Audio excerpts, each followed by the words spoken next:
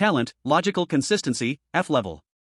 Effect, all skills and items you gain in the horror game will have a certain amount of extrajudicial interpretation. F level talent, huh? Plus, forced loading, according to the Academy's cases, this is basically a hellish start for me. Su Yen stood in an unfamiliar space, lost in thought as he looked at the talent he had just drawn. Above him, a blood-red crescent moon resembled a funny face, silently smiling at him. This was the third year since the horror game arrived on Blue Star. 3 years ago, one day, the sudden arrival of the horror game swept everyone into absurd, terrifying worlds. After that disaster, the global population dropped by 70%. Under the immense pressure of life and death, people gradually figured out the rules of the horror game over the next 3 years. Anyone over the age of 18 would be forcibly dragged into the horror game. Either survive and clear the game, gaining some breathing room, only to be pulled back into the game when the time runs out. Or, it would be no different from death. Aside from those who died directly in the game, failure to clear the game still allowed players to be teleported out. But they would be deprived of certain things. Like the example Su Yen saw at school, someone was teleported out of the game, only to instantly turn into a pile of mush. The person was alive when they came out, but their features were immediately crushed into a lump, their consciousness completely dissipating within seconds. According to research, that person had been deprived of all their bones. There was also someone who failed to clear the game and appeared unharmed, but 3 days later, when police found him in his apartment, he was already a corpse smelling of rotten food. It wasn't some supernatural death, but his stomach was so severely swollen, as if it had been pregnant for 10 months. When the coroner opened his stomach, a heap of rotting food poured out like garbage. That person had been deprived of digestion ability, and died in such a ridiculous way. For ordinary people like Su Yen, failure to clear the game meant death, and even worse than death. Game instance Village of the Godless loading. Instance type, escape. Selectable skills, 2 refreshes, 1 do you want to select immediately? Su Yen quietly stared at the instance description in front of him. Every time a horror game starts, a few skills are randomly drawn, which can be used throughout the game. With such a useless talent, skills were the greatest support for ordinary people to clear the game. There was once a case that shocked the world. A person was randomly placed in a nightmare-level difficulty horror game. But he drew an A-level skill at the start, sign in for an Empress wife. As you can imagine, things went from there. Unfortunately, after the instance ended, the winner did not receive a reward to keep the skill, leaving the winner beating their chest and crying for years. My talent is this bad, it has to at least give me an awesome skill, right? Su Yen muttered quietly and clicked to draw. Skills generated, please select 2 from the following 3 to load. Skill 1, Love of the 7 Wolves, F level. Effect, you can summon a sturdy belt anytime, anywhere. When holding the belt, you can suppress your child's bloodline. Note, this is not a belt, this is your father's love for you. Skill 2, Teacher, you forgot to give homework. F level. Effect, you can ask the teacher for a certain amount of homework, but all your peers' hatred toward you increases by 100%. Note, I often do this while I still have life. Skill 3, Rich Woman, Hungry, Food, A level. Effect, in reality, the chances of being noticed by a rich woman greatly increase. Note, 3 phrases, and the rich woman spends 180,000 on me. What a scam. Su Yen's eyes widened. 2 F level, 1 A level. When Su Yen drew an A-level skill in the very first round of the game, it could be said to be extremely rare. You must know that in the early stage of the game, the chance of drawing a high-level skill is very low. Only. The chance of drawing a high-level but useless skill is even lower. At least give me a skill that can take effect in the game, right? You can't play like this. Su Yen said with tears almost falling. The law of luck and misfortune really proved true on himself. Aside from that A-level skill, the other 2 F-level skills were truly weak to the extreme. Love of 7 Wolves looked beautiful in effect, but if there was no scene to use it, then it was like chicken ribs, tasteless and useless. For example, if it was in a case once accidentally released in the Academy, in a script called Father's Love is Like a Mountain, then this skill would become a god skill. But really in that dungeon, you wouldn't need a belt at all. And in unrelated dungeons, this skill was almost no different from a belt summoning spell. As for Teacher, you forgot to assign homework, it was even more like killing 1,000 enemies but losing 800 of yourself. Although some details in the skill description made him a little concerned. But from that debuff-full effect, it could only be said worthy of its F rank. System, refresh skill 3. Su Yen, holding onto his last hope, used up his skill refresh chance. The refresh chance could re-roll 1 skill, and at this moment, he used his only chance to refresh Rich Woman, Hungry, Food. Even if it was a good skill, if he had no life to last until clearing the stage, then it was useless. After comparing, Su Yen could only painfully refresh away this ball-aching skill. And the result? Skill 3, King of Steel Wool Ball, F level. Effect: steel wool balls cannot harm you, and when equipping a steel wool ball, you gain a certain special talent. Note, you know what special talent I mean, laugh. Heh, so you even play combo skills, huh? Su Yan's mouth twitched. No choice, he resigned himself and put the first 2 skills into the skill bar. Thriller game start. Welcome to Godless Village. Blurry thick fog suddenly gushed out, completely drowning Su Yan. When he opened his eyes again, Su Yan was already lying on a broken bed. This place is. Su Yan looked down at his clothes, a coarse cloth Japanese kimono, somewhat tattered, with a sense of age. The windows around shook and creaked from time to time. In the air, there was a faint smell of gunpowder, not sharp but lingering. This dilapidated wooden house now was only inhabited by Su Yan alone. Main quest generated. From the corner of his eyes, Su Yan glanced at the taskbar of the game prompt. Main quest: escape from Godless Village.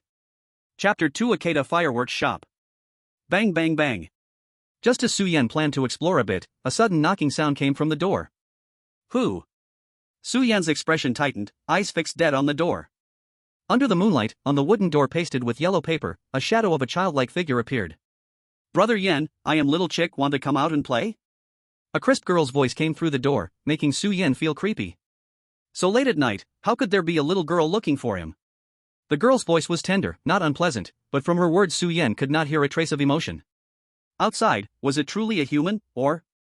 Side quest triggered. At this time, under the main quest bar, another side quest appeared. Quest 1, rest alone in Ikeda Fireworks Shop until dawn. A chilling feeling suddenly rose from his heart, cold sweat beating on Su Yan's forehead.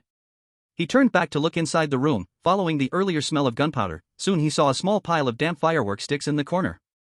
Ikeda Fireworks Shop, it should be referring to this wooden house. Su Yan did not think outside there would be any other place more like a fireworks shop. The game at the very start gave such a task. Since he could only safely spend the night inside the fireworks shop.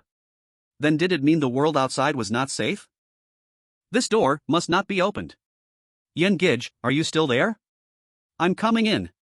At that moment, the little girl outside giggled, and her voice suddenly carried a chilling coldness. The shadows on the wooden door began to sway, making a mischievous squeaking sound. Su Yan didn't dare to take this as a joke. He quickly rushed to the door and pressed himself against it. Little Cho, don't rush, I'm here. Through the wooden door, Su Yan tried to see the little girl outside, but it was a bit unclear through the yellow paper. From the silhouette, she seemed to be a 5 or 6-year-old girl, with 2 pigtails pointing straight up like goat horns. Yen Gij, come out and play. The little girl's voice was hollow and terrifying, as if she was giving Su Yan an ultimatum. Su Yan's expression was extremely tense. Opening the door for the little girl now would undoubtedly go against the side mission given by the system. But he had no power to stop her from breaking the door open. The frequency of her knocking grew faster, with such immense force that it almost caused cracks to form on the door. Su Yan didn't have much time left. Suddenly, a flash of inspiration struck Su Yan's mind, and he quickly turned his head towards the door, speaking urgently. Little Cho, I'll play a game with you. Can you stop for a moment, please? The sound of the door shaking gradually stopped. What game? The little girl's voice was numb, but Su Yan could still sense a hint of reluctance. As expected. Not letting the little girl in didn't mean he couldn't fulfill her request. As long as he played with her, even without opening the door, it could still count as following her wishes. Yen Gij, can you open the door for me? Not yet, little Cho. This game we're playing needs to be through the door. Su Yan sighed and slowly spoke. What game? The little girl asked in a numb tone. Let's play house, alright? House. Yen Gij will be the daddy, and I'll be the mommy? The little girl's voice showed a hint of confusion for the first time. No, you'll be the daughter, and I'll be the daddy. Su Yan said seriously. Well, okay. After a long pause, the little girl's voice finally sounded again. Daddy opened the door. The little girl's voice carried an eerie power, seeping through the crack of the door. Outside the door, an eerie smile suddenly appeared on the little girl's stiff face. This smile stretched all the way to the corners of her mouth, and vaguely, a massive blood-red mouth was opening and closing, waiting for the next moment when the prey would willingly walk into her trap. Unexpectedly. I won't open. This time, Su Yan's words came through the door with an unshakable firmness. The little girl's smile froze immediately. Inside the room, Su Yan didn't remain idle. The moment the little girl agreed to the game, he didn't hesitate to activate Seven Wolves' Love. A sturdy black belt appeared in his hand, and immediately, Su Yan's previously dazed mind became clear. You little brat, wandering outside so late, then don't come back. Su Yan scowled and yelled towards the door. But inside, he was filled with lingering fear. He had almost been confused by that mesmerizing voice, almost instinctively wanting to obey. Thankfully, he had guessed right. Skill 7 Wolves Love. You can summon a sturdy belt anytime and anywhere. While holding the belt, you can suppress your child through the bloodline.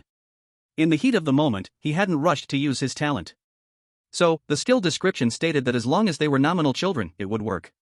Although he didn't know how effective the bloodline suppression would be, it was clearly very effective at this moment. Su-Yen Gidge?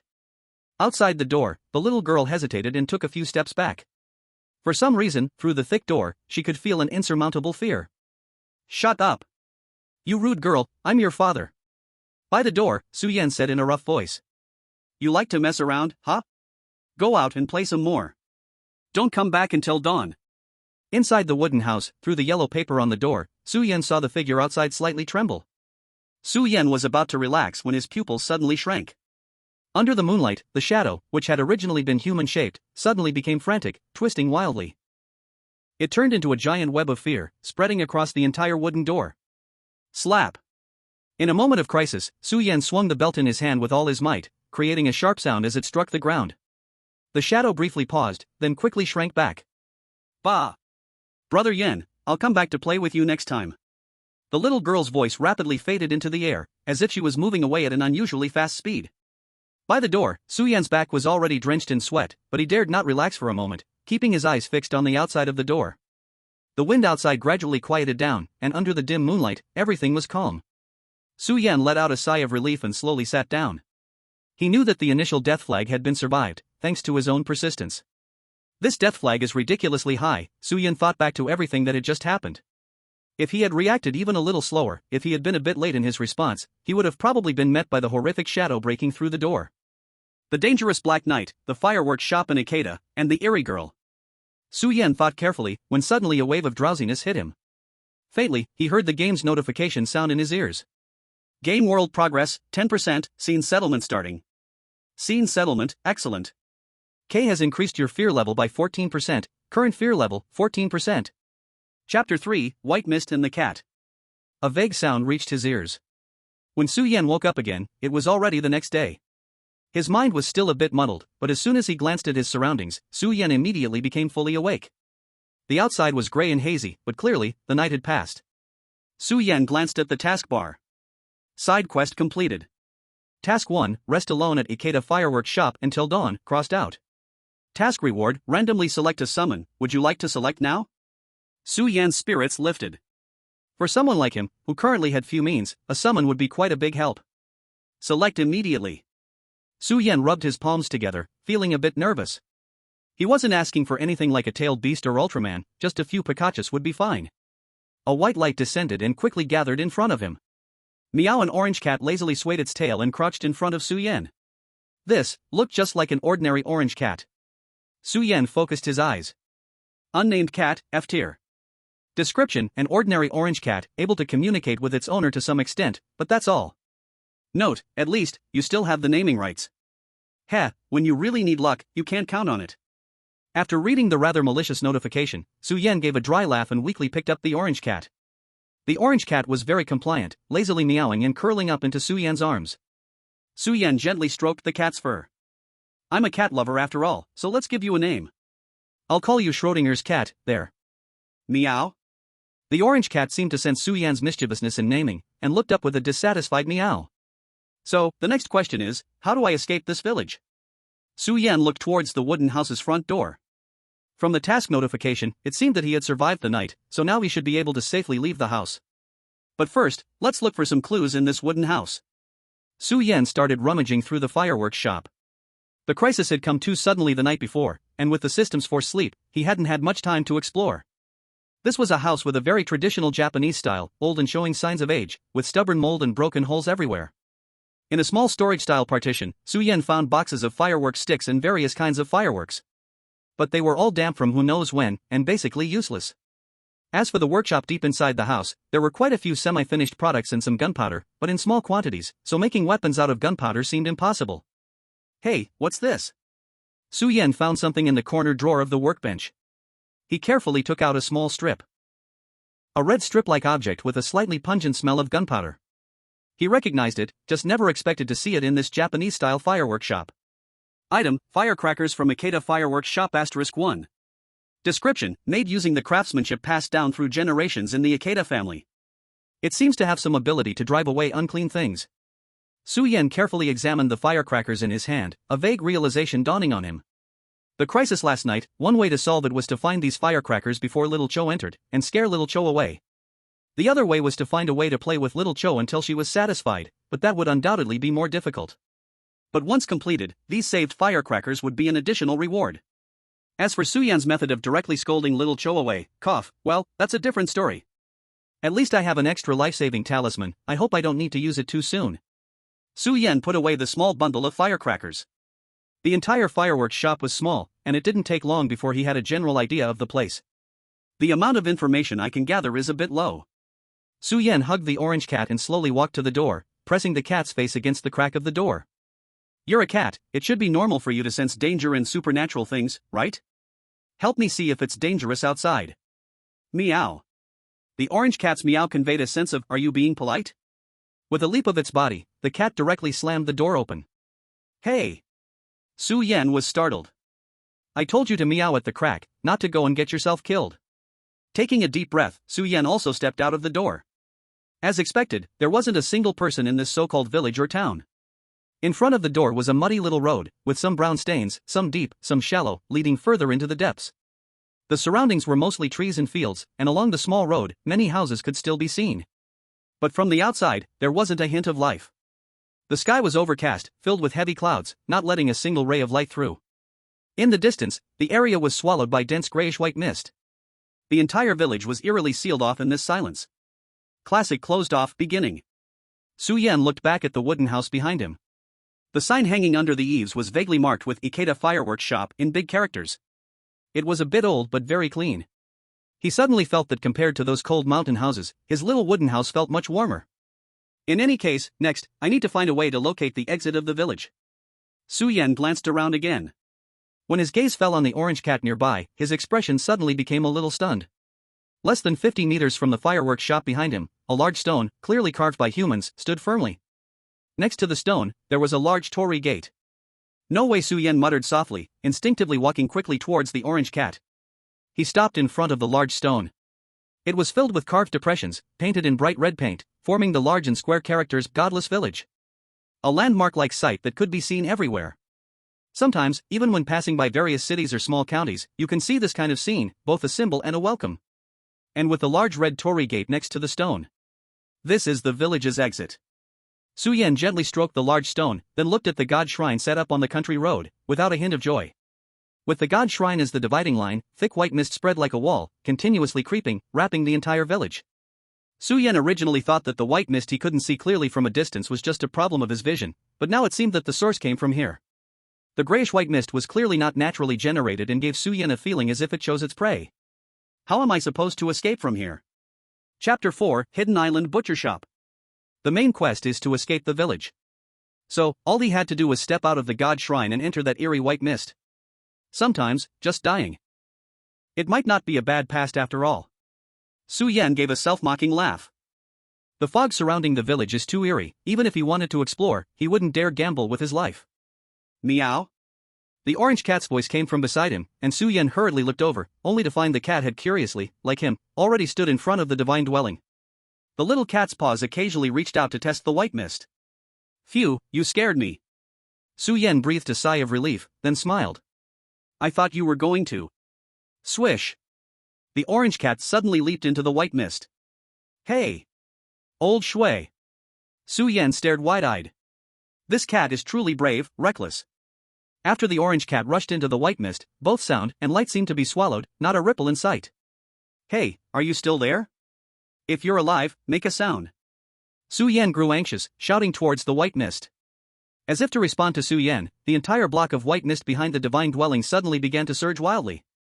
A strange, distorted cat's meow echoed from the void. Su Yan's pupils shrank, a sense of fear bubbling uncontrollably from the depths of his heart, as he stared intently into the white mist. Sizzle. A drop of liquid splashed onto his face. The liquid was thin, fishy, and slightly warm. It was the blood of a cat. The white mist returned to calm, as if nothing had happened. Su Yan touched the blood on his face, falling into silence.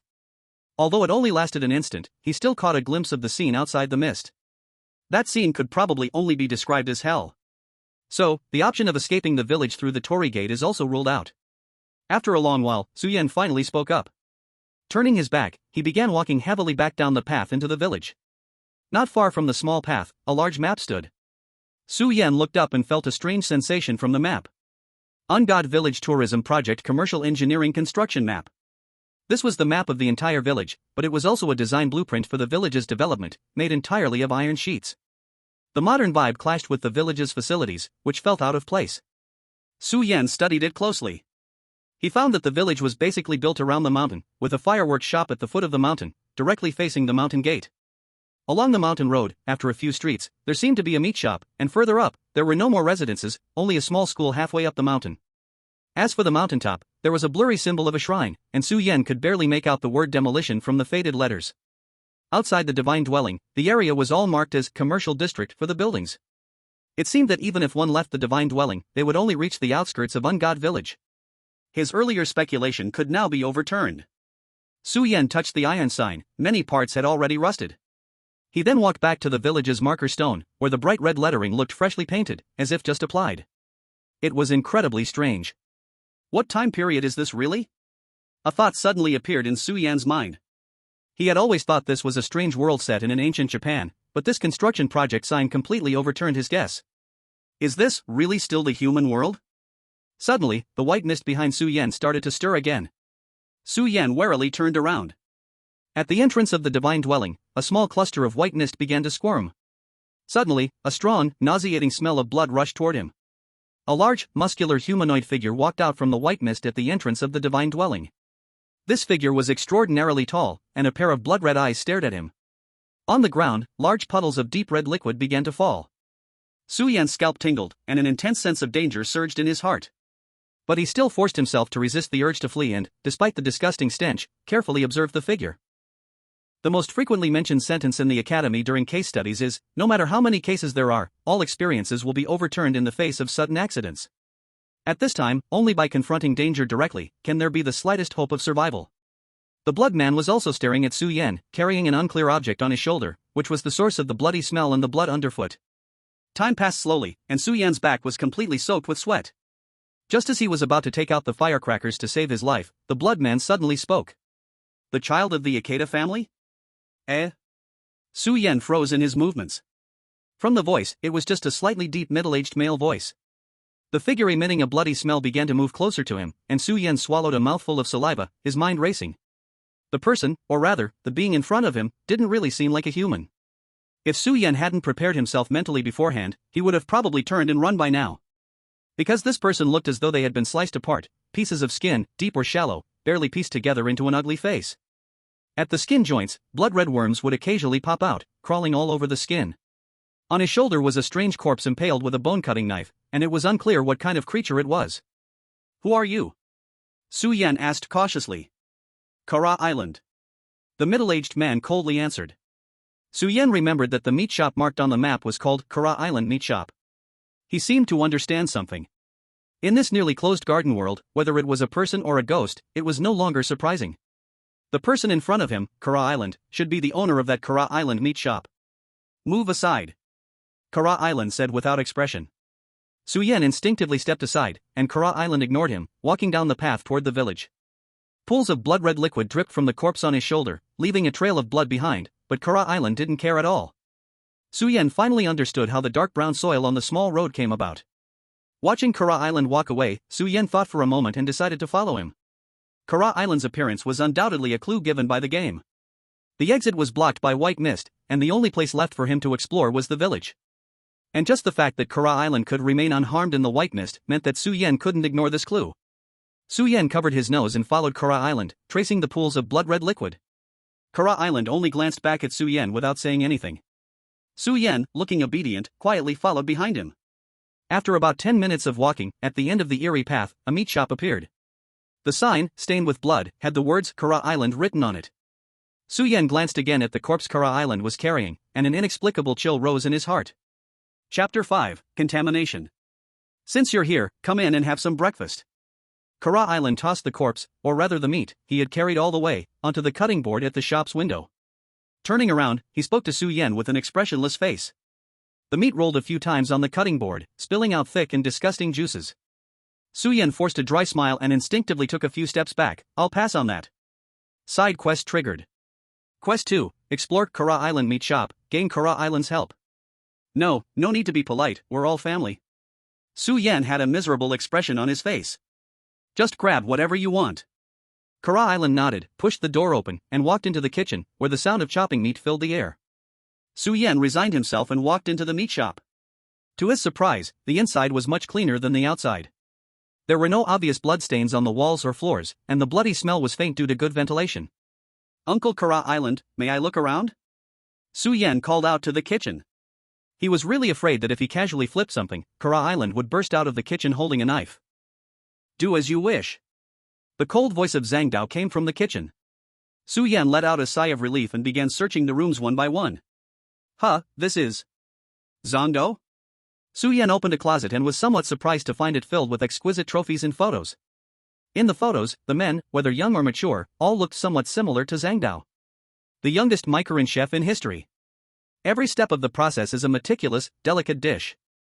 In the photo, Zhang Dao, dressed in a white chef's uniform, was smiling brightly. From the names on the trophies, it was clear that Zhang Dao Zekawa was the full name of the meat shop owner. In the group photo.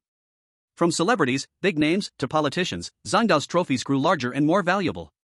However, the trophies at the back had gradually gathered dust, and Su Yan's expression changed as a pile of newspapers under the closet caught his attention. Opening them, he found rows of malicious media reports. The blow of losing his parents, his dishes gradually becoming mediocre, Chef Zhang Dao announces his retirement, new store suffers million-dollar losses. In the photos taken from dark angles, Zhang Dao's haggard face could not be concealed, and his eyes showed a hint of regret. It was clear that this was the turning point where Zhang Dao began to change. Su Yan was still puzzled in his heart. What exactly happened to make Zhang Dao, the once glamorous chef, willingly fall to become a meat shop owner covered in blood? With a slight shake of the newspaper, a photo suddenly fell out of nowhere. Su Yan picked up the photo, and his pupils shrank. In the photo, Zhang Dao, still human, was covered in blood, expressionless, holding up a still beating heart, quietly watching it under the light.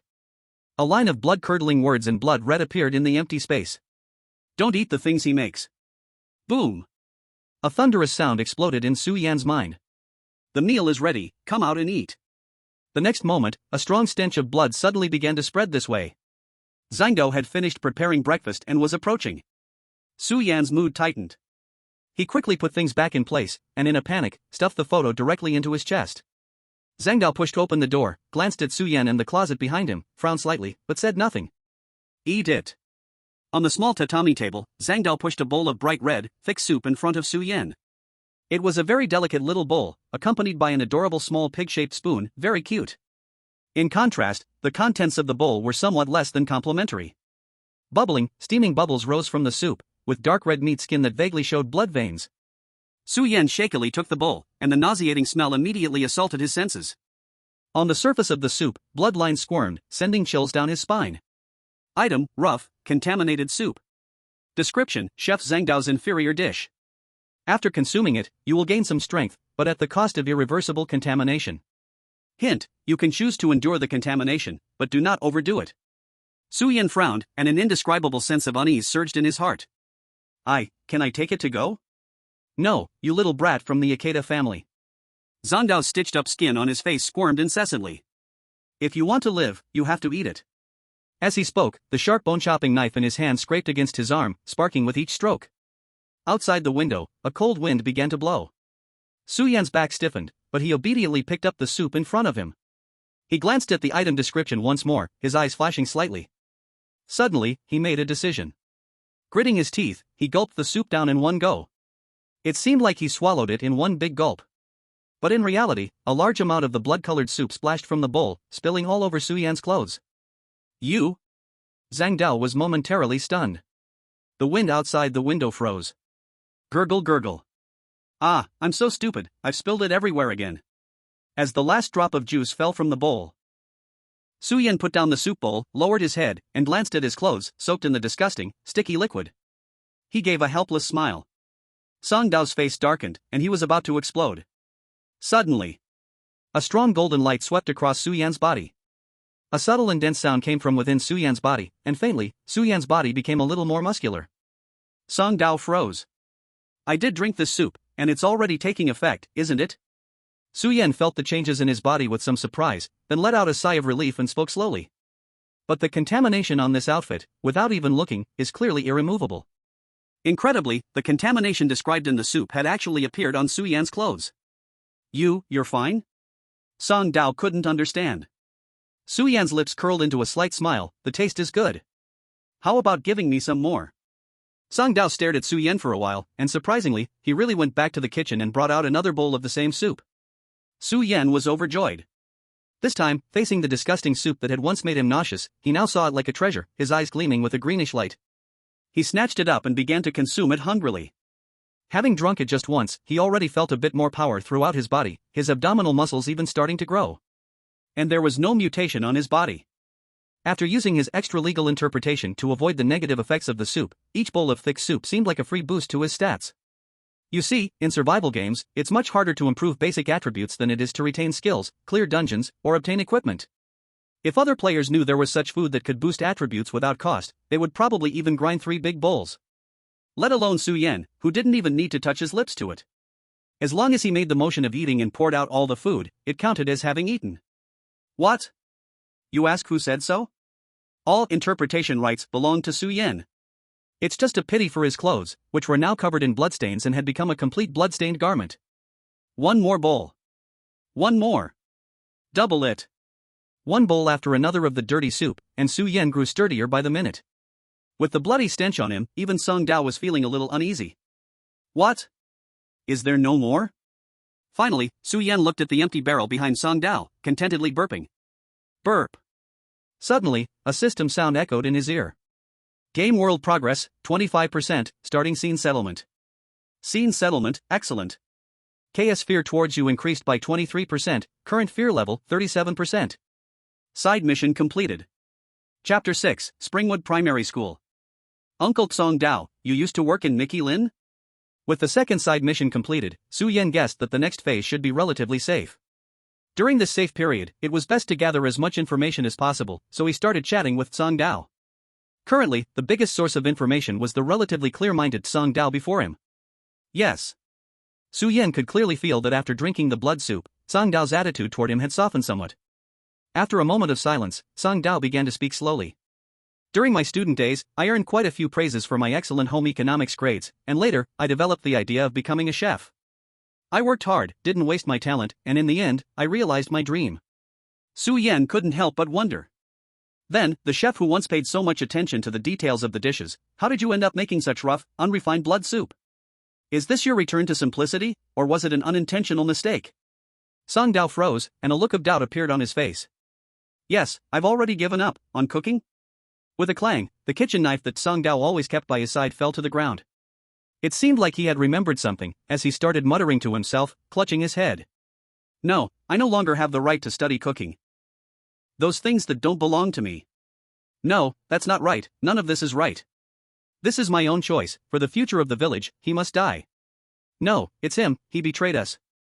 The speed of Song Dao's speech grew faster and faster, and the stitched wounds on his face began to twitch violently. Suddenly, he knelt to the ground, making a deep, almost crazy sound from his throat. Ikeda, you have failed. Hey, are you okay? Su Yan's heart raced as he saw this, suddenly feeling a thick chill wrap around him, and cold winds blew into the shop without warning. Roar! A scream, no longer human, came from the expanding mound of flesh. Su Yan's heart trembled violently, and he saw the stitched scars on Song Dao's body tear open at this moment. Except for the head, the rest was full of wriggling, strange masses of flesh. Now, out of control, these flesh masses kept expanding endlessly. As for Song Dao on top of the mound of flesh, his eyes had long since lost their sanity. His eyes, now only whites, stared at him, glowing pale. Run! Su Yan's scalp tingled, and he dashed out of the door in a flash. It was as if Song Dao had locked onto Su Yan, chasing him relentlessly. Waves of blood-red liquid sprayed out, corroding the mountain path and creating large pits. Su Yan's mind replayed the map he had seen in front of the village gate, and he ran crazily toward the depths of the mountain. He had just gathered a burst of strength, and now, with boundless energy, he felt that even the marathon champion would be left far behind. In the distance, the mound of flesh let out a roar of unwillingness. Before long, Sangdao was finally left further and further behind. Phew, almost died from talking too much. Su Yan turned around with lingering fear, glancing back. According to reason, he was only engaging in a scripted dialogue, so why did it trigger Sangdao's transformation? After checking behind him again and confirming he had shaken off Sangdao, Su Yan finally relaxed his tense heart. Standing between the trees, Su Yan fell into deep thought. Sangdao now seems to have some obsession rooted in his subconscious, one he isn't even aware of. This contradicts the young version of him, which is why he suddenly became violent, but it seems a bit too abrupt. He mentioned things that don't belong to him. What did he obtain and lose? What did he dirty his hands for? Su Yan caught every word Sangdao said in his last moments of madness. Sigh, the clues are still fatally insufficient. After a long pause with no clue, Su Yan shook his head and turned his attention to the taskbar. Side mission completed. Mission reward, randomly receive 1 F-level skill, would you like to claim it now? Only F-level. Su Yan showed a face of disappointment. But his hand quickly clicked to claim it anyway. He was clear on the difference in rewards. Unlike the skill drawn at the beginning, skills earned through missions and exploration were long-term effective. Skill generating. Skill, a few laughs from the Soul Hall Elders, F-level. Effect, you can emit a creepy laugh, making the listener's skin crawl. Note, sometimes, people fantasize about becoming characters other than heroes, such as villains. I guess I'm moving further and further away from the image of a bright, sunny boy. Su Yan muttered with a sigh and silently equipped the skill. As expected, most F-level skills had effects like this, more or less useless. Next, should I go back or continue up the mountain? Su Yan looked through the dense trees at the mountaintop, secretly calculating the time in his mind. Including the time spent exploring the village gate and having breakfast at Sangdao's house, it should still be around noon. Although a lot of time had been wasted, he could still make it to the halfway point of the mountain. As for the suspicious shrine at the mountaintop, he'd probably have to wait until tomorrow. Otherwise, if he was delayed until nightfall, it would be uncertain whether the village would still be safe. After planning, Su Yan didn't hesitate and continued along the small path deep into the mountains. The muddy ground underfoot gradually dried up. Su Yan walked through the woods, and the road ahead gradually opened up. Ha! A cement road? Su Yan murmured in surprise. He didn't expect that the road up the mountain wouldn't narrow, but instead, it suddenly became wider. The cement road, over 2 meters wide, was long and smooth, wide enough for both people and vehicles to pass through easily. But such a flat mountain road, appearing in this small village surrounded by trees and plants, was quite strange. In Su Yan's impression, only cemeteries would have such a well-maintained road. If I go further up, it should be the Haruki Elementary School, right? Su Yan jogged up to the hillside while recalling. In Japan, elementary schools are generally called shigaku, or simply elementary school in casual speech. A school in such a rural place naturally wouldn't be built too well, and soon, Su Yan saw a somewhat eerie large wooden house from afar. In front of the wooden classroom on the hillside, there stood a sign almost identical to the one he had seen before. On it, a man wearing glasses and teacher's clothes smiled at the camera. Haruki Jiro, teacher, graduate of Kyoto University, the pride of Mukin Village, winner of multiple international research awards, and a top scholar with amazing innovative thinking. Su Yan read out the slogan on the sign word by word. He pondered. So, why did such a top scientist become a teacher in an obscure village?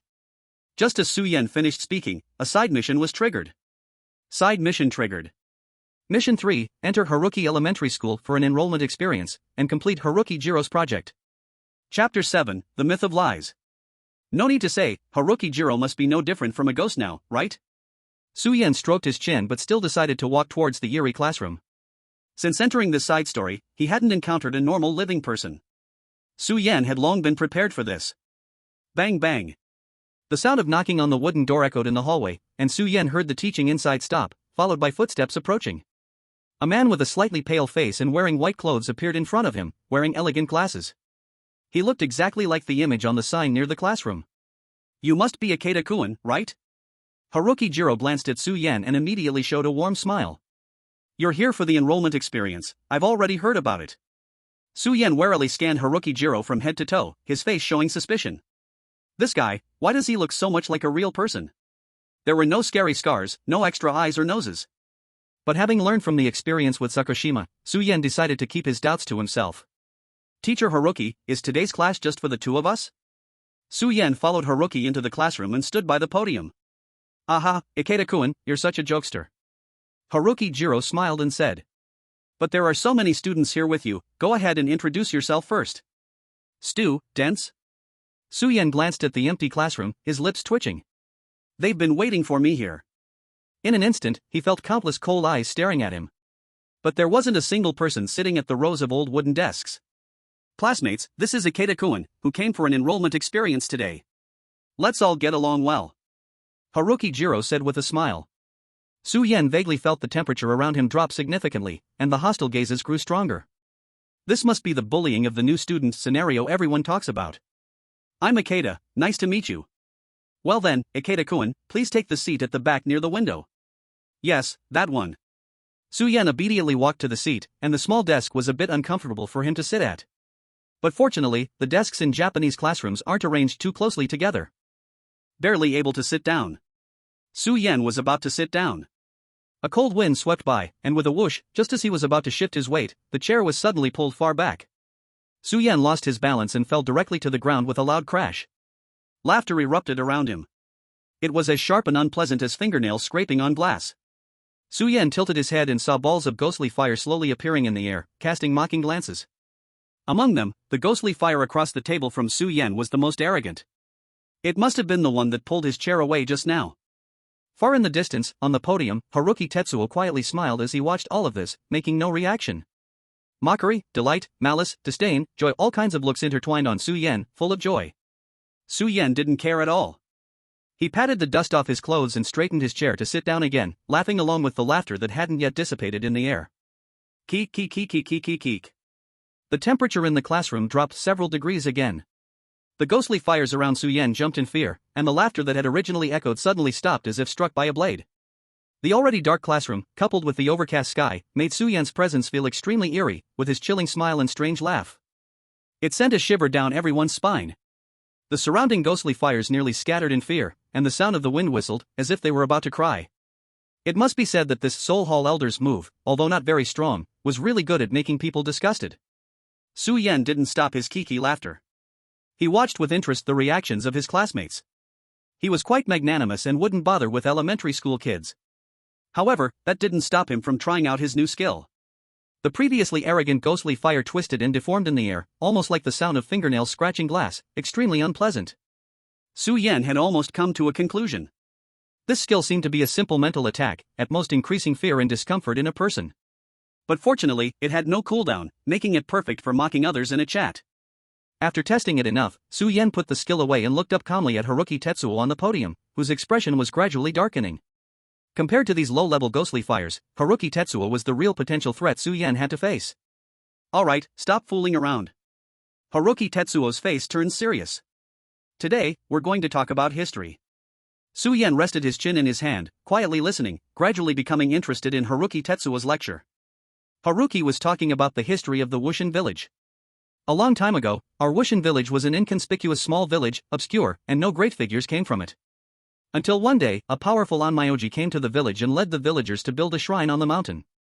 That shrine attracted the attention of the god of talent, who equally bestowed each person with their own talent, allowing many talented people to emerge from Wushin village. But the gift of the gods brought a greedy backlash. In the end, the ungrateful mortals could only march towards their own destruction. Su Yen frowned slightly, always feeling that this story had a deeper meaning. As Haruki Tetsuo lectured, the surrounding ghostly fires grew quiet again, fading into the air without daring to make a sound. Until Haruki Tetsuo's cold and eerie voice came to an end. That's all for today's lesson. Looking at the empty and quiet classroom, Haruki Tetsuo put down his book and revealed a satisfied expression. Next, I'll randomly pick a few students to answer the material from the past few lessons, to see if you've been paying attention. Haruki flashed a sinister smile. Inside the classroom, many ghostly fires began to jump in fear again. It's you, Yamamoto. Haruki Tetsuo walked to the first row of desks, tapping the table. Recite spring has come from the Chinese textbook. The ghostly flame on the desk trembled in fear, then began to shake up and down, emitting a faint buzzing sound. Chuan Musiro closed his eyes, standing in front of the desk, his tall shadow looking extremely intimidating. The buzzing sound lasted for a while. Suddenly, Chuan Musiro abruptly opened his eyes and scolded loudly, "Wrong. After so many lessons, you can't even memorize this little passage?" Chuan Musiro's expression twisted into a snarl, and he suddenly grabbed the ghostly flame, still buzzing intermittently, and viciously plunged it into the core of the flame. If you don't understand something, then memorize it by rote. It is a blessing for you to have me teach you, do you understand? Stop causing me trouble. Chuan Musiro ruthlessly tormented the ghostly flame, and the entire classroom fell silent as if frozen in fear. After a long while, he released his grip, letting the flame, now dim and lifeless, go, and his face once again took on a slow, deliberate expression. Next. Chuan Musiro walked step by step down the aisle between the desks, occasionally grabbing a student, and without hesitation, administering various forms of corporal punishment. The oppressive atmosphere in the classroom grew heavier, so stifling that it felt hard to breathe. Now, it's your turn. Ikeda-san. Finally, Chuan Musiro reached the front of Su Yen, and a chilling smile spread across his face. Su Yen stared straight at Chuan Musiro, about to speak. However, since it's Ikeda-san's first day, I won't randomly check you. Chuan Musiro suddenly shook his head, pretending to be very understanding. Huh? Su Yen blinked in confusion, watching as Chuan Musiro truly turned around and walked back to the podium. Something's wrong. Chuan Mu returned to the podium, and the other ghostly flames seemed to sigh in relief, finally having made it through. Chuan Mu adjusted the lesson plan in his hand and quickly announced, well, today's class time is almost up. Su Yan's face changed dramatically. His gaze shot to his taskbar, and the side mission still sat there, showing no signs of being completed. If Chuan Mu dismissed the class now, he would never get another chance to finish this side mission. This isn't right. Wait, teacher. Su Yan suddenly stood up. Oh? What is it, Ikeda-san? Su Yen stared at Chuan Musiro, unable to figure out what he had done wrong to not trigger the task's condition. But no matter how hard he tried, he couldn't pinpoint his blind spot. Ikeda-san, if there's nothing else, I'll dismiss the class now. Chuan Mu's voice urged.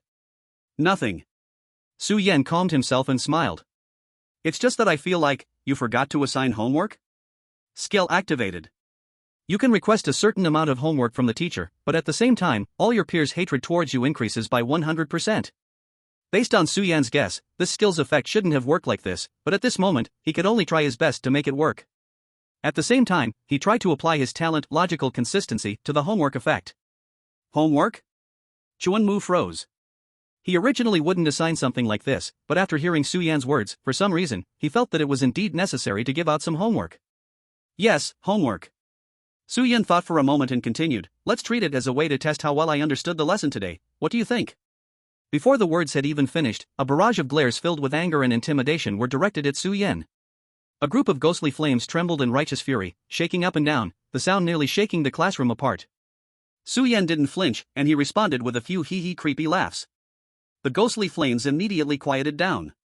Su Yan laughed wildly in his heart, not expecting that fear could, to some extent, suppress the hatred value of these little ghosts. Ahem, well then, I'll give you a question. Chuan Mu cleared his throat a few times, turned, and began writing on the blackboard with chalk. The space on the blackboard was large, and Chuan Mu wrote quickly. In a few minutes, he had left a simple question in the corner of the blackboard. Alright, students, remember to do your homework, I will check tomorrow.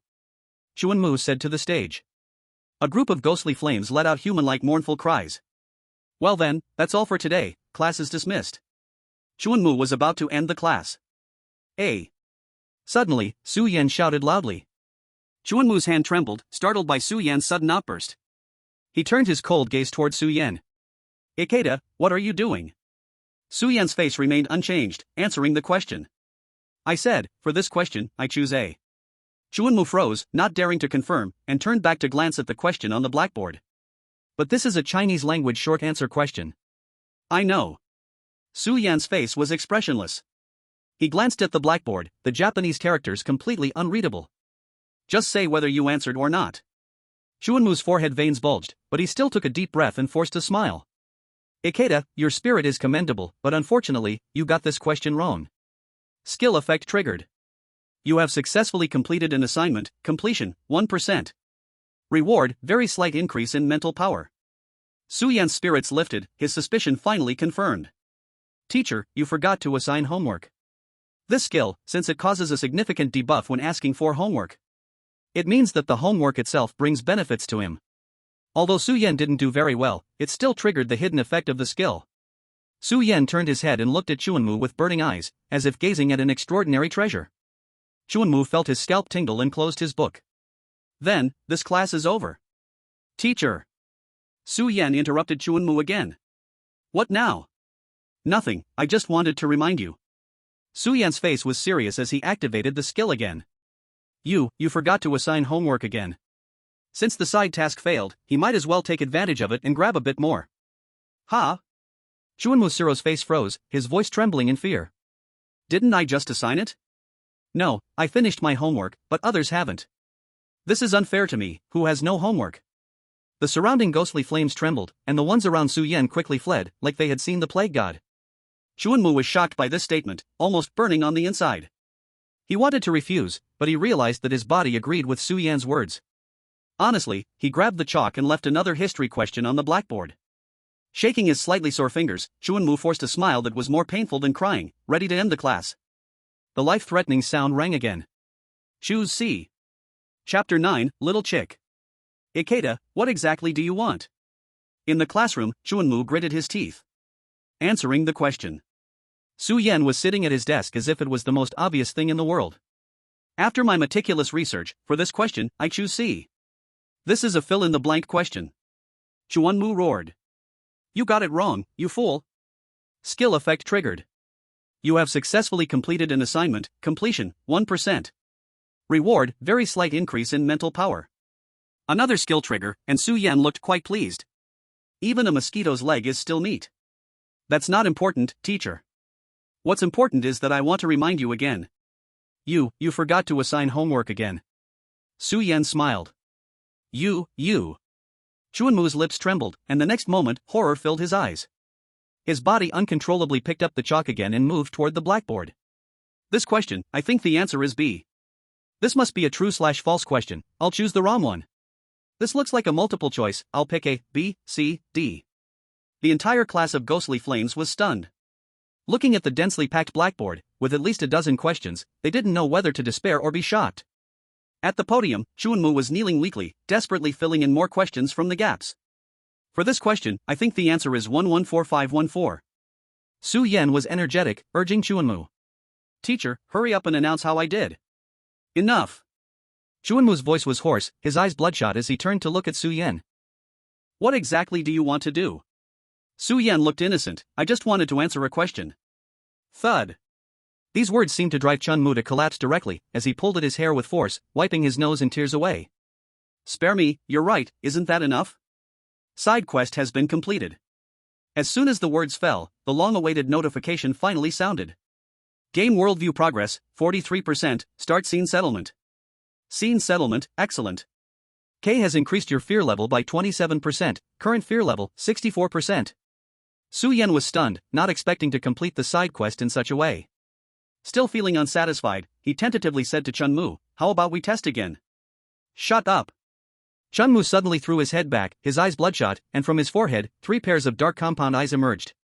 In the blink of an eye, a bunch of disgusting hairy spider legs burst out, threatening to tear the entire classroom apart. Chuanmu's head was twisted backwards, 4 pairs of cold eyes staring at Su Yan, emitting terrifying sound waves. Whoa, no way, this is just too much. Su Yan felt his scalp tingle, quickly retreating only to find the classroom wall blocking his escape. Relax, teacher, how about we play house? I'll pretend to be your dad? Or I can tell you a joke. Once there was a mountain, on the mountain was a temple, inside the temple was a soul hall elder, he. Watching the monster that Chuanmu had transformed into step closer, Su Yan found that none of his skills could activate, and he swallowed hard. How about, we just leave some homework? Roar. Chuanmu let out a furious roar. Well, goodbye, teacher. Su Yan forced a laugh, hand reaching for the right wall, and smashed a big hole through it. Fortunately, this was an earthquake-prone country, so safety measures usually meant using lightweight materials, especially in a small village like Wushan Village. Chuanmu missed, and Su Yan quickly slipped through the hole in the wall. In the next moment, the entire classroom blew apart like it was shattered to pieces.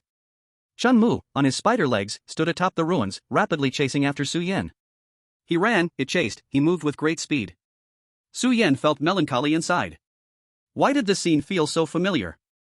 But he didn't hesitate underfoot, quickly rushing down the mountain.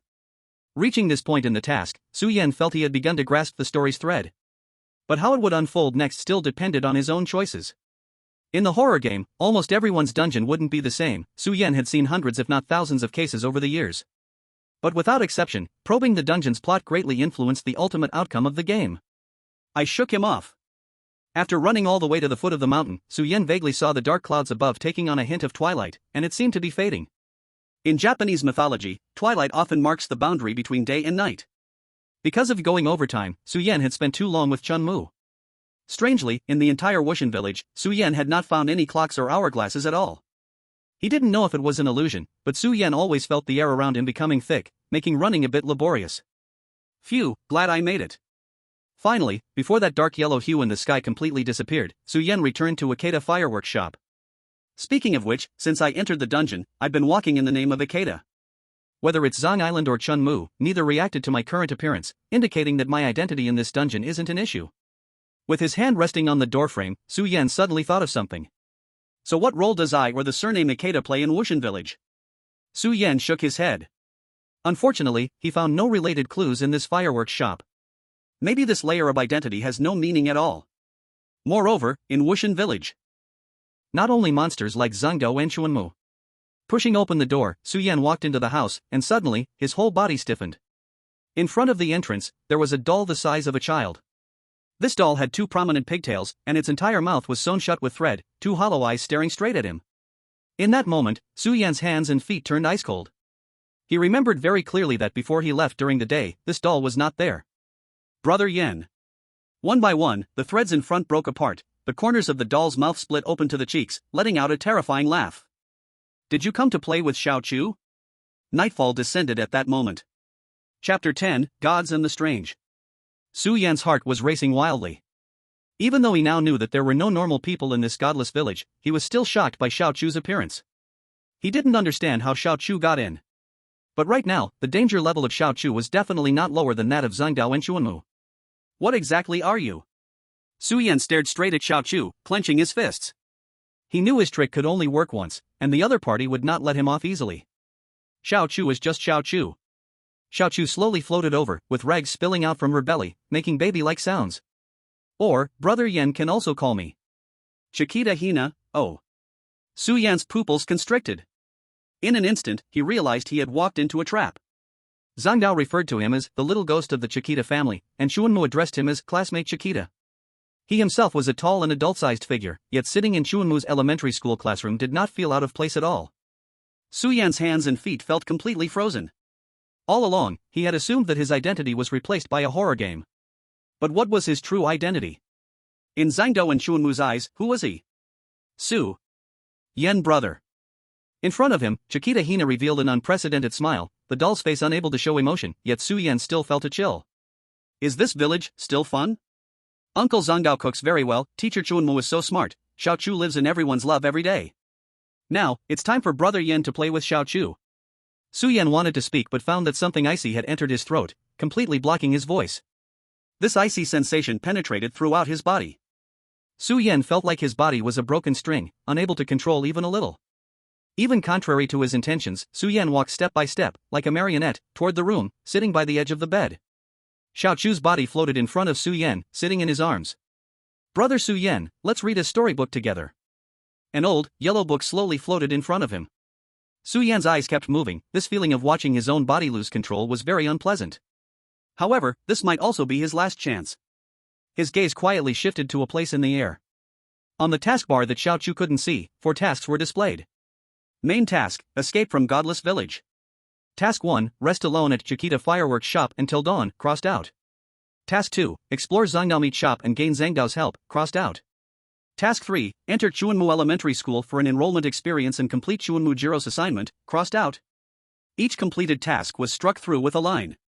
After receiving the corresponding task rewards, the task text turned dark gray. And now, the third subtask had also turned dark gray a minute ago. Well then, the story begins. Xiao Chu's cheerful voice echoed in the empty room. The book in front of Su Yan also turned a page. On the page, within the gray-white paper, the striking black title jumped out. The nation's best craftsman, the 18-year-old fireworks master, Ikeda Takayasu. Next to the title was a gentle-looking young man, with the tips of his fingers stained with black gunpowder, his face filled with a smile. To be precise, this was a carefully made scrapbook. The cutout newspapers were somewhat yellowed, and the entire scrapbook seemed to have lost and damaged many pages due to time. The scrapbook quickly turned to the second page. Master Ikeda's hometown, announcing his retirement to take care of his soon-to-be-born child. The image focused on Magami village, where the older Ikeda, now with a family, supported his pregnant wife in front of the fireworks shop, looking utterly happy. However, compared to his previously gentle expression, his eyes carried a hint of determination. Su Yan frowned. He vaguely sensed something was amiss from these two reports. From Ikeda and his wife's expressions, it seemed that their lives were not difficult at all. Even for the sake of caring for their child, there was no need to announce a retirement. With Ikeda's skills, he wouldn't have to worry about finding a comfortable job. Yin-Yang Master Sakamoto Tsubaki missing, mountaintop shrine violently demolished, Mr. Ikeda remains silent. The next report, unclear how many years later, showed a group of rough construction workers and the dilapidated shrine being destroyed by bulldozers. In front of the camera stood Ikeda, now middle-aged, with a look of resignation. Beside him were Karushima Zukawa and Haruki Jiro, standing by Ikeda's side. Below the report's text was a small note. It is reported that commercial construction projects around Mogami village have been put on the agenda. These people are really bold. Even now, in a crisis, Su Yen couldn't help but scoff inwardly. They dare to demolish a shrine that ranks top 1 in Japanese ghost stories. It's light if only 2 or 3 people are harmed. Next. As if wanting to respond to Su Yen's mockery, the next report that appeared before his eyes was astonishing. Mogami Village mountain viewing platform completed, world's largest firework Shijakuyama to bloom in Mogami Village, 10 million tourists to attend the Mogami Village Hanabi Festival, Master Ikeda's long-awaited masterpiece. In the image, countless people float up the mountain path towards the summit. In the dark night sky, eerie gray clouds silently gathered. Hey! Su Yan's eyes widened, feeling a tingling sensation at the back of his head. This Ikeda was practically playing with fire. From what he saw, Ikeda was dragging the entire village into the fire pit for his own fame and fortune, a despicable fool. No, Su Yen quickly realized. If he was truly so blinded, then why did he announce his retirement back then? Su Yen wanted to continue looking, but unfortunately, the pages stopped here. The scrapbook was closed in front of him, and Xiao Chuli floated towards Su Yen. Hee, bad things will be punished. Brother Su Yen, do you want to know what kind of punishment? The sound of fabric tearing echoed, and pieces of cloth seemed to peel away from Xiao Chuli, revealing a bizarre, blood-red worm. These worms crawled out from different parts of Xiao Chuli's body, exposing sharp and terrifying giant mouths, opening wide toward Su Yen. At this moment, Su Yen finally regained control of his body. What does it have to do with me? As if already prepared, Su Yan's actions were swift and decisive. He pulled something out of his pocket and ignited it. In an instant, a choking smoke and fire enveloped both Su Yen and Xiao Chuli. Chapter 11 Embracing the White Mist. Ding consumable activated, an exception placed on the player is lifted. Inside Ikeda's fireworks shop, smoke filled the air. When the system notification rang in his ear, Su Yen was certain he had won the bet. He looked at his skill bar. There, at some point, a fourth skill had appeared. Skill, Little Hint Hand, F grade. Effect, you can gain more item information through touch, including non-game props. A game is limited to 3 rounds. Note, don't worry, you don't need to watch long ads, and you don't have to worry about wasting skill uses due to accidental touches. Quickly say thank you for the little hint. After obtaining this skill, Su Yen had no time to complain about the note, his brain was racing. Right now, he was being controlled by Xiao Chou, unable to move his hands at all. But what if he considered himself as an object? At that moment, his hand resting on his calf undoubtedly satisfied the condition of touch. Thinking of this, Su Yen immediately tried to activate the skill. But again, he failed. Su Yen did not lose heart, seeing himself being pulled along step by step with no chance of escape. A fierce look appeared in his eyes. Since you are my skill, then I must take charge. His talent was subconsciously triggered. In the next moment, brilliant golden light almost made Su Yen think he was hallucinating. To his astonishment, the words item in the original skill description suddenly reformed into golden letters, then returned to their original state. Is this really a talent that an F level can achieve? Su Yan's heart surged. Although it was just a brief moment, it was enough. Skill activation successful, information retrieved. A stream of dense information unfolded before Su Yan's eyes. Player, Su Yan. Strength, 17. Spirit. Skill. Su Yan directly skipped over lines of information, quickly looking down. He needed to find the reason for his control. Su Yan clearly understood that he was just an ordinary person, and he could make mistakes. So far, he still couldn't figure out why the side story of Haruki went wrong or why he had no ability to resist in front of Xiao Chou. But one thing he was certain of was that since it was a horror game, there must be a way to clear it. As the game progressed, he followed the system task step by step. It was impossible for such a bizarre situation of complete helplessness to arise. There was only one possibility: Xiao Chou was not as powerful as he imagined. Found it. Finally, Su Yen found the answer in the abnormal status bar at the end. Current abnormal status, spirit displacement. Continuous status, spirit displacement. The subject will completely lose control over their body, allowing the caster to control the subject's body at any time, but they cannot use offensive powers while controlling it. As expected. While Xiaoqiu controlled him, it also restricted herself. As long as she kept controlling herself, it would be difficult for her to exert other powers to eliminate him, and what he needed to wait for was the moment she intended to kill him, where she'd release the skill. At that time, it would also be the only moment he could regain control. So as soon as Xiaoqiu released him, Su Yan was already prepared to use his only remaining item. Item: firecrackers produced by Akeda Fireworks *1. Description: crafted using the Akeda family's generations-old technique, seems able to slightly expel some unclean things. Since it's something unclean, it's reasonable for you to help me clear the debuff. Amidst the loud and lively firecracker sounds and choking smoke, Su Yan slightly raised the corners of his mouth. Clang!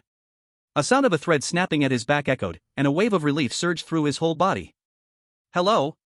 Goodbye. Without hesitation, Su Yan rushed towards the door.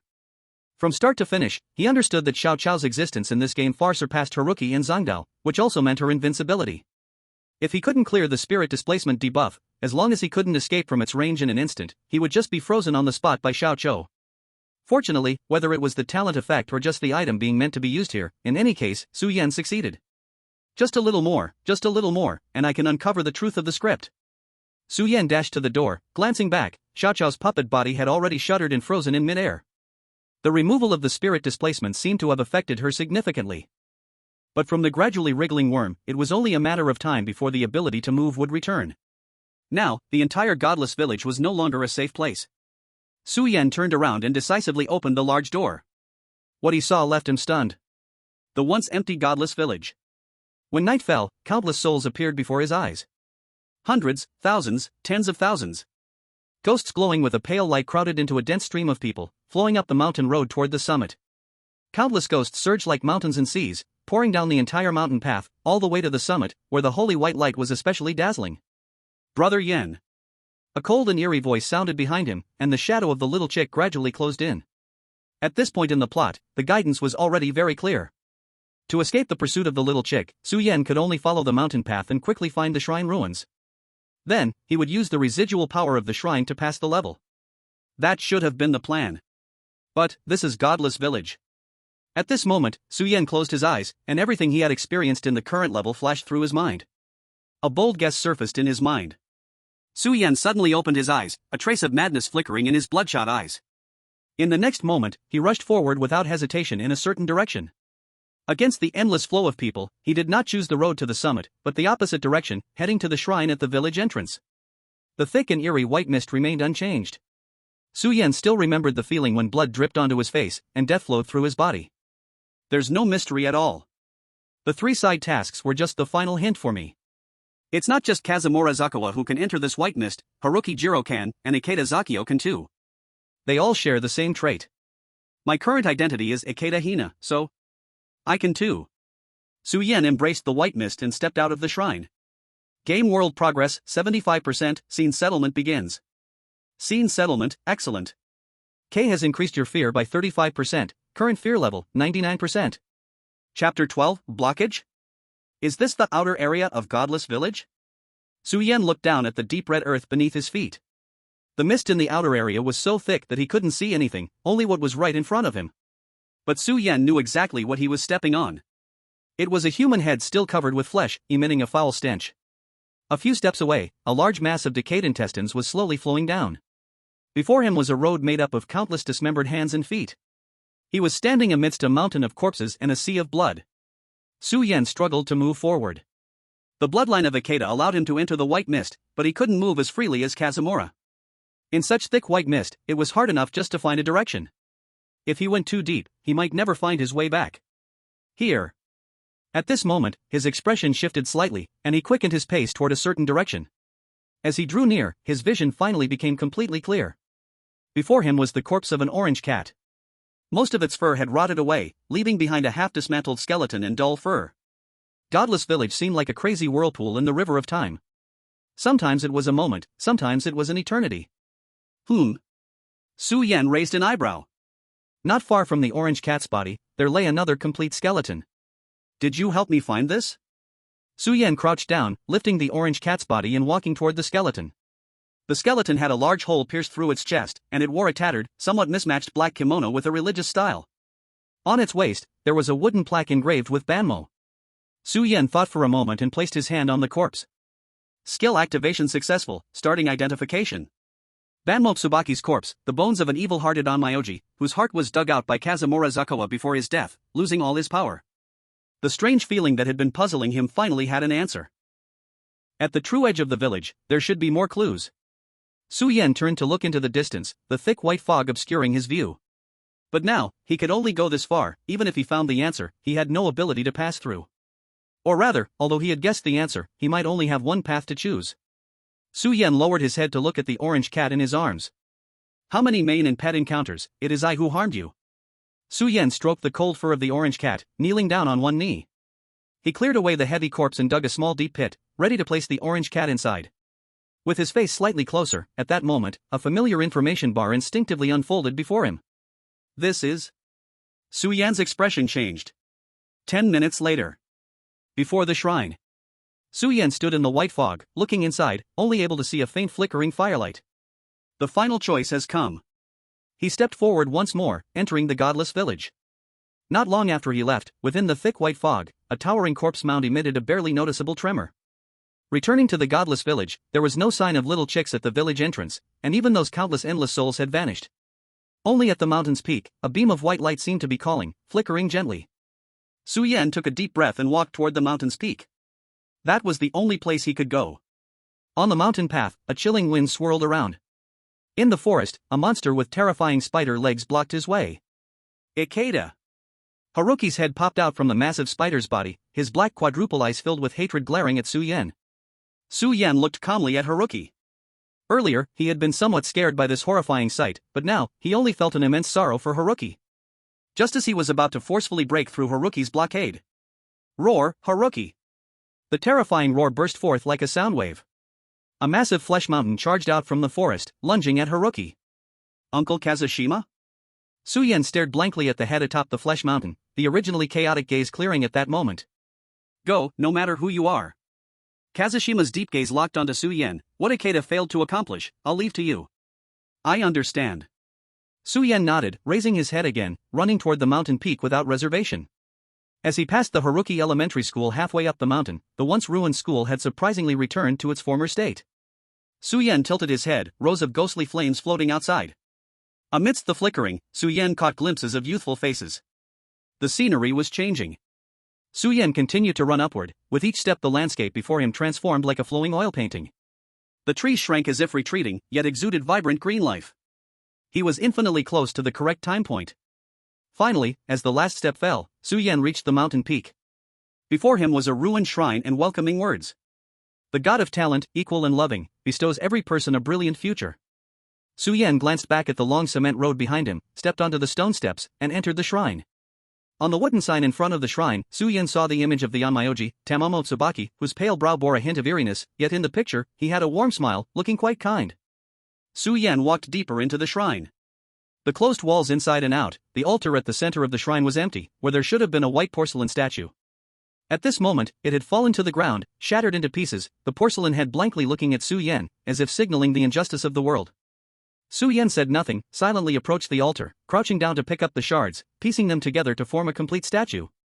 Curiously, as he completed the statue, the cracks on it gradually healed, restoring it to its original state. Su Yan held the statue and walked to the front of the platform. At that moment, a dazzling white light appeared behind him, and Su Yan turned around. A hazy, uncertain exit opened before him. Inside, the light and shadow were hard to see clearly, but he could vaguely make out a shadowy village filled with people. As long as Su Yan placed the statue back on the altar, this exit would stabilize completely. And Su Yan would be able to step out through the exit, truly leaving the shadowy village behind. A satisfied smile appeared on Su Yan's face.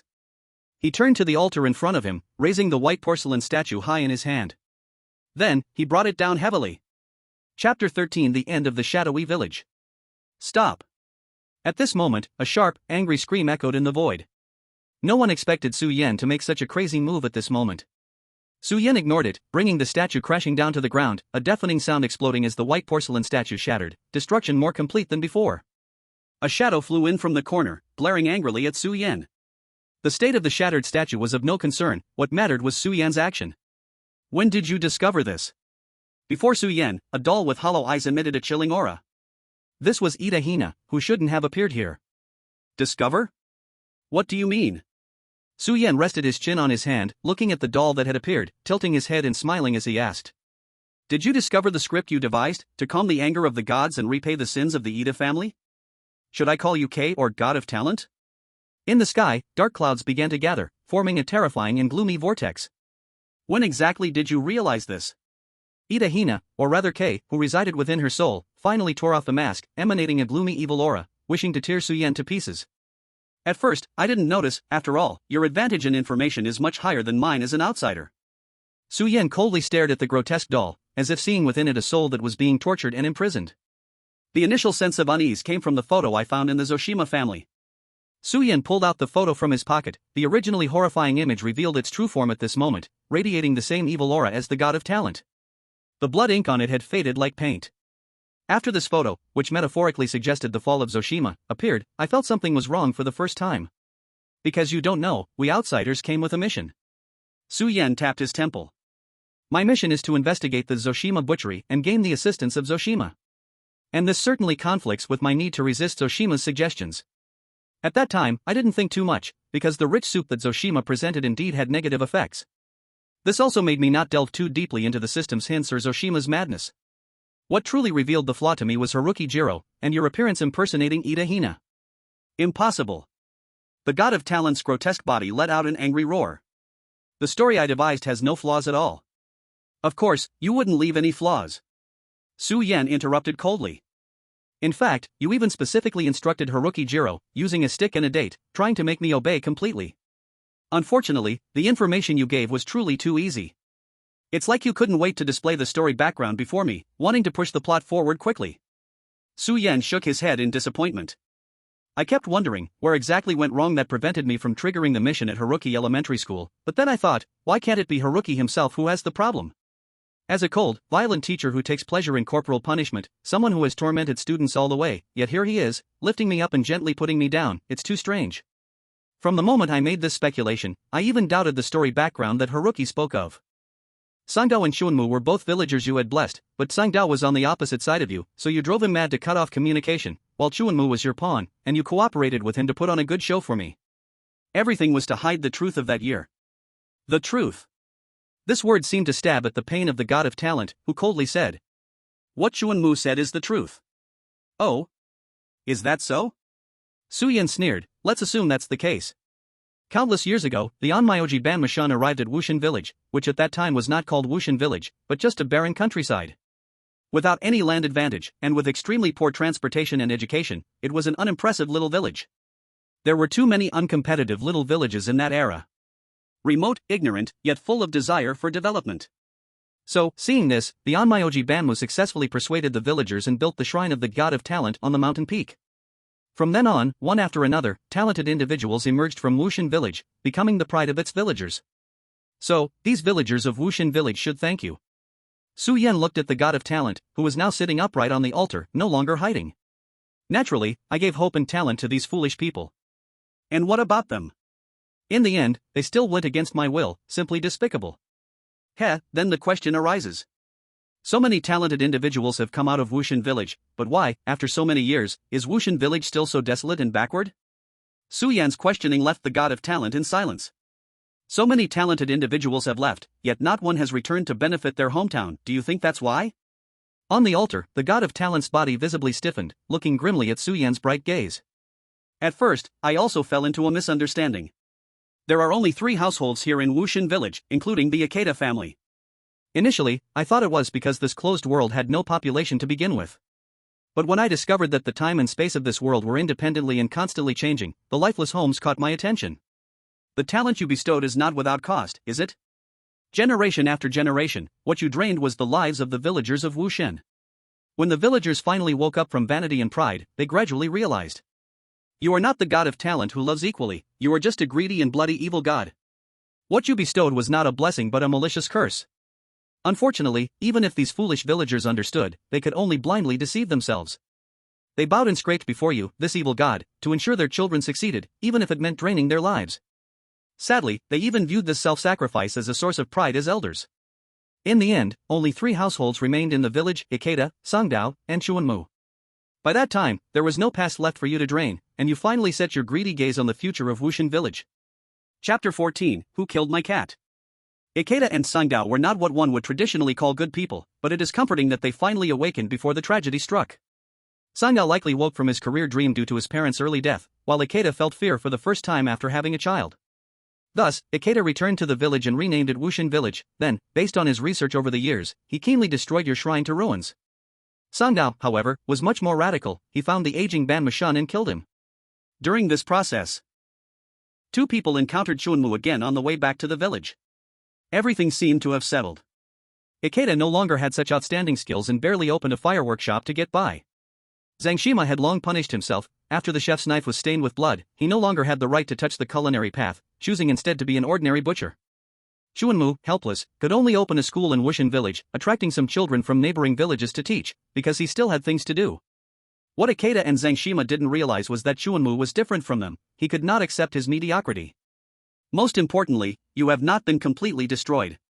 And so, disaster still struck. Su Yan turned to look down the mountain. The endless scenery changed, and in the sound of the wind, it seemed mixed with countless souls' wails. I don't know what Ikeda and Zangshima finally did, but it was clear that although you were reborn, you were also trapped at this isolated point in time and space. You became hysterical. Just one step away, not only could you turn Wushin Village into your nourishment, but you could also draw endless blood. But now, you can only unleash your fury on a few people in Wushin Village. You turned the perfectionist Zangshima into a bloody carnivore, making Chuanmu angry and transforming him into a pedantic and bitter village teacher, while as the last bloodline of the Ikeda family, Ikeda Hina must be tortured endlessly by having her soul extracted. Until in this maddening eternity, my arrival as an outsider allowed you to see hope again. You need a pure Wushin Village bloodline to voluntarily reach a contract with you, which was never supposed to be achievable. And so you guided me step by step to discover the truth you said, and in the end, forced me to find the only hope of self-rescue. This is what you call the so-called truth. Su Yan elaborated on his speculations. The more he spoke, the more silent the god of talent became, and the air around them grew colder. In the end, I don't understand. Since you have already guessed my true identity, why did you come here to seek death? The god of talent floated up, his pitch-black hair moving without wind, transforming into bloody worms. Keep the secret hidden in your heart, and then leave this world in confusion. Sometimes it isn't a bad thing. Now, nothing can protect you. Su Yan felt his whole body tense, as if wrapped by an invisible giant force, violently pulled into the sky. This power felt different from before, rough and suffocating. A purplish bruise appeared on his neck, and a look of pain surged in Su Yan's eyes. I have to admit, you are much smarter than these ignorant villagers, but unfortunately, this cleverness will only harm you. Now, please pay the price for your cleverness. Cough, cough, cough. Air suddenly surged into his lungs, but immediately a sweet metallic taste surged up his throat, and Su Yan coughed violently. At that moment, he could feel every bone in his body being squeezed, with only his head able to gain some freedom. Clearly, the god of talent wanted to watch him struggle in fear before he died. Su Yan ignored the god of talent's malicious gaze, his head moving down with difficulty, looking at the game's information bar. Game worldview progress, 95%. Ha, ha. I wasted so much breath arguing with this idiot for so long. Are you trying to kill me? Crimson blood kept flowing from his mouth, staining Su Yan's teeth bright red, yet he was laughing maniacally in the air. What? Who are you talking to? The god of talent showed a hint of confusion in his eyes. Of course, cough cough. I'm talking to these useless values from a completed dungeon. Su Yan's chest heaved painfully, a shocking smile breaking through his blood-stained face. In the entire godless village, all are the undead and monsters polluted by you. But in this isolated world of time and space, there is still one human. Ikeda Hina, the soul you have tormented for countless years in this eternal space, is also me. My task is to escape from the godless village, but I can only complete this nearly impossible task when I truly understand the essence of this task. The hint of that bowl of soup is the final revelation given to me by the system. You can endure pollution, but not excessively. That was when I drank the meat soup given by Haijima, which allowed me to see through the white mist surrounding the godless village while enduring the pollution, ultimately finding the exit at some point on the outskirts, escaping from this place of imprisonment, and returning to the real world. This is also why you try your best to avoid letting me drink the soup. Was under your step-by-step guidance, to renew the contract with the pure blood of the godless villagers, allowing you to break free from this endless time and space. You will still torment Ikeda Hina's soul to the limit, it's just that you can gain freedom, while I will gain a higher settlement.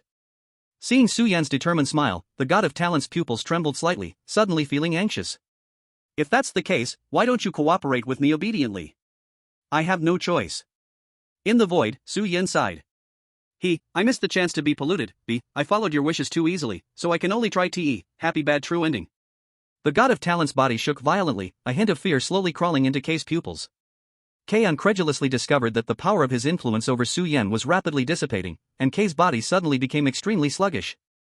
A feeling of tightness around the neck, piercing Kei's body, was a tight and sturdy belt. In terror, Kei gazed upon Su Yan's devilish smile. Who made you kill my cat? Chapter 15, Logical Consistency. Impossible, what is this power? In the sky, Su Yan gradually regained his ability to move, landing back on the ground. In contrast, the god of talent fell to the ground like a dog, easily pulled down by Su Yan. I don't know, but it's pretty strong. Su Yan shrugged. Thinking for a moment, he broke out into a brilliant smile. Do you remember the game we played on our first night? When you left in a hurry, I hadn't announced the end of the game yet. Su Yan tugged at the belt in his hand, and the god of talent instinctively looked up, revealing a hint of fear. So, are you still my good child now? No, impossible, how can such an absurd statement hold? Right, so it's not absurd. Su Yan said nonchalantly, drawing a rigorous circle with his fingers. This is called logical consistency. Su Yan slowly approached the god of talent, once again condensing a belt in his hand. While the god of talent sat partially on the ground, his eerie body, which should hold terrifying power, trembled with fear as he sensed a strong feeling of dread from Su Yan. Let this orphaned evil god experience a father's love. Su Yan swung the belt high. Smack. Ah. Human, you dare? Smack. Ow. Bastard, do you know what you are? Smack. Oh damn. Finally, as if pushed to the limit, the god of talent's entire body turned into a plume of smoke, darting out from the belt, glaring fiercely at Su Yan. Useless, even if I can't do anything to you, a belt with no spiritual power like yours couldn't possibly kill me. Well, after all it's an F-level skill, I never expected that much. Su Yan looked down at the 7 wolves in his hand, somewhat regretfully.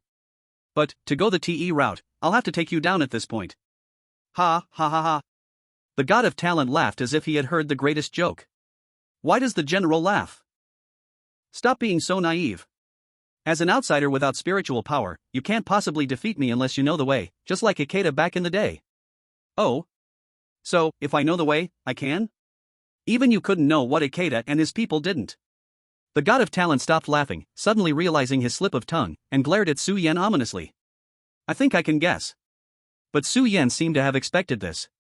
Even if you can't drive this evil god away by destroying the shrine, you must have more than one shrine of your own, right? You? When I saw the corpse of Tabamomo Tsubaki lying outside the Godless village, I finally understood why you stopped me from entering the White Mist. You left a hidden hand many years ago, building another unknown shrine outside the village. And no matter how mysterious you are, you're just a sinister existence relying on the villagers' bloodline for offerings. Once that source is cut off, death is not far behind. Unfortunately, Ikeda and Kurashima overlooked this blind spot back then, allowing you to nearly turn the tables. What I want is to completely destroy your dwelling and restore the timeline to its original state. Only then can Ikeda Hina truly escape from Godless Village. Ha, what's the use of knowing? The god of talent quickly reacted and sneered. If you had chosen to venture into the White Mist and destroy my shrine, I wouldn't have been able to stop you. But you know that once you destroy the statue outside, I would never let you near the statue at the mountaintop, right? With just yourself, you can't escape my grasp. That's the truth. The god of talent thought that after revealing everything, Su Yan would show signs of despair. But unexpectedly, Su Yan just lowered his head to look at the air, muttering finally 100%, and then smiled as he lifted his head. But did you forget? I have a good partner? An hour ago, at the outskirts of Godless Village. Huh, what's this? When Su Yan was about to put the orange cat into the pit, the popping information bar left him stunned. When he first extracted it and glanced at the orange cat's description, he never actively looked at it again. But now, the information bar appeared with some changes. Name, Schrodinger's cat? Level. Description, an orange cat infused with the aura of death, able to communicate mentally to some extent with its owner, named Schrodinger's cat by the holder. Note, for some reason, it has produced strange laws on it. Su Yan gently stroked the body of the orange cat, confirming from its coldness that it had indeed lost its life. If that's the case, why would the summoned item's information change? Unless this change happened while it was still alive. Looking at the name of the orange cat, Su Yan's heart suddenly began to race. Could it be? This is impossible. At the mountaintop of Godless Village, the moment Su Yan's voice fell, the god of talent suddenly let out an unprecedented scream. Countless dark energies leaked out from its body, as if a deflating balloon, being greedily grasped by the air. In the dark sky, cracks trembled and spread wildly. That was just an ordinary beast, how could it survive? The god of talent suddenly extended its perception far, and deep in the white mist, in a place that should be unreachable, a pale figure stood. At its feet, there was a small shrine hidden among bones. This dungeon has taught me a great lesson. Su-Yan's footsteps slowly approached, as he squatted down and smiled while picking up the white porcelain shards he had smashed earlier. The statue had been shattered by him, but several larger pieces remained, and Su-Yan selected a broken head. Even the weakest skill can unleash incredible power at a critical moment. Just like my explanation of Lao Shue's name at this moment. Su-Yan gazed into the endless distance, as if through an invisible white mist, he could see a pair of calm eyes. As long as I can't observe its existence, it can keep living, or die. You know, I've always wondered, at the beginning of the copy, why Lao Shui made two uncontrollable moves. Thinking back, the so-called mind connection in the description of the summoning object might be completely different from the perspectives of the summoner and the owner. When I became curious about the crisis outside the door, what was transmitted to a cat's mind might be what is this, I don't know, let me take a look. For the white mist, it might be what is this, I don't know, rush at it. When understanding the truth, I realized that compared to complex thinking, it's enough to have pure emotions towards you. Su-Yan squeezed the white porcelain figurine in his hand. At the edge of the Godless village, a bony cat skeleton seemed to sense something, its two hollow eye sockets showing an emotion that seemed to understand yet not understand. The confrontation between Su-Yan and the god of talent lasted only an hour, but in this turbulence of time and space, it might have been a century. And what it awaited was the connection of emotions. Meow. Facing below, the absurdly comical evil statue raised its sharp bony claws. Now, take your pathetic divinity and mediocre power, and roll to the other end of time. Under the desperate gaze of the god of talent, Su-Yan smashed the statue fiercely, crushing it to pieces. The blinding white light enveloped the entire world. Game Worldview Advancement, 100, Scene Summary starts. Scene Summary, excellent. Your fear level increases by 1, current fear level, 100. Main quest completed, copy cleared. Chapter 16, The End of the Game. Oh, this is Godless Village? After the ending voice of the script echoed, a flash of white light crossed Su-Yan's eyes. Then, his whole soul felt as if it was being pulled away, frozen in the high sky, and when he opened his eyes again, he seemed to have a godlike perspective, looking down at a lush green hill. In the sparsely populated countryside, several winding paths led to the outside world. At the entrance, a well-polished stone sign gleamed brightly. Occasionally, innocent children could be seen running along the country paths. Although the mountain village was quiet, it also had a hint of vitality. Daddy, look, Uncle Zongdao made me something delicious. The view gradually zoomed in front of a clean wooden house. A girl with braids beamed with a bright smile, sticking close to a craftsman in a gray kimono. Is this the new fireworks you made? The child's attention slightly shifted. The little girl looked down at the gradually forming fireworks in the craftsman's hand, tilting her head. Yes, although it's not a grand firework. The craftsman paused his work, tenderly stroking the child's hair with the back of his hand. However, every ordinary firework has moments worth remembering. The image blurred again, like traveling through time, and Su-Yan felt dizzy, as if the sky was spinning. Struggling to open his eyes, the perspective rapidly retreated, jumping out of the river of time. In the final moment, he vaguely caught a glimpse of a huge orange figure crouched on the green hilltop. Congratulations player for clearing the copy Godless Village. This copy summary, main quest *1 side quest *3 worldview completion, 100%. Game rating, perfect. Would you like to settle rewards? Did I get such a high rating without fully exploring the entire map? Su-Yan rubbed his chin. There should be a reason for the side quests being completed beyond expectation. After all, he had not completely explored the white mist surrounding Godless Village. If it weren't for Lao Shue's trick, the normal clearing process should have been to destroy the outer shrine of Godless Village and then find the God of Talent, during which he would come into contact with the complete truth. At that time, the blockade to be endured was not as easy as it was performed. Settlement. Su-Yan said, and words unfolded before him. Please choose one of the following rewards. 1. Safety time, 2,500 days, not selectable. 2. Retain all skills obtained in the game. 3. Randomly draw one piece of equipment above E grade. Su-Yan glanced at Reward 1, which had almost 7 years of safety time, and it was very attractive. This meant that after obtaining it, he would not be pulled back into the horror game again within 7 years. According to the data presented by the school, the average safety time rewarded after clearing a horror game is usually between 3 to 5 years. In theory, as long as an ordinary person can clear the horror game 20 times, they can safely live their life. Unfortunately, Su-Yan still had 9 months until his 18th birthday. He had been forced into this horror game.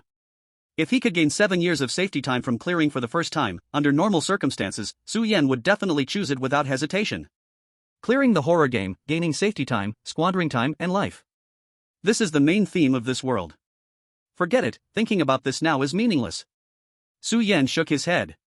The key is which of the remaining 2 rewards can give me enough advantage in the upcoming horror games. Su Yan shook his head and looked at his skill bar. Skills, Love of 7 Wolves, Teacher, you forgot to assign homework, 1 meal several Soul Hall Elders, Little Hint Hand. Among them, 1 meal several Soul Hall Elders and Little Hint Hand are rewards from side quests, and can also be equipped in the next game. While Love of 7 Wolves and Teacher, you forgot to assign homework would disappear after the instant settlement. The key lies in the trade-off between these 2 skills and a piece of equipment that is at least D grade. Considering the usefulness of the 2 skills, Su Yan began to draft in his mind. The Love of 7 Wolves is just as anticipated at the beginning, able to play a role far beyond F grade in specific identities and instances. At worst, it can be used as emergency food in a survival island type instance. The skilled Teacher, you forgot to assign homework has very high returns, but is also limited by the scene and risk level, and seems to be forcibly suppressed by the game system. These 2 normally F-grade skills can only barely achieve extremely high returns in this instance when combined with my talent. But afterward, can I guarantee that I will encounter scripts where I can exhibit the same potential? Drawing a piece of D-grade equipment, purely from the perspective of value, is certainly far greater than 2 F-grade skills, but the precondition is not to draw useless or incompatible equipment. And as I experience more horror games, the value retention of D-grade equipment will also rapidly decline. Even Su Yan himself did not realize that he was thinking in the direction that he would definitely clear several, even a dozen, horror games. Because of the existence of forced loading, he had to abandon other luxuries and leave himself with only one path. After much thought, Su Yan finally made a decision. Select, Draw Equipment. Indeed, as long as the drawn equipment is not AB grade, it is very likely to be eliminated in the near future. But what Su Yan lacked was not time, he lacked the number of times to clear the game. He had to ensure that as long as he survived, he could truly accumulate capital in the game. In terms of versatility, the stronger the skill, the narrower the applicability, which is very unfriendly to him, who is still in the budding stage. Horror games are not just about solving puzzles. Ding equipment generation complete, it will appear in the player's item bar before the next instance, and cannot be taken out of the instance. In a flash of white light, Su Yan nervously rushed a few steps forward to catch his hard-earned last reward, carefully examining it. This is... A look of surprise appeared on Su Yan's face. In his hand appeared a heavy, half-human tall mechanism, symmetrical in shape, with sharp blades and a power source on both sides, connected by pulleys in the middle. To put it more vividly. Item, 3-dimensional maneuver gear, 100%. D level. Special Effect 1, increases lethality against giant species by 100%, with potential to trigger paralysis effect when causing damage to the back of an enemy's neck. Special Effect 2, by consuming gas, currently 100%, it can perform gliding, swaying, leaping, chasing, and other quick movements. The user has 80% basic proficiency. Description, a weapon used by the Survey Corps against giants, this mechanism helps those accustomed to 2-dimensional motion to develop into 3-dimensional movement, allowing the human army to effectively hit the flesh at the back of a giant's neck. Note, this isn't a comic, equipping it doesn't turn you into a sword-wielding hero. Getting caught by the ropes can be deadly, since you don't have the protagonist's halo, smile. As always, such a harsh remark, Su Yan said with a slight twitch at the corner of his mouth, his expression mixed with joy and worry. He was happy that this time, although it was just a guaranteed D-level gear, he hadn't drawn something too useless. Most importantly, unlike physical upgrades, this was a qualitative change in survival ability, and he truly gained the ability to confront certain specific monsters. He was worried because this gear had a potential consumption setting, which meant his plan to transition using D-level equipment would be greatly shortened, and it was very likely that this gear would quickly be rendered useless within a few missions. But, is such a comprehensive weapon really only D-level? Su Yan murmured, what terrifying games are we going to face next? Unfortunately, most of the cases provided by the Academy were basic missions, and Su Yan had no reference objects. However, after clearing the terrifying game, this problem could be resolved. Su Yan looked up again, glancing at the sky above. In the pitch-black expanse where he couldn't see his fingers, a crimson crescent seemed to exist eternally. Game over. Chapter 17, Selling Instances. In an instant, a flash of white light passed, and Su Yan returned to reality. He found himself in the center of a spacious classroom, where everyone was looking at him. Su Yan looked up at the clock in the classroom. He remembered being forced loaded just when class started, and now it was already after class time. He had missed a class. But from the moment he disappeared, it was likely that no one had the mood to attend class anymore. Looks mixed with fear and sympathy were directed at him. Look, it's Su Yan, he's back. As expected, it really was forced loading. Su Yan is in big trouble now. Su Yan. How was the scary game, did you survive? At this moment, on the podium, a middle-aged man wearing black frame glasses came down, walking toward him. Su Yan looked at the man's face. It was Zhou Ming, the teacher responsible for explaining case studies, who always provided in-depth analysis and concise, easy-to-understand explanations for each game instance. He usually enjoyed listening to this teacher's classes. Forced loading? Zhou Ming asked seriously as he approached Su Yan. Su Yan nodded. The terrifying game was not absolutely fair. Some people naturally acquire A-level talents, some can easily draw top-tier skills, some die tragically in games despite their high intelligence, while others muddle through and experience repeated survivals. Among them, there are some who, before the age of 18, are forcibly drawn into terrifying games, without any safety time at all. Those unable to claim safety time and exit the terrifying game will soon be pulled back in, for at least 1 month, and it won't exceed 50 days at most. In textbooks, these are usually defined as forcibly summoned individuals, but among the masses, they are much more bluntly referred to as waiting to die ghosts. Su Yan had just turned 17 this year, in his second year of high school, but he feared he would face death far earlier than many present. After he admitted it, the entire classroom buzzed with commotion. This time, the looks directed at Su Yan all turned into pity. They had struggled under the pressure of death for 3 years, while Su Yan had gone through a dungeon and gained not even 2 months' time. Such a change was enough to drive a person mad. Su Yan, I am very sorry about your experience. Zhou Ming lowered his brows and asked directly, I know this isn't the right time. However, I need to follow the player process with you. May I ask if you are willing to sell this dungeon experience to the academy? For the sake of increasing the survival rate of future students, even by a little. Su Yan thought for a moment. There indeed was such a process. The academy would pay a relatively generous reward to purchase dungeons from every graduate. In the 3 years since the horror game arrived, global prices had undergone significant changes. Simply put, your spending on daily necessities had become very low. You might only need to work for 1 or 2 months to save enough for a year's living expenses, and you could even live well. The premise was that you could spend it all. Su Yan did not have extra time to work. Getting a reward from the academy was a good choice. Before long, he looked at Zhou Ming and smiled, nodding, a win-win choice, why not? Zhou Ming paused, staring into Su Yan's eyes, unable to see any extra emotions. They were very clear. This did not seem like a powerful summoner who had just experienced a horror game, showing that Su Yan's adaptability and mental quality were quite strong. Zhou Ming led Su Yan away from his seat and walked toward the dedicated recording room. Near the door, Zhou Ming stopped, and Su Yan felt puzzled, turning his head to follow his gaze. In the classroom, everyone stood up. I almost forgot to tell you, it was a teacher's oversight. Even if you are a powerful summoner, the graduation ceremony you should have will not be less. Zhou Ming's voice was deep, carrying an inexplicable rhythm. Su Yan, congratulations on clearing this horror game, congratulations on graduating, even if this is just the beginning. Congratulations on surviving. Zhangcheng Academy, like other academies, had a dedicated dungeon recording room. So graduates and dungeon clearers could share their dungeon experiences here, summarized by teachers into professional materials, uploaded to the university network group. In the recording room equipped with recording devices, Zhou Ming listened to Su Yan's account and slowly began to sit up, his expression no longer as relaxed as before. Su Yan concealed his abilities and some extraordinary performances in side quests, avoiding the exposure of some of his privacy. This was also tolerated by the academy. But when Su Yan spoke of his clearing experience and reasoning logic, Zhou Ming still listened with his hands starting to tremble. Su Yan, your dungeon experience is amazing. Soon after Su Yan finished his narration, Zhou Ming suddenly raised his head, his eyes shining with excitement. Ha! Do you know? The horror game you experienced should be the hardest among all the beginner games I have recorded. Zhou Ming stood up and paced around, not able to contain his emotions. Not only are there many misdirections and deliberately planted twists, but most importantly, the boss has the ability to identify outsiders, which is a mechanism many advanced dungeons do not have. Su Yan's expression shifted slightly as he caught the word advanced dungeon. The most valuable thing is that you were able to complete this game with a very high exploration rate. Do you know what that means? Zhou Ming was extremely excited. What does it mean?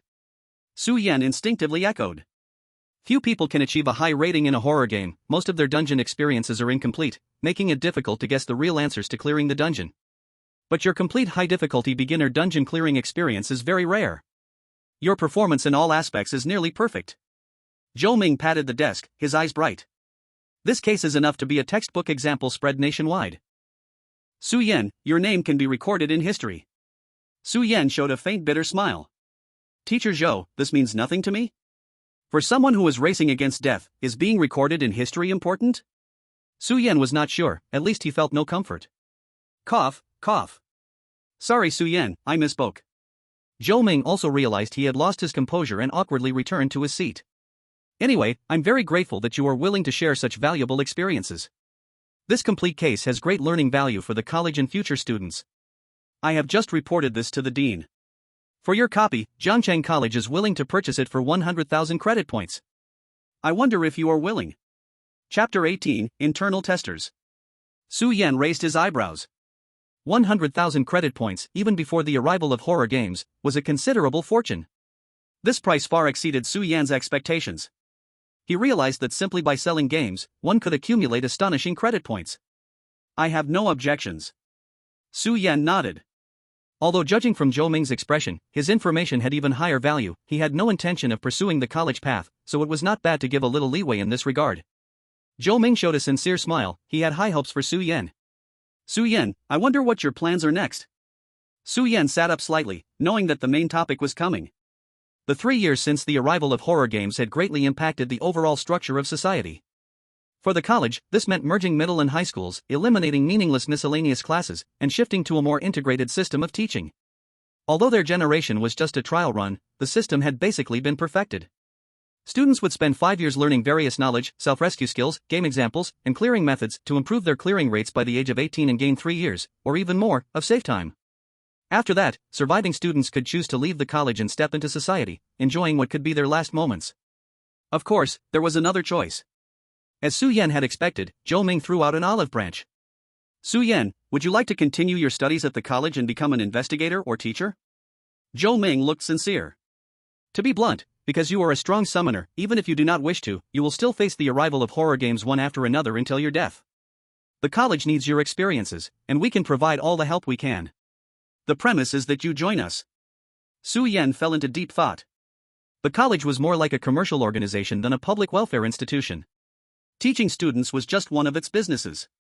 Outwardly, the college claimed its goal was to explore the methods to perfectly clear any horror game based on various copies. It had been devoted to collecting various copies all along. And fundamentally, a strong summoner could provide far more copies than an ordinary person, even at a frequency of once every 50 days. The college must have a huge financial chain behind it that could offer Su Yan far more support than he could obtain himself. However, nothing could be free. Sorry, Teacher Zhou. After much thought, Su Yan finally said, I currently have no intention of joining the college. I see, Zhou Ming showed some understanding but also some regret. However, Su Yan shifted his tone. I am willing to sell my copies of each time I clear them to the college first. In exchange, I just need the college to provide knowledge. This, Zhou Ming hesitated for a moment. I understand what you mean, Su Yan, but this is not something a single high-value copy can exchange for. You need to prove your value to the college. I will. Su Yan understood, stood up, soon. Su Yan, you are my most promising student in these 3 years. Zhou Ming also stood up to say goodbye. Su Yan thought for a moment and said, thank you. The Academy's decision not to publicly offer more in-depth horror game instances has no special meaning. Zhou Ming shook his head, suddenly mentioning the point that was on Su Yan's mind. You just need to understand, the most dangerous aspect of horror games has never been the instances, but human nature. Human nature. Su Yan murmured a few times, understanding something, and asked Zhou Ming, what will I encounter? A lot. Zhou Ming clenched his fists. You are very smart, and when you settle the instance, you should also realize there is another path beyond the safety zone. Do people really abandon the safety time and keep participating in horror games? Su Yan couldn't understand the reasoning of those people. This world has long changed from what it was 3 years ago. Zhou Ming smiled bitterly. Moreover, horror games themselves are not fair. When the chosen ones receive their A-grade talents, the difficulty of clearing is already completely different from that of ordinary people. They do not face life and death crises, most game instances are not challenging for them. There are also some fanatics obsessed with death and the bizarre, walking on the edge, doing many extrajudicial deeds. For them, reality feels more like a horror game. The strangest are some gamblers who are addicted to reality. They are pessimistic about the world but madly throw themselves into horror games to gain abilities that allow them to enjoy in reality. And there are many, many other paths. The arrival of horror games is not without its strange joy in reality. As for strong summoners like you, there is actually a different definition within our academy. Zhou Ming's eyes revealed a glint. Internal testers. Internal testers? Su Yan was taken aback. Exactly, if we truly take horror games at face value, then there must also be debugging parameters. Those of you who were forcibly loaded into horror games before reaching adulthood must have corresponding reasons. Zhou Ming said, on the other side of breaking the rules is not creating rules. For some reason, Su Yan inexplicably thought of that strange scene when his talent activated in the Wushan village instance. Is his talent really as simple as F grade? Teacher Zhou, thank you. I will remember this kindness. Coming back to his senses, Su Yan looked at Zhou Ming gratefully. He knew that the knowledge Zhou Ming had revealed to him now carried the risk of punishment. I'm just investing. Zhou Ming chuckled bitterly. Being able to teach excellent students is also a form of self-rescue for us teachers. Zhou Ming, this middle-aged man, had a very traditional academic style, but Su Yan did not dislike it. Goodbye, Teacher Zhou. Next time I return, I will provide knowledge in return. Wish you peace. Same to you. Chapter 19, The Elixir of Horror. Game instance, The Elixir of Horror loading. Instance type, cooperation. Number of skills available, 1 refresh times, 0 immediate extraction?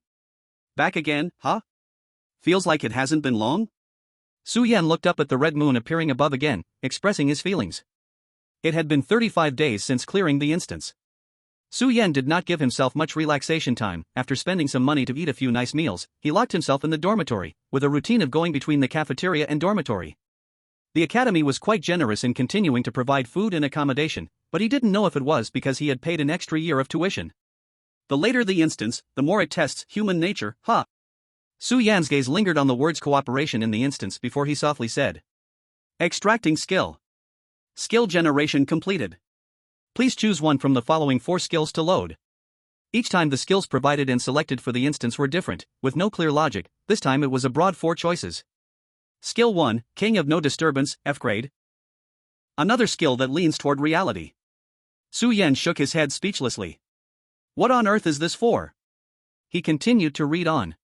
Skill 2, The Emperor's New Clothes, E level. Effect, you can pretend to be invisible, but in the eyes of smart people, you can be seen, and your clothes will be exposed. Note, all sizes will be presented in a 1-to-1 ratio. Skill 3, Stand and Establish, F level. Effect, you can awkwardly maintain your image and then use disgusting words to attack others, thus increasing everyone's dislike for you. Note, great, a world where only I won't get hurt has come true. Skill 4, Kodorovalu. E level. Effect, when facing an enemy, you can stylishly refuse and also increase a certain amount of luck. Note, however, he really is quite handsome. Am I overthinking this? Su Yan sighed deeply at the screen. He thought this time he could have luck like last time, but it turned out to be a bunch of useless skills. However, Su Yan vaguely sensed that the probability of E-level skills appearing seemed to have increased this time, with 2 more E-level skills than last time. Let's tentatively rule out skills 1 and 3. Su Yan's gaze lingered on Stand and Establish for a few moments, then shook his head. He already had trouble with the Jejejia, a sinister laugh, and he found this skill disgusting. He was not AT, and there was no need to attract so much hatred. This, the Emperor's New Clothes, seems a bit foolish. Kodorovalu seems a bit mystical. Su Yan hesitated, swaying back and forth on the Emperor's New Clothes. He felt tempted by the description of the skill. However, this skill could only be used on mindless little monsters. He couldn't expect the bosses and players he encountered to be fools, right? Su Yan paused silently, feeling that he still needed to be cautious about this so-called cooperative game. Looking at the last skill, an idea began to take shape in his mind. The horror game begins. Please enjoy the bewitching potion. A flash of white light, Su Yan appeared on a dimly lit long street. It was an extremely dirty street. The walls around were covered with all sorts of disgusting liquids and drawings, and garbage piled up in the corners. Su Yan looked around, finding himself in a dead end, with only one way forward. At the end of the 100-meter-long street, he could see a glaring white light. It was likely he needed to head in that direction. Main quest has been generated. Main quest, complete the potion game. Potion game. Su Yan repeated the term. Suddenly, another line of prompts popped up. You have gained 3 chances for Bewitch. Bewitch? Su Yan was stunned. What does that mean? With no clues, Su Yan thought for a moment and decided to walk toward the end of the long street. At the end of the long street was a bright square, with electric poles inserted everywhere, and a long table set in the center. On the long table were small bottles, all containing transparent liquid. Su Yan counted, there were exactly 7 bottles. He didn't rush to examine the small bottles but looked towards the center of the area. At this moment, 3 people stood around the long table. One was a fierce-looking thug with tattoos, another a somewhat frail young man wearing glasses, and the last a sweet-looking girl. Upon seeing Su Yan appear, the tattooed thug chuckled coldly. Looks like everyone is here. Su Yan raised an eyebrow, seeing behind the thug was also an exit of the long street. 4 exits interconnected, like a crossroad, forming this small square in the middle. No wonder the thug knew everyone had arrived as soon as he saw him. Ding, everyone is here, now announcing the game rules. The sound of game audio echoed like a broadcast in the sky. Game name, Cursed Potion. Rule 1, in front of you are 7 bottles of potions, among which some may be deadly poisonous. Rule 2, each round, all survivors must drink 1 potion. Rule 3, drinking at least 90% of the potion from the bottle counts as 1 drink. Rule 4, the game can only end after all 7 potions are consumed. Warning, the survival rate for this game is only 50%. Please strive for your right to survive within the rules. Russian roulette? Su Yan furrowed his brows. He had just passed the complete strategy game instance, and now it had directly turned into a life gamble. No, there must be clues hidden in this. Survival rate 50%, why, this is my first time participating in this game. I don't want to die. At this moment, the weak-looking young man on Su Yan's right started trembling, sounding somewhat desperate. He looked fearfully at the potions on the long table and started to crumble. I don't want to participate in this game. Please let me go. Calm down. Seeing him like this, the sweet girl beside him was a bit flustered and tried to comfort him. Let's think of a way together, we can definitely get out, okay? The weak boy stopped his tears, looking at the sweet girl's face, he instinctively nodded, However, unexpectedly, a sudden inappropriate cold laugh echoed. Ha, you can abandon the game. After all, it's only a failure in the main quest, just getting transported out of the horror game as for the consequences, you should have learned about them in school, right? Crying, screaming, looking for your mom, let's just wait until the game ends. This mouth was very poisonous, very foul. It was completely unexpected coming from such a seemingly well-mannered young man. The sweet girl and the weak boy were both stunned, looking at Su Yan, who wore a cold smile. Chapter 20, Interesting 3 People. Why you said what? The weak boy stood up suddenly, his face flushed with anger. What, kid? Do you want to fight me? Su Yan sneered, suddenly showing a fierce expression. The one wasting time by throwing tantrums here is you, right? I am not. This scared by Su Yan, the weak boy shrank his neck, stammering. Anyway, we are a team, if you want to clear the game, don't cause us trouble. Su Yan said mercilessly. You? Ha ha ha. At this moment, a tattooed thug began to laugh loudly, suddenly interrupting their conversation. You little pretty boy, if you hadn't interrupted, I might have given this glasses guy a beating. As he spoke, he maliciously swept his hand across the weak boy's torso and throat. Seeing someone taking sides, the weak boy shrank his neck even more and dared not speak. The thug seemed satisfied with his intimidation, glanced at the potions on the long table, and turned his eyes slightly to Su Yan. Hey, kid. What's your name? Why not follow me, Tiger? Follow you? Sounds pretty good. Su Yan raised an eyebrow, revealing a wicked smile. The sweet girl looked worried. If these two teamed up, I'm afraid.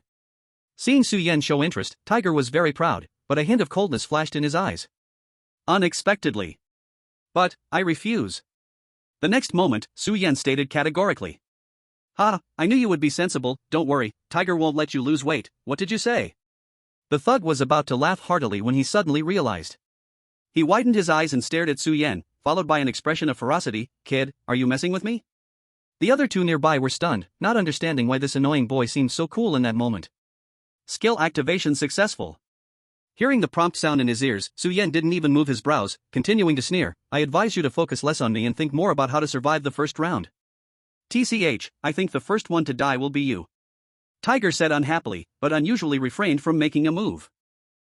A glimmer of meaning flashed in Su Yan's eyes. Though this tiger elder was filled with impulsiveness and anger, he was much calmer than he appeared on the surface. Su Yan looked at the weak man and the sweet girl. In such a short time, they had already exchanged names, one called Wu Yu and the other Zhang Qinglin. Seeing him look at them, both of them were a bit timid, turning their heads away, not daring to meet Su Yan's gaze. Have they pretended to be bold?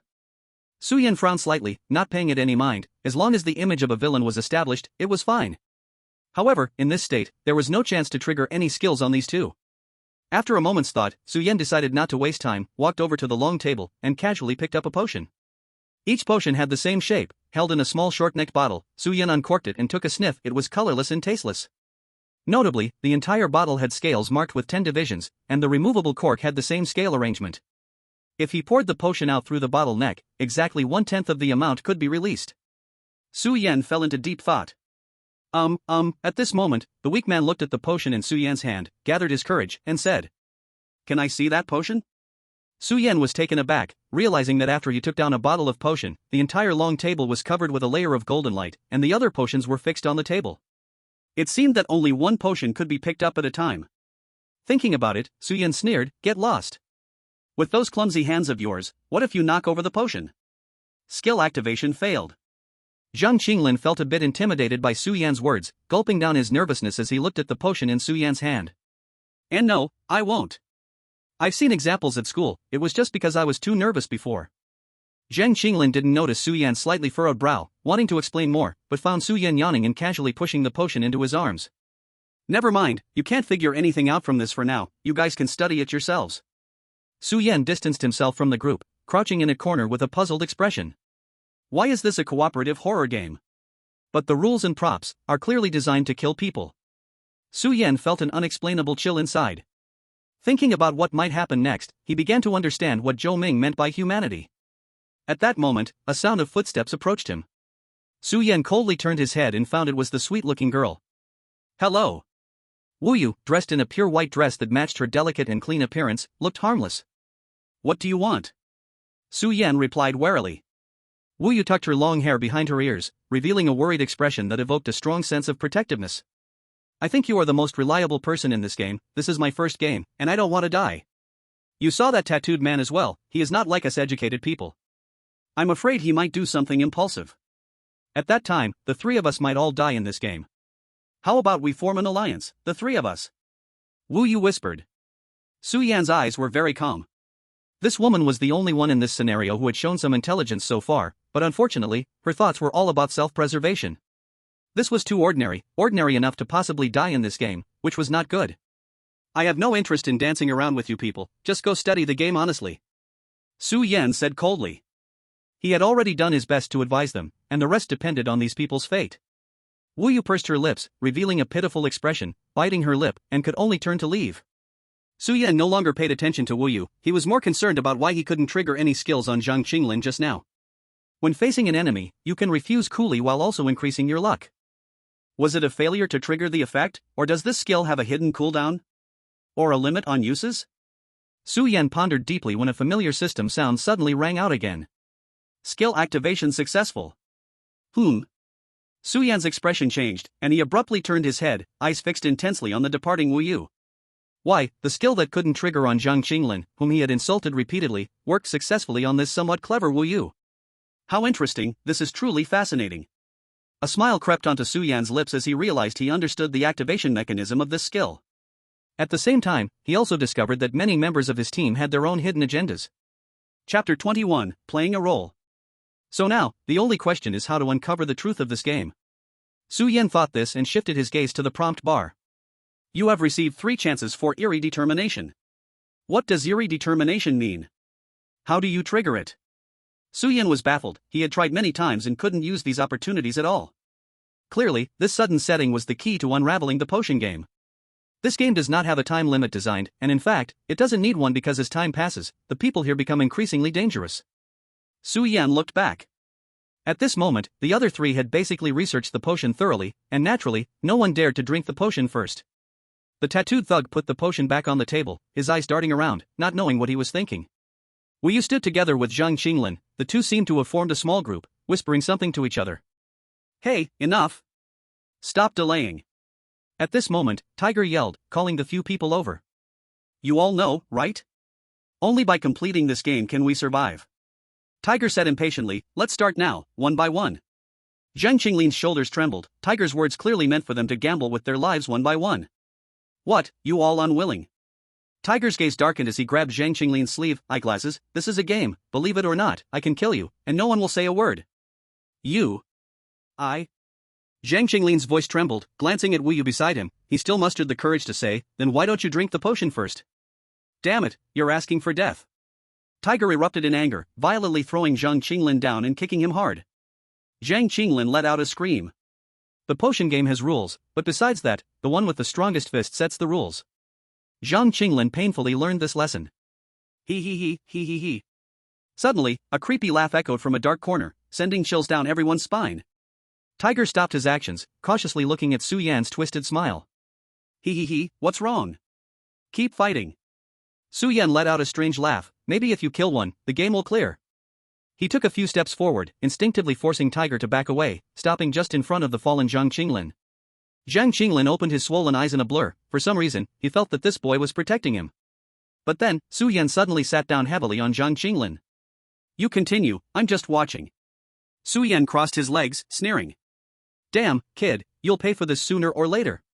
Tiger gritted his teeth, killing intent growing stronger in his eyes. But he didn't dare take the risk. This pretty boy looked weak yet was so arrogant, he must not be simple. He didn't want to be the pig eaten by the tiger. You, come here. Losing his venting target, Tiger turned and directly barked at Wu Yu. I.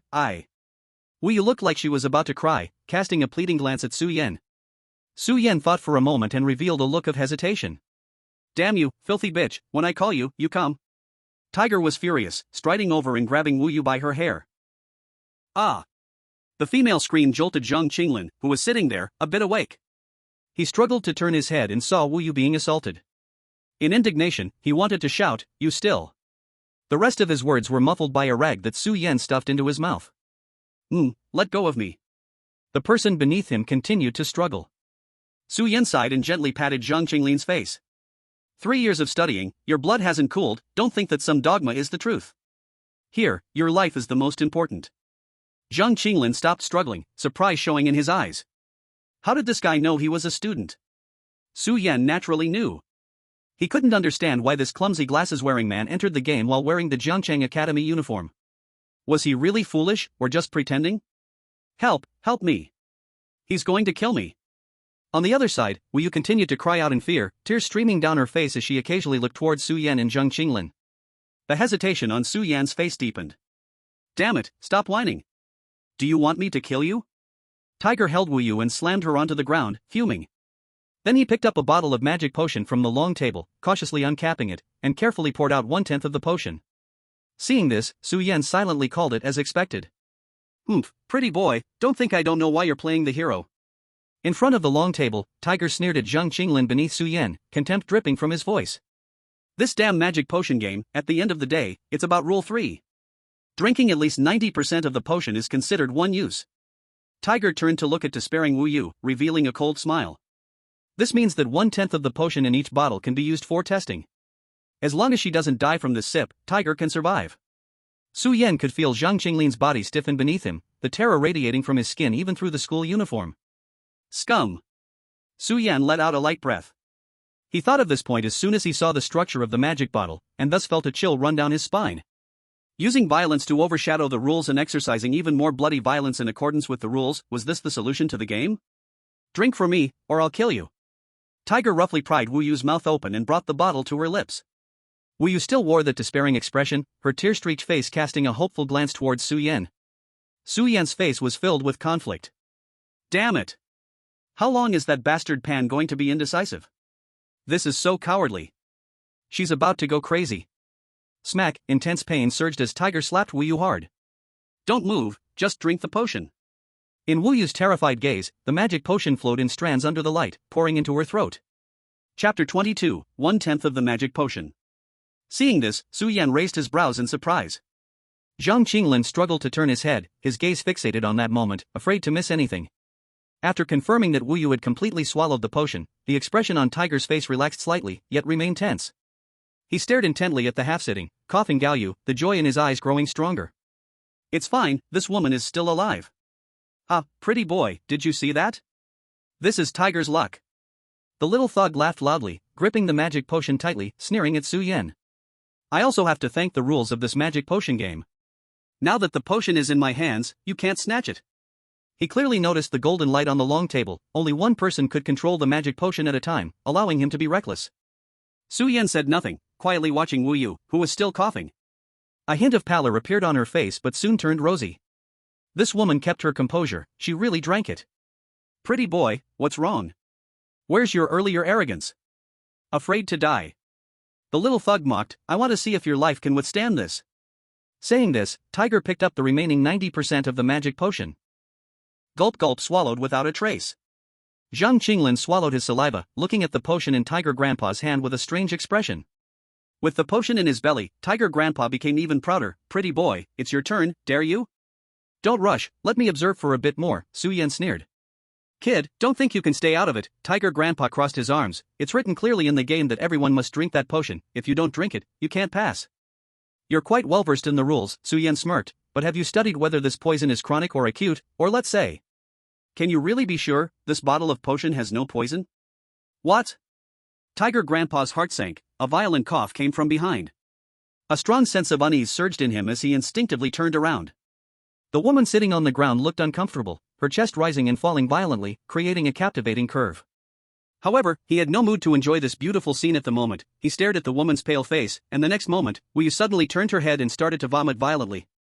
Some transparent liquid was vomited out again, and upon meeting the air, it turned into a horrifying black color before vanishing. No, why?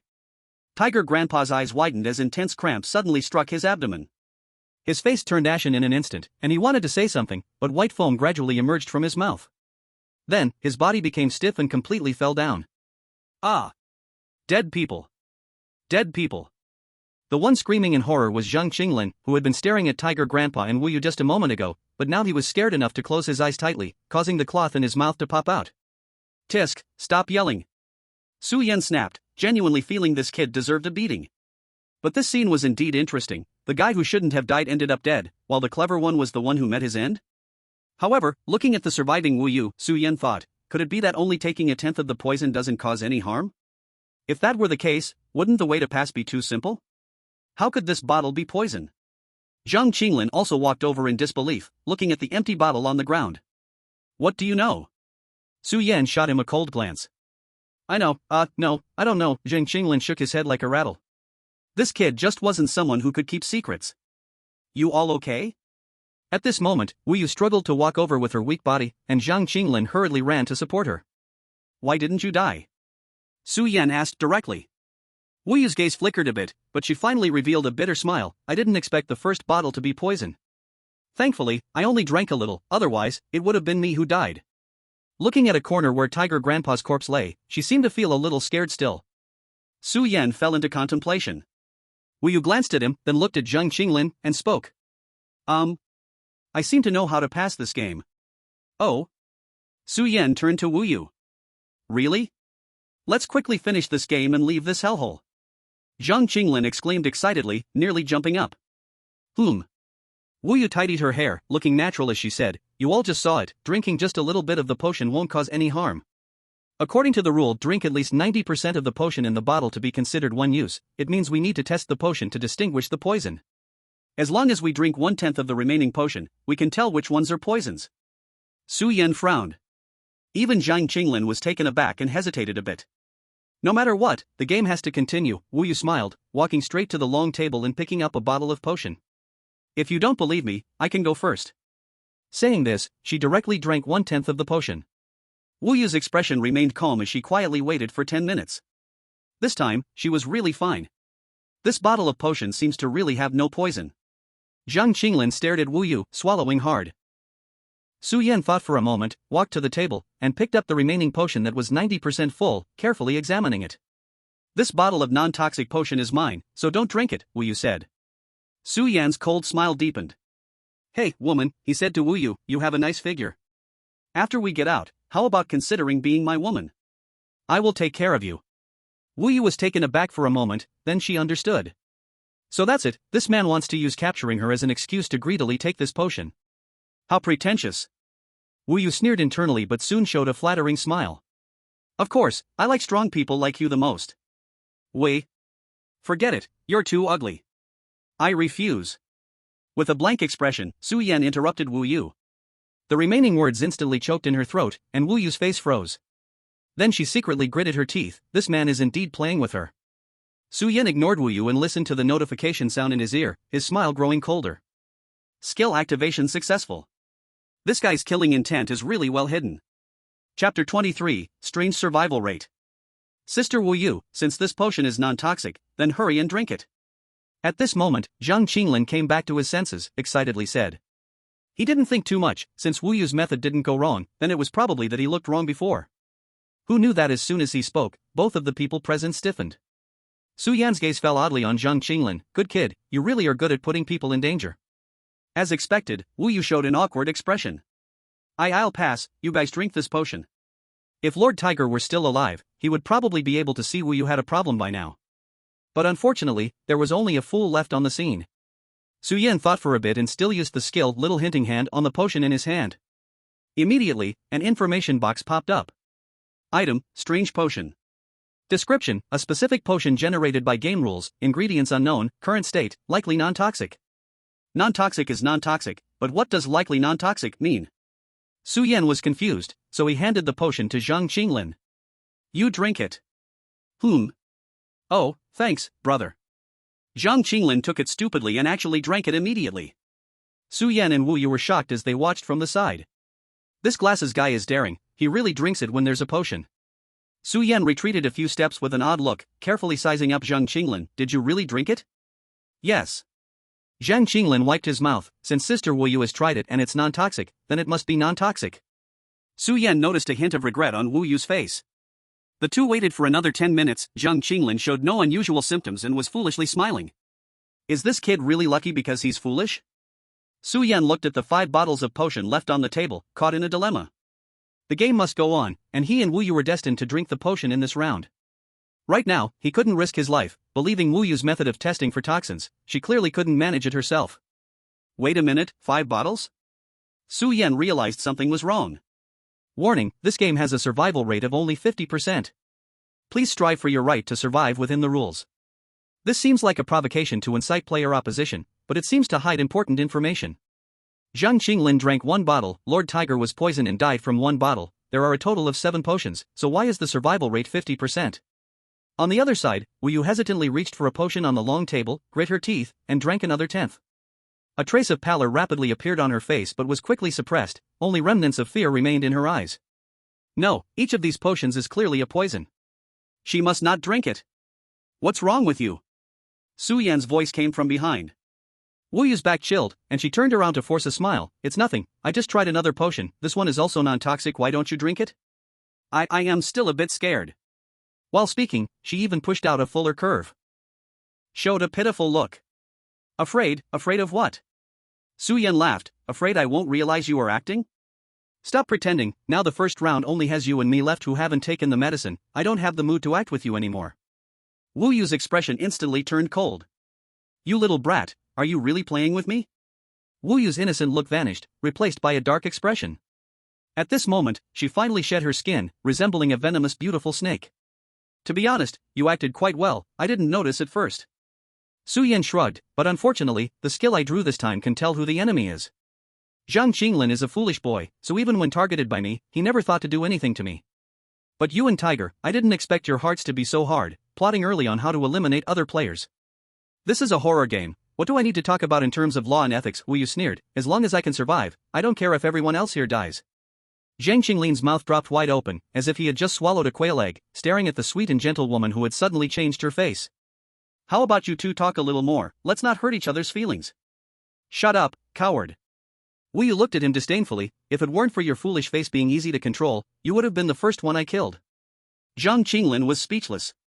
Well said. Su Yan lowered his gaze and spoke coldly, actually, I really wanted to pass this level with you normally, but unfortunately, you crossed the line. Heh, pretentious man. Wu Yu showed a strange smile on her face, suddenly expanding her entire body.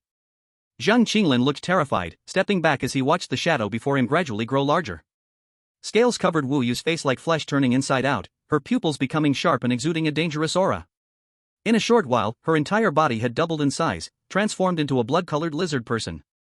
Wu Yu stepped closer to Su Yan. What you just said revealed your weakness, you know that, man? Wu Yu laughed loudly, opening her sharp mouth.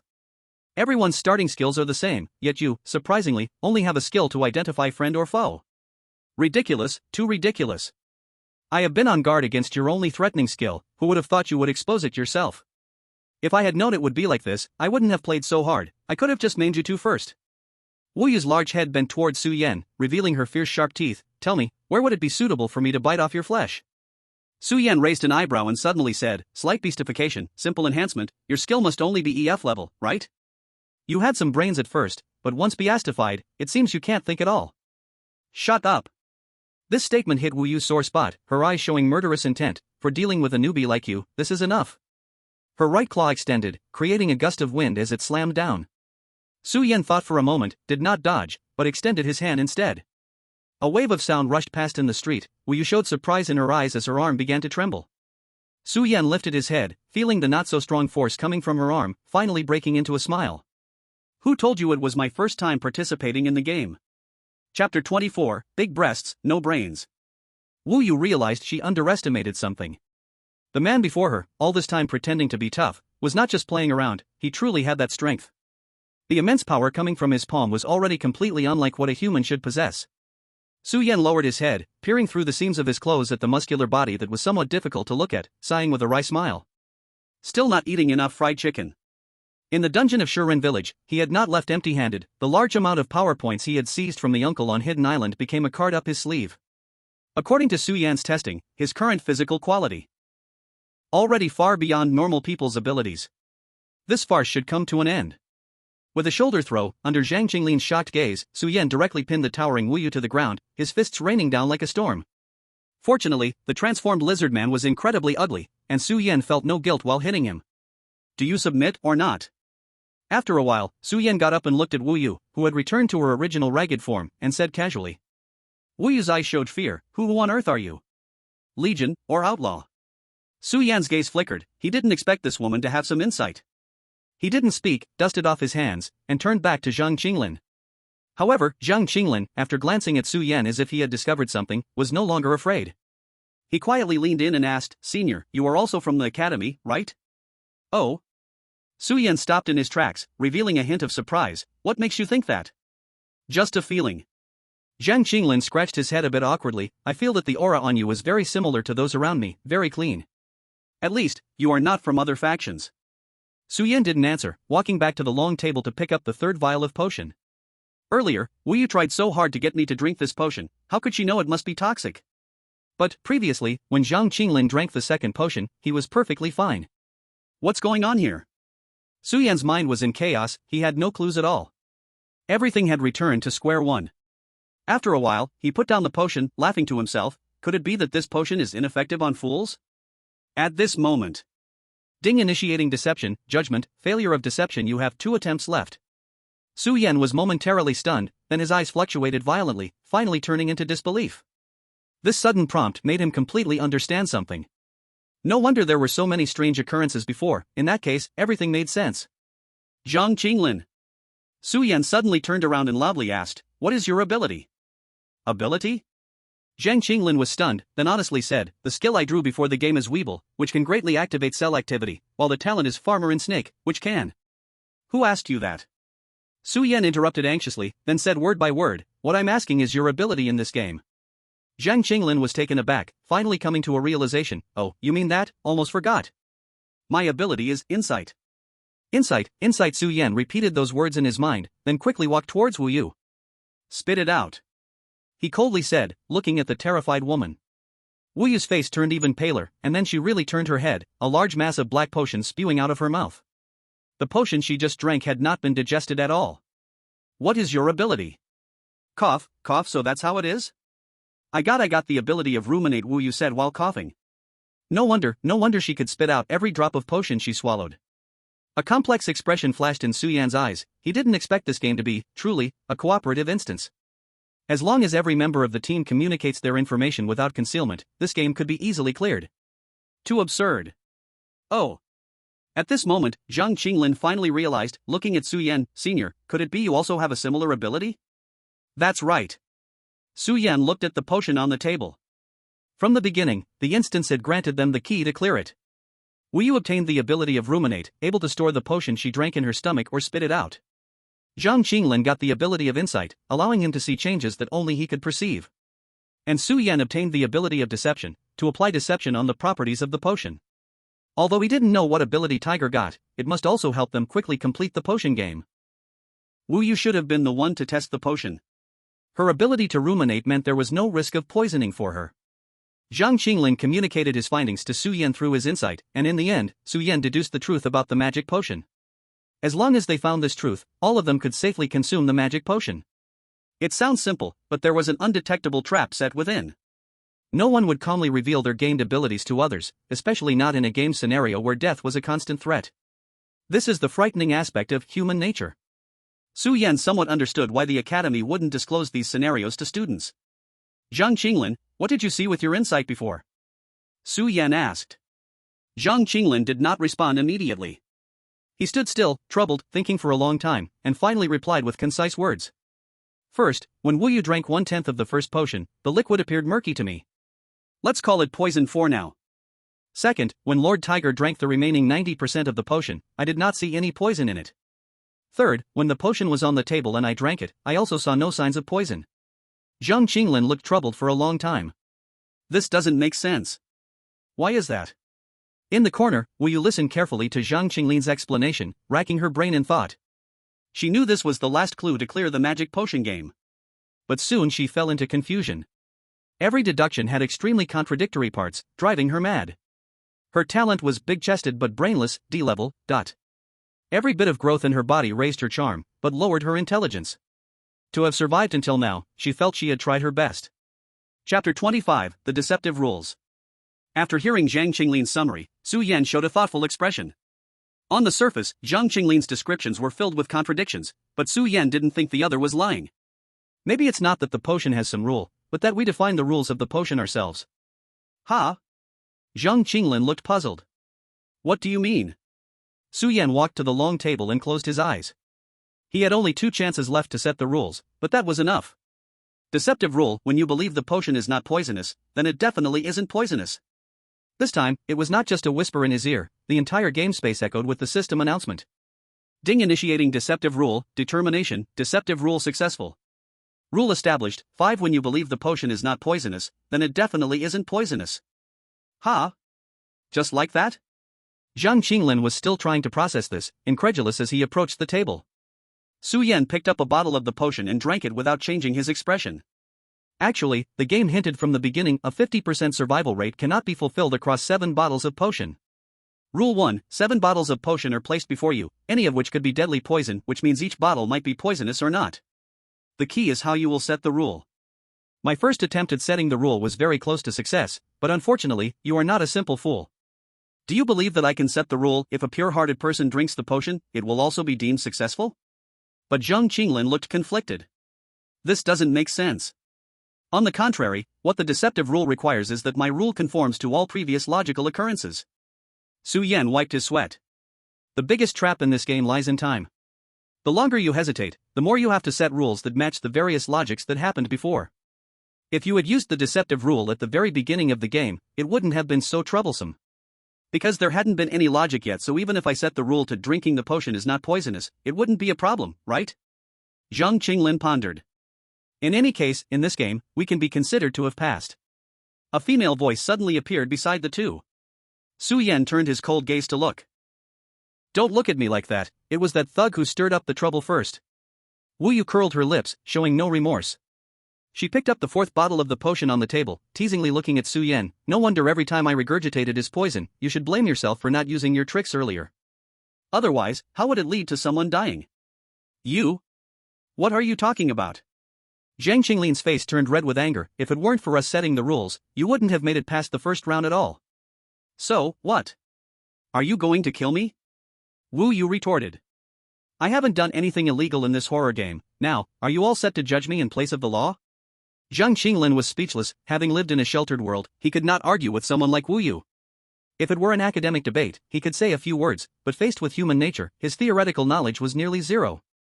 Wu Yu's disdain deepened. Then let's pass the game peacefully. With Tiger dead, it's just 4 + 3, we can finish in 2 rounds. Wu Yu smiled as she lifted the potion, ready to drink it, and thanks to you two for letting me breeze through this horror game. Inside, Wu Yu felt triumphant. Even if she lacked brains, she was still manipulating several men to serve her. She didn't notice that Su Yan, at this moment, was entirely indifferent to her and suddenly frowned. 2 rounds? That's right, if this game of humanity was merely about them killing each other, 4 bottles of potion would suffice. Why set a game that required at least 2 rounds to complete? Feeling an unease rise in her heart, Su Yan suddenly raised his head and shouted at Wu Yu, who was happily gulping down the potion, "Don't drink it yet." At that moment, darkness abruptly descended. As Wu Yu drank the 4th bottle of potion, all the lights in the room malfunctioned as if a power outage had occurred, and everyone was engulfed by darkness. What's happening? What's going on? Wu Yu's panicked voice echoed in the dark. Su Yan cursed stupidly. Exposing one's voice in the dark was akin to seeking death. But he still had to shout out, "Everyone stay silent, get down." As soon as he finished the sentence, he immediately rolled over.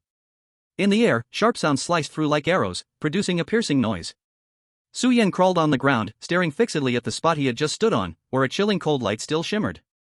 In the darkness, Wu Yu's screams began to resonate. In the corner, Zhang Qinglin lay obediently on the ground, his body trembling slightly, overwhelmed by fear. He wanted to ask what was happening, but the sense of crisis prompted him to make the most correct move. He covered his mouth tightly. A deathly silence spread in the darkness. Zhang Qinglin's lips were tense, biting through the skin, and he could almost hear his own heartbeat. Su Yan's mind raced, realizing he could only gamble on the luck he had built up earlier.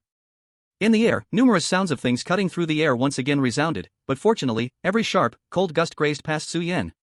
Zhang Qinglin also experienced bizarre good luck, with no injuries or screams, narrowly escaping death. The darkness lasted a full 10 minutes before light returned to the room, and the streetlights regained power. Su Yan immediately got up, scanning the surroundings warily, but there was no one in sight. The surrounding scene had suffered considerable damage, with white bone spikes scattered all over the place. Ah! Zhang Qinglin let out a terrified scream. Su Yan's pupils shuddered, and following his gaze, he saw Wu Yu lying in a pool of blood, her lizardman body still partially beastly, but her entire chest had been completely pierced. Before she died, she used her self-defense skill, but in the face of the attack from the darkness, it was as fragile as a piece of paper. In the center of her chest, a sinister white bone spike ended in the shape of a skull. It was as if it was endlessly draining blood. Su Yan leaned in to check for breath, and the other party was completely dead. What happened? Zhang Qinglin stuttered, his teeth chattering. Su Yan's face darkened as he turned back to his previous position. A thick bone spike, resembling a long spear, smashed down violently on the ground where it had once been. And where Zhang Qinglin had crawled, a similar bone nail was nearly embedded into the wall. Who is here? Come out. Su Yan's face grew darker, and he no longer concealed his voice. Senior, what are you talking about? It's just the two of us here. Zhang Qinglin, as if frightened, looked around with a pale face. Could it be that there are ghosts here? No. There must be other players here. Su Yan turned around, biting his teeth. We were all tricked by the rules. Chapter 26, The Farmer and the Snake. Tricked? Zhang Qinglin was stunned. But since the game started, we've only seen 4 people. Why must they be players? These attacks are specifically targeting you and me. Su Yan pointed to the bone spike on the ground. Why are yours and Wu Yu's nails bone spikes, while mine is a more lethal bone spike? This. Zhang Qinglin fell into hesitation, then suddenly realized something, his expression filled with horror. That person has been watching our movements. That's why they know, Senior, your threat level is higher. Su Yan's expression darkened. Even Zhang Qinglin noticed the oddity, indicating that the hidden person had no intention of staying hidden. The information conveyed was ominous. The other party's danger level might far exceed his imagination. Most importantly, why did the other party only strike once and then disappear? Rule added. At this moment, the system's announcement rang out again. Su Yan's expression changed, and he looked back at the long table. Among the originally transparent 3 vials of potion, 1 vial suddenly turned a terrifying pitch black. Rule 6, the last vial of potion is fixed as poison. Su Yan's face turned extremely ugly. He understood why the other person didn't strike. If he was not mistaken, the condition for the other party to make a move was the end of each round. Right now, it was undoubtedly the worst situation. There were still 3 vials of potion left on the table, but only 2 survivors. They would need to go through 2 more rounds to finish the game, not to mention there was a vial of poison among them. And if nothing unexpected happened, the next round's crisis time would not just be those few seconds, at worst. Zhang Qinglin, if something goes wrong later, you must withdraw immediately, understand? Ha? But, Senior. Zhang Qinglin seemed stunned, but he wasn't foolish, he understood something. There is no but. Su Yan's eyes burned like torches. This is your first game, relying only on a healing skill, no one can save you. Zhang Qinglin fell silent. Su Yan walked to the long table and drank the 5th vial of potion in one gulp. He then took out another vial of non-poisonous potion and handed it to Zhang Qinglin. Rule 2, each round, all survivors must drink 1 potion. Before this, Su Yan had never thought this rule could cost them their lives. Senior. Zhang Qinglin's eyes turned red. If we can survive this time, Jiangcheng Academy will repay you. Call me Su Yan. Su Yan smiled and did not pay attention to the implication in Zhang Qinglin's words. Yan Gu. Zhang Qinglin drank the 6th vial of potion against the bottle. Darkness arrived as scheduled. This time, light would not be restored. What, didn't expect, you still have the interest of playing cat and mouse? This time, Su Yan no longer concealed his voice and spoke into the depths of darkness. The other party did not strike, which meant they did not want to kill them too quickly, and this time, the darkness was permanent. Rather than passively waiting to die, he might as well try to draw out something from the other party. Hee hee, you're very self-aware, little mouse. The voice coming from the darkness was somewhat enchanting and feminine. It's worth keeping you two until the end. Sister loves you delicate little pretty boys the most. Yengu, what should we do? Zhang Qinglin stuttered. Is there any way for us to escape? Su Yan remained silent, and a woman's voice in the dark teased, it's a pity, but now, it's impossible for all of you to survive. Purification died so early, allowing me to enjoy myself a little longer. Su Yan's heart sank to the bottom. The final answer was revealed. Lord Tiger received the ability of purification, which was supposed to be used on the last vial of poison hidden in the rules. No wonder this hidden enemy was so fearless. How about this, I'll give you a chance. In the darkness, the woman's voice seemed to think of something amusing. One of you drinks this vial of poison, and the remaining people can naturally pass. One person sacrifices to let the two live, how about it? A splendid script, right? The woman clapped her hands, looking very pleased. Two curses rang out simultaneously. What a load of crap! You wicked woman! Why are you so cruel?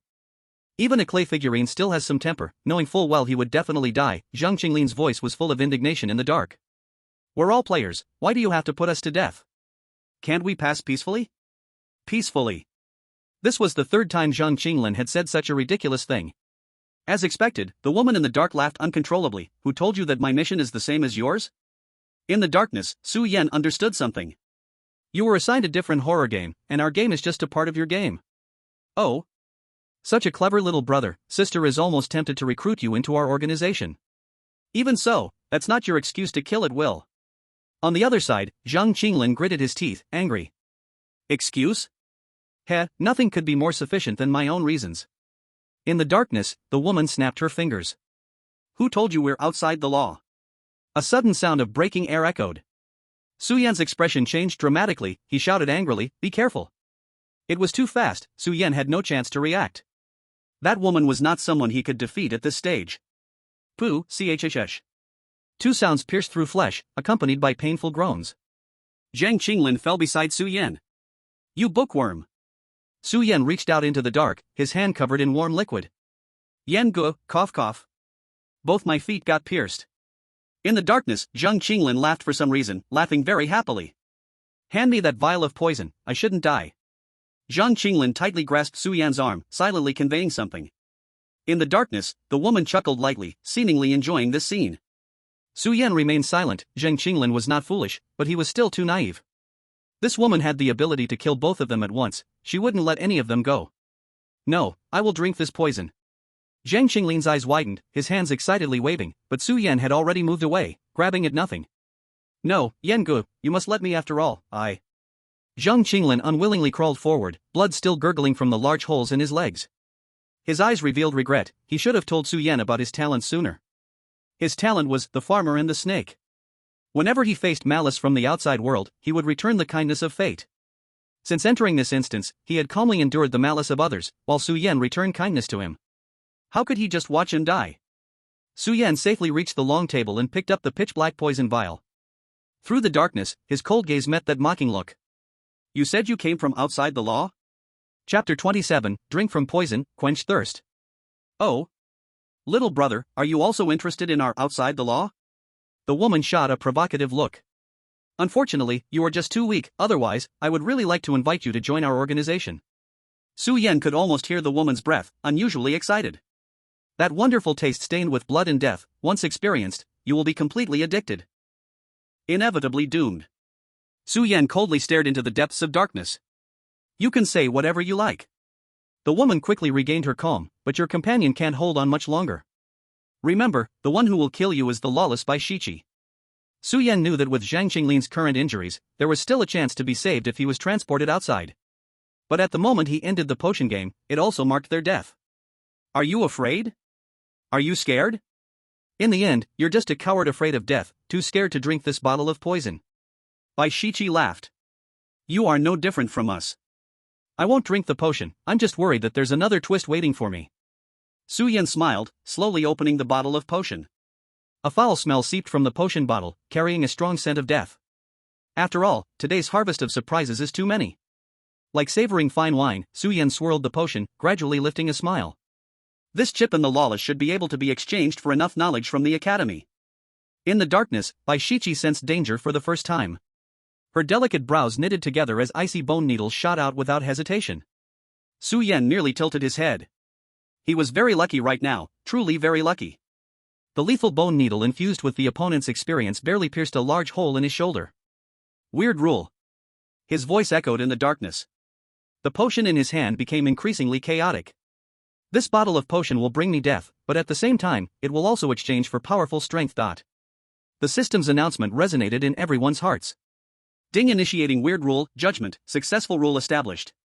Rule 7, drink the poison, quench your thirst. Su-Yen laughed heartily, tilting his neck, pouring the last bottle of potion into his throat. In an instant, endless black flames ignited on his body. Game weird potion ended. The broadcast echoed.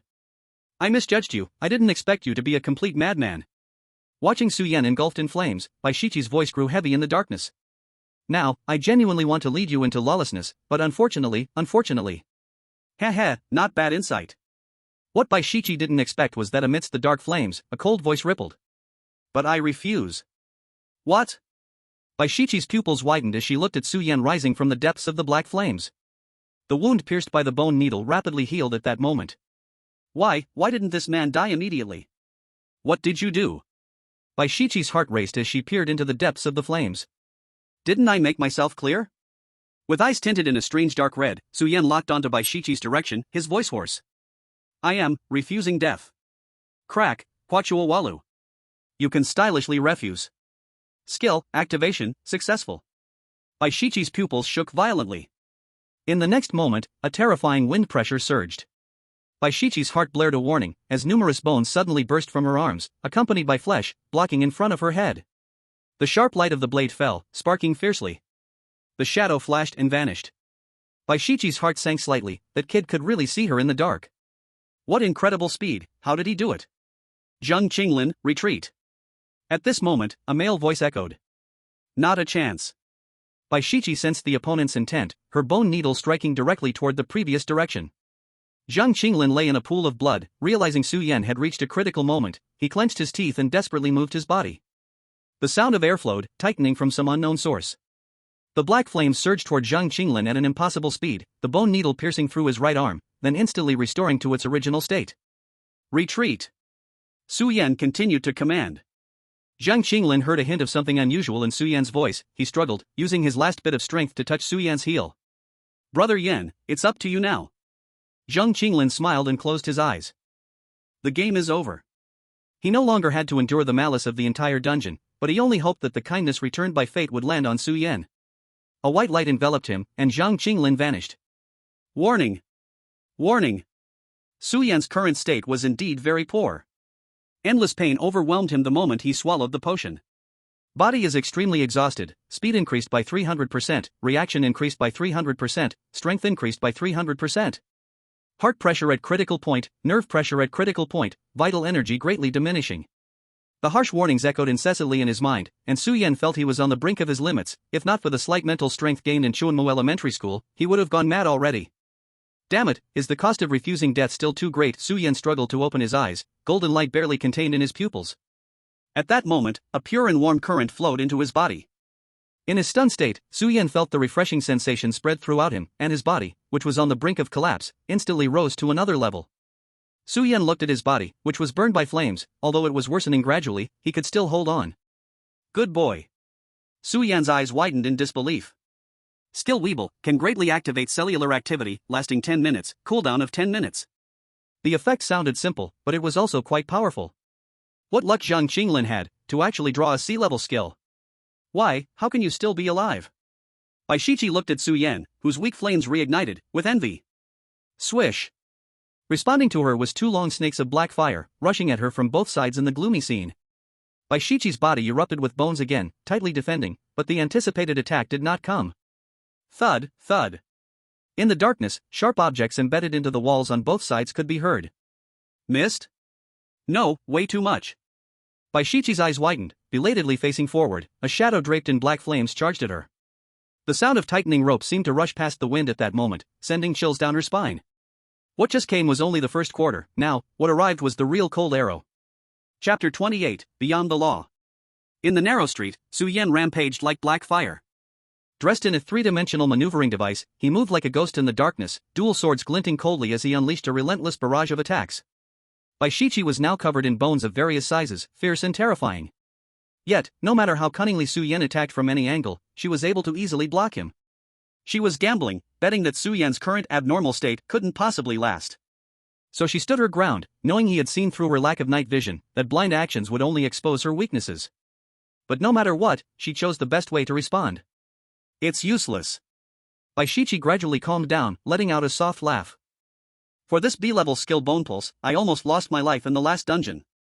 This is a B-level skill, those at the top rely on a combination of an A-level skill and multiple B-level skills to unleash terrifying power. And I am just a bit worse than them. You can't win against me with just this. Why not give up and leave the game early?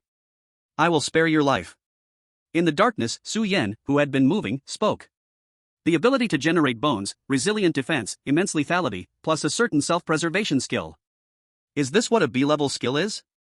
Baishichi froze. Not because Su Yan had quickly analyzed her skills so thoroughly in such a short time. But because. From Su Yan's tone, why did it sound like he was somewhat disappointed in this B-level skill? Even contemptuous. This skill is already considered strong, and you're still not satisfied? Are you just going to let us two small fries go? As beyond the law, isn't that very unbecoming? At this moment, Su Yan spoke again. Baishichi's expression grew slightly solemn, and she calmly said, "Anyway, you can't be killed in a short time. You're clever, and sooner or later you'll become famous." She hit it well, but Su Yan already had a 90% certainty when he opened his mouth. He smiled. "Stop lying, you're afraid of your own horror game, failing the assessment, aren't you?" Baishichi revealed a look of surprise in the darkness. "How did this guy find out? You admitted before that our game content is also part of your game." Su Yan's voice was like a ghost, exuding a coldness that devoured the light. "If your task is to kill players, then what if you are defeated or even backstabbed by a player? If I make you fail your task here, as the victor, wouldn't your game assessment be mine?" Su Yan's gaze was as cold as it was for prey, coming from all directions. Baishichi's pupils trembled slightly. For the first time, she felt the intention to retreat, but before she could react, a cold light full of killing intent finally struck. Oh no! She got distracted. In this verbal mental duel, she was unexpectedly countered.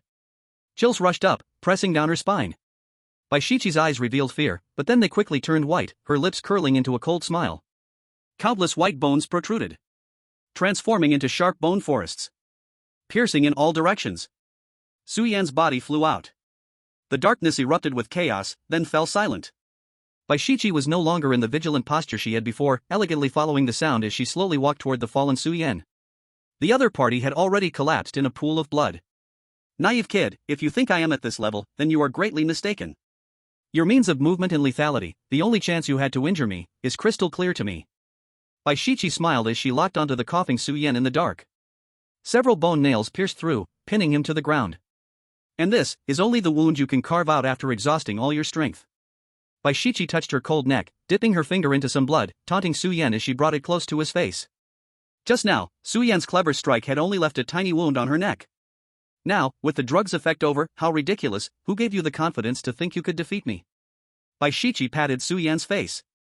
However, in the darkness, the man beneath her looked at her with a very interesting gaze. "Defeat you? No, I have no confidence at all," Su Yan said with a smile. "The only confidence I have is to leave a barely visible wound on your nape." The words echoed hauntingly in the dark, sending chills down the spine. "What do you mean?" An unease surged in Baishichi's heart, and her expression suddenly showed shock. Her body lost control, and she fell down without warning. "This is the paralysis effect," came the answer from the shadow standing up thick with blood. Su Yan patted the three-dimensional maneuvering device at his waist. "Fortunately, you can't see my gear in the dark, otherwise I wouldn't dare to gamble here. If you had any defenses, I would surely be dead, but thankfully, you couldn't guess the special effect of my gear. Three-dimensional maneuvering device, special effect 1, causing damage to the enemy's nape has a chance to trigger the paralysis effect." And no way, you actually dared to bet your life on this probability triggering? For the first time, Baishichi's voice carried fear.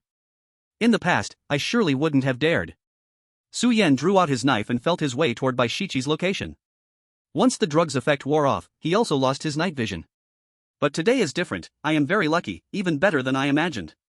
If in such strong luck, I wouldn't even dare to gamble, then in the countless horror games that follow, wouldn't I be unworthy of even living without luck? In this situation, the probability of paralysis is, even without explanation, 100%. Not to mention me. Ah, I found it.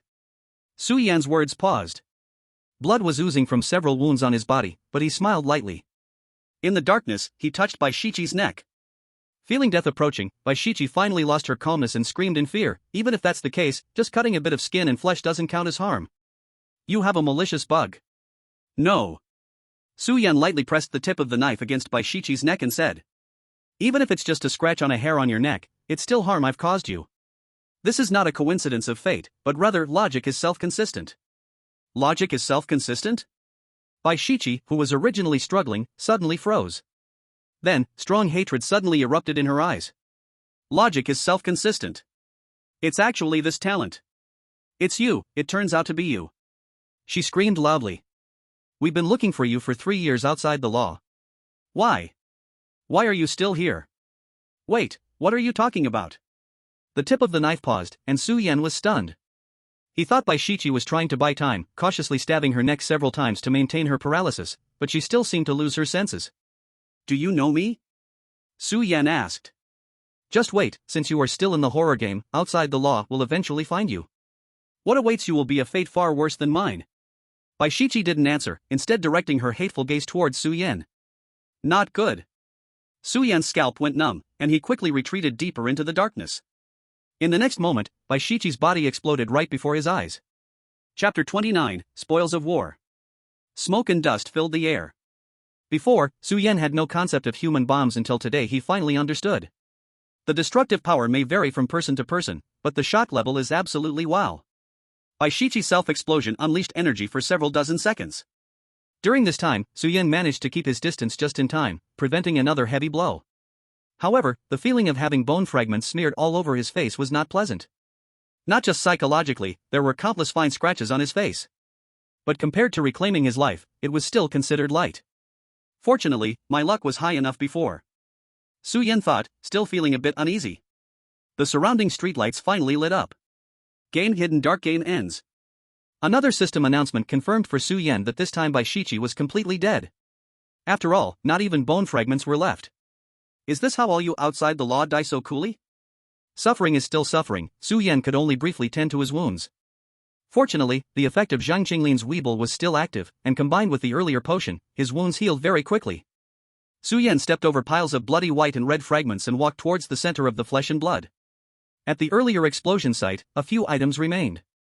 In horror games, when players die, their skills and talents dissipate, but the equipment will remain. This is also why players must be cautious of others in the game. The equipment one can obtain often only appears during game settlements. Therefore, equipment is very scarce in the game. Among the 3 players who died on the scene, only Bai Shichi left a few items. Su Yan pinched his nose and brushed aside some remnants, curiously picking up a bag on the ground. It was a bag of light yellow dumplings, wrapped in a mesh bag, with a cartoon peach design in the middle. Item, Momotaro rice balls, E-grade. Effect, after throwing the rice balls, nearby ordinary animals will eat them. After eating, they will fully obey the person who threw the rice balls. This effect is not valid for humans. Note, a marvelous product from the 22nd century, it seems that even people in the future have worries about keeping pets. Equipment really comes in various types. Su Yan shook the half-filled bag of rice balls, estimating there were about 20 to 30 of them left. He then picked up the ancient bronze pistol lying next to the rice ball, an old-fashioned revolver loaded with 3 bullets. Equipment, Believer's Revolver, Grade D. Special Effect 1, the magazine initially holds 3 bullets, replenishing one every 3 hours, lasting for 1 instance. Special Effect 2, pulling the trigger, if a bullet is fired, it will establish a faith with the target hit, the strength depending on the remaining bullets in the magazine / if a bullet fails to fire, the hostility from religious creatures toward you increases by 20%, and madness increases by 20%. Note, sometimes passing on the fire can also be done in a modern way. A buff machine with controllable probability, not bad, Su Yan nodded with satisfaction. Although the cooldown for Special Effect 1 is a bit long, it should provide decent benefits in long instances. After picking up these 2 trophies, only 1 item remained on the ground, not shattered, a pitch-black, strange ghost emblem, engraved with a deep red 17. Su Yan's gaze became heavy. 90% of those pulled into terrifying games are ordinary people forced to survive, but among them, there are some exceptions. The Outlaw is one such organization. From the little information obtained from Zhou Ming, it is an extremely insane and bloody organization. Can I really trust what White 17 said before she died? Did she truly know her own talent? And the entire Outlaw was involved in this. What on earth is going on? No matter what, I have established a grudge with the Outlaw. If I really encounter them in the future, I won't just sit and wait. Su Yan fiddled with the badge in his hand. There was no prompt from the system, but after trying, it could be placed in the item slot. After some thought, he used hinting hand on the badge. Ghost Emblem, artificially created special item, seems able to establish a connection with a designated space. Could a carryable item in the game also be artificially created? Su Yan's eyes flickered, and he gained some useful information. But regarding this so-called designated space and the usage of the badge, he was still in the dark. His knowledge about the Outlaw was still too limited. Previously, Su Yan might not have cared too much, but the abnormalities before White 17's death had planted a seed in his heart. No wonder it said that in horror games, knowledge is more important than anything else. Su Yan sighed lightly. End game. White light enveloped Su Yan. In a flash, he completely disappeared from this crossroad. And everything on the street returned to new again. In the game space, scarlet moonlight poured down. Congratulations, player, for clearing the instance cursed potion. This instance settlement, main quest *1 worldview, none. Game rating, excellent. Do you wish to settle rewards? This time, the instance was relatively simple, lacking any worldview setting. The main difficulty lay in teamwork and survival. 2 people died in the instance, which likely impacted the rating to some degree. If Su Yan hadn't cleared the curse in the first round, the rating might have been even lower. He didn't dwell on it much and chose to settle. Please choose one reward from the following options. 1. In the next instance, all attributes gain a 50% boost. 2. Obtain partial information about the next 3 instances in advance. 3. Retain 1 skill obtained in the game. Su Yan paused for a moment. Each time the game clears, there are fixed 3 rewards, but the contents are random. This time not refreshing his safety time was a good thing for him, giving him more room to choose. However, Su Yan didn't linger too much. He directly settled for reward 3, retaining Pa, Quatlo Valu in the skill slot. Reward 1's boost was certainly nice, but in the early game, such an increase in the game instances was hardly enough to consider. Reward 2, on the contrary, knowing the instance content in advance could provide value that surpasses any reward at certain times. As Su Yan knew, the investigators from the academy exist to settle out rewards like this. And continuously invest in the thrilling game. With high risks, the rewards are also extremely generous, even allowing for a large investment of resources from the academy to ensure your survival rate. This was also the reason why Zhou Ming persuaded Su Yan to join the academy at that time. Subconsciously, Su Yan felt a certain connection between the first 2 rewards. However, for him as a strong summoner, the first 2 were considered short-term gains and would not be taken into account for now. He had just begun to engage with the thrilling game, and since it was related to the academy, he could try to get the inside scoop from Zhou Ming later. Although the skill in his hand was only E rank, the skill's hidden effect of distinguishing between friend and foe could not be missed. The rewards were quickly settled. Then, another page popped up. Chapter 30 New Summoning. Trigger additional dungeon dark game rewards. Do you want to settle? It really worked? Su Yan looked incredulous. Dark game. Without a doubt, this was the thrilling game that Bai Shichi had loaded. According to Bai Shichi, this time, he was participating in a team-based cooperative game, while Bai Shichi, on the other hand, was in a different game aiming to slaughter players, resembling a competitive style. Cursed Potion, participating players versus Bai Shichi. It felt something like that. However, to balance the power disparity, the game must have imposed certain restrictions on Bai Shichi. For example, the number of rounds and the force that could be used each turn. To some extent, players fought against each other's power with strategy. On the surface, only Bai Shichi had generated the main quest to kill players, but since it was a game, what if successes were on the other side? It seems that in special dungeons in the future, I must also be cautious of players' malicious attempts to snatch rewards. Su Yan's vigilance towards the thrilling game rose another level. His finger clicked on the claim button. Please choose one of the following rewards to receive. 1. Save time, 2000 days, cannot be selected. 2. Randomly enhance one skill in the skill bar. 3. Randomly obtain a summoning creature of E rank or above. Summoning creature. Su Yan shifted his expression. He thought of Old Shue from the initial dungeon. Without it, he would probably have failed in the No Spirit Village's dungeon. Unfortunately, after the dungeon ended, Old Shue seemed to have stayed behind in the dungeon. Just like the name he gave to Old Shue, although he successfully saved Old Shue's life, it also meant he could no longer observe Old Shue. Thinking back, if he had named Old Shue Tomcat, would it have been better? But considering old Shui was an orange cat, this name might not even fit logically. As for knowledge about summoning creatures, Su Yan only remembered the basic knowledge released by the academy. Now seemed like a good time to give it a try. Su Yan glanced at the 3 skills in his skill bar. These skills could only produce some extra effects when combined with talents. The priority for leveling up was not high. Draw a summoning creature. Having made the decision, Su Yan no longer wasted time and chose reward 3. A white light gathered and took shape in front of Su Yan. Summoning creatures manifest in the game space as cards and can only be summoned within the game dungeon, functioning just like skills that only activate in the game. At that moment, Su Yan held a turquoise card and focused on it. His expression suddenly turned strange. This TM. On the card was a green creature with a head resembling a cannon. Summoning creature, P-shooter, D rank. Description: a peculiar plant grown by Dave's family. It possesses great lethality against zombies but can only attack the front. Note, trust me, do not try to poke food out of its mouth, unless you also want to become a zombie. Very well, the first time a plant comes to my Zen garden to munch and drink. Su Yan muttered. He had played PvZ when he was young, but at that time, his family wasn't well off enough to buy a computer, so he had only been able to indulge at a friend's house. When he grew up, he could only see the images of Plants vs. Zombies in various short videos, and then he learned that there were many different versions. Now, this familiar yet strange card appeared in his hands, making him sigh for a long time. Forget it, I'll study it well in the next dungeon. Facing the red moon in the space, Su Yan once again bid farewell to this world. Return. White light surged, and Su Yan returned to his dormitory. The current time is 6 p.m. in BJ. Glancing at the clock, the time was not much different from before he entered. In the horror game, the flow of time seemed to be much faster than here. At this time, the teachers in the academy should have gotten off work, right? Su Yan stretched lazily. Although the academy's infirmary is open all day. His injuries were not serious, so he casually went out to have a meal of yellow braised chicken and planned to go to the infirmary and the dungeon record room tomorrow. The yellow braised chicken in Jiangcheng Academy's cafeteria wasn't made with fancy ingredients, but it was spicy enough, with thick and fragrant sauce. Su Yan enjoyed his meal very much. Tonight, the crowded dinner was much smaller than usual, and Su Yan's ears perked up as he seemed to hear that something had happened at the academy's infirmary. Many leaders had rushed over. So lively? Good thing I didn't go. Su Yan thought to himself, suddenly feeling puzzled. When did my hearing become this good? And clearly, just being distracted still allowed him to remember the conversations around him completely. Could it be that each game increases my physical abilities? Su Yan shook his head. This was not mentioned in the academy's basic knowledge. Never mind. This is something he would research in the next 30 to 50 days. Right now, he just wanted to rest well. Although he had only spent a few short hours in the dungeon, the mental fatigue was much greater than that time in the Godless village. Su Yan returned the dishes to the window and collapsed onto his bed to sleep.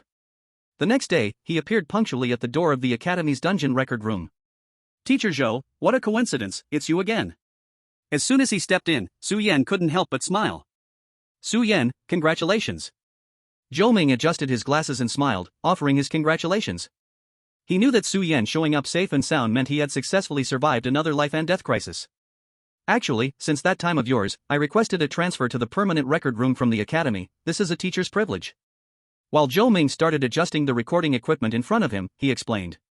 Su Yan's eyes flickered. This sounded very ordinary, but he sensed a hint of secrecy in Zhou Ming's tone. Before, he might have only guessed vaguely, but now he was confident that he could gain enough insights here today. Teacher Zhou, this time I should be able to provide 2 dungeons. 2? Zhou Ming was momentarily stunned. Su Yan recounted his experience with the bewitching magic potion one by one.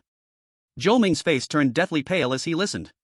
He didn't expect that Su Yan would begin to encounter the darkness of humanity in the second dungeon. Even more unexpected was that the other side of the game Su Yan encountered was a ruthless outlaw. I see. After hearing Su Yan's story about the bewitching magic potion, Zhou Ming gradually showed a thoughtful expression. What's wrong? Su Yan asked curiously. In the few dungeons the academy has received, there have been strange deaths of teammates close to clearing the game.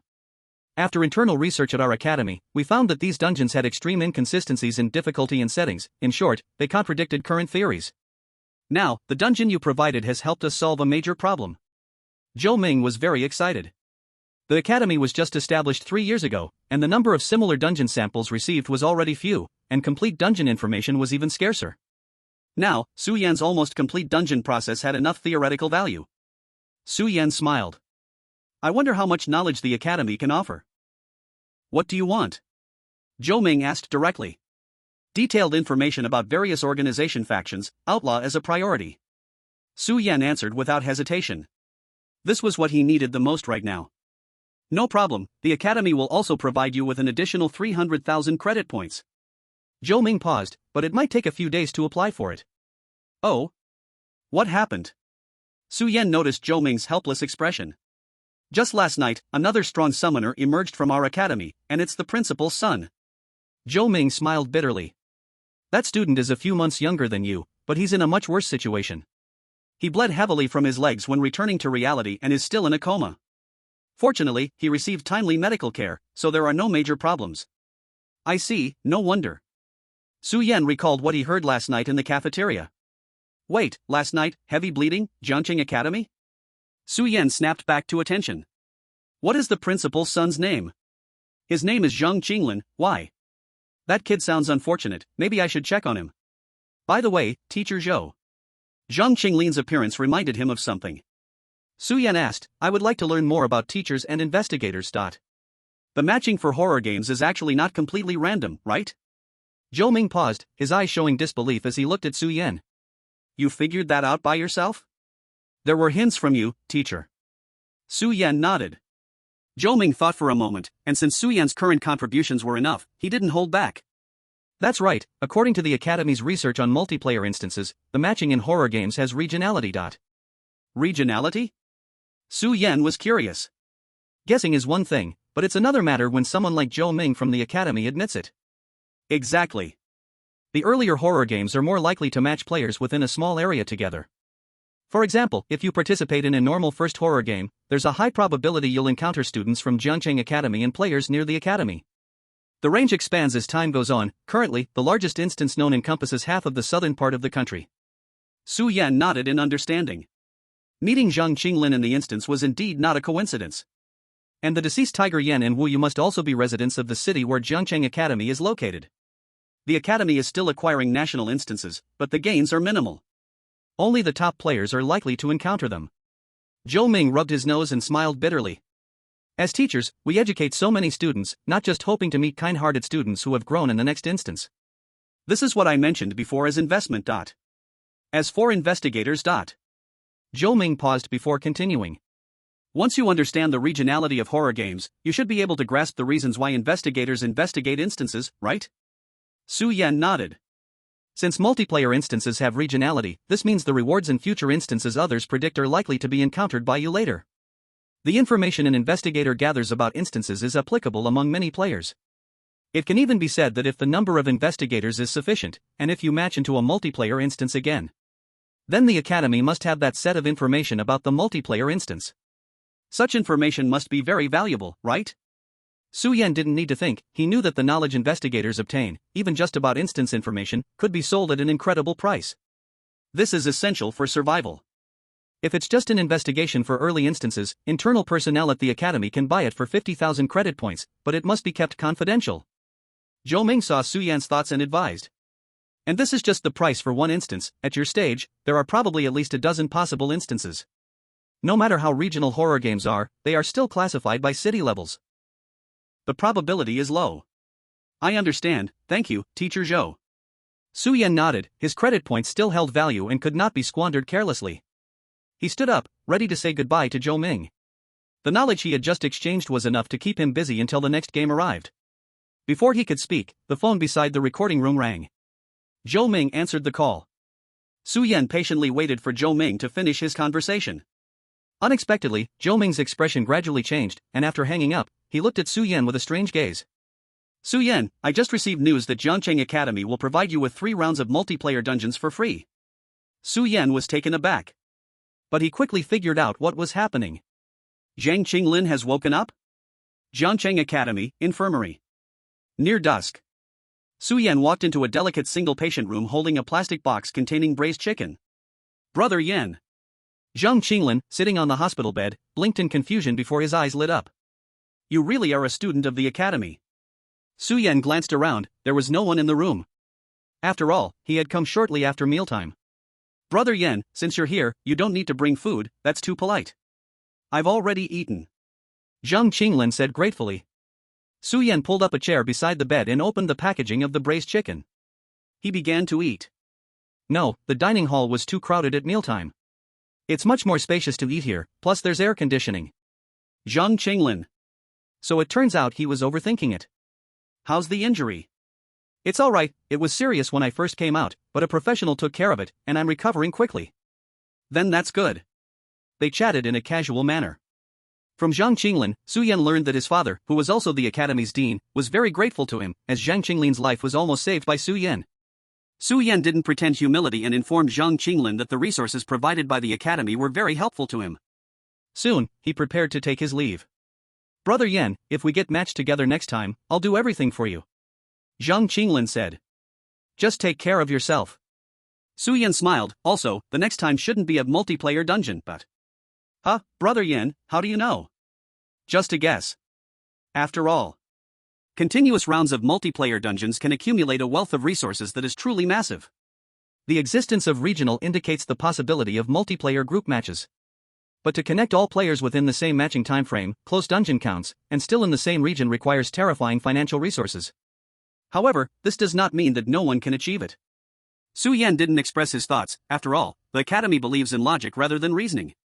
At this moment, he thought of something and turned to look at Zhang Qinglin. He asked, "By the way, do you think it's possible for someone to have the same talent in the game?" Chapter 32, Detective Black Bear. 40 days later. After saying goodbye to the hospital room, Su Yan spent the remaining time researching the various materials provided by the academy. Among them, he paid special attention to the outlaw materials. The more he read, the more his heart raced. It could be described as a terrifying organization that encompasses the whole country. The darkness usually suppressed in reality is released by these people in the game. But compared to the chaos at the bottom, the madness of the core members is the most terrifying part. Each core member almost has a bounty on the dark web, and their commonality lies in having numbers as their names. The White 17 that Su Yan dealt with was one of them. The earlier the ranking in the outlaw, the more horrifying the strength. It is said that one of the top 5 has a terrifying case of slaughtering 100 people during a multiplayer dungeon.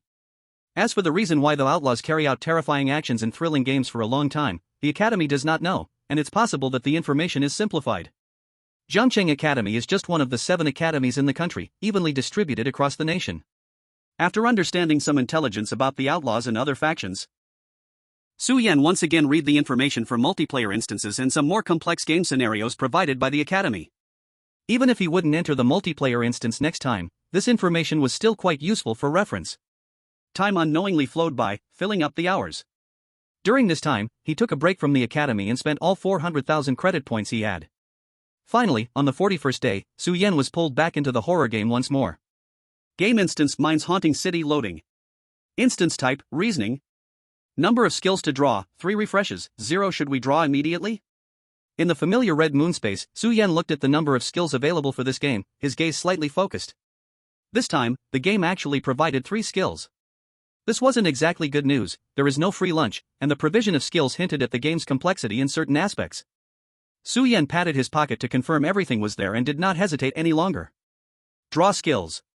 The selection box opened, and this time, it was a 5-choice 3 option. Su Yan first eliminated 2 skills that were less versatile and somewhat costly. Skill 1, Other People's Children, E-Level. Effect: you can shape a perfect, brilliant, selfless, excellent peer, creating a childhood shadow for them, increasing their sense of frustration, lasting 10 minutes.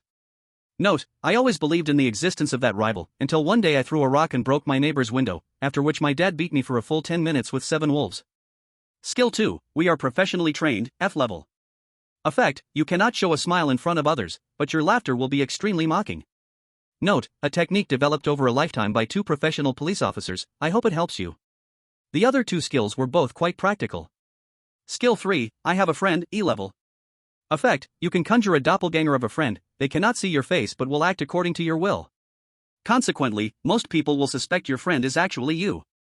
Note: that's not a friend, that's a hero who pulls me down to ask for all sorts of emotional support. Skill 4, Advertisement Acting, E-Level. Effect: you can freely control your facial expressions, making convincing expressions. Note: wake up, what professional actors are there in today's dramas? On acting skills, I only respect the actors in small ads. They act like whatever role they play, they are professionals. Su Yan noticed. The 4th skill might be leaning toward the realistic side. So even though it contradicted the 5th skill somewhat, he chose to keep it. In the end, he stared with bright eyes at the last skill. finally drew a D-level skill. As the number of instances increased, the quality of skills indeed gradually improved. Su-yen was so excited mainly because the skills he drew this time were not as useless as rich woman, hungry, meal, but instead, extremely practical. Skill 5, Hawaii Training Camp, D-level. Effect, you can specify one skill, and within 10 minutes, you will gain expert-level proficiency in that skill. It can only be used once within an hour. Note, don't ask, just know my dad taught me this in Hawaii. Su-yen, feeling quite satisfied, dragged the 3 skills into his skill bar, preparing to enter the game.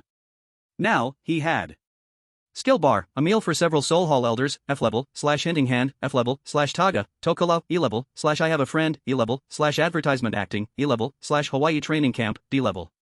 Equipment bar, 3D maneuver gear, 73%. D-level, /Mamataro rice balls, E-level, /believer's revolver, D-level, /underworld emblem. He had officially passed the beginner phase, feeling much more settled.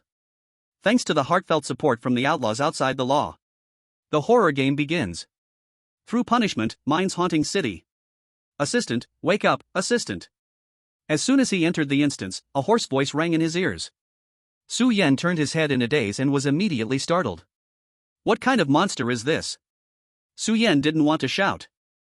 But when a black bear as tall as a man is talking right in your face, anyone would be startled. Monster? Don't you dare compare me to those filthy creatures. The black bear rolled its eyes in a surprisingly human way. Only then did Su-yen take a careful look at the bear's appearance. To make it simple, this was a bear that looked very much like a human, or perhaps a human who looked very much like a bear. Every movement it made was quite human-like, and more importantly, this black bear was dressed in an extremely gentlemanly suit, complete with a matching cane. It gave off an air of wise stability. What is this, Zootopia? Do you want me to help you catch the deputy mayor? What nonsense are you talking? The black bear looked confused and then waved its hand with some impatience. Okay, don't waste time, assistant. Our detective agency has work to do tonight.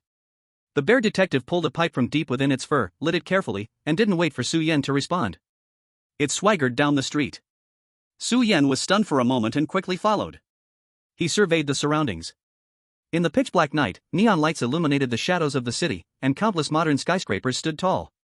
He and the bear detective walked down a secluded, deserted street. After a few turns, they finally arrived at their destination. This was a rather luxuriously decorated residence, painted entirely white, like the home of a wealthy family. Before the grim wooden door, Su-yen instinctively took a few steps back. Through the crack in the door, dark red blood poured out like a waterfall. Chapter 33, Masterful Deduction. The bear detective seemed to ignore the blood on the ground. Calmly, it walked up to the door and knocked. Officer White Bear. The door opened, emitting a foul stench. Su-yen's eyes widened, his scalp felt numb. The one opening the door was not the white bear in a police uniform as he had imagined. It was a woman's head floating alone, her face pale and lifeless. The skin of the entire head was swollen and seemed to be rotting, as if it had been soaked in water. Welcome, Detective Black Bear, I am the maid Karen of this residence, the maid's head said blankly. The bear detective nodded and gestured for Karen to lead the way, taking Su-yen alone. Do not trust anyone right now. As they walked, the bear detective lectured Su-yen with a serious expression. Before the truth is revealed, every ghost in this haunted house could be the murderer. Su-yen's expression was dazed, he had no intention of listening. Looking at the floating maid's head ahead, he only felt a pang of toothache. Even as ghosts who couldn't die, how could there still be a murder? Sorry to keep you waiting, Officer White Bear. The two arrived in the living room, and as soon as they entered, a stench hit them. A humanoid white bear dressed in police uniform was drawing white lines on the floor. Officer White Bear turned around, his expression relaxed. You finally arrived, Detective Black Bear. This time, I fear we must rely on your strength. This bizarre case is an unprecedented puzzle for the entire city. What happened? The bear detective's gaze became deep all of a sudden. He knew that his good partner was always meticulous, so it seemed tonight's case was indeed tricky. Su-yen stood numb in the middle of the room, watching the interaction between Officer White Bear and Detective Black Bear, feeling unable to join in. However, the good news for him was that no immediate death flag had appeared. The incident occurred 3 hours ago. Officer White Bear's words pulled him back to reality. Following Officer White Bear's furry finger, he and Detective Black Bear looked down at the ground, where a body was circled by white lines. This was a corpse without a head, wearing an old maid's outfit that was somewhat yellowed. The headless corpse had a large hole in its abdomen, with a disgusting red mixture spilling everywhere. The maid's body has been brutally decapitated. A large amount of internal organs disappeared without a trace.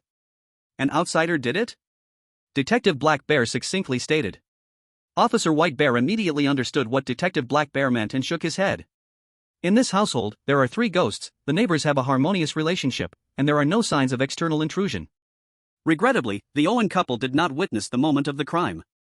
As Su Yen listened, he felt that something was off. He opened his mouth to say something, but Detective Black Bear suddenly extended his massive paw, signaling Su Yen to leave it to him. Su Yen breathed a sigh of relief and watched as Detective Black Bear spoke with deep, penetrating eyes. Then, it seems the suspect lies between the male and female hosts.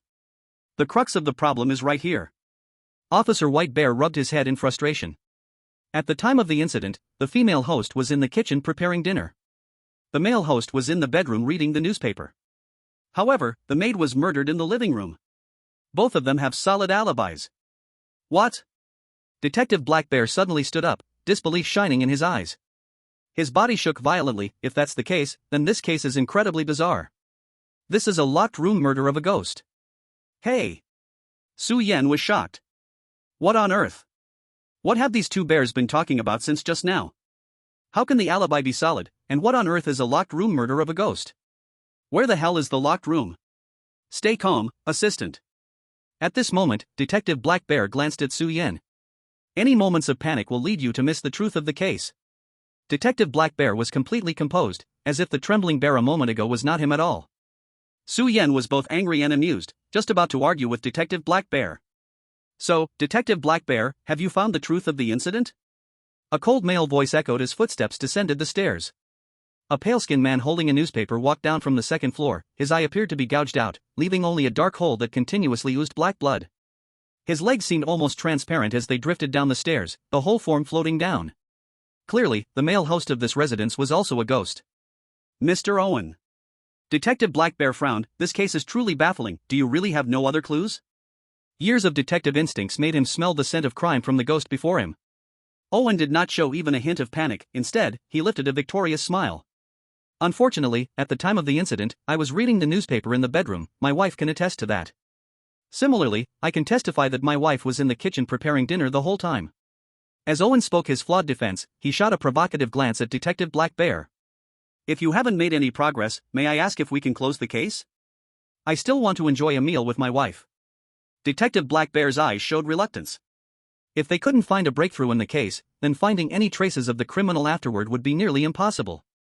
An almost impossible crime scene, flawless alibis. I never thought I would encounter such a high IQ criminal. Detective Black Bear hunched his bare back, looking defeated. Is there no possibility of the couple providing false testimonies for each other? At this moment, Su Yen finally couldn't hold back and spoke up. This reasoning drama was truly making his toes awkward enough to dig into the ground. Since it couldn't be stopped, then just join in. What? Officer White Bear and Detective Black Bear both trembled simultaneously, their eyes meeting in shock. With a clatter, even the newspaper in Owen's hand fell to the ground, panic etched across his face for the first time. I see, there's actually such an unexpected method of committing the crime. Detective Black Bear's eyes sparkled. Look at Su Yen. Assistant, your eyes are as sharp as a hawk. Su Yen. Chapter 34, Sophistry and Judgment. Wait a minute. Owen's tone suddenly rose, and he strode toward Su Yen, glaring fiercely at him. No matter what, this is just your assistant's assumption, right? What evidence do you have to prove that the 2 of us did it? If we're talking about evidence. Su Yen's face looked somewhat strange as he pointed toward the kitchen. Isn't that it? The half of the mistress floated out of the kitchen just in time, holding a bowl of hot stew. The blood-red stew was still steaming, and it was vaguely recognizable that there were pieces of liver scattered throughout the bowl. Gentlemen, fresh ghost liver, would you like to taste it? Mrs. Owen's hands were dripping with fresh blood as she asked them with a smile. Evidence, assistant, do you mean? Seeing that the black and white duo was still confused, Su Yen sighed and walked next to the mistress. With a ladle, he scooped out the bloody liver, bite by bite. What is this? How could there be such a method? Detective Black Bear and Officer White Bear exclaimed in unison. In the living room, the head of the maid Karen floated in midair, staring blankly at everything. And Su Yen just twitched the corner of his mouth. All right, gentlemen, do you have anything else to say? Officer White Bear glared sternly at the master. His eyes, filled with a hatred of evil, seemed to see through everything. But Su Yen still overestimated him. No, officer. Owen, after calming down from his earlier panic, suddenly showed a cold smile. Even if we take 1,000 steps back, you can only establish our guilt for eating liver, with no evidence proving we killed the ghost. According to the shared ghost corpse crime, you can spit on me 3 times. But for other charges, I will not accept. Owen crossed his arms and became even more arrogant. Detective Blackbear's expression turned serious. This was the most tricky criminal he had ever encountered, every aspect calculated flawlessly. It seems, tonight we can only give up, assistant. Detective Blackbear bit his lip, very unwilling. Su Yan thought for a moment and turned to the maid's head. May I ask, do you know who killed you? The maid's head paused, her gaze turned to Owen. It was him. Owen's expression changed wildly. Detective Blackbear's eyes widened as he suddenly turned to Su Yan. What an impressive deduction. Assistant, I never thought your talent had become so outstanding. Is that what you call deduction? Su Yan now had a million grass mud horses running through his mind. He felt targeted by the malice of a horror game. A game of survival that forced you to defeat the final boss to level up, a game of cooperation where flattery led to half the people dying. Now, this deduction game also seemed quite unserious. What exactly is he here to do? What Su Yan cared about most was that until now, the main quest had not refreshed. Gentlemen, if you have something to say, please follow me to the police station. On the other side, Officer White Bear displayed handcuffs. Owen's expression was uncertain for a long time. Suddenly shaking his head, he coldly raised his hands, stepping back a few steps. I admit. It was me who put Karen in a daze, but the one who dealt the fatal blow was my wife. I had no part in it and was unaware. Officer White Bear, you still can't arrest me. Everyone looked at the mistress, who still smiled foolishly, showing no dissent. Hey, are you bullying a fool? Su Yan said unhappily. Forget it, assistant. Detective Blackbear stopped Su Yan, deeply saying, in this city, there are always criminals that cannot be punished. Now, this is the best outcome. Now in unfamiliar territory, Su Yan saw that Blackbear said so and could only shrug, preparing to give up. After all. Now don't mention the main quest, not even a single side quest had popped up. There were no hints that capturing the true culprit was the goal of this instance. Su Yan could only let it go. What role does this instance need me to play? Where exactly is the trigger point for the main quest? Su Yan fell into deep thought. He casually turned his head and scanned the surroundings, but not far away, Officer White Bear and the male protagonist exchanged a subtle, obscure glance. Su Yan was jolted with a start. A familiar sense of unease surged in his mind. Su Yan still couldn't articulate what this feeling was, but in previous quests, it often played a decisive role. He couldn't let this male protagonist slip away. Officer White Bear, Su Yan hurriedly stepped forward. What's wrong? Officer White Bear frowned, which only strengthened Su Yan's conviction. As long as we get this male protagonist to confess, we can arrest him, right? Su Yan pointed at the smiling, arrogant Owen. Oh? Have you found some key clue? No. Su Yan shook his head. Or rather, in his view, the clue was as solid as iron. For the people in this world, just a few words of sophistry could clear them of blame. Kid, you can't just say whatever you want, or I'll sue you for defamation. Owen spoke coldly. Defamation doesn't work here. What I want is for you to confess voluntarily. Confess? Confess? Owen burst into laughter, as if he had heard the greatest joke. Su Yan ignored him and conjured an antique bronze revolver in his hand. Believer's revolver, pulling the trigger can establish a kind of faith with the target, the strength depending on the remaining bullets in the magazine / if no bullet is fired, the target's hatred plus 20%, insanity plus 20%. Su Yan opened the magazine and took a look. Since entering the quest, it had been less than 3 hours, and there were still only 3 bullets in the magazine. Although the 3 ghosts before him didn't seem like religious creatures, the risks of using the believer's revolver were still significant. Once, there was a gifted chosen one with a powerful ability. His A-level ability was stud. After losing his virginity, all non-similar biological beings in the quest would have their affection plus 100%, obsession plus 100% toward him. With this ability, he sailed smoothly through game quests, until later when he stumbled in a school-themed quest. All the main female characters, due to their extremely high affection for him, ultimately transformed into Yanderas, wanting to be with him forever, and ended up dismembering him. No one expected that these seemingly harmless buffs would uncontrollably take his life. This case, gleaned from the academy, was profound. Regardless of whether buffs were good or bad, they couldn't be easily experimented with. Fortunately, Su Yan had found a solution. People like you are beyond the reach of strict law. What you lack is a normal sense of morality. Reaching into his pocket, Su Yan pulled out 3 bullets, and in the face of Owen's disdainful expression, he filled the revolver's magazine one by one. These were all ordinary bullets. In the horror game transfer, one is allowed to carry around 5 kilograms of personal items. This meant that carrying firearms was possible. Thus, after the horror game arrived, the cost of daily goods dropped dramatically, leading to a sharp increase in the value of defensive tools. Just these bullets, Su Yan bought at 10,000 credit points each. With 3 bullets loaded, they perfectly filled the magazine. After all, no one said you can't physically refill bullets. Su Yan weighed the heavy revolver and smiled as he spun the magazine. The magazine spun rapidly, and a sacred white light began to glow on the surface of the handgun, indicating that the special effect was now available. Aiming the muzzle at Owen, who was still unaware of the situation, Su Yan smiled and said, "Now, it's time to accept a baptism of the core values of socialism." Su Yan pulled the trigger. Chapter 35, The Reward of Justice. Prosperity, democracy, civility, harmony, patriotism, dedication, justice, friendship. In the instant the bullet was fired, Owen felt dizzy, seeing countless flickering words above the bullet. Before he could react, the bullet pierced straight through his forehead. Disappeared. 10 seconds later. "It's all my fault, you can take me away, woo woo woo, I'm simply not human." Heart-wrenching cries echoed from the residents. Su Yan and Detective Blackbear looked at Owen, kneeling at Officer Whitebear's feet, as he desperately confessed to his sins. From peeking at the neighbor and taking a bath to being a nasty troll online to stealing takeout, he had done it all. It seemed like he was about to recount crimes from decades ago. Officer Whitebear couldn't help but slap Owen across the face, the cold handcuffs clamped down immediately. "Enough! You wicked scoundrel! Everything you said will become evidence in court, come with me." Owen and his wife were dragged into the police car, disappearing at the end of the long street. Su Yan revealed a satisfied smile. "So, shall we go too?" Su Yan turned to ask Detective Blackbear. But he saw Blackbear holding up Karen's head, walking over to the body in the living room. He placed the maid's head onto her pale body. Around Karen's neck was a red ribbon, her entire body floated up again, but the blood hole in her stomach still remained, continuously leaking fresh blood. "Miss Karen, we're taking our leave. If there are any matters next time, you can contact Blackbear Detective Agency. Thank you," the maid Karen slowly said. Su Yan was shocked. "Hey, can this be put back together?" So what was he exhausting himself for earlier? It felt like this murder thing wasn't that serious after all. At this moment, Karen's gaze looked over. Her snow-white legs floated into the living room, leaving a line of blood-red footprints behind.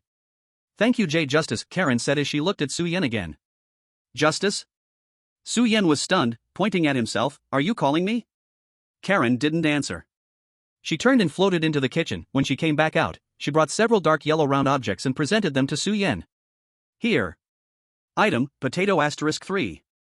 For me?" Su Yan was taken aback. Karen no longer paid attention to the two and turned towards the bathroom. She took out a rag with a bucket of water and silently began cleaning the bloodstains in the living room, but every few steps back, the hole in her abdomen would drip blood onto the floor, refusing to be cleaned up. Su Yan looked down at the potatoes in his hand. The pop-up info box indicated they were normal food, so he put them in his backpack. "Let's go." Detective Blackbear patted Su Yan's shoulder. "Assistant, this time your performance deserves praise." Just as Detective Blackbear finished speaking, "Detective Blackbear's trust in you plus 30%, Officer Whitebear's wariness towards you plus 20%. Current worldview advancement, 5%. Su Yan raised his eyebrows, finally seeing some progress. It seemed like this time it would be a long-term side quest. For now, without suspicion, Su Yan followed Detective Blackbear out of Owen's house. Before closing the door, he glanced back, deep into the living room, where Karen was still silently scrubbing the bloodstains on the floor. "Let's go, Assistant. I'll take you to eat something delicious."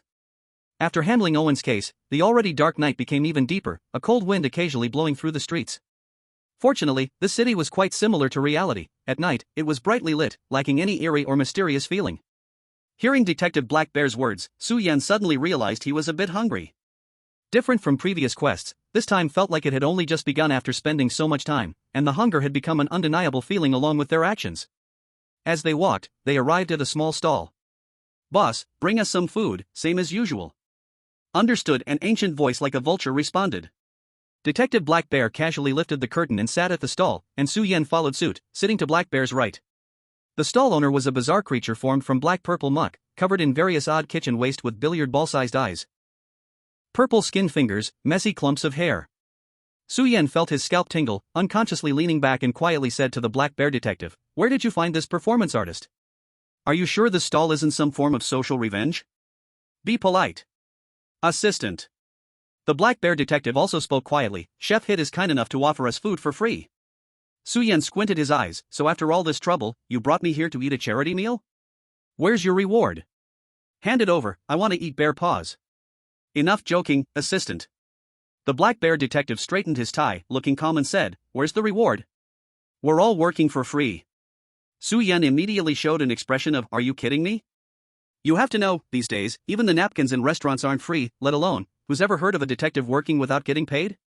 Assistant, you shouldn't say that. The black bear detective frowned. Black bear detectives trust level -5%, white bear officers suspicion level -5%. Su Yan's expression stiffened. He originally thought the scene was over, but unexpectedly, the affection could still change in real time. Indeed, even if the main mission wasn't triggered, one shouldn't be careless. Most importantly, this prompt was problematic. Hit, the usual, 3 types of snacks. The curtain lifted again, and sure enough, the white bear officer had appeared without anyone noticing. He glanced at them and casually sat down at the black bear detective's left. Su Yan stared at the white bear officer in silence. If before, it was just suspicion, now he could basically confirm that the white bear officer had bad intentions. Since just now, he had been quietly watching him and the black bear detective. Oh, buddy, you're here too. The black bear detective had no suspicion at all and greeted the white bear officer with a smile. The white bear officer maintained his aloof, bear-like persona. Soon, bowls of food with strange smells were brought over. Is this food? Su Yan looked down. Looking at the whole lump of purple-black, mud-like food in his bowl, he fell into doubt. He looked over at Chef Hit at the food stall, suspecting this was scraped off from him. Just bear with it, assistant. The black bear detective chuckled dryly. Chef Hit has been in a bad mood lately, so the food turned out a bit off. Then what the hell is going on over there? Su Yan pointed at the white bear officer. At this moment, the white bear officer was slowly enjoying a colorful, tender piece of salmon, looking absolutely delicious. Scraps. Excess. Poor condition. Eat it or not. From Chef Hit's side, a rigid explanation came. Su Yan's mouth twitched, and he could only lower his head to look at the dark food in his bowl. He turned his head, and on the other side, the black bear detective was already eating with big bites. Maybe, this stuff really isn't as bad as he imagined. Su Yan hesitantly took a bite. Then his eyes widened, and he almost spat it out. What the hell is this? Su Yan used small hand on the dish in his bowl. Chapter 36, The Characters Summoned by the Cuisine. Chef Hit's scraps, Chef Hit's disappointing dishes, harmless to bears, but toxic to humans. Su Yan felt the deep malice from the instance. Bears can eat it, but he can't? What level is he at? Su Yan felt his body's condition, not experiencing strong discomfort, but roughly describing, this toxic dish felt like eating a century egg. It can fill the stomach, but if he ate it all, it would definitely be unpleasant. It's like someone who doesn't like cilantro eating a whole pot of it, or someone who only dips dumplings in soy sauce trying to eat a plate with vinegar, or a person with indigestion eating an entire bag of spicy strips. Su Yan tried to convince himself to fill his stomach first, but in the end, he couldn't bring himself to eat this lump of purple scraps. Assistant, why aren't you eating? During the time Su Yan was struggling, the black bear detective had already licked his plate clean, his eyes glowing as he stared at Su Yan's half-eaten dish. Su Yan pushed it aside. It's all yours. Really? The black bear detective's eyes sparkled. The body honestly reached toward Su Yan's bowl. Su Yan helplessly watched the black bear detective eat, and suddenly his expression changed as he remembered something. Mr. Heat, Su Yan called out to Heat in the kitchen, can I borrow your kitchen? Just for some seasonings. Go ahead. Heat surprisingly agreed, just don't mess up my kitchen. As he spoke, the eye on Heat's body seemed to shift, locking onto Su Yan. Assistant, are you trying to get yourself killed? The black bear detective grabbed Su Yan, who was about to stand up. Mr. Heat has very strict standards for cooking, even if it's just for yourself. If the dish you make doesn't satisfy him, he'll angrily dismember you. I see, so don't mess up the kitchen means this. Su Yan felt a chill run down his spine but quickly smiled. No worries, I have a way. Su Yan walked into the kitchen, and perhaps because there were no customers at the moment, Heat stood quietly by. Purple muck slowly dripped down his body, with limbs deeply embedded in it. Su Yan glanced around the kitchen, which looked quite ordinary and clean, with no strange stains or dirt. Taking a deep breath, he pulled out a potato given to him by Kalen from his pocket. He washed it, peeled it, and cut it into pieces in one go. Heat stood by watching, but slowly shook his head, clearly unimpressed with Su Yan's performance. In fact, Su Yan had only learned basic cooking skills. If asked to compare his skills with the cafeteria uncle, he could only sigh and yield. However, everything changed when Su Yan started a fire next to the boiler. The bloodshot eyes on the muck suddenly locked onto Su Yan's pose. It was a quality he had only seen in many banquet-level chefs, the dancing flames reflecting on Su Yan's focused face, giving birth to an enticing aroma.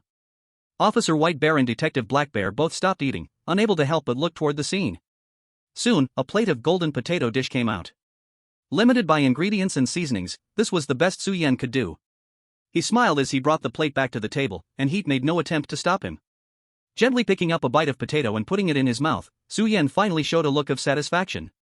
The crisp yet soft texture, the silky flavor stimulating his taste buds, felt as if every cell in his body was blooming. So delicious, is this expert-level cooking? Su Yan didn't expect his first D-level skill to be used for cooking.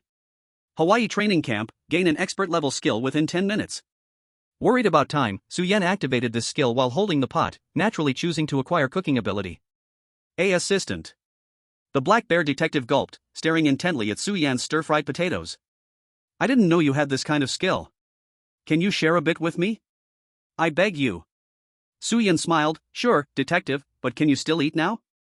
The Black Bear detective fell into a daze, looking down at the 2 large bowls of leftovers he had polished off, feeling for the first time that being full wasn't such a happy thing. Not far away, in a dark corner. The shadow that had been watching this scene retreated back into the darkness. Black Bear detectives trust in you plus 20%, White Bear officers wariness of you plus 15%. In the end, Su Yan successfully raised his intimacy with the Black Bear detective by sharing some food and promising to treat him to a good meal tomorrow. While still pondering the uses of these 2 kinds of intimacy, a figure suddenly dashed out from the roadside. Hey, brother! The person who appeared seemed very excited, waving from 2 or 3 meters away. Su Yan was stunned. In front of him stood a young man wearing a shirt and jeans, without any strange appearance or extra organs. He looked like an ordinary human being. Su Yan had never seen him before, which meant that this sudden appearance could only have 2 possibilities. One possibility was that he was a resident of the city, but since Su Yan was new to the instance, it was his first time meeting anyone here. Of course, there was also another possibility. A player. Thoughts raced through Su Yan's mind as he suddenly spoke, odd changes, even doesn't change?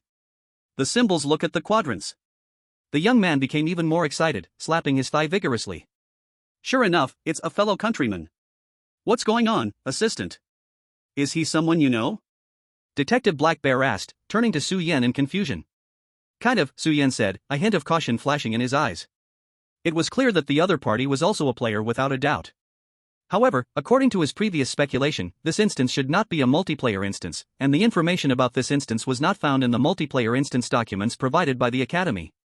There could only be one possibility. This player, like Baishichi, had simply happened to match with him in a gaming world. How did you find me? 10 minutes later, Detective Black Bear took Su Yan to their office, with the young player following behind. After sending Detective Black Bear back to rest, Su Yan turned to ask. When I saw you make a move at the stall just now, I knew you might be a player. I didn't expect you really are. The player said with a cheerful smile, not shy at all. As a player, he had some skill at discerning other players. By the way, my name is Nong Mingyuan. Nong Mingyuan looked a bit lean, had big eyes, and seemed like a very sunny person. Su Yan, feeling a hint of caution, hid his hand behind him, ready to pull out the weapons from the 3D maneuvering equipment at any time. But Nong Mingyuan's next words left him frozen in place. Brother, do you want to come meet other players? Chapter 37, Food Drives People Crazy. Other players? Nong Mingyuan's words revealed quite a bit of information. Yeah. Nong Mingyuan said with a bitter face, this dead world has really put me in a terrible spot. If it weren't for everyone else's charity, I'd be eating pig slop every day. Su Yan recalled Hit's mysterious dishes and couldn't help but nod in deep agreement. How many players do you have here now? Counting you, my brother, there are about 8 of us. Nong Mingyuan said boldly. Don't worry, we are all independent players, we just stayed in this instance for a long time and discovered each other. Every 3 days, we meet at a designated spot to share information and try to beat this damn instance. And today, as soon as I started moving, I saw you. So, what do you think? Want to come and see? But I refuse. Su Yan immediately said. Nong Mingyuan was taken aback. He didn't expect Su Yan to refuse such a harmless and beneficial suggestion, and he didn't expect him to do so quickly. Ahem, excuse me, I'm just too popular in reality, so I'm used to rejecting others instinctively. Su Yan quickly changed his tone and said. Oh, that's it. You startled me. Nong Mingyuan waved his hand. He didn't pay much attention to Su Yan's contrasting attitudes. Su Yan lowered his guard a bit, since no skills were triggered, it at least showed that Nong Mingyuan had no malice towards him for now. If that was the case, it wouldn't hurt to take a look. The two started to set off. Nong Mingyuan led the way, crossing 3 or 4 streets, heading towards a small park indicated by the city map. As they passed the food stall, Officer White Bear was already gone, and Hit seemed to be preparing to close up as well.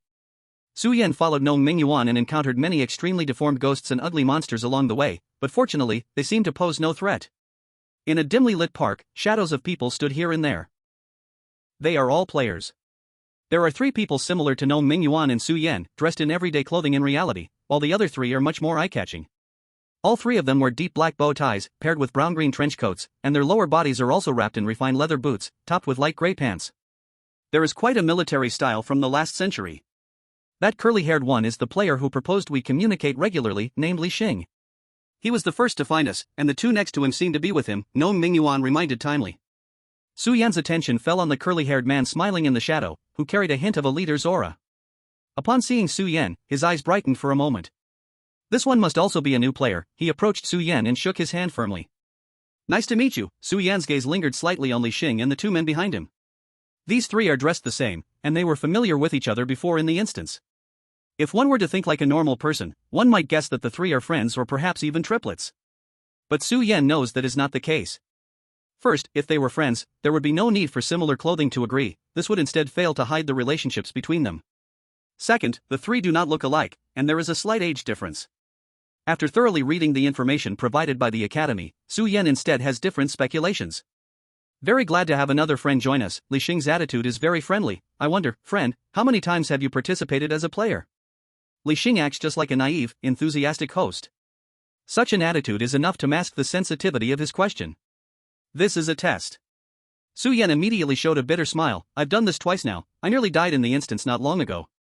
While pretending to smile bitterly, Su Yan realized his muscles were very much in sync with himself, almost indistinguishable from when he genuinely smiled bitterly.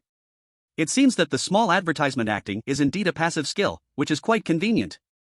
Su Yan did not lie. Counting this game, he has indeed only participated in 2 games. However, he naturally would not mention he had robbed 1 game settlement before. Whether in demeanor or speech, Su Yan expressed himself with utmost sincerity. Upon hearing this, Li Xing frowned. I sympathize with your encounter, friend. But don't worry, with our united efforts, we will definitely clear this instance. After a simple chat, Su Yan could sense that these 3 people's attitude towards him had grown colder. If it weren't for the fact that he had been observing Li Xing's every move, he might have almost thought it was his illusion. It was still Nong Mingyuan who took him and continued cheerfully to engage with others. After a brief exchange, he found no tough characters like Tiger Yi or Wu Yu. Soon, under Li Xing's guidance, the 8 players present began to exchange information. Just as Nong Mingyuan had said, this is simply an information exchange center. Su Yan quickly frowned deeply.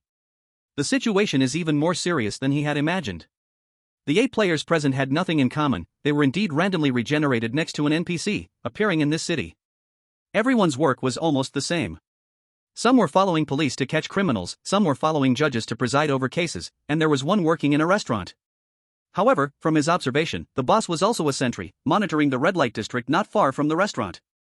Thanks to him, they could squeeze out some leftover vegetables from the restaurant every day, which spared everyone from eating pig food. If nothing unexpected happens, their work involves dealing with frontline criminals and villains. This is important information. However, there are also smart people present who have long summarized this point, urging everyone to try and explore. And therein lies the problem. Everyone appeared in this city at different times, but the earliest player had already stayed for a full 15 days. Nong Mingyuan had also been in the instance for 8 days, following a slime officer every day to catch criminals, but there was no progress at all. Everyone had not received any guidance for the main quest. This meant that they might not even be able to exit this game instance. Sigh, when will this life come to an end? One player sighed, his stomach rumbling. Communication among them pretty much ended here. Su Yan tried to mention the intimacy events he had discovered earlier, but everyone just laughed it off. The dependency of the NPC next to me has already reached full. Other than being a bit kinder to me, there's no other indication. Li Xing squatted among the crowd, spreading his hands. It feels like this should be some trivial information. Moreover, it's too hard to raise affection levels. Everyone nodded, seemingly feeling a bit hopeless. Su Yan fell silent. At this moment, another ordinary player called out to everyone, "Are you all hungry? This is the food I've gathered these days, let's share it." The other players perked up, and Nong Mingyuan even smiled widely as he walked over. Aha, food is here. Su Yan's expression shifted. Food? Chapter 38, The Idol of the Red Light District. Many players took out seasonings, cooking utensils, chopsticks, and even gas tanks from their bags.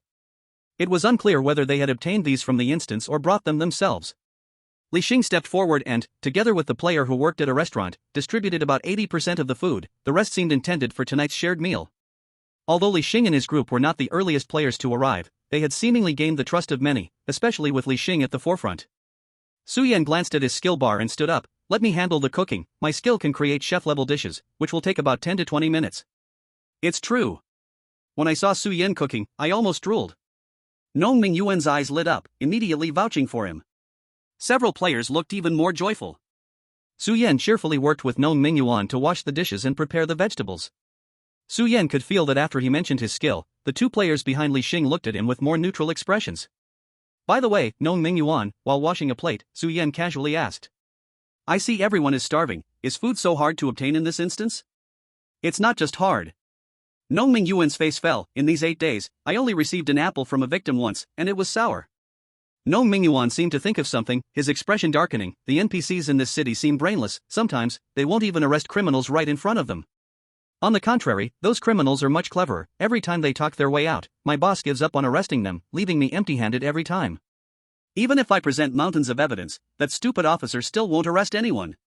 Su Yan nodded thoughtfully. He finally understood why the murder case at Owen's house felt so hopelessly dumb, as if it were trying to insult his intelligence. In this instance, trying to catch criminals through evidence and logic seemed impossible. The real method should be to rely on the skills at hand to help NPCs solve cases successfully. Su Yan glanced at the players behind him.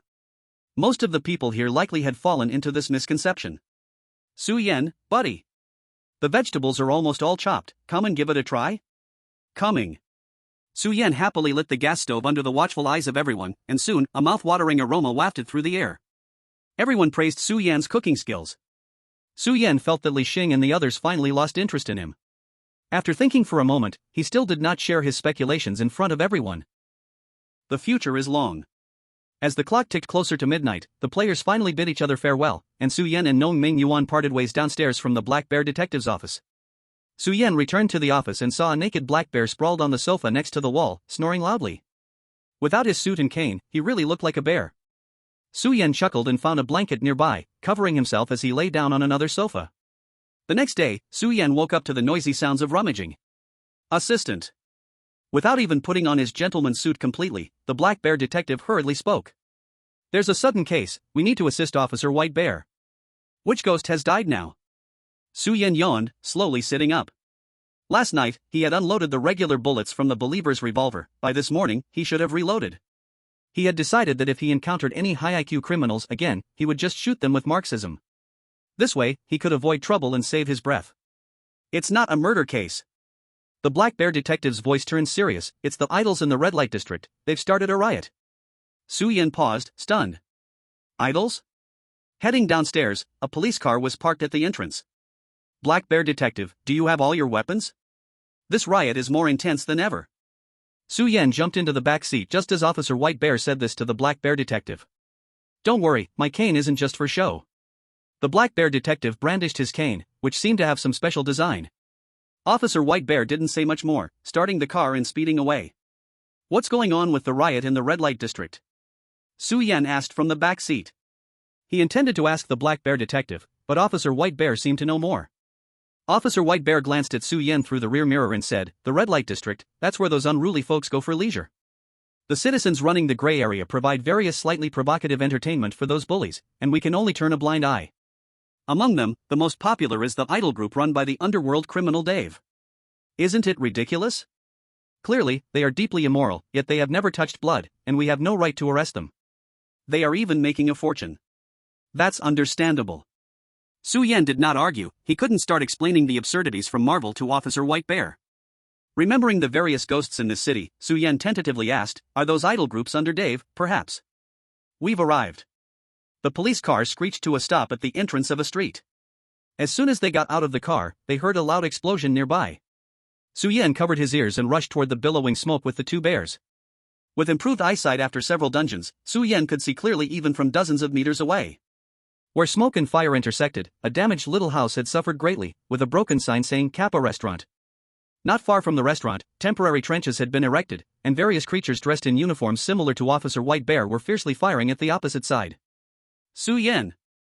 Known Ming Lin was next to a slime police officer, and upon seeing Su Yan, he waved his hand as if he had spotted a savior. But quickly remembering that Su Yan's skills couldn't fight, he waved his hand in anxiety. Run. Su Yan decided to assess the situation first, staying close to the Black Bear detective, but luckily, he also followed Officer White Bear into the trench, ending up right next to Known Ming Lin. Hey! What's going on? Su Yan yelled to Known Ming Lin while covering his ears. The gunfire around them was too loud, drowning out other sounds. Oh my, I'm going to collapse. Known Ming Lin shouted back. Those things are literally blinding. Su Yan really wanted to ask what those things were. Soon, the shaking ground and the approaching shadow gave him the answer. A zombie dressed in a pink bow and a princess dress appeared before everyone. Chapter 39, Prejudice of D-Class. It was a zombie towering as tall as a small building, and as soon as it appeared, a nauseating smell of decay wafted through the trench. Its rotting, bluish-black skin made it impossible to tell its gender, but from the tattered Lolita outfit, one could guess. That must be the idol zombie from the red light district. After this scenario ends, I definitely need to see a psychologist for my eyes. Su Yan complained. On the other side, smoke billowed, and the police seemed to have halted their fire. After a while, an officer hurriedly returned to the trench carrying a shadow. He was escorting a big bearded man wearing a white tank top, whose lower body was entirely made of machinery. Oh! Dave, you idiot, shouted the slime officer next to Known Ming Yuan, instantly furious. I'm going to lock you up and kick your ass. This seemed to be Dave, the one responsible for the zombie idol creation. It's not my fault, Dave said, looking quite frustrated. A while ago, a big client came, and they complained that my idols weren't plump enough. I just thought, if only I could make them a bit bigger, and the result. The result is that you created a Dance King zombie the size of Dr. Zombie King? Su Yan mocked. Everyone shut up. That monster is coming, fire support, someone shouted. The ground shook even more violently. Although the zombie moved slowly, it was so large that it quickly closed the distance. Dave was handcuffed to one side, everyone lay in the trench, handguns spewing fire, and grenades were occasionally thrown with precision. However, it was unclear whether the zombie's enhanced defense had significantly increased or if its size was an advantage. The concentrated gunfire left few wounds on the idle zombie. This won't do, if the zombie gets closer, we'll be finished. Su Yan noticed the dire situation. Don't panic, assistant. At that moment, Detective Black Bear calmly patted Su Yan's shoulder. Watch me. He slowly walked out of the trench, extending his cane. Then, with a mechanical transformation, a dark gun barrel emerged from the cane's tip. Su Yan was stunned for a moment and then looked on with anticipation. Could it be that they had a laser weapon? Evil monster, taste my gentlemanly attack. Detective Black Bear recited solemnly, then suddenly shot a pale white water column from his cane. Standing beside Detective Black Bear, Su Yan vaguely smelled a sharp and familiar scent, and the water column directly hit the zombie idol's eyes. The zombie paused. It showed a disgusted expression, turned around, and actually walked towards another trench. It moved a bit faster now. Detective Black Bear showed a puzzled expression. Idiot, the White Bear officer finally couldn't help but shout, garlic juice only works on vampires, you should be using fake blood. I forgot. Detective Black Bear turned back, revealing a pitiful expression. Can I change to my blood now? Get down, the slime officer suddenly yelled. Su Yan swiftly grabbed Detective Black Bear and pulled him back into the trench as a deafening sound exploded. The zombie seemed enraged, stomping hard on the ground, causing countless cracks to spread toward them. Several officers were thrown away carelessly. Oh my god, I don't want to die. Help! Known Ming Yuan cried, holding his head. Su Yan shot him a glance. This commotion was louder than ever. Theoretically, players elsewhere should know by now. The fact that no one had appeared yet could only mean one thing: they might be fighting for their own survival. Forget it, let me give it a try. Su Yan found an empty spot in the trench and extended the believer's revolver. A bullet implanted with love and peace shot straight towards the zombie's forehead, successfully penetrating its head. Did it work? Beside him, Known Ming Yuan perked up, curiously coming to Su Yan's side. Failed. The zombie, as if unaffected, continued to move, and Su Yan's expression turned strange as he said. Almost forgot, zombies have no brains. The two exchanged glances, looking at the giant zombie that was already before them. Run! Boom! The entire street erupted with a loud noise, and the surrounding buildings were already in shambles. This is not a game, you can't rely on a small house to withstand 1,000 troops. What should we do? Can we really deal with this thing? As Su Yan distanced himself from the trench, he looked back at the officers scattering everywhere, feeling uneasy in his heart. If something unexpected happens, he would have to sacrifice a summoning creature. Forget it, who knows what changes will happen if this goes on. Su Yan stopped and suddenly turned around, staring at the zombie idol that had broken through the barricade. It's decided, pea shooter. Ha! Hearing the familiar line, Nong Mingyuan, who was running in front, couldn't help but turn back. A green light shot out from Su Yan's fingertips, landing on the ground, and the ground cracked open, a green sprout emerging, quickly transforming into a pea seedling about the height of a calf. Bo-and-I the green pod had a Q-version serious expression, swaying as it stared ahead. But compared to the zombie that was as tall as a small building, it appeared particularly tiny. No way, boss, this is not the time to play a game. Nong Mingyuan rubbed his eyes, somewhat in disbelief. Less nonsense. Su Yan rolled his eyes. If there was a way, would he bet it all on the pea shooter? There were too many people around, and Su Yan wasn't comfortable using all his means, especially since, from his observation, the NPCs and players in the instance weren't absolutely neutral. Pea shooter, use your spit. With a wave of his arm, Su Yan shouted loudly. Bo! The pea shooter's body shook, and immediately it spat out a pea the size of a billiard ball, shooting straight towards the zombie ahead. The emerald green pea flew like raindrops, lightly hitting the zombie's arm, not even as big as a fingernail. But then something shocking happened. Boom! A violent burst of fire suddenly erupted in the air, creating a terrifying shockwave. As the smoke cleared, the zombie, which had been unharmed under their fire for an hour, now had its arm blown off. My goodness! Nong Mingyuan's eyes widened. What did you shoot? That wasn't even as outrageous as a missile, right? Su Yan's expression relaxed. He had underestimated the power of a D-class summoning creature. Moreover, this was a summoning creature that could cause great damage to zombies. Many players misunderstood the lethal power of D-class, just like the three-dimensional maneuvering device in Su Yan's hand. In terms of lethality alone, it might not even compare to an ordinary handgun, but the positioning of this D-class equipment was not about attack. Its super high-speed movement and escapability were its most outstanding features.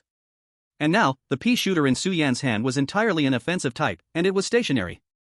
In the professional field, such a D-class summoning creature was enough to cause devastating damage. Nong Mingyuan stared incredulously at the petite pea shooter in front of Su Yan, even seeing a hint of human-like disdain on the pea's face. Just a mere zombie, it could handle 10 basic attacks easily. Chapter 40, Xiaoming's Moment of Glory. Bo! Bo! Bo! On the dilapidated street, the pea shooter continuously shot green peas. Each shot dealt massive damage to the zombie. Perhaps the earlier fire coverage from the police had worked. After just 8 peas, the pea shooter completely took off the zombie's head. The giant body thudded to the ground, lifeless. Impossible, my painstaking masterpiece. How can I lose to a beansprout? Criminal Dave stared in disbelief at the pea shooter. Su Yan wiped the sweat from his brow. Fortunately, the battlefield for the officers was this long street with only one straight line, and the zombie's size was so enormous, the pea shooter could work its magic. I didn't know you had another trick up your sleeve, Su Yan. Nong Mingyuan said with a wide grin, walking over. With this pea shooter, even if the city is filled with zombies, we have nothing to fear. Ha ha ha. Just as Su Yan relaxed and wanted to smile, he suddenly felt something was off. It was as if to confirm Nong Mingyuan's words, a rumbling sound echoed from the ground again. This time, the tremor was several times more intense than before. Su Yan turned around to see a mass of dark shadows rushing toward them like a wall. No way. Nong Mingyuan's expression went blank, dryly saying, I was just joking. A large group of giant zombies dressed in idol costumes seemed to have grown out of the ground, all rushing toward them. The once red light district was completely ruined under the chaos, but the residents had long since evacuated. The ones truly at risk were the police officers here. Scoundrel! How many zombies have you mutated? Officer White Bear fumed as he grabbed Dave by the collar. Well, my idol zombie team has about 100 members. Dave said, cold sweat pouring down his face, forcing a laugh. Implying that the giant zombies they were about to face were a full 100. You must be joking. Nong Mingyuan was shocked. Are you trying to play in endless mode?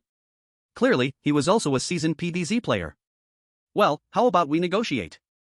Dave ignored Nong Mingyuan and swallowed hard. He said to the police, this place can't be held anymore, let's each run for it. Even in his madness, he knew his research was out of control, and he didn't want to die here. Nong Mingyuan, can you contact other players? Su Yan looked at the massive zombie army in the distance. The pea shooter frowned, continuously shooting green peas, knocking down 2 zombies. But the pea shooter only dealt single target damage, clearly not enough against the horde of zombies. Most importantly, the zombies were too scattered, the pea shooter couldn't hit them. To put it simply, a street was about 3 lawns wide, and the pea shooter could only target a goal on 1 lawn. I don't know either. Nong Mingyuan said, his face full of distress. I remember 3 players who were quite close, they should be on their way. Su Yan's mind raced. If this crisis wasn't an accident, then it meant it was a trial set by the game system, and all players were caught up in it. Right now, disaster might be spreading throughout the city. Relying solely on escape might be really hard to avoid calamity. Nong Mingyuan, I think I have a way to deal with that group of zombies, but I need help. Really? Just tell me what to do. I'll follow your orders. Nong Mingyuan said joyfully, without a second thought. What do you need me to do? A decoy. Huh? Nong Mingyuan was petrified, and after confirming Su Yan wasn't joking, he turned to face the rapidly approaching mass of zombies. Some wore nurse uniforms, some were dressed as bunny girls, and others were completely naked, various rotting, disgusting flesh bits falling off their bodies. A strong smell of decay filled the entire street. You must be kidding, boss. Just 10 minutes. Help me keep them busy. Su Yan shouted. Nong Mingyuan's face was twisted in uncertainty, but he finally gritted his teeth. I'll give it a try. With a burst of energy, he rushed toward the idols, earning respect from the surrounding officers. After this operation, I need to set my assistant up with someone. The NPC slime officer, who was with Nong Mingyuan, murmured while reloading his gun. Black Bear Detective. On the other side, Su Yan found Black Bear Detective. Can you lend me your cane? Oh, of course, assistant. What do you want to do? The Black Bear Detective handed the cane to Su Yan. There's only garlic juice left inside, it won't cause any harm. That's enough. Su Yan took the Black Bear Detective's cane. To Su Yan's surprise, this was actually an E-level item. Item, Gentleman's Cane, E-level. Effect, you can hold any liquid inside it, and when you ambush an unprepared opponent with the cane, it will hit 100% of the time. Note, yes, this is very gentlemanly. Earlier, Su Yan had noticed that the garlic juice in the cane could still have some effect on zombies. Recalling the setup in Plants vs. Zombies, Su Yan sprang into action. On the other side, Nong Mingyuan dashed forward, quickly reaching the front of the zombie horde. Looking at a group of garishly made up yet fetid-smelling giant zombies, Nong Mingyuan felt a chill, but still gritted his teeth. I'm going for it. Right now, everyone else had retreated to the far end of the street, and from the zombies' perspective, Nong Mingyuan became the only target. Though their movements were slow, 3 or 4 giant hands reached out towards Nong Mingyuan. Nong Mingyuan bit his teeth, closed his eyes, and shouted loudly. Attention! A strange thing happened. Perfectly arranged, these zombies stood like they were being punished in school, hands on their thighs, back straight. Yerser faintly, an unpleasant sound like something overcooked came from the mouths of these zombies. Nong Mingyuan's body went limp, and he fell onto the ground, cold sweat pouring down. In just this brief moment, he felt his mental energy was almost drained. Wow, a strong control skill? On the other side, witnessing this scene, Su Yan was nearly speechless. When it came to the value of strong control skills, Su Yan understood much more than others, so when he saw Nong Mingyuan could control 4 or 5 zombies, the shock inside him was unimaginable. This was not the pseudo-control he achieved with the talent logical consistency in the Godless village, but a true strong control skill, and it was against a group. This kid Nong Mingyuan, really hiding his talent. Chapter 41, Little P Super Revolution. On the other side of the battlefield, an unusual scene unfolded. Because the 4 or 5 zombies in the front row were being punished, combined with the narrow space of the long street, the remaining zombies were trapped in a corner. And Nong Mingyuan lay limp on the ground, his lips turning pale with fear. If he could hear Su Yan's thoughts at this moment, he might just scream out loud. Yes, this was a strong control skill, but it consumed too much mental energy. Most importantly, this skill had a fatal flaw. The shadows in front of him began to stir again. Nong Mingyuan fearfully looked up, and sure enough, the giant zombies in front of him started reaching out once more. And it had only been 3 seconds since the skill was activated. Skill, attention. D level. Effect, you can force other targets to stand at attention for 3 seconds. This skill requires a certain amount of mental energy, and the energy consumed increases with the number of targets. Note, the signature magic of the retired illusory star paw falling to the ground from Cute Academy is ineffective against dark magic masters and elder-level characters. Indeed, this seemingly powerful control skill could only last for a mere 3 seconds. And it placed a tremendous burden on mental energy, basically equivalent to mutual control. Feeling the stench closing in on him, Nong Mingyuan's hairs stood on end. He quickly shouted again, attention. This time, the zombies were forced to stand at attention again for 3 seconds. Nong Mingyuan's whole spirit dropped down a level, feeling a bit weak. Su Yan, Go, boss. If you don't hurry, I'm going to be done for here, he lamented with tears in his eyes. At this moment, his legs were shaking, and he felt weak all over, looking like someone who had just received a 3-day and night reward. Almost done. Su Yan's voice approached quickly, reaching Nong Mingyuan. A glimmer of hope ignited in Nong Mingyuan's eyes as he struggled to turn his head. Just this movement took him 3 seconds. He saw Su Yan running swiftly, holding a handstaff with a gun barrel and continuously dropping white liquid along the way. It smelled like garlic juice. Could this really deal with the zombies? Just as the thought flashed in Nong Mingyuan's mind, a dark shadow loomed overhead again. I'm doomed, he thought bitterly, closing his eyes. His current physical condition couldn't even allow him to use a third skill. A flash of golden light appeared before his eyes. Well done. The sudden voice beside Nong Mingyuan made his body tremble. He opened his eyes to find Su Yan, who was still a dozen meters away moments ago, suddenly beside him through some means. With one hand, Su Yan lifted Nong Mingyuan and quickly ran toward the street where the police were gathering. Pea shooter, fire support. Amid the whistling wind, Nong Mingyuan didn't expect Su Yan's final move to still be the pea shooter. But with so many zombies, could they really handle it? He turned his head back, only to find to his astonishment that the zombies' movement speed had slowed even further. If he had to say the reason, it was that the originally 4 or 5 zombies in a row suddenly lined up as if forming a line, pressing against each other, becoming one column. At the feet of the zombies, 2 lines of liquid marks tilted toward each other, forming a cone shape. Su Yan looked back at this scene, feeling a bit relieved. Sure enough, the garlic juice could also work on zombies here. His plan was very likely to succeed. In the 40 days of reality, aside from studying the data, Su Yan had spent all his spare time playing Plants vs. Zombies. If it weren't for the absence of the ash plants, you all would be dead. Su Yan put down Nong Mingyuan and stood next to the pea shooter, venting his frustration with a harsh remark. Nong Mingyuan stared blankly at the distant slowly advancing zombie army.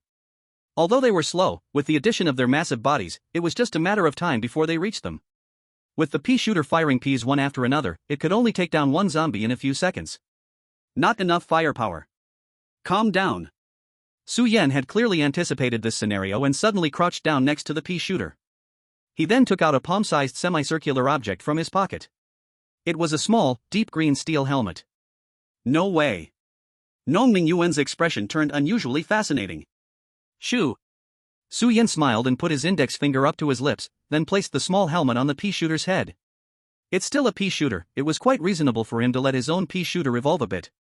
A flash of white light passed. The pea shooter's eye bag showed a touch of camouflage paint, and 4 barrels sprang from its mouth. Do. This time, a different sound came from the pea shooter, accompanied by 4 thick peas. Machine gun shooter. With rapid firepower, it was vastly upgraded, at least 4 times compared to before, allowing the police to take down a zombie with just 2 shots. This is possible? Nong Mingyuan stared in disbelief. No, my sweetie. My treasures. The situation suddenly reversed, and Dave, sitting in the corner, immediately wailed. Those were his tools for making money. They were supposed to shrink and still be usable. Su Yan glanced at the gradually falling zombie crowd and quickly turned to walk toward the other side. Wait, the firepower is still not enough. Nong Mingyuan also noticed the anomaly. Although the speed of zombies falling had increased 4 to 5 times compared to before, the distance between the zombie tide and them was still closing rapidly. Don't panic. With a loud crash, Su Yan punched down a tree by the roadside. Nong Mingyuan's eyelids twitched. He had noticed earlier that Su Yan's strength was unreal. Was this really the level that a newbie in 2 instances should have? Su Yan casually tossed the tree trunk aside. With all my strength, I lifted the tree root. Then I walked back with a smile and casually placed the tree stump in front of the pea shooter. Brother, can I borrow a lighter? Nong Mingyuan's mouth dropped open, while an officer obediently handed Su Yan a lighter. The raging flames ignited the entire tree stump. Every pea shot by the pea shooter immediately transformed after passing through the fire, turning red and developing lava-like cracks. It was like meteors shooting out. Nong Mingyuan sat frozen in place, completely shocked by Su Yan's bold move. Old brother, your A-grade summon must be less fancy than what you're playing with? The classic combination of machine gun shooter plus torch stump lasted a full 15 minutes, causing the pea shooter's barrel to redden. On the long street where the Kappa restaurant was located, a large pile of zombie bodies had accumulated, and the air was thick with the stench of burning flesh. Only after the last uniformed zombie fell did Su Yan breathe a sigh of relief. In his ear, the system's notification sounded. Trust level with Black Bear Detective plus 50%, caution level with White Bear Officer plus 50%. Chapter 42, started with justice. So much? Su Yan lifted his brow, a bit surprised. But seeing Nong Mingyuan beside him, he quickly understood. From the information gathered at last night's party, this event was clearly on a different level than before. And this disaster was handled by the combined police resources of him and Nong Mingyuan. The increased trust level was naturally much higher than during the capture at the Owen residence. Su Yan roughly calculated in his mind. Now, Black Bear Detective's trust level in him should be about 95%, while White Bear Officer's caution level was at 80%, nearly maxed out. Kid, how dare you burn all my sweethearts clean? I'll remember you. As he was led past, Dave wailed and cursed. With evidence against him, it seemed he had no chance of escaping this time. Thank you all for your hard work. Everyone take a break, and officers who aren't injured should clean up the scene, then dismiss the police force. An officer with something resembling a parasite on his head gave the order and then distributed some food to everyone. Item, compressed cookies *3. Both Su Yan and Nong Mingyuan received food, their faces changing simultaneously. By the way, the restaurant. The two ran towards the Kappa restaurant, now in ruins. Inside the broken restaurant lay a Kappa that looked like the owner, sprawled on the ground, covered in blood. On the other side lay a familiar corpse, dead for who knows how long. The two fell silent. This was the player who kindly provided food for everyone last night. Unexpectedly, after parting ways, they had died in what should have been the safest job. He said, after this game, he'd have enough money for his wife's organ transplant, Nong Mingyuan said softly. Among the players participating in the horror game, major organizations made up only a small portion. In fact, refugees were the majority. They weren't incapable of gaining safe time in the last game, but due to various reasons, they urgently needed a lot of credit points. The horror game was their last hope. Where are you going? Seeing Su Yan turn to leave, Nong Mingyuan asked. I have some things to do, see you at the old place tonight.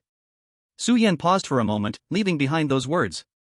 Such a big event had happened today, as long as other players were alive, they would definitely gather again. He needed to find some clues about clearing the game before that happened while also preparing to deal with some trouble. Hey, assistant, you're back? By the trench, Black Bear Detective, looking a bit worn out, smoked his pipe and was very happy to see Su Yan return. He looked at Su Yan's left hand, then at his right hand. Where's my cane? Su Yan glanced at his equipment bar and calmly replied. What cane? Black Bear Detective was frozen in place. Compared to that, I'm a bit hungry.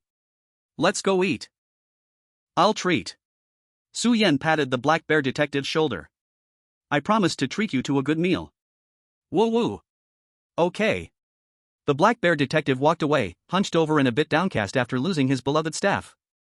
This feeling of gloom only lasted until they reached Zeit's small stall. Gugugu, you're cooking, assistant. Gulong, it smells so good.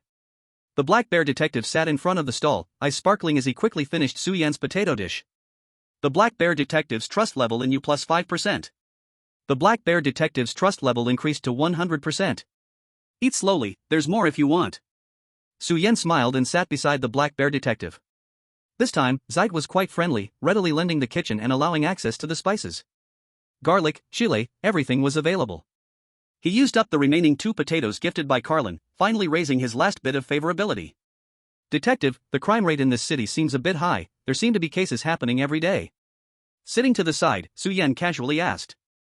He had tried similar probes many times alone with the Black Bear Detective, but usually only received vague information.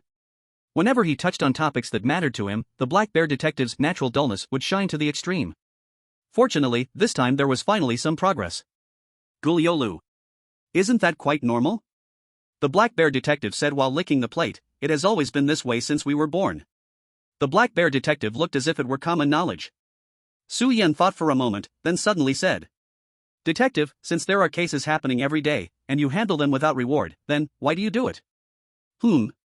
The Black Bear Detective looked puzzled and said something that surprised Su Yan. Didn't you ask me to do it? Me? Su Yan doubted whether he had heard correctly. Yeah. The Black Bear Detective chuckled foolishly. I just have a little wisdom, a bit of reason. I can be the principled Sherlock Holmes, or the cunning and reckless Moriarty. You are Justice, my assistant, so of course I will listen to you. This part of what the Black Bear Detective said was extremely important information. Su Yan thought for a moment before asking. What about Officer White Bear, what is he? Oh, him. The Black Bear Detective revealed a silly smile. He is responsibility. Ding, game worldview progress, 35%. Late at night. Su Yan walked out of the detective agency, heading towards the meeting point from last night. In the dim park, only 4 people remained. Nong Mingyuan's worry was evident on his face, but when he saw Su Yan, he relaxed a bit and greeted him. The last person has arrived. The first to speak was still Li Xing, but his tone was not as calm as before. Instead, it carried a hint of gloom. However, the others, immersed in their low spirits, did not notice this change. Su Yan looked at everyone. Li Xing said he was the last person, meaning besides the player at the restaurant, 2 players had died today. One of the 2 who wore the same uniform as Li Xing seemed to have fallen too, while the other was just an ordinary player. Sigh. Nong Mingyuan sighed. Who could have thought that severe riots would occur in all regions? Li Xing's eyes glimmered with dim light, lost in thought. Su Yan saw everything. The game had progressed to this point, clearly putting pressure on the players. It was merely a script arranged by the power of the dungeon. In just one day, there had been severe casualties. You all still haven't found any clues about the main storyline task? Li Xing looked at the few players, his tone somewhat anxious. No. A player covering his arm shook his head. Although he survived, he was also severely injured during the daytime riot. Su Yan remained silent, initially intending to discuss with others to see if there was new information, but now it seemed everyone was struggling just to protect themselves. As for Li Xing, Su Yan tilted his head, looking at Li Xing, who suddenly called his companions to a corner of the park to discuss. He could now be sure that Li Xing's earlier claim about filling up the favorability was a lie, otherwise, he wouldn't have missed the most crucial information. If it were just that, it would be fine. After waiting for more than 10 minutes, Li Xing returned with his companions to the group. Everyone. Looking at the bonfire, Li Xing suddenly spoke. I might have found a way to clear the dungeon. Chapter 43 Legion. What? Really? Nong Mingyuan was the first to voice his thoughts, and the other players were also drawn to his attention. Yes. Li Xing said with certainty on his face. Due to confidentiality reasons, I can't reveal too much, but as long as you assist me, we will definitely clear this dungeon together. Su Yan stood by the bonfire, his eyes flickering. Li Xing's words were shaky from the start. This dungeon, although many players matched together, was ultimately not a multiplayer dungeon, but a single-player dungeon. The system set the game to be very balanced. Since Su Yan was matched into the game alone, it indicated that it relied on individual intelligence and strength to clear the level. He even suspected that Li Xing's coordination actually made the game harder. Li Xing, just give your orders, we will all listen to you. The speaker was an injured player, who still held on to the initial trust in Li Xing. On the contrary, Nong Mingyuan, who had been indifferent to Su Yan during the day, seemed a bit hesitant and didn't say anything. That's good. A smile appeared on Li Xing's face. Follow me from now on, I will take you to a place where there is a way to clear the level. Hope overflowed in Li Xing's eyes, as if there really was hope for clearing the dungeon, burning like flames. But this flame was soon extinguished by a sudden voice in the crowd. Sorry, I won't participate in this action. Su Yan spoke calmly. Ha? Li Xing was stunned, and then his expression darkened. Skill activation successful, luck increased. Hearing the prompt in his ear, Su Yan felt even colder inside. Li Xing's expression changed quickly. He immediately squeezed out a smile. Su Yan, we are all in the same boat now. How can you say you won't come? Su Yan remained expressionless. You all know my skill. It's just cooking, so I'm afraid I can't help you. I feel undeserving of such a clearing method. Li Xing was in a dilemma. He never intended to truly help this group of fools clear the level. He himself had no clue. Who the hell would be a saint in a horror game? But Su Yan's words were facts. If he forcibly invited such an unhelpful player in, it would be too enthusiastic. Enthusiastic to the point that it would raise suspicions from others. Why yeah. I'll also withdraw. Nong Mingyuan immediately reacted, saying alongside Su Yan. I also just have a useless control skill. My mental energy hasn't recovered today, so I'm a waste in a short time. Li Xing's expression grew even darker. Nong Mingyuan was generous, and over the past few days, they had figured out all of his skills, which were all practical skills related to reality. Except for that D-rank skill, they had no combat power at all. The other players finally realized that something was off and became vigilant. How about we wait and see? The dungeon environment is poor, but as long as events like today don't happen often, at least our lives should be safe. Yes, yes. After all, they were experienced players. They had just been immersed in the comfort of sticking together, but now that they were back to their senses, they naturally recognized the risk. Li Xing forced a smile. That's true, you can think it over. The bonfire in the park gradually burned out, and a strange atmosphere developed among the people, getting ready to disperse. Su Yan. Just before leaving, Li Xing suddenly called out to Su Yan. He still wore a smile. Just like chatting, I asked, did you find any useful clues in the instance today? Su Yan's body stiffened for a moment. At this instant, that advertisement acting activated without prompting, making Su Yan seem like a master actor. Unfortunately, I didn't gain much. Su Yan shrugged and said, let's wait and see for another couple of days. Sure, see you in 2 days, Li Xing smiled as he saw Su Yan off. See you in 2 days. Standing between the two, Nong Mingyuan inexplicably shivered. Su Yan bid farewell to several other players. The reminder had been given, and regardless of Li Xing's plans, he would not be coming back to this park. On the way back, Su Yan leaned on his cane and parted ways with Nong Mingyuan in front of the office. Bro, be careful these days. Call me if anything happens, Nong Mingyuan said hesitantly. Su Yan smiled, don't worry, just take care of your own matters. Nong Mingyuan nodded, looking back 3 times as he gradually disappeared from Su Yan's sight. Su Yan's smile faded away. Turning around, leaning on his cane, he walked toward the staircase. Don't move. In the darkness, the crisp sound of a hand on the trigger was particularly piercing. Su Yan froze for a moment, facing away from the person behind him. He raised his hand slowly while holding the cane. Then he turned around slowly. A pair of clear eyes looked at the 2 men in military uniforms standing in the shadow of the streetlight. Is there something I can help you with? Su Yan faced the 2 black muzzles, looking at Li Xing and his companion who stepped out from the shadows. Both of them carried Wolf portable light rifles. Su Yan was unsure if his current physical condition could withstand it without dying, but he would definitely be injured. You spoiled our good plans, what do you say? Li Xing said in a sinister tone, as it seemed he no longer intended to put on an act. As expected, Su Yan looked Li Xing and his companion up and down and spoke. You are from the Legion, right? From the name, it sounded like some official organization, but the Academy's materials showed it was far from upright. In the potion game, Wu Yu had once asked Su Yan if he was with the Legion or outside the law. At that time, she didn't mention other factions because in Wu Yu's eyes, there were only the Legion and outlaws, the most rampant in the horror game. Perhaps at that moment, Su Yan's sudden violent reaction left her with a huge scare. But this statement undoubtedly represented the most realistic impression that a few informed players had of the Legion. The information about the Legion provided by the Academy was very limited. All that could be inferred was that the Legion belonged to a consortium, and all players who joined were managed uniformly. With such a large population base, the Legion could undoubtedly reap massive benefits through the regional nature of the horror game. Initially, when Su Yan saw the uniform attire of Li Xing and his 2 companions, he had speculated, and now, judging from Li Xing's reaction, that was indeed the case. I just love dealing with knowledgeable guys like you, Li Xing said with a sinister smile. Since that's the case, hand over your information, and I might spare your life. What information? Su Yan frowned, thinking of a possibility. Chapter 44 Nightmare Level Instance. Stop pretending, do I need to recite what you said before you left? Li Xing said carelessly. You said, nothing gained in the instance, that line is a lie, isn't it? Li Xing spoke with a serious face. Su Yan's eyes flickered, so you do have a skill to detect lies? Ha, your acting is indeed good, you must have related skills, right? Li Xing disdainfully shook his head, I can't see that you are lying at all. But unfortunately, my companion can hear whether each of your words is sincere. Su Yan glanced at the man beside Li Xing and wasn't surprised. He just didn't expect that even just with 3 people from the Legion, the skill combination would be this troublesome. With such a person around you, aren't you afraid of each other? I advise you to stop trying to sow discord. Li Xing's cold smile became even more pronounced.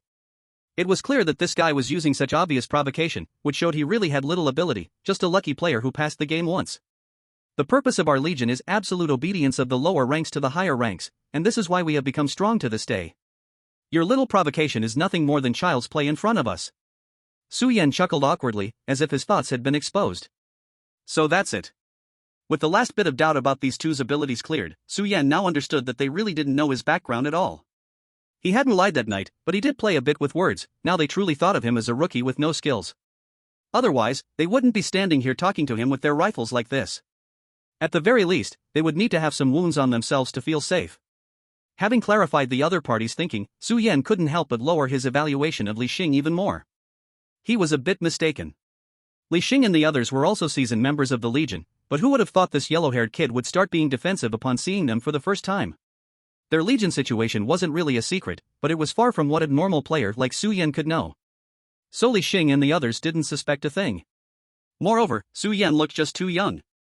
A normal person wouldn't think in terms of powerful summoners. Su Yan had even said he had only participated in the game twice. Such a dramatic scene was born right before their eyes. If only they had seen Su Yan punch through a big tree this morning like Nong Mingyuan did, they wouldn't be so careless. Alright, let's stop wasting time.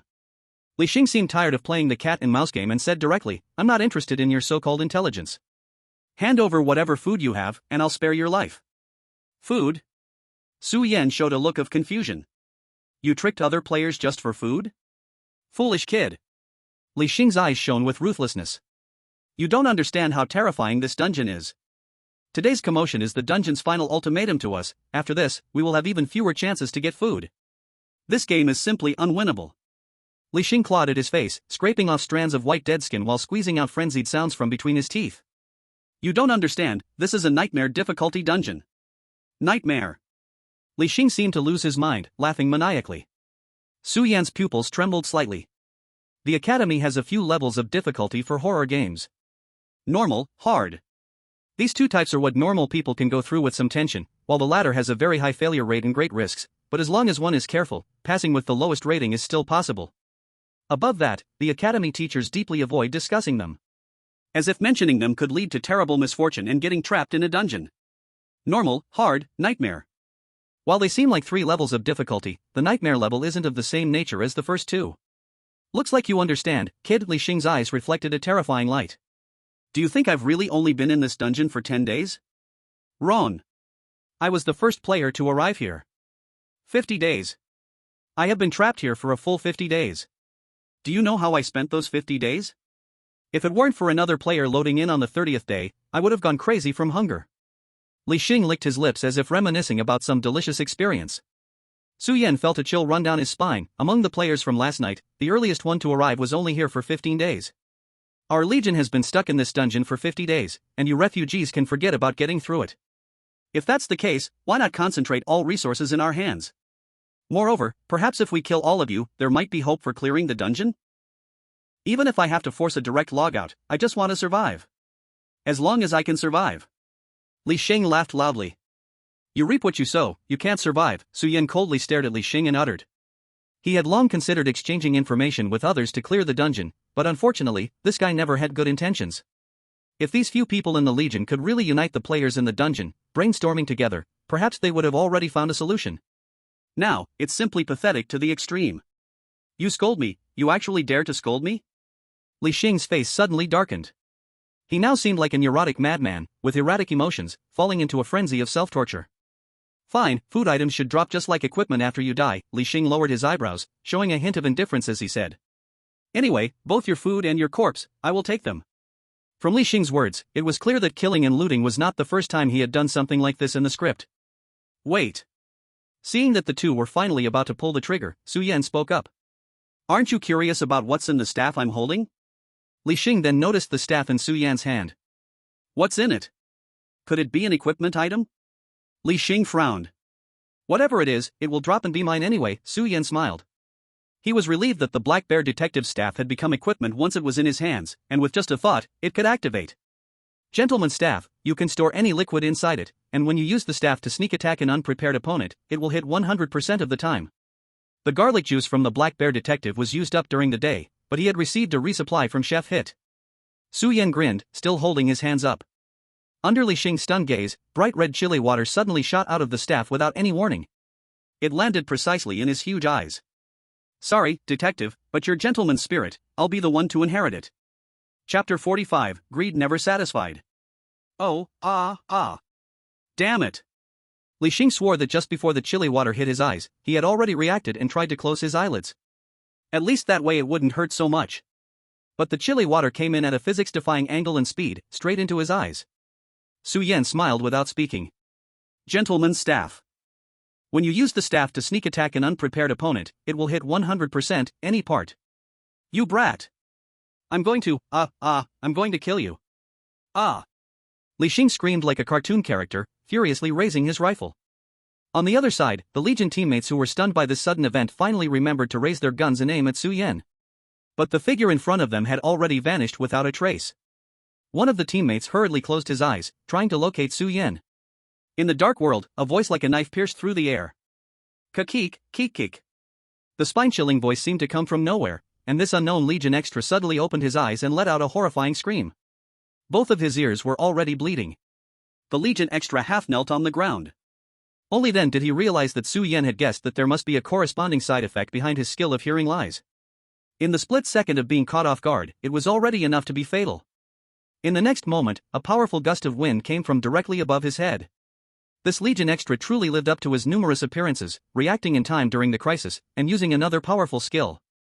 He tilted his head back, and suddenly a beam of incandescent light shot out of his mouth. A lightened mouth, ear rank. You can emit a destructive light wave from your mouth. According to his testing, this skill's destructive power far exceeded that of regular gunpowder weapons, even surpassing his superior skin armor generated by their innate talents. It is also hard to resist. In the end, he is a seasoned soldier, and his skill shot towards Su Yan, who was falling from a high place. However, in the air, Su Yan's body performed an almost impossible shift, disappearing from sight. "This is impossible," the Legion Extra exclaimed in disbelief. "There is nothing impossible." A chilling voice suddenly appeared behind the Legion Extra. Activating the expert-level three-dimensional maneuver technique, Su Yan glided out of a dark corner like a ghost, his blade rushing unhesitatingly towards the opponent's neck. The Legion man's body fell into paralysis and, unsurprisingly, fell to the ground. This set of combos that Su Yan had studied countless times in his heart finally showed its brilliance tonight. "Damn it! Su Yan! Who the hell are you?" On the other side, Li Xingzai barely opened his painfully stinging eyes, glaring fiercely at Su Yan, shouting with anger. His eyes were frighteningly red, mostly fueled by the rage of being dragged into the gutter by this little mouse. "Do you want me to show you my crooked mouth?" Su Yan teased, but his expression turned cold, and his figure merged back into the shadows. In the air, with 3 jumps of the three-dimensional maneuver, he cut towards Li Xing's neck, riding the wind. "You won't get away!" Li Xing roared, finally revealing his skill, with blinding light reflecting off his back. Su Yan's blade hit like it was striking diamond, being violently deflected in mid-air. Taking advantage of Su Yan's moment of weakness, Li Xing fiercely turned around, his hand extending dark colors, revealing a move called Black Tiger Digs Heart. Before his eyes, the golden light collapsed, but his hand grabbed at nothing. In the next moment, Su Yan had already glided 10 meters away from him. "Little mouse, no place to run now." Li Xing gasped violently, "With your little cold weapon skills, you can only wait to die." He believed he had figured out Su Yan's weaknesses, and apart from the high-speed movement and sneaky tricks, the rest was hardly a threat. "No, you are the one who is dead." Su Yan stood in the night wind, saying coldly. Li Xing froze, suddenly turning his head sharply to look at a dark corridor. That was the place they had just let Su Yan stand, the entrance to the Black Bear office. The entrance was pitch black, as if there was nothing at all. When Su Yan turned around honestly, they had indeed seen that there was nothing there. But at this moment, Li Xing could feel that something in the darkness was stirring. The physiological damage from the chili spray gradually eased, and taking advantage of the moonlight, he finally saw the creature in the corridor, a pea sprout that had been lowered, wearing a helmet and holding a barrel. Boom! 4 fist-sized peas came crashing towards Li Xing's astonished gaze. Li Xing remembered a conversation with his superior. "Li Xing, you always like to arm yourself with means and ruthlessness, thinking that this is more suitable for survival in the horror game, but it's ultimately not right for you. Just like your talent, snake swallows elephant. What can be digested is yours. One day, you may fall because of this." As the peas hit his face, Li Xing subconsciously chose to try to digest the incoming attack with his mouth. But the peas before him were not ordinary peas, and the enemies he faced were not the same old mice. Even if he wasn't a zombie, the firepower of a D-class summon creature was not something that could be easily endured. A violent explosion sounded. Li Xing, emitting a burnt smell, fell down, losing consciousness. "Is it over?" Su Yan, holding the three-dimensional maneuver, slowly walked closer, his voice feeling a bit unreal. He really did not expect that this battle was much easier than he had imagined. "You are far worse than those outside the law." After a long pause, he couldn't help but comment.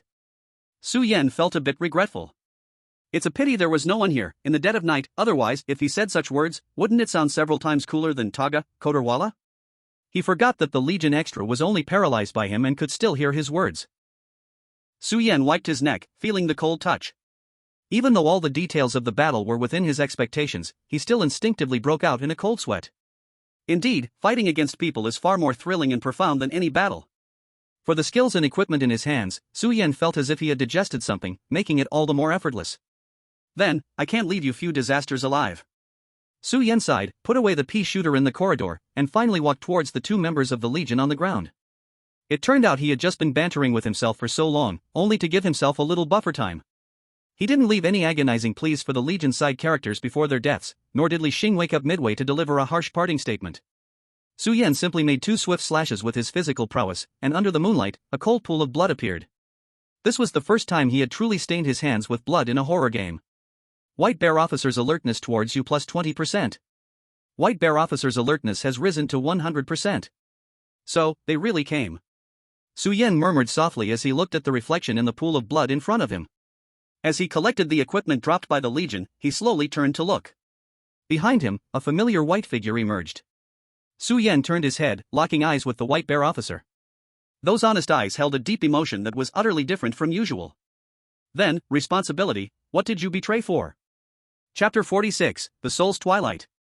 The city at night was very quiet. Earlier, Su Yan only felt a bit of chill, but now he sensed a heavy, lifeless ambience. The white bear officer approached Su Yan, and the streetlights around cast uncertain shadows on the ground. Finally, he stood about 10 meters away from Su Yan. You are a bit different from other outsiders, said the white bear officer. Su Yan was not surprised. It was normal to encounter NPCs that could recognize players in a nightmare-level instance, just like the boss in the Godless village. Then, I wonder, could you give us outsiders some convenience and let us go out? Su Yan asked tentatively. The white bear officer revealed a cold smile. If you want to go out, then why did you come in at the beginning? After some standoff, both sides basically laid their cards on the table.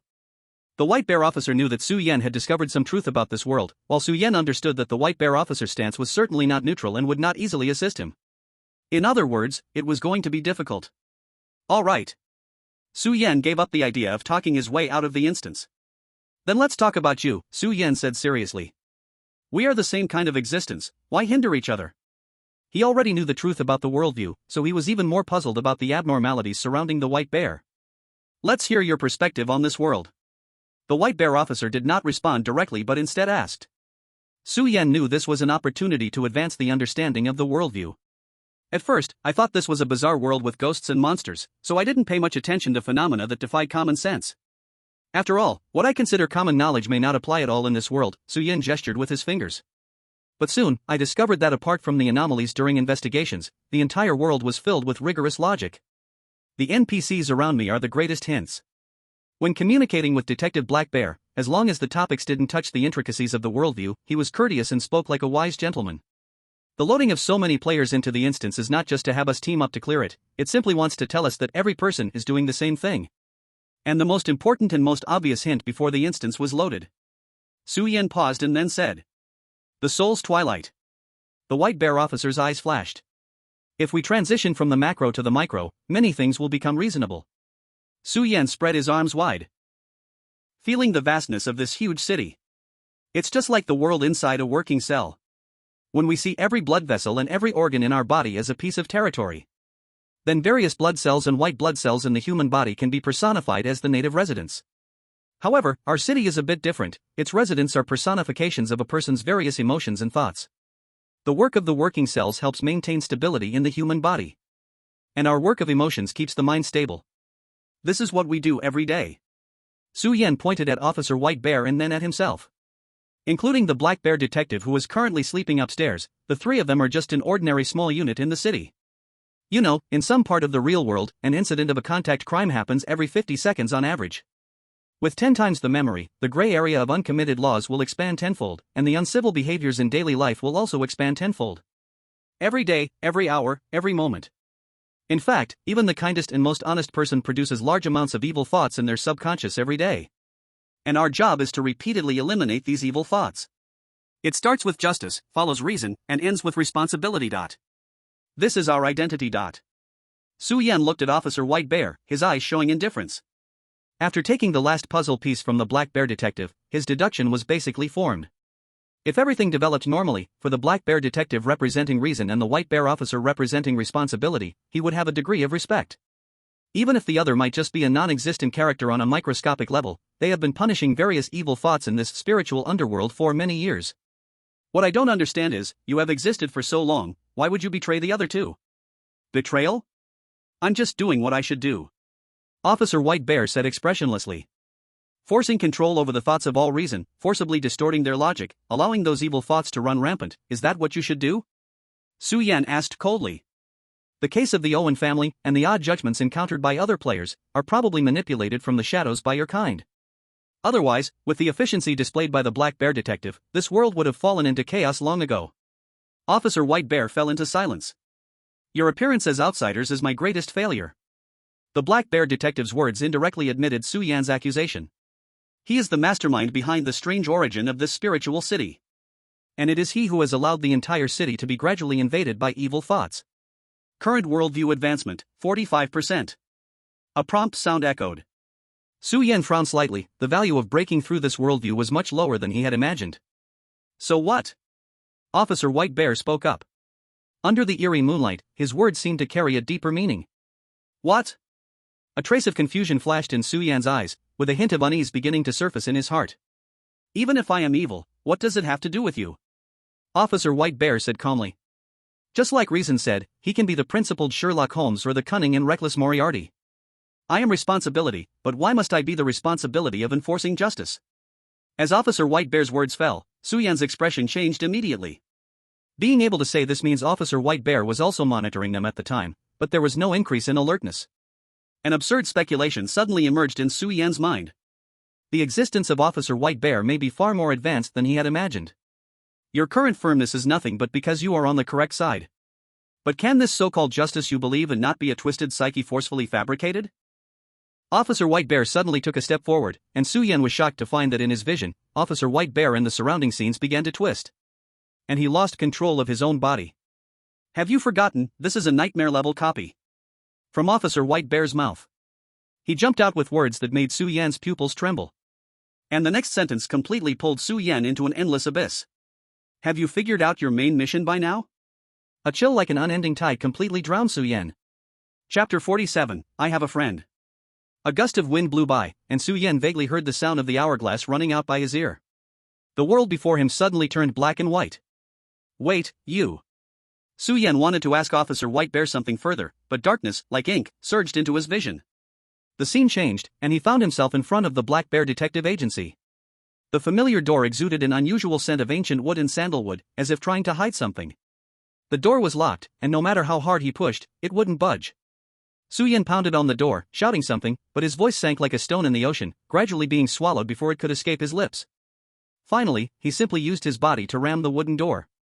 With a bang, it took him a full 10 minutes to break through the door, the moonlight dim, and a bloody smell wafted from the dark room inside. A faint sense of fear surged in Su Yan's heart, and in the next moment, a flash of lightning suddenly struck, illuminating everything for an instant. Everything before him was deeply etched in Su Yan's pupils. The Black Bear Detective was sitting at a desk, his expression showing unprecedented shock, and in his chest, his heart seemed to have been ripped out, dark blood flowing out. Su Yan's fingers slowly felt a warm sensation, and he lowered his head in something like realization, raising both of his hands. The stench of blood came from the two hands stained red with blood. In his hands lay a still beating heart. Boom! Deafening thunder echoed in his mind. The scene spun around again.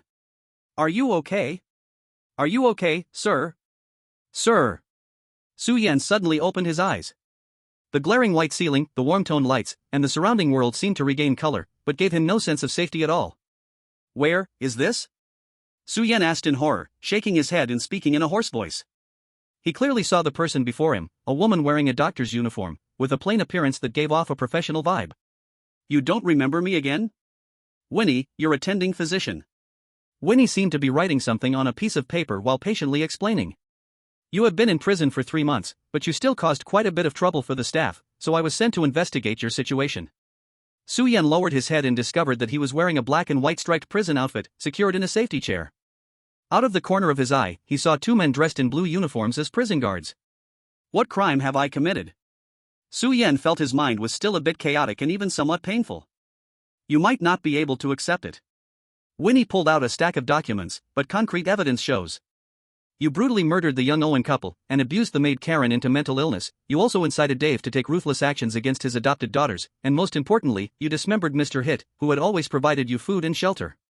Hearing these familiar names, the tangled mess in Su Yan's mind was suddenly unraveled. He was completely awake. Just a moment ago, he was clearly facing off against Officer White Bear. How did he suddenly become a 3-month imprisoned criminal? Why were those crimes all imposed upon him? Wait, what about the Black Bear Detective? Su Yan suddenly remembered the scene he saw in the office not long ago and exclaimed, Is Black Bear Detective still alive? What happened to him? What are you talking about, sir? Winnie displayed a look of confusion. Su Yan took a deep breath. Madam, this may be confusing for you, but I hope you can find Officer White Bear for me. If everything you said is true, it must be related to him. Winnie's expression grew even more puzzled. It was as if she had never heard of these 2 names. I don't understand what you're talking about, sir. There seemed to be a hint of anger in Winnie's tone. These 2 people you're talking about don't exist. Don't exist? Su Yan was stunned. That's impossible. If he really has the ability to alter memories, then whether the player comes or not doesn't matter at all. Seeing Su Yan's reaction, Winnie shook her head in disappointment. It seems you still don't intend to reflect on your sins, Mr. Panda. Her words made Su Yan's expression change. What did you call me? Winnie stood up, seemingly ready to leave. In the process, she revealed a full-length mirror behind her, which reflected Su Yan's face perfectly. It was a panda with dull, dirty fur, patches of skin exposed, and an utterly ugly appearance. Su Yan's pupils trembled. Who is this? Who am I? The guards began to approach, unfastening the restraints from his chair, and only then did Su Yan realize how weak his current body was. Where exactly is this place? Beyond this chat room, there was pitch-black prison cells. Each cell seemed to be soaked in darkness and dampness, giving off a sense of despair. Su Yan was quickly locked in a dusty, foul-smelling prison cell. Mr. Panda, I hope you can receive the ending you deserve. Before leaving, Winnie coldly glanced at him through the iron bars. Su Yan gradually calmed down. When is my next therapy session? He asked. He could feel that the game skill bar and equipment bar were still there, just in a dim state. He couldn't possibly be some panda person, then whatever crime Winnie mentioned was irrelevant. Right now, it was like opening a new map storyline. There were too many puzzles to solve. He needed to be prepared and gather more information. No, sir, we will not meet again. Unexpectedly, Winnie's tone was cold and firm. Su Yan was stunned. What do you mean? Winnie absent-mindedly played with her hair. In the past 3 months, you have brought too much trouble to the prison staff. During the earlier persuasion, you showed no signs of repentance. A criminal like you, steeped in sin, does not deserve to waste any of our resources. From today onwards, we will stop providing you with any food, fresh water, or services. Please, fend for yourself in this cell. Winnie's words seemed ruthless and cold, but for her and the 2 guards beside her, it appeared completely fine. Wait, did you get the prison script mixed up? Su Yan was genuinely shocked. I'm thinking I don't have a skin color error either. Winnie ignored Su Yan and truly turned to leave, the sound of her high heels clicking against the ground fading away. The main gate of the prison closed tightly, snuffing out the last bit of light. A look of seriousness flashed in Su Yan's eyes. He understood that this instance was for real. From that day on, Winnie and the guards in the prison never appeared in this prison again. Research indicates that for an average person, 3 days without water would be nearing their limits. If there is sufficient water but no food, a month is enough to reach a critical point. But things are far from simple. Because Su Yan is currently locked in a cell of only about 15 square meters, with nothing but a bed and a cramped toilet. In psychological tests, just locking a person in a room without any entertainment for even 3 days is enough to drive them crazy. This is a dual torment of both physical and psychological. Where, exactly, is this place? On the first day, Su Yan still had the ability to think about these things. Parallel universe? Another realm of the mind? Officer White Bear's world? Hypnotic illusion? He tried to seek help from the prisoner in the next cell, but the cell shrouded in darkness was silent, as if he was the only person in the entire prison. He activated the dim item bar and skill bar. In fact, as long as he thought of an item, he could still take it out. But he could no longer see any information bars, and the effects of various items were greatly weakened. The vertical maneuvering gear felt as light as a pile of plastic, releasing a meager amount of gas. The blades were like children's toys, unable to even cut skin. The believer's revolver turned into a toy gun. He couldn't open the magazine or pull the trigger. The pea shooter had become a tiny sprout. The compressed biscuits he had previously obtained could still be taken out. He could eat the Momotaro rice balls if he was really hungry, but he had no water, rendering them meaningless. Unless he hoped to quench his thirst with the chili water in his cane. Skills were just as impotent, seeming like mere decorations. With his current physical state, they held no power. He had truly become an ordinary person. Am I really still in a horror game? A thought suddenly surfaced in Su Yan's mind but was quickly extinguished. In a nightmare-level instance, even a slight wavering could lead to irreversible consequences. Su Yan retracted the highly tempting compressed biscuits and flopped onto the bed. He needed to wait for the opportunity to advance the plot. For this, he had to conserve his strength and, most importantly, his water. And so, the first day passed. This prison seemed shrouded in deathly silence. Even the wind from outside couldn't blow in. Su Yan did not sleep, and he couldn't sleep. He assured himself that as soon as he heard the sound of the prison door opening, he would immediately notice, but that sound had never appeared. The quiet environment gradually became frightening with the passage of time. A few times, he even experienced auditory hallucinations, but when he sat up, the unchanging darkness made his pupils grow dull. The next day, Su Yan lay in bed and never got up again. His lips were cracked, and his body felt so dry that it seemed fragile to the touch. He felt tight and itchy all over, but he lacked the strength to scratch. Most importantly, his mind was becoming more and more muddled under these circumstances. Sometimes, he even forgot who he was and why he was here. On the second day, late at night, Su Yan felt himself as weak and dry as dead wood, his eyes lifeless, and the breath rolling from his nose grew weaker and weaker. He wouldn't last until the morning of the third day.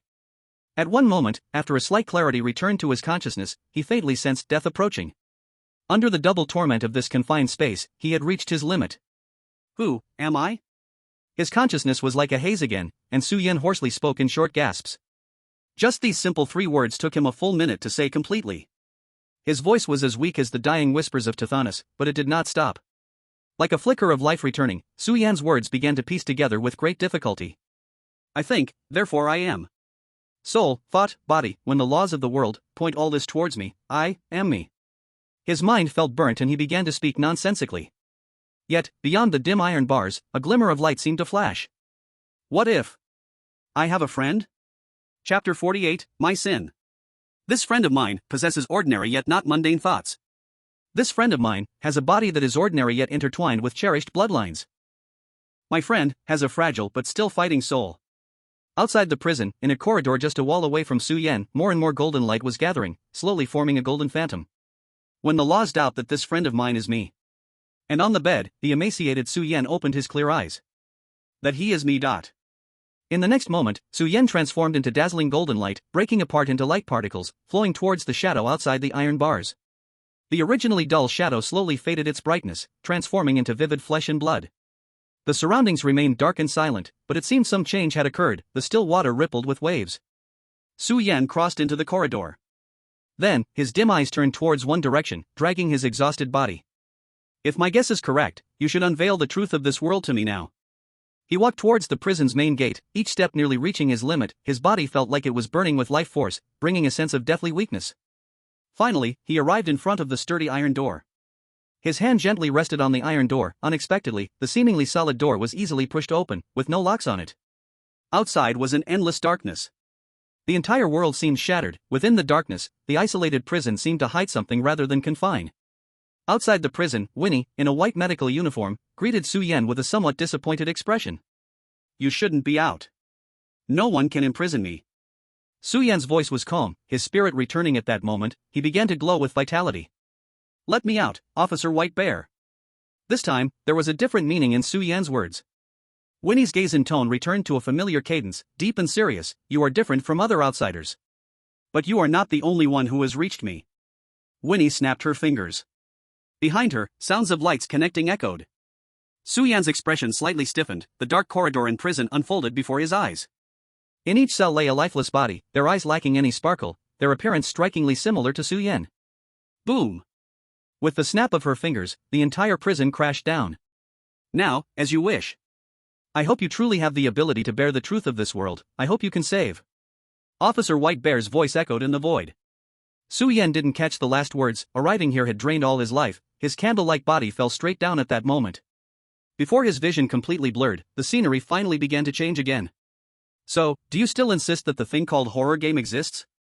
A somewhat gentle man's voice pulled him back to reality. What? Su Yan raised his head. He was sitting in a moving car's back compartment. Across from him sat a soldier in uniform, holding a rifle, with a look of pity on his face. Mr. Su Yan, until the end, you still refuse to see the reality, don't you? The soldier's expression was very sad. Once Su Yan's eyes returned to clarity, his pupils quickly shook. Through the reflection from the car's aluminum foil, he saw his appearance. It was a wrinkled face of an old man, resembling himself by 90%.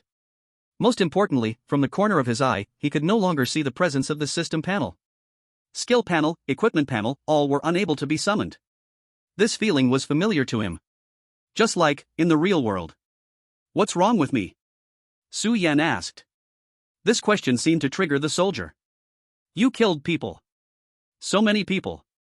Anger welled in the soldier's eyes. Just because of the horror game you've been mumbling about. Over the years, you acted like you lost your mind, causing too many innocent lives to perish. You should have become a respected politician, creating a glorious page in history. Now, however, it is already too late for a good ending. The soldier shook his head and whispered, I've admired you since I was very young, but unfortunately, now it is I who must end your life. Su Yan understood something. At this moment, he was in a police car escorting a death row inmate, and soon, he was about to reach the end of his life, the execution ground. Vague memories surged forth, as if jumping out from some dusty place with the soldier's words. Su Yan remained silent. Soon, the police car arrived at its destination, and he was taken to the execution ground. Outside, the crowd was in an uproar. Even through the walls, one could hear the angry curses and cries of relief. Su Yan was handed over to the soldier, kneeling in the empty execution ground, with no one around. The distant guards glanced by, as if giving him the last dignity of a dead person. The cold muzzle of the gun pressed against his head. At that moment, Su Yan felt death approaching for the first time. He had experienced countless life-and-death encounters, brushing past death many times, but each time he had grasped the chance to live, never facing death head-on. When all hope suddenly collapsed, death felt so real and terrifying. A dagger was thrown at Su Yan's feet. "Pick it up, restrain me, sir," the soldier's low voice came from behind. "There are still some people outside that support you. As long as you take me as a hostage and cross that wall, they will help you escape. There are still countless people who wish you dead here. But at least, you can survive." The soldier's words were exceptionally sincere, making Su Yan's eyes light up. "Thank you, child." Su Yan picked up the small knife from the ground. The young soldier relaxed a bit, as if he had let out a sigh of relief. "But I refuse." An aged voice rang out, and the small knife arced through the air, flying to the other end of the ground, glinting coldly. Su Yan turned around to look at the young soldier's astonished face, filled with panic and surprise. "I misunderstood you." Su Yan spoke slowly. "It turns out you were not opposing us, but seeking help. It's just a pity that you still don't believe I can reach reality. You, what are you saying?" The soldier took a few steps back, but Su Yan's intentions were merciless. "The third layer," Su Yan declared. "What?" "The mind's ghost city where I currently find myself is the third layer." Su Yan's voice gradually lost its decay, and his appearance rapidly changed back to its original state, his eyes reflecting clear light. "The city's layers of the human mind are not just one, it's not simply a single layer. It's nested like layers in Inception, until everything ultimately crumbles. But every time a layer is broken through, the emotions in the mind become more severe and easier to affect reality." Su Yan looked at the execution ground, feeling inexplicably regretful. Small evils turn into medium evils, and medium evils turn into large evils. "I didn't expect that you were already on the verge of losing control over the third layer." "The reality you live in must be nearing destruction, right?" Su Yan's gaze was fixed on the young soldier, as if he were looking at something behind him. The young soldier's voice trembled slightly. I don't understand what you are saying." "It doesn't matter if you don't know." Su Yan smiled, stepping a bit closer. He grasped the soldier's gun muzzle. "Criminals harboring malice should be punished by justice. Beasts symbolizing impulsiveness must be locked in cages all day. And I, causing the tragedy of madness, must be executed here." Su Yan smiled as he gently pressed the gun muzzle against his heart. "Now, take me to the fourth layer, which is so-called reality." Bang! Gunpowder smoke buzzed in his ears. Chapter 49, From the Dragon's Accomplishments. Worldview progress, 75%. Su Yan arrived in a vast space, where darkness filled the entire area like paint, with faint points of light flickering here and there. Is this reality? Su Yan examined his surroundings. Each space is like a smooth mirror, yet in subtle places, glaring cracks spread out. No, but it's already infinitely close. A familiar voice came from behind. Su Yan turned around, and behind him stood a being made of light. This person walked towards him, their face constantly changing, first becoming the White Bear officer, then gradually shifting to Winnie, and even the face of the young soldier jumped out. More often, it changed into the faces of the residents of the spiritual city, Detective Black Bear, Hit, Karen, and even the criminal Dave Owen. In the end, the face of the light being was also covered by radiance, which, based on its figure, looked very much like Su Yan. It stood right in front of Su Yan. "As you said, I really didn't expect you to come here," the light being spoke. "Only those who understand all emotions and thoughts, and have not fallen into madness, have a chance to break through to the third layer and reach this final boundary.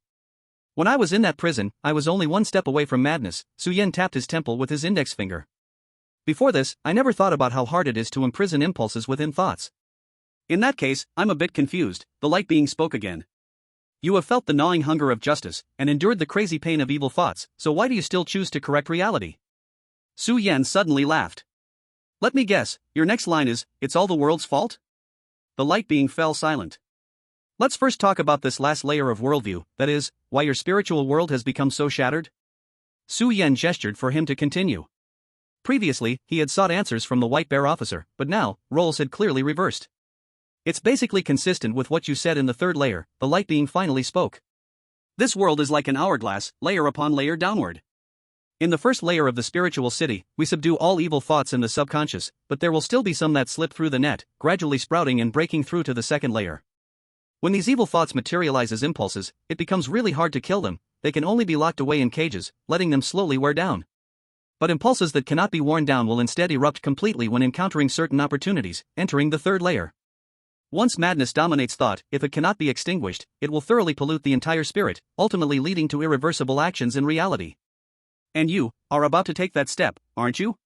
Su Yan took over the conversation. At that moment, a smile surprisingly appeared on his face. A decayed spirit is indeed beyond saving. Before the light being could respond, he slowly continued. But who says this must be the individual's problem? Where do those long-accumulated evil thoughts come from? Where do those opportunities that ignite impulses come from? Su Yan stared at the light being, speaking word by word. If there wasn't external malicious pressure, how would I have arrived at this point? Clearly, it is those people who uncontrollably vent their malice, violence, and darkness, yet, the final pressure has to be borne by I. Why is that? What's the use of a sense of responsibility? What's the use of a sense of justice? What's the point of the spiritual city no longer operating?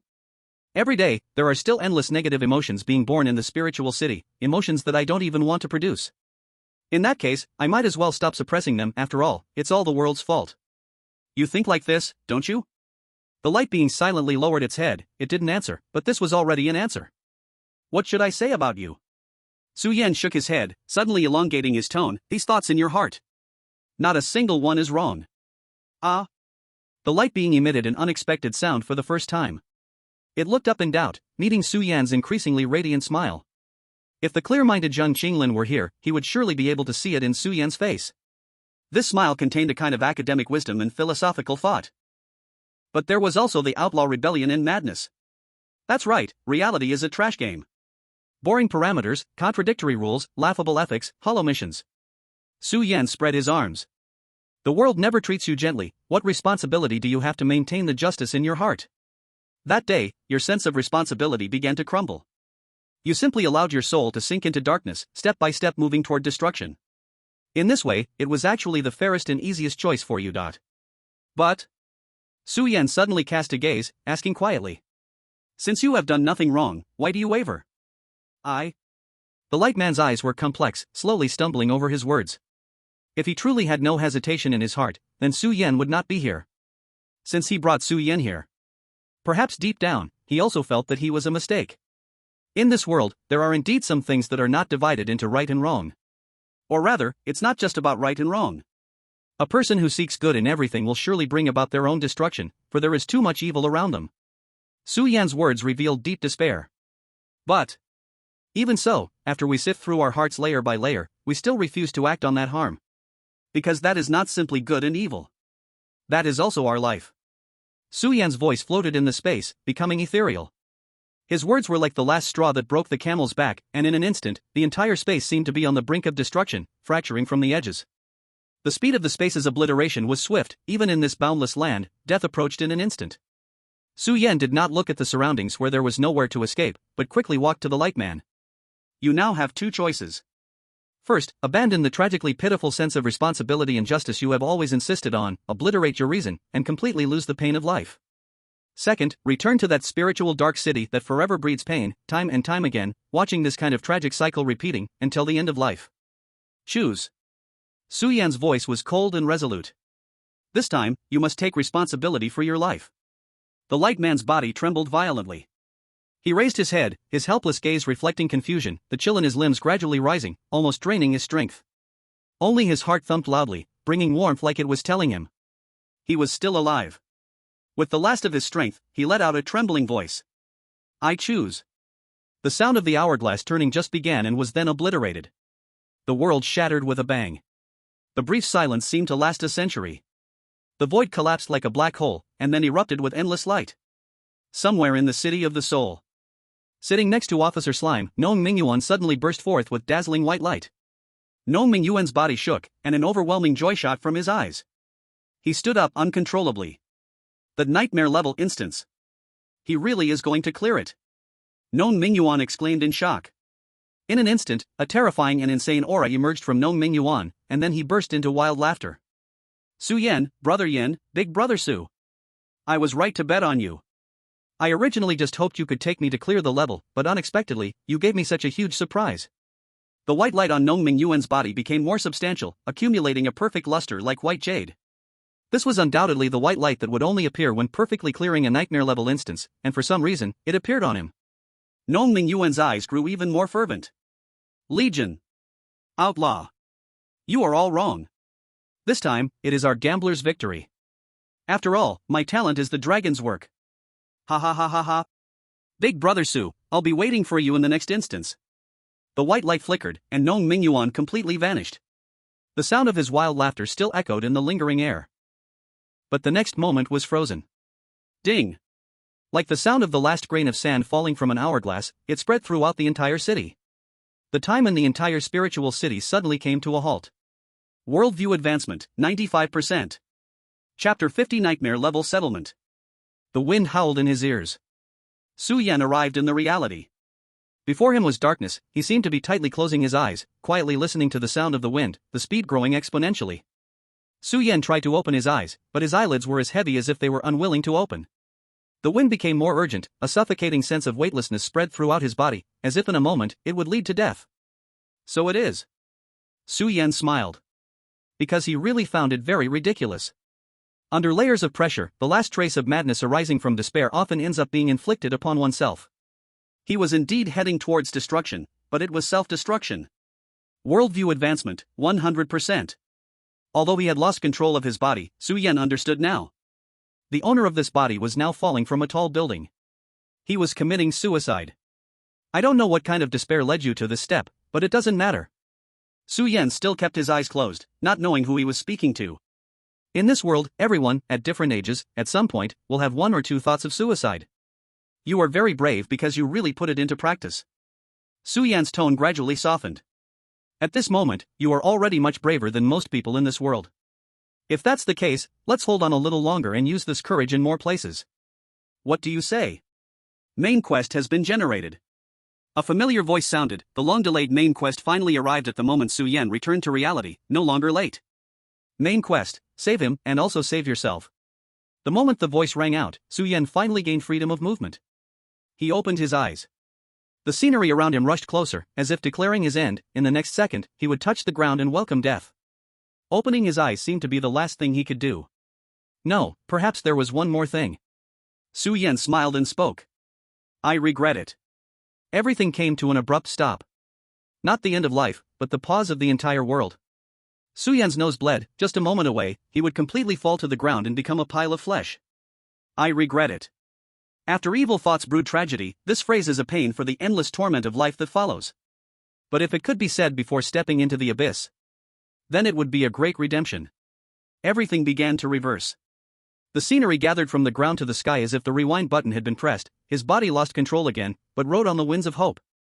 Su Yan was not surprised at all. Just as Lightman said, this was indeed the final reality. However, just by the spiritual world alone, it could produce a nightmare-level instance. Just by a single spiritual world with a figurative NPC, it could be comparable to a demigod in a difficult script. When a person's mind becomes strong to this extent, except for himself, who could make him die? The body finally returned to the top of the tall building. The feeling of solid ground beneath his feet came, and before him was an endless, splendid urban night scene. Once, this city seemed to be a place of despair, breeding disaster and evil. Now in this body's vision, it seemed to have something different. Thank you. In the air, a faint male voice echoed. Su Yan opened his eyes again. The scenery before him switched like a slideshow, instantly changing to a familiar scene. He did not know when. He had already returned to the game space. Above him, a scarlet crescent moon flickered silently. This was the first time he had been transported out of the game without any prompts. Congratulations player for clearing the nightmare-level instance Spirit City. This settlement of the instance, mainline task *1 worldview completion, 100%. Game rating, perfect. Additional, the player successfully cleared the nightmare-level instance, reward, unlocked talent weapon and subsequent routes. Additional, the player perfectly cleared the nightmare-level instance, talent level has been upgraded. Is the reward settlement ready? The talent level can actually be upgraded? Still not recovering from the previous instance, Su Yan's eyes suddenly widened. This was something he had only heard of before. Whether it was the Academy's scientific research or in the common people's understanding, talent, just like one's background, bloodline, and personality, was fixed when the horror game was generated. F level is always F level, A level is always A level, or there wouldn't be the term chosen one. Settle. Su Yan was itching with curiosity now, he couldn't wait to see his data. Every time an instance ends, the rewards earned with one's life seemed less important. However, the procedure he had to go through, he couldn't skip no matter how much he wanted to. Please choose one of the following rewards to receive. 1. Save time, 2,500 days, not selectable. 2. Retain all skills acquired in the game. 3. Unlock the item weight and space you can carry upon game entry to 1,000 times, and can also be placed in the equipment slot. Su Yan could not look at the save time reward without feeling displeased. After all, getting this reward meant one less choice, and the summoner's save time was only guaranteed to be 30 to 50 days at best. There was simply no option. Unfortunately, he had no better options now and could only let it be. If others sought his perfect rating reward of 7 years save time, they would probably drool.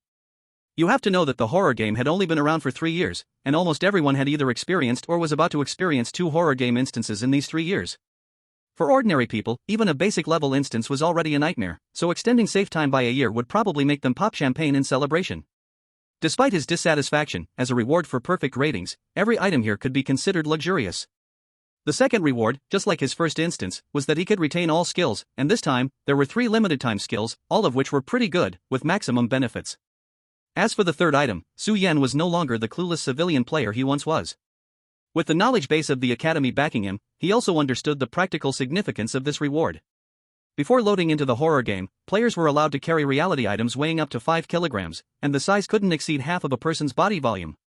A perfect level settlement would almost completely remove this limitation. What does this limitation mean? Let's use an analogy to understand. The 5 kilograms item restriction means you can carry some cold weapons, a few pistols, or a lighter rifle. But could you bring a cannon into the game? When this weight and volume is multiplied by 1,000, it is enough to carry some pretty good real-world strategic resources. That's right, this is a powerful means to compensate for strength with financial resources, and the lower limit is extremely high. Aside from not being able to bring living creatures, if you have the mood and the right, you could even bring the terracotta army of Emperor Qin into the game. Of course, some clever people have already realized that even artillery is just a small thing. If you could buy an intercontinental missile, it could also be brought into the instance. When Su Yan saw this buff, the first thing he thought of was the Legion. In multiplayer instances, as long as one member of the Legion had this reward, they could completely equip a formidable modern army with the ammunition in their bag. Players who had only gone through a few instances basically had no ability to counter military-level firepower. Su Yan shook his head, no longer thinking about this reward. This is a capability where the more financial resources you spend, the greater the reward you get, and Su Yan dared not imagine it. Unless the first A-level skill he drew at the beginning of his journey was still there. Chapter 51, Am I Dead? Su Yan looked at the second reward. I didn't choose a skill in the first dungeon, so let's make up for that regret this time. Su Yan smacked his lips. Although his tone seemed to be full of regret. Everyone knew he was being sly after gaining something. First, let's pull out the 3 limited time skills from this dungeon. I have a friend, E-level, /commercial acting, E-level, /Hawaiian training camp, D-level. This time, it seemed that the general purpose D-level skill was the most valuable, but the real highlight was I have a friend. Su Yan's interpretation of it was quite abstract, but in the upcoming dungeons, this skill would become more and more practical. Speaking of which, Su Yan suddenly remembered a case he had seen earlier. That guy who started with an A-level skill ended up unlucky after clearing the dungeon, as he couldn't draw the reward to retain the skill. He cleared the Nightmare dungeon with an A-level skill, and I also cleared the Nightmare dungeon, so didn't I just get an A-level skill for free? No one knew how Su Yan's mind worked. But that didn't stop him from spreading the AQ spirit in the Red Moon space. He didn't strictly control his excess emotions. In the ongoing Death Dungeon, exaggerated emotional release was a must. Otherwise, even if he had 3 to 50 days of false safety time each round, he would drive himself crazy. The Dungeons of the Soul Abyss served as a great reminder for him. Alright, it's time to get to the point.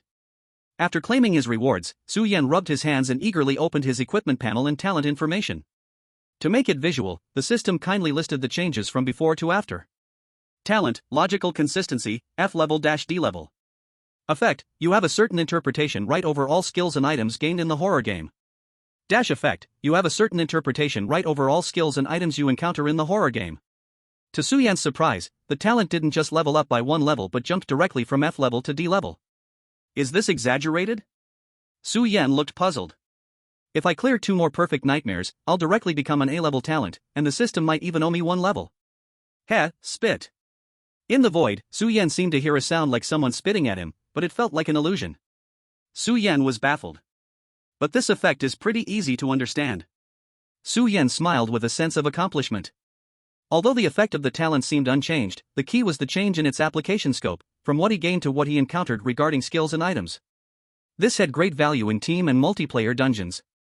Especially with reliable teammates, Su Yan was confident he could turn them into multiple Su Yans. Next, after appreciating it for a while, he threw the talent into the back burner. After all, it was just an upgrade from F to D, and in a single-player dungeon, it was almost like no upgrade at all. What is this talent weapon? Su Yan clicked on the item panel, and sure enough, apart from the previous loot from the Legion, there was an additional shimmering white item. What is this? Su Yan hesitated and spoke again, taking the item out. Because this thing looked so different from what he had imagined. Su Yan didn't expect to find a legendary weapon like the dragon-slaying saber or the heavenly sword, nor did he think he could become a king in the field like the 100-mile sniper or the blasting mage. But his expectation for a talent weapon was, foremost, that it had to be a weapon, right? After confirming several times, he looked at the white, dandelion-like fluff appearing in his hand, and a big question mark popped up over his head. Talent weapon, word, hatching stage.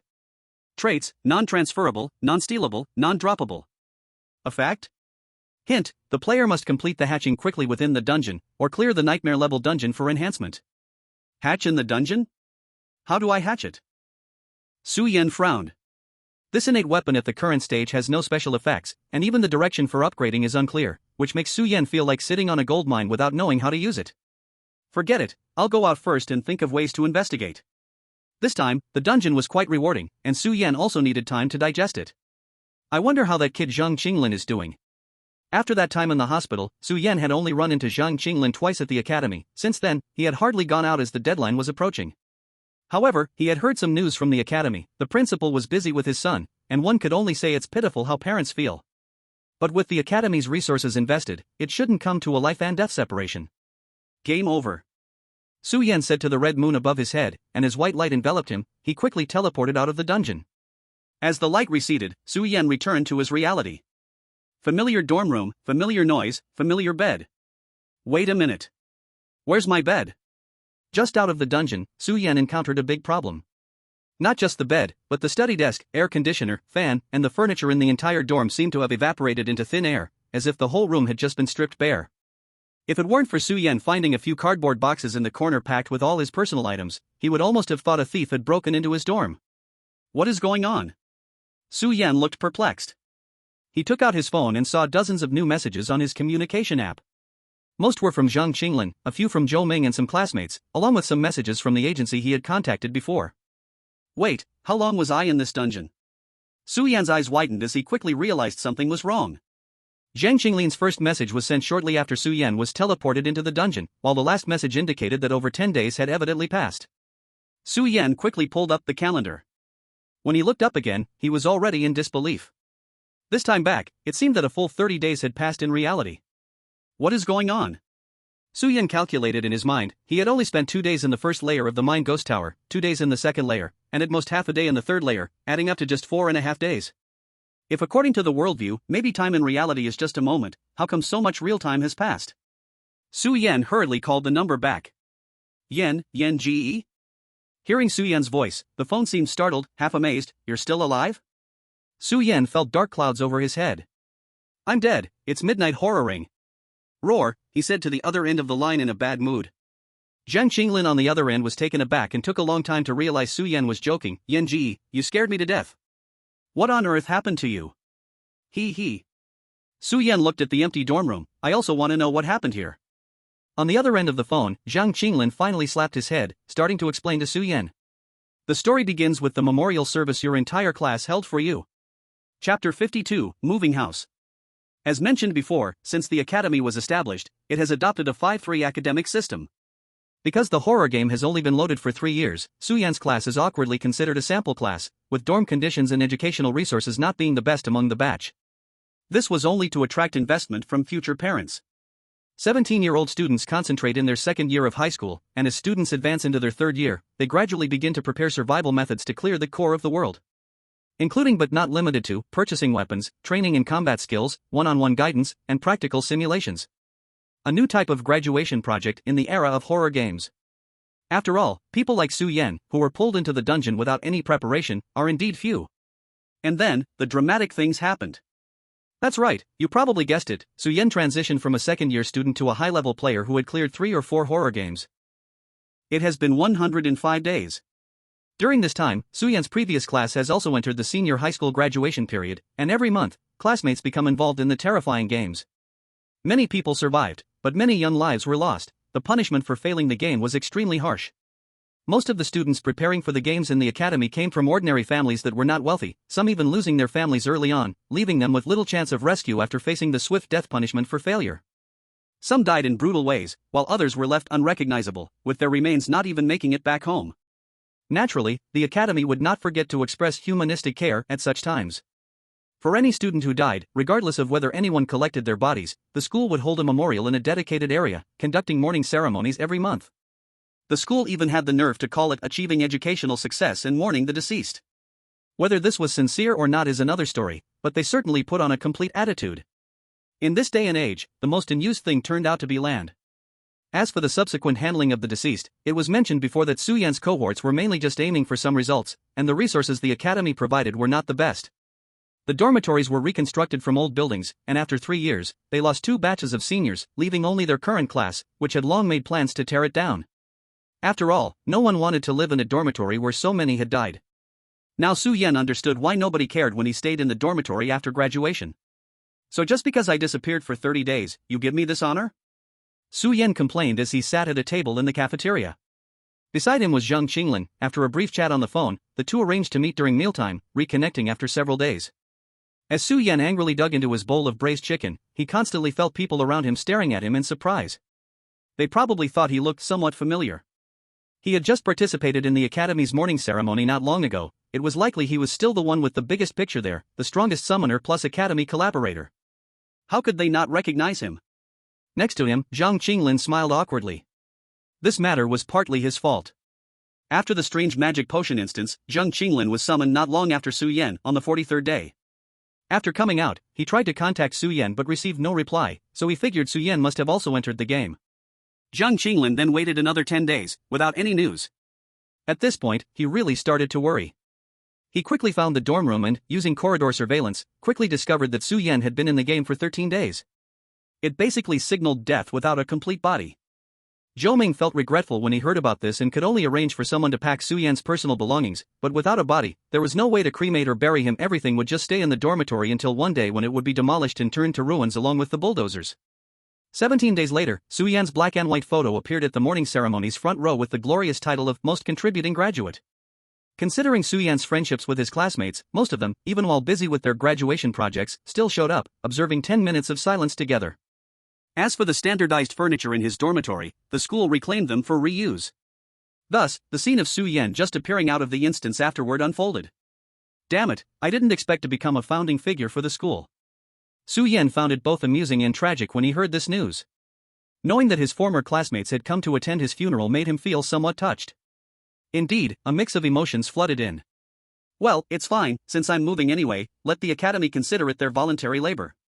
Su-Yen shook his head and quickly brushed the incident aside. Hey, Yen Ge, you're leaving the academy? Zhang Qinglin asked curiously. Yeah, I've thought about it for a long time. Su-Yen casually replied while chewing on a piece of meat. To be precise, it was after he killed by Shiiki. Now, he had gathered a few Legion characters in the instance.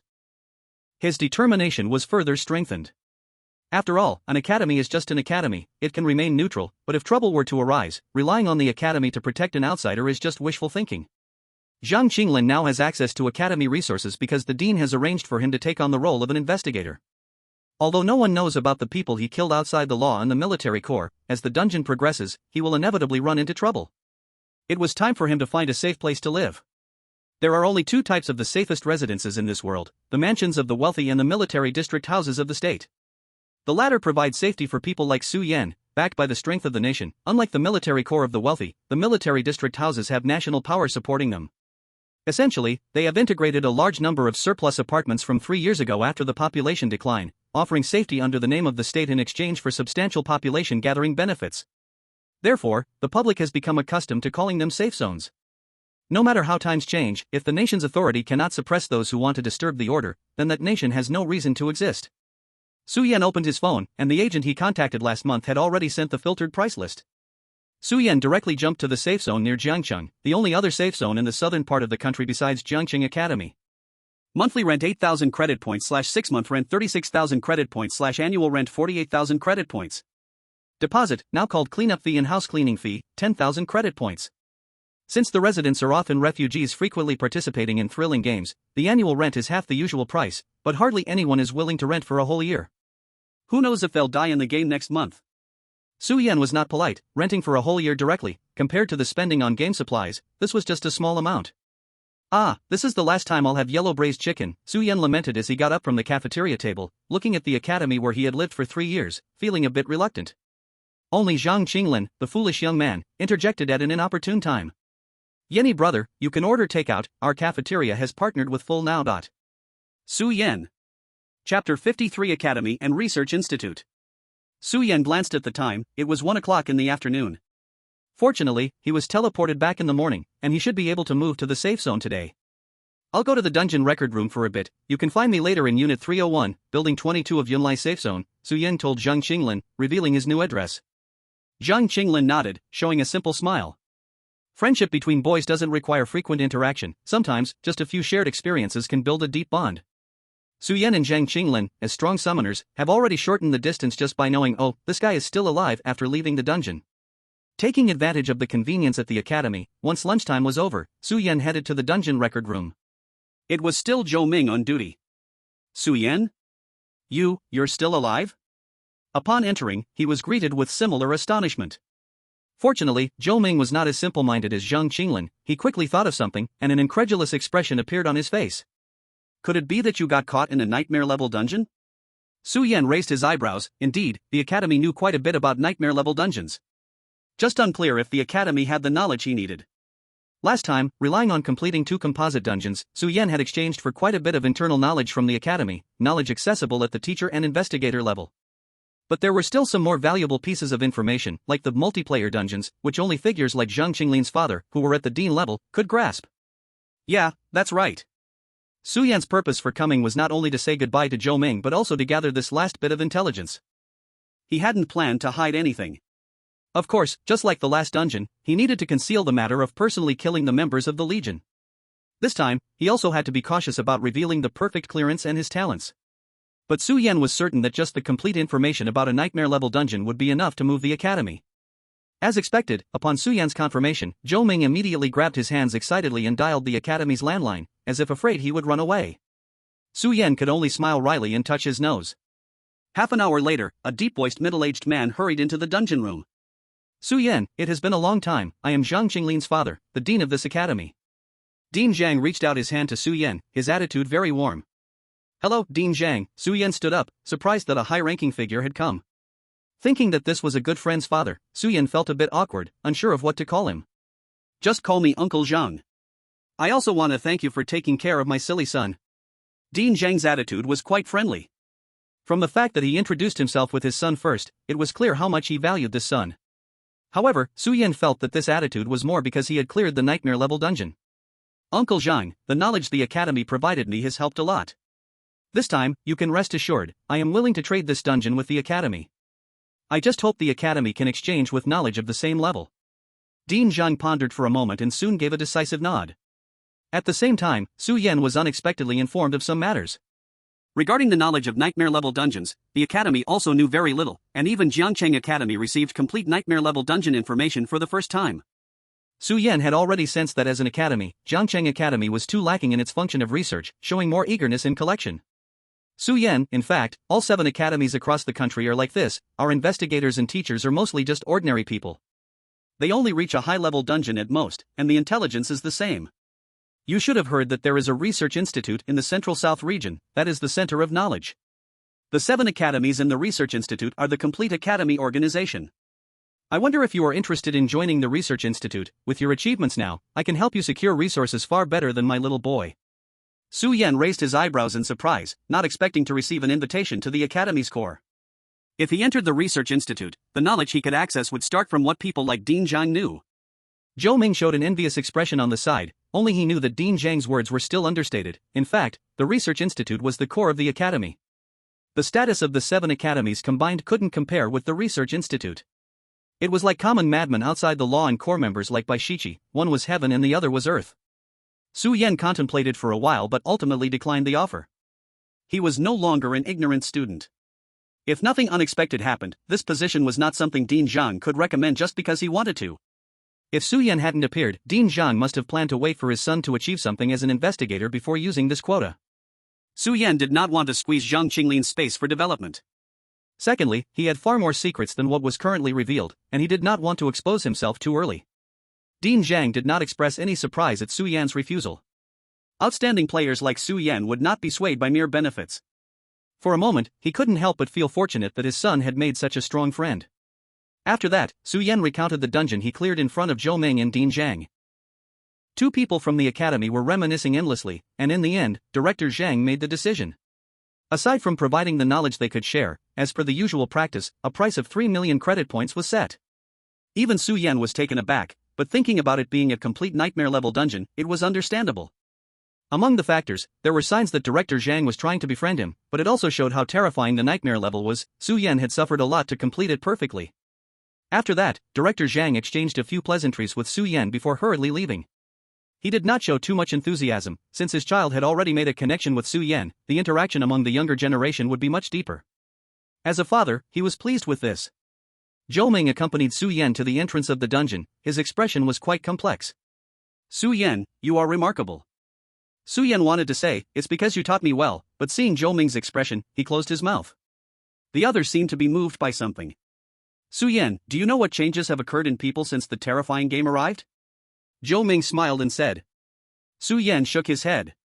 He never cared about these things, but at this moment, he felt that what Zhou Ming said was extremely important. Chapter 54, Style? The change is that people have become more protective of their lives. Protective of life? Su Yan was taken aback. It means fearing death. Zhou Ming said bluntly. As a strong summoner, your perspective may be different from ordinary people, but as long as you can survive and come back from the terrifying game once, both your outlook on life and values will undergo a tremendous change. With that, he revealed a bitter smile. I was lucky to pass the difficult level of the terrifying game 3 years ago without any danger, gaining more than 3 years of safety time. My family was the same. It was because of that game that we realized how precious our current ordinary lives are. In these 3 years, I have cherished my family and current life immensely. I am very happy, but also very painful. I chose to be a teacher not out of noble professional ethics, but to have a greater chance of surviving the next terrifying game. Now, as the time approaches, I feel even guilty about my initial choice. Su Yan thought for a moment and said, no matter what, you are an outstanding teacher. The knowledge you imparted has helped me many times. With this comfort, I actually feel proud. Zhou Ming smiled bitterly, then his expression gradually became serious. Su Yan, what I want to tell you is that it has already been 3 years. 3 years? Su Yan hadn't reacted yet. There are many people like me, those who are about to spend their safety time. Zhou Ming spoke with a somewhat urgent tone. Su Yan's expression changed immediately. What Zhou Ming said was correct, the 3 to 4 years of safety time is the average time for those who survived. Globally, at least 90% of people like Zhou Ming chose safety time. And now, this portion of people's time is about to run out. The number of players loading into the terrifying game in the next year will be the largest increase since 3 years ago. And the changes that might happen from this are unpredictable even for the academy. I don't know what others think, but I feel that I might not survive the next terrifying game, Zhou Ming said with a bitter smile. Su Yan, never underestimate the evil acts that people can commit when they desperately yearn to survive. Walking on the academy road, Zhou Ming's words echoed in Su Yan's mind again. He looked up at the sky, and before he knew it, night had fallen. The waning silver moon floated in the sky, occasionally changing to a blood-red hue. Since the terrifying game descended 3 years ago, it had always been like this. Yunlai Safety Zone. Su Yan murmured softly. I hope to find what I want there. He chose the safety zone not only for its security but because it was where most players gathered. Not long after, a moving company's delivery truck drove into the campus, carrying the belongings of the most valuable graduate, Su Yan, along with him, leaving the academy. The safety zone was a full metro line away from Jiangqing Academy. The residential area faced the river on 3 sides, it was vast but well-equipped, and over the years, it had subtly developed towards becoming a city fortress.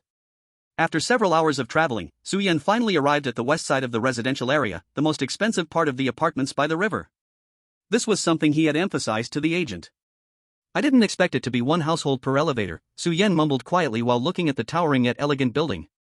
Thinking about it, renting the third floor feels a bit lacking. Holding a few boxes of daily necessities, Su Yan quickly walked towards the apartment building's entrance.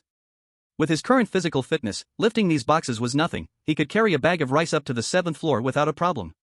Just as he was enjoying the luxurious life waiting for him, ordering takeout without going downstairs, a piercing gaze made him shudder.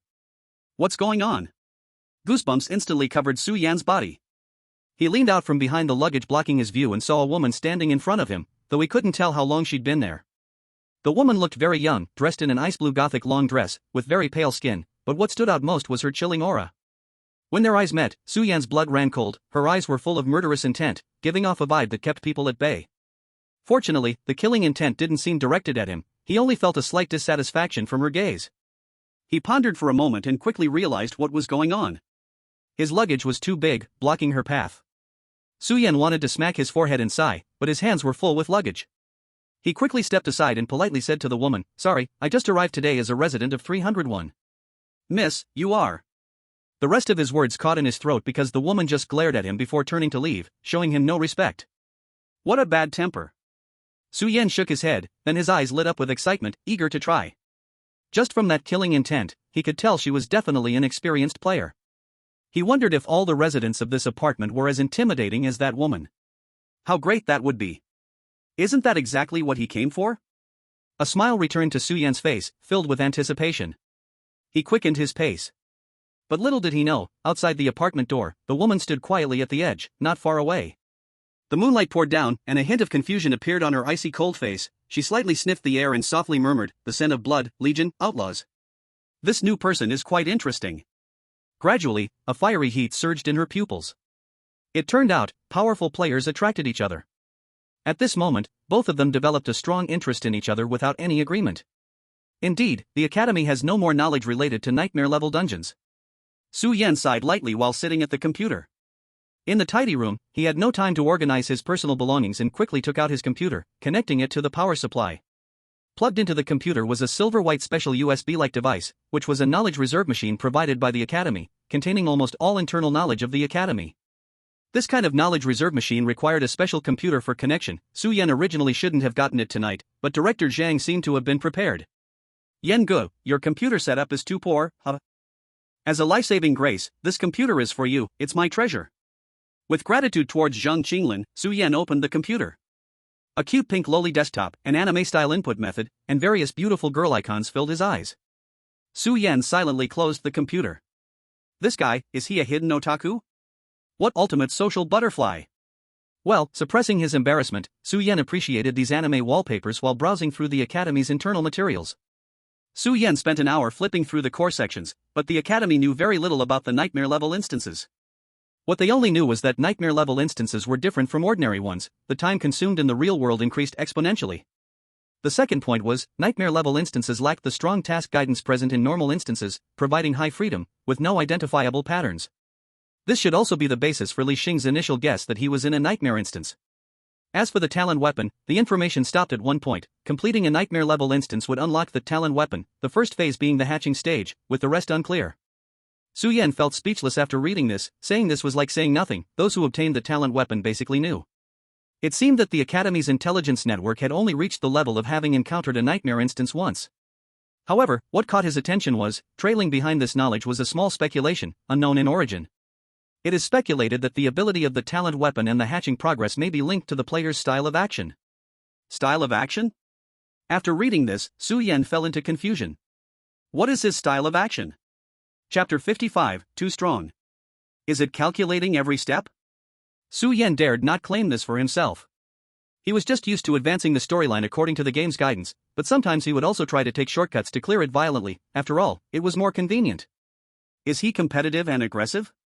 It didn't seem like this either. Baishichi actually died due to the limitations of the instance, and in the end, he probably couldn't even display his full strength. The Legion purely died from carelessness and mistakes. Su Yan did not have the habit of making enemies in instances. He always reported at the scene. In short, this piece of information with an unclear origin seemed to have room for further research. Su Yan shut down the computer screen. Actually, what he cared about most was the talent enhancement reward after perfectly clearing the nightmare instance. After going through so many instances, although he hadn't made comparisons, Su Yan always felt his talent wasn't that simple. But the academy seemed to lack investigators who had even cleared the nightmare-level instance, let alone perfectly. Perhaps, the Core Research Institute of the Academy might have personnel who can perfectly clear nightmares and related intelligence. Buzz. A clear buzzing sound gradually rang in his ears. It was like the chirping of insects at night, yet with a serene air. What sound is that? Su Yan tilted his ear. The sound insulation in the room was quite good, but his hearing was now even better. Buzz. Another clear sound came, rhythmically echoing. Su Yan thought for a moment. Since he was already in the safe zone, there was no need to be as careful as in the instances. If there was any movement, just take a look. He pushed open the door and walked out into the hallway. Buzz. This time, the sound was completely clear, along with a figure illuminated by the moonlight in the hallway.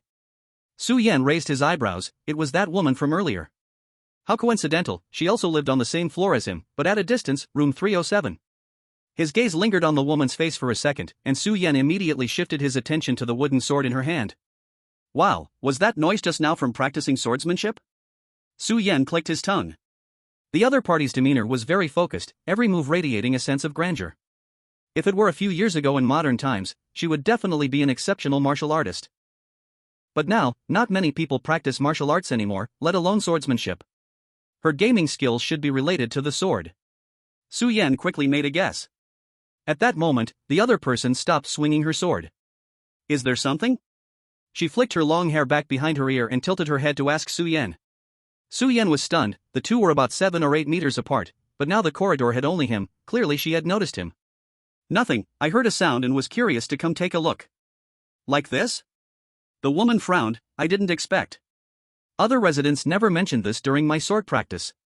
If it's disturbing your rest, I'll talk to the manager right now and switch to another floor. The woman decisively took out her phone. Damn, so quick? Su Yan was wide-eyed, feeling his thoughts couldn't keep up with her actions. However, he found his impression of her improved. Her personality was just too direct. Much better than some king of nonsense in reality in games. It's not necessary. He explained softly. I'm just bored, it doesn't have much effect. In fact, as long as he didn't let his hearing disperse, the apartment's soundproofing quality was already sufficient. Su Yan slowly walked up to Qing Shui, who had changed into a white martial arts uniform, but still hadn't taken off the decorative necklace on her chest. This time Su Yan saw clearly, it was a sword pendant that looked like a silver longsword. Do you also use a sword? Qing Shui suddenly asked. While Su Yan was sizing her up, it seemed she was also observing him, eventually coming to this conclusion. No, I don't. Su Yan blinked. No, you do. Qing Shui was very certain instead. Su Yan remembered the 3D maneuver gear that seemed to count as a kind of weapon. Okay, I might be using dual swords. Want to practice? Qing Shui suddenly opened the door and walked inside. Ha! Su Yan blinked again. Is this okay? They had just met and chatted for a bit before going into a room? He truly couldn't keep up with this girl's train of thought. You have such a big heart? Su Yan could only follow her in and ask. He took a look at the room environment and got an understanding. This was nothing like a girl's room, with not a hint of warm tones. The entire space was a stark gray-black minimalistic layout, giving a serious and capable feel. The whole living room looked more like a practice arena, with a smooth floor laid with cork and various training equipment around. I'm Qing Shui. Qing Shui stood in the center of the practice area holding a wooden sword. Su Yan. Qing Shui replied to Su Yan's previous words, we are all players, we can only care about our own lives and deaths, others, it doesn't matter. Survive for a month, of course we are still acquainted, otherwise, we're just strangers. Well said. Su Yan praised, casually taking out 2 shorter wooden swords from the weapon rack, holding them behind him. Qing Shui frowned. Zoro? Hearing such a second-dimensional reference from such a classic beauty felt a bit out of place, but after the horror game, the second dimension in movies became a required course in the academy. This was also the reason Zhang Qinglin's computer screen was filled with 2-dimensional beautiful girls. I didn't hide my skill. Su Yan seemed to see Qing Shui's doubts, it's just simply dual-wielding swords. Then come. Qing Shui remained succinct, her expression extremely indifferent. Su Yan wasn't polite, he grinned and rushed forward with his swords. This was exactly the opportunity he wanted, only by practicing with truly powerful players could he understand his own shortcomings. Qing Shui looked to not be an ordinary person, although her personality was somewhat indifferent, she was also a warrior. This was a good opportunity, and he really wanted to see how many moves he could last against her. Su Yan charged in. Su Yan was down. That's too exaggerated. He widened his eyes. The answer was, 1 round. Qing Shui knocked Su Yan's dual swords away in one strike and walked closer with a puzzled look. Just one round? Her words held no other meaning, given it was spoken by Qing Shui, but it greatly stimulated Su Yan. Nonsense. Su Yan gritted his teeth and jumped back up. Let's go again. Bang. 1 round. Come again. Bang. 2 rounds. Come again. Bang. 4 rounds. Half an hour later. When Su Yan was lying on the ground, drenched in sweat, Qing Shui finally realized and apologized to Su Yan. I forgot, it's not that you are too weak. It's that I am too strong. Su Yan. Chapter 56, Alternative Use of Skills. This is unreasonable. Whether it's the strength or speed of the fight, he was clearly better. But the opponent's strength was ridiculously high. In terms of skill, Su Yan was completely defeated. Wait, skill level? Let's try again. Su Yan staggered to his feet. Qing Shui looked at Su Yan deeply and said calmly, martial arts ability cannot improve overnight, practicing a few times doesn't mean much. Stop talking nonsense. Just now, you invited me, it's your turn to satisfy me now. Su Yan laughed as he picked up the double swords. It was easy to talk to someone like Qing Shui, she was straightforward, without the need for excessive thought like in games. As expected, Qing Shui accepted this view and held up the wooden sword. Su Yan closed his eyes, recalling the feeling of using Hawaiian training camp in the game, which triggered the expert-level 3-dimensional maneuvering operation. Qing Shui could see Su Yan had used a sword before. It was because, during the dungeon, the skill's transformation left physical memory in his muscles, leaving a mark. Was there a possibility that he could bring the skills to reality through this muscle memory? Su Yan charged forward. This time, Qing Shui's eyes showed little ripple, just a single sword strike. According to her experience, dealing with Su Yan, this sword was enough to break through all his defenses, and the next sword would target the fatal spot. The sound of wind howled. Su Yan's sword unexpectedly came from a strange angle, firmly blocking this sword. He even smiled as he turned the other sword to stab back. Qing Shui's gaze shifted. For the first time, there was a ripple in her eyes. Long sword, swung again. Crackling sounds echoed in the room, and finally, the dual swords flew through the air in 2 parabolas. Su Yan lay on the ground again, his eyes filled with excitement. 23 rounds. Though it was a bit less, the important thing was this massive improvement proved one thing: his guess was effective. Once he became familiar with and even digested the expert-level dual swordsmanship in reality, it would be equivalent to saving 1 Hawaiian training camp in the game to enhance battle power on other levels. However, just a few practices were definitely not enough. Even expert level might be a bit tight, but it didn't matter. As long as he used it more in the game and got used to it in reality, it would be fine.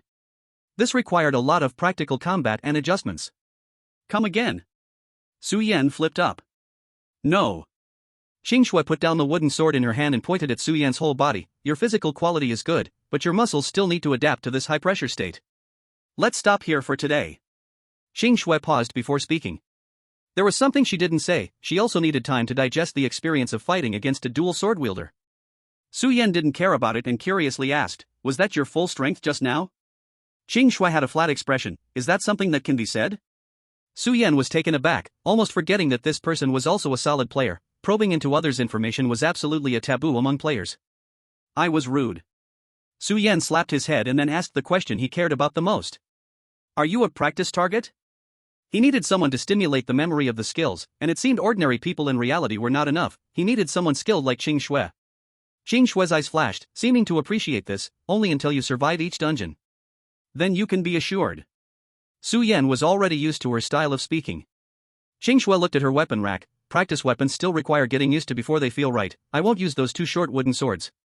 You can take the weapon rack back for more training. It will be most effective if you get familiar with it. Consider it a loan from me. In exchange, you will pay my utility bills from now on. Su Yan calculated that the value of these high-quality wooden swords was much more precious than any utility bill, so this was a good deal for him. Qing Shui, it seemed, just didn't want to owe anyone anything. All right, then I'll accept, Su Yan said. He carried the weapons back and, under Qing Shui's guidance, placed them in a suitable corner. Want to sit? Su Yan offered politely. No need.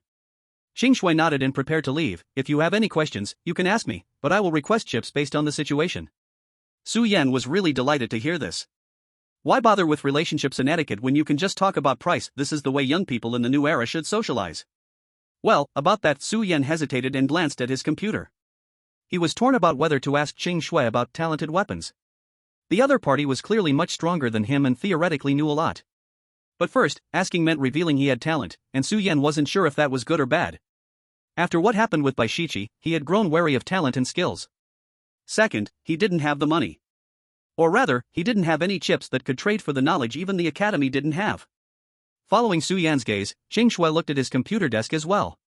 What are you looking at, Qing Shui's originally indifferent voice changed. What's wrong? Su Yan lifted his head, suddenly widening his eyes. After checking the school's materials, he had switched the screen to the desktop, and the scene now before him was shocking. Qing Shui suddenly took a step back, and her gaze toward Su Yan became strange. Wait, Su Yan stared at the desktop in disbelief. At that moment, two cute, anime-style girls, all covered in slippery bathing bubbles, were hugging each other, their shy eyes looking directly at him. But both girls seemed to be very young indeed. Zhang Qinglin, are you trying to kill me? Su Yan only wanted to scream in shock. Deeply understanding otaku knowledge wasn't a big deal, this was common sense after the horror game arrived. But this was completely different from using the risque wallpaper of anime girls as a desktop background. Zhang Qinglin, what will you say now? Beast Qing Shui took 2 steps back, covering her chest. I still have a 6 or 7-year-old sister, could it be that you were after this from the start? An unusual alertness appeared in Qing Shui's eyes. Wait, it's a misunderstanding.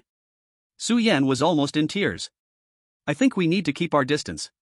But Qing Shui acted too fast. After saying this, she slammed the door, leaving. Bang! The door slammed shut.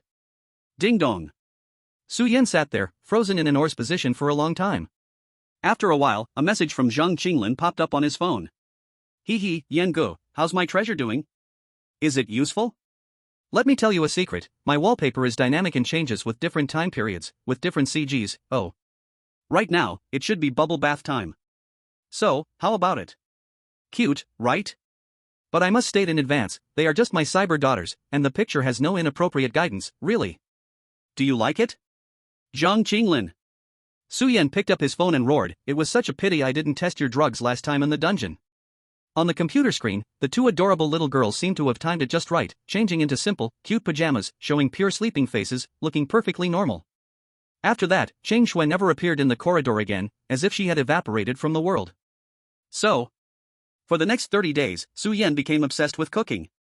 With some psychological comfort, he could only choose to put this other triggered skill into practice first. The well-furnished kitchen in his newly moved-in apartment and the nearby vegetable market made everything very convenient. While studying materials and intelligence, Su Yan also kicked his habit of ordering takeout. His cooking skills improved rapidly. However, whether by coincidence or not, during these 30 days, he had met the residents of this apartment floor on 1 or 2 occasions. But that clear snow, she never encountered again. Finally, on the 35th day, the horror game returned. Chapter 57, Refreshing Anecdotes. Game instance Clash of Tribes loading. Instance type, cooperation. Number of skills to draw, 1 refreshes remaining, 3 would you like to draw immediately? A crimson crescent floated in the space above, and Su Yan's hand, ready for operation, paused. He knew about this instance because it was a multiplayer instance. Previously, as a courtesy from the Academy, Director Zhang had provided him with information about 3 rounds of multiplayer instances, which he understood to be the latest instance information that the Academy investigators could uncover. Being able to access relevant content about the instance beforehand had at least 2 benefits. First, it allowed for a thorough assessment of the dangers of human nature within this instance. In the instance he first experienced, Curse Potion, if he had had more clues at that time, he wouldn't have faced the life and death threat from Baishichi. The second point is that it gives players more hints, making it easier for them to clear the instance and even achieve a higher rating. Regarding the Clash of Tribes instance, the Academy received the following hint. The abyss descends, born from the division of the original kingdom, symbolizing the conflict between light and darkness, tribes rise against one another, corpses float 1,000 miles across the tribes, what merit does an immoral king have to remain long? Recalling the materials he had seen earlier, Su Yan understood the general situation of this instance. Draw a skill. Skill generation complete, please choose whether to refresh the skill. Since only 1 instance skill was provided this time, the panel appropriately displayed the refresh count, 3/3. Skill, don't call me again, I fear misunderstanding, E-level. Effect, you can refuse all kinds of supernatural calls, while eliminating any possible consequences that may arise. Note, why not answer the phone, hey, huh? Refresh. Su Yan looked at the slightly sickly remark, his eyes twitching. The skill immediately refreshed. It was not that he had a prejudice against this skill, just like the 2 skills he initially drew in Wooming Village, this E-level skill had decent effects. If used well, it might even be more useful than some D-level skills, but unfortunately, it was not what Su Yan needed right now. One could easily think, there wouldn't be phones in a tribal war. With a flash of white light, a new skill appeared on the panel. Skill, Scholarly Dodgy, E-level. Effect, your sexiness can be equivalently transformed into the same level of intelligence and gain legal recognition. Note, we have researched the possibility of beauty coexisting with knowledge. The bridge is bodily fluids. Su Yan's fingers rapidly tapped on the screen. What kind of heaven-defying skill is this? Refresh, refresh. Su Yan muttered to himself. It wouldn't have a skill that exchanges intelligence for looks, right? The white light flashed again. Originally thinking that 3 refresh opportunities given by the game were numerous, he didn't expect to use up 2 at once. Skill, Fan Chart Eye Emotion Analysis Technique, E-level. Effect, you can see the emotions of the other person through their eyes, with results presented in a fan chart, usable once every 10 minutes. Note, this skill has 3 parts practicality, 3 parts sharpness, and then 4 parts helplessness. Alright, this one will do. Su Yan dismissed the idea of continuing to refresh the skill, fearing he might draw some skills that looked good but were useless. Though this skill didn't add much to his combat power, it still could be quite useful in the instance. Horror game begins. At the start of the conflict, Clash of Tribes. Strange black-purple light surged up from beneath his feet, and when he came to his senses, everything had faded into darkness. Dark and damp. This was Su Yan's first impression of his surroundings. He appeared in an old palace covered in moss, with walls and steps built from uneven rough white stones. The visibility was very dim, with only white candles placed around him and the people beside him, their dim yellow flames flickering, creating 2 continuously changing black silhouettes. In the deeper darkness, there was always a feeling of countless eyes peering in. Su Yan did not continue to examine the environment, wanting to understand the person beside him, who was his teammate in this instance. Meeting his gaze was a familiar yet indifferent look. Damn! Cold sweat instantly trickled down Su Yan's back. The woman in front of him was undoubtedly beautiful. Unlike her usual outfit, she was now dressed in clothes that were convenient for movement, yet her sense of style was still visible. Qing Shui raised an eyebrow, seemingly surprised as well. Then, thinking of something, she expressionlessly turned her head away. Though she said nothing, Su Yan could already feel her deep-seated disgust and rejection. This is troublesome. Su Yan began to worry about the difficulty of this instance. He initially thought it would be an easy one, but what if his teammate didn't cooperate? After all, it was a cooperative instance, meaning the system assessed that relying solely on Su Yan wouldn't make the challenge any less difficult. Just as he was thinking this, a sharp, screeching laugh suddenly resonated in the air. Quack, quack, quack, I finally waited for you, 2 esteemed heroes. The voice was like a shrill sound that could still be squeezed from the lungs after one's throat had been cut, sending chills down the spine. In the darkness, 2 lantern-sized red eyes suddenly emerged. Su Yan jumped in fright, and in an instant, his 3-dimensional maneuver gear sprang into his hands, 2 sharp blades the only weapons he had. Just then, a chilling wind surged up beside him. Su Yan glanced beside him and was instantly shocked, unable to look away. Qing Shui's sword pendant necklace had vanished, replaced by a sharp silver long sword she was holding. Fine ice blue sword light flowed over the blade, giving Su Yan an extreme sense of danger. Su Yan was stunned. Taking out his knife was merely instinctive, a warning to the sudden monster. Meanwhile, Qing Shui seemed ready to strike. In that moment, Su Yan felt that Qing Shui was even more frightening than the monster that had just appeared. No, no, no, please remain calm, esteemed heroes. The unpleasant voice revealed a hint of panic. Light sources finally flickered on the sides of the stone palace, emitting ghostly blue flames that swayed around the 2. Only then did Su Yan see the monster's appearance. It was an extremely bloated toad, covered in foul-smelling blisters, holding a stick with a white skull on it in its webbed hands, sitting on a giant stone throne, staring at them. With its bizarre red eyes, the toad beast sighed in relief and introduced itself. Welcome, esteemed heroes, to my tribe. I am the chief of this shadow tribe, Fick. Su Yan stared at this ridiculous and strange monster, immediately looking at its friendly eyes as he activated his skill. That expression was made up of 3 parts hypocrisy, 2 parts darkness, 4 parts malevolence, and 1 part disdainful indifference. From that seemingly harmless gaze, it spoke words that were the exact opposite. I wonder if the 2 esteemed heroes could embark immediately to assassinate the cunning usurper of the glorious tribe on behalf of our shadow tribe. I represent the shadow tribe and deeply appreciate your sacrifice, esteemed heroes. As the flames flickered, Chief Fick spoke warmly. Chapter 58, The True Nature of Players. Only then did Su Yan notice. Under his and Qing Shui's feet lay a magic circle painted with an unknown green liquid. Surrounding them were candles like those used in rituals, along with various strange skulls and petals, likely part of the summoning ceremony. Su Yan began to ponder the significance of these settings, while Qing Shui had also put away her sword, leaving only Chief Fick still chattering away. Our proud shadow tribe has always been peaceful and uninvolved with the world. But on this land, there are still narrow-hearted greedy people. Far in the northern glorious tribe, there are a bunch of hypocritical and evil monsters. Feek angrily waved his arms. They suck human blood, claim to be moral, and are sinister and dark. Noble warriors, I need you to set off immediately to assassinate the elder Ava of the glorious tribe. Without that cunning leader, our shadow tribe will eventually trample every inch of the glorious tribe's territory. You will help us, right? Feek's voice suddenly lowered a few pitches.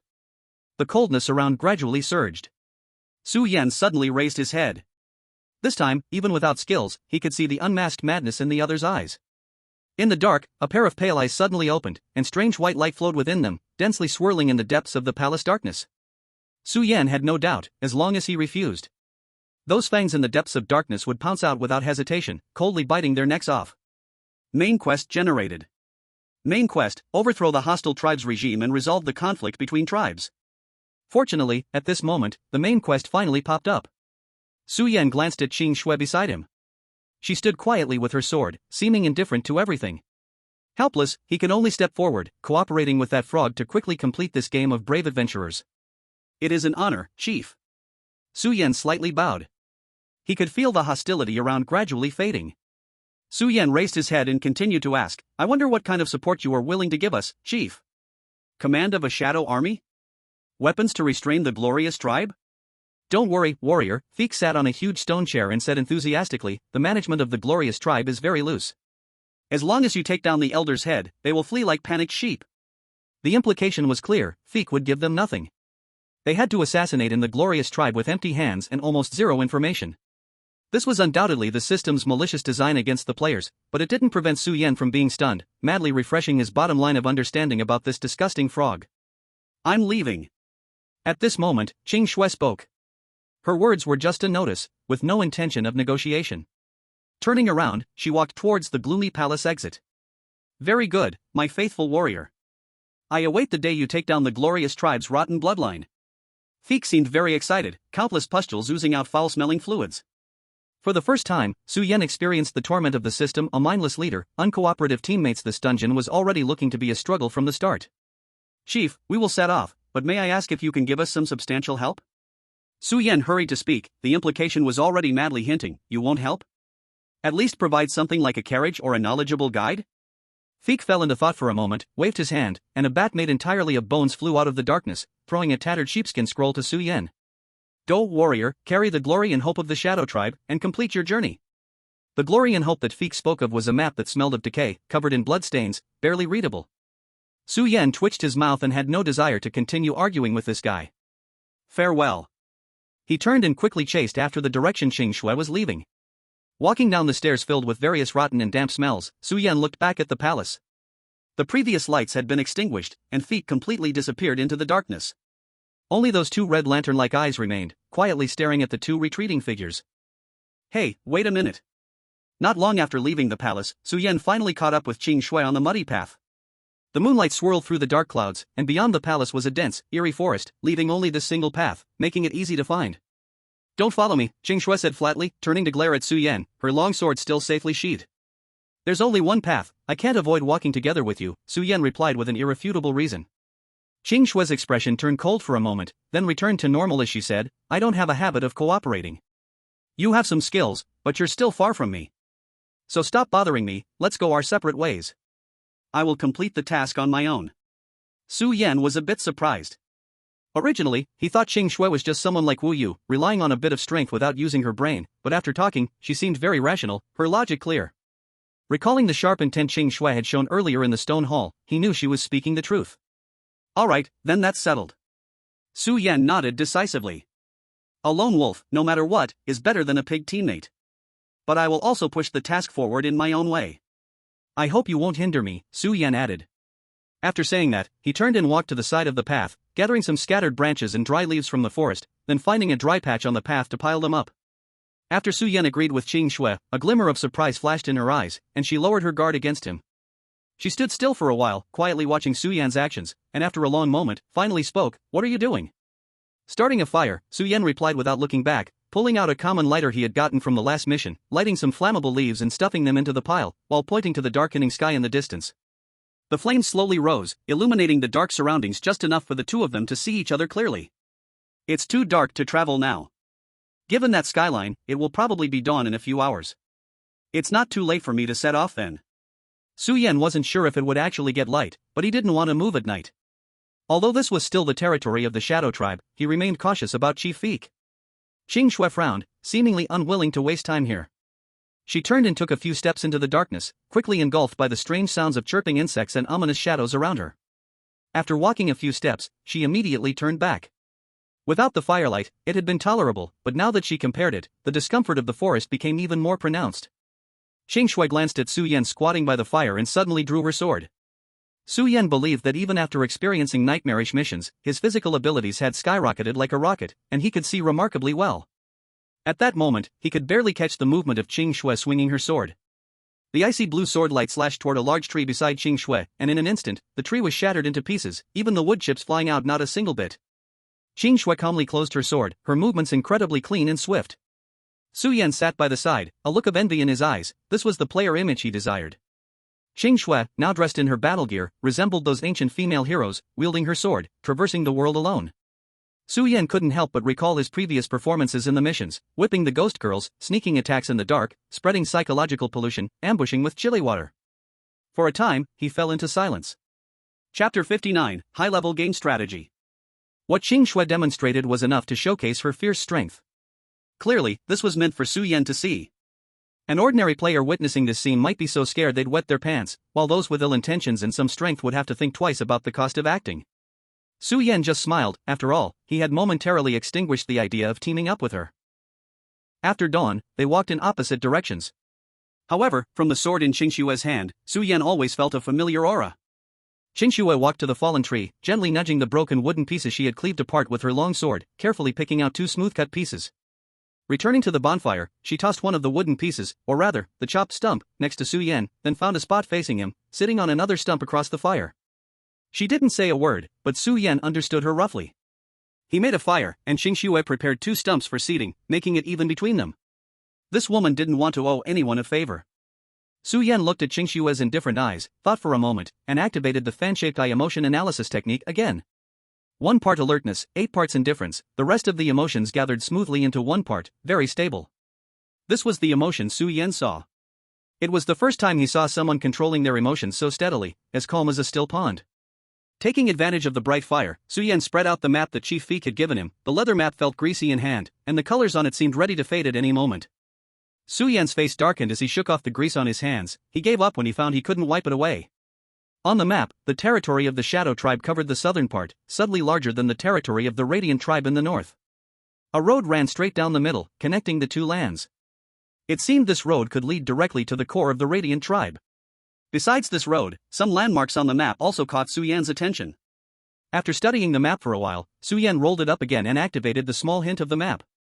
Mainly to avoid the other side making tricks, harboring bad intentions. Map of the Shadow Tribe, marked after the fall of the Serre Kingdom, the geographical division and key landmarks of the two tribes. Out of vanity, Chief Feili has marked a little more territory for the Shadow Tribe. Su Yan was somewhat speechless. Though he could understand Feili's behavior, just like every country's world map would center itself, he didn't want to see such foolish malice. However, the Serre Kingdom seemed to be useful information, possibly mentioned in the Academy's copy information. The initial kingdom, the Loot Kingdom, the split of the two tribes. It seemed he had some clues about the main quest. So this time in the copy, he could relax a bit and focus on figuring out the talent weapon incubation. With plans settled, Su Yan raised his head and glanced at the expressionless Qing Shui across the flickering flames. He let out a faint sigh.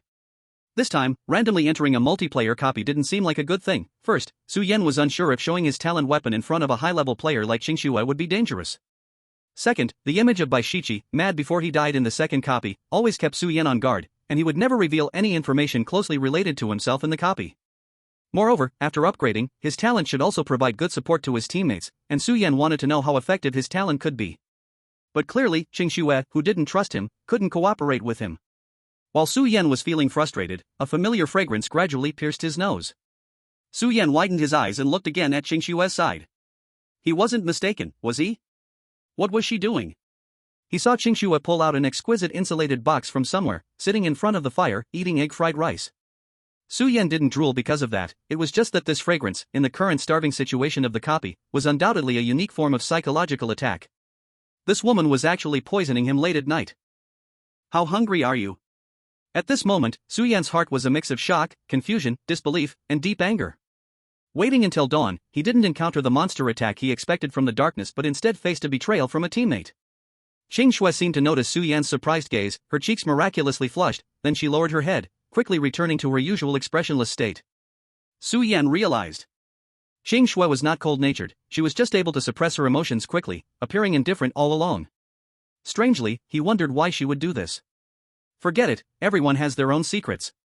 What do you plan to do for the mission next?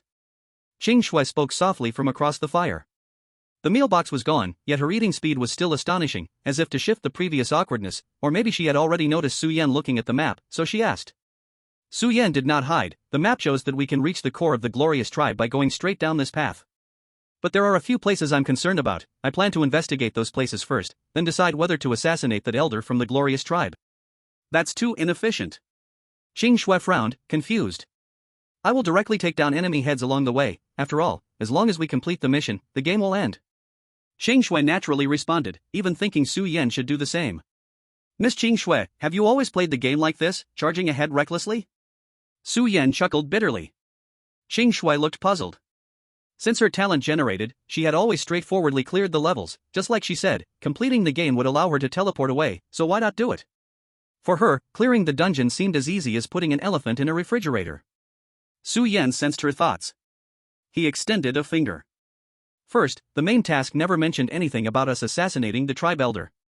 Su Yan's peripheral vision fell on the task panel. Main quest, overthrow the opposing tribe's regime, resolve conflicts between tribes. Indeed, from the literal meaning, as long as we kill that so-called elder from the glorious tribe, the shadow tribe can eliminate the light tribe, and with the regime gone, naturally, there will be no more conflict. But all this is based on the assumption that frog is not lying. Why did he send us, two heroes without any sense of loyalty, to assassinate the enemy? Why issue the mission without offering any help? We know nothing about this. Second, from the player's perspective, a simple and obvious way to clear indicates a low rating, while a vast map space suggests hidden rewards and side quests. Su Yan slowly extended a second finger. You wouldn't want to see yourself clearing the level with the lowest rating, would you? Chapter 60, Blue Pool Marsh. Su Yan sat comfortably in front of the fire, speaking freely. Yet he didn't notice. After hearing his words, another flush crossed Qing Shui's face. How did he know she had always cleared with the lowest rating? Su Yan didn't care, he only wanted to persuade Qing Shui, such a strong fighter, to team up with him. After all, Su Yan had struggled through dungeons, facing life and death, and now finally encountered a high-level player to rely on. How could he miss this chance? So, I think we should also visit these two places off the main road, Blue Pool Marsh and Fly Camp. What do you think? Su Yan spread out the map. The Shadow Tribe was neither overly large nor small, but in a place surrounded by forests, these were the two relatively open territories worth noting. The Blue Pool Marsh was on the left side of the path, located in the belly of the Shadow Tribe, while the Fly Camp was on the right side, nearing the borders of the Glorious Tribe's territory. Okay. Qing Shui's tone seemed to soften a bit. However, we will split up. Qing Shui pointed at the distant Fly Camp. I will go here, and you go to the closer side. Eh? Su Yan was stunned. This was something he had not anticipated. He had worked so hard just to persuade Qing Shui to team up. If they went off separately, what if something went wrong on one side? Exploration would have to start from scratch. Su Yan still underestimated Qing Shui's confidence, completely ignoring the possibility of her falling into crisis. As for Su Yan himself, Qing Shui only glanced at him lightly. I trust you. Trust a ghost, you just want to take the easy way out. Su Yan began to understand Qing Shui's personality. He put the map into his pocket and wanted to add some branches to the fire but realized it had run out without him noticing. The flames were dying down. Dawn came. Qing Shui held her long sword and glanced at Su Yan again. I will wait for you there. With a brilliant flash of sword light under her feet, this time it was not the blue sword light he had seen before in the palace, but a dreamy and ethereal light purple. This reminded Su Yan of that night at the apartment. Then, Qing Shui chose to rush directly into the woods, moving in a straight line towards the direction of the Fly Camp. Bold. Compared to the shock of seeing someone flying with a sword for the first time, Su Yan felt completely the opposite. Ah, when will I also have such strength? He sighed softly, slowly getting to his feet. The three-dimensional maneuvering gear appeared at his waist, and Su Yan took off. In a place like the forest, his equipment was incredibly useful. 2 grappling hooks shot out from his sides, hitting 2 large trees in the distance, followed by gas spraying from the propulsion area. Combined with the contraction of the ropes, with a push and pull, Su Yan shot out like a cannonball. In the past, he might have needed to be careful to avoid hitting a tree in the face, activating his expert-level 3-dimensional maneuvering technique. But Su Yan discovered that the skill from the Hawaii training camp had subtly increased his experience. Even if he couldn't reach the expert level of the skill itself, it was already enough for him. Not to mention Su Yan's dynamic vision had already reached an incredible speed. In terms of physical fitness, he was only slightly inferior to players like Qing Shui. Su Yan dashed through the forest. He couldn't help but frown, his gaze sweeping across the trees. It was too quiet. Or rather, the entire forest was eerily silent, incomprehensibly strange. Even the Shadow Tribe, a place where monsters like Chief Feek lived, shouldn't be lifeless, and this feeling intensified the closer he got to the Blue Marsh. Su Yan had been weaving through the forest for an hour. At this time, he finally realized how ridiculous Chief Feek's request was. If not for the high-speed movement abilities they both had, it would take ages to reach that radiant tribe. Finally, just as Su Yan began to worry about whether his gas would last through this dungeon, a deep blue mark appeared in his sight. Not good. Su Yan's expression changed, feeling his blood rushing violently. Continuous status, poisoned, health and physical condition will decrease by 1% per minute, automatically lifted after leaving the source of toxicity. Su Yan felt it and found it consistent with the data description. Based on his feelings, he should be able to last more than an hour in this poisonous gas. An hour, after an hour, no matter what, I must leave immediately. Su Yan made up his mind. He put away the maneuvering device and jumped down from the tree, walking towards the Blue Marsh. He walked very carefully with each step. The poisonous gas emanating from this toxic pool was already so dangerous. If he really got a little bit on him, that would be a big problem. At the edge of the marsh, there was a building. It looked like a huge tree hole formed naturally, with the entrance occasionally emitting a pungent smoke.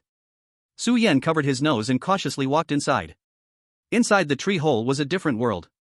It resembled a small chemical laboratory, but was made up of various moldy props, holding all sorts of colorful liquids.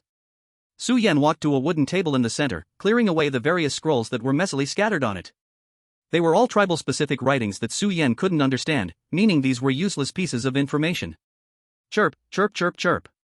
In the corner, a group of squirrels in cages caught Su Yan's attention. Su Yan turned his head closer and immediately felt a chill down his spine. To be precise, this was a group of creatures that used to be squirrels.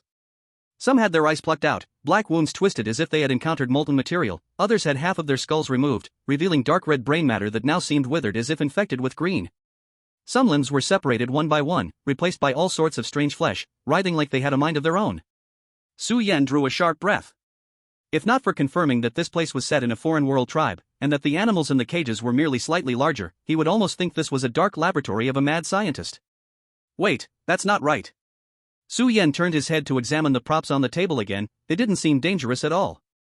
So where did the pungent smell he had sensed earlier in the entire Blue Marsh outside come from? A chill ran up his spine. The corners of Su Yan's eyes trembled, suddenly noticing the terrified gazes of the squirrels in the cages. He slowly lifted his head.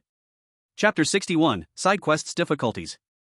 The tree hole was exceptionally dark, illuminated only by a few white oil lamps on the table.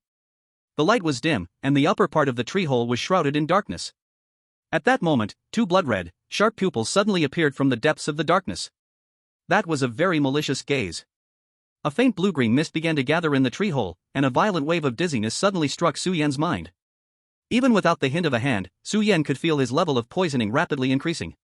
If this continued, he wouldn't last even an hour. It was as if he was trapped in a web of deadly poison, just waiting for him to step in so it could ensnare him. Su Yan's heart raced, his gaze fixed firmly on the blood-red pupils above. In the darkness, 3 arrows made a venom shot towards him. These 3 venom arrows were swift and cunning, striking just as Su Yan was dazed by the poisonous mist. Su Yan had already lost the chance to dodge. Inside this tree hole, the maneuvering device's agility was greatly restricted. The venom arrows lunged towards him, and Su Yan felt the surrounding poisonous mist thickening. If struck, he wasn't even confident he could endure it.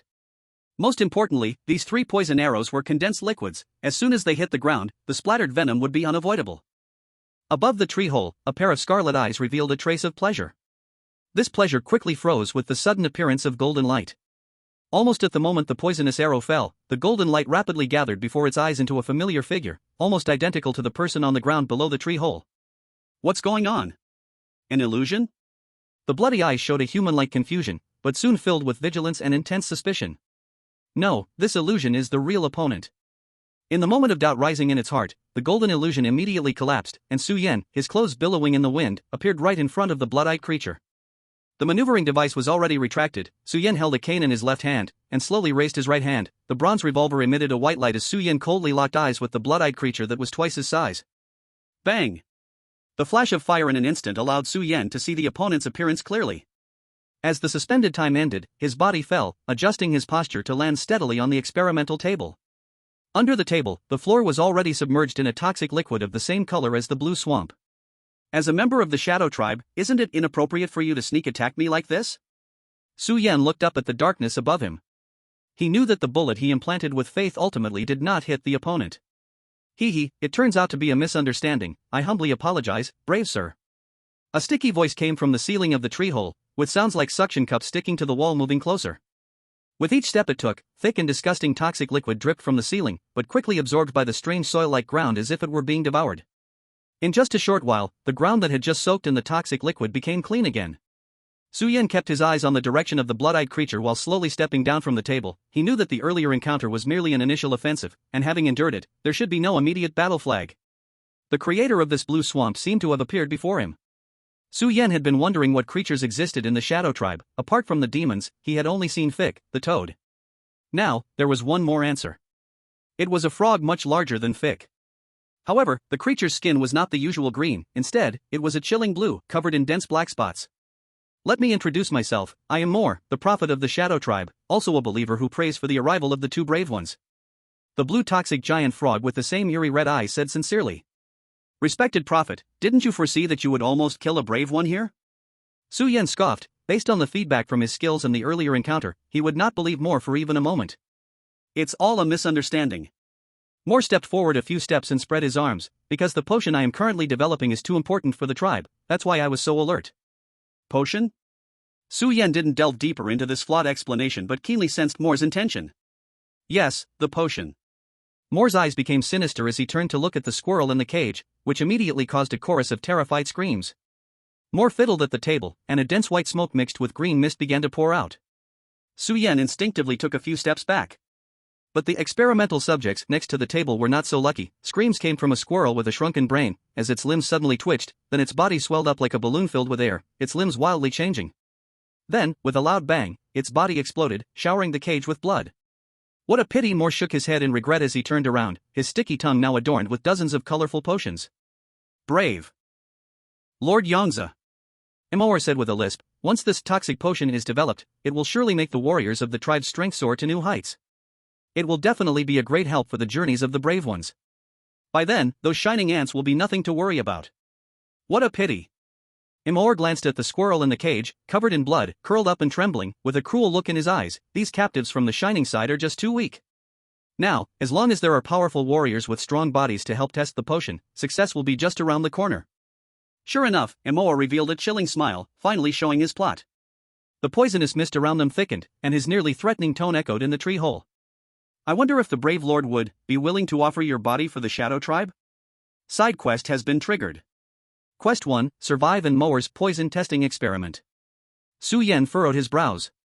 The side quest hinted at some position guidance, which he had learned in the first instance. Clearly, Mor held some inexplicable malice towards the players, and the completion method for this task was worth pondering.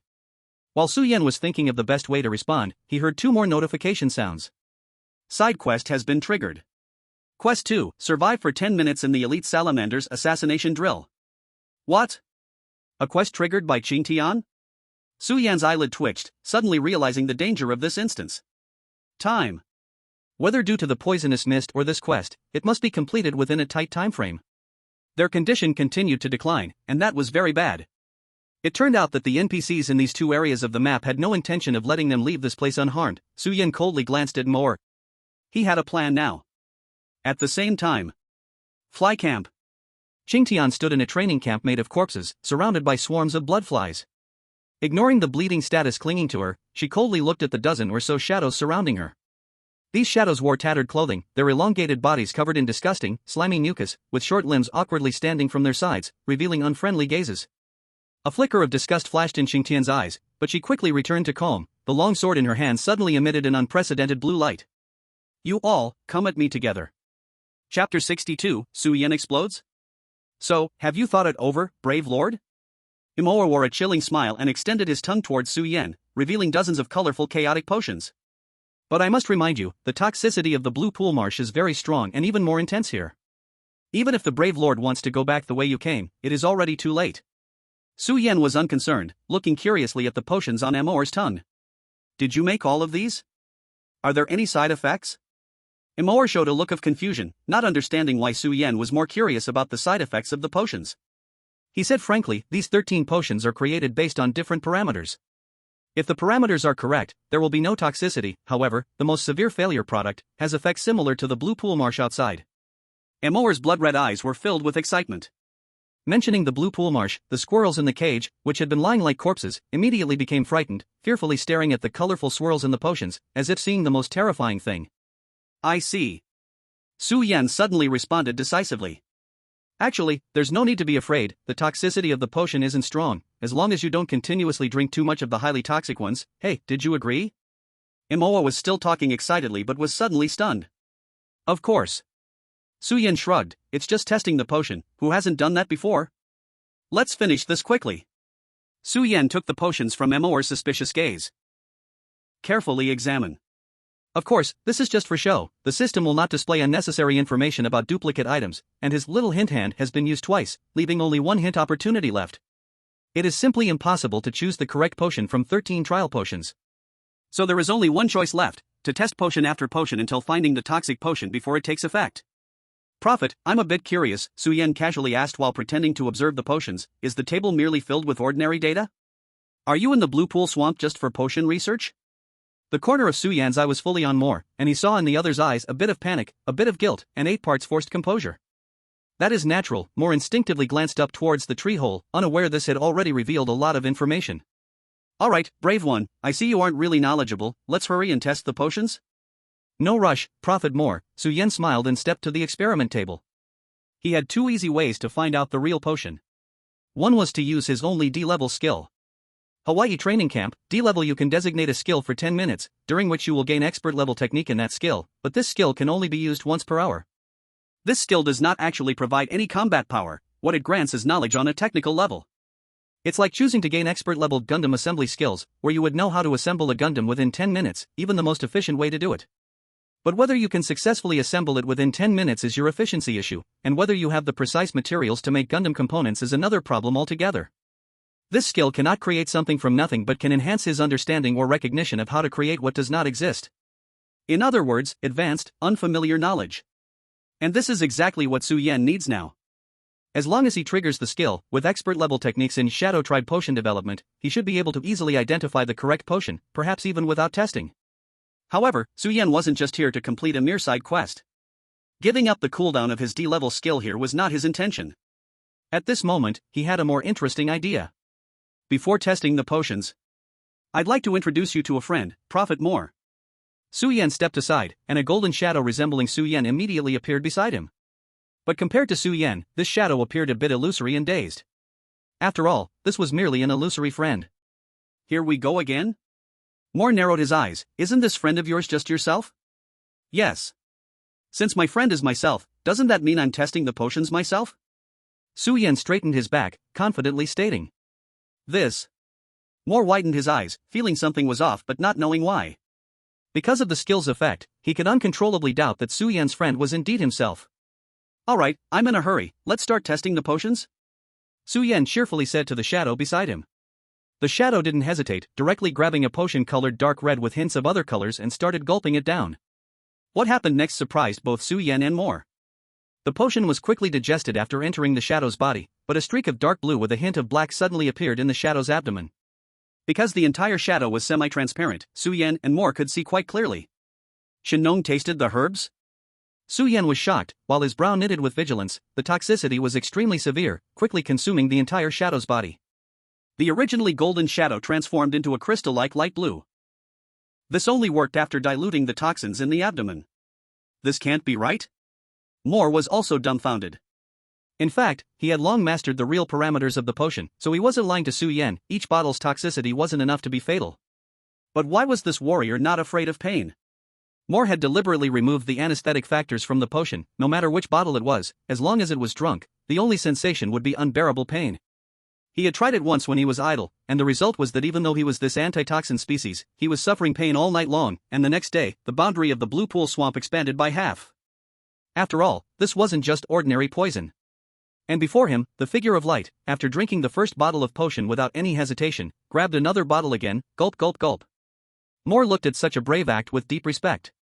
He saw the golden figure becoming increasingly filthy, and soon, the entire person turned into a terrifying black color reminiscent of a character from Conan. Su Yan felt his scalp tingling, and suddenly his foot slipped, rushing out the door. Hey, brave one, wait, why are you running? Moore's eyes widened, a strong sense of unease surging in his heart.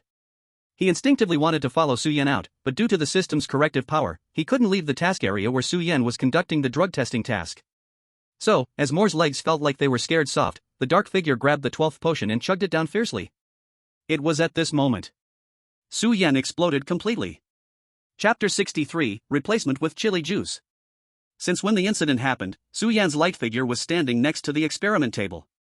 Moore, eager to witness Su Yan's agony after drinking the potion, stayed close, his massive body occupying a corner of the hollow tree, blocking a group of squirrels behind him. This caused, when the light figure, now we can say a dark figure, burst open at first sight. A blood rain spewing out poisonous gas like ink, completely splattered onto Moore's face. Croak, croak, croak, croak. Although the exterior was blurred, as Su Yan's friend, he was still flesh and blood. Along with the violently concentrated poisonous liquid formed after undergoing 9 twists and 18 turns in the digestive system, it surged in this narrow hollow tree. Moore let out a frog-like scream, his smooth, snake-like dark blue skin instantly became pocked and painful, making him stick out his tongue on the ground. Oh dear, how careless. Su Yan walked in with a regretful expression. So much potion on the ground was too wasteful. I at $$ at. Moore's eyes turned red with anger. He wanted to say something, but soon he was screaming in pain, unable to utter a complete word for a long while. He had encountered so many heroes, every one of them, once they fell into his territory, could only escape in despair and pain. This was the first time he felt ambushed like this. That's right, Moore was sure he had been set up, otherwise, how coincidentally could this guy blow himself up into blood rain using his previous method? This was an outright demonstration. Goo! Moore wanted to croak a few times, only to find that his tongue had also been partially corroded by the dark rain, now turned into a big tongue. Su Yan still felt regretful. He truly did not expect that the light figure would explode in the end, otherwise, with such lethal liquid, how could he let it go? Both he and Moore forgot that this drug testing phase should be shared between two heroes, but the I have a friend generated fake figure would not have any sensation or hesitation. So, the potion, nearing the limit for 2 people, reached a critical point on the fake figure and directly exploded. Moore, who was completely unprepared for this, could only accept everything that came his way. All right. Su Yan, hands on hips, looked helplessly at Moore on the ground, clutching his belly, covered in pockmarks. It's hard to find the spark, is it really that painful? It should be time to finish the last drug trial, right? Do you want to give it a try? Moore wanted to curse but his mouth hurt. With a dark face, he climbed up, no need to try. Since there's only this one left, it must be the correct parameter. Moore hopped to the experimental table and pulled out a milky white potion, handing it to Su Yan. This is the perfect toxic potion. As he spoke, he wanted to take back the sample from Su Yan's hand. Su Yan firmly held onto the potion, moving it behind his back. Prophet, why are you so anxious? Su Yan chuckled. Let me guess, you wouldn't do something as reckless as all 13 potions are highly toxic, would you? Moore was startled, carefully assessing this so-called hero in front of him. Su Yan had a smile that was not quite a smile, he could not tell if the other party was joking. However, he could no longer find that sense of superiority in tormenting samples on Su Yan. The hero summoned by Feek this time felt a bit dangerous, Moore's spine tingled, but soon he realized he was a cold-blooded creature and wouldn't sweat cold. Stop pretending, Prophet. Su Yan's expression turned cold. He walked to the experimental table, grabbed a large stack of data, scoffed at it with disdain, and then tossed it to the ground. According to your research, the color of the perfect potion and the toxic potion is easy to tell apart. Su Yan's face was filled with confidence. So spill it, what's your scheme? In the brief seconds outside the doorway, Su Yan had already seen through the branches of this side quest, which were simply 2, the escape line and the battle line. Of course, depending on the choice, it could also be subdivided into the forced escape line, refusing to test the potion and escaping forcibly, the conservation escape line, completing the side quest while obtaining the potion reward to leave, and the special escape line, etc. But Su Yan decided to choose the battle line because he knew, after parting by the campfire that night, that Xingxue would definitely choose the battle line. The advantage of the battle line is, it's challenging. However, it gets closer to the truth. At this moment, Su Yan wore a cold expression, showcasing his acting skills to the fullest, giving the feeling that he was completely confident. He held in his hand a potion that would smoothly lead to the battle line, but he wanted to conceal it. Thankfully, this blue frog wasn't very smart. Humph, have I been discovered? Moore was very professional now, looking like a classic villain whose scheme has been unveiled. People like you heroes should just obediently follow our orders. Since you already have the intention to resist, I can only end your journey for Feek. After all, the curse still takes effect. Moore felt that his back no longer hurt, and his body no longer ached. His red eyes emanated a savage light. It worked again. Moore's red pupils were tinged with black, and he began to laugh maniacally. He didn't even know what he was imagining. While he spat out some self-disclosing information, his whole body began to emit an aura that said, "Okay, I'm now the enemy NPC, you can hit me now." Su Yan did not expect entering the battle line would be this rough. But soon he thought, this was because he had perfectly completed the escape line. These two lines could be accomplished in succession. Wait. Su Yan suddenly spoke. I don't know if you noticed what I'm holding in my left hand. Isn't that just a staff? Moore looked puzzled. Su Yan began to feel grateful he was in a Clash of Clans-like map. Creatures like Moore would never be on guard against a staff, a mere medieval decoration. Just like someone who hasn't seen a martial arts novel or movie wouldn't imagine a sword or gun hidden inside an umbrella. It's good that you didn't notice, that way I can safely ambush you. Su Yan smiled with satisfaction. After all, this is a very gentlemanly staff. Moore's eyes widened. Staring blankly at the mechanical-like object in Su Yan's hand, it was as if he was forced to watch the transformation scene in a beautiful girl anime. Well, it wasn't really that exaggerated, because the transformation was quick. But for Moer, an elite who had once caught bullets with his tongue in the dark, this was a crushing defeat. The gentleman's cane shot out a strange liquid again, hitting Moer's eyes with incredible precision. This was the only weak spot Su Yan could think of after much consideration. With the last experience of Li Xing in mind, players who had their bodies enhanced in the dungeon could still endure spicy and garlic liquids with sheer willpower. So he gave up the trouble of concentrating spicy juice in reality. He used essential oil instead. Chapter 64, Hatching Progress. The essential oil rushed into Moer's eyes, and he immediately gasped in shock. Then he let out an unprecedented scream. You reckless hero, how dare you use poison on me? Moer covered his eyes, his crazy voice roaring out, but in the end, it broke into a cry, making him look quite ridiculous. Moer felt like his brain was being wildly stirred by something. The sharp pain was less than the sheer discomfort that made him want to jump. A chill swept through the air. Moer's eyes were still filled with a green haze, unable to see the killing intent in Su Yan's eyes. He wasn't joking, this was his last resort. If it didn't work, he would only think about that after he was dead. With a three-dimensional maneuver, Su Yan tightly held both daggers and swung them fiercely toward Moer's neck. Not knowing which part would be effective, he used all his strength. His D-level skill was instantly activated, and he had reached an expert level in controlling every muscle of his body. In the dim tree hole, countless blade lights burst forth in an instant. Side quest completed. Intense breathing filled the air. It was only at this moment that Su Yan felt relieved, releasing his grip on the daggers and carefully jumping onto the experiment table from Moer's corpse. The ground was already a vast spread of poisonous blood, with a thick toxic mist that was unbearable. Su Yan took a moment to calm down, not rushing to touch the highly toxic corpse. His condition was neither good nor bad, but he couldn't endure much more. He looked up, and the three-dimensional maneuver suddenly shot out two arrows, pulling him towards the darkness above the tree hole. As expected, in a remote corner at the top, there was another hidden small tree hole. He had been wondering how a frog like Moer could act like Spider-Man for so long. It turned out he was in the lab. Su Yan put away the three-dimensional maneuver and flipped into the small tree hole, taking over the nest. Inside the small tree hole, there were quite a few documents, and Su Yan found some familiar ones, including one that looked like the magic circle he stepped on when summoned. Other documents were also filled with rough hints, curses, summoning sacrifices, souls, subtly pointing to the truth. Su Yan calmed himself for a moment, and after 10 minutes, he immediately activated the Hawaiian training camp again. This was a surprising thing because, according to the rules, Su Yan had just used it. He should only be able to use it once within an hour. That's right, many people might have already noticed that Su Yan's extrajudicial interpretation of this skill lies in time. This time, the ability Su Yan chose was Shadow Tribe Linguistics, turning the vaguely hinted documents into his encyclopedia in an instant. But Su Yan didn't rush to read. While activating the skill, he looked at his equipment bar. Talent Weapon, Word, Hatching Stage. This weapon, which had no attributes after completing the nightmarish level dungeon, now had an additional line of information. Hatching progress, 15%. Su Yan clearly knew when this popped up. In fact, throughout the entire dungeon process, most of Su Yan's attention has been focused on checking the hatching progress of his talent weapon. There was no choice, as the game progressed deeper. More and more information can only be explored by himself, just like the incubation mechanism of this gifted weapon.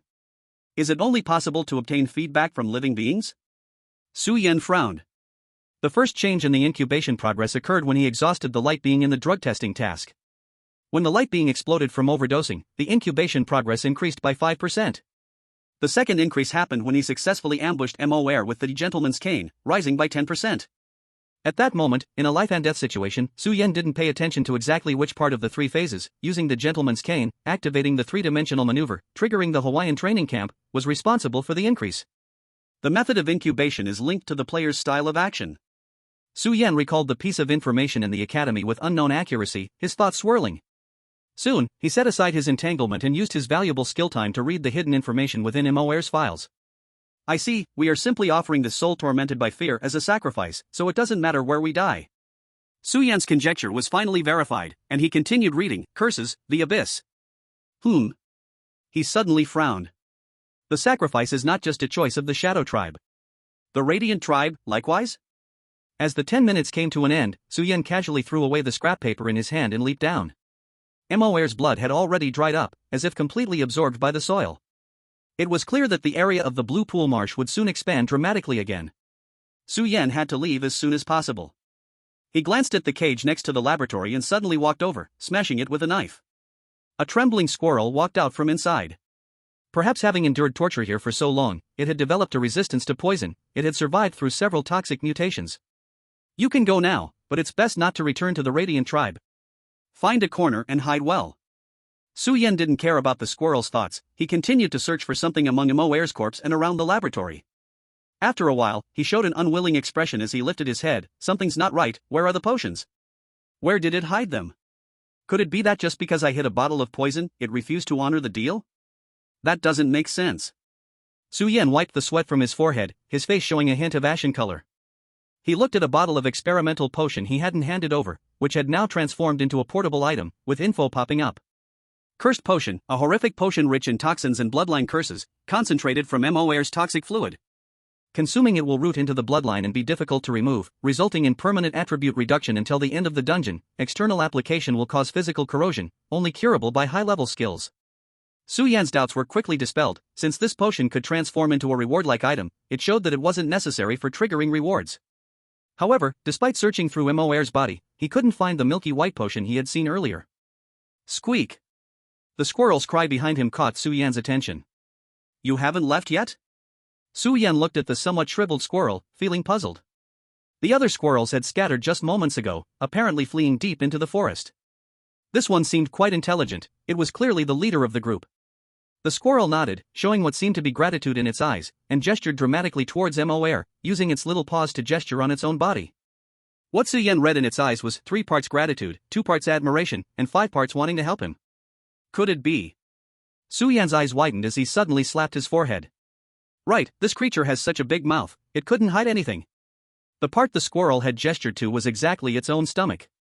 Without hesitation, Su Yan turned around and used his dual knives to dismember Mo. The corpse of Mo didn't have the hardness of an elite monster's skin, and Su Yan easily cut through it. Soon, Su Yan found the poison potion. Poison potion, a stimulating improved venom that can convert all toxins in the body into nutrients and grant the invisible attribute of low-level poison immunity. Note, low-level poison immunity is equivalent to D-grade immunity effects and can be further enhanced in future instances with similar items. At the same time, he had an unexpected gain. Cursed toxic sac, a sac concentrated with mid-level toxins, but contaminated by curses. It may have stronger effects after processing. Chapter 65 Ambush. Su Yan put away the toxic sac and took a closer look at the effect of the poison potion. Absorb toxins and replenish oneself, all at once. In simple terms, it can just restore my state consumed in this toxic swamp, right? Su Yan felt a bit disappointed. For him, the effect of this potion was far less practical than that of the cursed potion. However, the permanent hidden attribute of poison immunity was pretty good. Thank you. Su Yan crouched down and patted the squirrel's head. Seeing it had nothing else to show, he walked out of the treehouse.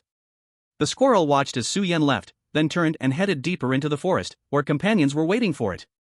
Since Su Yan stepped into the swamp area, about 30 to 40 minutes had passed, but his state had already dropped by 70%, reaching a dangerous line. Fortunately, leaving was much easier than coming. Far away from the Blue Pool Swamp, Su Yan took a short rest on a tree, chewing on the compressed biscuit left over from the last instance and pulled out the task list. One of the tasks was already completed, and Su Yan casually claimed the reward, a random skill. He had no idea if it was good or bad, because it was just a side quest reward. He drew an E-level skill. Skill, stop drawing big cakes, E-level. Effect: the circle you draw can turn into a big cake, or it can turn someone else's big cake into a real cake. Note: stop drawing cakes. Why are workplace youths so tired? The cake is drawn to the next life. It's saturated. Su Yan immediately put away the compressed biscuit and drew a big circle in the air with his finger. Sure enough, a steaming white pancake immediately condensed and fell into Su Yan's hand. Su Yan took a bite and smiled. It was still filled with beef. Su Yan wolfed it down. The hot meat juice quickly devoured the beef cake, restoring his state quite a bit. Now he was a bit worried about Qing Shui. The side quest too clearly required her to last for 10 minutes, why hadn't it been completed yet? There was only one possibility: Qing Shui had, like him, chosen a more aggressive way to complete it. So long without any movement, could it be? Just as Su Yan was secretly worried, a system prompt finally rang out. Side quest completed. Su Yan was momentarily stunned, then his expression relaxed. I knew it, that guy is stronger than me, there's no way they couldn't complete the side quest alone. Although he felt relieved, he had rested enough. With the 3D maneuvered deer shooting arrows, Su Yan shot out of the forest like a cannonball and quickly dove down. He rushed towards the direction of the fly camp. Not long after Su Yan left, a figure in the nearby bushes suddenly stirred, stepping out and looking in the direction Su Yan had gone, seemingly speaking to the machine in hand. On the other side.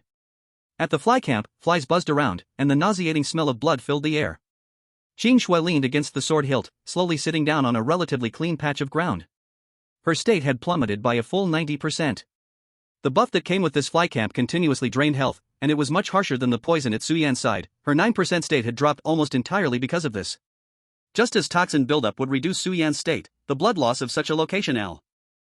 Qing Shui stood up warily, raised her sword, and crossed over the crowd to the last frightened elite monster. And no way. The elite lizard trembled and said, but he is the most valiant warrior of our shadow tribe. Not anymore.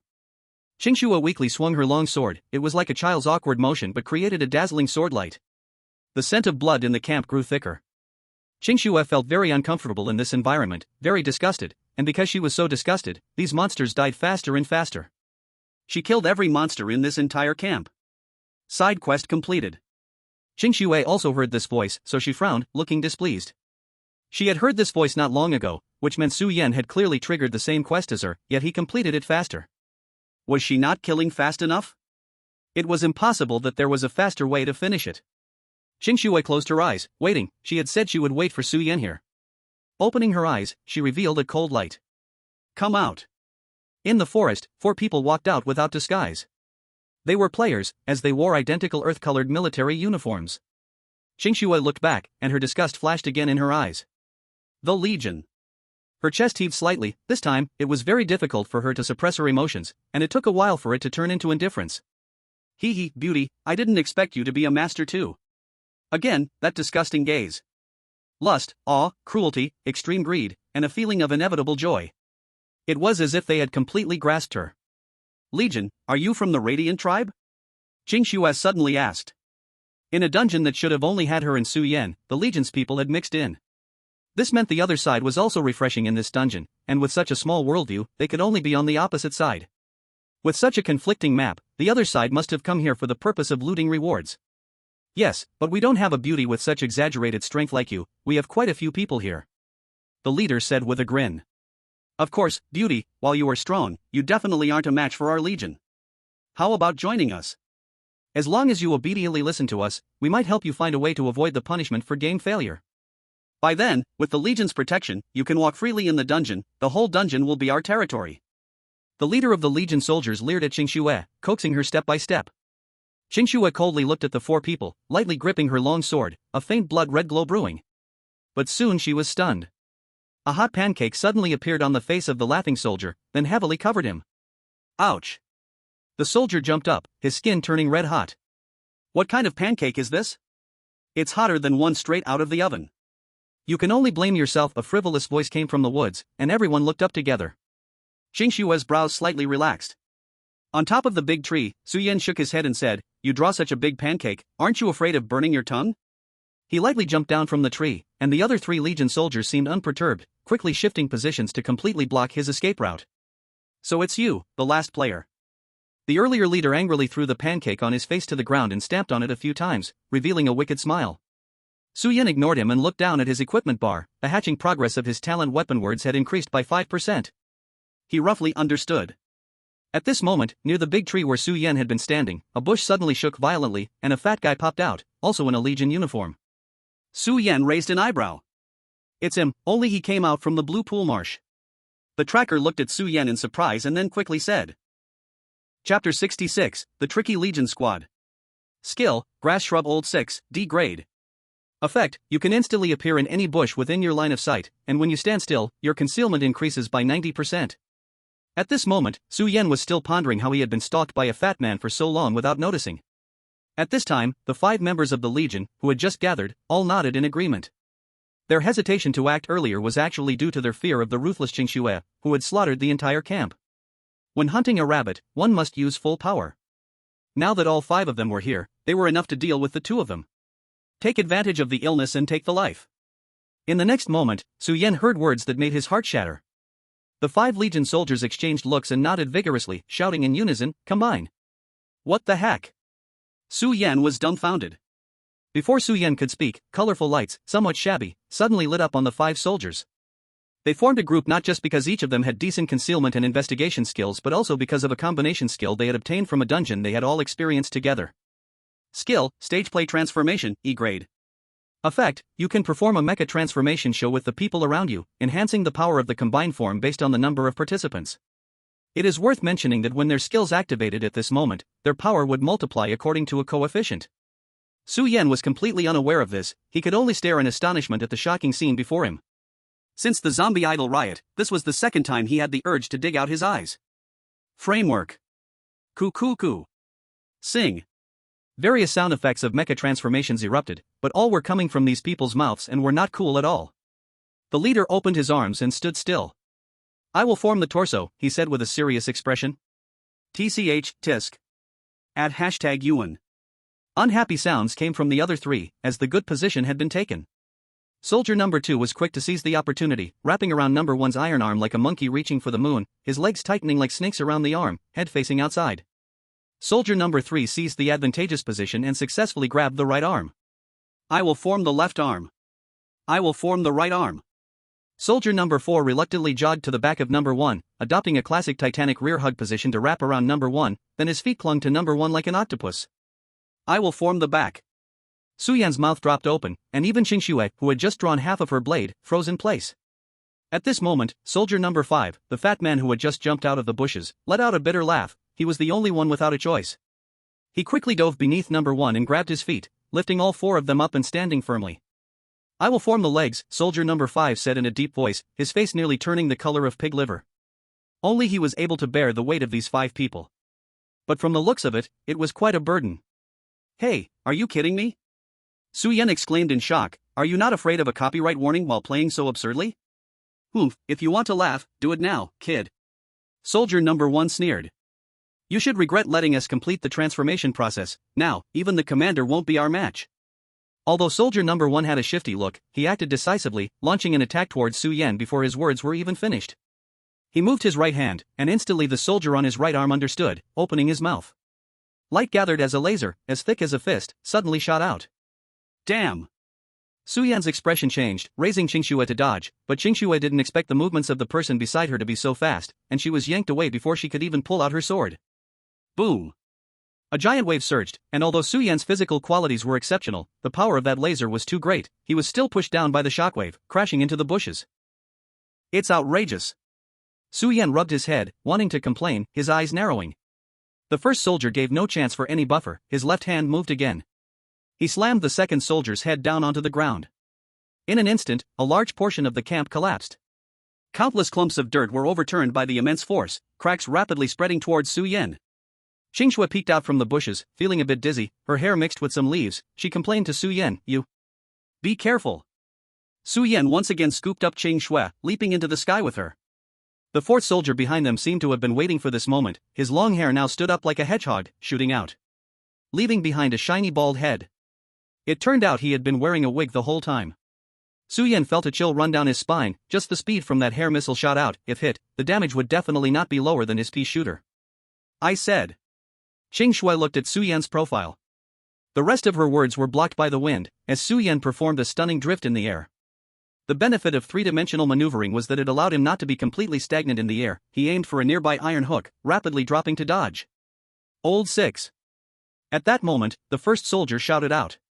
He was calling for the fifth soldier below, who, blushing, understood immediately. This was a secret code, also a command. He turned his head with difficulty to look at the spot where Su Yan was about to land. The next instant, along with the other 4, he vanished without a trace. Su Yan stared in shock as the combined 5-member military team appeared beside the grass where he was falling without any warning. The first soldier grinned savagely, waving both arms. There was no time to react at all. At this moment, Su Yan regretted greatly. This move, he could have avoided by summoning friends, but what about Qing Shui? If he had known, he should have used the staff to sneak attack one person first. The information was just too little. Su Yan still thought that these 5 people could only activate their combined skill when gathered together. I said. The strong wind blew in, a voice laced with anger seemed to almost halt the wind. Can you let someone finish speaking? The cold voice made the surrounding air drop a few degrees. Qing Shui was held in Su Yan's arms, her hair messy with leaves, her chest heaving violently, emotions boiling over. Su Yan suddenly felt a chill run down his spine. He looked down to exchange glances with Qing Shui. This was the first time he saw her unmasked anger, even though she always showed a cold expression. No need to contain the emotions.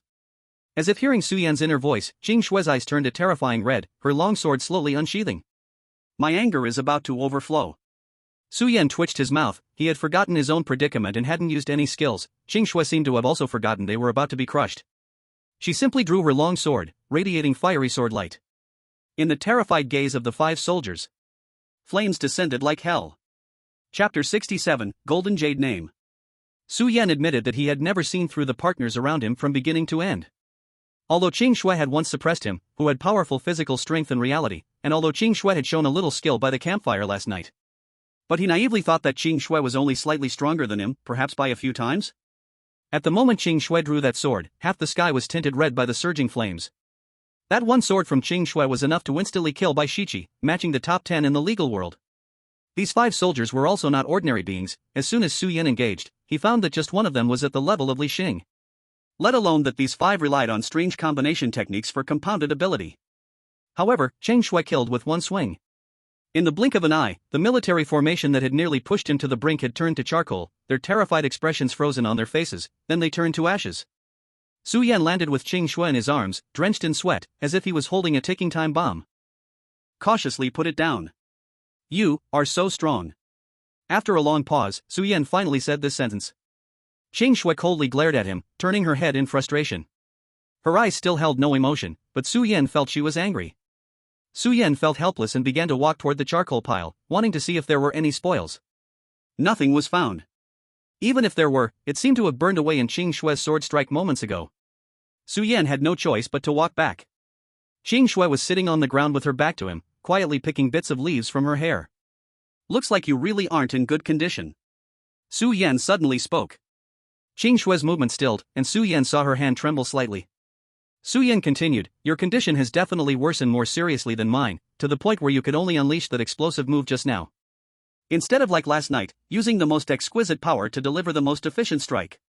Qing Shui's body completely stiffened, and she nervously tightened her grip on the long sword. Unexpectedly, Su Yan turned and left.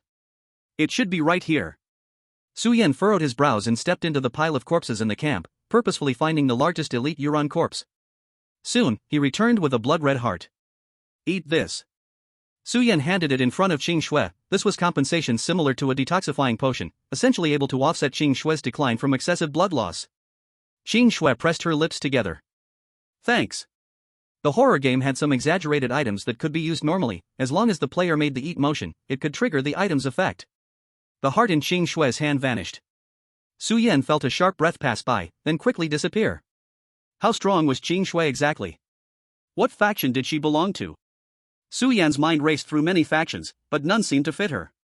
By the way, these guys moved too quickly. We just got to the border, and they've already delved deep. Su Yan looked at the ground covered in charred remains. The Legion really caught him off guard this time. Did they completely give up on map exploration? That's the scout of the Legion, Qing Shui said as she approached. It seems her condition had mostly recovered. Scout? Su Yan heard this term for the first time. The Academy had too little information about the Legion. Qing Shui explained, the Legion can only form scattered squads in most instances, led by the highest level and earliest numbered member, with everyone else obeying unconditionally. Su Yan recalled Li Xing and his companions from the last instance, nodding in understanding. Speaking of which, Su Yan truly admired the Legion's mechanism that ensured absolute obedience from everyone. After all, every instance was tied to life and death, ensuring no discord among a small group was more than just maintaining discipline.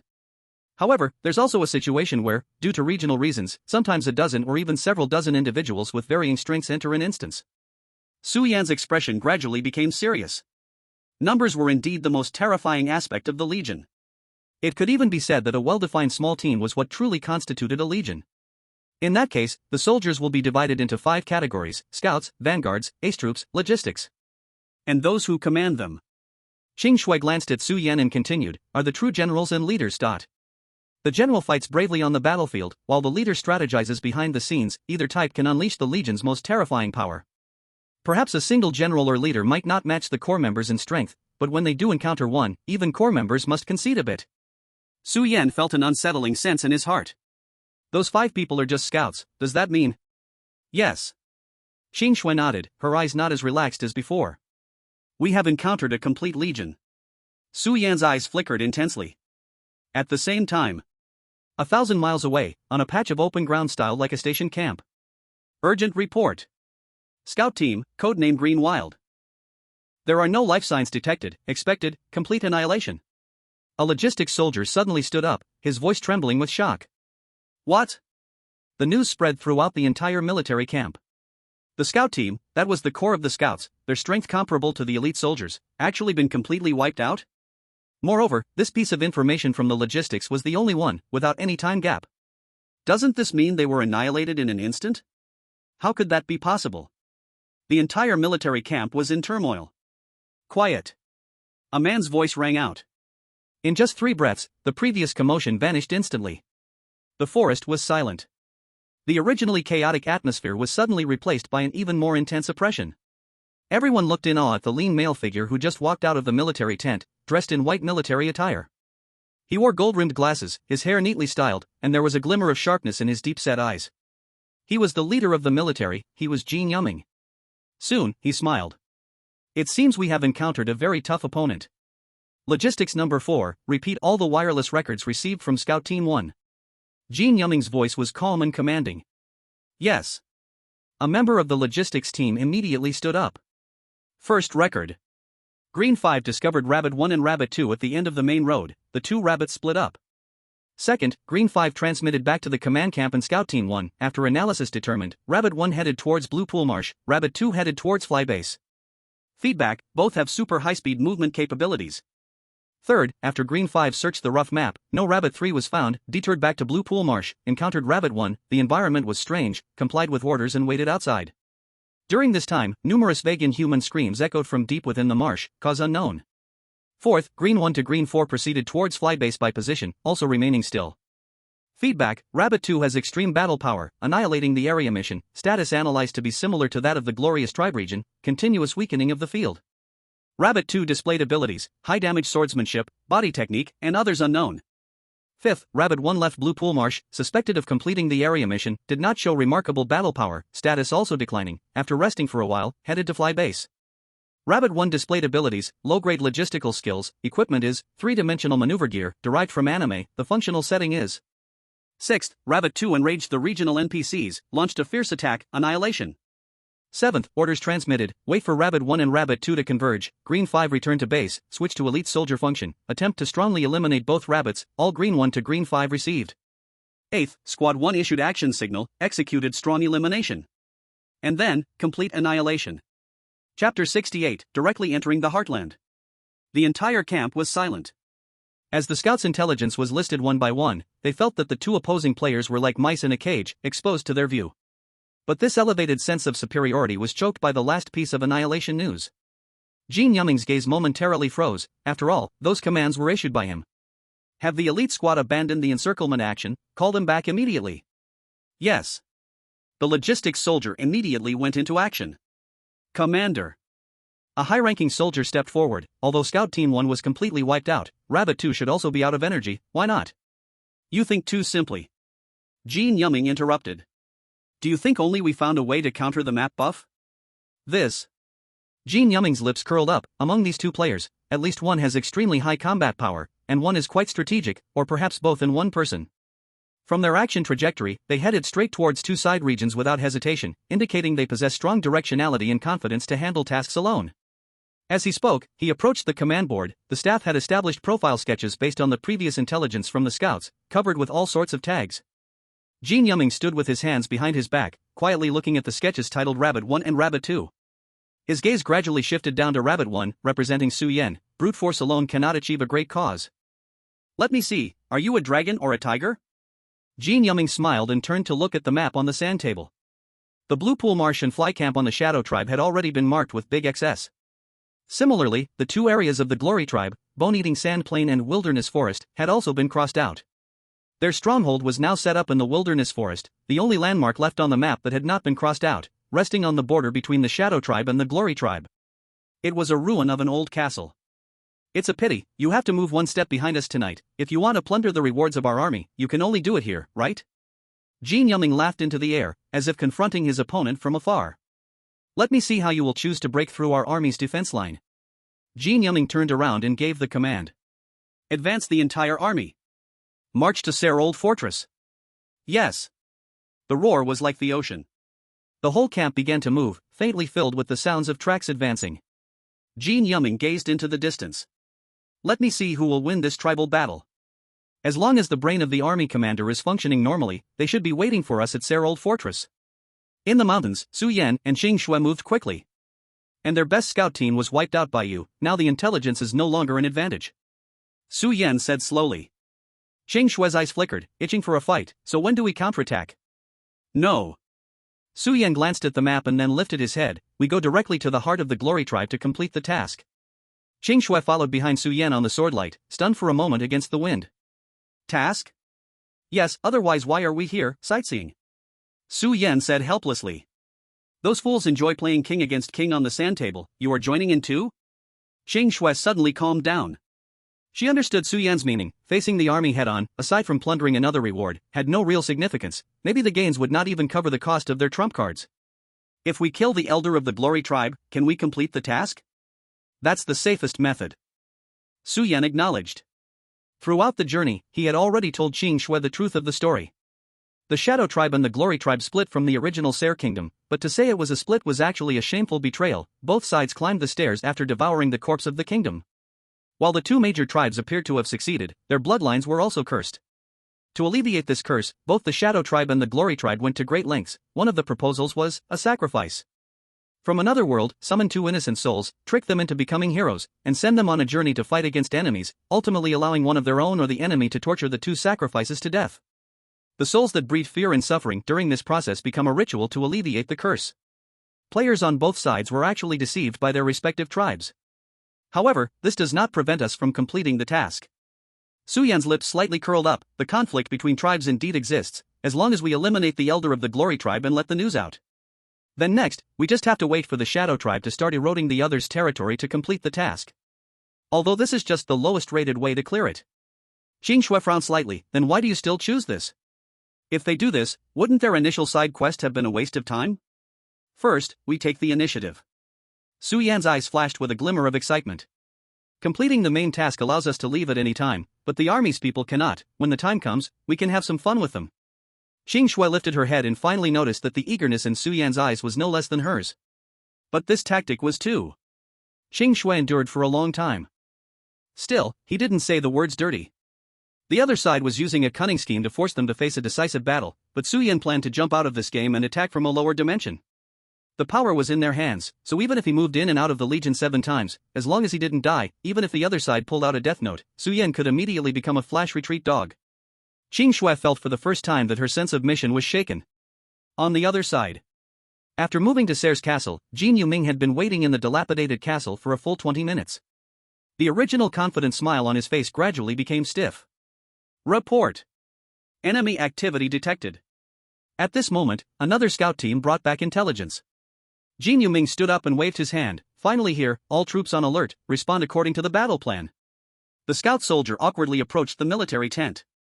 He didn't have the outstanding reconnaissance ability of the first scout team. His skill was intermittent radar, capable of showing the enemy's location distribution every 30 minutes. And now, based on the movement trajectory from 20 minutes ago, the scout soldier honestly reported. Commander, Rabbit 1 and Rabbit 2 are ignoring the Legion's garrison and heading straight into the heart of the glorious tribe. They went to complete their mission. Jin Yuming's expression froze, his originally gallant outstretched arm petrified in midair. Then he understood something, anger surged in his eyes behind his glasses, and he slammed the table with gritted teeth. Shameless. Chapter 69, Everyone has their own thoughts. The monsters here are a bit strange. Qing Shui and Su Yan stopped near the main path. This was a group of corpses of squirrels wearing steel helmets, their eyes were an abnormal crimson red. The wounds were caused by gunpowder weapons. It was the Legion's doing. Su Yan instantly deduced, it seems the glorious tribe is more aggressive, directly sending soldiers to hunt down the Legion. It's a bit funny for a tribe to deal with a Legion. He never considered that the two of them were also outnumbered. Let's keep moving, I don't have much gas left. Su Yan glanced at his gear. 3D maneuvering gear, 18%. Grade D. As the difficulty of the dungeon increased, the gas consumption of the 3D maneuvering gear had almost doubled. In the previous few dungeons, the total gas consumption was only 30%, but this time it had consumed nearly half. Unless Su Yan could find enough gas in the next dungeon, otherwise, after this trip, the 3D maneuvering gear would likely be scrapped, and the weight limit in reality would barely keep up with the long-term consumption script. Checking the map, Su Yan knew they were getting very close to the core of the glorious tribe. He called out to Qing Shui. But Qing Shui stood like a wooden figure, staring at the distant sky. What's wrong? Su Yan turned his head in confusion, and then his mouth dropped open. Under his stunned gaze, countless jet-black shadows flew out from the distance, like a net being cast down toward them. Those were shells. Damn, this can't be true. Su Yan's eyes widened, his scalp tingling. Shang Shui. In a critical moment, Su Yan could only call out, and then he turned to gold light and scattered. In the blink of an eye, he appeared far away in Qing Shui's line of sight. The next moment, artillery fire rained down. The terrain of the glorious tribe was relatively wide, with very few cover spots. Su Yan was sure that if he were still an ordinary player just entering the dungeon, he would have died 10,000 times under this round of bombardment. Only now did he understand the true terror of the Legion. In the air, Su Yan's figure solidified, wiping away a cold sweat. Hey, are you okay? Su Yan shouted nervously at the ground where smoke was billowing. A gust of wind swept over, and the unharmed Qing Shui remained steadfast. They've unlocked 1,000 times space. Qing Shui reminded straightforwardly. That was a settlement that could only be unlocked by clearing nightmarish dungeons, and obviously, the opponent was not a simple character. Su Yan's face twisted in disbelief, as he returned to his original position using three-dimensional movement. Are you crazy? It was just the annihilation of their scout team? Is it really that serious? He did not know how much psychological damage his shameless strategy had caused to a commander who excelled in planning. Of course, there was also another factor: the opponent could reimburse. Watch out, here they come again. Qing Shui looked into the distance, as the sound of piercing air rang out, and the opponent's second round of artillery fire came crashing down. This time, Qing Shui was prepared, and with a swing of her sword, she released a vast blue sword light that intercepted all the shells in their area. But clearly, this was not a long-term solution. The Legion could attack them, but they could not retaliate, and their actions were even restricted. The third round of bombardment became increasingly frequent, leaving no room to breathe. Follow me. Su Yan raised his head and dashed towards a direction amidst the rain of shells. He could no longer hold back. The Hawaii training camp had triggered the expert-level artillery evasion skills, and with his nearly mature three-dimensional movement driving skills, he flew close to the ground, barely evading each shell. Without a second thought, Qing Shui followed him with her sword drawn, but this time, a faint pink sword light enveloped her, protecting her without any blind spots. Under the coverage of artillery fire, this close-up sword light seemed to cheerfully flourish, becoming increasingly vibrant. Su Yan was more and more surprised by Qing Shui's abilities. So far, she had revealed 3 different sword energies or sword techniques: blue, red, and pink, each giving a different feeling. The blue sword energy was the most commonly used, the red the least, while the pink seemed to be used sparingly by the opponent, appearing as if a little less meant a little less. Before the 5th round of artillery fire fell, the two finally arrived at their not-so-distant destination: the corrupted Bone Desert. Upon reaching here, the Legion's artillery fire finally ceased, as there were endless sand dunes everywhere, and the damage caused by shells in such terrain would be greatly reduced. It was unclear whether the opponent was aware of this, but the artillery fire did not organize shooting towards this side. You're hurt. Qing Shui looked at Su Yan's arm.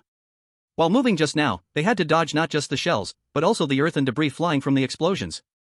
Even though Su Yan dodged a lot, there were still many scratches on his body. Some were small cuts that merely broke the skin, while larger ones left a long gash, seeping blood slightly. It's just a small wound, it's nothing. Su Yan frowned and then said somewhat irritably, looks like the plan needs to be changed. Outside, the artillery fire was still dense. Anyone would feel quite terrible when shells rained down on them. Change? Yes. Su Yan suddenly revealed a cold smile. The recent artillery fire at least told me 3 things. First, that commander's temperament is definitely not great, only someone used to bullying the weak would think of a brainless bombardment technique. Second, while the opponent has unlocked spatial capabilities, they clearly do not have that much money to burn on hardware, otherwise, what we would have faced just now would not have been shells, but intercontinental missiles. Third, and most importantly, their scouts have lost the ability to accurately lock onto us, which is why they resorted to such a wide-ranging bombardment method. This kind of attacking style cannot last long. When the time comes, it will be our moment to counterattack. Qingshui stared at Su Yan for a long time, still somewhat puzzled. They were far away from the Legion's station points, beyond reach. How would he counterattack? After these rounds of artillery attacks, the opponent must think that our command tactics are poor. Inside the Serold fortress, Jin Yuming directed calmly. On the map used by the staff, the area of the corrupted bone desert was marked with a big X, as if he had guessed where Su Yan and Qingshui were without knowing when. Next, they would either prepare to bypass the artillery area to counterattack. Either we can only accept the consumption of our artillery. Jin Yuming's corner of his mouth slightly lifted. No matter which one, we are happy to accept it. Commander. The soldier in charge of the staff hesitated and asked, what if they, like us, use long-range bombing tactics? Jin Yuming glanced at him, completely indifferent, and tapped the table. We are at the center of the map, even higher up. Only from this position can artillery cover almost every corner of the map. The other side has only one swordfighter player and one suspected dual-wielding close combat player. Since they are overwhelmingly strong in individual combat power, our army's advantage is also not to be underestimated. Jin Yuming sneered. Tell me, how could they possibly outrange us? Chapter 70, High-Altitude Unobstructed Shooting. I need you to do me a favor. On the sand plains, Su Yan was comparing the direction of the incoming artillery shells with the map, speaking to Qingshui. What is it? A simple favor. Su Yan asked, is your visual range 5 kilometers? He didn't directly ask for the other person's exact visual limit. For information that could infer someone's physical capabilities, even cooperative players are very sensitive. But he trusted Qingshui's abilities. Based on the intelligence from the academy, every time a player clears a dungeon, their physical attributes within the game receive a certain enhancement. Everything from body density, speed, reaction time, vision, to mental capacity, all receive a multiple increase, ultimately achieving a superhuman physique. For example, Su Yan now can ignore handgun damage, track rifle bullets with his vision, and take cannonball residual damage with his body. Qingshui's sword speed is even faster than his visual limit, so reaching his minimum requirement was not difficult. Yes. Qingshui answered briefly. Well then, there is a friend of mine 5 kilometers above me. Can you see him? Su Yan pointed upwards, as if it were an impossible tale. Qingshui raised her eyebrows, looked up at the sky, and focused carefully. She then saw a golden figure in the sky, appearing out of nowhere. The figure was falling rapidly from the sky. It looked exactly like Su Yan. The next moment, Su Yan disappeared from the spot and replaced the unlucky person falling from the sky. Continue. He shouted. Qingshui's pupils contracted. She saw another figure appear above Su Yan's body. Su Yan flashed again and appeared 5 kilometers in the air. The golden figure flickered around him as his position continued to change in the high altitude, but he didn't fall. At this stage, Su Yan could only rely on teammates and NPCs to assist him in acquiring the ability to stay in the air. He had tried many times in this dungeon, but getting the world to complete the swap with him and his friend was much harder. So far, his success rate was less than 1 in 10. In previous dungeons, once he saved Nong Ming Yuan in full view, and once in a prison cell. Su Yan suspected that the only successful attempt was because Officer Bai Xiong was secretly watching. As for this dungeon, the only time he succeeded was when he went to save Qingshui. But he believed that in a few more dungeons, this skill's explanation effect would stabilize, and with deeper dungeon levels, he felt that he could sense the world's delicate aspects more easily. Alright, the Serold fort, right? Riding the wind, Su Yan looked towards the direction of the artillery fire, showing a wicked smile. Next, it will be the ruins. He stretched out his hand and drew a big circle in the sky. Pop. A disc, about the size of a small plate, condensed in his palm, which he held steadily. It was no longer the soft, white flatbread from before, but now it was as hard as a flying disc, with a dirt yellow exterior. Don't draw me a big pie, the circle you draw can turn into a pie of any material and filling. Su Yan tore off the thin layer of dough, and the filling inside turned out to be thick black particles with a greenish hue. It looked just like the grass. Being rich is impressive, green and environmentally friendly unlimited weapons. Are you scared? Su Yan looked at the Legion and gave a cold laugh. A small card with a green pea appeared in his hand. With a flash of light, the pea shooter directly appeared on his moving turf, firmly rooted in the soil. Su Yan then pulled down his steel helmet, instantly transforming into a machine gunner. You see that place, right? Just shoot randomly, I'll adjust the direction. Su Yan casually pointed to a spot, and the machine gunner had a serious expression, firing 4 peas in rapid succession. Pea shooter, Class D, possesses great killing power against zombies, but can only attack in front, unlimited range. One by one, the vibrant green peas were shot out at a steady pace, while Su Yan's wrist rapidly shook, making fine-tuning adjustments. If it weren't for the strong winds up high, he would definitely send the whole flaming tree stump crashing down. Feel the firepower of the summoned creature. Legion Camp. Information flowed into the command camp in a tight and rhythmic manner. The tech radar has not detected enemy movements. The infrared radar has not detected any fluctuations beyond scripted creatures. The next reconnaissance skill will end cooldown in 5 minutes. Jin Yumming listened to the unchanged reports, his brow slightly relaxing. The enemy was even more cowardly than he had imagined, showing no signs of a counterattack at all. Even though the best scout team had been completely wiped out, this did not mean their legion was in a passive state. In fact, it was quite the opposite. With various military equipment and logistical defensive skills from reality, once the enemy appeared nearby, the legion would definitely sense it. As for the firepower weapons, those were exclusive to their legion.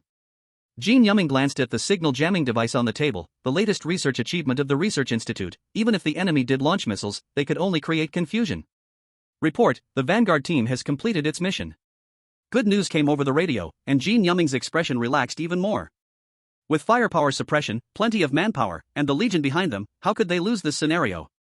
Outside the camp, a commotion began. What is that thing? Bird droppings? Stupid, where would there be green bird droppings? And there aren't any birds in the script. The more I look, the more it looks like those peas. Are you an idiot? Where do you see peas the size of pool balls? How strange, it can't be green artillery shells, right? The radar didn't detect them. Jin Yumming felt a bit annoyed, then stepped outside the military camp and coldly said, Are you all bored? Everyone fell silent, many soldiers staring at him expectantly. Jin Yumming was puzzled and followed the restless gazes of these people, squinting slightly.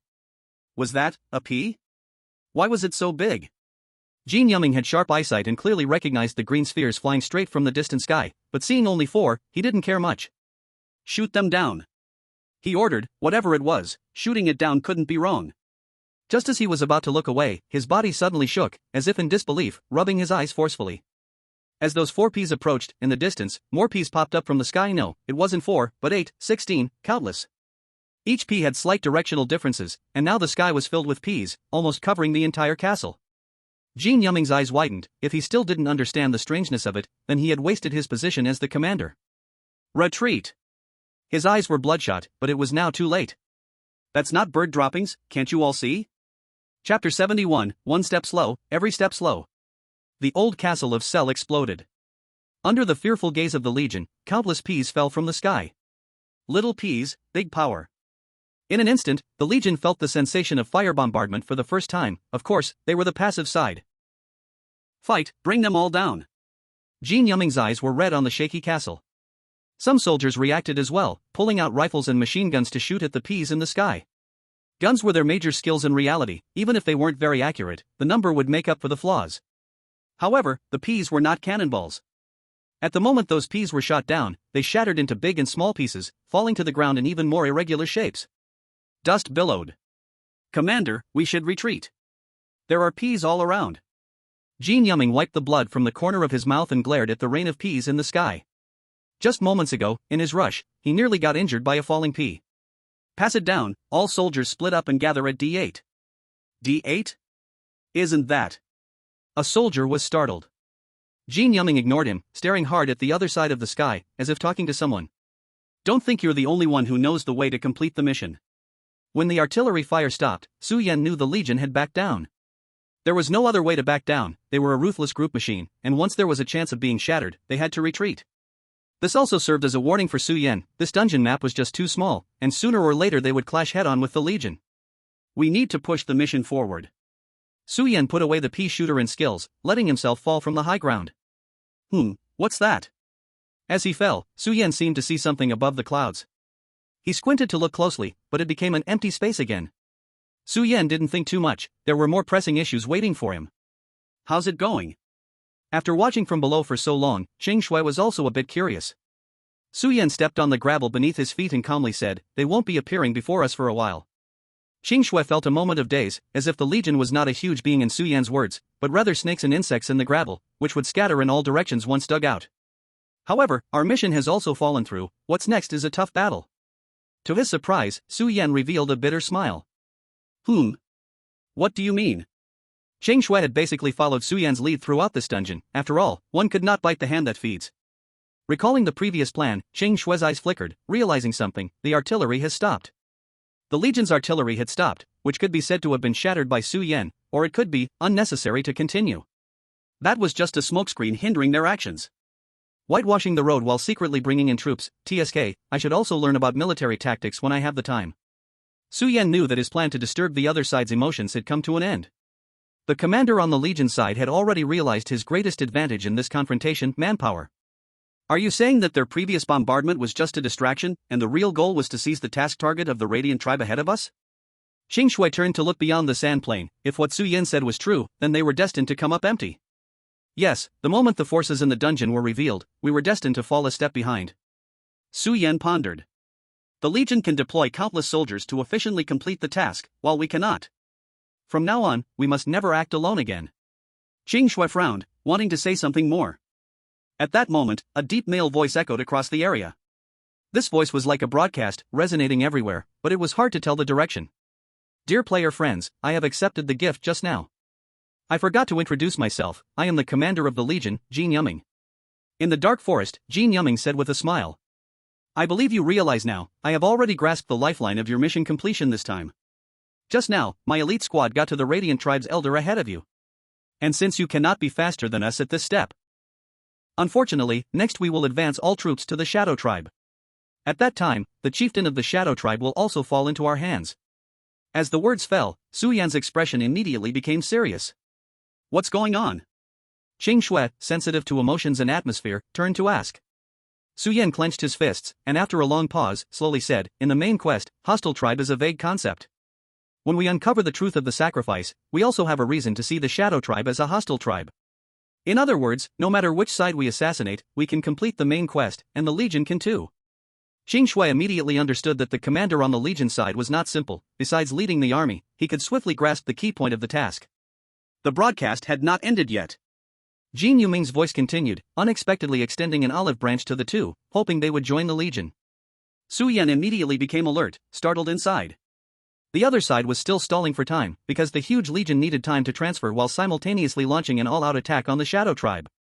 At this pace, maybe there was still time. In the hidden jungle, Jin Yuming stood by with his hands clasped behind his back. Strangely, he was no longer speaking, but his voice continued to play in the sky, seemingly a trick done via soldiers' skills after being recorded. His gaze was deep. In front of him lay a plain and unadorned woodland. Only he knew that within this woodland were 2 elite squads and a trump card, along with a large number of traps set up by the logistics. These were all hidden along the only path from the Withered Bones Desert directly to the Shadow tribe. Come on. Jin Yuming murmured. As long as you are smart enough, you will realize the intention of my broadcast. If you fall into that self-righteous cleverness, then you are destined to be caught in the traps of our Legion. Jin Yuming patiently waited, continuously receiving reports returned by scouts. However, gradually, he became somewhat disappointed. Because the time had exceeded his maximum expectation. Not even this level of intention noticed? Or have you already given up the idea of completing the task and escaping? Jin Yuming's face turned dark. Whichever it was enough for him to look down on the other side a layer.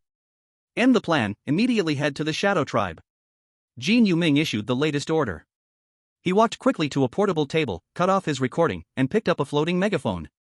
In contrast to his earlier calm tone, his voice was now cold and sinister, broadcasting again from afar. Do not attempt to survive by any means. Our Legion's supplies are enough to last half a year here. As for you, ha. With a cold laugh, Jin Yuming ended the broadcast. Chapter 72, The First Signs Emerging. Jin Yuming would never give up on ambushing Su Yan and the other two. The more players in his Legion during each dungeon run, the more military achievements he would earn after clearing it. Not to mention that after ambushing Su Yan and the other two, it would double the overall results for the entire army. The hierarchy of the Legion was built upon strict layers, climbing further depended on time and dungeon accumulations, and advancing one more step would elevate his status among all generals. How could he simply give up? For this reason, he was truly willing to spend half a year, as opportunities like matching so many pure Legion players were extremely rare. You must understand, the large dungeons have not appeared since the chaotic times 3 years ago. Su Yan and the others could not comprehend Jin Yiming's obsession this time, otherwise, the last glimmer of hope in trying to clear the dungeon through the task would be completely extinguished. As for Su Yan and the others, do not attempt to survive by any means, our Legion's supplies are enough to last half a year here. As for Yuha. The sinister, threatening broadcast echoed from the sky. Su Yan was still examining the map like an archaeologist. Around him was an empty expanse of sand. The broadcast lasted a full 15 minutes, yet they hadn't gone anywhere at all. Hearing that last voice, which sounded somewhat exasperated, Su Yan finally lifted his head and muttered. Crazy, do they really think I'm a fool? He was someone who could paint a bright future in the air, why would he be afraid to compete with the other party for supplies? However, he wasn't in the mood to waste half a year with them. What do you really want to do? Qing Shui asked, the rich smell of blood lingering on her fingertips. Surrounded by piles of various animal corpses. I always feel something is off about this place. Su Yan walked past the bodies of hyenas, leopards, and scorpions, without even glancing, relying solely on Qing Shui to handle it. He simply moved deeper into the sandy wasteland. You seem unfazed by the monsters appearing in this world. Qing Shui, having dealt with a suddenly lunging giant dung beetle, looked at Su Yan's back and asked curiously. One side has amphibians, the other side has land animals, what's surprising about that? Su Yan replied without turning back, in the kingdom of Sayer, it's not strange to see anything happen. However, as he looked at these creatures and their red eyes, identical to those of the Fekmo, an inexplicable feeling of strangeness gradually emerged. If we really want to categorize them, it's not sufficient. Qing Shui added. Su Yan understood Qing Shui's meaning, raising his head to look at the sky and then glancing at the map in his hand. This time, the game dungeon content is quite singular, perhaps it hasn't established a complete worldview. Based on the current information, Su Yan could only make such a guess. By the end, he hesitated a bit. The map had already been thoroughly examined. If there really was an extra map, where would it be? Game Dungeon Sky City loading. Dungeon type, treasure hunt. Number of skills available, 1 refresh times, 1 would you like to draw immediately? In the red moon space, Zhang Qinglin sighed in relief. It's not a multiplayer dungeon, and it seems like it should only be of normal difficulty, that's great. Zhang Qinglin clenched his fists, but he was still very nervous. Although Brother Yin said that with his talent combined with his current skills, solo dungeons are generally easy unless they are nightmares, he still felt uncertain inside. However, recalling what his companion said before they parted, Zhang Qinglin reluctantly found some courage. He opened the skill list, casually selected a skill that looked good, and entered the game. The environment changed, and he found himself surrounded by thick clouds. He appeared on a floating island. What's going on? Zhang Qinglin curiously looked down at his feet, the dense clouds seemed bottomless, and the cold wind made him pull back his legs. The environment here was not complicated, he quickly spotted a guide-like structure high above, a palace. He slowly felt his way forward along the path and soon found climbing stairs. Following the steps up, he should reach that palace. Ouch! At that moment, not far away, a sudden flash of white light appeared and heavily smashed to the ground, followed by a man's cry of pain. Damn game! Even if I crossed over, I shouldn't be treated like this. Nong Mingyuan grimaced in pain. Still wanting to complain a few more words, he blinked and noticed Zhang Qinglin staring blankly at him not far away. The two men stared at each other in surprise. Nong Mingyuan rolled over quickly to get up, a glimmer of guard flashing in his eyes. Zhang Qinglin also jolted out of his daze, wearing a face of caution. Brother Yin said that if you encounter other players in a solo dungeon, they definitely do not have good intentions. The task might even conflict with yours. The other party is not here for friendly business. Zhang Qinglin said anxiously, sweating coldly. Nong Mingyuan felt a similar alarm ringing in his heart. I clearly followed old Su here, yet I encounter such a seemingly innocent pretty boy, something's not right. There's only one possibility, this pretty boy also entered the dungeon, but he's on the opposite side from old Su. Anyone who could match with old Su. This guy is certainly not ordinary. He is very dangerous. Cold sweat dripped down, soaking Nong Mingyuan's back. Both of them looked like they were facing a great enemy, but their IQ was indeed a bit challenging. An eerie silence turned into a standoff. Just when both sides couldn't hold back any longer and were about to speak. Boom! A deafening sound echoed across the sky. This sound was like thunder, as if it surged from the depths of the earth, causing the body to tremble violently. This guy is really about to strike. Zhang Qinglin and Nong Mingyuan both exclaimed in shock. Damn it! Look out! The first to change tactics was still known Ming Yuan. He was always a competent gambler, eager to seize every advantage. Just in time to try out my new gadget. Gnome Ming Yuan sneered, suddenly grabbing a handful of golden light, which formed a continuously spinning dice. The dice was dark golden overall, with silver dots in the middle, and the only one was a bloody dark red color. Gnome Ming Yuan tossed it high, and the dice rolled in the air. The dice stopped. It showed an orderly arrangement of 6. The maximum value. Zhang Qinglin's pupils shook. Feeling a bit flustered, he quickly lowered his head and curled his body, activating all his skills the next moment. A dazzling light surged up. Before this, let's take a god's eye view to see Zhang Qinglin's changes since a few dungeons ago. Firstly, this kid was very lucky. After ending the mystical potion dungeon, the reward settled while retaining the initial drawn C-grade skill Roly-Poly. This skill had once allowed Su Yan to withstand the most intense toxicity of the potion, which justified its C-grade single-target enhancement skill foundation. As Su Yan's companion, Zhang Qinglin even shared in the extra game settlement from that dungeon on the second run, receiving a plain D-grade transitional equipment Golden Bell Shield, physical. With these two great life-saving measures, Zhang Qinglin naturally experienced some surprises but no dangers during the second dungeon. With such an incredible start, combined with his own talent.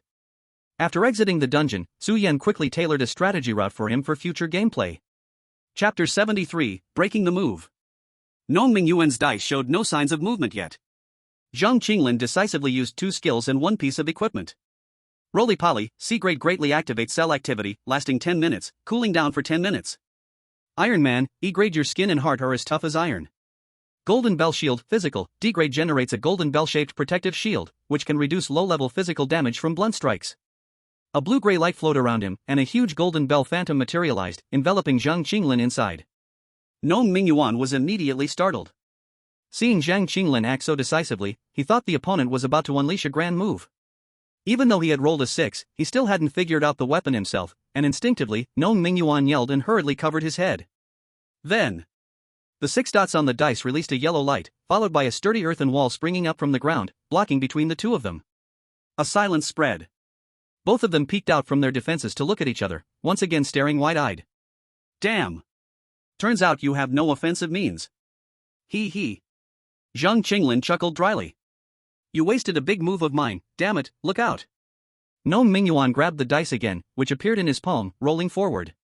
Hearing this, Zhang Qinglin tensed up, curling up even more tightly, maintaining a defensive posture that was hard to hit in vital spots. This was a system theory he had developed after spending months studying with a special combat teacher overnight at the academy on how to take hits while minimizing damage. And the dice continued to roll in the air, this time landing on a dismal 2. A tragic wail sounded. Ah! Gnome Ming Yuan's body suddenly convulsed violently, then the whole person turned scorched and blackened, as if electrocuted, falling straight down. For a while, he still spat out a mouthful of black gas.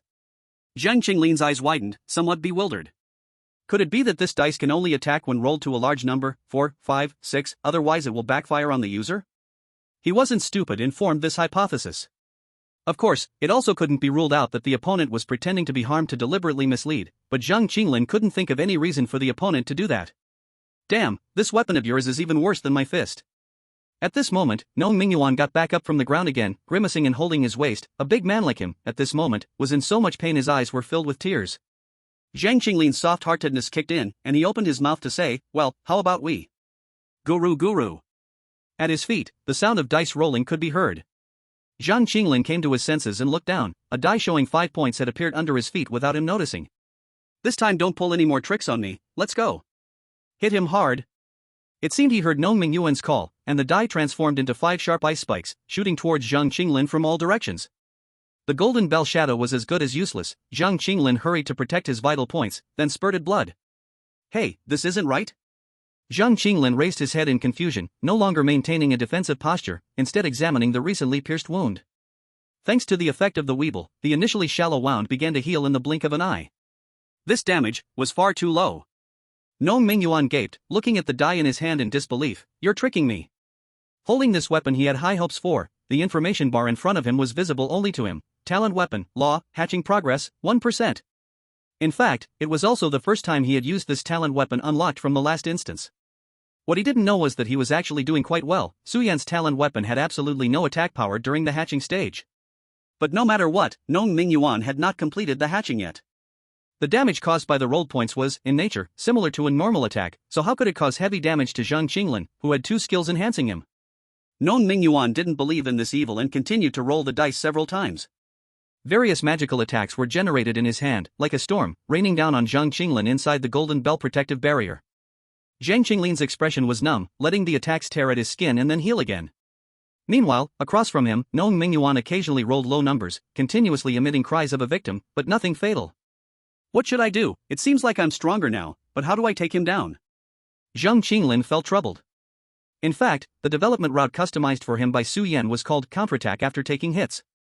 As the name suggests, it meant letting Zhang Qinglin mindlessly choose skills and equipment that could enhance his own defense, then leveraging his own talent. Farmer and Snake, degrade whenever you suffer malice from the outside, you will receive benevolence from fate in return. The accumulation of malice undoubtedly came from the enemy's harm to oneself. When this malice accumulates to a certain level, one might be able to use enough luck to counterattack the opponent. In subsequent instances, Su Yan's viewpoint also supported this. Opponents who got into prolonged battles with him often suddenly got swallowed by NPCs or were hit by trucks that seemed to appear out of nowhere, while he himself remained safe and sound. Once, the opponent seemed to want to use drugs forcefully to break through his defense, but then choked on it. Due to the venue's buff restrictions, that person didn't have time to heal and choked to death on the spot. And now? Zhang Qinglin looked at Non Mingyuan, who was being shocked into the air based on the law of conservation of luck, and he twitched his lips. The other side seemed to have bad luck as well, so the feedback from fate might manifest through other mechanisms in different places, just like Zhang Qinglin had miraculously dodged all of Bai Shiqi's flying knives during the potion dungeon. When Su Yan designed this set of combo punches, he had mentioned that due to the randomness of feedback, it would only truly take off when he obtained a skill similar to reflective damage, which could turn randomness into directionality. Unfortunately, Zhang Qinglin had not yet acquired such a skill. This was awkward. As thoughts flowed, the dice rolled a 6 in front of him again. Zhang Qinglin slightly protected his vital points. Through the previous confrontation, he had basically figured out the weapon damage of the other side, and only the 6 points of generated damage had a chance to threaten him. Seeing that the buff of the tumbling doll was about to end, Zhang Qinglin was just planning to renew it. Attention! Non Mingyuan's shout suddenly rang out. Zhang Qinglin found that his body suddenly lost control, his hands clapped together at his waist, and his body stood straight. Yes sir. A strong control skill? Chapter 74, Changes triggered by the abyss. Zhang Qinglin was alarmed inwardly, and then 2 fiery hot daggers stabbed straight toward his thigh and abdomen. Puff, 2 bursts of blood flowers blossomed on his body. Blood flowed out like silk, staining the smooth surface with marble patterns. Zhang Qinglin knelt on one knee, looking gravely injured. Non Mingyuan's face also turned pale, but he still laughed out loud. Ha, ha, finally don't have to endure electric shocks. Now, he looked disheveled, resembling a beggar, while Zhang Qinglin, covered in wounds with his clothes tattered, was not in a much better state. His body swayed, and seeing Zhang Qinglin seemingly losing the will to fight, Non Mingyuan suddenly felt troubled. What should he do next? He had never killed anyone. Moreover, the key now was to find Su Lauda first, but he couldn't let this opposing player who might pose a threat to Su Lauda roam freely. Fortunately, he wouldn't have to struggle with his thoughts for long. Zhang Qinglin just held back his pain, took a deep breath, and then immediately reactivated the tumbling doll, at the same time, took out an item he obtained from another dungeon world. Item, a bag of fairy beans, grade D. Effect, can completely repair physical damage below 18,000 combat power. When you are in good condition, it can greatly enhance your satiety. Duration depends on your physical energy. This item, which could be considered a cheat in the Dragon Ball world, had even been forced to be weakened and have its presence reduced multiple times by the author, came into existence after achieving relatively balanced data in the game world. Taking out a fairy bean, Zhang Qinglin bit it, and an exaggerated healing effect appeared. In the blink of an eye, the blood stopped flowing, wounds healed rapidly, and Zhang Qinglin stood up. For his current physical quality, the fairy bean was almost a miracle for restoration. What the heck? Non Mingyuan exclaimed. Then, gritting his teeth, he refused to believe it. So the damage isn't enough, huh? I don't believe that after my weapon hatches, the damage will still be insufficient. Non Mingyuan stubbornly thought. Compared to Su Yan's side, he easily discovered the hatching pattern of the weapon. Every time he rolled a 6, the hatching progress would increase by 1%. Thus, the previous stalemate was replicated once more, and various attacks like magic poured down on Zhang Qinglin, like rain. With no means of counterattack, Zhang Qinglin curled up more carefully inside the golden bell, feeling quite annoyed. When would the feedback of the talent finally trigger? How can the hatching of the talent weapon be triggered? Su Yan walked on the sandy plains, lost in thought. He had just glanced at the equipment bar and found that the hatching progress hadn't moved, still at 20%. The earliest 5% increase was gained when he used the illusion skill on that scout team leader. It is now confirmed that the key to hatching does not lie in damage. We are almost at the center of the sandy plains, Qingxue reminded from the side. Su Yan came to his senses. Now they were deep in the sand plains, and the surroundings became extremely blurred. Nothing is here. Su Yan was utterly disappointed. He originally thought there might be some undiscovered clues, but it seemed that was not the case. There is something wrong here, Qingxue suddenly said, brushing aside some sand, and her sword sparkled with layers of sparks. The ground was surprisingly hard. Su Yan was slightly taken aback as he began to dig through the seemingly ordinary sand, and his expression changed slightly. The sand was as heavy as iron. There is something beneath this, Su Yan said. Before his words fell, Qingxue raised her long sword and slashed down with brilliant swordlight. Dust swirled. A pit appeared in the sandy plains, and Su Yan covered his mouth and nose, looking closely at the bottom of the pit, surprised. What is this? Deep within the sandy mass, there were strange dark red grains, exuding a foul and damp odor. Su Yan lowered his head, extending his hand, his gaze gradually turning serious. He smelled the scent of death. Clearly, these were not things that could be encountered through normal gameplay. From the traces left by the Legion's exploration here, the lack of any abnormalities suggested that the secrets of this sandy plain, even the entire world, had yet to be uncovered. Su Yan opened the skill list. The hinting hand had only one last chance remaining. Now, the game was at a deadlock with the Legion, so Su Yan did not hold back and used it directly. The result. The information he received completely confused his mind. Grains of sand tainted by the abyss, the soil that has mutated due to the influence of the abyss, with no other special aspects. In a certain sense, indicates the level of pollution from the abyss. What the heck? Su Yan suddenly jumped up, throwing the grains of sand like a hot potato. At that moment, he just wanted to slap himself a few times hard. How great it would have been to hard counter the Legion instead of doing this foolish thing. What happened? Qingxue immediately became alert, thinking something had attacked. Su Yan did not reply, his heart racing as he looked at the dense red sand. They were still not 3 meters underground, yet the density was visible to the naked eye. Su Yan was certain this was unrelated to this dungeon task, but intertwined with larger secrets of this world. Now it was uncovered by him and Qingxue, two instinctively sharp individuals. And the consequence of this act. Ding detected that a player has triggered an additional storyline. The dungeon is undergoing a special change. Suddenly, a system notification echoed in the ears of every player within the territory of the Radiant and Shadow tribes. The main storyline will change as the plot advances. Players should proceed with caution. The Shadow tribe. Within the newly stationed Legion, Jin Yumming suddenly sat up. Who did what? The Legion's information transmission was very efficient, and soon he confirmed it was not the Legion soldiers who triggered the event, so the cause was clear. Has the dungeon itself ever undergone such a change? Jin Yumming adjusted his glasses, feeling a strong sense of unease suddenly surge in his heart. We must clear this dungeon as soon as possible. On the main path, Su Yan and Qingxue flew forward like two shadows at great speed. At this moment, Su Yan no longer cared about the gas supply, he just wanted to rush into the Legion and eliminate the task target. No problem, Qingxue cooperated, not saying much. If a regular player heard that they were going to confront the Legion head-on, they would probably shake their heads 100 times. With Qingxue acting this way, it saved Su Yan the effort of persuasion. The air surged. The distance between the two and the Legion was visibly closing. Su Yan looked at Qingxue flying beside him on her sword. After hesitating for a moment, he finally spoke. Do you have any, not-so-secret skills or equipment? My talent can provide certain boosts to my teammates, but I need to know all the information about the skills and equipment. Qingxue was the strongest person Su Yan had ever seen, and he was somewhat confident in his ability to protect himself. But they were ultimately facing an organized Legion, so being cautious was never too much. Unexpectedly, Qingxue's expression was very calm. Those skills are not as useful as my talent, I've never carried them. Su Yan. As expected. The big shots were playing a different game than him.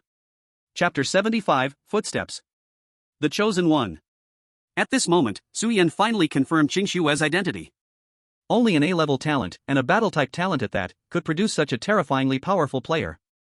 However, he didn't know just how powerful an A-level talent could be to deserve the title of the Chosen One. Su Yan didn't ask. Talent was the greatest privacy of a player. Only someone as simple-minded as Zhang Qinglin would disclose his talent to Su Yan after just one dungeon encounter. After all, weren't all players' skills and equipment their trump cards? Unless they were close comrades who had risked their lives for each other, how would an ordinary person reveal any information? Su Yan couldn't help but sigh. In such moments, it would have been nice if Zhang Qinglin or Nong Mingyuan were beside him. Or if he had just a few more trump cards. Su Yan suddenly remembered something. Aside from the side quests he completed, he hadn't collected the rewards for the side quests that Qingxue completed. The task rewards were shared among teammates. At that time, he had been so focused on thinking about his talent weapon that he completely forgot about it. Wait, talent weapon. Su Yan raised his head, his eyes brightening. Since Qingxue was a talent user, then her sword. Do you know about this thing? Su Yan quickly took out a small fluff ball that looked like a dandelion from his bag and asked Qingxue. This fluff ball carried a special aura, but the one in Su Yan's hand was quite weak. Only now did he remember where the familiarity with Qingxue's sword came from. Such weapons seemed to carry very special auras, and Qingxue's sword was much stronger than the one in Su Yan's hand. For the first time, a change of expression appeared on Qingxue's face. Talent weapon? As expected. Su Yan rubbed his nose and smiled wryly, feeling as if he had been guarding a treasure mountain but unable to enter. He should have thought of this earlier. Qingxue's strength being so high clearly indicated the many dungeons she had experienced. The deeper you went, the higher the probability of encountering nightmarish dungeons. Moreover, Su Yan speculated that the sword in Qingxue's hand must be a talent weapon several stages above his own. I would like to ask you, how should I complete the first stage of hatching a talent weapon? Su Yan got straight to the point. This could be very important for the upcoming battle. In return, feel free to propose any conditions. No need. Qingxue looked at Su Yan, suddenly shaking her head. By the look on your face, you already have a rough direction. I can tell you clearly that the strengthening of a talent weapon is related to one thing, and that is your style during the game. Style? Su Yan frowned. Qingxue's information was very close to that of the academy. It's about what you relied on when clearing dungeons, your performance when defeating enemies, your ideas for completing dungeons, and how outsiders view you. Various aspects, everyone has different triggering points for hatching. Qingxue said calmly, we collectively refer to this as footsteps. Every action leaves a trace. These traces are the key to hatching. Su Yan seemed to understand a bit, just like training AI. Only by training in his own direction could he obtain useful feedback. AI. This seemed to touch on Qingxue's blind spot, but she quickly pushed it aside. Regardless, as long as you find your own footsteps, the talent weapon will be your greatest aid. Qingxue's tone paused. But it might also raise your blood pressure. She thought about it, but still decided not to say this out loud. I understand, thank you. Su Yan sincerely said, this truly helped him a lot. The changing scenery, a ruined castle, interrupted their conversation. The Serre Old Castle. This was the only central building on the map. Su Yan originally thought there would be extra tasks triggered here, but seeing how decisively the Legion retreated, it didn't seem likely. The air here is very uncomfortable. Qingxue commented. And indeed, it was. Su Yan stepped into the castle's depths on the green pea-like debris on the ground. It was filled with damp and foul smells, like it had once been soaked by seawater, making Su Yan want to infer some information from the furnishings here, but all he saw were things decayed beyond recognition. The only thing somewhat intact was an altar at the lowest level. In the center of the altar was a white dot the size of a soybean, radiating a maze-like circular pattern from it, forming blurry totems at the circular edges. The top and sides were already unclear, but the totem right below still retained some features. It was a scarlet and eerie eye. As Su Yan groped at this somewhat eyebrow-raising totem, he had the idea of cursing for the first time. This Serre Old Castle, it couldn't possibly be built on top of the abyss, right? Isn't this the same as digging a grave under your bed at home? Su Yan came to understand how the Serre Kingdom had perished. Qingxue quietly stood beside Su Yan, saying nothing. Forget it, this is not something to deal with right now. Su Yan held his head and stood up. He had not forgotten his goal. The urgent task. The urgent task is to seize the bosses of these two tribes from our legion, right? A smiling male voice abruptly interrupted the two.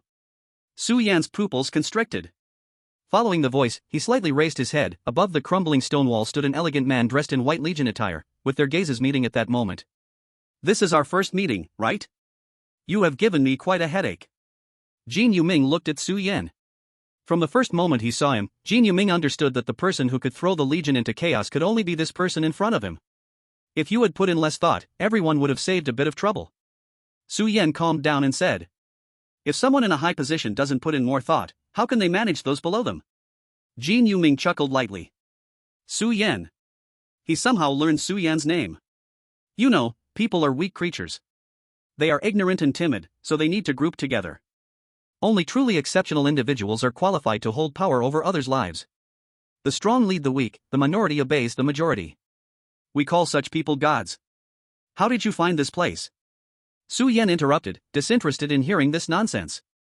I think what you want to know is how I could ambush you so precisely, right? Jin Yuming was not at all angry about being interrupted, he waved his hand. As his words fell, rustling sounds echoed from all around, soldiers dressed in Legion uniforms emerged from hidden corners, blocking all escape routes. This was clearly a meticulously designed ambush. In just a few seconds, Su Yan concluded that it would be very difficult for him to break through this encirclement on his own. Now, it wasn't just about breaking out, the question was whether he could survive the Legion's upcoming firepower output. Two armies face off, momentum is crucial. Su Yan's heart sank to the bottom, but he still took a deep breath, silently reciting. He decided to put on a show and bluff the intelligence on the other side once more. Even so, do you really think that? Have you already made up your mind about us? With a cold smile pulling at the corners of his mouth, Su Yan's face showed pride and calm, his acting skills reminiscent of a top movie star. Oh? Jin Yuming laughed in amusement. Chapter 76, 3 Strategies. You should be a smart person, have you not realized your situation yet? Su Yan let out a cold snort, almost blowing the breath out of his nose. As players standing against you, there are only two of us, you should know what this means, right? Jin Yuming nodded in agreement, although I hate to admit it, one of you must possess combat power far beyond our Legion. In this situation, the two of you indeed have the strength to defeat our Legion. However, with a smile, Jin Yuming surprisingly extended a finger. Do you want to see if you still count as two now? Su Yan's heart jolted. He suddenly realized the oddity he hadn't noticed before, swallowed hard, and turned his head. He believed that based on their route, they couldn't have been accurately ambushed. But how did Qing Shui, with such keen senses, not notice the shrinking circle of encirclement? Hey, are you okay? Su Yan quickly became alarmed, for he saw emotions on Qing Shui's profile. To sum it up, the current Qing Shui was very dejected. Qing Shui responded with eyes as lifeless as a dead fish. I'm fine, and besides, what does it matter whether I'm fine or not? Are you trying to die, sister? Su Yan widened his eyes. The Legion is charging at us, hurry up and use your invincible A-level talent to think of a way. I've given up, Su Yan. Qing Shui suddenly leaned on her sword, slowly sitting down, her whole demeanor exuding a sense of despair. Thinking carefully, fighting with people truly feels meaningless. I'm tired, whatever will be, will be. Are you messing with me? Su Yan was genuinely on edge now, and he finally understood the crux of the problem. You're having another split personality episode, aren't you? As the dungeon progressed, Su Yan had also dissolved one misunderstanding about Qing Shui. She wasn't insane. Although it was only a guess, from her past behaviors, her talent was likely related to emotion. And the erratic emotions she displayed in reality, resembling split personality symptoms, might very well be her talent, or some side effect from something else. But regardless, the split personality existed, and now, it just so happened to switch to the most fatal state. Countless thoughts flashed through Su Yan's mind as he suddenly raised his head, locking eyes with Jin Yuming. Was this also part of your calculations? This could no longer be explained merely by reconnaissance skills and tactics. The only possibility left was one, foresight. This is the gap between you and me, Su Yan. Jin Yuming tapped his temple lightly, a smirk creeping onto his lips. Your combat power is formidable, but there's no way you can escape from my palm. Let me tell you, my talent is calamity unforeseen, allowing me to foresee all enemy movements and statuses. Jin Yuming sighed softly, going against us is truly unwise. Su Yan scoffed, do I look like a 3-year-old? Believe it or not. Jin Yuming remained unflinching. But I can clearly tell you that your companion's current state will persist for another 15 minutes, don't think you can buy time to escape. I'm giving you an opportunity, as long as you abandon resistance and join our Legion, you and your companion can both survive. Su Yan's eyes dimmed. This was an openly scheming approach. He knew that if it weren't for Jin Yuming still concerned about his possibly terrifying combat power, he would have already been engulfed by the Legion's gunfire. The information thrown out by the opponent was very likely true. Only in this way could Su Yan's fighting spirit be shattered, taking his and Qing Shui's heads without the loss of a single soldier. Su Yan bowed his head, his eyes uncertain. First of all, the opponent's talent is absolutely made up. If they could really predict everything, there would have been countless opportunities to kill him. However, the opponent has successfully cornered both of his companions, so that talent is very tricky. Su Yan must figure out how much information the opponent has. If his skills and weaknesses are really known to the other side, even a slight misstep could lead to a terrible death. On the other side, Jin Yuming watched Su Yan's tense face, his gaze flickering. He must find out whether Su Yan or that woman is the bigger threat. The military's focus strike only has one chance, and it must succeed in one go. Otherwise, if the casualties are heavy, or worse, if both sides are severely damaged, all his calculations will be in vain. But it doesn't matter, this man has already shown hesitation. The longer he hesitates, the weaker he is, so... Jin Yuming's gaze fell on the gloomy Qing Shui, his eyes icy with intent. In fact, his talent is very different from his verbal description. His talent is called All Strategies in a Bag. In each game, you can receive 3 bags, revealing the optimal solution for achieving your goal in a short time. It is precisely because of this talent that he has successfully built up an image of being strategic within the military, but the bags generated by his talent have some flaws. The bags only indicate the result, without mentioning the variables. Everything relies on him to figure out. For example, in a short thread game, he can directly learn the method to complete the game through the bags, destroy a mechanism. But why he needs to destroy that mechanism, and what it affects, he knows nothing at all. If he's not careful, he might even be seriously injured by the mechanism. High efficiency, low rating. This is Jin Yuming's summary of this talent, which is clearly not what he wants while being in the military. Fortunately, he possesses some small wisdom. With the bag's guidance, he can always manage to infer some truths about the dungeons, allowing him to gradually establish his prestige in the military and rise up. Once he gained certain military power, he discovered that these bags were truly effective when used against players. Thus, he became the leader of the military, capable of anything. Yet only he knows how much of this capability is just a facade. But Jin Yuming is very proud because he now enjoys the advantages of location and people. Since entering the dungeon, he has used 2 bags. The first one was when he discovered Su Yan and Xing Shui were preparing to brute force their way through. At that moment, in a panic, he immediately took out the first bag and asked how to stop the enemy players from completing their task. The note in the bag said, bombard to intercept, send a special forces team to capture Elder Ava, then march to the Shadow Tribe, seize Chief Vic, imprison but don't kill. Jin Yuming then realized that killing the bosses on both sides was the way for players to complete the game. And then, with the second bag. After discovering that Su Yan's side triggered a strange plot, Jin Yuming found that his own abilities were no longer enough to deal with this change. So he opened the second bag, asking how to deal deadly damage to the enemy, which was also the way he most frequently used the bags in the past. In the past, this bag often led to great successes, establishing his image of being strategic, and this time, it did not disappoint him. The information he received filled him with joy. Set up an ambush around Old Ser Fortress, wait for the players to enter, and then shrink the net. Within 3 minutes, Su Yan will have no way to detect it, and Xing Shui will lose 20 minutes of attack capability due to her talent weapon. During this time, surround and kill the 2. Chapter 77, The Might of the Military. You just said you are willing to let me off?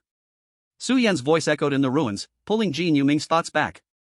Of course, Jin Yuming smiled, on the condition that you join the military and lay down your resistance.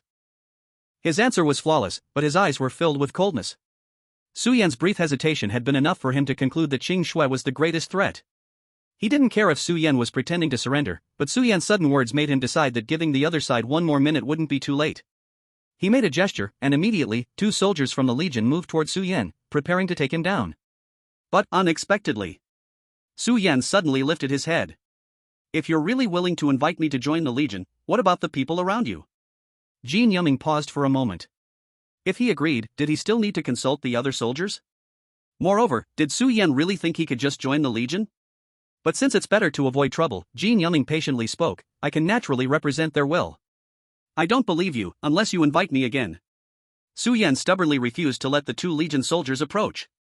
Jin Yuming frowned and, following Su Yan's words, said, I. He parted his lips, stopped, and suddenly turned into a cold sneer. Kid, do you really think I don't know what you're planning?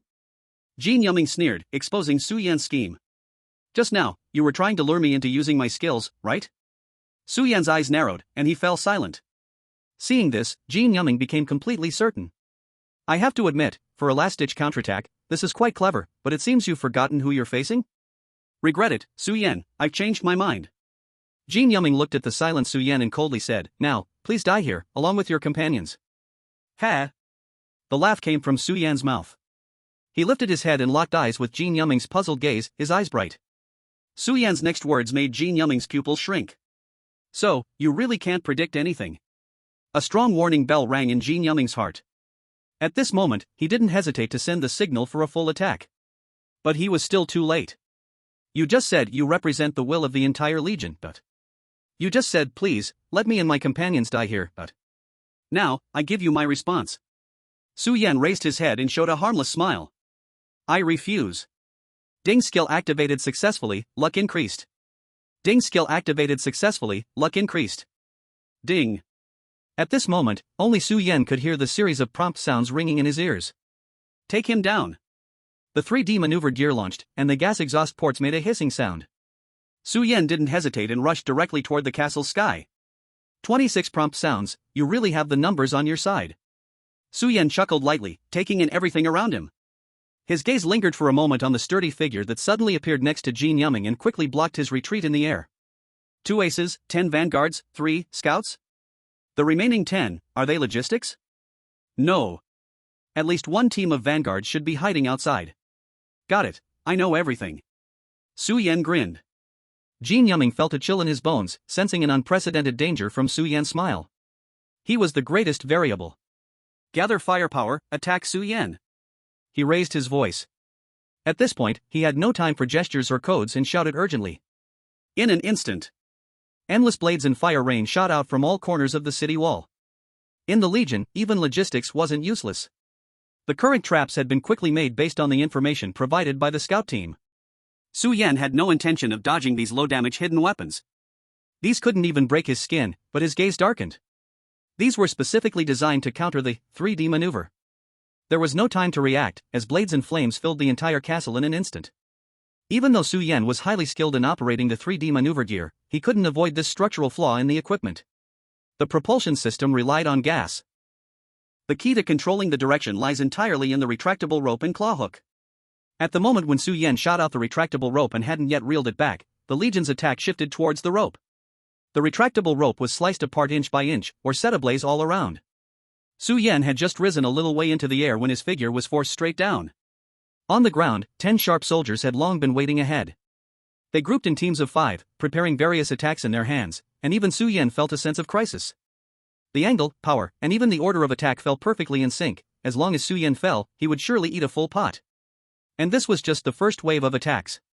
Su Yan could imagine that even if he could withstand the attacks upon landing, these 10 men would swarm him like hungry wolves to eliminate him. Not enough lives to spare. That left him only one place to go. Su Yan suddenly turned his head to look at Jin Yumming high above. Now, the success rate of using this skill would be 100%. A flash of golden light passed by, and Su Yan appeared before Jin Yumming in his shocked gaze. He didn't even have time to see Su Yan's friend. Su Yan's twin blades cut towards Jin Yumming, but there was still one layer of obstruction in between, a trump card. The cold gaze met Su Yan's, and he immediately knew that the Legion's trump cards among players were definitely elite. The opponent's reaction speed was on par with Bai Shi in the Instance dungeon back then. This trump card wielded an especially sturdy large hammer, and Su Yan vaguely felt that this hammer resembled a weapon from a romance novel he had read, definitely not of low level. The blade edge collided with the iron hammer, and unexpected immense power from both sides sent Su Yan flying. The eyes of this Legion trump card flashed with shock. This player was unbelievably young, clearly had not experienced many dungeons, yet his physical qualities surpassed even his own. Heh, you brought this upon yourself. Jin Yumming sneered from behind, suddenly extending his palm. As the commander of the Legion, the skill set in his hands was not inferior to anyone else's. 2 skills radiances erupted from his hand, tracking towards Su Yan. Puppet, D-level inflicts a state of confusion on the enemy, disrupting the control nerves of their body's sensory system. 1 2 3, Wooden Man, C-level before your next blink, the object at the center of your vision will become immobile, cooling down for an hour. Su Yan's body halted critically in mid-air. At the same time, countless gazes fell upon him, vaguely various control and weakening skills enveloping towards Su Yan. At this moment, Su Yan's blood ran cold to the bone. Even though he knew he wouldn't die, he still felt an unprecedented fear. The greatest threat to him wasn't any large destructive skill or a powerful enemy. The only thing that could put him in trouble was when he couldn't run away, control. Su Yan was well aware of how terrifying the gathering of players' power could be, let alone an organized and horrifying group like the Legion. Jin Yumming watched delightfully as the various lights enveloped Su Yan. He knew that this combination of skills was enough to turn Su Yan into a helpless target within 10 seconds. 10 seconds, enough to kill 10 people, let alone there were only 2 people left in the arena. But the flawless plan ultimately deviated. Because of Su Yan's unprecedented luck. Chapter 78, Hatching completed. This is impossible. Jin Yumming suddenly exclaimed in shock. Countless lights of skills wrapped around Su Yan, and then something absurd happened. These skills seemed to momentarily lose their way, their trajectories becoming chaotic and strange, ultimately crashing together. Returning to oblivion. I don't know what all of your skills are. Su Yan's seductive laughter echoed throughout the castle. But surely, the target does not have to be limited to humans. Right? Puppet, D-grade inflict confusion on the enemy, disrupting the control nerves of body sensations. In an instant, Jin Yumming felt dizzy, seeing the skill bar flashing repeatedly. Skills that should have landed perfectly seemed to have lost their minds, crashing straight into skills released by another soldier, entangling with each other. This nearly impossible low-probability event absurdly occurred right before his eyes, one after another. Some skills that relied on probability failed even at 90% activation rate.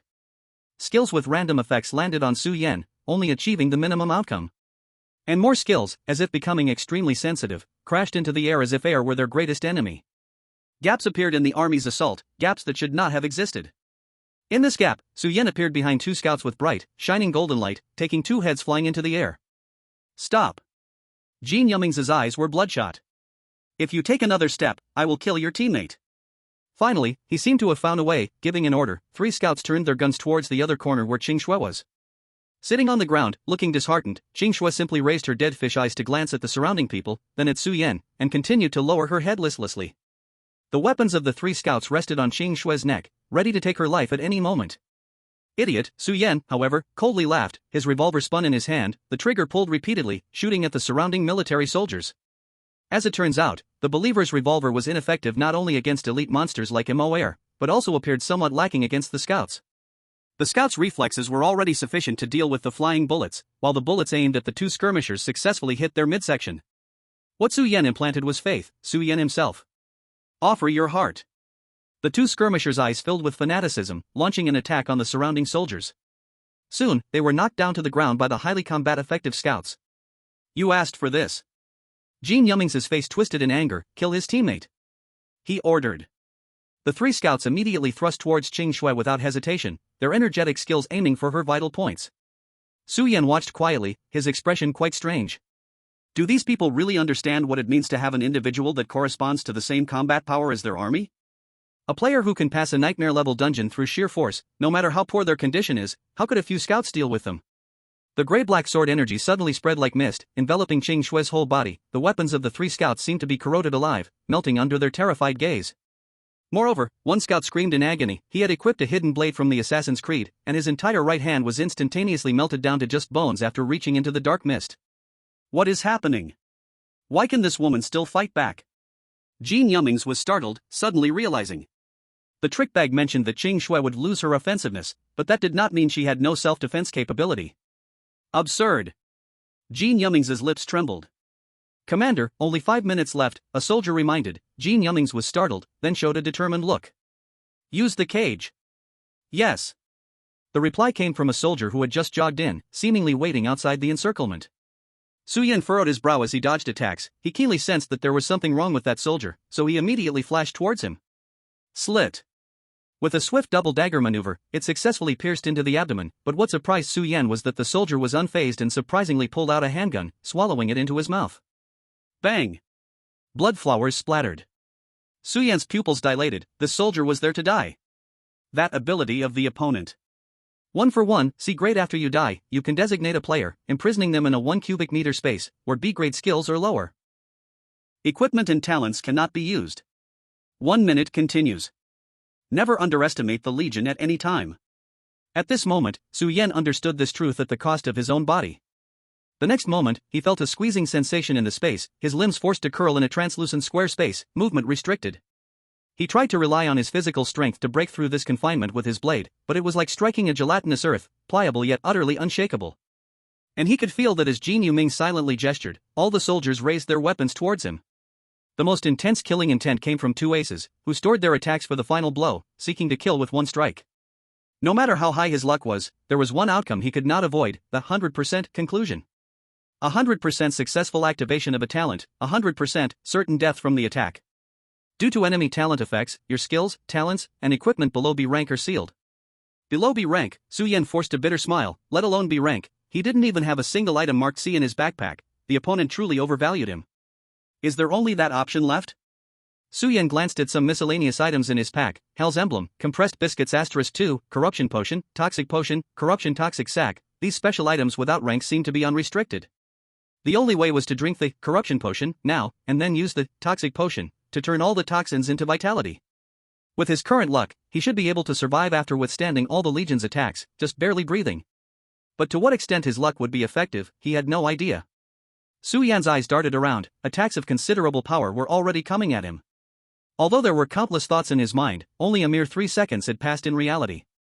This was not an exaggeration, but a fact that a person's thinking ability changes under environmental pressure. At this moment. Wait, this is, in the equipment slot, a constantly flickering white light caught Su-Yan's attention, and his eyes sparkled with excitement. Hatching progress, 100%, Su-Yan looked in disbelief at the long-completed hatching. So that's it, my trace, ha, ha, how interesting.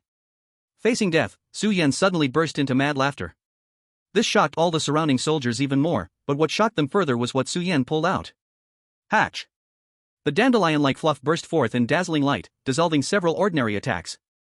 2 pairs of transparent wings, as thin as filmy, sprouted from the fluff, flapping against the void. At the same time, the fluff's size slightly expanded, and its white fuzz became even smoother. Su-Yan saw the new information about his talent weapon.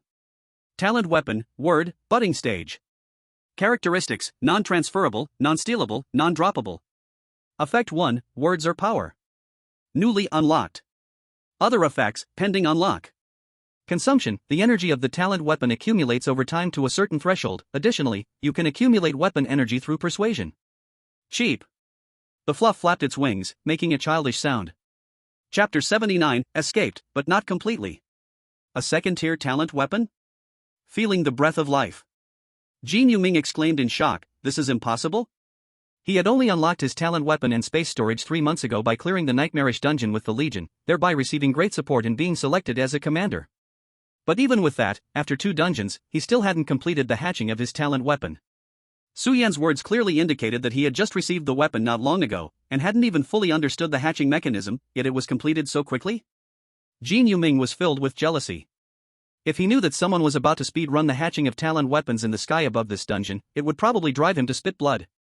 Thanks to the help of the Legion brothers inside the transparent cubic prison, Su-Yan wore a calm demeanor, as if everything was under control. No one knew. At this moment, his heart was filled with doubt, panicking immensely. Help! I'm in trouble. What the heck does words or power even mean? After the gifted weapon finished hatching, the originally all question mark effect bar finally unlocked one item. But he didn't know how to use it. Hey, can you get me out of here, or at least help me block some attacks? Taking advantage of a moment of distraction from the Legion, Su-Yan hurriedly leaned closer to the little furball, speaking in a lowered voice. Coo! The furball flapped its wings, confused. Damn it!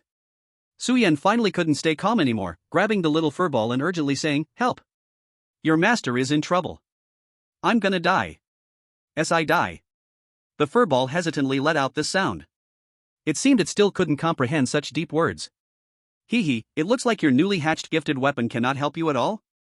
Jin Yuming noticed something was off and sneered again. Do it! After experiencing the ups and downs of emotions, Jin Yuming's command was decisively ruthless and extremely chilling. What the hell?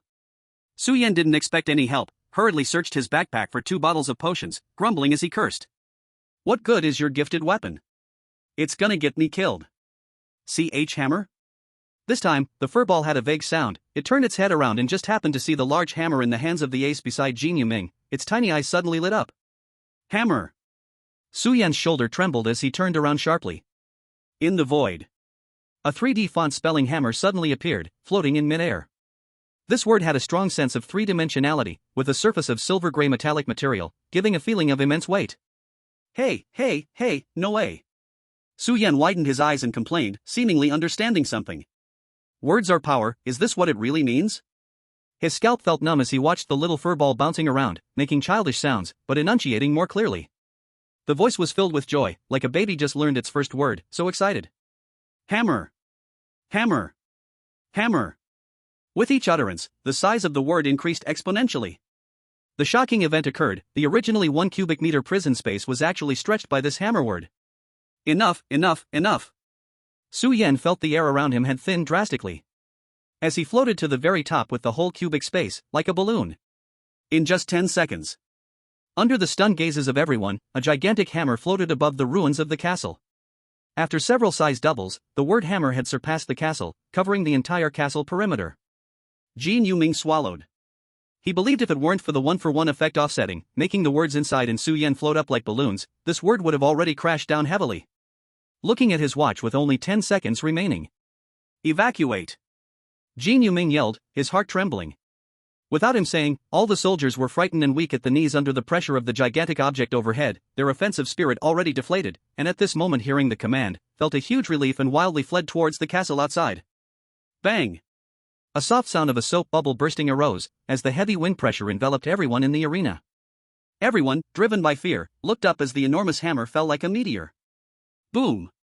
An unprecedented roar shot up to the heavens. Cough cough, this is too exaggerated. Su Yan looked at the dust swirling around him.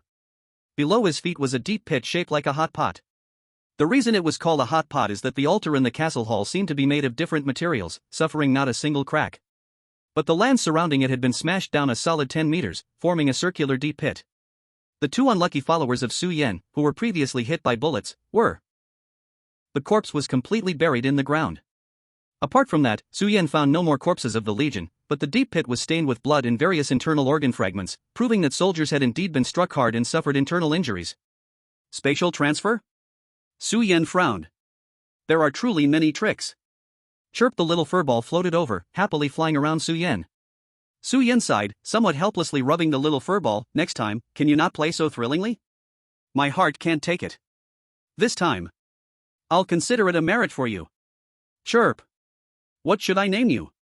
Su Yan pondered, looking at the single character yen on the info panel, which felt awkward no matter how he read it. Should I call you Little Yen or Yen's Eye? Phew, isn't that taking advantage of myself? I'll call you Salt Crispy. In the end, Su Yan, the naming difficulty patient, gave up on thinking. The little furball had no objections, cheering happily, and suddenly the whole ball gradually shrank, landing on Su Yan's right pinky finger. It formed a ring adorned with a fluffy little ball. The ring was silver, with transparent wings transforming into patterns spreading on both sides, and the tiny fluff ball swayed gently, seemingly breathing in its sleep. Salt Crispy, Little Yen? Su Yan softly called out twice, only to discover he couldn't wake this thing up. Su Yan was speechless. Could it be that the excitement just now used up all its energy in one go? This is troublesome. Should I still chase the Legion? Su Yan fell into a dilemma. Forget about anything else, if the other side uses the human bomb tactic again, he wouldn't have the ability to resist. Moreover, the other side vanished into thin air. This map is neither big nor small. Where should he go to search?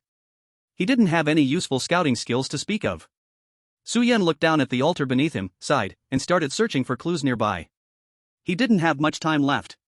If this eerie red eye symbolizes the abyss, then the Shadow Tribe has probably been tainted by the abyss already. And judging by the state of the corrupted Bone Desert, the Radiant Tribe can't be doing much better. Then, the curse within the bloodlines of these two tribes, is it really just a simple curse? Su Yan's brows furrowed with worry. Where is the breakthrough of the abyss? After a while, Su Yan searched the surrounding area, and as expected, he found no traces of the Legion. Just when he was ready to give up, another loud explosion echoed from afar. Su Yan turned to look.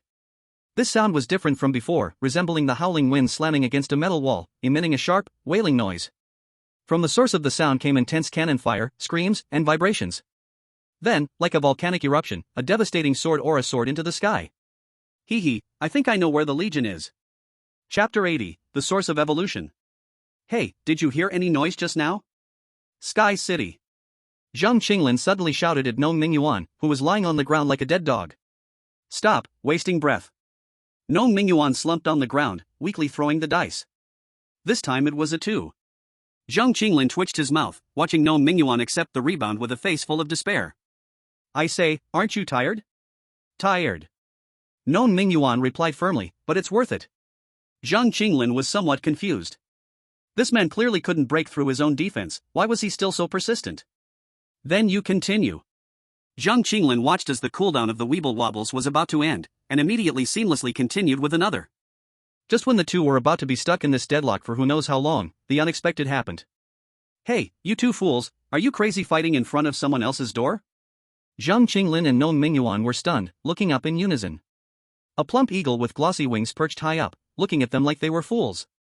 What the heck are you? Gnome Mingyuan retorted angrily.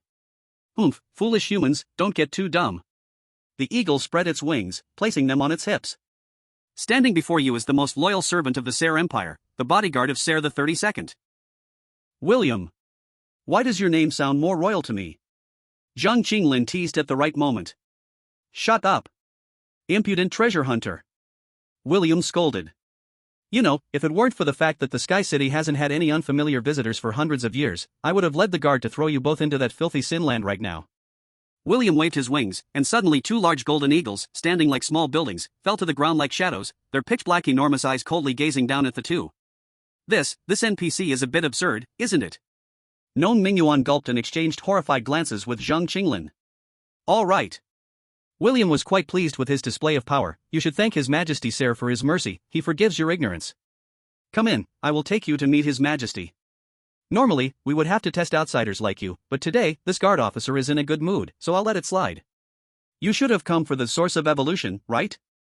Zhang Qinglin came to his senses and recalled the main quest that appeared after entering the game, treasure hunt, obtain a source of evolution. So that's it, the destiny feedback of talents has been applied here.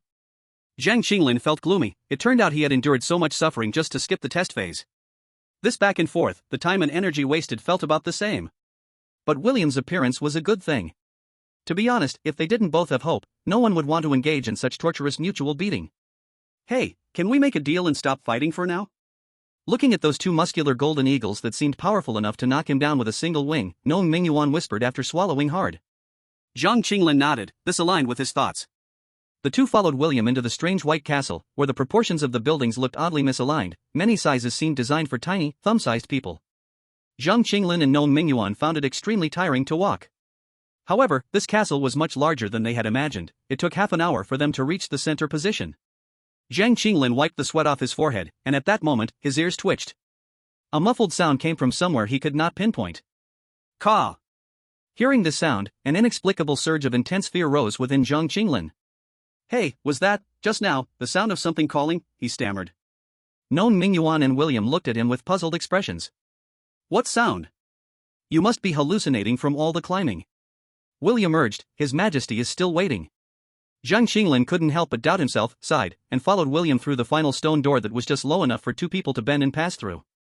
Inside was resplendent and magnificent. Your Majesty, I have brought the two ignorant treasure hunters. Before the walnut-sized throne, William knelt halfway with the two. Come forward. The hall was wide enough for a row of golden eagles to stand alongside the red carpet, yet the throne was pitifully small. Only when they approached did they see the king's appearance clearly. Is that the boss? Zhang Qinglin's eyes widened. There was no helping it, it looked too much like him. Sitting on the throne was an oval-shaped green creature, wearing a crown that was semi-transparent, with bubbling liquid inside, the dark cell nucleus occupying where the eyes should be. Aside from not having two antennae and big cartoonish eyes, this thing was just like a cartoon version of a paramecium. Impudent! William was so angry he jumped up and down. It's all right, William. The king appeared very gracious, introducing himself, I'm pleased to meet you, two treasure hunters. I am Ser the 23rd, Singe Ser. Ser the 23rd rotated his large eyes, his voice imposing yet kind. It's an honor to meet you, Your Majesty Ser. Zhang Qinglin realized his earlier slip of tongue and quickly rectified it politely. You have entered the Sky City and passed William's test. According to protocol, I should prepare the highest quality treasures for both of you. Ser shook his head. Unfortunately, I can only give you one portion of the source of evolution at a time. This is an iron rule. I don't want any source of evolution. Farmer Mingyuan said boldly. Zhang Qinglin looked at him in surprise, then showed gratitude. This person doesn't seem so bad after all. I'm here to find someone, Farmer Mingyuan declared proudly. Oh, as long as I trick this pretty boy away quickly, it won't cause trouble for Su Lauda. He is so clever. All right. I will do my best to satisfy both of your wishes. Ser said, feeling pleased. He stood up, and only then did Zhang Qinglin and the others realize that what Ser was sitting on was not a throne, but a magnificent key shaped like an H. Ser laboriously yet adorably hugged the key, step by step moving down the steps, inserting it into a hole in the decorated ground, and twisting it. Suddenly, the entire floor shrank like a mechanism, revealing a square space. A vibrant and brilliant light ball rose slowly, drifting with soft glowing threads. Is this the source of evolution? Zhang Qinglin asked in shock and excitement. I didn't expect this dungeon to be so easy. I didn't encounter anything scary and just lay down. Yes, and no. Ser replied, the power of this source of evolution can only be activated by me, but I can extract a seed from the core, creating a source of evolution that even tiny humans like you can use. Zhang Qinglin glanced at Ser's body, which was still not as tall as his thumb, and suppressed the desire to complain. Ser looked at the source of evolution with some nostalgia in his eyes. Once, this universe was also desolate, until my ancestors discovered the source of evolution, which has the miraculous power of creating life. On the original old Earth, Ser the first birthed 4 forms of life, becoming the subjects of the Ser royal family, but over time, they began to debate who was the superior life form. In the end, the most loyal subjects withdrew from the conflict, 2 subjects became bitter enemies, and the firstborn subject became tainted with the filth of death, transforming into the abyss. Under its invisible instigation, the remaining two subjects began to hate, resenting Ser I for not granting them a stronger evolution. Ser I displayed the compassion and authority of a creator, calming the jealousy of the two subjects. However, he overlooked that the polluted subject still regarded him as a trusted individual. In the end, the two subjects controlled by the abyss rose up in rebellion again, and Ser I finally sealed it before exhausting the source of evolution. In despair, he completely abandoned the remaining two subjects and left the sinful land. To this day, the city in the sky still roams over the new lands to prevent the tragic past from repeating itself. Ser the 23rd narrated in a deep, powerful, yet emotional tone. If Su Yen were here, he would have realized that this was a dialogue that could trigger a higher rating in Special Quest. But down below, Zhang Qinglin and Farmer Mingyuan were absent-mindedly yawning together. They were thinking in unison, when could this lengthy plot dialogue be skipped? Chapter 81, Facing the Abyss. Why you, don't come over. In the small woods, Jin Yuming's terrified screams echoed. Surrounded by soldiers from the Legion, behind him were two captured bosses, and the pairs of black and red eyes looking at the person in the distance were all filled with deep fear. More Legion soldiers lay fallen beneath that person's sword. Jin Yuming initially thought meeting Su Yen was the unluckiest thing in his game life. Until he randomly teleported to this place with exhausted, demoralized soldiers and encountered the flying Qingxue. He finally realized what true misfortune really was. The Legion that had been crushed by Su Yen once, without any time to recover and reset their stance, fell again to Qingxue's hands. Wow, this is really exaggerated. Qingxue's ears twitched slightly, and she turned to see Su Yen rushing over, temporarily stopping the tip of her sword. Another one has come. Seeing Su Yen, the culprit behind it all, Jin Yuming's eyes widened in fright, PTSD hitting him hard. Despair shone in his eyes, and all the ambitious dreams he had were shattered by Su Yan's hammer. No way, these two are definitely not normal people. Falling into their hands would probably be worse than death. I have to run, yes, I must run. Jin Yuming muttered, his eyes dim. Seeing Qingxue wanting to say something, Su Yen raised his hand to stop her. Alright, that last wave was all your fault. If you want to compensate me, then give me some information on talented weapons later. Su Yen touched the ring on his little finger and immediately speculated that after hatching, the talented weapon should be able to be brought into the outside world. This talented weapon still had more potential to explore. Qingxue didn't expect Su Yen to be so straightforward. She paused for a moment inside. Hearing you say that, I feel a bit guilty. Su Yen smiled. Then I wonder if this feeling of guilt can be transformed into combat power by your talent? It can. After thinking for a moment, Qingxue nodded in agreement. Then feeling guilty isn't bad. Wouldn't it make clearing the level simpler? Stunned by Su Yan's wild thoughts, Qingxue mumbled, if you say it like that, then I don't feel so guilty anymore. Get out of the way, everyone get out of the way. Jin Yuming's voice was filled with wild joy as he roughly pushed aside the soldiers around him. He held an open pouch in his hand, running madly toward the two bosses captured by their legion. Su Yen frowned, stop him. Whoosh. A blade of light flashed at lightning speed. Jin Yuming's smile was still on his face when suddenly, both of his legs were cut off, and he fell to the ground. The other legion soldiers were frightened and scattered in panic. This is your talent? To run away? Su Yen picked up the pouch that had fallen to the ground, now stained with blood, frowning in confusion. Ha, ha, ha. Jin Yuming coughed out blood but continued to laugh hysterically. You can't stop me, the pouch says, leave this place. The best solution in the short term is to kill those two bosses. Our legion already installed concentrated bombs inside those two bosses, can you cut off my legs and others too? Qingxue frowned, but as if to confirm Jin Yuming's words, the next moment, the two monsters behind him exploded into blood. Ha ha ha. You can't kill me. Jin Yuming laughed madly now. With one task completed, I can be transported out right now. Ha ha ha. Jin Yuming's laughter echoed around, and the hidden soldiers of the Legion began to peek out, showing looks of joy. But gradually, this laughter grew a bit stiff.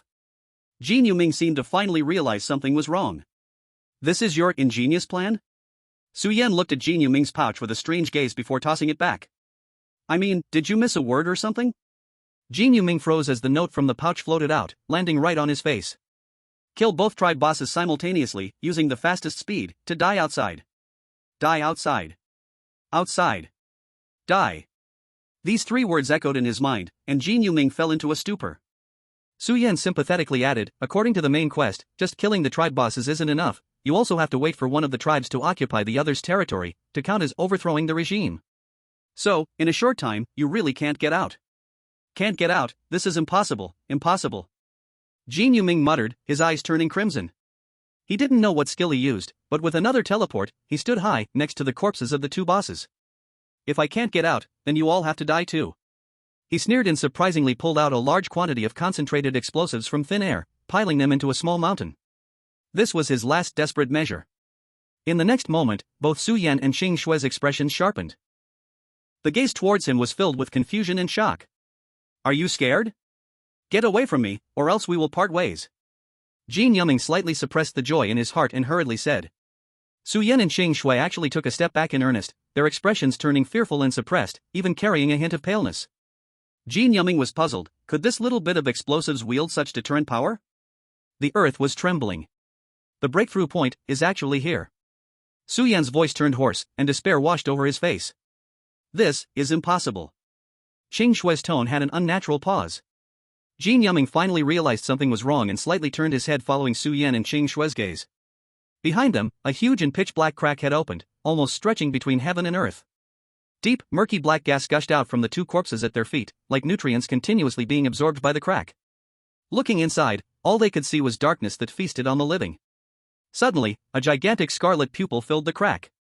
This open crack was nearly as large as the world itself, yet even so they could only see a corner of the pupil.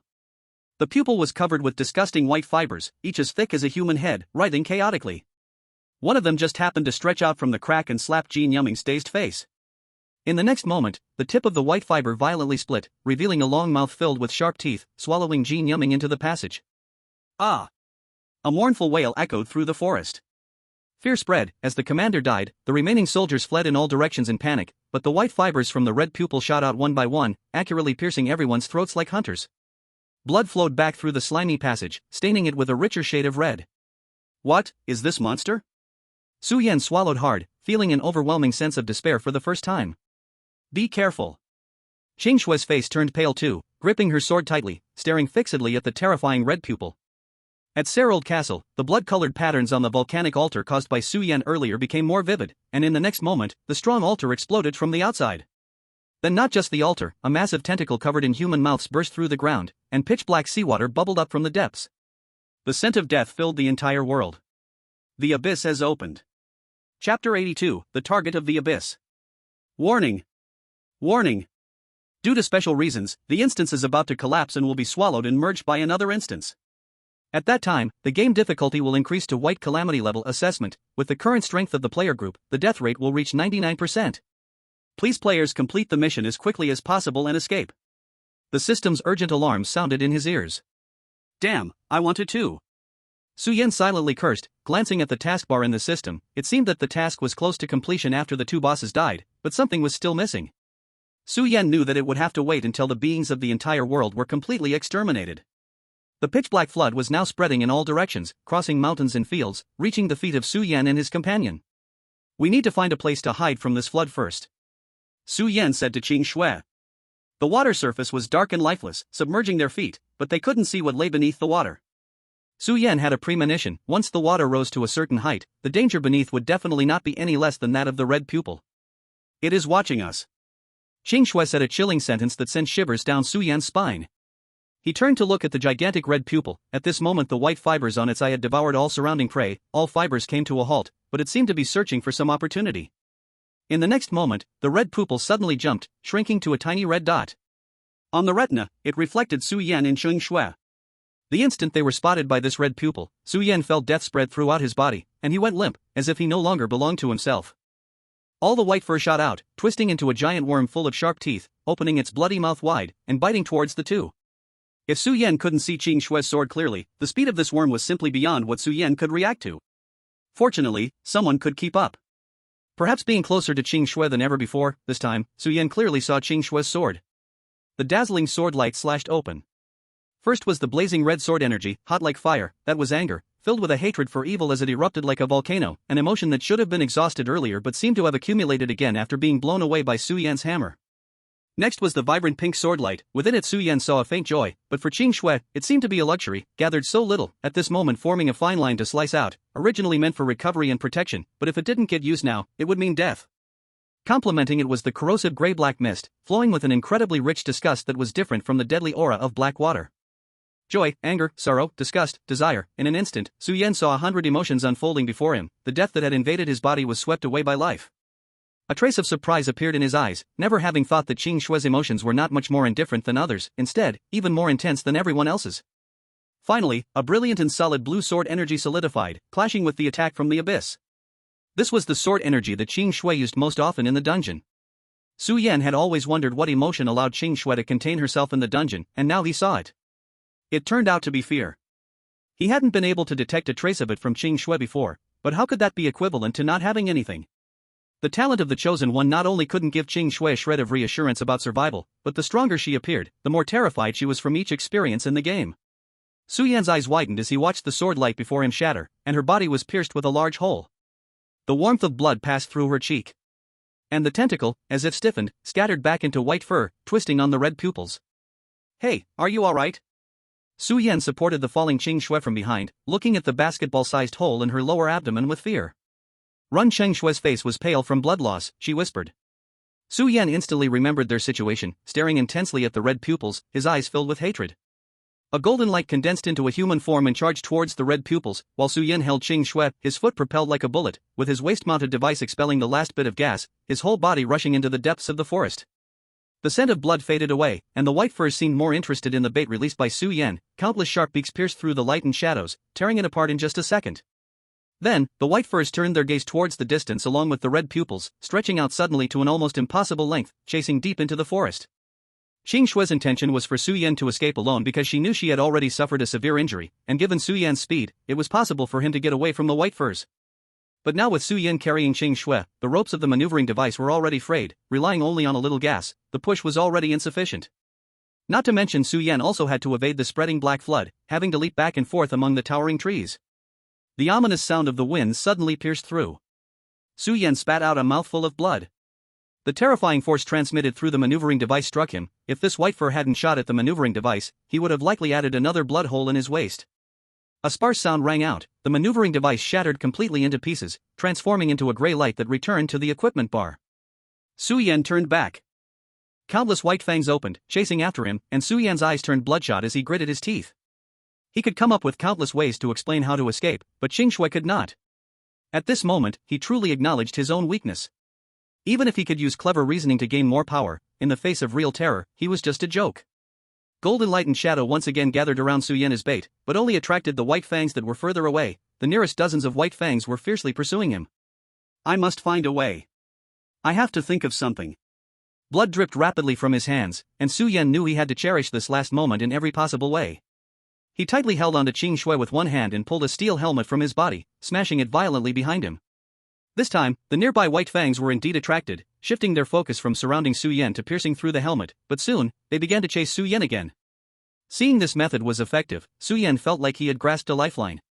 Compressed biscuits, extra bullets, personal items, everything he had, trinkets from his equipment bar were thrown out without hesitation, but they could only catch the white fang's attention for a short while. Beneath his feet, black floodwaters rolled, and within a short time, this flood had already submerged the entire world. Soon, even the trees would have no place to stand. The gentleman's cane liquid missed these terrifyingly fast white fangs, and the bullets from the believer's revolver were shattered the moment they were fired. Pop! As soon as the pea shooter took shape, it was pierced by a white fang. Accompanied by a faint wail, it transformed into a small green pea and sank to the bottom of the sea. Why? A deep chill spread through Su Yan's entire body. He tried to use his last painting skill to delay the footsteps of the white fangs. But he realized that the painted cake was different from other things, it couldn't delay even a little bit. These white fangs were only extremely aggressive towards things tainted with Su Yan's aura. He was the target of the abyss. Chapter 83, Hope and Despair. The white fangs pursued relentlessly. Su Yan had no time to think. He pulled out the last useful item from his equipment bar, Momotaro Rice Ball, a trophy from defeating by Shichi. Momotaro Rice Ball, E-grade when thrown, it will be eaten by nearby ordinary animals, and after consuming, they will completely obey the person who threw it. This effect is ineffective against humans. I'll risk it all.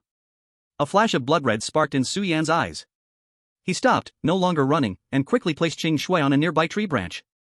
In that brief moment, the white fangs behind him closed the distance to less than a few meters. He suddenly turned around. The nearest white fang had already opened its deadly mouth and lunged at him with lightning speed. Its teeth pierced through Su Yan's palm, and the terrifying force crushed his bones in an instant. Blood gushed everywhere, but Su Yan propped up his elbow and forcefully pried open the white fang's mouth, pouring the Momotaro Rice Ball into it all at once. Su Yan coldly said, "Say hi to the abyss for me." In an instant, The sky full of white fangs suddenly stopped. Then, as if going crazy, they began to gnaw and tear at each other in chaos. Excruciating pain radiated from his shattered bones, and Su Yan knew he had made the right bet.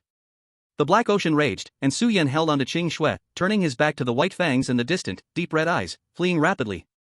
The surface, which devoured all life, continued to rise. Finally, the entire forest was swallowed by the lightless Black Sea.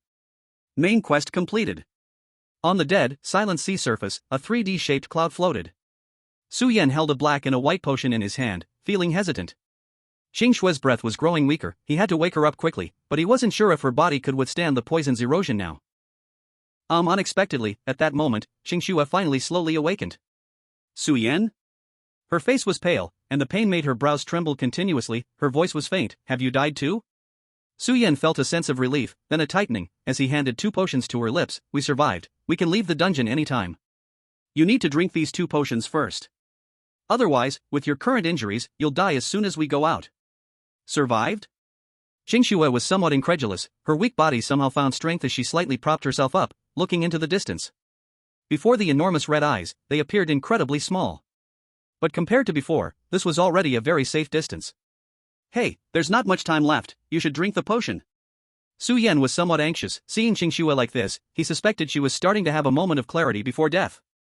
Just as he was struggling to pry open her lips to feed her the potion, Qing Shui suddenly turned her head and revealed a smile. Su Yan, we survived. Qing Shui's eyes sparkled. She reached out her hand to touch Su Yan's injured right arm. Your injury is serious. Mine is just an injury, you're nearly dead.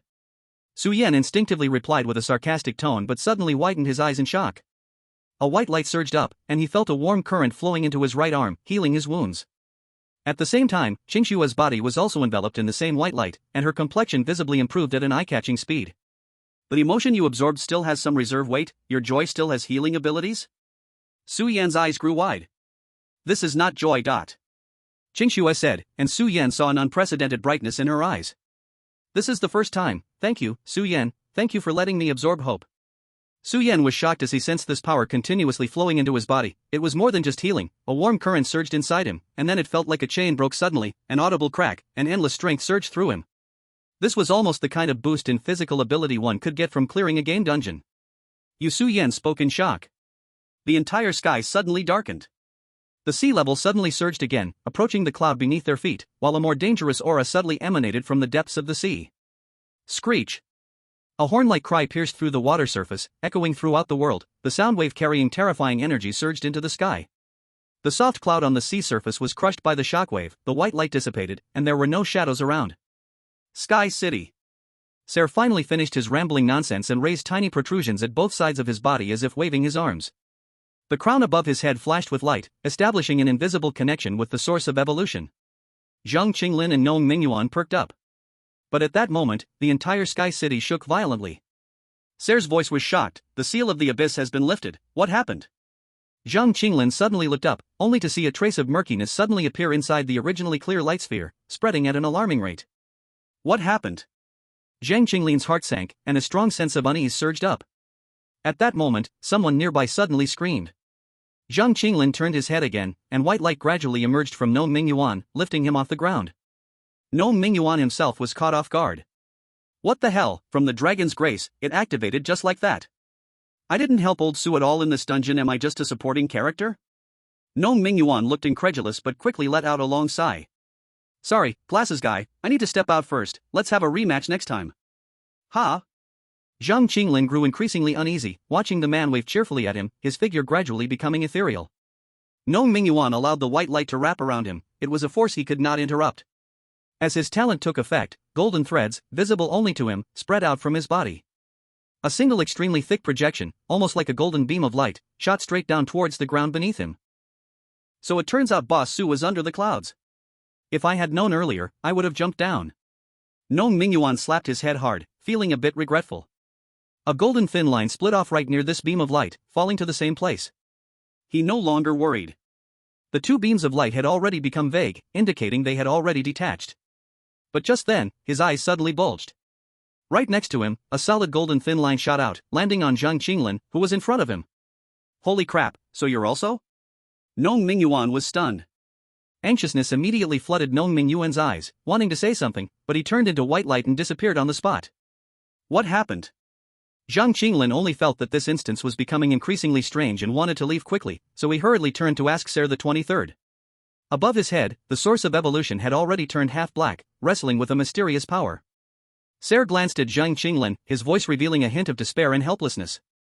I'm sorry to tell you, visitor from another world, the source of evolution has been wasted. At that moment, he no longer referred to Zhang Qinglin as a treasure hunter or adventurer.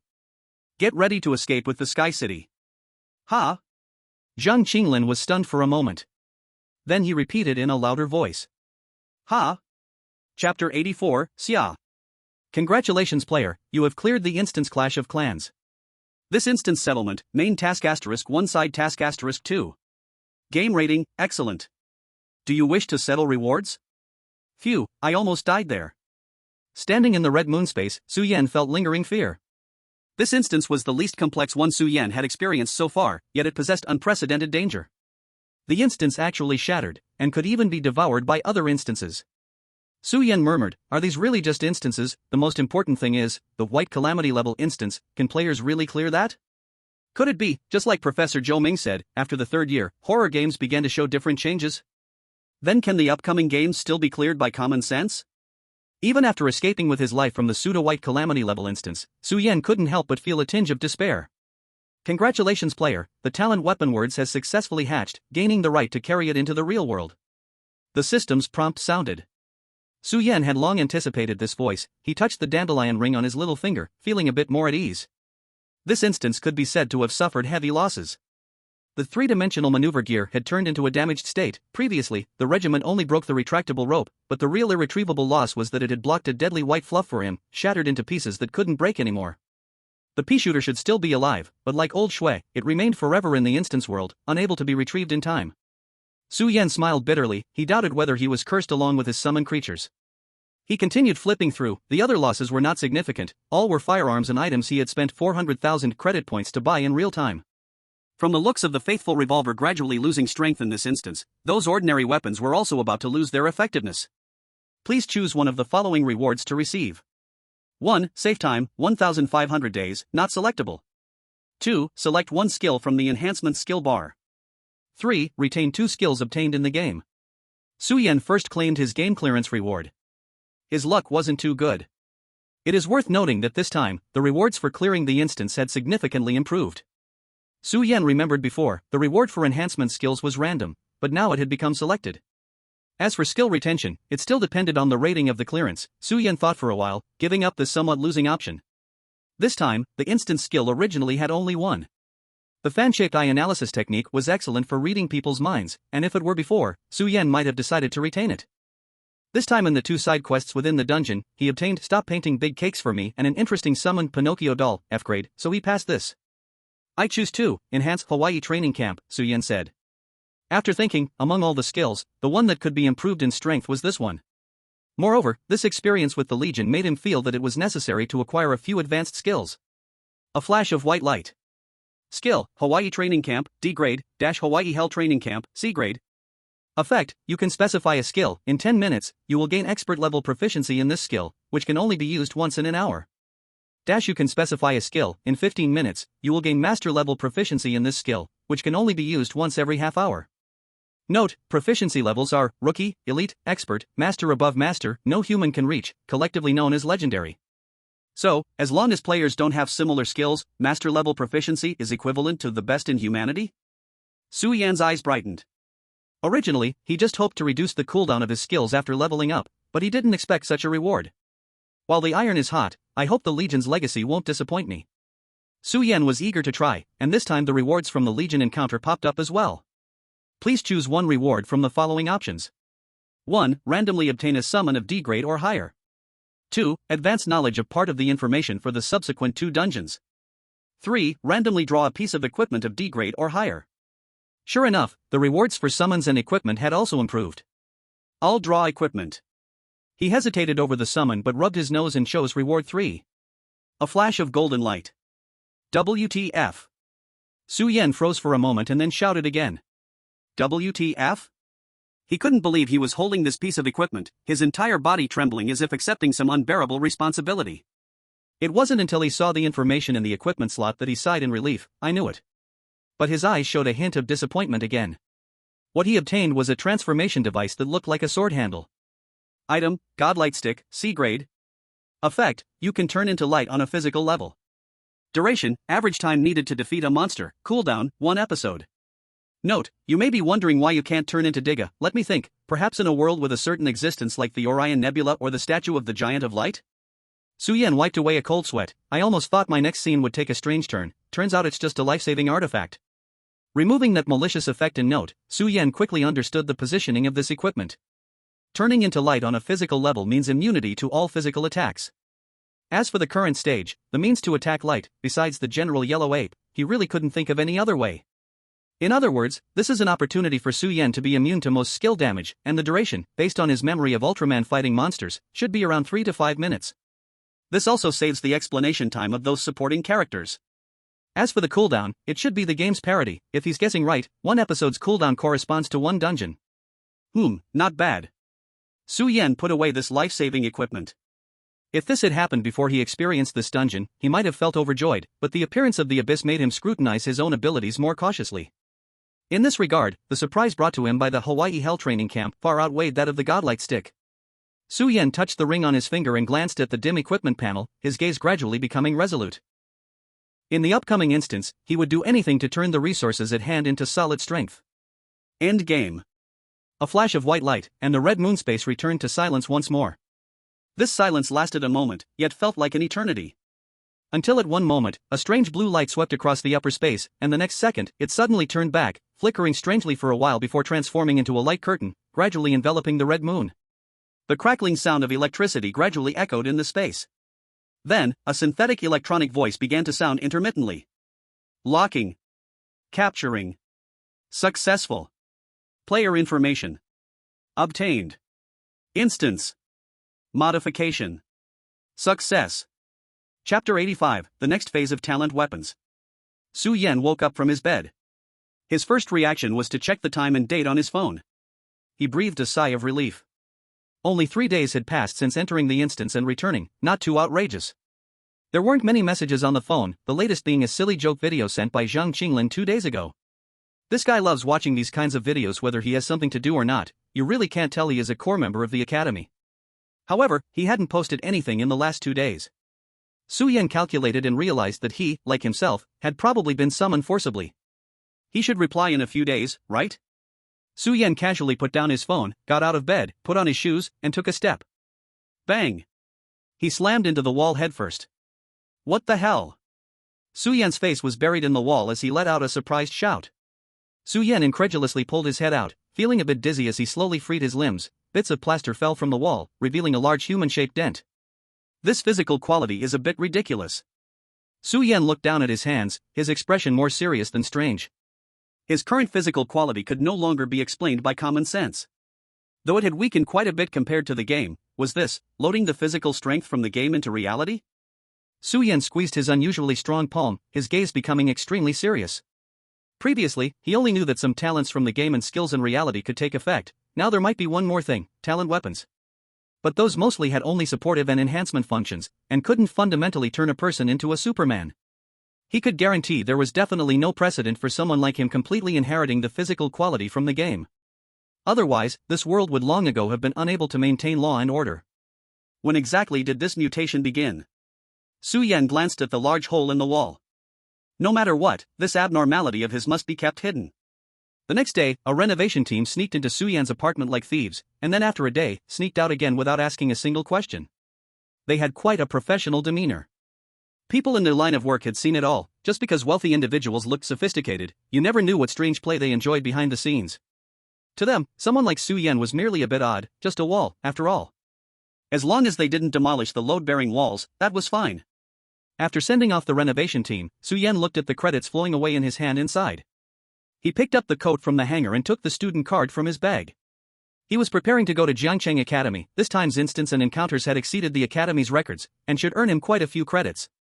More importantly, Zhang Qinglin hadn't been in contact for 3 days, which made Su-Yen feel an unsettling sense of anxiety. Strange. Was the downtown area this quiet before? On the way to the academy, Su-Yen felt the flow of people on the subway and sidewalks had become much sparser. An inexplicable sense of unease began to stir within him. This discomfort reached its peak when he arrived at the deserted academy. The students around were sparse and hurried, the whole campus seemed covered in a layer of deathly silence. Su Yan did not encounter Zhou Ming in the instance recording room, but there were no other teachers on duty either. He went to the dean's office. After not seeing each other for about a month, Dean Zhang looked like he had aged several years, his whole demeanor lacking spirit. Upon seeing Su Yan, he was somewhat excited. "Su Yan, you really came back." Came back? Su Yan was taken aback, looking at Dean Zhang's expression and realizing the seriousness of the problem. What happened? Zhou Ming was missing. To be precise, his safe time ended 7 days ago. He simply had a meal with his family, spent the night holding his wife's hand in bed talking, and then was pulled into the horror game and never returned. 7 days have passed, and just like the previous Su Yan, there was no complete corpse, with the best possibility being that he got caught in a nightmare-level instance. But Zhou Ming wasn't an isolated case. Zhang Qinglin had entered the instance even earlier than Su Yan expected. Shortly after sending a message to Su Yan, he had entered the game, and now it had been 4 days. Su Yan's heart sank to the bottom. It's not just Zhou Ming and Qinglin. Dean Zhang sighed. In this month, a lot of players have entered instances and never returned. This situation has gradually spread to society, causing quite a panic. Is there more news internally from the academy? Su Yan thought for a moment and asked. Dean Zhang knew what Su Yan meant and shook his head. I asked someone to get some information from the Research Institute. I only know that it seems there has been some change in the mechanism of the horror game, and the Research Institute is still studying it. Mechanism. Su Yan felt an unprecedented sense of unease. If all of this was due to changes in the horror game itself, who could intervene? Recalling the strange changes that happened in the instance, Su Yan knew that this news was very likely true. Su Yan, what on earth happened to the horror game? Dean Zhang looked at Su Yan with hope, hoping to get some answer from him. Su Yan remained silent. He couldn't bear the expectation of a father. As he left, Dean Zhang's hair was even whiter. Su Yan looked at him and softly said, "I will find a way to bring them back." He believed in Zhou Ming's theory. The horror game must have undergone some big changes, so those people might not be dead and would eventually show up. On the way, Su Yan numbly took out his phone and clicked on the funny video sent by Zhang Qinglin, not expecting it to be the last message left by Zhang Qinglin. This video was not funny at all. "You won't die," Su Yan mumbled, then strengthened his tone, angrily addressing the air. "How could you die, Zhang Qinglin? Your talent is the farmer and the snake. Even if I die, you will live well." Su Yan seemed to want to vent his frustration. He stomped heavily on the ground, and in the distance, a fire hydrant suddenly burst out with a spray of water, soaking his back. He no longer hesitated and ran back. This time, he encountered Qingshui at the apartment door, as if she had been waiting for him. "I have intelligence sources on my side," Qingshui began. "The experiences of players who successfully returned are similar to ours. In the final clearance stage, the instance became somewhat strange. They also fought desperately to escape, and I suspect more players are still trapped in the instance." "Those are not instances." Su Yan's tone turned cold. "We have been thrown into real worlds." Qingshui furrowed her brow, seemingly pondering the possibility of Su Yan's statement. "Tell me, what is the next phase of the talent weapon?" Su Yan asked directly. Chapter 86, Horror Observation Station. "So, you have found your own trail?" In the cafe, Su Yan and Qingshui sat quietly in a secluded corner. Su Yan looked at Qingshui across from him, her expression calm. Let out a slight sigh of relief. Originally, Qingshui intended to invite him to her apartment for a talk, but after their previous experience in the same room, Su Yan insisted on finding an open space. "That's right." He nodded. "What is it?" Qingshui was genuinely curious. She couldn't see any style in Su Yan. Sometimes, he was so weak that he could barely deal with a whole bunch of soldiers, but other times, Qingshui even felt that he had the ability to take on someone outside the law. He was like a strange existence. Anyone could defeat him, but he, too, had the ability to defeat anyone. "If nothing unexpected happens?" Su Yan laughed awkwardly. "It should be persuading with reason, right?" Qingshui was momentarily at a loss for words because she felt it made a lot of sense. "Let's talk about talent weapons again." Qingshui touched the pendant on her chest. "Do you know what the germination stage is?" "Maybe, it's the process of developing talent weapons?" Su Yan thought seriously before expressing his guess. Until now, he was still struggling with how to utilize the ability of words or power. This capability was truly too mystical. Now, the only thing Su Yan had figured out was the ability to create some simple objects out of thin air. "Not entirely. In fact, I think instilling is more accurate than developing. Qingshui shook her head. "Instilling? Rather than us thinking about what our talent weapons should be like, we should let the talent weapons themselves know what they are." Qingshui's words were an enlightening revelation to Su Yan. "Are you saying that the power of a talent weapon comes from its self-awareness?" By this point, Su Yan's eyes gradually widened. That's right. Qing Shui took off the small sword from her chest and placed it in front of Su Yan. At the beginning, my emotional sword couldn't differentiate the emotions I instilled into its body. At that time, its amplification level for my sword chi was only 2 to 3 times. Only 2 to 3 times? Su Yan found it hard to believe his ears. That was only 3 times, and even when he took the death potion, he could barely reach that level of amplification. For example, the energy of fear amplified 10 times through my talent could then be amplified by the talent weapon, resulting in a damage of 20 to 30. But when the emotional sword understands precisely what fear is and what anger is, it can refine the emotions. At that point, my emotion could amplify fear up to 10 times. Su Yan swallowed hard. No wonder it was said that the chosen ones defy fate. 10 times multiplied by 10 times meant a normal damage of 100 times. With this realization, Su Yan suddenly woke up. The reason Yansu could only create objects was that it was easier for it to understand visible things, but that didn't mean it could only create objects. Everything depended on instilling awareness. It seems you already know how to get through the germination stage. Qing Shui looked at Su Yan's face as she spoke. She initially wanted to share some of her past foolish deeds with Su Yan as a warning, but now it seemed unnecessary. That's right. Su Yan's eyes were bright. He stood up excitedly. I already know how to germinate. I'm going to try it now. What are you going to do? Qing Shui was momentarily stunned, watching Su Yan leave with great enthusiasm. Su Yan only threw back one sentence. Teach the kids to read. Teach to read? Qing Shui was momentarily dazed. 37 days later. Baby bus. Standing outside the door, Qing Shui felt stiff all over and retracted her fingers that were about to knock. Starting today, I will go to the bathroom by myself. The cheerful broadcast echoed through the door, and one could imagine how loud the sound system was inside. At that moment, the door of room 303 opened, and a man walked out carrying a garbage bag. Qing Shui immediately turned her head to distance herself from Su Yan's room 301, pretending to be unrelated. The man from 303 passed by Su Yan's room 301, already accustomed to the sight. From the initial "what is room 301 broadcasting" to the familiar expression of room 301 is indeed broadcasting on time early in the morning, it had become a routine. Qing Shui covered her face. Silent as the grave. She took a deep breath and walked to the door again. Mickey Mouse Clubhouse, come on in. It's so much fun. The music playing out loud changed once again. Qing Shui sighed deeply again. This month, Qing Shui had heard through the door various shows, including but not limited to Good Night Makabaka, Little Rascal, Don't Mess Around, ABCDFG, The Big Windmill Goes Round and Round, all sorts of programs covering preschool education, early childhood development, and practical knowledge for life. She really didn't know where Su Yan got such a vast material library from. Just as Qing Shui comforted herself a few times and wanted to have a serious talk with Su Yan. Suddenly, the broadcast played a bizarre video. What are you doing, Heyo? Bang. Qing Shui irritably pushed open the door. I'm talking to you. What I meant by nurturing was not for you to do this.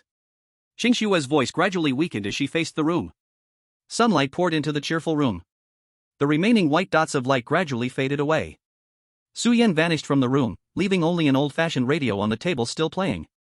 The sound changed again, turning into singing lyrics with a strong Beijing accent. Great sage, where do you wish to go? The red moon hung high in the sky. Su Yan's dance moves froze as if the music was abruptly cut off. Why is there no greeting? Su Yan looked up and complained to the red moon above, really no awareness. He sighed lightly, putting away the newly bought headphones, the wireless function interrupted, hoping it wouldn't disturb anyone further. Forget it, that's something he needed to consider after surviving the dungeon. Su Yan's expression returned to calm, as he touched his pinky finger, his playful expression gone. Let's go. The crackling sound of electricity flashed by, and the system interface popped up. Game Dungeon Horror Observation Station loading. Dungeon type, fraud. Number of skills available, 0 refresh times, 0 do you wish to draw now? Ha! Su Yan was somewhat taken aback. As if to remind Su Yan, the system voice chimed in again. Number of skills available, 0 refresh times, 0 do you wish to draw now? You think I should draw or not? Su Yan's eyes widened. Dear, can we refund you $0? Su Yan really wanted to give the system a good scolding. Unfortunately, this deadpan system was just like the red moon above, devoid of any thought or emotion. A moment passed. Su Yan looked around the unresponsive system space, knowing he wouldn't get any extra information. So no skills for me, right? Su Yan sighed. His finger reached for the game button. I want to see what tricks you're playing. The sound still lingered in the air as Su Yan's figure disappeared, entering the game. The crimson crescent floated in the sky, and everything returned to silence. At that moment, a dark golden light streaked across the sky like a shooting star and fell down, as if trying to squeeze into the space. Suddenly, the sky lit up with a strange blue light, electric currents swirling. Oh crap! The meteor crashed into the light screen with a loud thud, emitting a distant scream. Why can't I get into this dungeon? Chapter 87, Mainline Anomaly. A flash of white light. The vision became a blank white, silent. Su Yan opened his eyes. This time the teleportation felt somewhat too long enough for him to suspect something was wrong. Is the next dungeon just going to be this blank white? Su Yan wondered, preparing to take a few steps forward when he suddenly stepped into thin air and fell. His vision darkened. His vision finally became clear, and Su Yan looked down to see the ground and his own feet. Attention! Warning, in this dungeon, the player's physical ability will be limited to that of an ordinary person. Talents, skills, equipment, and items cannot be used. Eh? He lifted his head from the bench, his face full of shock, not expecting to hear such bad news right upon entering the dungeon. No wonder they don't even give me skills. It means even if they did, I wouldn't be able to use them, is that right? Su Yan rubbed the ring on his little finger, feeling a slight sense of relief from the other person's response fluctuation, but he couldn't help but feel a wave of chill. Although he was not surprised by this balance-controlled game setting, it also indicated that this time's mission required Su Yan to utilize all his abilities apart from external means. A slight misstep could lead to unimaginable consequences. He stood up and found that his body had indeed returned to normal, but every step felt extremely heavy. Su Yan's gaze fell to his feet, where a dark green chain ball was connected to his foot shackles. As for his upper body, he wore a black and white striped prison uniform, which was particularly clean and did not look second-hand. However, it seemed he had not been locked in a cell. Instead, he was in an extremely narrow room, only the size of a hotel bathroom, and apart from a simple plastic bench, there was nothing else. I can rule out the possibility of an interrogation room or solitary confinement room, because there is neither a table for two people to converse nor a food delivery slot. Su Yan walked to the wall, touched it, and frowned tightly. So, what is this room all about? The biggest point of doubt was indeed this whole room. Unlike the four walls known in daily life, the corners of this cubic space were all rounded, and the walls were overall pitch black and smooth, reflecting light like a mirror. Su Yan knocked on the wall, and the touch returned a resilient elasticity. He initially thought it was some smooth wooden material, but now it appeared otherwise. Very good, at least this enclosed space is excellent at preventing prisoners from committing suicide. Su Yan quickly pressed close to the wall. Using the clear reflection of the black tone, he saw his own appearance clearly. His hair was messy, the face belonged to him, and the whole set of prison uniform was incredibly clean, and even though it only had a black and white striped design, it was simple and refreshing, with breathable and comfortable material. If Su Yan were to select the most cohesive and designed prison uniform, it would definitely be this one. It reminded him of the cheap, tacky school uniforms he wore in primary and middle school, leaving him with mixed feelings. Eventually, he turned his attention to the last unfamiliar device on him. A metallic-colored ring was tied around his neck, with a black screen in the middle about the thickness of a thumb, which currently displayed no images.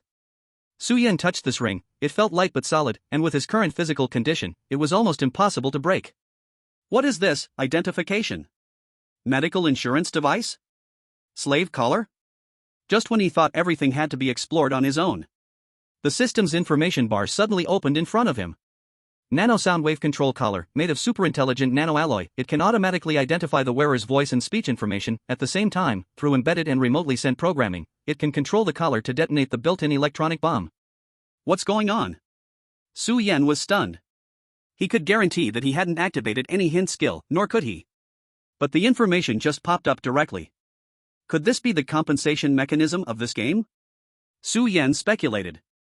This script was revealing strangeness from inside out. Buzz main quest buzz has been generated. At that moment, static electricity crackled around his ears. What now? Su Yan uneasily opened the taskbar, and then, he rubbed his eyes in disbelief. What in the world is this? Main quest. It was certain that this was not a normal task display, because a layer of blocky mosaic-like data covered the main quest, wriggling like error codes. Su Yan was still pondering what the mechanism of the main quest was about when a strange sound interrupted his attention. The door of the room opened. Like laser cutting, a long rectangular pattern suddenly appeared on the wall directly in front. The door panel then trembled slightly and collapsed, sinking into the ground. Player number 5, you can come out now, said two black-clad men, wearing exaggerated high-tech mechanical earrings and face masks. Su Yan doubted his ears. What did you call me? This question was met with a heavy punch to his abdomen.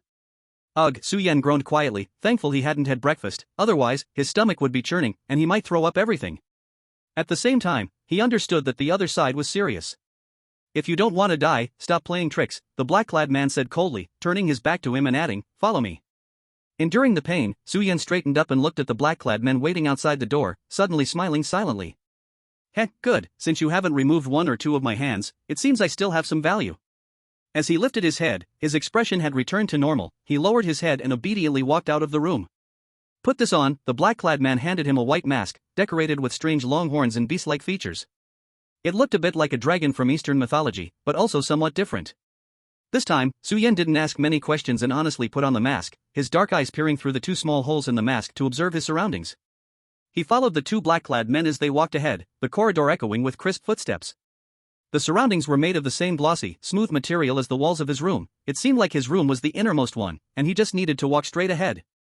He thought moving with the ball and chain would be difficult, but surprisingly, the ground was so smooth that it defied common sense, and he easily dragged the ball and chain behind him. Su-yen found it strange, if they really wanted to prevent him from escaping, wouldn't the electronic explosives in his collar be enough? Why go to the trouble of using a ball and chain from the last century? The various prisoner devices on him felt strangely outdated. After passing through another technological door, his vision suddenly broadened. This was a square room, about the size of a meeting room. In the center stood a regular pentagon-shaped conference table. In the same pitch-black room, something added to it, for rotating surveillance cameras installed in the corners of the ceiling, and various lenses embedded in 3 walls, while the entire wall in the center was taken up by a black screen, and above was a round, tightly sealed sound system. Go sit down over there, the black-clad man said in a low voice from behind. From now on, don't say a word or make a sound, or you will face the consequences. Su-yen was not surprised, he had felt it since entering this room, it was unusually quiet. Most importantly, he looked at the center conference table, where 4 people were already seated in silence, their eyes staring at him, conveying inexplicable emotions, which felt somewhat eerie. Su-yen understood what animal his mask depicted, it was a qilin. Because the other 4 wore similar masks, monk, monkey, pig head, kappa. Did they also share his fate? Chapter 88, Playing a Game. Su-yen suppressed his confusion and expressionlessly walked to the last side of the conference table. The pentagon-shaped conference table was divided into 5 sections with white lines like a pizza, and the empty section was marked with a capital number 5, which was the same for the other sections. Imitating, Su-yen sat down. At the moment he took his seat, he heard a slight click from the collar around his neck. Su-yen looked at the other 4 people. They were also looking at him, each dressed similarly to him. Except that in the middle of their collars, a tiny black screen lit up, showing some numbers. Midnight. It was a string of red-lit countdown numbers like those seen on a bomb timer. Su-yen suddenly remembered something and lowered his head. Through the smooth surface of the table, he saw the data shining on his collar. At this moment, the broadcast started. The voice of the broadcast was somewhat vague, but fortunately, its words were clear, spoken in a low and dark male voice. Dear players, welcome to the horror observation room. I am the host, you can call me Billy.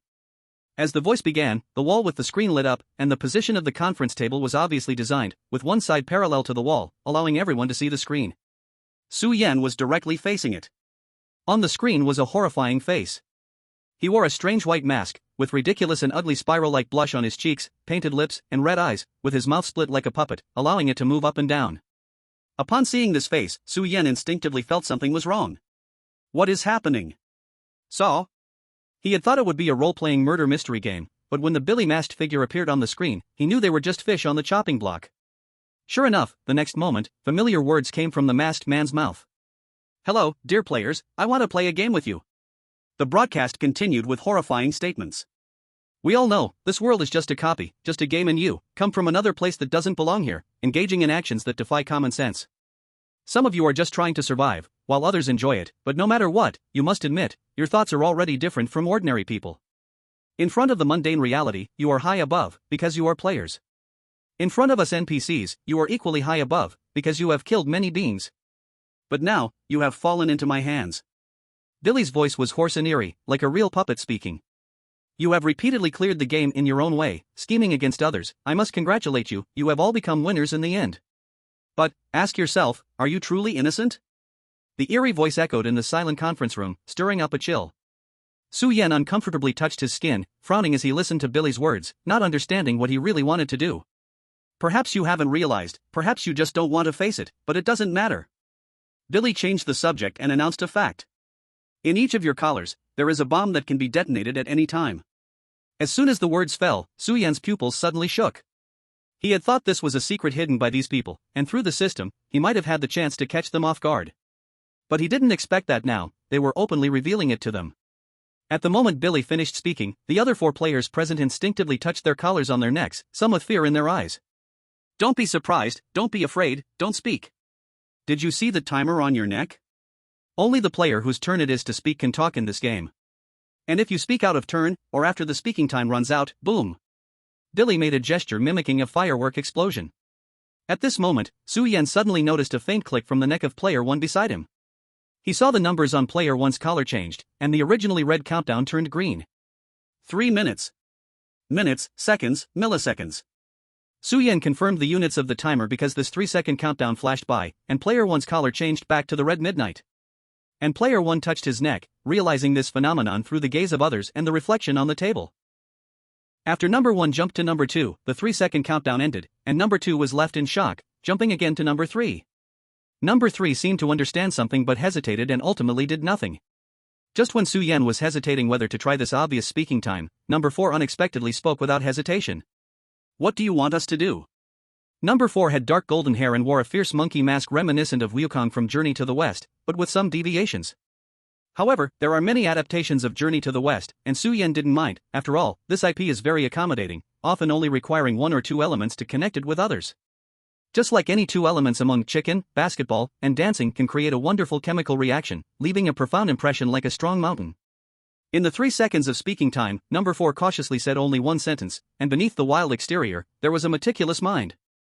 Seeing that he expressed a similar thought as his own, Su-Yen remained silent, allowing the 3 seconds to end. From his memory, this came from the movie Saw, where the puppet Billy loves to design games that highlight the wickedness of human nature. In the later stages, although the 5 players were in the same situation, they were very likely to turn against each other. At such times, the player with the highest presence would become the target of others. So the best plan was to behave just like everyone else, appearing mediocre. Su-Yen, like the others, lowered his head and remained silent. When the 3-second speaking time ended, with a click, the collar changed back to red letters. I'm glad that some of you have begun to understand the situation. After the time ended, Billy clapped his hands. The conference table underwent a change. Like the entrance to a mahjong machine, a rectangular table surface sank down in front of each person, quickly being propped up by something. On the table, 2 new items appeared. One was an alloy pipe about half an arm long and 2 fingers wide, with a switch in the middle that looked like it could be pulled. The other was a simple steel-encased pen, but the gripping part was covered in sharp barbs, with a bloody rusty smell on it. The game is very simple. In front of you is a charge, which records some actions and thoughts you had in the previous scenario. Next, each player must read their charge word for word, and during the following speaking time, cannot make any related defenses about the charge. Su-Yan's gaze sharpened as it landed on the iron pipe in front of him. The previous scenario, what was going on? There was to be a conviction. A contract, a red book? Chapter 89, Charges. Although Billy's game ironically reverses the application, Su-Yen seemed to guess what the role of the other pen was going to be. As expected, the next pen would trigger some very interesting phenomena. Remember, after all 5 players have read their charges, you will vote for 1 guilty person. The one chosen by the majority will face judgment. Now, the Q&A session begins. Another click sounded. It was still number 1, whose collar showed 10 seconds of speaking time. This time, he was not as composed as before. Number 1 wore a greasy pink pig's head mask, representing Zhu Beiji, and his figure was chubby, giving a timid feeling. What joke is this? Number 1 said anxiously and hurriedly, "You aren't gods, why decide our life or death so coldly?" This short sentence took him only 5 seconds, but after speaking, he immediately retracted his neck, fearing that saying another word would make the collar explode. This time, number 2's collar did not light up immediately, leaving her stunned as she had just prepared her words. Billy's laughter sounded more horrifying on the broadcast. He sneered as he replied, "Stupid question, this question is really too stupid. Remember, fat pig, this is a game, but it's more than just a game. So stupid, but it can cost lives. Next time I hear such a stupid head in my ears, I think you wouldn't mind being out of the game." Billy's sinister words made the one wearing the Beiji mask tremble constantly, no longer daring to say anything. At this moment, the collar of number 2 finally lit up. As soon as the collar lit up, she spoke without hesitation. "I want to know." Number 2 wore a Tangsang mask, but a pleasant female voice came from inside. "Are the records and the charges definitely true?" Number 2 spoke softly and slowly, but everyone could hear. After finishing her question, she quietly closed her mouth with 3 seconds left. Because she had asked her question, all that was left was for Billy to answer. "Yes, I'm glad this lady could smartly ask the most critical question. Billy paused and let out a creaking laugh. I assure you, the actions on the charges are what each of you has truly done in the instance. This statement seemed to carry deeper meaning, and everyone frowned, lost in thought. Number 3's collar lit up, also for 10 seconds. Number 3 wore a rough but honest-looking Kappa mask, resembling Shaw Monk, and he asked in a somewhat steady male voice. So, the charges may not be entirely accurate, and besides the actions, there might be many misleading elements? This time, Billy answered simply and clearly, exactly. The expressions of everyone beneath their masks changed, not knowing what to think. Click. Number 4, wearing a monkey mask, coldly asked, during the next speaking time, can we only read out the charges? Billy, exactly, I'll reiterate, before you select the guilty person, during speaking time, besides reading the charges, you cannot say even one extra word. Number 4 silently nodded. Time's up. In the next moment, everyone's gaze turned to Su Yen. Except for number 1's anxious reaction, the following numbers 2, 3, and 4 were obviously clear thinkers. Though they had not exchanged a word, the three's alternating cooperation was remarkable, digging out the full picture of the game from Billy's mouth. The others couldn't think of what Su Yen would ask next, merely pondering while hoping to glean more information from Billy. Su Yen, wearing a white dragon horse mask, had no flicker in his eyes as he tilted his head and thought for a while. Finally, in the last few seconds before time was up, he managed to stifle a smile and asked. Then how do I modify the charges? Click, time is up. The room fell silent, as everyone who was about to turn their heads suddenly paused and looked at Su Yen together. Billy finally burst into a frenzied laugh. That's right, players, you should be like this. Peel away your splendid shells, and speak the dark thoughts each of you is currently thinking, and I will be honored to assist you. He paused, directing all players to look at the pen with barbs next to the charges. Next, you will have 30 minutes to read your charges, but at the same time, you can use the pen in your hand to alter the charges. Su Yen noticed that after Billy finished the sentence, numbers 1 and 2 revealed joy in their eyes, while number 3 changed from joy to worry, only number 4 remained unfazed. So, what is the cost? Su Yen thought silently while looking at the sharp barbs on the pen. As if in response, Billy said, but you must grip the pen with your fingers and insert them onto the pen's sharp points. Don't worry, each pen's barbs are genuinely sharp. I can guarantee that your fingers will be pierced the moment you grip it. The barbs on the pen will continuously draw your blood as ink. What you get is a pen that allows you to freely add, delete, and modify the charges. How amazing is that, right? Billy's smile behind the mask grew increasingly chilling. Of course, the more you alter the text, the more blood it consumes. If you lose so much blood that you can't even read the charges anymore, then you better be careful. Now, the viewing phase officially begins. Billy snapped his fingers, and he instantly vanished from view, replaced by a giant countdown display. 30 hours. 29 hours and 59 minutes. Everyone's neck still bore the red 0 seconds, which made everyone cautious, as they had to control themselves not to make a sound unconsciously. Glancing at each other, everyone picked up their charges. Su Yen curiously grabbed the iron tube in front of him. At that moment, the information panel popped up again. Microscopic retinal projector, a multi-dimensional feedback storage device composed of nano-level circuits, capable of directly projecting relevant information onto the user's retina and accepting signals from specific instruments to modify internal stored information. I see, this is to prevent players from sneaking a peek, right? Su Yen looked around and observed the players studying their charges. Though the table was pentagonal, allowing for a safe viewing angle of over 72 degrees for each player, this was based on all players behaving themselves. This high-tech device could directly project information onto the retina, leaving no room for even the slightest chance of peeking. Of course, another operation could not be ruled out, actively projecting one's charges for others to see. However, Su Yen quickly dispelled this possibility. Clang! A loud noise erupted. Player 1, who had just picked up and glanced at the charges, began to shake violently, his eyes filled with fear, and the charges slipped from his grasp onto the table. After rolling a few times on the table, Player 1 quickly snatched the charges back, clutching them tightly to his chest. Not daring to look at anyone else for a second. Chapter 90, Advantages and Disadvantages.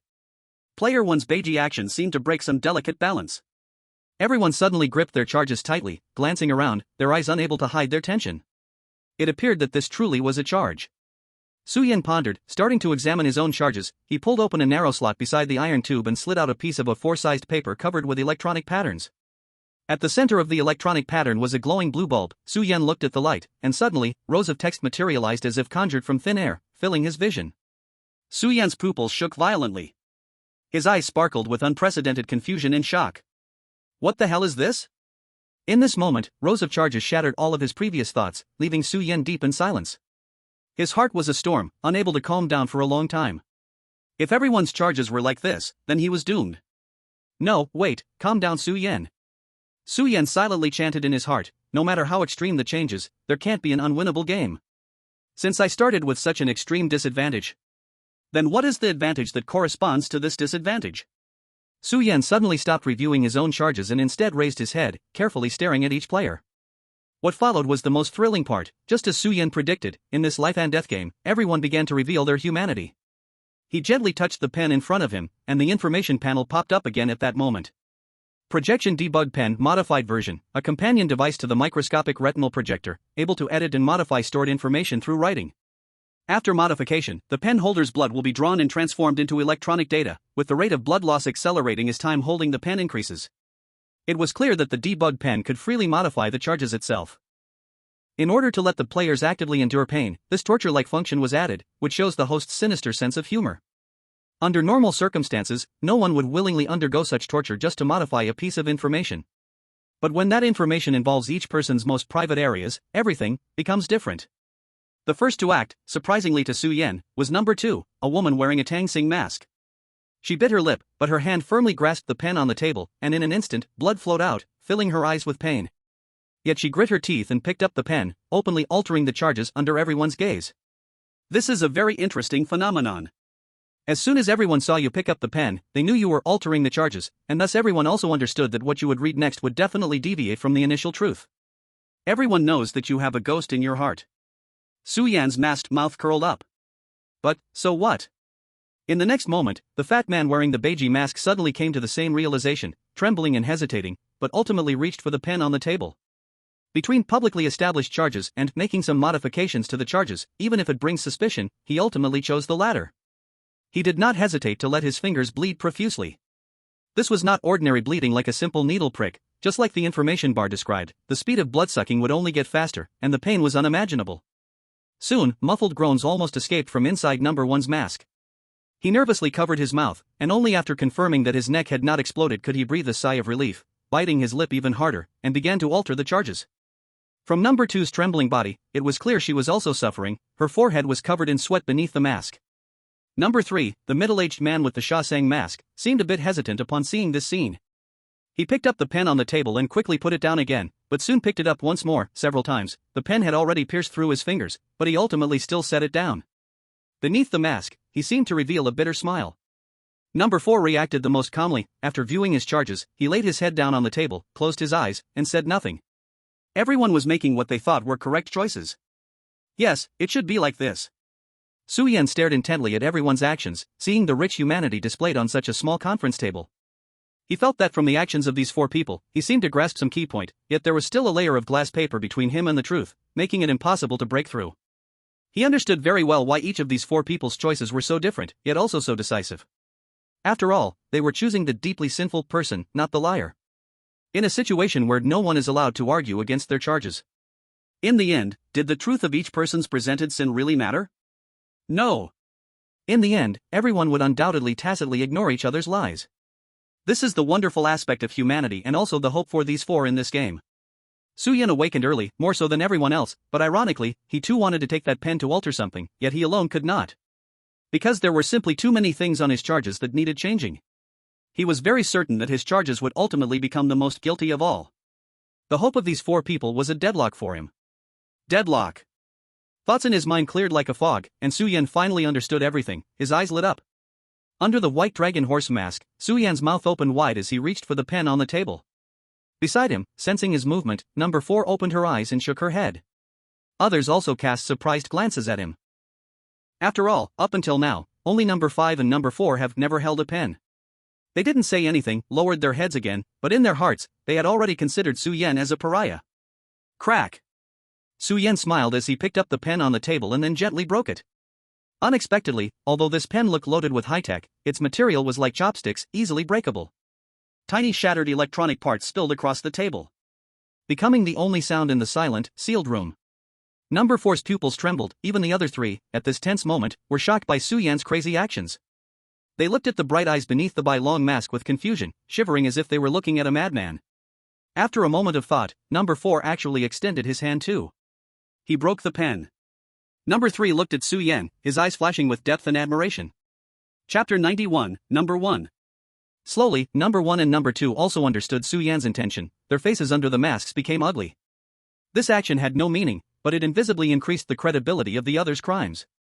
Next, if the crimes they modified were still heavier than number 4 and number 5, they would be cast into hell. Damn, could it be that the crimes of these two are really very light? This is unfair. If it weren't for the collars around their necks, Su Yan would bet that number 1 and number 2 would have protested against Billy by now. People are always like this. When they find the rules unfavorable to them, they try to fight for a sliver of unfair fairness in completely mindless ways. Time continued to drip away, drop by drop. If there was anything different from before, it was that after seeing Su Yan and number 4 break their pens, number 1 and number 2, who were originally about to stop, gritted their teeth and once again seriously corrected the crimes. After a while, fatigue showed in number 2's eyes, and it didn't take long before she stopped writing. Her hands were already filled with tiny wounds. Due to holding the pen for too long, blood was slowly dripping from her loosened grip, causing her great pain. As the first player to hold the pen, she clearly knew how to gauge the situation and knew when to stop. On the other hand, number 1 beside her was not so smart. Even though his body shook like a sieve, he still gripped the pen tightly, fearfully proofreading his modified crimes again and again, afraid of any loopholes in the altered charges. Only at the end did he finally let go of the pen in exhaustion, looking fearfully at his hand that wouldn't stop bleeding, his body twitching. He was like a blind pig, seeing number 2 become the first to expose, quickly imitating her, but in the end, he couldn't escape. Unaware, this had made him the most untrustworthy person on the scene now. Originally, the one who first challenged humanity, number 2, should have become the target of everyone, but number 1's foolishness successfully overshadowed number 2's cleverness. And the first to announce the charges, number 1, had already drawn the line with death in the eyes of the other 3. 2 minutes. 1 minute. On the screen of the wall. As the 30-minute countdown ended, Billy's face appeared before everyone again. Seeing everyone's expressions, he nodded with satisfaction. It seemed that during these 30 minutes, he was also watching everyone's every move from somewhere. From the numerous cameras and monitors on the wall, this was not a difficult task. I'm glad everyone takes their crimes so seriously. I think many of you have experienced redemption in these 30 minutes. Now, let's begin the segment of public charges. Everyone will have 30 minutes to describe the charges in their hands. Don't worry, this time is more than enough for you, just relax. The extra time will automatically reset after you finish saying the last word of the charge. After the introduction, Billy added one more sentence, as if specifically warning player number 1. I believe that in this crucial moment concerning your lives, no one should be so nervous as to misread the contents of the charge, or even foolish enough to provide unnecessary explanations for the charge, right? Player number 1 shuddered, sitting up straight with tension. Even though his head was dizzy, he knew he couldn't afford a single mistake. Billy finally snapped his fingers with satisfaction. With a click, player number 1's collar lit up with a number. 29 hours and 59 minutes. After confirming that the number on his neck turned green for the third time, player number 1 finally breathed a sigh of relief and spoke tremblingly. He opened the charge and read the words displayed on his retina with rigidity. I am player number 1. Perhaps due to the pain in his finger, player number 1 trembled slightly as he read, and the beige mask on his face twisted into a greasy and ugly pig. I am a coward. If I have to say why I am still alive until now, it must be because of my cowardice. I am a hopeless coward, a useless person. This is my original sin. Sitting at the table, Su Yan, who was originally picking his ears, slightly sat up, somewhat curious. Is this the charge that player number 1 struggled to modify? Such a negative description, it seems like he hasn't changed a single word. If that's the case, it only proves that player number 1 still has some brains and realized that the amount of blood loss in the human body's safe area was insufficient to support him in modifying all the words of the charge. So his modified portion should fall at the most critical part. This is my nature. Thus, when I came of age, I isolated myself from society, willingly wasting my life away. The funny thing is, online, I became an even more arrogant hunter and blackmeat than anyone else. Until the game came. I am a coward. When this terrifying and absurd game fell upon me, my first thought was to escape. But having soaked in games for a whole year, I knew that escape would only mean punishment in the negative game. Fortunately, I wasn't alone. In the first game, I was matched with 5 men and women. Our task was to explore a Japanese-style haunted classroom. I was so relieved. These people were different from me. Even though they were scared, they were also excited and eager to try. They were so brave, they should be the ones to clear the game, shouldn't they? But I didn't expect that these passionate guys would even come up with such a vile strategy as division of labor. So when they asked me what I was good at, I trembled and couldn't say a word. In the end, I said I know a lot about island culture. They shook their heads in disappointment, not taking it to heart. On one side of the table, Su Yan suddenly rested his forehead in his hand, wanting to take back his earlier words. I just so naturally mixed into the middle of the team. Well, this is a relatively safe position. Even though I am very afraid to continue exploring, I can only follow the group to survive. But soon, an incident happened. We encountered a strange puppet in the corridor. Oh no, don't these people know how dangerous such a creepy puppet is in island culture? They actually want to go pick it up and have a look. I immediately shouted out loud. They looked at me confusedly and asked what was wrong. I really wanted to tell them not to care about that puppet and to leave quickly. But I closed my mouth again because I was afraid. If I said it out loud, they would surely realize how important my knowledge was in this scenario, and then I would have to become the team leader. Out of a sense of responsibility, I didn't want to bear the lives of so many people. Out of a sense of responsibility, I still reminded them, but they still accidentally triggered that puppet. I tried my best to stop it, but in the end, a person still died. At the table, Su-Yen pressed down hard on his mask. If it weren't for the collar's silence, he would have been unable to help but make a cracking sound like his intelligence was being violated. This coward really doesn't lie. Chapter 92, Coward. The first death finally brought them fear, but they did not lose their panic. Soon, they regrouped and came to a conclusion that I couldn't even dare to think, to act separately. As the knowledgeable one in the team, of course, I was assigned to the side with more people. I was still very scared, but the first person's death filled me with guilt, and I was determined to protect the safety of the remaining two. To my surprise, the ones I was grouped with were a couple. While I was amazed by their good luck in being matched together, I also felt uncomfortable and distant due to their occasional displays of affection. Looking at the girl's profile, I felt a bit dazed, as if she were the heroine from some small movie I had seen. I knew it wasn't true, but at that moment, it didn't stop me from using such wild thoughts to calm my emotions. The three of us were responsible for exploring the second floor, and as we neared the end of our exploration, we didn't encounter any strange occurrences, which relieved me, until, from the girls' bathroom at the end of the corridor, a chilling sound of crying began to echo. I was so scared, yet this couple felt that this was the key to passing the challenge. They naturally wanted me to go and open the door. I agreed to avoid another tragedy from repeating. Bright red blood flowed out from the gap at the bottom of the door, and my face, hidden behind the girl, turned pale instantly. I suspected this was a door-opening kill warning commonly seen in horror games, but I was too scared to say a word. Thankfully, I was the one opening the door, and in the end, I mustered my courage and opened the bathroom door.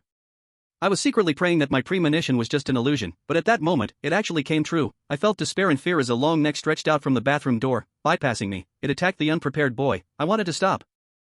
With her comfort, the little girl sitting on the toilet finally stopped crying and reached out her pale hand, giving the girl a black jade pendant. My heart eased a bit, but soon the little girl made a desperate warning sound, hurry up and leave, which sent chills down my spine, while the girl looked on in confusion. The little girl lifted her head, revealing a face under her long hair. Her eyes had been gouged out, leaving two black hollow sockets, and there were no other facial features, only a large bloody mouth split open. The girl let out a scream, collapsing onto the floor, while the little girl swayed as she stood up and moved closer to her. In despair, she reached out her hand for help towards me. I was very scared, my legs felt weak, and my lips trembled, but as I watched the little girl's movements, I suddenly wondered, could this be a signal for a chase, which is why her movements were so slow? If I could just pull the girl up and use all my strength to escape, perhaps I could survive. But my legs felt like they didn't belong to me, too frightened to provide any strength. Even if I ran, how far could I get? I looked at the girl's face full of fear, more and more like the heroine I had seen in a small film. My mind was already chaotic from the panic, but that didn't stop me from nurturing a firm thought. Even if she is like this, I cannot let her die here for nothing. I thought again, why not let this ghost bite me to death? She probably wouldn't have time to chase the girl then. Driven by some force, I prepared to pull the girl up and push her out of the bathroom to run away quickly. I reached out my hand, but in the end, I only grabbed the black jade pendant from the girl's hand. Her eyes were filled with thoughts of death and blessings. I understood her emotions and decided to respect her wishes. I cried out in fear and turned to run out of the bathroom. I am a coward, but at this moment, I want to be a man. Perhaps we took too long, or perhaps my screams were heard, but another team of two teammates finally made it to the second floor. They performed well, retrieving a white jade pendant without a scratch. They asked me what happened, and after hesitating, I honestly told them everything. They didn't blame me. Instead, they encouraged me a lot. After all, I still obtained what seemed to be a key item for passing. Eventually, in a classroom on the third floor, we found the way to pass. Placing the two jade pendants on an empty podium, a ghost of a teacher appeared, telling us that only one person among the three of us could leave the school alive, which is the way to pass. As he spoke, a glowing door appeared behind him. I vaguely felt something was off, but in the end, I exploded. I gritted my teeth and revealed the true face of the teacher. Anyway, he was an evil ghost. Then, my two partners and I fought with all our might to kill him. Ultimately, those two partners also died. With a heavy heart, I stepped into the glowing door. To this day, I have not forgotten the final gaze of those two. I am a coward, and this may just be the greatest punishment for me. The words of the first one were coming to an end. His voice trembled throughout, filled with fear and shrinkage, clearly a sad sight, yet Su Yan didn't understand what he was sad about. After finishing, the first one closed the statement, as if afraid to glance at it again. Chapter 93, the second one. The first one finished his narration. He lowered his head, not daring to meet the eyes of others, fearing they would see the ugliness in his heart. Others were indeed watching him, but little did they know, his ugliness had already been thoroughly revealed through the statement. The first one was very nervous, speaking quickly, so much so that after finishing, there were still 7 minutes left on the countdown, but the next moment was just as Billy had said. After number 1 finished telling the story, time returned to 0. Without giving everyone a moment to breathe, a 30-minute countdown appeared again on number 2's neck. Number 2 took a deep breath, her fair hand instinctively resting on her proud chest, as if to encourage herself. I am number 2. Number 2's voice was very gentle, perhaps due to the excessive blood loss earlier. There was even a hint of fragility in her words, making one think she wouldn't have any criminal ability. Just like the Tang Sang mask she wore. I am of Mother Teresa. My heart has always been good, and because of my appearance, I am rarely bullied. Under the crowd's adoration, it is usually other vulnerable people who get bullied. But as I said, my heart really is good. Whenever someone is bullied, I stand up and try to persuade others. I hold equal love for everyone. This is normal, because they only made mistakes, or were simply misunderstood. Everything is not a big deal. In my eyes, injustice never happens. People around me praise my kindness, saying I am different from others. This makes me feel very good. When I entered the game and saw everyone's helpless and lost faces, I knew it was heaven's will, sending me here to save these lost lambs. Over 30 of us appeared on a deserted mountain. It seemed we had to reach the summit, but this mountain was very, very high, said to take several days to climb, and there was nothing here. Fortunately, there were some food supplies at the base. At my request, 2 strong-hearted good people listened to me and fairly distributed the food to everyone. This time, I saw respect and reliance on everyone's faces. Indeed, as long as I treated everyone kindly, everything would get better. Each person received very little food, but as long as we saved a little, eating only 2 or 3 tenths full each time, it would last for 2 or 3 days. Enough for us to reach the top of the mountain. Encouraged by me, everyone was filled with hope, which made me feel gratified. As night fell, we had walked for 3 hours, and everyone was a little tired. The water source was ample, but the most important thing was hunger. Everyone took out their snacks to tide over until the next day. The next day, there was a commotion early in the morning. Unexpectedly, 3 people had eaten all the food the night before and were now asking others for more. I looked at their hungry faces, unable to say anything. But the 2 kind-hearted people beside me exploded in anger, pulling the 3 out of the crowd, hitting and scolding them for being lazy. I sternly stopped them. These people were probably so hungry that they acted impulsively. Their nature should not be bad. As long as they understand their mistakes, it is sufficient, and it is still time to make up for what they have done. We have more than 30 people. They are the vulnerable group. How can we bully the weak? I discussed with everyone, proposing that we share some of our food with these few people. Even though everyone felt a bit awkward, they agreed. Indeed, under my persuasion, everyone displayed noble character. I was very satisfied. We continued up the mountain. By noon, 2 kind-hearted people kept watch, and others finally didn't make the same mistake again, which reminded them of the importance of food. At night, someone's food was stolen. It seems that after enduring hunger for so long, some people made a mistake. It's okay, I will be forgiving and trust them. This warmth will surely bring them back to the right path. But this time, the person who stole the food hid very well. No one could find them, and someone already suggested splitting up, but I had the 2 kind-hearted people sternly stop them. Without me, how would they survive? I couldn't find the person who stole the food for now, so I could only ask everyone to share a little more of the food they had. This time the process was a bit difficult, but with my persuasion, it was still achieved. When I distributed the food to the 3 people who had made mistakes before, they were very grateful. I was happy that they finally understood their errors and became good people. It's just a pity that other people in the team now needed my guidance, but I couldn't find them right now. I believe at this moment everyone understood the beauty of humanity. It's just that the food kept shrinking, and while climbing the mountain, it was easy to run out of energy, leading to mistakes. The next noon, our group of over 20 people finally reached halfway up the mountain, where there was a small village being raided by robbers. Everyone's hungry eyes suddenly lit up. They all discussed and reached a conclusion: as long as we kill the robbers, or even wait until the robbers finish raiding the village before stepping in to take the spoils, we could get enough food to continue climbing. I sternly scolded this absurd idea. I couldn't stand by and watch those poor villagers being slaughtered. Instead, I led everyone to confront the group of robbers, who looked very fierce, but luckily we had quite a few people. 2 kind-hearted individuals kicked over one robber and snatched the knife from his hand, intending to chop down. I immediately stopped them, feeling somewhat angry, as I hadn't expected them to be the most cold-hearted ones. I told them to put down their knives. Even robbers are lives. Maybe they were just forced into it. Why do we have to kill them?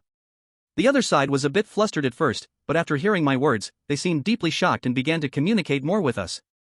Although due to my orders, everyone couldn't go all out, I believed that soon these robbers would be touched by the kindness of the crowd. Ultimately, these robbers ended up begging for mercy in front of us 10 or more people. Of course, I forgave them. Even though they seemed to have killed many villagers, their sincere repentance now assured me that they wouldn't make mistakes again in the future. The robber leader seemed not to expect my kind heart, displaying a tearful joy, and they assumed their place behind us. Then, I asked the villagers to bring out all their food and distributed it equally to everyone. Although the food in hand wasn't much more than expected, everyone finally felt hope again. I told the robbers and villagers to get along well and not to do bad things anymore, and they agreed without hesitation. My influence indeed had an effect. Chapter 94 Number 3. Our group of over 10 people said goodbye to the open-minded robbers and the villagers whose gazes seemed to cling onto us, continuing up the mountain. On the third day, the food finally ran out. The path up the mountain became steeper and more rugged, it was easy to get dizzy and have accidents. Finally, 9 of us successfully climbed to the mountain peak, with only half a day's journey left to the top. We endured hunger, finding some bark to eat, and 3 people did not eat, which showed that my earlier teachings were effective, they managed their energy well. But at this moment, conflict arose. The first 2 kind-hearted individuals suspiciously began to trouble those 3 people, discovering food on them. The kind-hearted individuals were furious, scolding those 3 for being shameless scoundrels. I was a bit confused. Didn't they just learn their lesson from eating all the food the first time, saving food for now? I stood up again, trying to calm them down, but the deep-seated hostility within those 2 kind-hearted individuals was stronger than I imagined. While the initial 3 scolded for eating all the food seemed to feel unjustly accused, sneering and getting into a scuffle with the 2 kind-hearted ones who had little energy left. After several twists and turns, the last of us safely reached the mountain peak. We are saved. The people around me happily praised, saying that their arrival here was all thanks to my mercy, justice, and kindness, calling me the Virgin Mary. A trace of sadness in my heart was also dissipated by this sense of satisfaction. In the end, the 3 of us walked out of the game alive. Indeed, I am the redemption of everyone, and the title Virgin Mary is the highest praise for me. Number 2 closed that accusation in her hand, and unlike Number 1, she looked at everyone with calm eyes. Number 1, on the other hand, lowered his head, and his gaze towards Number 2 now occasionally carried self-doubt and respect. It seems he really is clueless. On the screen, Billy watched everyone throughout, without saying a word. It seems that this segment has to wait until everyone finishes reading that accusation before he is ready to take action. With a click, it was unclear if it was the program or remote control. Number 3's collar lit up with a green countdown. He awkwardly picked up the accusation, gently opened it, giving a sense of being rule-abiding. I am Number 3. Number 3 spoke steadily. His voice was very ordinary, with no special traits. I have to say, this is similar to the Shaw monk mask he wears. Although it's a fierce monster, it somehow gives a friendly and honest feeling when he wears it. Su Yan looked at this low-presence Number 3 and suddenly frowned. He recalled the previous viewing segment but found his impression of Number 3 was very low within the 30 minutes. He seemed like an ordinary person, hard to remember. So he just altered the accusation? Su Yan couldn't recall, he only remembered Number 3 hesitating at first to reach for the pen but ultimately putting it down. I am an honest person. Number 3 said. I always get along with others, not trying to please anyone on purpose, but I also try my best not to annoy anyone. That is my way of dealing with the world. I am very clear about my nature, I cannot convince myself to change, so I can only live this way. In the eyes of many, people like me have always suffered losses and endured hardships, but in fact, it's merely in circumstances beyond our control. If there were no responsibilities or burdens, who would be willing to suffer losses in vain? Then I came to the game. I know the goal of the task is just to pass the level. I might have my own selfish desires, but I have no strong opinions, so I can only go along with others. But they were too dishonest. This is a world of swords and blades. As long as we each play the role of an innkeeper, tavern owner, or brothel head over time, we can earn enough money to leave. You ask who I am? I'm just a worker of the inn. Receiving those martial artists does require some social skills. At most, they would call the innkeeper and throw a tantrum but won't bother to talk to someone like me, a mere supporting character. I present myself as very honest and proper. But the innkeeper has become less honest, he truly thinks of himself as the innkeeper, and my salary keeps getting lower. I have no ability to resist, I can't argue with him, so I can only endure. He is busy socializing everywhere, putting on smiles in front of those heroes, his eyes squinted into crescent shapes, as if building good relationships with them is more important than earning enough to clear the game. I instead have much more free time. The hero's territory ultimately lies within the martial arts world, and the inn is merely a resting place. A lot of times, I can steal some leisure time. I go to the tavern, to the brothel, sharing our troubles with other workers. This makes us feel much more relaxed. I found that they are facing the same problem. Those in charge are starting to cut their silver, living in riches, and can accumulate enough to clear the game in just a few days, unlike us, who need at least half a month or a month. But they instead seem less concerned about leaving. I understand now. They want to dig up some martial arts secrets from those heroes and heroes. Leaving the game, whether it's to make a name for yourself in the outside world or to prolong your life, is too tempting. And for people like us at the bottom, we will never have opportunities like theirs. When I said this to others, they understood me too. Each of their eyes sparkled with the light of contemplation, and then these people became busier than before, hardly being seen at all. My manager was still mumbling about the martial arts scriptures, even forgetting that tomorrow he would have enough task goals to leave this world. After he leaves, who will be the next manager? Definitely not me. There are too many people stronger and more capable than me. I need to be ordinary and normal. I continued to clean the rooms of the inn. It was natural these days that all the dirty and tiring work fell on me. But these martial artists didn't know if they were too carefree. What the manager obsessively thought about, the martial arts scriptures, each put it either under their pillow or on top of their cabinets. I had a little thought, but I still went to tell the manager, letting him decide. He laughed heartily, patting my shoulder, praising me, and drew a big pie in the air. The other workers sneered behind my back. I knew that even if the manager really left tomorrow, they could easily snatch his position. I was not as good as them. That night, the manager died. The martial artists who had been friendly with the manager couldn't find him anywhere and came to ask me with knives in hand. I answered honestly. Chapter 95, what do you think? Others were too scared to sit on the bloodstained bench, so I mistakenly became the manager. This isn't much, because I heard that in the nearby taverns and brothels, the death toll was even higher, one after another. I didn't follow the manager's way, splitting the money evenly with the other workers. They might be secretly cursing me for being foolish, but on the surface, they were all grateful, and completely extinguished other thoughts. I just wanted to stay here a little longer. After a few days, the bloody smell from the nearby taverns and brothels almost reached the sky. A group of workers surrounded me, having heard about my good treatment, and clung to me, asking me to buy the reckless martyrs pledged to other martial artists' taverns and brothels. I agreed. To make up for this loss took a long time, so long that the workers in the inn had all left, and I still hadn't, bringing in a few temporary workers from the taverns and brothels. They had no ulterior motives towards me, seeing that I stayed just like them, proved I hadn't withheld a single cent of their wages, and they were very satisfied. I sent away the last worker, and only then did I almost make up for the loss. I had no choice, I just didn't have a business talent.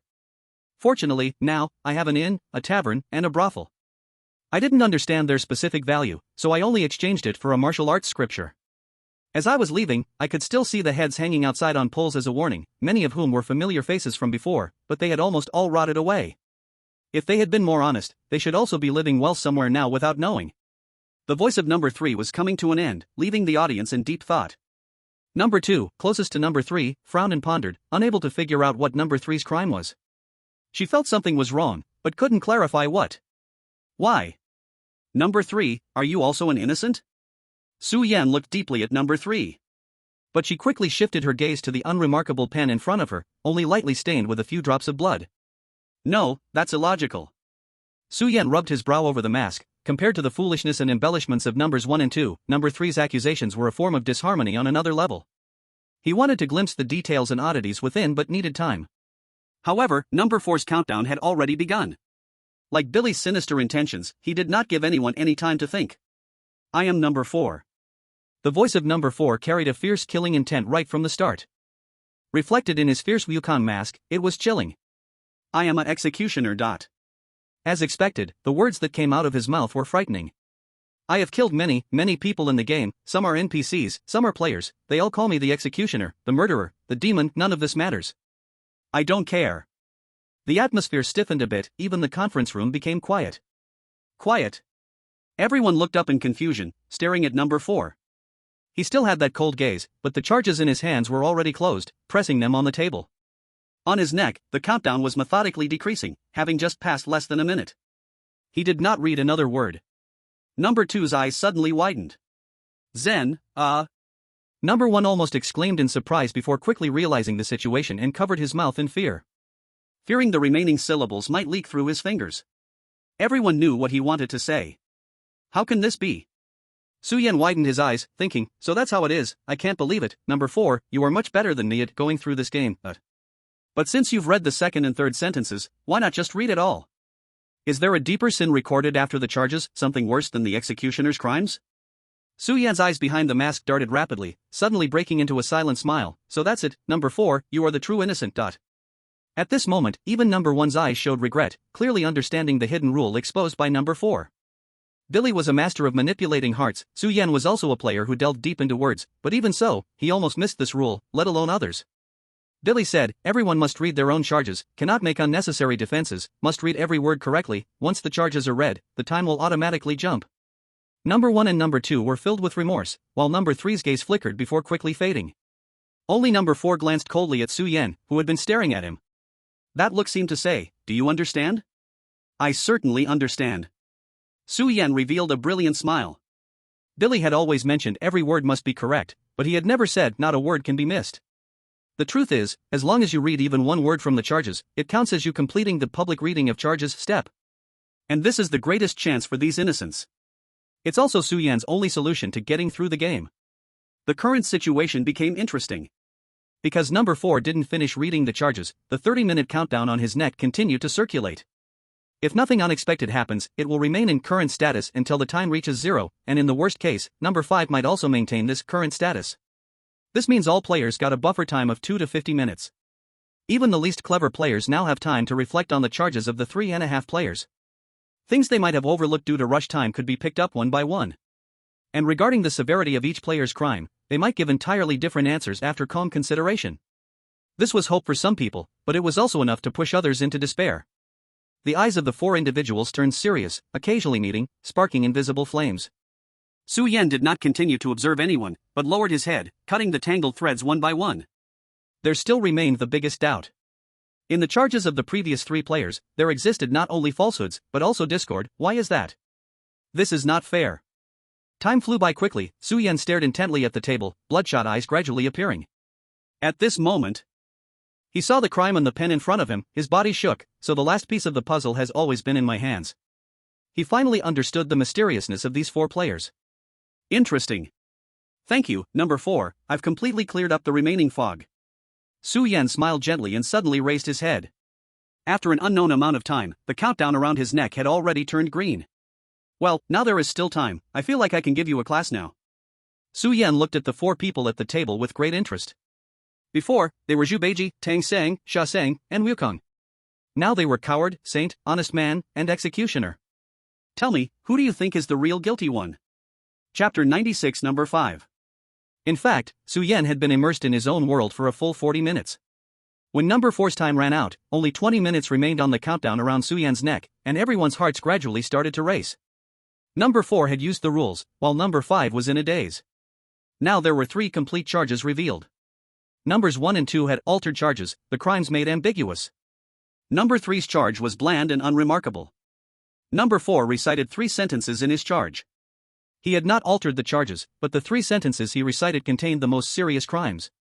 Theoretically, everyone should vote for number 4. But humans are emotional creatures. Somewhat amusingly, people sometimes measure a person's guilt not based on what the person did, but on what we know. Empathy, at times, is worthless, but at other times, it can exaggerate someone's merits and faults. Number 4 said he had killed many people, but that was just a cold concept. Most of the time, people ignore those kinds of insubstantial data. On the other hand, even though numbers 1 and 2 had not committed a legal crime, their actions were hardly likable. Emotionality is the deadliest thing in this game. One could say, whoever successfully creates the most detestable experience, well, congratulations, even if you have no crimes, it is still a grave sin. Number 1 shrank in front of the table, occasionally glancing cautiously at number 4, then fearfully lowering his head, as if praying for something. In his view, he was the most guilty one, but he still hoped others would vote for number 4. Number 2 would occasionally glance at number 1 with his peripheral vision, then turn to number 4, a hint of worry flashing in his eyes, but his surface still displayed a calm demeanor. Number 3 remained quietly seated in a corner, but beneath the mask, a slight smile formed. Number 4 closed his eyes, no longer caring about the others, as if he surrendered to fate after finishing everything. If there was still something that would capture his interest. I am number 5. A calm male voice suddenly appeared, breaking the last silence in the room. Everyone's bodies jolted, and they all turned their heads to fixate on the source of the voice. In fact, they were already familiar with the voice, what they truly wanted to confirm was the person's action. Everyone was both hopeful and fearful, until they saw Su Yan continue to lay out the charges, showing no sign of just reading one sentence and then closing the document. Instantly, their pupils shook. He was really going to read the charges. Numbers 1 and 2 immediately revealed signs of intense relief. Number 3 sat up, showing a hint of unease, while number 4's eyes were filled with confusion. He stared at Su Yan in bewilderment. He understood clearly. If number 5 was also innocent like him, then at this moment, he should not read any extra words. But he did just that. Following coward, saint, honest man, and executioner, who would he be? This man wearing the white dragon horse mask had a smile that they couldn't comprehend in his eyes, and before everyone, he spoke. I am a pervert. Su Yan's tone carried a graceful smile. In the room, it was as if I suddenly formed. Elegant, crazy, this was the tone Su Yan set for himself before reciting his crimes, and also the vitality he chose. The moment the game arrived, I knew, this is a playground tailor-made for me. I thought, this time, my life should feel enough fun. I am different from you ordinary people. I am very clear about the meaning of my existence. It is to make everyone restless. Those games that you fear, dread, and want to escape from, I can't wait to enter them as soon as possible. And then, I succeeded. He. Su Yan chuckled softly. These so-called games probably don't even know what kind of person they have let in. In the first instance, I arrived at a friendly village. As soon as I entered, I encountered a lovely little girl. She was truly a lovely child, her hair in pigtails, a doll-like voice, and she wanted to play with me even through the door. I used a belt to leave her with an unforgettable memory for life. A silent chill quietly spread. Yet Su Yan's eyes remained warm, and he spoke with a hint of intoxication. I still remember the sound of the belt that night, the scolding, and the little girl's cries, which made me feel at ease deep within. I even can't remember when I fell asleep. In the corner, number 1 trembled in fear. The next day, I received a cute and gentle little kitten. How adorable it was, lazy and soft, cradled in my arms like a tiny son, and I resolved to take good care of it. So, I had some interactions related to Schrödinger with it. Su Yan paused, then continued. And then, it died. This time, several people around shuddered in unison, looking at Su Yan as if he were a monster. My heart was filled with immense grief. Su Yan's lips curled up again. This village was filled with warmth and memories, and it was precisely like this. The more I stirred the memories within, the happier I felt. After shattering a poorly skilled chef's dream and humiliating a village teacher with poor teaching methods to the point of collapse, I still did not forget to search for that lovely little girl and the manager of this village. I had always been curious, what kind of kind and amiable elder could make this village so warm? Unfortunately, this time, they made my heart cold. Su Yan's voice became low again. On my way back, I encountered the little girl. She was a bit disobedient, insisting on telling me a story, and later, she wanted me to go to some strange places. I was very angry. Later I found out, it was all done under the control of the elder behind her. Su Yan's voice was extremely low. So, I dug up the elder's ancestral grave. His gaze was indifferent, and after speaking, he added, too. Everyone's heart skipped a beat. At this point, the elder also broke down. I was relieved. He finally realized his mistake. I helped him set everything back on track, and I suppose he would be very grateful if his soul had any awareness. Provided he still had any remnant soul left. Su Yan raised his head, seemingly thinking of some good memories, a smile forming at the corner of his mouth. In the next instance, I decided to hold back a bit. What I didn't expect was that this time it was a team game. Oh, team, what a beautiful word. My 3 teammates obviously also needed my help, but sadly, a villain appeared in this team. When that woman was being dragged by her hair and pinned to the ground, my face first revealed hesitation. Violence is always wrong. So, I successfully subdued another teammate with strength, allowing him to avoid punches, while I watched that woman being abused. Su Yan said with a smile. I just knew. There are still many kind-hearted people in this world. In the end, the thug, filled with shame, took poison and ended his life, and I let that woman leave with tears of remorse, and everyone was at peace again. Unfortunately, her mind is truly a bit lacking, and I worry about how she will survive in the upcoming scenarios. So, I could only watch her die in the darkness after triggering a trap. Now it's perfect. She doesn't have to worry about the safety of future scripts anymore. Su Yan clapped his hands but quickly frowned inside. I just didn't expect that at this moment, someone finally couldn't stand it and jumped out. It turned out she had been watching us the whole time, wanting us to realize our mistakes. She is really amazing, and I'm not her match. Because of her, I had to embrace death. Hearing this, the 4 players who had been in a daze suddenly came to their senses, their eyes filled with excitement and hope. Then, this hope was ruthlessly crushed by Su Yan. I left her without a shred of flesh remaining. A deeper daze took over everyone's faces. The third scenario. Su Yan's tone returned to elegance. Maybe everything had been too smooth before. I entered a strange world. At a glance, I could see that this world had its own problems. So, in the maid's house where a murder case happened, I physically brainwashed and forced the mailmaster to confess, and then took the last bit of food from the maid. I was not satisfied, so I found 100 sunny idle girls and shot them to pieces. Finally, when I implicitly schemed against two of my kind, this world could no longer watch. In the end, I put in a lot of effort and finally persuaded him to give up on the easy thoughts, forever sinking into suffering. But this is much more difficult than killing a person. Su Yan exaggerated. Everyone's bodies trembled together, looking at him with the gaze usually reserved for demons. At this moment, Su Yan's level of terror in their eyes far exceeded that of Billy. As for the fourth game, it's much simpler. Just when everyone had become numb to Su Yan's crimes. Under the mask, Su Yan revealed a devilish smile. Because of my casual action, the whole world fell into destruction. I successfully freed those evil beings. Everyone stared in shock at Su Yan's excited eyes. At this moment, they all shouted in their hearts, "Police uncle, it's this person. I am a freak. I personally created worlds where no one was hurt." Su Yan raised the corners of his mouth and wrapped up, saying, "I have no crimes." Snap. In the final second, the countdown returned to its conclusion. Chapter 97, Meaningless Voting. Silence reigned. Everyone was shocked by Su Yan's crazy self-explosion act. Even the first and second players, who had just felt hope in life because of Su Yan's crimes being read, were now in chaos. What they thought was that, as the last person to read crimes, Su Yan would leave a much deeper impression than they did. This is his advantage, but also his disadvantage. As long as even a hint of serious crime appeared in his accusations, everyone would remember this crime well. Now looking at it, this is far more than just a deep impression. It's something they would absolutely never forget, the kind that would give them nightmares at night. Player 1 trembled, sitting next to Su Yan as if sitting on needles, scared to tears. He looked around and finally helplessly glanced at Billy in front of the screen. Billy also seemed to be stunned by this crime, taking a long time to collect himself, trying to maintain a normal tone as he said, "Okay, I'm glad that each of you has completed your confessions in your own way. Next, I believe each of you is eager for the conviction stage. A violent rumble sounded. This time, it was not the tabletop. On everyone's right side, a hard iron platform emerged from the floor, just reaching the waist of each person.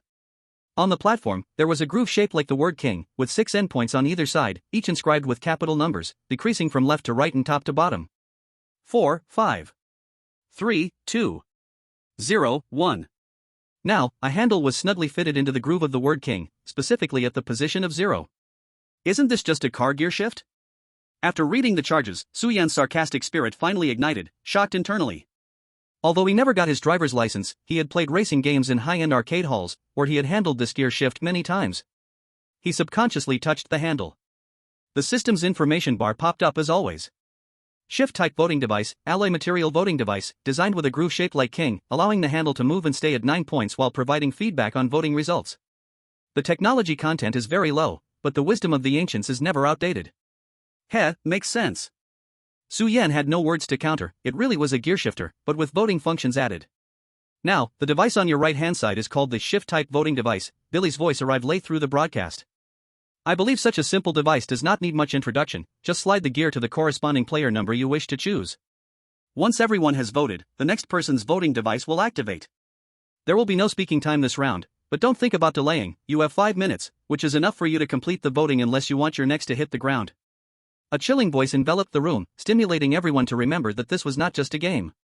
Seeing the crowd's reaction, Billy nodded in satisfaction and continued. Out of kindness for how well you have cooperated to bring the game to this point, I will kindly give you a reminder.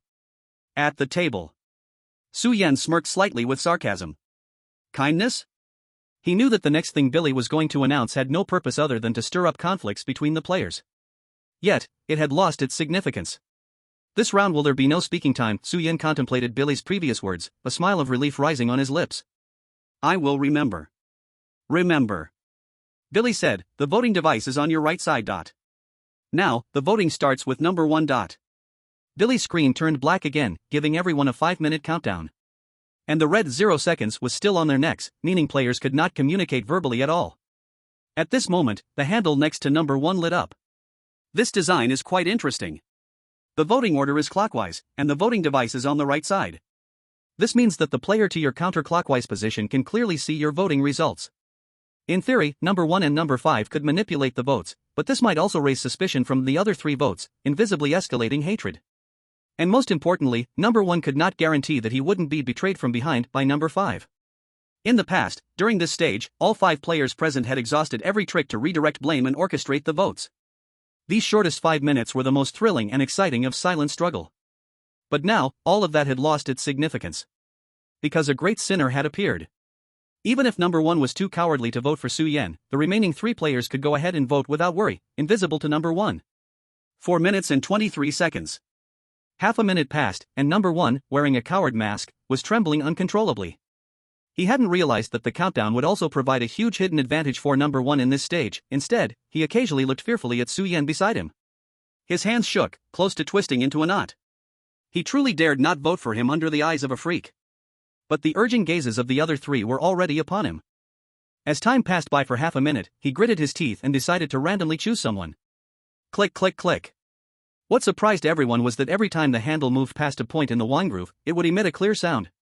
This was also a design of the game. After player 1 voted, all the players would quickly realize that they could infer everyone's voting possibilities through the sound, thus also figuring out a method to mislead the players. At that time, everyone's strategies would be overturned again, further turning the situation upside down. Player 1 didn't think of so much at this moment. He timidly pushed the handle to the middle right side of the wine, which is the position of 3, and secretly glanced at Su Yan. He also had selfish thoughts. His vote wouldn't decide anything, but if he cast his vote for the most guilty player 4, player 5 would very likely follow and vote for player 4 as well. At that point, player 4 would have 2 votes, and the probability of the remaining players voting for player 4 cannot be ruled out. At that time, Su Yan would likely escape from death. But now he voted for the honest player 3. No one would vote for a good person who did not commit any crime. This meant that if Su Yan followed 3, he could hardly guarantee that there would be a third person to help him suppress the votes, while Su Yan was player 5 and could only vote last, representing uncertainty, yet also a dead position. But if Su Yan didn't follow, he would very likely fall into a 3:1 or 2:1:1 situation. Needless to say, on Su Yan's side it would be 1. All these thoughts were not shown on player 1, he merely moved the handle as if randomly to 3, then looked at Su Yan with a false flattering gaze. He was just a coward, he feared Su Yan. But he also wanted Su Yan to die. Chapter 98 Defense. The coward pushed the handle to 3. His trembling hands slowly stopped shaking. He recalled the memory of that time in the copy. To this day, he was unwilling to remember that sin, but each time, that helpless hand reaching out to him would appear in his dreams. He had sin. So he didn't know why he ended up in this hellish game. So he didn't know why he felt a connection of fate upon encountering this devilish man beside him. All of this was a guide of fate. He had to personally kill this demon to atone for his past sins. The face behind the coward mask squeezed out a slight smile. He slowly let go of his hand. Snap. A cold hand suddenly held his hand tightly. The coward suddenly understood how much fear a hand that determined fate could bring. He fearfully looked up, and the clean yet eerie white longma mask occupied his entire view. A pair of disdainful eyes met his through the mask. What is going on? The coward's expression instantly turned to panic. The so-called resolution had vanished like a burst bubble. Could it be that this pervert discovered my intentions? He thought to himself in fear. Is this coward a fool? Why does he have so many dramatic thoughts in his head? Su Yan also flipped the table in his heart. Indeed, both too stupid and too clever opponents can give you unexpected surprises. Su Yan sighed softly and felt a bit weary. He just wanted to end this farce as soon as possible. These people didn't even think about it. What kind of bad intentions could a pervert have? Su Yan forcibly pressed down on the coward's hand and moved the handle again. Click, click, click. At this moment, the coward realized that the voting machine on the right side needed to guard against the left hand. Ultimately, the coward looked at Su Yan move the handle up another notch, to the far right 5 with disbelief. As his palm loosened from the handle, the light of the voting machine instantly disappeared, followed by the one between him and player 2 lighting up. Player 2 looked at player 1 and player 5 with some confusion, not understanding what deal they had reached. But she did not hesitate at all. From the very beginning, her choice for survival was determined. Under the lifeless gaze of number 1, number 2 pushed the voting device to 5 without hesitation. Then came number 3, who glanced at number 2 and understood the message in his eyes, pushing it to 5 as well. After finishing reading out the charges, number 4 fixed his stare on Su Yan. After hearing Su Yan's charges, he began to waver about Su Yan's innocent status. In the relieved gaze of number 3, number 4 also pushed to 5. Finally, it was Su Yan's turn. He saw everything and understood that the outcome was already settled. Click, click, click. He pushed the lever up without hesitation. In number 4's dilated pupils, the lever stopped at a place he could never comprehend. 5. Guilty verdict stage, end. The harsh broadcast sounded hoarse, and Billy's huge face appeared on the screen again. Then came the familiar mechanical sounds. But the voting device did not lower back to the floor. Instead, it continued to rise, reaching a position parallel to the conference table, allowing everyone to see each other's votes. Everyone instinctively glanced at the voting results of the other four, finally landing on the voting device to the right of number 5. Number 2 and number 3's previous calm turned into ink-like shock and confusion. Let us congratulate player 5 for being selected as guilty by unanimous vote. You will have a high probability of facing trial, but at the same time, your soul will also gain redemption. Number 5, do you have anything to say? Billy asked. There is so much I want to say. To everyone's surprise, Su-Yan actually spoke up. I just don't know if the time you give me is enough. He looked at the mask on Billy's face and sneered. Everyone was taken aback, followed by shock. Why could Su-Yan speak? They hurriedly looked down, only to find that the originally red midnight countdown had disappeared, replaced by a bright red X made of pixels. Now, the defense stage begins. Billy, caught off guard by Su-Yan's interruption, explained the rules. During the defense stage, the guilty person gains freedom of speech. The guilty vote exchanges for the chance to defend. Since all players have cast guilt votes towards number 5, during this stage, player 5 will gain defense time with all voting players, 30 minutes for each. During this defense time, number 5 can only discuss the charges against others, not their own charges. After the stage ends, everyone can change their voting choices again for the final verdict. At that time, the death sentence will truly be carried out. What? All faces changed dramatically at the same time. Suddenly, they understood something. No wonder the time given for the guilty verdict was so hastily arranged. The final key to this game lay in this defense. The one closest to a deadlock had the most control over the situation. A few of them looked at Su-Yan in fear. Even if they guessed this possibility, who dared to gamble? And this man had already grasped a winning opportunity, so why would he self-destruct during the public charge stage? What does he really want to do? Su-Yan spoke at the conference table. Isn't this what you all are thinking? This question landed heavily in everyone's hearts, stirring deep fear. Beneath the mask, Su-Yan's smile was particularly bright. Dear ones, I am thrilled to meet you four such unique individuals in this game. Thanks to you, this game has become exciting, ugly, and extraordinary. It has truly brought me unprecedented surprise.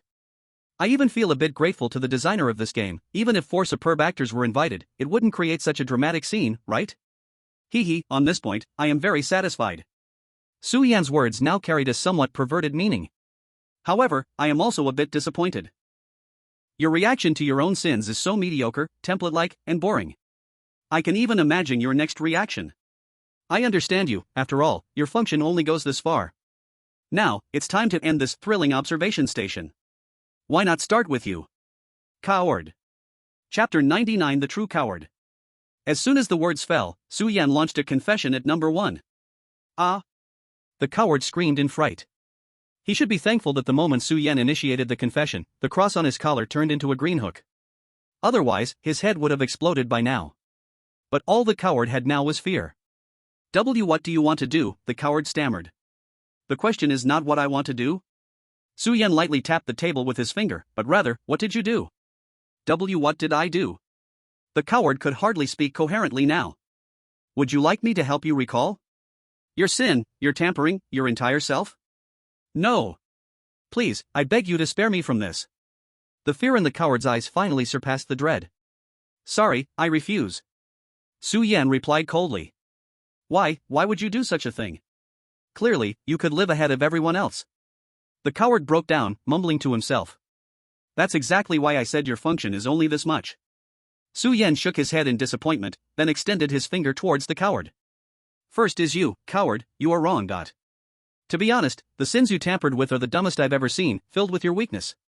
Even from the trembling in your voice, you can understand the dirty things you did. That was not what I wanted to do, the coward screamed. Is that so? Su-Yan looked at the coward with contempt. What Billy previously described about sins is very interesting. He only guarantees that the actions in the sins are true, but the unconnected actions may hold falsehood. And ironically, the sins of you in number 2, excluding the parts you tampered with, contain no falsehood at all. Because it's simply unnecessary. Tell me, coward, do you think you are clever? In the sins, did you really communicate any opinions with your teammates? Did you really remind anyone when you knew the scenes had problems? If you really did, then you wouldn't be called a coward. Su-Yan said coldly. I didn't expect them to die. I tried my best. The coward's lips trembled. Tried your best? Ha, admit it. Su Yan sarcastically said, as a coward, you don't dare to exert any effort in the game, but you know how significant your knowledge is for a few teammates who happen to be in a blind spot. The game is balanced, the reason you were matched together is that they need to exert effort, while you are supposed to use intellect. You had so many chances to remind your teammates at those times, to help them avoid life and death crises. But you didn't. Su Yan looked deeply at the coward, so, your teammates died because of you. Do you think I wanted this? The coward suddenly got agitated. When a person's emotions are on the verge of collapse, their voice tends to sound hysterical. In this case, the coward also showed a trace of despair. That game was too terrifying, I was afraid. I was scared. Why did I have to play that game for no reason? Why was it a must for me to die? I am a coward, but just because of my cowardice, should all the sins fall on me? I didn't expect that with one careless move, they would die. The traps were triggered by them, the monsters were ones they couldn't evade. Why is it that I, the only one who survived, am wrong? Well said. Everyone watched as the coward gradually went mad. Unexpectedly, in the face of the coward's agitated defense, Su Yan actually nodded in approval. Ah. The coward looked dazed. You think too highly of yourself, coward. Su Yan evaluated. Your teammates brought their own doom, other people's lives. What does it have to do with you? Whether you speak the truth or not is your own right. Just based on this, even if you eventually enter the plea stage, as long as you grasp this point, you can successfully shift the blame onto others. You have not stained your hands with a drop of blood, you are just a child. What does it matter if you are scared or made a mistake? You have always been repenting, always atoning, haven't you? Otherwise, you wouldn't dare to alter this insignificant charge with your own hands soaked in blood. Because you truly understand your own sin. You. The coward's body trembled violently, even breaking into sobs. For the first time, he met someone who could understand him. Su Yan could see through his heart completely and spoke words that could save him. His body shook violently, and the way he looked at Su Yan was as if he had found a pillar of support for his spirit. Thank you, the coward said gratefully. Su Yan nodded with satisfaction. He made a gesture to call, and the coward immediately obeyed, leaning slightly closer to Su Yan, his eyes shining brightly. So, can you sincerely tell me now? Su Yan said. Ah. The coward looked confused, then his whole being seemed to fall into an ice cave. Su Yan's voice was unmasked, seemingly just to enjoy the close view of the coward's face, his voice cold and harsh as he asked. That couple, you deliberately killed them, right? Thud. The coward's body instantly slumped onto the seat. The emotions in his eyes could not be summarized by fear, he was too naive. Since this man could see through him, how could he not see his real depravity? Others' eyes all changed to astonishment at that moment. In fact, they could roughly infer the truth from the coward's accusations without Su Yan's guidance. But now, the shocking truth spoken by Su Yan was not among them. The first time, a teammate touching the puppet and dying was indeed your failure to report. Su Yan's voice was incredibly gentle. So what about the second time and the third time? The coward's body trembled violently, and he lifted his head in panic, unable to bear the gradually changing gazes of others. Yes, one teammate's death was enough to make a coward awaken from initial fear and anxiety. He knows that no matter how scared he is, if the teammates all die, there will be no one to lead him to victory. It is truly ridiculous. What drives away weakness and fear is actually benefit. So, in the subsequent split actions, you had a sudden realization and decided to remind your teammates at the first moment, no matter what death points you encountered. Until that couple awakened your inner jealousy and darkness. Stop. Don't say any more. The coward screamed in collapse. Su Yan paid no heed. He opened his arms and spoke passionately. Ah, I have repented, I will be everyone's savior. But what are those two lovers doing? They actually have time to flirt. Changing his gaze, Su Yan's tone became feral. Why do all the benefits fall to them? Why do I have nothing? Now, I am wiser than others, nobler than others, that bitch's admiring and dependent gaze should belong to me. Su Yan's voice echoed as if it came from hell. He lowered his head slightly to look at the coward. Coward, since you fear the game, why rely on the game to lord over others? Chapter 100, you think too highly of yourself. Because of your arrogance. After calming down, what you are thinking is no longer about how to clear this dungeon quickly. You look at this couple snuggling in front of you, clearly, they are just relying on each other out of instinctual fear, but in your eyes, they have become the sinfully affectionate pair. People always impose their biases onto others to establish their own correctness. They are so ungrateful. Those who die in the dungeon, they deserve it, right? No. The coward shouted at that moment, how could I think that way? Thinking this way. Is this still being human? Su Yan said coldly, that's right, many times, small people do understand reason, but they are very good at changing the reasoning. Don't you think so, black meat that has seen countless pieces? The coward's shoulders trembled. Yes, you do need a reason to justify your next step of killing someone. You aimed the arrow of malicious slander at that girl, imposing all kinds of vulgar possibilities on her with your barren imagination, and hypnotizing yourself. Such a woman, and the man who likes her, in a novel, has already found a path to death. After that, everything followed logically. When the boy was about to trigger that door kill, that's right, you didn't step forward at all. I don't know how you made such a brainless alteration. Thinking back to the initial stage, Su Yan couldn't help but rub his forehead. May I ask, how did you, after bravely opening the door for two people, stick your face out from behind the girl to see the boy die? Su Yan was like a teacher who had given students many chances but still received terrible homework from them. I gave you so much time to amend your sins, and you changed it into this ridiculous state? Even though he was now fully immersed in evil, the coward's face still flushed red. In the end, that boy died. This time, unlike before, you deliberately let him die. Hey, that's impressive. I think I shouldn't call you coward, I should call you a conspirator. Su Yan's voice was like a devil tempting slowly. Let me guess, what were you thinking at the time? That boy is dead, then that girl can only rely on me, and in the end, she might fall in love with me, right? No.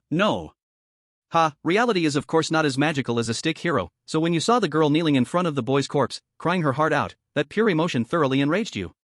You knew you couldn't have her, so the malice and delusions you imposed on her earlier surfaced again, and you might even secretly sneer, such a woman, better off without her. And what can't be obtained can only be destroyed. Only, you didn't expect that the monster in the toilet was both a danger and one of the keys to passing the level. Your game experience, equivalent to your single life experience, when you saw that hook jade, you probably guessed the way to clear the level. At that moment, you fell into a dilemma. Because the girl wasn't scared and couldn't run, that was a debuff that would lead to certain death, but you were there beside her. She didn't know, but she still instinctively reached out her hand towards you, and you just took the hook jade from her hand. Who would have thought that the coward, in extreme fear, could take a life? Su Yan said. So, the remaining two teammates believed you. The coward raised his head again, like a criminal sitting in the center of everyone's gaze in a courtroom about to conclude a case. Fear, buried with a deeper fear. And how did you treat them? The coward could no longer squeeze out a breath from his throat. By the way, your dungeon clearance is very similar to my first dungeon, and the two hook jades, one black and one white, undoubtedly serve as a hint. When that teacher opened the light door for only one person to escape, I think you should understand its meaning better than anyone. Su Yan knocked on his temple. Unfortunately, just like the brain circuitry you wrote while concluding your violent IQ refreshing article, your response method is exactly the same as before. You chose to be a brainless coward again. I vaguely felt something was off, but in the end, I exploded.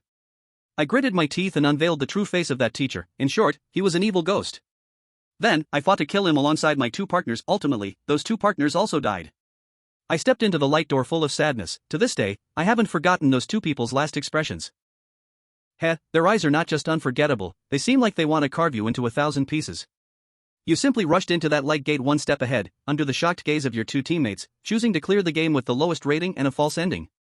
The price you paid for this was that your two teammates were brutally slaughtered by the teacher who turned against them. Losing the balance of the game, they had no chance of resistance. At first, you could use weakness to pay for your mistakes, but later, you used grudges to justify your selfishness.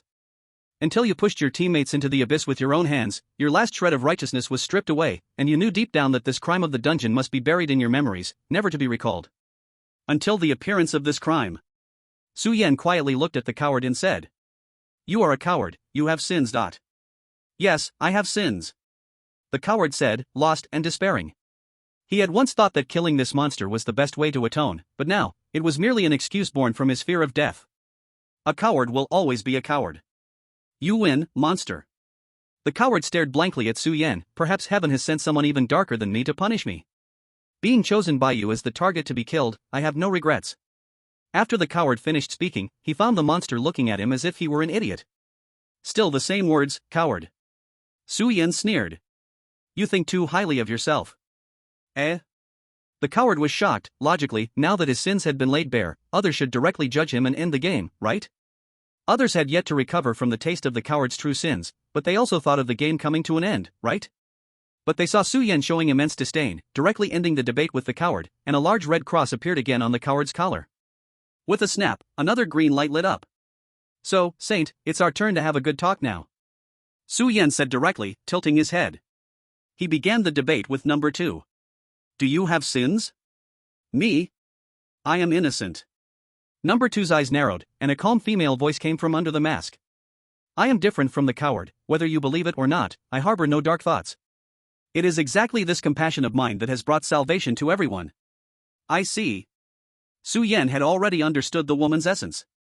Saint, you truly live up to the name. Among everyone, you are the one who is most wrong. I was wrong? The saint seemed to be enraged by this sentence, her voice rising. Did I kill someone? You did not. Su Yan shook his head.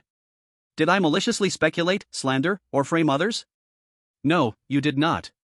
Su Yan shook his head again. Did I disregard my teammates' lives, holding back my abilities? You did not either. The saint seemed to show a winner's smile. My actions are just, my ideas are correct, and my outcomes are righteous, so I am innocent. Of course, you are innocent, you are just a fool. Su Yan suddenly spat out a censored word. Ha! The saint widened her eyes in surprise, then suddenly sneered, can't debate with me, so you insult? No worries, I will treat all you guilty people equally. After all, I came here to give you the greatest redemption. Your redemption is to make us die. How come you don't die yourself? You are unreasonable. The saint almost couldn't catch her breath. All right, put away that gains for yourself and faults for others virtue. No one here will indulge you. Su Yan said coldly. I'm a bit curious then, since you have no sins, what have you changed in your sins? The saint paused and said, I just don't want the painful experiences in the sins to be relived by you in written form. For this, I would not hesitate to bleed myself dry. You should not have forgotten that the acts and the sins are absolutely real. I led everyone to the end, and finally cleared the game. This is the redemption I brought to them. Redemption. Su Yan murmured the 2 words repeatedly, then patted the table with a laugh full of anger. Can you explain how your redemption turned the initial 30 people into only 3? I am just a saint, not a living Buddha. In an absurd game world, it's perfectly normal for people to die, the saint replied calmly. Yes, you are right, Su Yan said with a smile, clapping his hands. But I think if it weren't for your foolish leadership, so many people wouldn't have died. Saint, you're just like the pig teammate people talk about. Once you gain power, you have the ability to turn everything into a mess. I believe this without a doubt. Shut up, pervert. The saint's voice was filled with anger again. You think I'm foolish? I have done my best. I am not a coward who has the ability but stands by while others die. I wish I could save everyone too, but from a common sense standpoint, that is impossible. Don't give me that nonsense, Saint. A coward is merely someone who doesn't participate, but you pig teammate, are leading the group into chaos. Su Yan made a vivid comparison at this moment. His eyes turned cold, knowing that just using words to tear off the mask of someone like the saint was useless. Saint, there is a great opportunity right now, but what are you doing? What? The saint frowned, not understanding Su Yan's meaning. According to you, even the evil robber, as long as they sincerely repent, doesn't deserve death, right? Su Yan asked with a smile. That's true, so what? The saint felt something was wrong, as if she was about to fall into Su Yan's logical trap. Ha, that's it. Su Yan clapped his hands and pointed to his own mask. Right now, there are 4 robbers here. The saint was stunned and then felt a chill all over her body. Su Yan asked with a teasing glint in his eyes, Saint, I don't want to die, and the others don't want to die either. What do you think we should do? This isn't right. The saint's eyes filled with confusion. What's wrong? Su Yan's tone shifted to sadness. Saint, haven't you always regretted not being able to save everyone?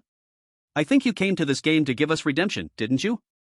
The saint stuttered. She didn't expect that the words she had spoken a moment ago would be turned back against her by Su Yan. But how could she die? How could she take the guilt for others? Yes, that's right. The saint convinced herself, my life is more valuable and should be used to save more people. Ha, ha, ha, ha. Su Yan suddenly burst into frenzied laughter. What do you mean? Saint, oh saint. Su Yan laughed until his belly hurt, bending over, but his finger pointed firmly at the monk mask on the second face. I really should be glad in this situation.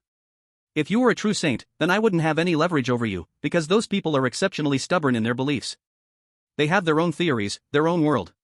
Even if I speak out loud, they will still stubbornly hold on to their views, be their own saints, and even die for it. But you, in the end, are just a fake saint. A true saint can travel 100,000 miles for wisdom, while you can't even endure a little grievance. You just expose your narrow sympathy and sense of justice to grab everyone's attention, fulfilling your unacknowledged vanity. Someone like you must be doing quite well in reality. After all, true saints can't survive in this game called reality, but the world is full of fake saints like you, regardless of gender. Living in such a comfort zone must bring you immense joy, right? You are talking nonsense. The saint trembled with anger. No matter how much of a saint I am, why should I sacrifice my life to save you? A coward, a pervert, a butcher. Just because I have repented. Suyen opened his honest eyes wide, can't you see that? If you really repented, you should respect me accordingly. The Holy Mother angrily threw down a sentence. Respect, what kind of respect? Of course. The Holy Mother was about to speak instinctively but realized she didn't know how to say it. Her eyes trembled, her lips moved silently. Ha, right, respect, that's what you want. Suyen vividly described, the villain kneeling before you, weeping bitterly in remorse, the commoner lowering themselves next to you, singing praises and worshipping you with their many respectful eyes after promoting equality and justice. After speaking, Suyen smiled lightly. Holy Mother, are you doing saving or self-respect? Chapter 102, The Deleted Crimes. Absurd, absurd. I don't understand what you are saying. The Holy Mother's face under the mask turned pale, stammering. I just feel that if you want me dead, then you need to find my crime. Otherwise, what's the point of this game, right? Yes, that's what I think. You all think the same, don't you? The Holy Mother looked at a few people beside her for help. They frowned slightly but couldn't refute. All right. Suyen snapped his fingers, then let's continue talking about your crimes. I have no crime. The Holy Mother regained her composure, adding another sentence. I advise you to spend more thought on other true guilty parties, such as number 4, and even yourself. As long as you recognize your mistakes, I believe Billy will give you a way out. Dumbass Beep Suyen spat out another censored word. The Holy Mother was furious and wanted to say something, but was interrupted by Suyen's indifference.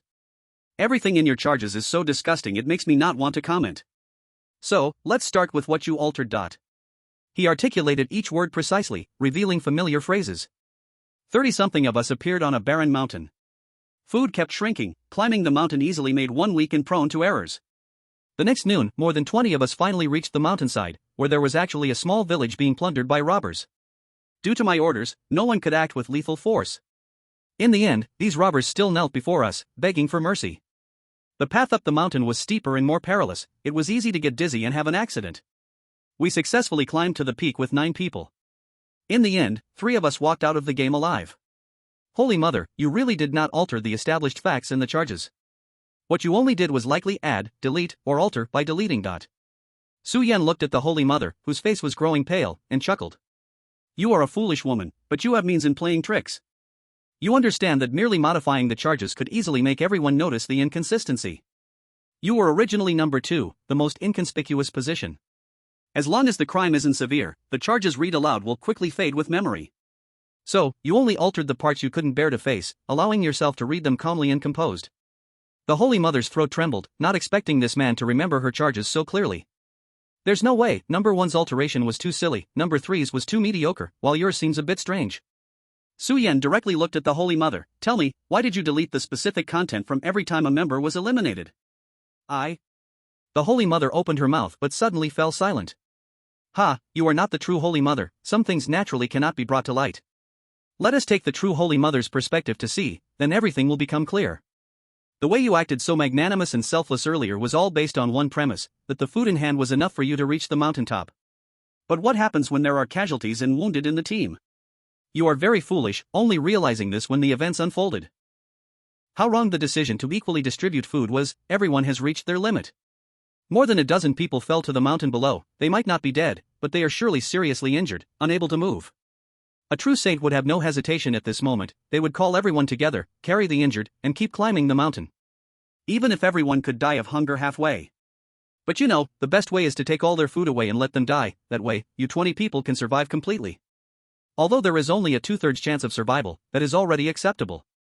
Suyen clapped his hands and suddenly became sarcastic, but you are a saint, how can you do such a thing? Think, really think, there must be some way to take food from their hands, while maintaining your image in the eyes of others. Ha, image. Suyen curled his lips, if I'm not mistaken, this is what you told them at that time. You are seriously injured, we need to find a place for you to rest as soon as possible, you only need to keep half a day's worth of food, we must hurry up the mountain, maybe we can find supplies. And then, we will definitely come back to rescue you. The saint felt a chill all over, looking at Suyen in fear. The other person's eyes were filled with ridicule. You were only pretending to comfort them, but who knew, it would ultimately become a self-fulfilling prophecy. You climbed to halfway up the mountain and were terrified when you saw that village because you realized, you might really have to fulfill your promise. That village is not only a resource point but also a place to rest. You already discovered that, didn't you? You fell into a dilemma. You can't stand by and watch people die in front of everyone, but those bandits with their gleaming knives made you think of a cunning plan. You are ultimately just a false saint. You can't feel compassion for NPCs in a game. In this regard, you were actually clever once. You don't have to be an untrustworthy person, you just have to secretly harm those who heard your promise.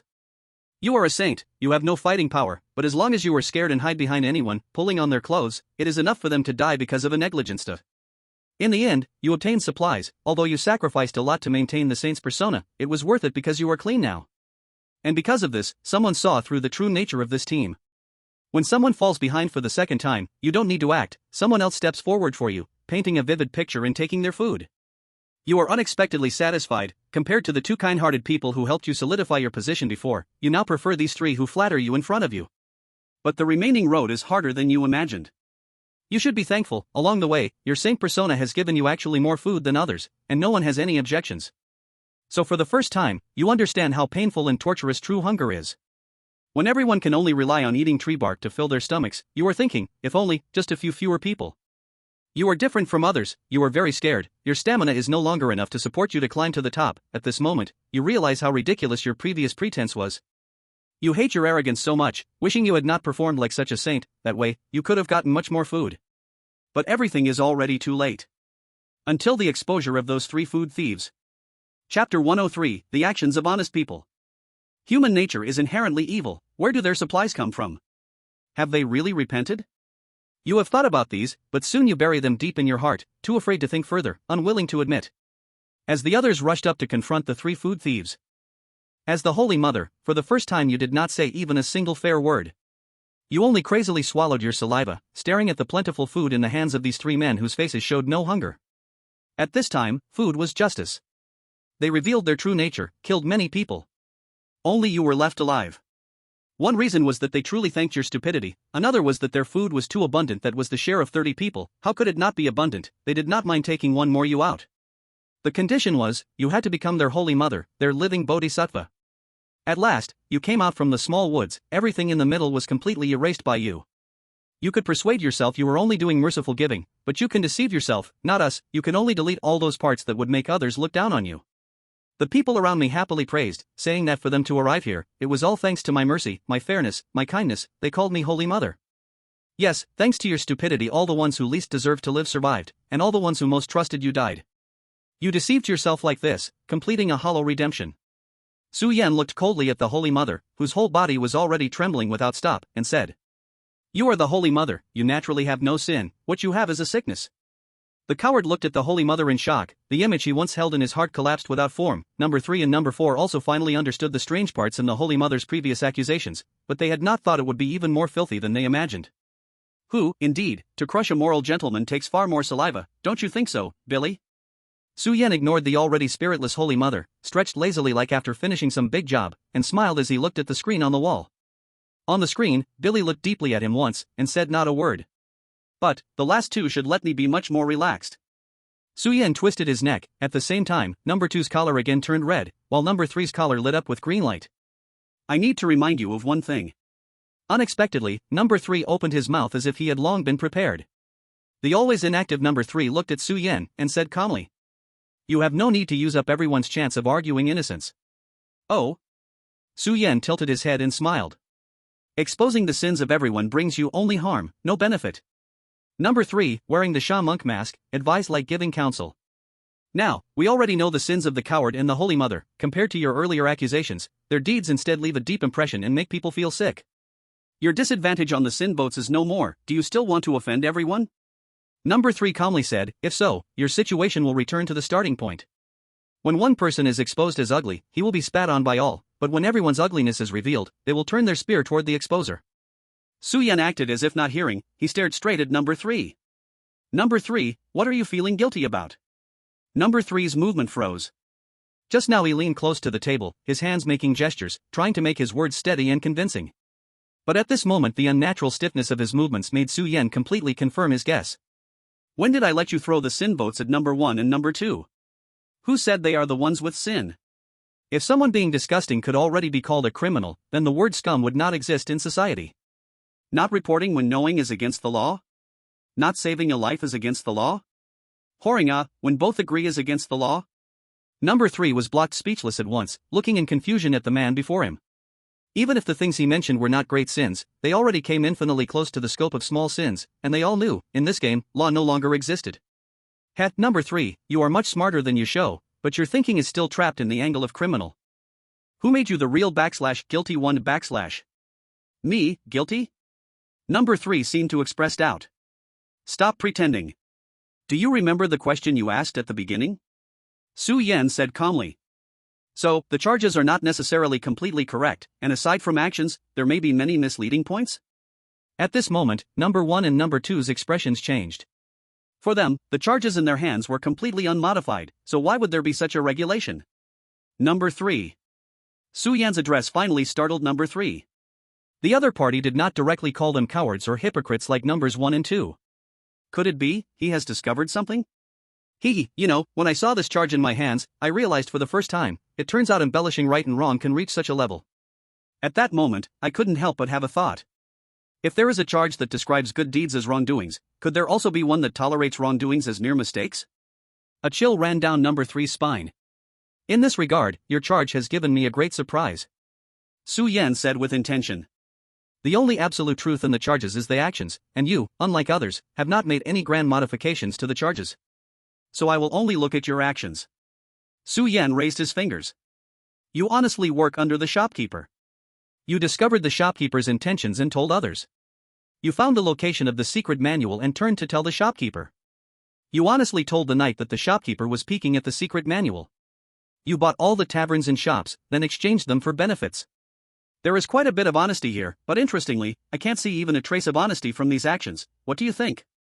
Cold sweat broke out on number 3's forehead. Su Yan smiled. Recently, while teaching children to recognize words, I realized how powerful written language is. The same sentence, as long as the tone is different, can give people a completely different feeling. Your deeds can be seen as arising from your honesty, while others coincidentally die. But what if I changed my perspective? If your actions were all calculated by you in advance, then this story would hold another layer of meaning. Am I right? Number 3. Perhaps I shouldn't call you honest man, but rather hypocrite? Chapter 104, The Innocent Pervert. As soon as the words fell, number 3's gaze immediately changed, and his entire demeanor became incredibly gloomy. I should have thought of this sooner. Trouble doesn't easily arise around ordinary people. The real trouble comes from those who are ordinary yet have ulterior motives. The shopkeeper was killed by you, the other colleagues were incited by you to be left in the wilderness, while you became the biggest winner. Could this script really belong to an honest person? Maybe there is that slight possibility, but since you appeared in this game, that possibility turns to 0. Su Yan looked at the pen in front of number 3, that pen was far from him, as if deliberately placed there. You are different from others, you know that the charges in your hand hold great power, but you must gain people's trust.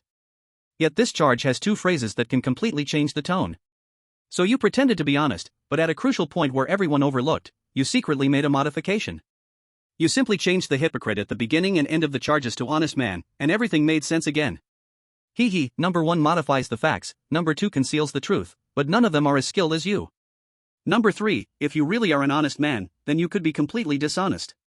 In the end, at this moment, number 3 took a deep breath and spoke calmly. That's just your speculation, right?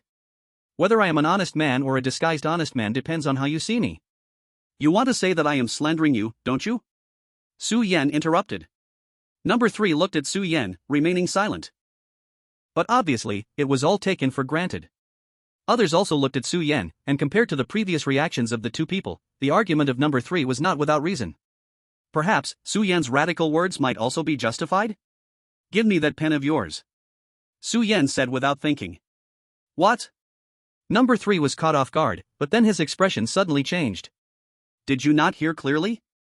If you truly have a clear conscience, then hand over that pen. Billy said, the more the pen is altered, the faster it drains blood. Although my pen and number 4's pen are ruined, I'm sure the cowardice and the naive ones who suffer the most can still distinguish between the pen that has been altered and the one that hasn't. Or are you afraid? Gulps. Number 1 swallowed hard, the first time he looked at number 3's pen, which had some bloodstains, with suspicion. Number 2 couldn't help but turn to number 3, wanting to glimpse the final truth from his reaction. A long silence fell. Finally, number 3 sighed. You win. He looked at Su Yan, but there was no sign of a loser's cowardice. I just don't understand why you would do something so thankless. Does exposing my sins help you in any way? That's your pathetic side, hypocrite. Su Yan said coldly. You clearly lack the strength of a strong person, yet you have overwhelming ambition. You only like to be self-righteous, but have only some petty cleverness. In this regard, you are far more wrong than anyone else. Number 3 frowned and asked, but was ruthlessly interrupted by Su Yan. Who told you that once the guilty person is chosen, the game will end? He spoke words that changed everyone's expressions drastically. What? Su Yan coldly looked at Billy on the screen. From the moment you four were forced to participate in the game, the outcome was already determined. Before you peeled off each other's faces, this convicting phase would only continue one round, another round, and another round. The only solution to this game is for everyone to vote for each other, reaching a tie, using hypocritical tolerance to accomplish a hypocritical redemption. This is the drama that Billy wanted to see. When you fall into the trap of thinking about who is most guilty, you are already not far from death. Su Yan turned away coldly. The green light on the hypocrite's neck had already gone out. Now, it's time for me to talk to the true innocent. In its place, the collar beneath number 4's mask lit up green. Hello, executioner. What do you want to know? Number 4's voice was cold, but he straightforwardly asked. I don't need to know anything. Su Yan smiled. When we see our own crimes, we have already understood the meaning of that rule. Since there will be actions disguised as the rightful guilty. Then simultaneously, there will be actions vilified as the evil innocent.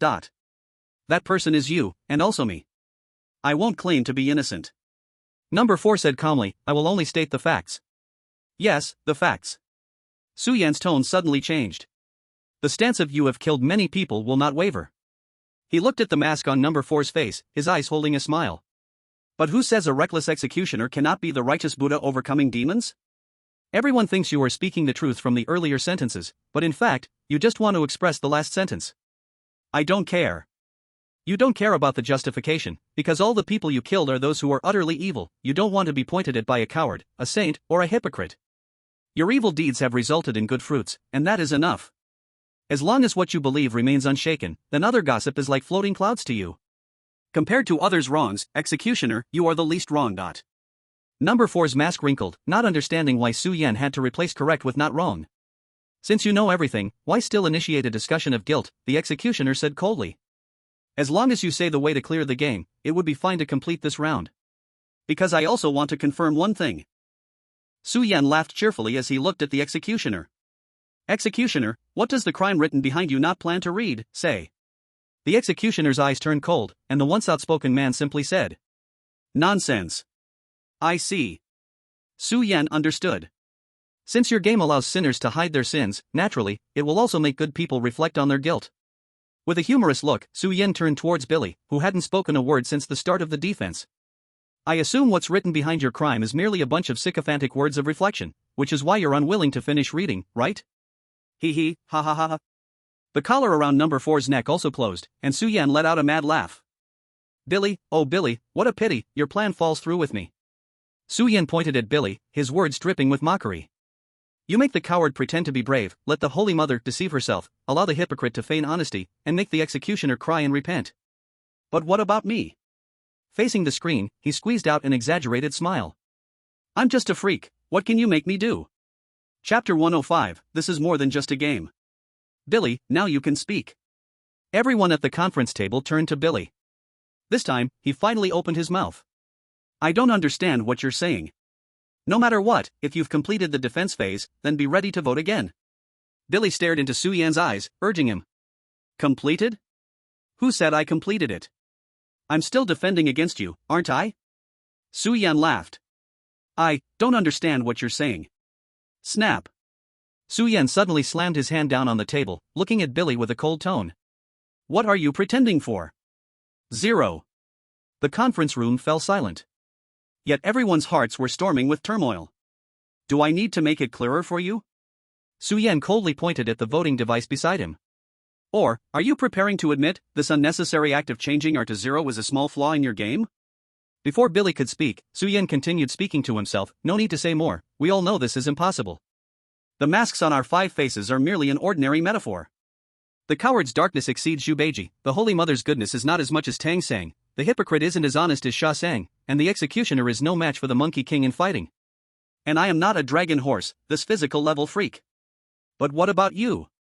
Billy's game, though mad and extravagant, penetrates human nature and is remarkably rigorous. If we talk about flaws in its layout, there shouldn't be any. Now your performance leaves me somewhat disappointed. 0 player. Snap. Clap, clap, clap. Clear applause echoed through the screen, and everyone was astonished to find that the camera, which had only shown Billy's masked face, gradually pulled back. Billy appeared in their view, seated at a desk of the same material but slightly smaller. But his upper body wasn't adorned with a red bow tie and black suit, instead, he wore a prison uniform just like theirs, black and white striped. At this moment, he adjusted his mask, slightly lifted his neck, revealing a collar identical to theirs, marked with a green hook. Billy was evidently just an ordinary player. Number 5, you are completely different from the players I've seen before. Billy said. If that's just a compliment, I accept it. Su Yan stared straight at Billy and chuckled softly. But are you trying to tell me you have never died in this game? Or are you warning me, warning a freak? Billy's voice was flat. No, I'm reminding you, my friend. Coward, Holy Mother, hypocrite, executioner. Do you know what the commonality of their crimes is? Those who are foolish and self-righteous only maximize the losses in the situation. But you should be a smart person. Exposing my true self is of no benefit to the game. I can tell you, only the most guilty people will accept punishment. Billy said sincerely. Wow, you really care about me, my friend. Su Yan chuckled, but his eyes gradually turned cold. It's a pity, I've already heard enough of these words. Then you choose one. What? Billy tilted his head in confusion, while the others at the conference table tensed up. Now it's the plea stage, you and I both have a say, so why don't you choose one guilty person? Su Yan smiled. Billy was silent for a moment, then truly spoke. The coward, you know he is the most useless among you. Oh? Interesting, coward, what do you think? Su Yan smiled at the coward. The latter's eyes were full of fear, shaking his head furiously. Forget it, this chubby kid is quite funny, I want to keep him as a mascot. Su Yan turned to Billy again, how about you pick another one? Billy's eyes flashed, and he said, then the saint, her concealed crimes are basically consistent with your reasoning, she is just a worthless slut. Su Yan laughed again, you say she is a slut, perhaps others can still make use of her? Change it again. The hypocrite, everyone around him is someone he actively harmed. Nurturing plots to reap benefits, this is a solidly dark protagonist template for this book, a few deaths mean nothing to him. Then the executioner, he kills guilty people for sure, but he also brings suffering to countless families. As Billy finished speaking, number 4's gaze turned cold as if pierced by a stab. One general's success leaves countless barren lands, what's wrong with being decisive in killing? Su Yan still shook his head. Billy fell silent, his tone gradually turning angry. If you're not just toying with me, do you want me to choose you? You really are used to the perspective of the powerful, Billy. Su Yan stood up. Have you forgotten yourself? Me? Billy shook his head. Unfortunately, I don't have a crime, even if you want to hear, I can't read it to you. Let alone become guilty. Then the question arises. Su Yan's eyes became playful. What exactly is the principle to determine guilt? As the inquiry arose, Billy's eyes under the mask suddenly moved, a bit anxious. How could it be? Has the opponent discovered even the last rule? After some thought, Billy fell silent. The coward and the saint indirectly caused the death of a companion, the hypocrite actively schemed to kill players, the executioner even personally killed people. Su Yan pressed. Yet your order of guilt is unrelated to these, it merely relies on preference or trend, even changing targets randomly is surprisingly shocking. This makes me doubt, is the guilt really still important? Is there a possibility that even without a crime, someone can still be convicted? That would be interesting. Who decides this answer? Number 5, please focus on the game at hand. Billy couldn't hold back, chiding. No matter how many speculations you have, they are useless in this situation. Who told you that I'm still planning to play this boring game with you? Su Yan's tone turned cold. What? You said it yourself, everyone.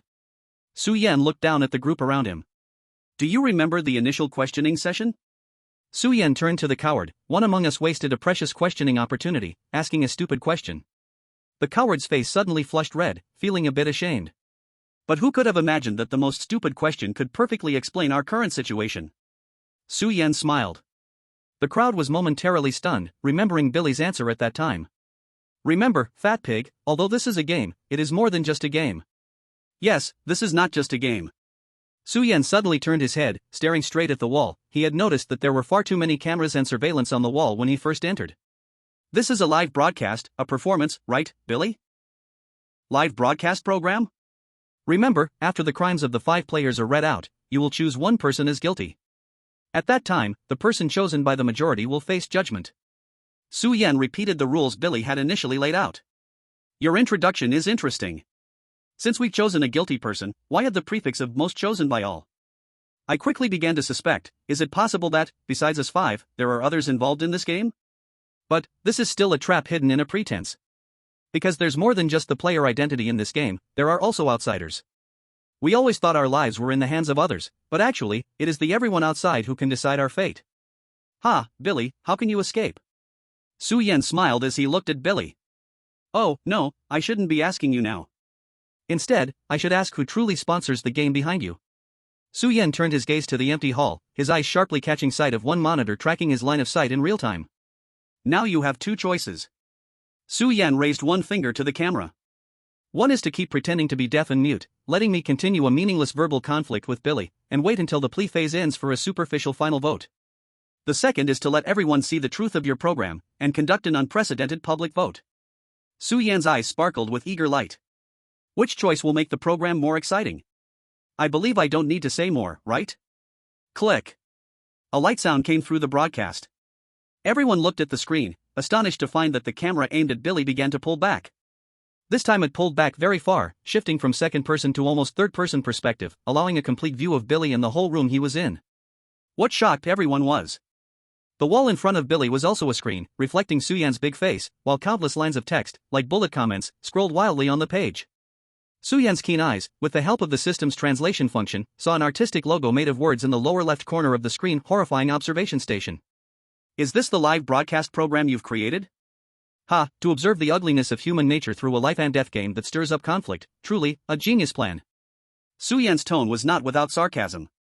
With a snap, the collar around Billy's neck was turned off, and the plea phase was forcibly ended. Then, the screen in the conference room changed directly to the same live broadcast screen that Billy was watching, while Billy's camera became a small window. The expressions of characters 1 to 4 changed to varying degrees. Feeling the difference between controlling their own life and death and being thrown into a cage like a clown for everyone to watch was completely different. But after the truth was revealed, the comments on the screen did not quiet down. Instead, they became even more mocking and excited. Su Yan sat in his seat, directly facing these comments. He understood that this was the arrangement of the organizer. Yo, this 5th one is quite arrogant, revealing even number 0 in one breath. Huh, the crimes of these people this time are a bit interesting, I'm almost believing it. Hey, Saint, do you want to live? Striking a pose in front of everyone might just make us consider it. 5 is strong, not on the same level as others, boring, pouts. TCH, strong or not, they're still going to be obediently decided by us regarding life and death, just a pure clown. It took so long to discover the truth of the live broadcast. If it were me, I would be stronger than him. Look at his arrogant appearance. I suggest we just kill him. I really hate that fat pig. I don't want to see him in the upcoming shots. Malicious comments flashed across the screen, while Su Yan focused on the progress bar beside the logo in the lower left corner, eager to see their reactions. Su Yan had already noticed that the voting numbers from 0 to 5 were fluctuating, currently changing in an unstable ratio. Now, as if to intimidate him, all the votes gradually concentrated on number 5, which was him. Su Yan could only respond with one sentence. Fool. He raised his middle finger at the camera. It turned out that no matter the world, this gesture carried extreme sarcasm. You should thank the live broadcast's intelligent mute feature, otherwise, you would feel some embarrassment from my insults. Su Yan boasted shamelessly. The comments erupted in shock, followed by an even more intense round of spamming. At the conference table, the other few people looked at Su Yan with unusual expressions. At this point, how could they not realize that this abrupt mute feature was also a hint in the game, but now Su Yan was using it to retaliate against the comments. Did he not know this could get him killed? In just a short while, Su Yan's crime vote surged to the peak, accounting for 90% of the share. Huh, how boring. Su Yan suddenly sighed. What? This left the rest and the comments stunned. When they looked up again, Su Yan coldly said, blind obedience, inferiority. I thought the people on the other side of the screen would have advanced thoughts, but looking at you now, you still cannot escape that pathetic humanity. For you, a person's life is just a casual item you can judge, filled with selfishness, yet hoping to see justice in the game. Tell me, aren't you more like a clown than Billy? In the small window, Billy wanted to protest that his mask was a puppet, not a clown, but he swallowed his words. You crave drama, well then, I will bring you drama. Su Yan sneered, giving orders. Now, I want you to return your votes to number 0. Damn it, I'm blowing up, number 5, who do you think you are? Why should we listen to you? Kneel down and beg us. Maybe if we are in a good mood, we might spare your life. Ah, that's right. The initiative is in our hands. Number 5, do you want to live or die? You're the one who doesn't understand the situation, right, number 5? Laughs. I'll return those words to you. Su Yan's gaze grew even more fearless. You folks, do you really understand the situation? Su Yan pointed at his mask. This was the persona he had maintained all along, and it was the chance he chose after discovering the truth of the game. I am a pervert. His tone was flat, but his eyes were close to madness. In critical moments, I am willing to risk my life. Chapter 107, Playing with Fire. So, what are you planning to do with me? Su Yan's words caused hesitation among the voters on the other side of the screen. They found that kicking number 5 out was not giving them the thrill they imagined. Realizing this, the nasty comments became even denser, but the rise in votes gradually stalled. Billy, noticing this, looked troubled. How could this be? Number 5's performance and crimes were clearly the least liked, so why did it now seem like he was about to be revitalized? Billy, you are truly the one who doesn't belong in this game. Su Yan suddenly seemed to see through his thoughts, speaking to the small window. Just as this mask suggests, you have always been a puppet behind these people, staging vulgar farces. Look at these hypocrites. Su Yan pointed at the screen. I may indeed die in this round of the game, but what about the next round? The game of gathering 5 sinners can't possibly end with just one death, right? Su Yan laughed weirdly. I believe all of us will be thrown into various unfair games until death. This aligns perfectly with the mastermind's thoughts. So, will these people really care about who is more guilty? No. Su Yan looked disdainfully at the barrage of comments. They don't dare to execute me now, they just worry that the upcoming show won't be as fun anymore. Billy's body gradually trembled. This man was simply a madman. Even knowing this, how many people would dare to gamble their lives? Even knowing they were close to death, who wouldn't want to survive a few more rounds? Alright, clowns, it's time to stop your prancing and focus on the vote at hand. Su Yan looked at the screen. I know, for every speaker there are 10 times the number of silent ones. You think you're manipulating the tide, but in reality, it's foolishness.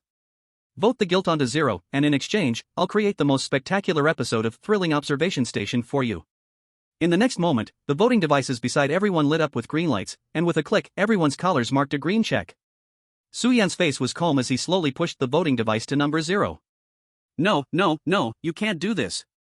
Billy stared at the screen in fear, as number 0's votes increased at a despairing pace. I am not guilty. How can you declare me guilty? This is so unfair. Coward, saint, hypocrite, executioner, and that pervert. Vote for anyone but me. Billy's emotions became agitated, gradually roaring out. At the conference table, the 4 glanced at each other, then looked at Su Yan, and together, pushed the voting device to number 0. Although this vote was now meaningless, this action undoubtedly brought Billy closer to death. In this last round, as everyone was released from silence, the most chaotic and ugly scene should have ended in noise, but it approached closure in silence. Isn't this obvious? Su Yan opened his eyes, answering Billy's question for the barrage. Under the mask, he revealed a sarcastic smile. Because this is far more interesting. Ding! A harsh horn echoed through the room. The live screen displayed the results, with number 0's votes far surpassing the others, like a stick shooting to the top, diminishing the others' votes to invisibility. Judging your kind is your greatest sin. Su Yan stood up. With a snap, the chain ball of his ankle shackles was cleanly cut off, as if heralding the start of the next phase. The others exchanged glances and stood up, their gazes shifting towards Billy. No. Billy reached out in fear, groping for the handgun that seemed to have been placed on the table long ago. He never thought he'd have a day to actually use it. A strange scene unfolded as Billy trembled, yet the gun was aimed back at his own jaw. Billy felt fear, helplessness, panic, and in the end, his eyes turned into a mix of deep resentment and hatred. You won't escape either. He stared fiercely at the few people on the screen, cursing. You are just like me, you will. Bang! Blood splattered across the lens, and the atmosphere in the barrage was unprecedentedly heated. The few people present felt a chill run through their bodies. Perhaps it wouldn't be long before they too would face despair like Billy. Let's go. Su Yan turned, looking at the glowing door on the side. A deep smile curved under the mask. The good show has just begun. Tip, skill bar, equipment bar, unlocked. Su Yan and the others were escorted out of the conference room by the soldiers who arrived shortly after, heading to a new location. At the same time, somewhere in a wide, semi-transparent room, precision high-tech instruments covered an entire wall. The wall displayed various data, but very few could understand it. On the table, only a woman in a tight white uniform was busy. She focused on a screen, her brow furrowing with concern. The figure on the screen was Su Yan, who had just completed a round of the game. How is the observation station progressing? A uniquely dressed woman with a striking appearance walked in, casually flipping through her freshly organized data. Player number 5 completed the first round of the instance excellently, the assistant said honestly. Dr. Snow, this experimental subject is quite extraordinary. The ending for the version 1.5 instance, the woman named Snow asked in surprise. That's right. Player number 5 not only crushed all the supporting characters in the version 1.0 game, but also saw through all the clues in the game, forcing us to respond with the ending of version 1.5, the assistant nodded. No matter how clever they are, they still fell into our misdirection, Snow said with a slight smirk, tossing the report aside. It seems that this 5th player can provide us with even more useful data. Alright, I'm getting tired of the personality tier tests, let's unlock his skill equipment slot and let him directly enter the version 2.0 game. I have a feeling that this time, the observation of the existence known as horror game can reach a new level. We can now lure and control the players in their hands, next we should try to take action against the real body. Doctor, that's very dangerous, the assistant reminded. I don't think so, Snow turned around. The average intelligence and physical quality of these players is on par with our genetically enhanced soldiers. The only thing worthy of note is that incredible dimensional travel technology. Our achievements in technology have far outpaced theirs. Looking back at them, they might just be low-level beings on a different developmental path, Snow said casually. Could there be gods standing behind them? Chapter 108, this is a game. Dr. Snow looked at Su Yan on the screen as if looking at an utterly ordinary tool. When it was unfit for use, it would just be replaced. You know, to them, our existence as a higher dimension is the true deity. So no matter how clever he is still a toy, an experiment in our hands, posing no threat at all. If it weren't for the previous 4 experimental subjects being too foolish and nearly failing the version 1.0 game, ultimately being forced through, my experiment wouldn't be stuck at this progress. Next, we just need to collect more data on their remaining skills and weapons. With this, we can apply to the higher-ups for more resources. Our horror observation station will definitely capture the existence of the horror game this time. Alright, Dr. Snow, the assistant lowered her head, feeling somewhat helpless. Although Snow described the reality so far, the assistant always felt that everything was going a bit too smoothly. There was something subtly wrong, but she couldn't quite figure it out, as if some force was subtly preventing her from thinking too deeply. Moreover, I always feel this player number 5 is not that simple. The assistant looked down at the materials scattered carelessly like trash by Snow, and unlike Snow, she was a witness to the entire game. Every word from Su Yan was also recorded as experimental data on a piece of paper. The assistant's gaze caught one line in the data, making her inexplicably uneasy. It was something Su Yan had said long before the accusation phase began. I even feel like thanking the person who designed this game. Even if you invite 4 highly skilled actors, it still wouldn't create such a dramatic scene, would it? Did he notice? No, that can't be. As she pondered, a piercing alarm suddenly sounded in the room. Second round of the game. Su Yan and the others were brought to a massive spherical glass chamber, which resembled a botanical garden, with no end in sight. A man in black was responsible for announcing the rules. You must survive for 10 days in this biogarden. The resources we can provide you are only basic weapons and food. The man in black waved his hand, and a few people stepped forward behind him, handing Su Yan and the other for a small, streamlined weapon and a small bag for supplies. Energy recharging nano laser gun, a small weapon privately configured, with average lethality and limited usage, embedded with a special program that can remotely disable the weapon at any time. The system notification bar popped up again. So this is entering the second phase? Su Yan felt the weapon in his hand and shook his head. Meager food and limited weapons, this is forcing the players to use all their abilities to survive. I imagine if it wasn't for the unfortunate players who died in the game before, they probably wouldn't even distribute basic weapons and food. It's clear that the mastermind is filled with pride and arrogance about the game's design, and that's good. Su Yan smiled broadly as he listened to the man in black finish talking. The door of the glass cabin opened, and he suddenly asked, "Before we enter, can I communicate with my teammates?" The man in black looked at each other, took a few steps back to appear as if they were discussing, but in fact, they were listening to commands through their earpieces. "Hurry up, don't waste time," the leader of the men in black finally ordered impatiently after a long pause. They did not move far away, just standing there watching the group. Su Yan did not mind, looking at the 4 masked individuals. "Time is limited, do you want to die at their hands or mine?" Su Yan lowered his voice and leaned closer to the group while touching the gun. The group widened their eyes and instinctively took a few steps back. Number 4 frowned. What are you trying to do? Nothing. Su Yan straightened up again and said coldly. The mastermind is treating me like a fool. They haven't reacted to my provocations at all. This means they are either stupid or arrogant. Either way, it significantly reduces their value in my eyes, so I want to act crazy. Number 1. Su Yan directly pointed. The coward shivered, looking puzzled at Su Yan. What? Su Yan stared into his eyes and directly asked, You said you were internet black meat before, so what was your online name? Huh? The coward pondered in confusion. Gradually, cold sweat began to bead on his forehead, and his face turned pale in an instant. Gee. Su Yan coldly lifted the gun in his hand. The laser shot out, piercing straight through the coward's skull. The charred body fell to the ground, making a loud crashing sound. Everyone was stunned. Number 2. Su Yan then looked at the saint. He killed him, the saint screamed in terror, interrupted ruthlessly by Su Yan. Saint, before you played the bodhisattva in the grove, how many experiences did you have? Su Yan's words left the saint frozen in place. She slowly covered her head, fearfully rummaging through her memories, but found no answers to respond to Su Yan. Gee. Su Yan again shot and blasted the saint's head. And for you, number 3. He looked at the hypocrite whose legs were trembling, asking the most ordinary question. What did you have for breakfast this morning? This, hold on, why? Gee. The third body fell, and this was all in just a few seconds. A few men in black finally reacted, angered and furious, shouting as they approached, demanding Su Yan put down his weapon. If it weren't for their secret order to never harm number 5, they would have shot him dead for this violent behavior long ago. Number 4, I shouldn't need to explain to you, right? Ignoring their fierce warnings, Su Yan turned the gun at number 4 and pulled the trigger. This time the gun made a muffled noise and did not fire, as the usage permission was remotely disabled. I see. Instead, number 4 seemed to understand something. He suddenly raised his own laser gun, pointing it at himself. Gee. 4 bodies fell to the ground, encircling Su Yan, creating an extremely eerie scene. And at this moment, the surrounding alarms finally rang out in the air, emitting a piercing scream. It's so noisy. Su Yan mumbled. Hey. He looked at a man in black who had just appeared in front of him, quickly pulling out a revolver and pressing it against his own forehead. Give me your earpiece, or I'll show you how to die right now. The man in black was stunned. Their orders were to ensure player 5 did not die, so what should they do now? Give it to him. A deep voice came from another black-clad person, who stared hard at Su Yan, knowing the situation had spiraled out of control. What they needed to do was stabilize the situation and wait for the real big shots to handle it. Su Yan got his earpiece as he wished, and his voice rang out on a channel.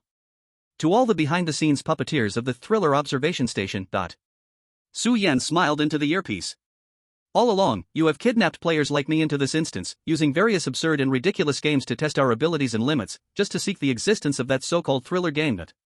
I know your aim, it is nothing more than to add a shiny stroke to your hypocritical and pitiful achievements. But are you really as noble as you imagine? Are the lowly creatures in your eyes really not a threat at all? Su Yan removed the metaphorical perverse white dragon horse mask, revealing an increasingly crazy smile. Now, I want to play a game with you. Chapter 109, Inviting the Wolf into the House. Buzz. Another sharp electric sound followed, replacing the original alarm with a cold, restrained female voice filled with anger. Number 5, what are you doing? Put down your weapon. Snow gritted her teeth, staring harshly at the window locked on Su Yan, while the 4 corpses at her feet seemed like a surprise prepared for her. Who gave you the right to question me? Su Yan scratched his ear. Before you question me, you better state your name, lest I treat you as some hollow vase or tech doll, and make you cry your makeup off. Snow's face turned cold, and right in front of Su Yan, she commanded other soldiers via the channel. What are you doing? Immediately take down this reckless thug. This. In the glass chamber, a group of black-clad people exchanged glances, hesitating. Snow had only issued a secondary order, which seemed to conflict with the primary order of not killing Su Yan. Come on, leader. Su Yan chuckled, stop trying to scare me. What? Are you still dreaming that I haven't discovered the truth of this world? Or do you still think you can use death to threaten me? As he spoke, his playful demeanor turned grim. I will give you 3 seconds to state your name and position. Otherwise, you better think carefully about how to write a perfect failure summary for this experimental accident. The body's reckless threat echoed through the channel, making Snow shake with anger. 3, 2, 1. Snow. Snow took a deep breath and spoke before Su Yan could finish. You can also call me Dr. Snow. You can see me as the manager of the Thriller observation station. Alright, I'll believe you this once. In the surveillance, Su Yan shrugged indifferently. Then now, I'll give you 3 minutes to appear before me. I don't like talking to people through voice. Snow frowned. Su Yan's tone made her uncomfortable. As her emotions gradually settled down, a cold sneer appeared on Snow's lips, and she gestured to her deputy. A few seconds later, the revolver pressed against Su Yan's temple vanished. Hint, skills bar, equipment bar, have been disabled again. Number 5, everyone has moments of impulse, but I hope you understand your situation. Snow said with a sneer. If you are a player, then we are the administrators. If you want to live and complete the game, then you had better do fewer things that make me unhappy. Unexpectedly. Fool. The deafening curse rang out.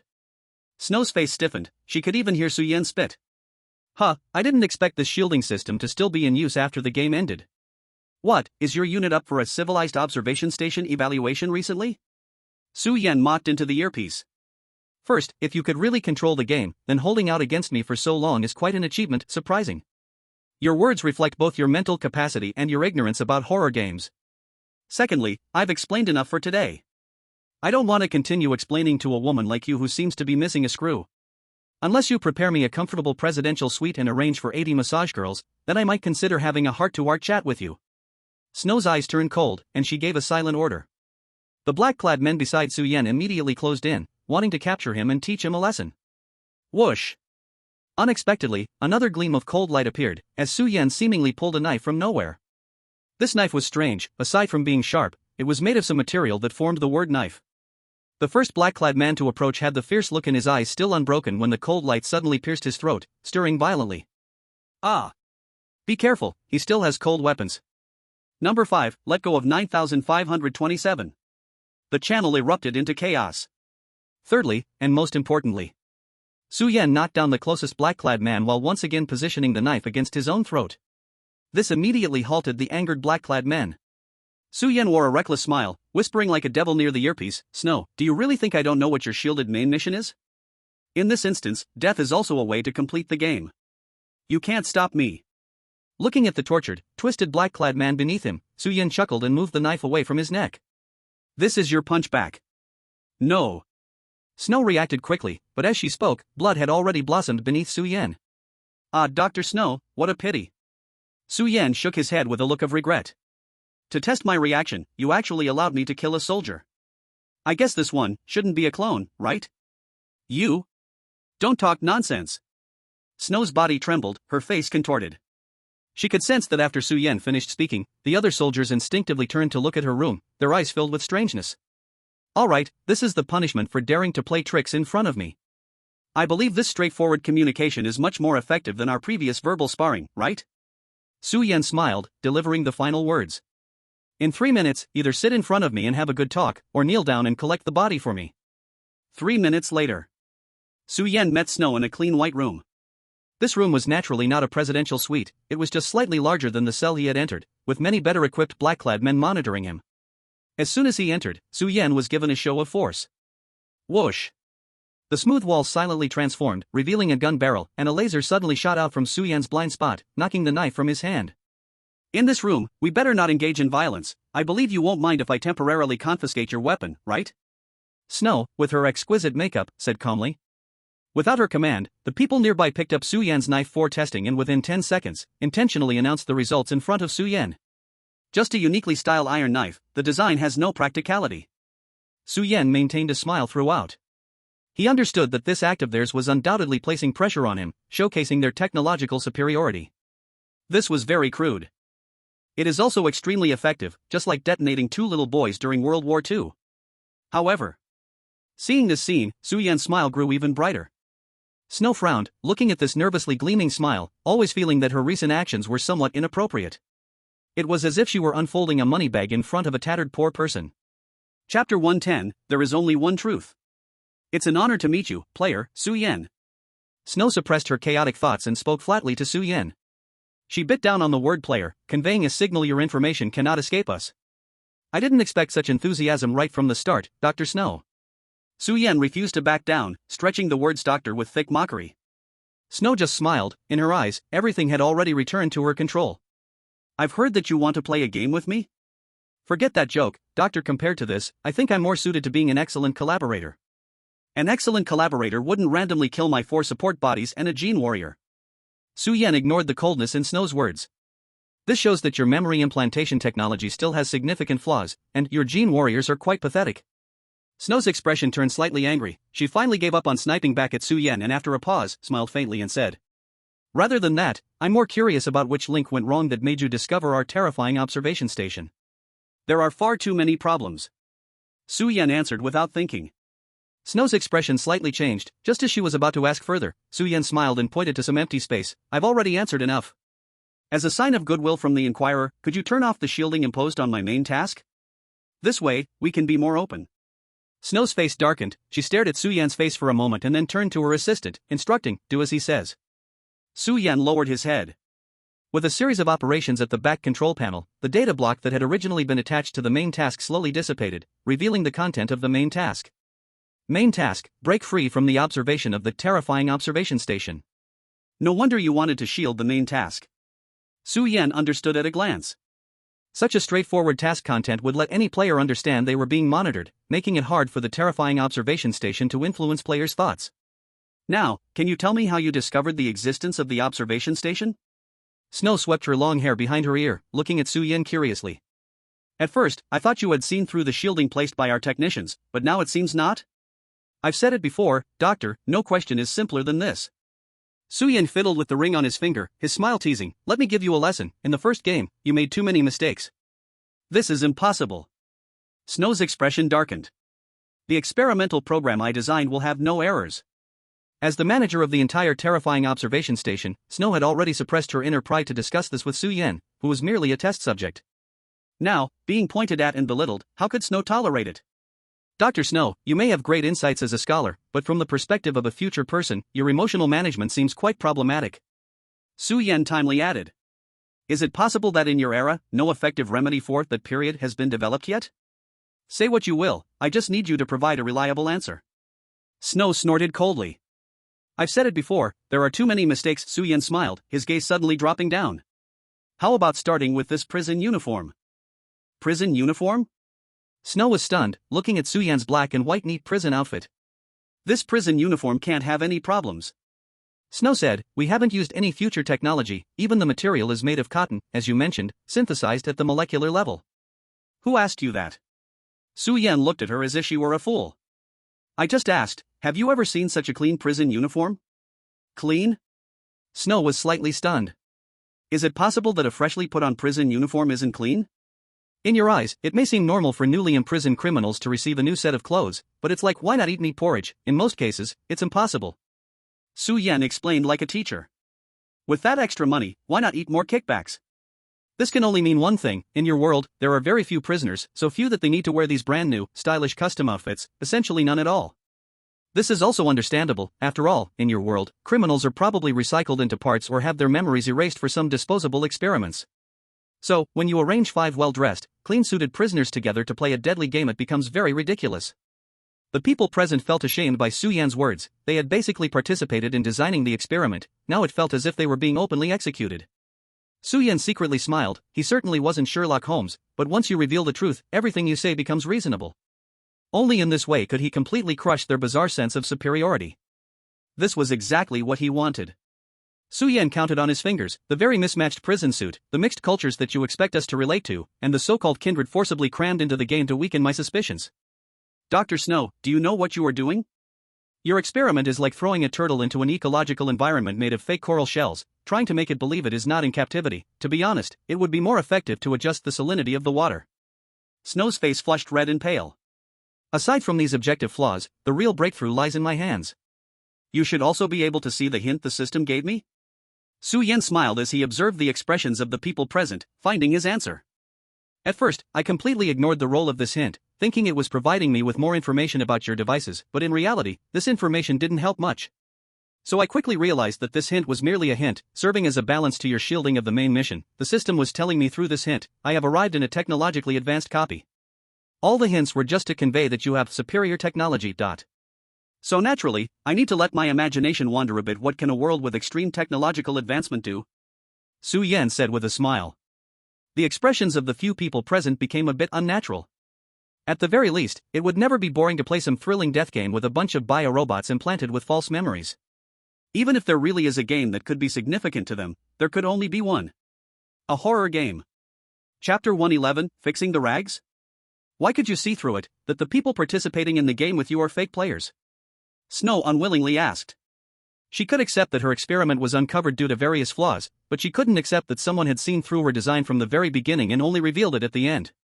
When did this player realize it? If I had to say, it should be at the very beginning. Su-Yen thought for a moment and said. At the very beginning? Snow's face darkened even more. Su-Yen smiled and said, if I'm not mistaken, in your game instance, there's actually only one record of the player's actions and their crime. But relying only on this questionable crime doesn't allow you to make deep progress in the thrilling game, so you designed such a confession game. At this point, Su-Yen leaned over the desk, tilting his head with an expression that said, I wanted to see you like this, and mockingly asked. Let me think. Who's the clever one that insisted on creating such a game experiment with obvious flaws that ignores player intelligence? Who could it be? A loud crunching sound was heard as someone seemed to be biting their teeth in frustration. Seeing the atmosphere heat up, Su-Yen smiled, clasped his hands together, and threw out the bait. Ultimately, it still stems from your insufficient understanding of the thrilling game itself and the underlying logic of the instances, which led to so many basic mistakes. Snow bit her lip in humiliation, looking at Su-Yen with reluctance. After a moment, she suddenly revealed a charming smile. Then, may I have the honor of learning these insider details from you, the player? She skillfully shifted to a more comfortable posture, her cleavage subtly revealing itself. Su-Yen squinted his eyes, of course, not. You? Snow was furious, clutching her chest. Su-Yen naturally could not agree too easily. Women like Snow aren't particularly smart, but they have their own little schemes. Such people are proud and shallow, and sometimes hard to deal with. After all, you never know when she might throw a fit. If Su-Yen agreed too quickly, it would make Snow suspicious, although he did plan to empty-handed snatch the wolf this time. Dr. Snow, do you remember my current main quest? Su-Yen said. You mean? Get rid of our observation? Snow replied, somewhat confused. Exactly. Su-Yen nodded, based on my experience, the simplest way to clear the game, but also the lowest rated method is, die and get out. Snow's gaze darkened, and she heard Su-Yen say, after all, on the technological front, you have completely prevented players from physically escaping. The fact that the game can be cleared so easily is actually a compromise on balance. But I assume this method isn't one you are keen on, right? Su-Yen asked casually. Just say what you have in mind. Snow's eyes flickered slightly. It's simple. Su-Yen stretched lazily, making a gesture of invitation. All it takes is for Dr. Snow to say a word, open a back door for me, let me slip out, and leave the thrilling observation station. This time, Snow didn't sneer or retort, showing a thoughtful expression. That's right, for every game, even if there's only a 1% chance, it counts as an ending. To escape your observation means a higher game completion rate for me, and a higher task rating.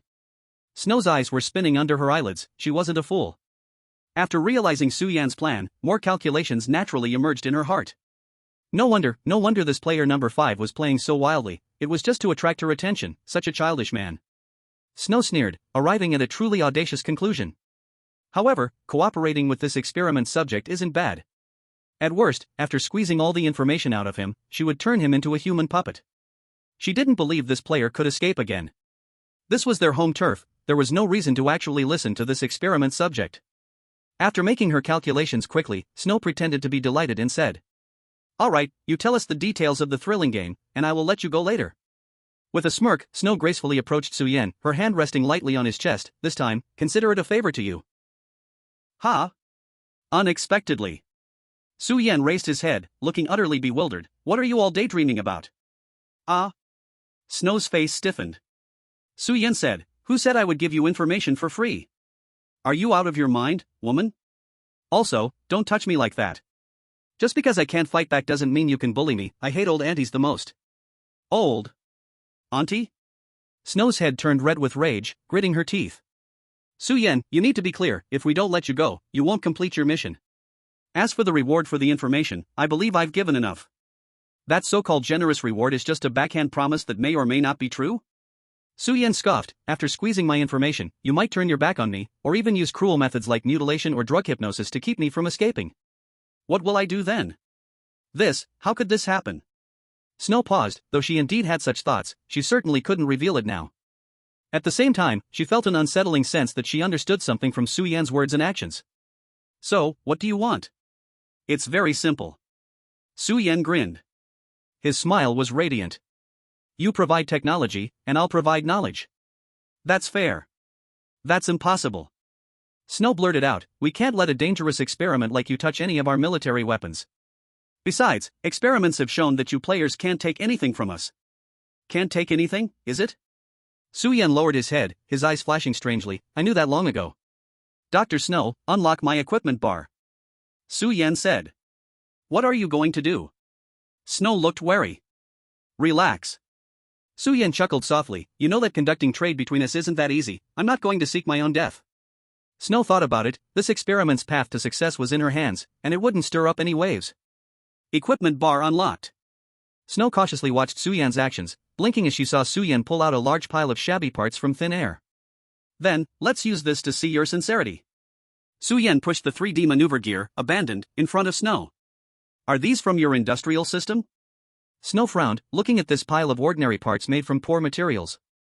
My request is simple, use your existing technology to reassemble my precious belongings. Su Yan asked with a gesture. Hearing Su Yan refer to it as a treasure made Snow's disdain even deeper. Su Yan didn't mind and detailed the function and principles of the 3D maneuver gear. Snow completely relaxed, if there are no extra demands, I can agree to you. Upon hearing that Su Yan intended to use cold weapons, Snow knew how low his understanding of technology was. No matter how agile you are, can you outrun a laser weapon? Even their highest level special genetic warriors could only detect the direction of lasers with their bodies, but their nerves wouldn't react in time. She admitted that she had overestimated Su Yan's abilities. Compared to that, she was more interested in the spatial wrapping technology that Su Yan had displayed. Doctor, what do you say? Do we need to take some action? The assistant leaned forward to ask. Snow glanced at Su Yan and suddenly smiled. No, just modify it according to his request. Give him a little sweetness. This weapon modification had no practicality, she didn't mind being generous once. By the way, it would teach this arrogant guy a lesson. Su Yan was indeed shocked. In less than 30 minutes, a brand new, shiny silver high-tech equipped gear appeared before him, and his eyes sparkled, knowing that this return was worth it. B-Class equipment. Item, 3D maneuver gear alloy pulse version, B-Class. Special effect 1, against giant species. The lethality of mechanical species has increased by 150%, and inflicting damage to the neck area of the enemy may trigger a paralysis effect. Special effect 2, driven by laser pulses, it can freely move, turn, and dash in the air, equipped with plasma blades on both sides, capable of annihilation cutting of items below Class C. Special effect 3, made from intelligent nanoalloy material, it can conform to the skin at will, maintaining super concealment in normal states. Additional skill Blade Light Slash, within a short period, it can unleash 1 to 16 slashes with 200% attack power. Speed and quantity depend on operational proficiency.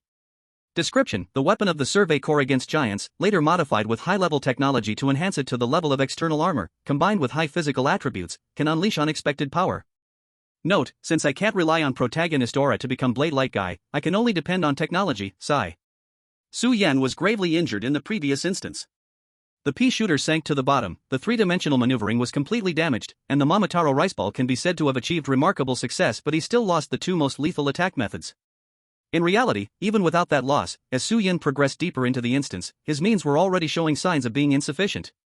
The paralysis effect of three-dimensional maneuvering could only target the neck, but in actual combat against evenly matched experts, it was basically difficult to achieve results. In other words, if you had the ability to put a knife to the opponent's neck, whether they paralyzed or not was another story. And the gentleman's cane must be triggered by sneak attacks. It's fine against NPCs, but when dealing with experts, the opponent can easily become wary of your movements.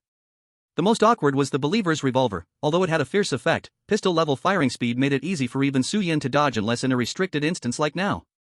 Su Yan originally wanted to try to find the existence of the craftsman, but unfortunately, the instances he matched were too peculiar. Unexpectedly, in the current instance, there was a new gain. As Su Yan extended his hand, two streams of light instantly bloomed like cicada wings from the sides of the three-dimensional maneuvering, causing the surrounding air to tremble slightly and emit a sizzling sound. Su Yan's pupils contracted, and he hurriedly retracted the dual blades, trying his best not to let Snow and the others notice something unusual. This effect was even more bizarre than he imagined. I think this should satisfy you this time, dear player? Snow said sarcastically. In her eyes, Su Yan's earlier behavior was akin to a child unable to part with a toy he just received. Of course. Su Yan smiled. I wonder how the modification progress of my other two items is going. What Su Yan could now safely take out without fear of Snow and the others swallowing it up were naturally the gentleman's cane and the believer's revolver. After all, from a technical perspective, the structures of these two were much simpler than the three-dimensional maneuvering, almost like toys in this world. I must remind you, it's always been us who have been giving unilaterally. If you want the remaining two pieces of equipment, shouldn't you show a bit of sincerity? Unexpectedly, at this moment, Snow revealed a sly smile. As if, without Su Yan revealing some information, he would lose these two pieces of equipment next. No matter how much Snow looked down on him, she understood the importance of these two pieces of equipment to Su Yan. This action undoubtedly aimed to grip Su Yan's lifeline. Stop it, Doctor. Su Yan said calmly. You are catering to my needs now, isn't it precisely hoping to glean information about the horror game from my demands? Putting it this way, asking you to help me improve a few small toys is a huge loss. Snow's crimson lips paused slightly. This man sometimes appeared incredibly childish, yet at other times, he was as shrewd as a monster. She truly found it hard to find a breakthrough. Staring into Su Yan's eyes, she admitted. That's right, it seems you have a strong desire for our technology. This shows that the foundational creations of our world have far more value for you players than what the horror games provide. In fact, what horror games can give you are only a pitiful few weak scientific gadgets. Snow wiped her lips, revealing a dangerous smile. So can I think this way, the game you players rely on is not that omnipotent? What it has is only superiority in dimensional teleportation, but I can't help but be curious, what is the purpose of the horror game sending you players into the dungeons? Clapping sounded. Su Yan looked at Snow with an undisguised appreciative gaze. Dr. Snow, you are indeed a brilliant scholar, having deduced so much just from a few of my gadgets. Unfortunately, I must tell you that your deductions are all wrong. What? Snow was slightly taken aback. Su Yan spoke. Who told you that players and games have a contractual relationship? Chapter 113, what is the main quest? You've seen the crimes of players similar to me, but you only know what players have been doing from their actions. You are actually very close to the truth, but you are still bound by reason. Su Yan tapped his temple. The horror game is not like your observation stations, which must have some purpose. So far, I can only see its whimsicality. In terms of positioning, it is more like the live broadcast program in the second layer dungeon you fabricated, called Horror Observation Station. Does it really care about the death of players, huh? Snow frowned, always feeling that Su Yan wanted to implant a concept in her. Do you mean that the power of the horror game is far greater than our world, only hidden? She instinctively wanted to deny it. How could this be? But the information Su Yan provided from the beginning, though absurd, matched perfectly in logic. A chill inexplicably surged through Snow's body, but she soon realized it, giving a cold laugh. She caught a flaw in Su Yan's words. Su Yan, oh Su Yan, don't think I don't know your purpose. To avoid alerting the mouse, you must want me to be wary like this. She said sarcastically, if the game you speak of is really a work of the divine, then what about us, who can already limit your status bar in skill gear? This is also one of the last questions I am pondering. Su Yan nodded seriously. He spoke in terms she could not understand at all. Ignoring Snow and the others, Su Yan lowered his head, with a glint in his eyes, whispering softly. From the perspective of the game, as behind-the-scenes bosses, these people have ridiculously low IQs and EQs. If tasks indeed mean that, it only indicates one thing: the existence of these people is also a mistake. Hee, I see, this is what you want me to see. What are you talking about? A growing unease surged in Snow's heart as she pressed for an answer. I've said enough. Su Yan lifted his head, coldly. Now, it's your turn to show sincerity. For some reason, Snow felt that Su Yan was even colder than before. Her face darkened slightly, showing displeasure at being ordered, but she still waved her hand, and her subordinates returned with a staff, a revolver, and a pile of blueprints. Snow's expression softened slightly, but she was still a bit disappointed. Those two toys of yours are too simple in structure and lack practicality. Even if we arm everything with existing materials and technology, at most we can slightly enhance its power at the hardware level. Just take that staff for example. Even if it is modified to spit lasers, it would essentially be similar to a laser gun. Lack of accuracy, what do you think? Snow's answer did not surprise Su Yan. Only Su Yan knew that these two weapons brought him much more help and logic than their own power. From this perspective, items like the cursed toxic sack and the divine light staff, which had a single effect, weren't necessary to bring out anymore. Then let's process them without changing their shapes. Su Yan proposed an idea he had thought of long ago. For the gentleman's cane, add a nano-level lotus head. No need for accuracy, it's better if it can shoot more targets. As for the believer's revolver, modify the magazine, replace the gunpowder bullets with laser, ultrasound, or even real light source bullets. No need for lethality, just ensure the bullets are shot at maximum speed. Snow frowned, staring at Su Yan. From his requests, she keenly captured new information. The other party's extreme push toward functionality indicated he likely had means to compensate for the abandoned functional flaws. Doctor, please, the faster, the better. Su Yan commanded like an authority. As you wish. For Snow's research team, it was as simple as building blocks. I just hope you can provide real information next. She added. Don't worry, Doctor.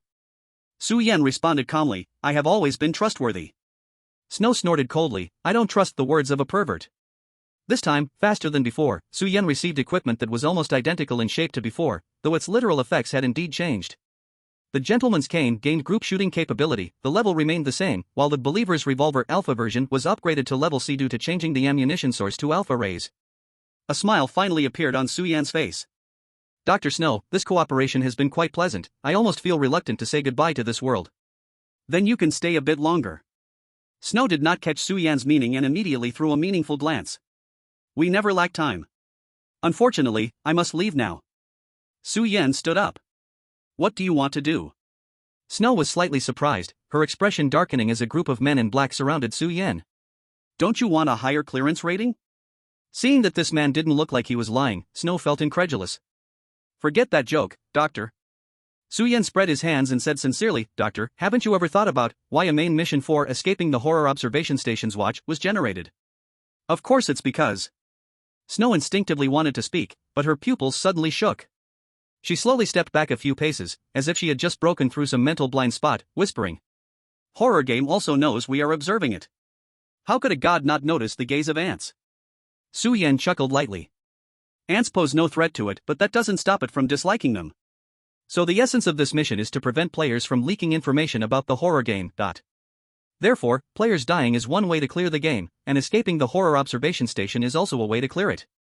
But you have already given some information, haven't you? Snow's face turned pale, unwilling to accept that possible terrifying fact. Of course it's because I want to choose a route with a higher clearance score. Su Yan said unreservedly. But the more Su Yan said, the more Snow felt like covering her ears. It seemed every word he spoke pushed her one step closer to the abyss. Escaping the horror observation station's watch, one way is to escape from observation, but there's another way, right? Su Yan revealed an unspoken smile. As long as you eliminate the source of information, it's fine. Chapter 114, Horror, Observation, Station.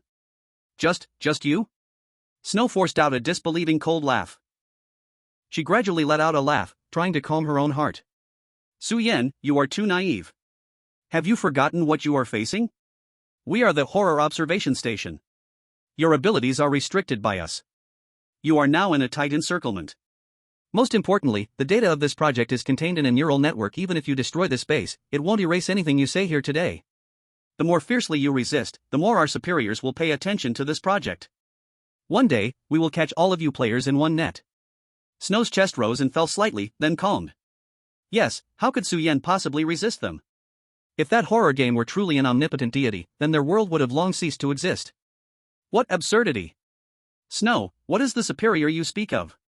Su Yan suddenly spoke up. Confusion appeared in Snow's eyes. The superior is the superior, of course, she instinctively replied, but her body began to tremble. What's happening? What is going on? Su Yan took a step forward. You call yourselves the world of technology. How long has your technology been developed? When did your history start? What other organizations exist outside your horror observation station? How can your ability to intercept player information and disable player permissions be explained from a technological standpoint? Let's assume for a moment, do you really think that with just laser weapons and nanoalloys, things imagined in sci-fi novels, you can capture a supreme being that transcends the three-dimensional space? Every word of Su Yan's was like the last straw that broke the camel's back. Snow stepped back a few paces, feeling her worldview slowly collapsing. While you carelessly implant false memories into clones and play tricks like The Truman Show, have you ever considered that your own existence is also a kind of illusion? In the end, Su Yan revealed a bold smile. Disable him, quickly disable all his abilities. Snow screamed. Su Yan's hands were empty, everything had already been put away in his gear slot. But this time, the dungeon made him realize that everything the game gave him would be disabled, except for one thing. You said earlier that I could not destroy your data at its root, now I give you an answer, Salt Crisp. Su Yan called out. Chirp. On the tip of his right pinky finger, a dandelion-shaped ring transformed into white light, fluttering out and solidifying into a rather round little fur ball. What is this? A faint fear appeared in Snow's eyes. In this game, I have already said too much, spent too much time. Su Yan plucked Salt Crisp from the air, the latter wriggling wildly while emitting pleasant sounds. You think I'm a chatterbox, that I like to show off, that I'm an impossible to grasp pervert, but actually, I just want to teach a lesson and impart a few words. Su Yan gently stroked Salt Crisp, feeling that its intelligence had greatly increased this time. It seemed that the nurturing went smoothly. If Salt Crisp was just a babbling infant before, now it had probably reached the level of 6 or 7 years old. From the beginning, Su Yan had no intention of going in the direction of creating out of thin air, as that was far too inefficient. Although he didn't know how much nurturing was needed for the next stage, judging by the power faintly emanating from Salt Crisp, they were very close to truth.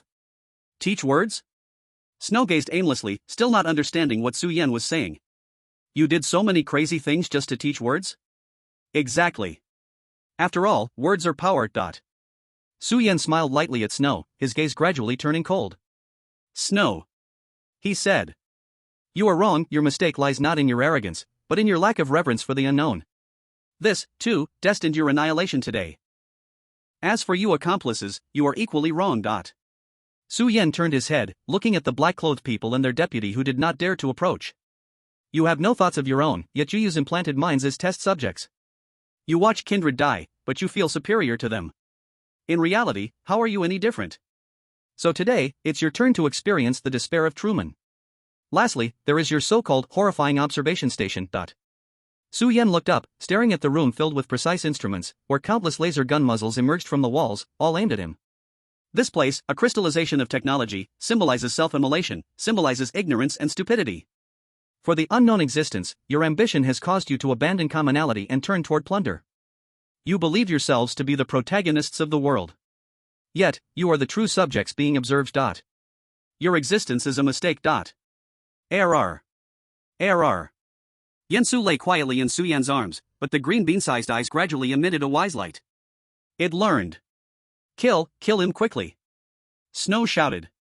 Countless black-clothed people seemed to wake from a dream, raising their guns in unison, the lasers on the wall completely condensing, shooting out without any blind spots. Then, nothing happened. All sound seemed to sink to the other end of the world, a strange dead silence spread silently at that moment. Fear appeared in everyone's eyes, the feeling of pulling the trigger, the light that should have emitted, the air that disturbed and then returned to calm. Things that should have appeared seemed as if they had never existed. In the next moment, an even more terrifying scene appeared before everyone's eyes. Crimson errors grew from everyone's skin, dense Chinese characters spread across everyone's faces, even surged into their pupils. The harsh alarm sounded at that moment. Red warning lights flashed back and forth, all the instrument dials suddenly malfunctioned, and frightening blood-red words floated on the screen's error. Even the most precise electronic components, claiming to penetrate space and lodge in celestial bodies, were suddenly cut off, becoming useless scrap metal. Skill bar, equipment bar unlocked. Physical limitations lifted. You're really late. Su Yan felt the strength surging back into his body, yet he smiled and pointed at the sky. Unfortunately, it's no longer necessary. In their panic, everyone instinctively looked up at Su Yan's pointed finger. The ceiling had disappeared without them noticing, and the sky outside was not the bright blue they remembered, but a lifeless, rudimentary gray. And now, on that gray, a narrow crack formed by error was silently spreading. Because this world is also wrong. What is wrong? Anything contrary to objective reality is wrong. Boom. Like the sound of glass breaking. Countless darkness rolled back, swallowing the entire world. Main task completed. Game over error. Chapter 115, A Month of Some 007. Sky City. Like a secluded enemy, the top-level White Palace radiated a faint glow of immense power. Countless eagles raised their heads, their lush wings fluttering outside the palace, as if paying homage, as if in fear. And inside the top-level White Palace. Hey, brave one from another world, put in more effort.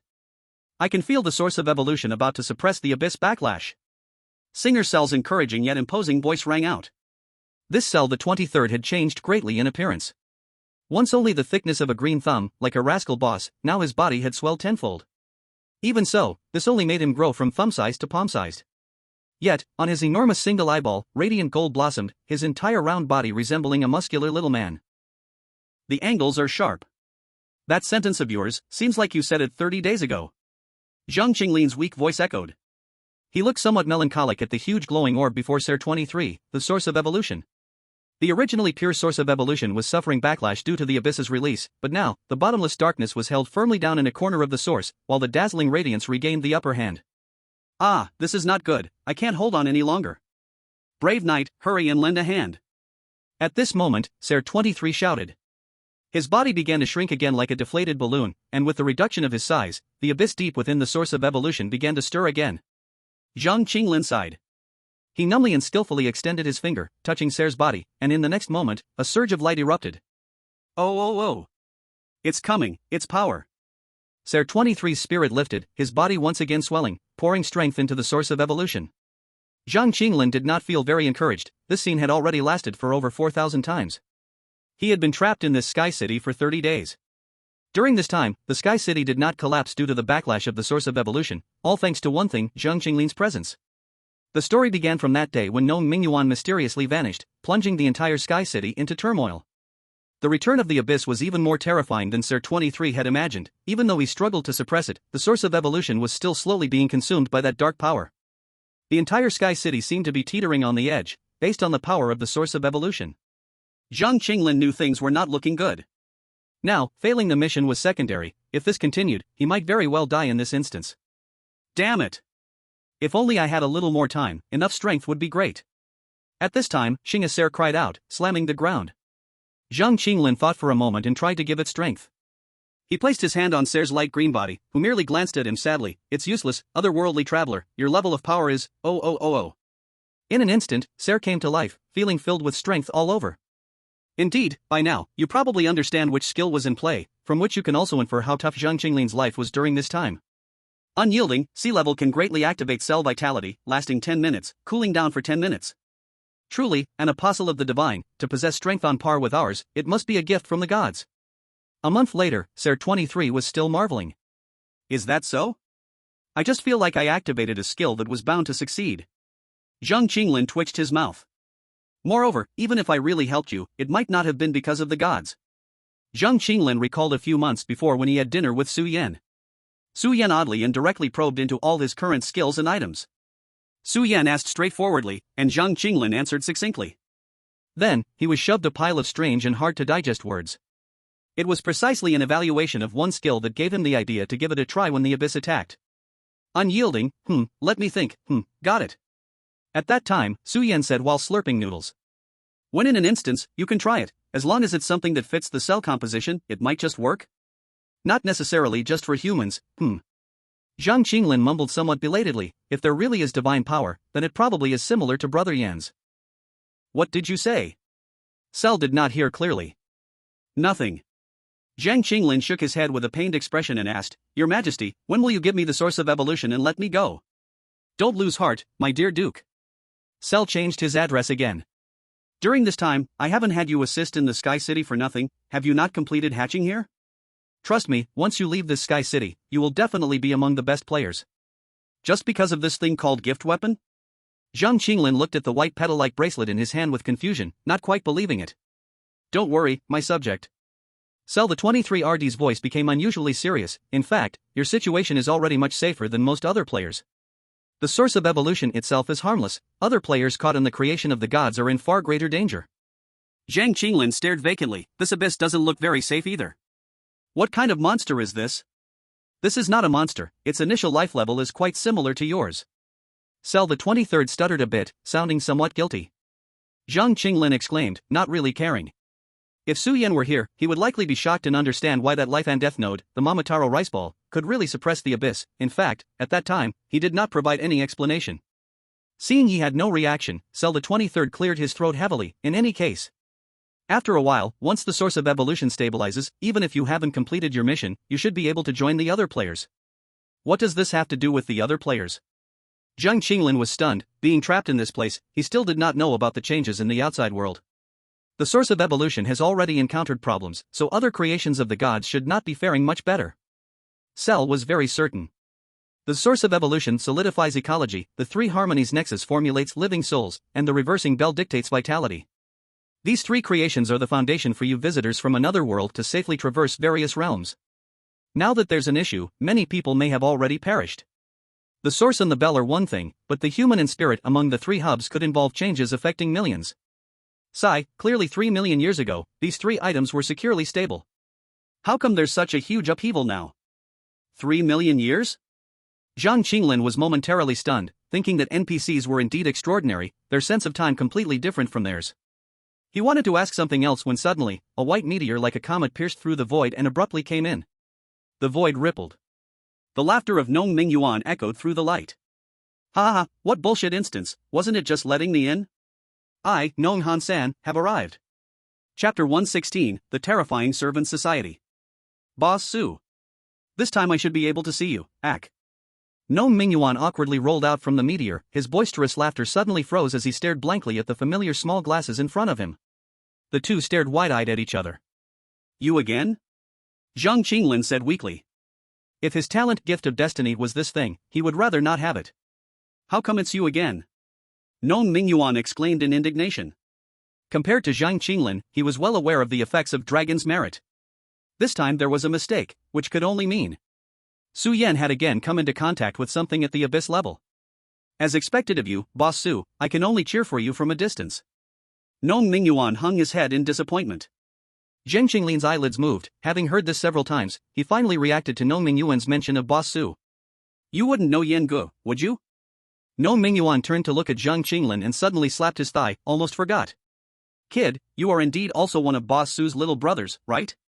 Last time we caused a flood at Dragon King Temple. Yan Gu is more like my senior. Zhang Qinglin corrected him. Then, tell me quickly, how do I find Big Boss Su in reality, so I can ask him to help you get out? Nong Mingyuan looked at Zhang Qinglin's frail appearance and felt a bit guilty. Zhang Qinglin, however, pushed up his glasses and showed a wary expression. Why should I trust you? Nong Mingyuan was taken aback, then frowned tightly. You little glasses guy are quite clever, since I know Big Boss Su, aren't we like family? Talk is cheap. Zhang Qinglin knew very well that his talent could only protect himself, he still had to take responsibility for those around him, and being cautious was never too much. If you can name a few of Yan Ji's good qualities, I'll believe you're not his enemy. Oh, that's way too many. Let me think, Nong Mingyuan rummaged through his already poor vocabulary in his mind. At the same time, scenes of Su Yan's actions in the dungeon flashed before his eyes. Cooking at a dark food stall, spraying white pungent liquid on the road, using one arm to swing and break tree trunks, dressing up summoned creatures, slaughtering zombie idols, sneaky attacks on military groups. Big Boss Su, he's quite abnormal? Looks like you really are Yan Ji's friend. Zhang Qinglin breathed a sigh of relief. Isn't it? Nong Mingyuan was immensely pleased and urged, so I need to find Big Boss Su in reality and tell him about your situation as soon as possible. I'm actually fine over here. Zhang Qinglin turned to glance at Ser 23rd, casually refilling his energy. It's just the source of evolution blabla. He explained the situation to Nong Mingyuan.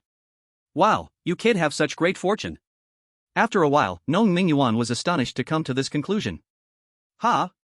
The hub of Sanha can at most manipulate life souls, it can only subtly influence the soul itself, but the source of evolution is something else, it's harmless itself, but the abyss it breeds can take lives. I estimate that players who have come into contact with the abyss are already dead beyond recovery, as the only survivor. Isn't that good luck? Zhang Qinglin was bewildered. Is it really that exaggerated? He nervously touched the bracelet on his wrist, only he knew that surviving was not good luck, or maybe it was good luck too. In any case, let Yan Gu not worry, I will find a way to get out sooner or later. Sai, can he not worry? The outside world is in chaos right now. Nong Mingyuan looked worried. Is it because I went missing? It can't be that bad. Zhang Qinglin said foolishly. This time it was Nong Mingyuan's turn to balabala. It was at this moment that Zhang Qinglin realized the horror game had become increasingly bizarre. Now you know. Nong Mingyuan sighed. But he found Zhang Qinglin staring at him intently. I understand. Zhang Qinglin paused, hesitating to ask, I know you know a lot about the creator's creation.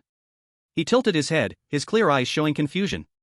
I found out through Ser, the owner of the source of evolution, but you, how did you know? Nong Mingyuan's expression stiffened. Coincidentally, at that moment, a surging white light reappeared.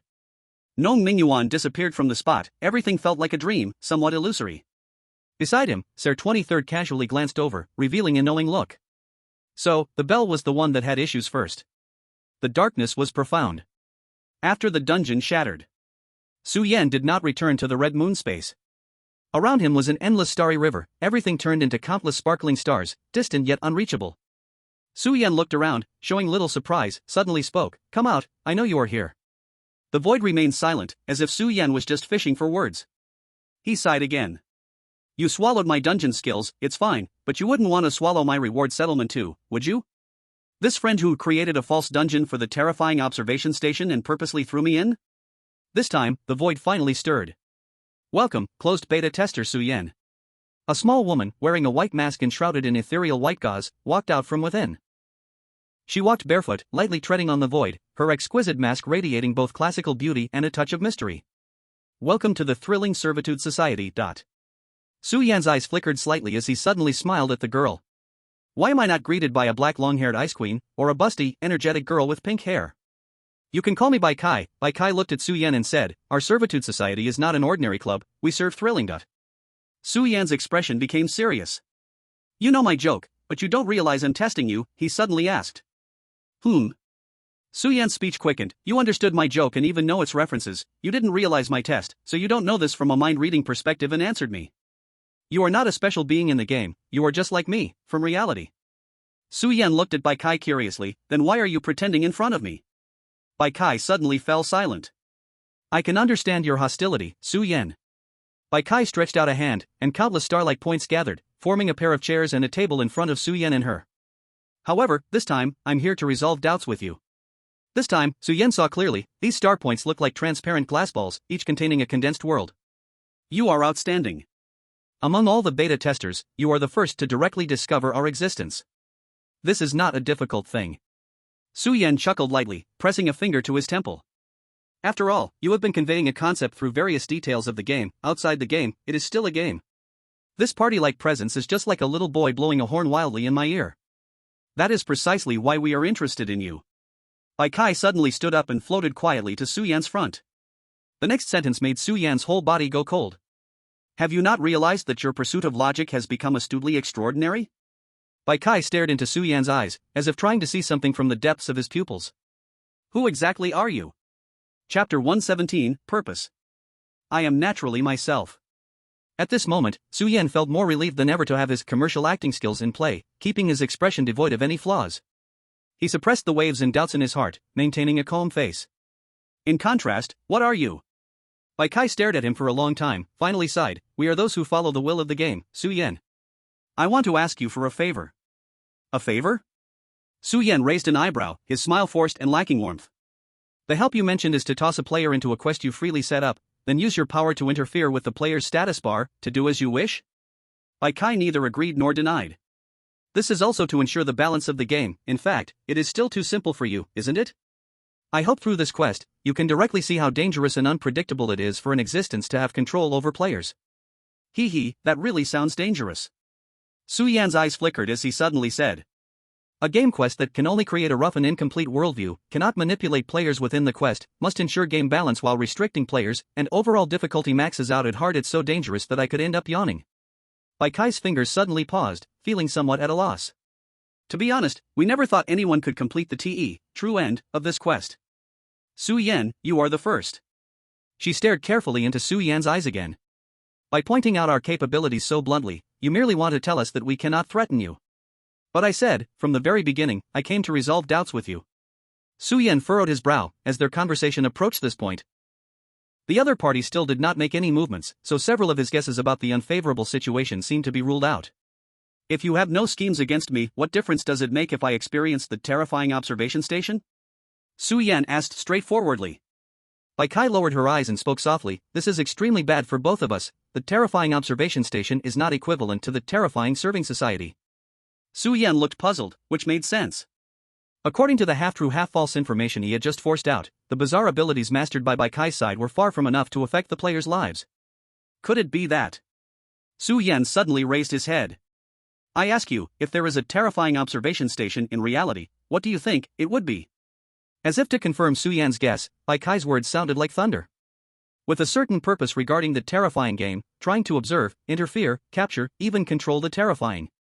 Does the terrifying observation station really exist in the instance? Su-Yan felt a chill down his spine, and an answer that had long been lingering in his mind squeezed out between his teeth. Academy. Su-Yan's heart had long buried many doubts. The Academy publicly claimed it aimed to research the breakthrough methods for the terrifying game, but no progress had been released in the past 3 years. As a nationwide institution, their focus on the teaching aspect was far weaker than their enthusiasm for collecting instance data. Each of the academies was like this. What was the core research institute of the academy truly accomplishing? The goal of the Legion is to become a god, the goal of Beyond Law is to devour gods, but the academy is different. They believe that as long as they control all the powers of a god, then they themselves are gods. They are trying to control the terrifying game? Su Yan felt a strong chill, surprised to find that the academy, known for its rationality, was the most insane of all. What exactly do they want to do? They have already succeeded. What? Do you remember the changes in the real world? Many players were caught up in the aftermath of the gods' creations, but more players were intentionally imprisoned. This was the first time Su Yan heard about the assured survival of players. The faces of teacher Zhou Ming and Zheng Qinglin flashed in his mind. Did this mean they really might still be alive? Someone has already controlled the harmony pivot of the 3 harmony core, so they are not far from prying into the creations of the gods. Wait, you mean to say you aren't sure if the academy did it? Su Yan pressed his head, questioning. This next part is what you need to investigate, Bai Kai said. Su Yan, you need sincerity, then I will tell you. Your next instance is Life Online, which will also be an instance that is both a game and not a game. There, you will touch on a corner of the second god's creation. The second? Su Yan was somewhat confused. This is not our intentional promotion, but the will of terrifying. You have consistently chosen the optimal clearance route with rigorous logic, but this time, you absolutely cannot choose that path, because controlling the human pivot requires sacrifice. If I didn't tell you here, by the time of the conclusion, you would inevitably fall into an irrevocable situation. I think that once you verify all this, we terrifying serving society would gain some trust from you. Su Yan's expression kept changing. Every word Bai Kai spoke branched out into 2 paths of truth and falsehood, exponentially deriving, causing his mind to spin as he tried to reach the real answer. Why me? Su Yan finally asked. You previously referred to me as internal tester? What do you know? We chose you because you are the only one among the internal testers who left no backup. 3 years ago in the initial game, the internal testers who survived all had a chance to leave a backup, but I reviewed all your instances. Every time it seems like a fight for my life. If at that time you were willing to throw away your own life, does it mean you have already found the real way to clear all the levels? Wait. A lightning bolt flashed through Su Yan's mind.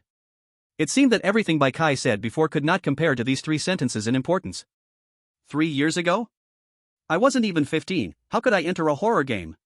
And why do I have no memory of it at all?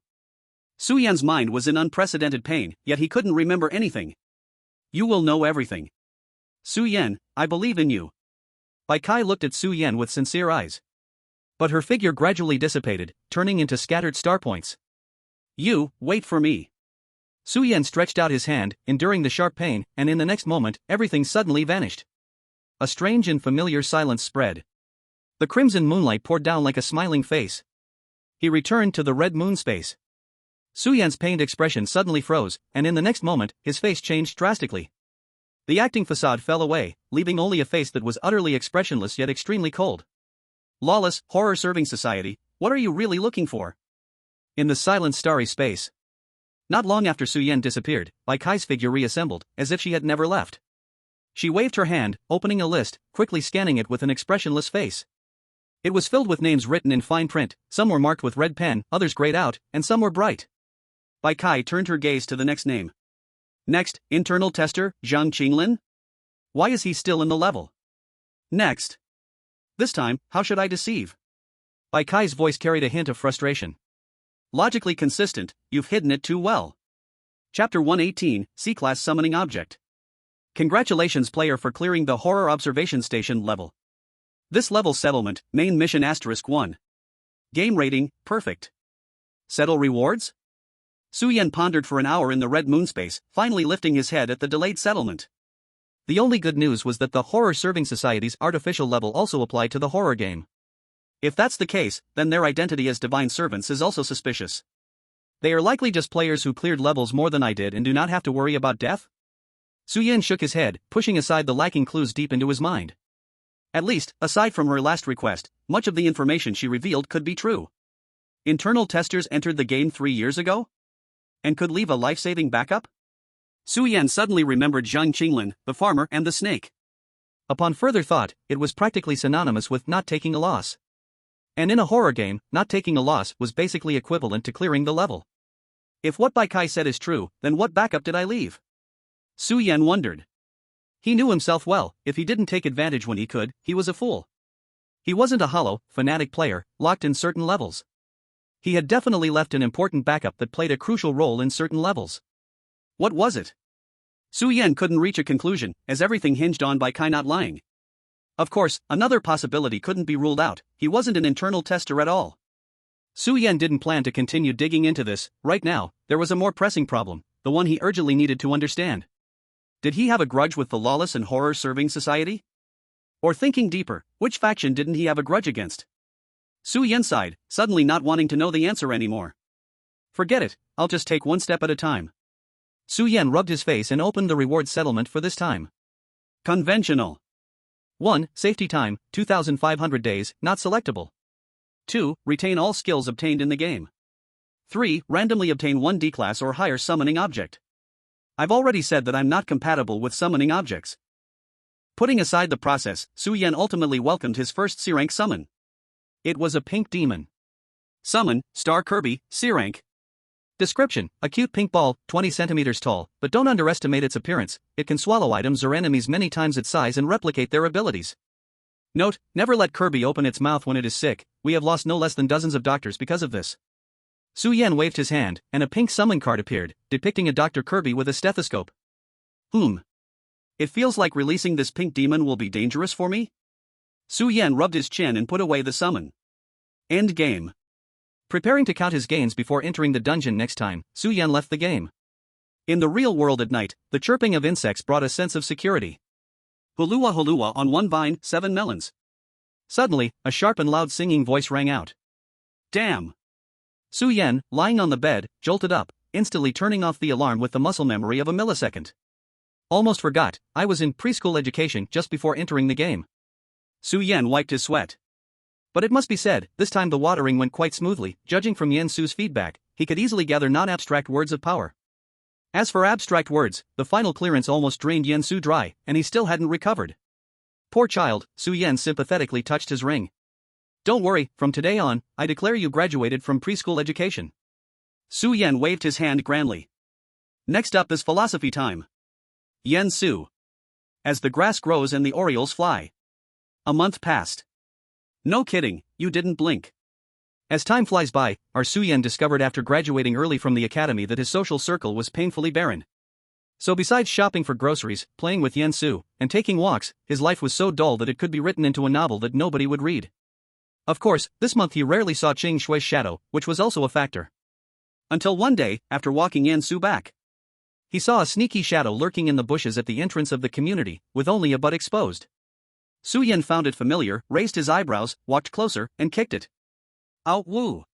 The man in the grass let out a wolf-like howl. Damn! Who dares to ambush your grandpa? The guy with thick eyebrows and big eyes turned his head, rolling up his sleeves with a fierce look. Thud. Then he knelt. Nong Ming Yuan? Su Yan was also shocked. He thought it was some small thief stealing underwear, boldly occupying internal resources. Only then did he take action to teach a lesson. Brother Su. Where have you been? I finally caught you. Nong Ming Yuan's eyes were filled with tears, looking incomparably aggrieved. His clothes were all tattered, looking like he had just escaped from being trafficked in the mountains. Stop right there. Su Yan saw him wiping his nose in tears, about to come closer, and felt his scalp tingle. Let's talk properly. How did you end up like this? After some consideration, Su Yan asked bluntly. Nong Ming Yuan rolled his eyes. Isn't it because of that security guard at your community gate? Security guard? Su Yan was puzzled. He remembered Grandpa Qin at the gate, who usually just loved to play chess, a good person. Good my foot. I bet $10 on 10 rounds with him, and in the end, I almost lost my pants. Nong Ming Yuan said angrily. For the past 2 days, I've been living in this community, having endured the old man's mockery. Su Yan couldn't believe it. Is that it? You don't have that strong card, then what's the deal? 10 rounds just like that? Well, Nong Ming Yuan scratched his head embarrassingly. I just saw that old man's chess situation and felt I had a winning chance. I feel like I'm just a little bit away from winning. You are at least 1 billion points away. Su Yan replied helplessly, and asked, just losing those 10 rounds made you like this? Not at all. Nong Ming Yuan said proudly, counting on his fingers one by one. I participated a few times at the betting spot outside the long-distance train station, and a group of thugs in the green train car invited me to play a few rounds. After that, it was long-distance buses, the Central 13 roads, buses, and finally lost all the way here. His Su Yan gasped, so this guy loses in every bet. I have a feeling that if I just hold on a little longer every time, I can break even. No Mingyuan said with some regret, if it weren't for the urgent time and finding you, Su Lauda, is more important, I would definitely win next time. Su Yan was speechless and suddenly felt like ignoring this fool. He waved his hand, you lost so much, yet you can still afford the bus fare? Of course I can't afford it. No Mingyuan placed his hands on his hips proudly. But I run fast. With his hands on his hips in a huff, Su Yan looked at him strangely for a moment, then took out his phone. Hello, police officer? I want to report someone. Chapter 119, The Gambler's Standpoint. Wait a minute. No Mingyuan's eyes widened as he hurriedly pressed Su Yan's phone, looking up at Su Yan with a pitiful gaze. Su Lauda, we have been through tough times together, do you really want to be so ruthless? Su Yan looked into his eyes and finally softened his heart with a sigh, indeed, we are brothers. Su Lauda. No Mingyuan was overjoyed. I will visit you in prison every month from now on. Su Lauda. Seeing Su Yan using iron-like strength to break his fingers apart and put the phone book on 110, no Mingyuan could only throw out his trump card. It was Glass's guy who sent me to find you. Su Yan's mind flashed quickly, you mean Zhang Qinglin? Alright, this made some sense regarding No Mingyuan's earlier words. Su Yan lowered his suspicion of him from 10 to 9, ready to listen to No Mingyuan's experience. Source of evolution, 3 harmonies, clock of retrospection? So that's how it is? Half an hour later, Su Yan came back to himself. So, No Mingyuan. He turned to look at the spirited No Mingyuan. Lauda, what do you want? No Mingyuan patted his chest. What exactly is your talent? No Mingyuan's smile suddenly stiffened. Zhang Qinglin knows my address, but he didn't tell you, this means he is conveying a message to me, he still has doubts about you? You two have only met once, if he truly doubted, why would he tell you my approximate address? This means you may have met more than once, but he couldn't determine it and could only hand it over to me. Su Yan stared into No Mingyuan's eyes, I knew from that instance that you are a thorough gambler. And now, I know you lose every bet, so should I really get involved with you now? No Mingyuan was silent for a while, then suddenly sighed. His expression was a bit bleak, Su Lauda, I know I am a failed gambler, but I will never harm you. I can't tell you my talent yet, but I can reveal that it is the stake I put down. Stake? Su Yan was puzzled. Yes. As he said this, No Mingyuan became excited again, the earlier seriousness seeming all acted. He clapped his hands in excitement. Su Lauda, do you know? The Legion wants to match the gods with human strength, the Beyond Law wants to kill to become divine, but we gamblers have a completely different idea. We firmly believe, the gods are among us. No Mingyuan's eyes sparkled. The gods are among us? Su Yan was confused but also found it absurd. Compared to the goals of the Legion, Beyond Law, and the Academy, this completely lacks authenticity. That's right. No Mingyuan clenched his fists, ever since I saw that miraculous victory 3 years ago, I believed this. Wait. 3 years ago. Su Yan's expression changed, you also participated in the first game? Oh. Lauda, you know too. That's right, although I was just a confused onlooker at the edge of the world back then, but... No Mingyuan danced his hands and feet, but was interrupted by Su Yan with a bucket of cold water. Then why are you still so weak? Put. The sound of an arrow piercing the heart. As expected of Boss Su, your words are so sharp. No Mingyuan's old face turned red. Boss Su, let me give you a hint. In the Mind's Abyss dungeon, those 3 silly folks in the Legion were not the earliest guests at all. No Mingyuan spoke as if he were revealing something shameful, his voice gradually lowering. Su Yan frowned slightly and quickly thought of a conclusion that was somewhat silly but fit No Mingyuan's luck perfectly. You were trapped in the nightmare-level dungeon for a year or 2? Ahem, it's all in the past, best not to mention it. No Mingyuan coughed a few times, speaking seriously. In short, my bet was definitely not placed casually, I observed for 2.5 years. Until I saw Boss Su, I had a hunch that all my losses were to win back this time. I bet. And then I succeeded. No Mingyuan looked at Su Yan with fervent eyes, as if looking at a deity. It's just clearing a nightmare-level dungeon, it's not a rare thing. Su Yan remained non-committal. But next, No Mingyuan shook his head very seriously, clearing a nightmare is not difficult, but Boss Su, you achieved perfect clearance, that's different. What's the difference? No Mingyuan seemed to be stumped, and then spoke with some difficulty, Boss Su, you don't think that those who have cleared the nightmare dungeon so far have ratings of excellent or above, right? Aren't they? Su Yan was taken aback. No, they all cleared it at best with ordinary or even failing ratings. Su Yan was shaken, this news did indeed shock him. He suddenly remembered the talent upgrade reward he received for perfectly clearing the nightmare. If what Gnome Mingyuan said was true, then in the whole horror game, probably only he knew, talents could also be upgraded. The amount of knowledge Gnome Mingyuan was presenting now was clearly beyond what an ordinary player or even an ordinary gambler could know, but since Gnome Mingyuan was unwilling to elaborate, Su Yan tactfully didn't ask. "Boss, I see a miracle in you that I witnessed 3 years ago." Gnome Mingyuan said seriously, "So even if you are not yet a deity, only you are worthy of becoming one." Su Yan remained silent for a long time. In the end, he only replied to Gnome Mingyuan with one sentence. "The end of the game is not becoming a god, but clearing the game. Game Dungeon Life Online loading. Dungeon type, escape. Number of skills to draw, 2 refresh times, 1 should I draw immediately? Red Moon Space. Another escape type dungeon, it seems this time the difficulty is very high?" Su Yan frowned as he saw the dungeon content matching with Bai Kai's description. If it's really like she said, shouldn't it be better to leave the dungeon as quickly as possible this time? Skill generation completed, please choose 2 skills to load from the following. Su Yan's gaze returned to the skill selection interface. After a moment of scrolling, he chose 2 pretty good skills. Skill 1, pay attention, this man's name is Xiao Shui, D rank. Effect, randomly generates a character named Xiao Shui, with additional voice explanations, attracting the gaze of those around for a certain period. Unable to escape, the duration of the attraction is determined by the intelligence of the person involved. Note, we all know that when this sound rings out, we waste so many minutes of our lives, yet we all inevitably look towards Xiao Shui, until the appearance of Sang Biao, Xiaomei, Deshan. In the end, we watched meaningless reviews for over 10 minutes and wanted to slap ourselves hard. The second skill is quite simple and straightforward. Skill 2, what's wrong with smashing a load-bearing wall?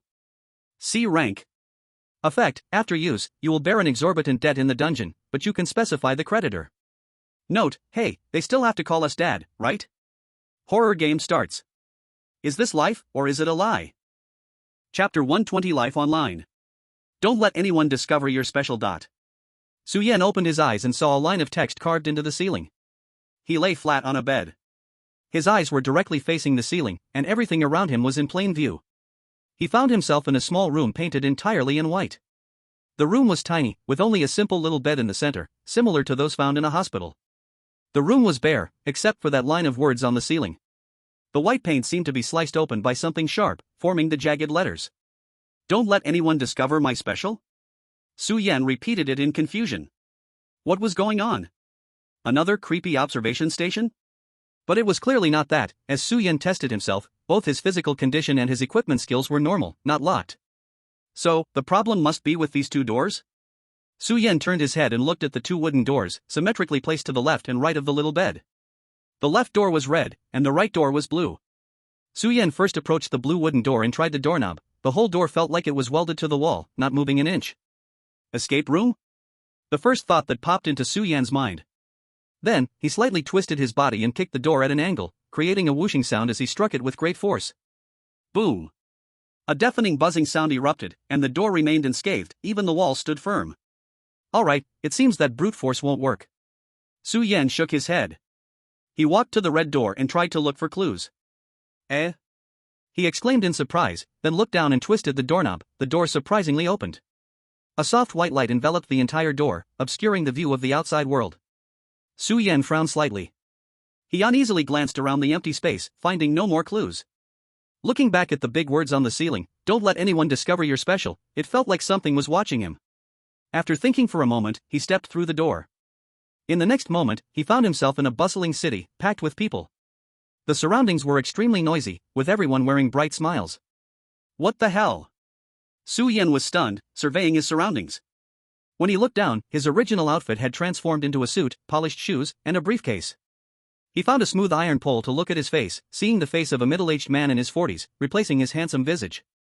Su Yan touched the ring on his pinky and let out a sigh of relief. At least, everything about him was still in player mode. His skills and equipment had not been locked. So, what's the point of transforming into this man? Is this character control? A mechanical substitute? An actor's role? A murder mystery? Self-delusion? Su Yan immediately began searching his whole body, then opened the briefcase, dumping out the few items inside like trash. Ha, found it. Soon, Su Yan discovered a very exquisite notebook, distinctly different from the other items. The first page was written with the original owner's name, consistent with that on his work ID and ID card, George. Su Yan turned to the first page. A strange handwriting caught his eye. George, oh George, you are truly a hopeless man. How can you take a nap on your way to work? Otherwise, you wouldn't have missed this month's perfect attendance bonus. The black ink wrote 2 lines. Strangely enough, as soon as Su Yan read those 2 lines, his eyelids grew heavy. Like he had pulled an all-nighter for a month with only 2 hours of sleep, a strong and unending drowsiness hit him, accompanied by a sour and sullen feeling. What's going on? Su Yan jolted in shock, forcing himself to shake his head, trying to drive away the wave of sleepiness. Only then did he notice that the face in the rearview mirror was bloodshot, the kind of exhaustion that was even more worn out than an overworked office slave. No, I can't sleep. Su Yan took out a gentleman's cane and activated the mechanism on top. It wasn't until the sharp smell of eucalyptus oil hit him that he felt a bit better. This is a strange start. Su Yan exhaled, then looked again at the words in the booklet, bypassing those 2 lines, and finally, the strange drowsiness didn't take over. He turned another page, but the pages behind were all blank. If I fall asleep here, will I miss my reward? But wait, how would I know that? Can I even predict the future? Su Yan realized he was in a dilemma. The most critical point was that unlike the horror observation station, this time, there was no main quest at the very beginning. Su Yan hesitated slightly, but still decided to start with the identity of George. But passivity was not an option. Who knows what might happen if he just let himself fall asleep. ID card, bank clerk, time is a workday. With this outfit, am I supposed to go to work? Su Yan looked around at the people passing by. This was different from the usual eerie and lifeless dungeons. It looked like an ordinary big city. Excuse me, how do I get to I love capital long live bank? Su Yan casually stopped a passerby. Are you asking for directions? The passerby asked with a warm smile. Yes. Su Yan nodded. But why do you need to ask for directions? The passerby continued smiling brightly. Why? Because I don't know the way, is that a problem? Su Yan's words grew hesitant, suddenly feeling a strange sensation. He abruptly looked up. Looking at the passerby's enthusiastic smile, he felt an inexplicable sense of horror. He took a few steps back and realized that the people around him had eerily stopped in their tracks. Every face had a wide grin, and their eyes were fixed on him. Su Yan realized something. Since entering this city, every single person, without exception, had been wearing a constant smile. But when the smiles were so intense, it became strange. He doesn't know the way. The passerby smiled and pointed at him. He has no goal. Heresy. Everyone also smiled, pointing at Su Yan, speaking in unison. Su Yan felt a chill run down his spine. He had been too naive. This city was not just problematic, it was deeply troubled. What are you? With a thought, Su Yan didn't dare be careless. Countless nanometals instantly spread out from his body, and 2 light blades shot out from his omnidirectional maneuver system, gripped in his hands. Su Yan faced the eerie crowd, his face turning serious. Boom!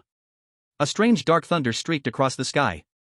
The moment Su Yan activated his omnidirectional maneuver, all the smiles in the crowd instantly turned gloomy. The crowd let out a unified, angry roar. You are destroying cooperation. Suddenly, a strong sense of danger surged within Su Yan. He pushed off the ground, his omnidirectional maneuver firing a laser pulse, and he shot into the air, instantly breaking free from the crowd, looking down from above. This time, he saw more clearly than ever before. On the street below, there were faces, all numb and identical. Everyone looked up at him in unison, eerily staring at him, but doing nothing. They didn't seem like monsters, but just regular humans. So, what could they do to him? As he thought this, Su Yan's expression changed slightly. He realized that these people weren't looking at him, but rather, they were staring at something behind him. Su Yan had a vague sense of something, his mouth slightly open, slowly raising his head to look behind him. The city was full of skyscrapers, stretching endlessly. To the left at the end of the city was a mountain, and to the right was the sea. At this moment, from the mountain's peak in the distance, a gray sun rose. This sun, like a pasted image, suddenly emitted a substantial grayish light. Coming at lightning speed. Sun. This light condensed into overwhelming beams, falling down towards him, leaving no way to escape. In the blink of an eye, Su Yan felt a sudden change before his eyes. He lay on a bed. The bed was in a small room. On the ceiling of the room, a line of words was engraved. Do not let anyone discover your special. Chapter 121, George's Life. These words seemed to glow with warmth, staring at Su Yan. What is going on in this world? Su Yan covered his head as he stood up, feeling a chaotic mess in his mind. What do these words mean? Why am I not dead, but back in this room? Why do I become George when I go outside, but here I am still me? Su Yan relaxed his fingers, his gaze turning cold. Is this still the setting of a copy, or is something else at play? He needed more clues. Su Yan walked to two doors. The blue door still looked locked. It seemed that from the door's perspective, this door was locked, and if he wanted to force his way in, he had to unlock it. Salt Crisp, come bring me the key. Chirp. Su Yan took a key that was the width of a finger, formed with the letters of key, and tried to insert it into the keyhole. Failed. No matter how he thought about it, it just couldn't fit. It seems that a key cannot generate the corresponding power. What I need is to open the door? Su Yan glanced at Salt Crisp beside him, realizing that nurturing abstract knowledge would take too long, especially since there was nothing in the room. He needed an example. No, since it is a door, there will be a way to open it sooner or later, it just hasn't reached the triggering node yet. Do not let anyone know my special. This time, Su Yan walked again to the red door, as if he understood something. In short, it means to become mediocre, right? George stood on the street again. Su Yan opened the booklet. Oh George, you're truly a hopeless man.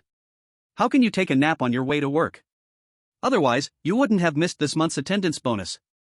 The heavy drowsiness hit him again, but this time Su Yan had applied some essential oil to his temples in advance. Struggling against the drowsiness, Su Yan felt the emotions that came with the words, a strong sense of regret, a bit of defeat, and deep fatigue.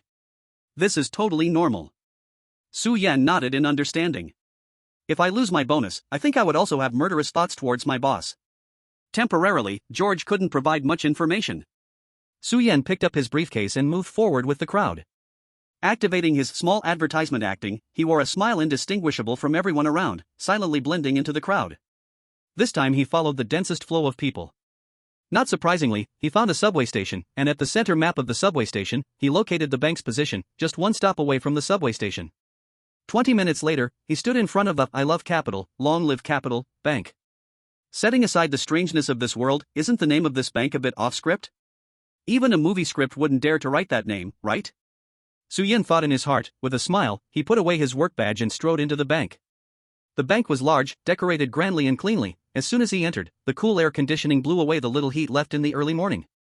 Just as Su Yan was troubled about how to find his workstation, a chubby man resembling a greasy pig approached, clearly someone with a managerial air. Su Yan saw clearly that the other man also wore a badge on his chest. Manager? Hans. Oh, George. You arrived so punctually today, a true dedicated employee. Hans, dripping with greasy sweat, came to him with a satisfied smile, patting his shoulder, leading him to a certain place. Manager Hans's unexpected enthusiasm for George was different from the hollow smiles of passers-by. The air was filled with the emotions of a petty person. This emotion was directed at George. I'm sorry, George. Hans brought Su Yan to the 12th floor, where Su Yan learned about the layout of the bank. The 12th floor was for employees. Hans led Su Yan to his workstation and patted him on the shoulder. I forgot to tell you, even though you arrived punctually today, you were late by 3 whole minutes twice last month. Though you work hard, I have to be fair to other colleagues, so your attendance bonus will be given next month. Don't worry, I see your work attitude. For this month's evaluation, I will give you an A in all areas except for your performance rating, but... Ha? Su Yan tilted his head, failing to grasp it at first. What was with this overly realistic tone? You also know that the bank's economy is in a downturn this month, Hans sighed. Although you do the most work, I still need to ask you to put in an extra day's work. Think more about Lena. She has been managing the household at home, and your daughter Rose is still in school and not working. You wouldn't want your wife and kids to go hungry, would you? Hans left behind a famous line of pua and left with a smile. Su Yan couldn't hold it anymore. He hurried to the bathroom, dropped the act of the small advertisement, and finally removed the nearly stiff smile from his face. Nice job, George. Su Yan joked at the weary face in the mirror. Working day and night has earned you a full attendance bonus that was just 6 minutes short, and more work. As he rubbed his face, a look of doubt appeared in Su Yan's eyes. He had thought he would find more clues here, but everyone except Hans seemed like insignificant NPCs. When he was looking for a map at the subway entrance, he realized that this whole metropolis was vast in both foot traffic and area. And unlike the scary observation station and the soulless village side quests, he caught a glimpse from the sky. Aside from where he was, other places seemed to really exist. With such a large map, how could it be fully explored unless players used special means? Unless, the map itself wasn't meant to be explored by Su Yan, it just had to exist. Until now, there hasn't been a main quest, no strange abstract world. I seem to smell the essence of nightmare-level difficulty. Su Yan murmured. Su Yan took out the little booklet again and suddenly exclaimed softly. The 2 lines marked, missed this month's full attendance bonus on the first page of the booklet were crossed out completely as if a task had been completed. In the next moment, Su Yan's pupils trembled, and an emotion not belonging to him suddenly forcefully invaded his mind. It was a sweet emotion similar to a sense of achievement and satisfaction, undeniably sweet. Su Yan's mouth uncontrollably twitched. He looked at his reflection in horror, gradually revealing an absurd smile. George's sense of happiness plus 30%, current, 30%. What's going on? Su Yan stared at the smiling face in the mirror, his eyes strangely filled with fear and seriousness. Where did this happiness come from? Chapter 122, One Day Repeating. Why did George feel happy? This is what Su Yan found completely puzzling. After a long time, this overwhelming feeling slowly faded away. Su Yan looked at George's reflection in the mirror with a gloomy expression. But he found that under the equally gloomy face, George's lips were subtly curling up slightly compared to before, looking less gloomy. But if this continued, Su Yan dared to guarantee that his face would eventually change to match those around him, maintaining a happy smile without even using skills. Showing something special will lead to being erased to nothing, blending into mediocrity will truly lead to assimilation. What on earth should I do? A heaviness settled on Su Yan's brow. One morning, Su Yan sat at his desk, no longer triggering any events. George's workstation was simple, with little time spent on decoration, piled high with documents. The only item he placed next to his computer was a warm family photo, featuring George's wife and daughter, positioned where it could be seen easily. Just like an ordinary bank employee. George was busy, but he didn't socialize much with colleagues, and manager Hans exploited him to the max. Of course, Su Yan couldn't work, he had no idea about the tasks at hand. Until noon. Su Yan hopelessly opened the booklet again, only to find new text appeared on the second page without his notice. George, oh George, you are truly a hopeless man. How could you forget that there is a parent meeting at school for Rose this noon? You are not a qualified father. This time, it came with a thick sense of guilt and indebtedness for not being able to give love to his daughter after years of busyness. Su Yan's chest felt heavy, as if something was weighing down on him, making it hard to breathe. Su Yan glanced at the clock on the wall, it was almost 11. It seems the next stop is school. He tucked the family photo into his pocket. Then he pushed the piled documents over, making the desk look disorganized and busy. Next, he created a new blank PPT document titled Work Materials on the computer. Finally, while pretending to mumble to himself that he was going to take a dump, he passed through the workstation and headed to the elevator. As the floor descended, it stopped right in front of Su Yan, and at that moment, there was no one around. Seeing his reflection in the smooth elevator surface, Su Yan couldn't help but smile like a victor. The elevator door opened. George, you're off work already? Hans looked at Su Yan, surprised. The two exchanged glances. Why did he run into Hans? Su Yan looked at the empty elevator and then at the roll of toilet paper in his hand, clearly not something for work, and internally shouted, "What the hell? Old thief." Su Yan's eyes widened, and he couldn't help but glance at the clock nearby. It was only 11, how could he be slacking off? Manager Hans. Su Yan could only keep smiling. I have a parent meeting for my daughter at noon, I'd like to request an hour off. Oh, that won't do, buddy. Hans laughed exaggeratedly, you're working right now. Don't worry, it's just a parent meeting, Rose is a good kid and will understand you. Hans patted Su Yan's shoulder, smiling as he spoke. It sounded like Hans really knew about his family. Manager Hans, I'll be quick, I'll be back soon. The smile on Hans's face disappeared. George, you're acting strange, are you planning to leave your post? He stared deeply at Su Yan, his eyes suddenly swirling with a gray light. You have no discipline? Su Yan's heart skipped a beat, and turning back, he saw all his colleagues standing up, pointing at him. Heresy. Damn. Su Yan cursed loudly. The three-dimensional maneuvering nanoalloy instantly unfolded, he charged his dual-sided pulse, slamming against the building's glass window. Bang! Glass shards flew everywhere. Su Yan had no time to care, he abruptly turned to gaze at the mountain at the end of the urban view, where a gray sun rose again. The light descended. At this moment, Su Yan's gaze turned cold, he immediately activated 4 skills. With a twist of his left hand, he used Stop Drawing Me Big Cakes to create a pancake as smooth as a mirror. Not far away, golden light surged, condensing into a friend phantom. At the same time, he extended his other hand, activating Little Hint Hand. Finally, he tried to refuse the light's touch. It's just a pity, it was merely a ray of light. It could cover the entire world. Endless gray light wrapped Su Yan and his friend together, ignoring a trace of reflection, with no intent to kill. In the end, Su Yan only captured the desperate information displayed by the Little Hint Hand. The light of cooperation, triggered by people and gears, within the covered range, the targeted objects cannot escape. Su Yan looked desperately at the towering buildings surrounding him, the range, ridiculous. This light can reach every corner of this world. The light wrapped around Su Yan, and then, he opened his eyes. Don't let anyone discover your uniqueness. He was back in the initial room. This place felt like a checkpoint in MC, Minecraft, where just placing a bet allows saving. It allowed him to restart countless times. You are wrong, I am not the unique one, it is this world. Su Yan said self-deprecatingly. What a life online. Can't I open this blue door again? Su Yan walked to the blue door and tried again, a guess forming in his mind. Could it be that I need to raise George's happiness level to full? His first nightmare-level dungeon experience made Su Yan realize this was one of the few hints to clear it. But at the same time, it could also be a trap. Forget it, I will be careful this time. Su Yan walked toward the red door. George was once again standing on the street. I love Capital, long live the Capital Bank, punch in successfully. Hans arrived on time, dodging the full attendance reward, opening the booklet, task completed, success. This time, Su Yan tried again, still unable to stop his smile from being assimilated. So what's next? Casually starting round 2, activate. Su Yan messed up his desk again. It is worth mentioning that this time the desktop returned to its previous state. It seemed his progress in the computer wasn't saved, and that blank PPT had vanished. And the glass curtain wall he broke also restored to its original state, making Su Yan give up on the idea of clearing the game by destroying this world.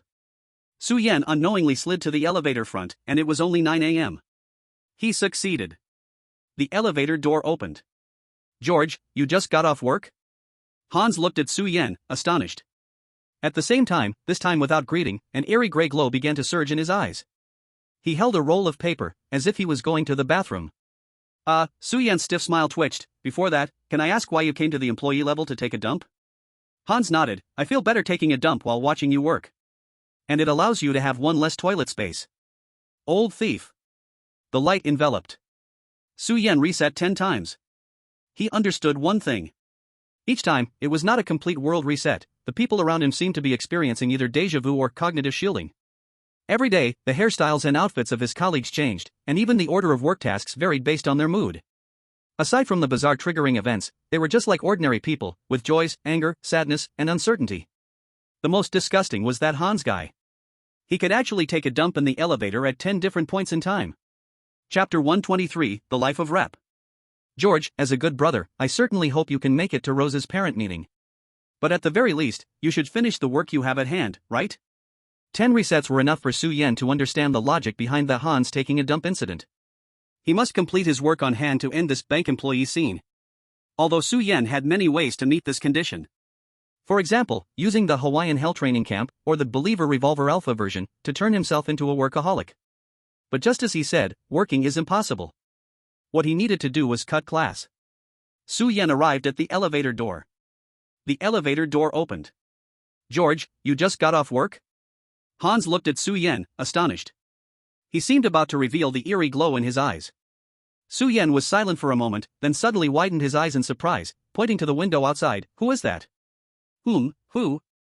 Hans turned his head, and then his gaze was deeply attracted. A very ordinary-looking man suddenly appeared outside the building window. Pay attention, this man is called Xiao Shuai. A synthetic electronic voice echoed from somewhere. Hans and the others around him changed color, their eyes about to burst with a strange gray light, uncontrollably fixed on the man. This man is called Xiao Shuai. When he wakes up, he finds himself 100 meters high in the sky. What will happen to him? Oh, he fell down. He died. The commentary lasted a total of 4 sentences.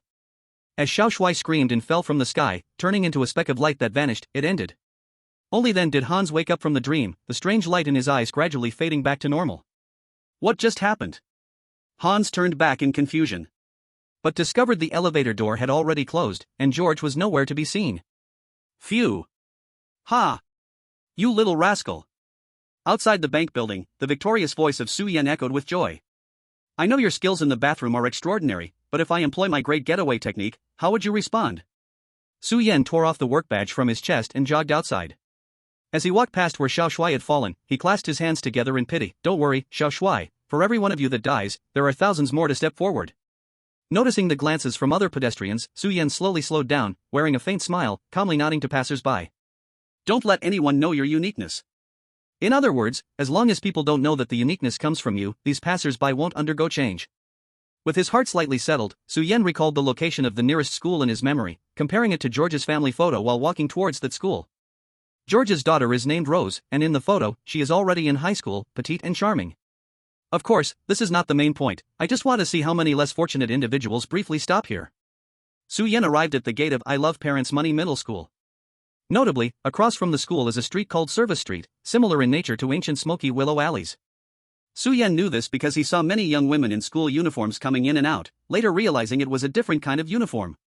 What the hell, I can't believe it. At that moment, a familiar shouting voice came from the smoky willow alley, oh no, Service Street. Nong Mingyuan? Su Yan's expression changed as he heard that familiar voice and hurriedly looked in that direction. He saw a foreign man with an unfamiliar face running out of the alley in panic, but from that familiar tone, Su Yan knew it was Nong Mingyuan. He clutched a small booklet similar to Su Yan's in his hand. Behind him, a group of heavily made-up women surrounded him with blank expressions. Su Yan just wanted to call out to him. Then the sky darkened. Su Yan was startled and looked up. Nong Mingyuan seemed already familiar with this scene, crying out as he tried to make a final struggle. Trash game. How did I break my vow of chastity? The light fell. In the next moment, Nong Mingyuan staggered, as if his soul was drawn away, and when he raised his head again, his eyes were dim, and a numb smile crept across his face. Nong Mingyuan? Are you okay? Seeing the light had dissipated, Su Yan hurried over to ask. Are you calling me, sir? Nong Mingyuan smiled strangely. Su Yan's expression changed suddenly. The voice was still his, but now the soul seemed no longer his own. Why are you calling me?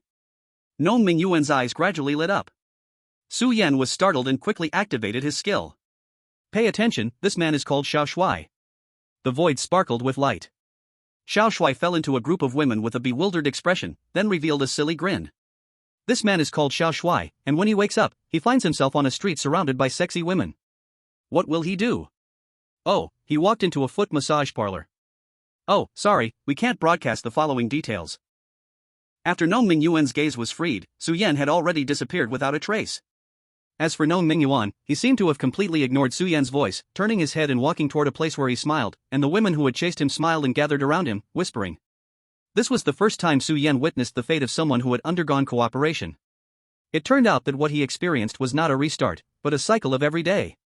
Su Yan couldn't help but feel a chill in his head. No, this world is too strange, he must quickly find a way to avoid cooperation, allowing him and Nong Mingyuan to escape. He lowered his head and made a mark in the small booklet in his hand, turning it into 2 books. As soon as he activated the skill, he quietly took the booklet from Nong Mingyuan's hand. The moment he saw him, Su Yan immediately knew the other party's situation was just like his own. So this booklet might very well be the key for players to clear the game. Su Yan took a deep breath and looked seriously. The booklet had a few sentences written on it. Oh Ripu, you are truly a devoted man. How can you only be one with Ariel? Other women are waiting behind you. Slap. Su Yan closed the booklet, his expression unreadable. Let that guy sink in cooperation. He deserves it. Human joys and sorrows are not interconnected. But as Su Yan looked at this bustling metropolis, he suddenly appeared bewildered. How many players are trapped here? Su Yan sighed and turned back into the Service Street. Chapter 124, Exploring Service Street. The scene inside the Service Street was hard to describe. The rich perfume could not dispel the strange odor, with discarded messy disposable clothes everywhere. Even during the day, the glaring streetlights emitted dazzling colors, accompanied by the faint sound of applause coming from behind the walls. Ignoring all that, Su Yan looked deeper down the street, towards a Nong Mingyuan doppelganger who seemed to be walking toward a hotel. Before the person walked too far, he remembered the direction Nong Mingyuan left in, planning to meet again during the next cycle and gather more information. Dad? A girl's voice sounded from behind. Eh? Su Yan instinctively replied, driven by a sense of opportunism. Turning his head, he was somewhat surprised. He rubbed his eyes and took out a photo, then rubbed his eyes again. Rose, dressed in a uniform, appeared at the street corner. Su Yan's eyes widened, then he sighed with relief. Rose was wearing proper attire, different from those in the alleys. She probably just came over to greet him after spotting him. Dad, why are you here? Rose asked gently. Being called dad by a girl around the same age made Su Yan feel a bit uncomfortable, but fortunately, he had quite a lot of experience dealing with such situations. Thankfully, Su Yan didn't have a belt still in hand, otherwise, it would be hard to resist the urge to take it out and try it. I came to attend your parent-teacher meeting, remember? Su Yan feigned wisdom. Oh, then let's go. Rose nodded, showing no extra reactions, and immediately started walking toward the school. She didn't ask Su Yan about his experiences or motivations, nor did she mention the details of the meeting.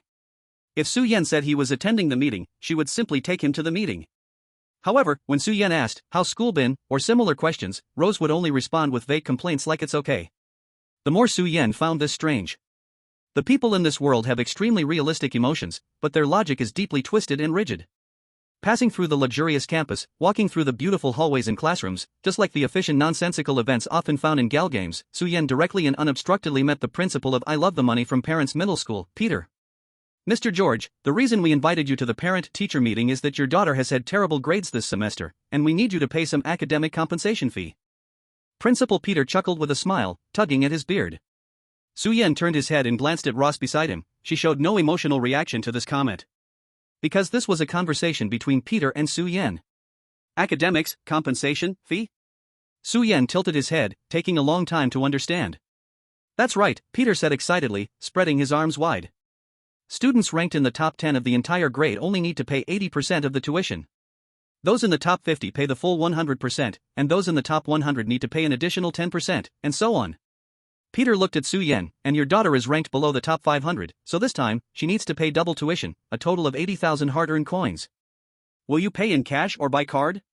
During his 7th reincarnation, Su Yan had indeed checked this world's Baidu encyclopedia out of boredom. Incredible, this was the most well-structured world he had ever seen, almost like a vast, real world.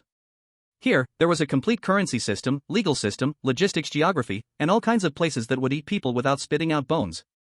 Right now, this school was a prime example.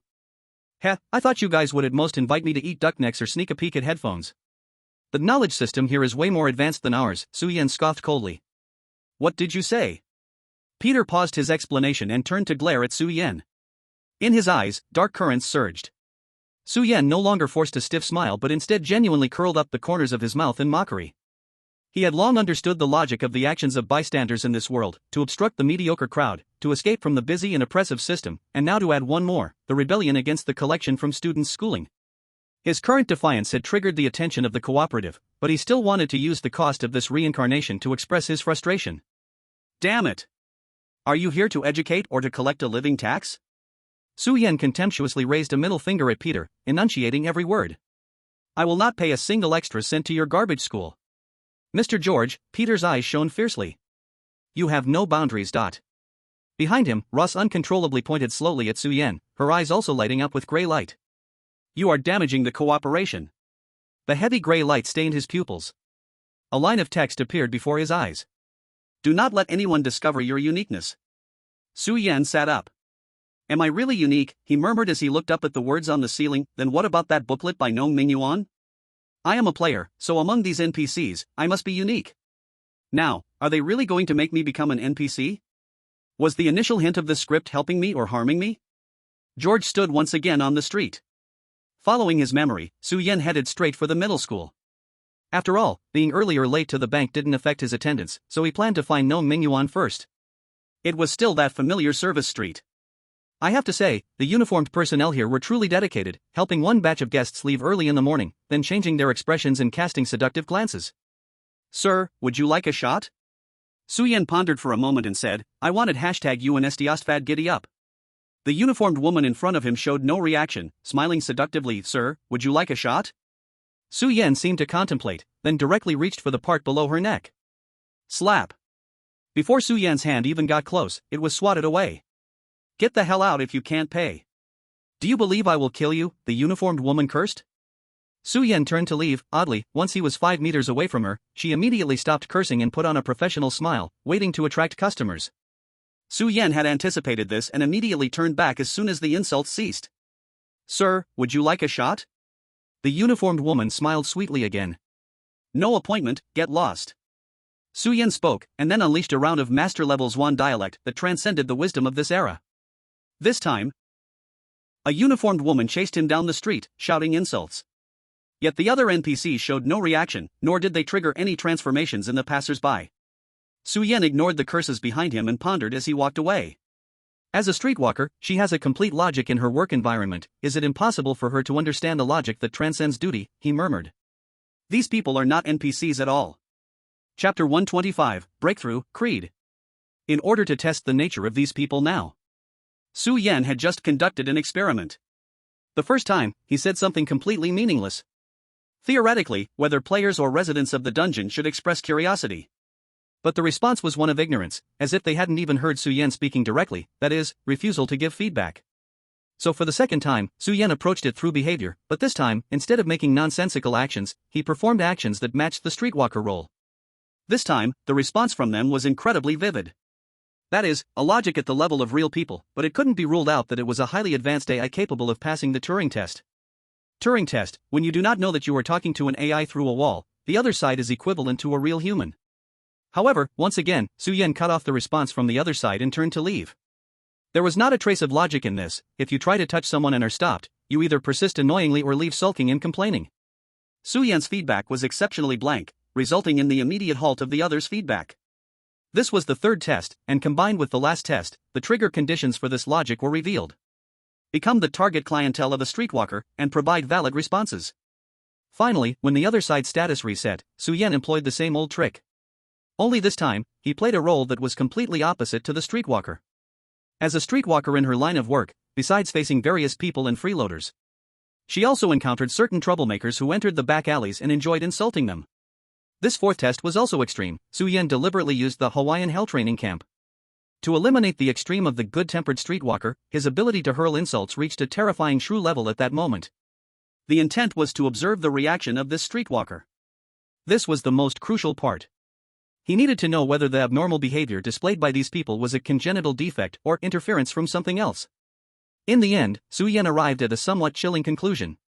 They are not special, they are just ordinary people interfered with by the cooperative. This is a game world forcefully altered by the cooperative. Su Yan turned back with a complicated expression and said a string of gibberish to the streetwalker. The latter's expression instantly calmed down, and she then showed a faint smile, returning to her previous spot, beckoning to passers-by. "Sir, would you like to have a go?" The long street was nearing its end. Su Yan began to recall the direction that Nong Ming had gone, troubled about how to find him. At this moment, he saw a familiar foreign face, completely naked, only wrapped in a blanket, running towards him with a terrified expression. Wo Su Yan instinctively covered his eyes. At the same time, he opened a gap between his index and middle fingers, carefully staring at the naked man. What kind of mess has Nong Ming gotten himself into? At that moment, as Nong Ming got closer and saw Su Yan standing still, his eyes lit up. "Boss Su, save me." Nong Ming nearly burst into tears. "You recognize me from this?" Su Yan raised an eyebrow. He had initially wanted to pretend to be a bystander and enjoy the show while snacking on some seeds. But Su Yan suppressed his dark sense of humor and summoned Xiao Shui. Pay attention, this man is called Xiao Shui. Oh, mother asterisk. He went in again. This time, he called 3. Alright, the director has cut the broadcast. 4 sentences of commentary time were enough for Su Yan to lead Nong Mingyuan and shake off the group of women trailing behind them. "So, what's going on?" Su Yan casually grabbed a set of clothes he found in front of the shop and threw them to Nong Mingyuan. "Boss, I can't go on living." Nong Mingyuan's tiger-like eyes were filled with tears. "What kind of trash instance is this? I woke up, and I was lying in the middle of a bunch of women." Su Yan's smile froze, and his face was full of murderous intent. "You better not be showing off." "Of course not." Nong Mingyuan shouted loudly, explaining with deep emotion, "Boss, you really don't understand. This is a big group of rich women. They brought steel wool balls to play with." He forcefully rubbed the little booklet in his hands as if venting his frustration, gritting his teeth and saying, "How can I, Nong Mingyuan, a dignified senior mage, fall into the hands of these old women?" Su Yan recalled the group of women who had just chased after Nong Mingyuan. Indeed, their faces were heavily made up, but their skin was still much worse than the ordinary people on this street. "But you can escape for a moment, but not forever. Either collaborate with them or be collaborated with by the world?" Su Yan raised the corner of his mouth and made a cold joke. Nong Mingyuan couldn't help but shudder. "I don't even want this. What should I do, Boss Su?" he cried with a bitter face. Su Yan thought for a moment and said to Nong Mingyuan, "Show me that little booklet again." Nong Mingyuan obediently did as told. Su Yan opened the booklet, and the text on the first page was no different from before. "Rep, oh Rep, you are really such a devoted man. How could you only blend with Ariel? Other women are waiting behind." Su Yan tried again, but these 2 lines of text did not convey any emotion.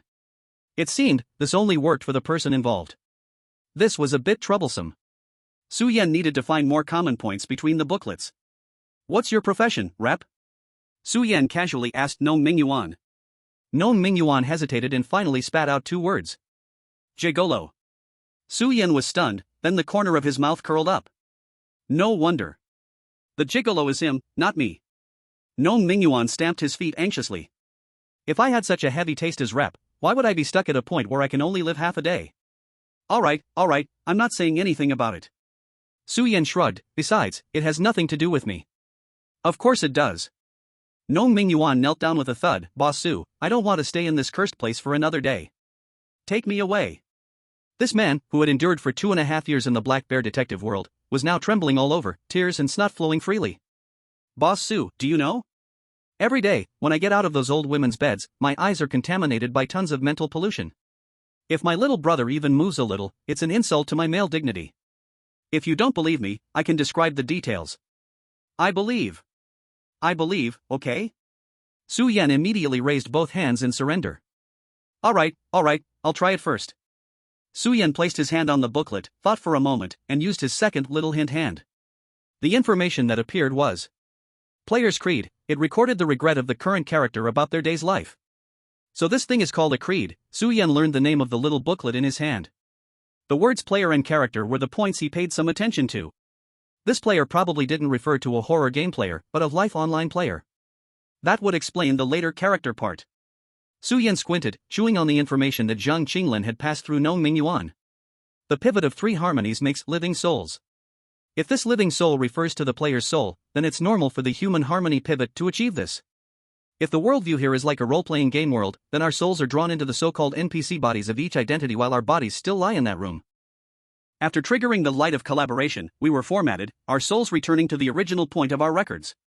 The so-called NPCs returned to their bodies to complete this day, while we waited for the reboot of the game, this cycle repeating endlessly. This is precisely why we weren't erased. Is someone protecting us? This is not protection. It is ultimate torment. Nong Mingyuan protested, I feel like I've fallen into the 18 layers of hell. You're right, it may also be torment. Su Yan did not refute immediately, but instead pondered thoughtfully, after all, who can say that life this game isn't a form of torment? However, no matter what, this mastermind has given us a choice. As for the ending of that choice. Su Yan's voice gradually trailed off. He suddenly lifted his head. That's right, he must see the ending. If he couldn't even see the board clearly, how could he talk about a game? This time, I will walk the path on the creed. Su Yan made his decision. Ah? Nong Mingyuan's eyes widened in terror. But won't that? What? Su Yan glanced at Nong Mingyuan and suddenly revealed a smile like a fish on a hook. You must have been a coward, right? I haven't. Nong Mingyuan's face turned red in an instant. I just tried. I just kissed every old woman's cheek, as if I was nibbling on pigskin. I absolutely did not sell my body. Nong Mingyuan began to self-hypnotize. But that emotional infection really is strange. How could I feel happy? Before Su Yan could ask, Nong Mingyuan blurted it out. The last message was also clarified. In any case, I want to give it a try. See you in the next round.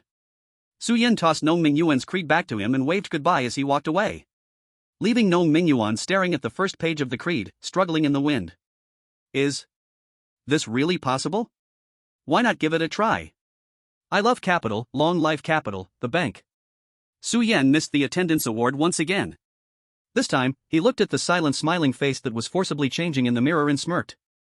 The little handsome guy fell from the sky again, receiving the attention of all the staff on the 12th floor. Su Yan succeeded once more in slacking off, slipped out of the elevator, and arrived at I Love My Parents' Money High School. Rose. Father, how did you? Interrupted. Take me to the parent-teacher meeting. Okay. The two walked directly to the principal's office without any conversation this time. Mr. George, hello, I am Peter, the principal of this school. I called you here this time, interrupted. Transfer. Ding. Deducting 0.6% college service fee, 79,520 blood and sweat coins received. After paying, Peter became even more enthusiastic, completely different from last time. Your contributions will surely bring rewards. The parent-teacher meeting concluded. This time, Peter took him to Rosa's class like Hans, moving Rosa's seat from the last row of the classroom to one row forward. However, compared to the cramped classroom with 80 people in 10 rows, Rose sitting in the second to last row appeared somewhat small. But she didn't react, simply keeping her head down, reading, wearing a smile that was much emptier than Peter's. Watching this scene, a slight fire ignited in Su Yan's chest, which previously felt numb. He knew it was almost time, said goodbye to Principal Peter, and turned to slip into a restroom. He took out his creed booklet. George, oh George, you are truly a hopeless man. How could you forget? this noon at school is Rose's parent-teacher meeting. This is not what a qualified father should do. At this moment, the 2 lines above had already been crossed out. George's sense of happiness plus 30%, current, 60%. A strong sense of happiness surged uncontrollably into his mind, bringing a thrilling sweet emotion. This time, Su-yen even felt his thoughts being infected. His face radiated with smiles, tears almost pooling in his eyes from laughter. George, oh George, you truly are a hopeless man. You work hard, neglect your daughter, and entrust her to school. What he exchanged for it was a heartless daughter and greedy exploitation. Who are you working so hard for? Ha ha, ha ha ha ha. Su-yen laughed uncontrollably, while the corners of his mouth and the mirror also rose and froze further. Fortunately, he knew that during class, the men's restroom would be empty, because both teachers and students had to follow the discipline. After a while, Su-yen suppressed his emotions and wiped away tears from the corners of his eyes. Yet, at this moment, a strong sense of happiness continued to surge from his heart, persistently affecting his physical and mental state. Su-yen looked emotionlessly at his smiling self in the mirror. At this moment, he didn't need to pretend to maintain a commercial performance, and he was almost no different from the people around him. It seemed he understood something. Su-yen turned to the next page. Oh George, you are truly a hopeless man. A new creed had emerged. How can you work late and then collapse into bed at home without even buying a rose? Today is your 20th wedding anniversary with Mary. This time, what came through the words was the guilt and appeasement from years of being busy with work for his wife. At the same time, Su-yen felt his whole body becoming numb and heavy, even feeling a faint cold pain in his lower back. Hee, it seems this day is about to come to an end. Su-yen nodded in satisfaction. But there's one strange thing. Why isn't the completion of the creed in real time? Su-yen flipped back to the previous 2 pages. Every time, it was himself opening the booklet that would strike off related events and then increase happiness. In other words, if he didn't look at this booklet, it seemed he wouldn't be affected at all. This didn't fit the game design philosophy. Key items that are highly related to clearing the game must be able to trigger 100% of the time. Maybe the creed has other uses. Su-yen left the school. He estimated the time. At this point, he probably wouldn't see any good shows upon returning, and suddenly had an idea. Should he go look for other players in this city? Chapter 127, Failed Ending. Su-yen had previously glanced hurriedly at the entire city. The city was built around the distant mountain, and his side was a relatively far area. The edge part was either close to the sea or filled with suburbs and forests. This was a bit strange because coastal cities usually tilt their centers toward the sea area. At the very least, they wouldn't build urban areas around a mountain, unless developing a special tourism project. Of course, Su-yen could guess some reasons. Only in this way could the light of cooperation accurately reach every corner from top to bottom. So does this mean that as long as he escapes from this city, he can leave the instance? Or, by getting close to that mountain, can he eliminate the source of the light of cooperation? Nightmare-level instances are indeed troublesome. Su-yen rubbed his forehead with a headache. There are too many distracting options to eliminate, making it impossible to confirm the correct solution to clear it. For now, Su-yen decided to first eliminate one distracting option. Does this instance require players' collective strength to clear? Su-yen boarded the subway. Because his home was close to the bank, George didn't have a subway card or anything, but fortunately, mobile payments were equally convenient in this world. He succeeded. The subway routes extended in all directions, meaning he could reach any corner of the city in one day, whether it was escaping from the city's edge or reaching that mountain. But instead, he felt no sense of ease at all. After getting used to this instance, it didn't impose any harsh restrictions on players. In the Soul Realm, players still had to face survival issues at the food level. But in this city, the freedom was out of control. Life online, does this mean that escaping and delving deeper can't shake this game? We will only welcome a new day called life after time runs out? Su-yen sat on the subway, returning to the starting point. As expected, this journey brought nothing. As a player who cannot violate cooperation, it is extremely difficult to find others in the vast sea of people. To avoid being discovered as special, he had to leave specific marks, but leaving them all over the city was equally challenging. Next time, I need to look for clues from newspapers and news TV. Su-yen tentatively concluded a new direction. If a player were to refresh as a journalist, they might find a way to convey information to other players. He raised his head and exited the subway station, where the sky was turning dark. Su-yen took out his work ID and headed toward the family contact address written on it. Passing by a flower shop. Hello, sir, may I ask? A bouquet of roses, Su-yen interrupted. Soon, he bought a bouquet of roses as instructed by the creed booklet, holding it on his way home. The dim streetlight shone down, and the surrounding pedestrians were all smiles, making the scene feel exceptionally warm and happy. And Su-yen's destination was clear.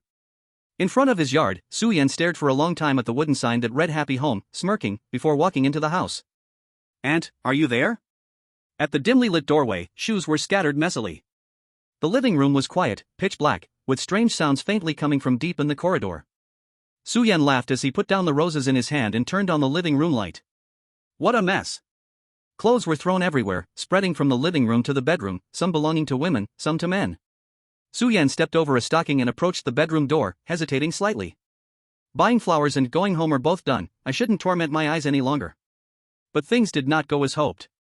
At this moment, the voices of a man and a woman came through the poorly soundproofed bedroom door. "Ugh, George might be back soon." "Humph, that guy works so much, he probably won't come back tonight." "My sweetie, let me see." "No." A strange female voice must have been George's wife, Lena, while the other voice was quite familiar to Su Yan. "Hans, ha." Su Yan casually took out the small booklet, mocking, I wondered how he knew so much about George's family. Su Yan moved slightly away from the bedroom door and flipped to the third page of the Creed booklet. "Oh George, you are truly a hopeless man. How can you work late, come home, and fall straight to sleep without buying a single rose? Today is your 20th wedding anniversary with Mary." As these two lines caught his eye, an underline immediately appeared, as if marking these lines as tasks. From beginning to end, the creed mentioned only the character itself. This meant that as long as the character did what they thought was good, they could complete the creed, but whether the outcome was good or bad, who knows? George's happiness plus 30%, current, 90%. An unprecedented sweetness surged in his heart. This aftertaste was somewhat unexpected for Su Yan, causing him to stagger and almost make a loud noise as he fell to the ground. Su Yan propped himself up with one hand while desperately covering his mouth with the other, yet he still let out uncontrolled laughter through his fingers. "Oh, good, ha ha ha, so this is the true meaning of happiness, ha ha." Su Yan laughed so hard that he rolled on the ground. "Yes, George, how can you not feel happiness? You have done your duty the best you can. You haven't missed a single day of work, you haven't missed your daughter's parent-teacher meeting, and you bought flowers for your wife on your 20th anniversary, ha ha ha. You fulfilled your duties as an employee, a father, and a husband. As for the outcome, what can you do? You should be happy for this, ha ha ha." Su Yan looked at the taskbar, seeing that he was still 10% away from happiness, suddenly realized, and stopped holding back his laughter, bursting into loud guffaws. With a funny yet stiff smile on his face. Only the fear of making a wrong choice flickered in his eyes. "Ha! Yes. Your life. It can only align with the world's wishes. With your humble desires. But it cannot align with the wishes of others. Are you satisfied with this happiness raised in harmony? Ha ha ha. Wrong. We all made mistakes." Su Yan laughed loudly, but his body quickly got up, searching for something in the whole living room, as if intentionally making a huge noise. From the bedroom door, at this moment, a commotion had erupted. Su Yan's loud shouting startled the two people, and they would soon walk out of the living room. But Su Yan was faster. Then, his movement seemed to suddenly jam, his whole body frozen in place. Under the dim light, Su Yan stood quietly in a corner of the living room, shaking violently, a flashy smile on his face, but his eyes suddenly filled with terror. With a creak, the bedroom door opened. But Su Yan ignored it, wearing a smile that was rigid and almost irredeemable. He trembled, looking at the two familiar little booklets in his hands. These were the ones he found in the coats of his wife and Hans. "The creed, you are players too, ha ha ha, so that's how it is." Su Yan looked at the two who stood behind him, their eyes glowing gray, and burst into wild laughter. You everyone is the same." Su Yan laughed despairingly. "I don't need to look for players, you have already filled a city. George." Lena and Hans spoke in unison, with a cold tone, "as you destroy harmony." "Ha ha ha, I understand. Harmony, is it harmony you want?" Su Yan laughed, pointing at the sky. Gray light descended. His gaze was extremely ferocious. "You think too beautifully." Chapter 128, Bankruptcy and Imprisonment. George stood on the street. A slight smile crossed his face. Upon closer inspection, this smile was somewhat different from those of the surrounding pedestrians, appearing extremely relaxed. "Happiness, the side effects that influenced my thinking have finally been erased."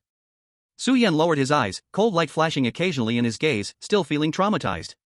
He looked around at the passers-by again. Just now, if he had continued to go the wrong way, this time in the cycle could very likely turn into them. Su Yan took a step forward, secretly thinking.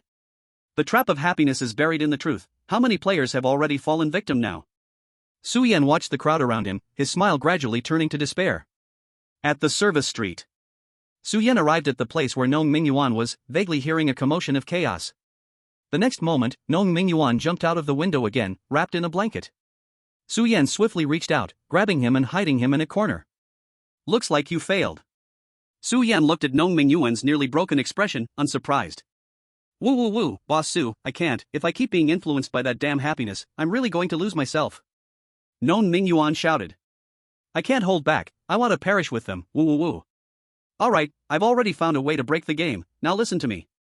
Su Yan sighed, covering Nong Mingyuan's mouth with a pancake, lowering his voice gradually. The real way to handle the creed is. In the morning, at 9:30. Seeing Su Yan appear at the door, Han's smile relaxed considerably. Buddy, I'm so sorry that you actually missed the final attendance award. I'm sorry, for fairness, I can only cancel your attendance award. But don't worry, I won't hold you accountable for being late this time. Hans patted Su Yan on the shoulder, looking genuinely concerned for him. Responsibility, huh? Su Yan glanced at Hans, suddenly letting out a cold laugh. I'm going to work. Su Yan returned to his workstation, not hurrying to open the creed booklet. Let me think, how should I get back my attendance award? Su Yan muttered to himself, brainwashing? No, it's not worth wasting bullets on theft. No, that would have nothing to do with work compensation. Law? Or maybe the law is more appropriate. Okay, let's do it this way. Su Yan closed his eyes and utilized the Hawaiian Hell training camp. This time, he chose to acquire master-level hacking skills. Should I be grateful that this computer is connected to the internal network? Su Yan smiled, his hands flying swiftly over the keyboard. He looked just like a diligent employee. Not far away, Hans, who had just finished in the staff bathroom, saw the scene and revealed a pleased smile. 2 hours later. Hans adjusted his pants, holding a roll of toilet paper, and took the elevator back to the staff floor. The elevator doors opened. FBL, open the door. A group of strong men dressed in black police uniforms rushed into the elevator, surrounding him. Ha? What do you want? Hans panicked. We received an anonymous report that you exploit employees, fabricate tardiness, withhold bonuses, and occupy precious toilet resources. The evidence is solid, await your judgment, villain. The leading FBL displayed his credentials. Hans's body trembled, his eyes immediately filled with fear. At that moment, his identity instantly shifted from bank manager to suspect. Officer, this is slander, you have to believe me. Hans shouted. Shut up, those matters were never within our responsibilities. Scum of the FBL stared coldly at Hans. Whether you committed those crimes has nothing to do with us. Hans was confused, then why are you arresting me? The FBL replied, someone anonymously reported that you are smelting copper. Damn. Hans's expression distorted, this is pure slander, I clearly love married women. Still quibbling, the informant has provided evidence, we are now going to verify. The FBL grabbed Hans and took the stairs to Hans's office. Then, a group of people waited for the computer to boot up for 60 seconds. The boot screen passed. How could I possibly have damn? Hans was smug, then suddenly dumbfounded. On the desktop was a cute anime girl, all slippery with bath bubbles, currently hugging another girl, both shyly gazing at themselves. And in the most eye-catching spot on the desktop, there were folders named with Luo Enju, all filled with her 18 videos. The surrounding FBL's expressions immediately became serious. Did you hear that? He just said he wanted to do it. The evidence is solid, he truly deserves to die. Hans was led away in dejection. And the branch manager, who arrived afterward, had no objections, he even spat on the ground. But since they were here, they still had to make a show of it. Well, Hans can't come out anymore, from now on, you will be the manager, don't repeat his mistakes. The new manager was drenched in cold sweat. Before noon, all employees received an email, full attendance would be paid, and it would be doubled. He personally guaranteed that he would never exploit employees and would get off work on time. At this moment, the main culprit behind this event leisurely arrived at the bathroom, taking out a booklet. Such things can only succeed in games, it's truly ironic. Su Yan smiled freely at the mirror, then opened the creed booklet. He looked straight at the 2 sentences on the first page. Then, these 2 sentences gradually faded away, slowly disappearing from the paper. Su Yan raised his head, and in the mirror, George's face seemed to wiggle. The features on his face twisted. In the end, it still maintained 70% of George's appearance, but the remaining 30%, in terms of looks, gradually began to match Su Yan's. This familiar yet strange face now wore an expression of slight confusion and unease. George's feeling of confusion plus 30%, current, 30%. Don't be afraid. Su Yan used a little commercial smile to dispel this confusion, jokingly said. What's going to happen next? Even Tonxia won't be able to handle it. Su Yan flipped to the second page. As noon approached, the creed for the parent-teacher meeting also gradually emerged. Su Yan left the staff floor. This time, he didn't even need to activate any skills. Playing fish is justified. Regarding his change in appearance, others actually showed no unusual reactions. He arrived at I Love Parents Money Middle School, and this time, he did not hear Nong Mingyuan's cries on the streets. Ross, Dad, interrupted. The parents' meeting, let's go. Peter, this time, interrupted. I understand. Suyen sat in his seat, looking at Peter, suddenly sighed in regret. I'm sorry, Principal Peter, I might not be able to pay the school expenses you mentioned. What? Peter suddenly stood up, staring straight at Suyen. Suyen remained calm, speaking before the worry appeared in Peter's eyes, because I just accidentally smashed your school's load-bearing wall. As soon as Suyen spoke, Peter felt the floor beneath him tremble. So what if I smashed a load-bearing wall? See, great, after using it, you will bear an astronomical debt in the copy, but you can designate the creditor. Now what I can offer you is probably just a debt note, my dear creditor. Suyen revealed an enchanting smile. What? Peter stood up in panic. At this moment, in Peter's eyes, the identity of parent had been completely overshadowed by debtor. Which building did you smash? He asked anxiously. His eyes filled with pain. Money, oh, that's all money. Suyen thought for a moment and smiled, saying, all of them. Chapter 129 Devour Wife. Thud. Peter suddenly knelt on the ground, his eyes vacant. His already poor logic could not comprehend the sense of disharmony erased by the skill. At this moment, he felt the sky was about to fall. At this moment, Suyen timely delivered a final blow. I didn't expect my daughter's grades to be so poor, but I can't afford the academic compensation. I feel so hopeless. Suyen pretended to read. Should I find a place to die? What? Peter woke up from his dream and jumped up from the ground, hurriedly blocking Suyen's path. Mr. George, you must remain calm. Peter's voice was even more cautious than before. His face was filled with panic and despair. If one didn't know better, they would think he was the one in debt. Suyen secretly laughed, knowing this sea-level skill indeed did not disappoint him.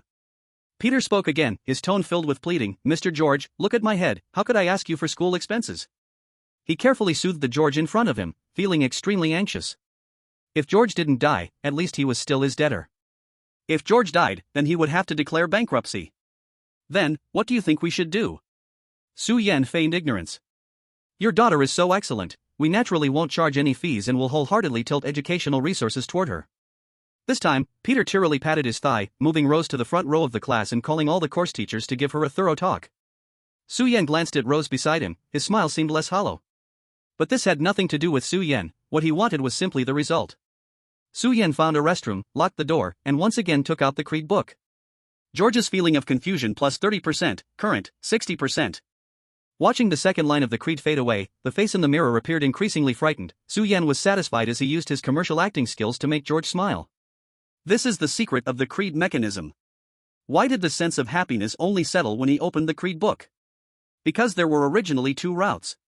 The creed only planned his goals and actions, never mentioning results. However, just like he and B, happy/bad ending, different results also affect the settlement method of the creed. This is why the creed is triggered actively rather than passively. One way is to act according to the plan in the creed, but under normal circumstances, it cannot change any status quo, because everyone is enveloped in cooperation, you won't have anything special. What results from this is a false sense of happiness.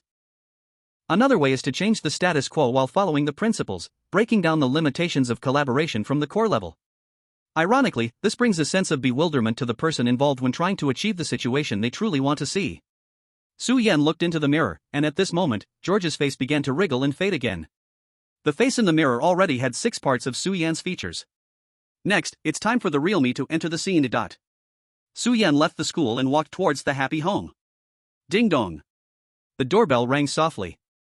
Coming, may I ask who is it? A gentle female voice came as the door opened. George's wife, Lena, opened the door and looked at Suyen, who was standing in the yard holding a bouquet of white flowers. George, why aren't you at work? Lena was very cold, frowning with suspicion. Deep within her eyes, a gray light flickered, as if any wrong answer from Suyen would trigger a collaboration. Suyen quietly stared at Lena's face and sighed. I'm sorry, madam, your duty has been limited to being a housewife for too many years, causing you to gradually forget the love with George, leading to boredom with life, craving for freshness. For someone like you, I currently have no way to deal with it. Moreover, I really don't want to speak much with a witch. So, I only have this method to avoid collaboration. George, what are you talking about? Lena looked at Suyen, feeling somewhat uneasy, while gradually seeming as if she was about to trigger collaboration. Suyen remained calm and stepped aside. Allow me to formally introduce my lovely summoned being. Behind him, a little pink round creature blinked its big eyes and made a cute sound. Kirby from the stars. The appearance of Kirby made Lena completely change color, her face turned cold, and her eyes surged with gray light. This was already damaging collaboration. But at this moment, the harmless Kirby suddenly opened its large mouth and let out a cute sound. Ah! Kirby from the stars. Let's take a moment to review the setting of this pink demon. As a well-known character from Nintendo's famous game, Kirby's image is a pink round ball with a pair of round hands and feet. Of course, its most distinctive feature is that it can eat a lot. Whenever it opens its big mouth and makes the sound ah, an invisible gravitational pull will suck in items within a certain range before it. Most importantly, as long as it swallows an enemy, Kirby can duplicate their abilities and gain a new form.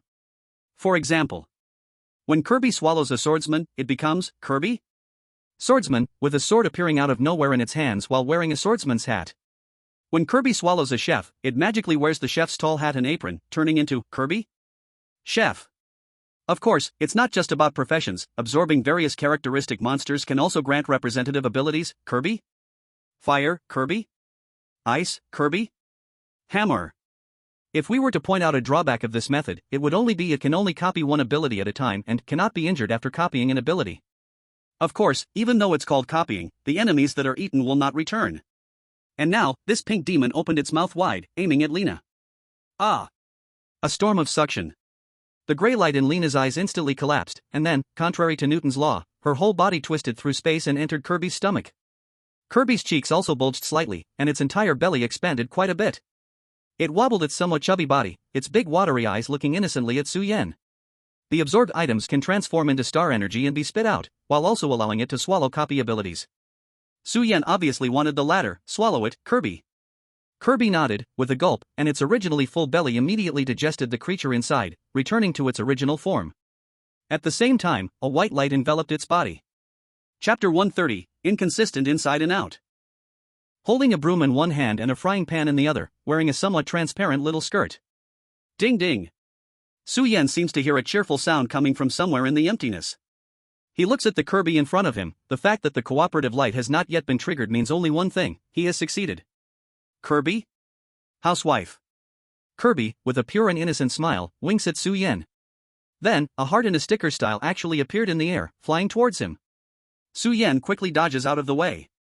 For Kirby, even a seemingly useless absorption ability possesses considerable offensive power. Sleep Kirby, why don't you take a look at me? Umbrella Kirby can turn an umbrella into a meat grinder. Hammer Kirby wields a hammer with the might of a pile driver. As expected. The flirtatious glance of Housewife Kirby, after materializing, flew towards the wall behind Su-Yen, directly leaving a small heart-shaped hole in the reinforced concrete. Kirby excitedly spun around. Su-Yen wiped his sweat and quickly comforted, all right, you will have more chances to showcase your ability later. For now, just stay home quietly.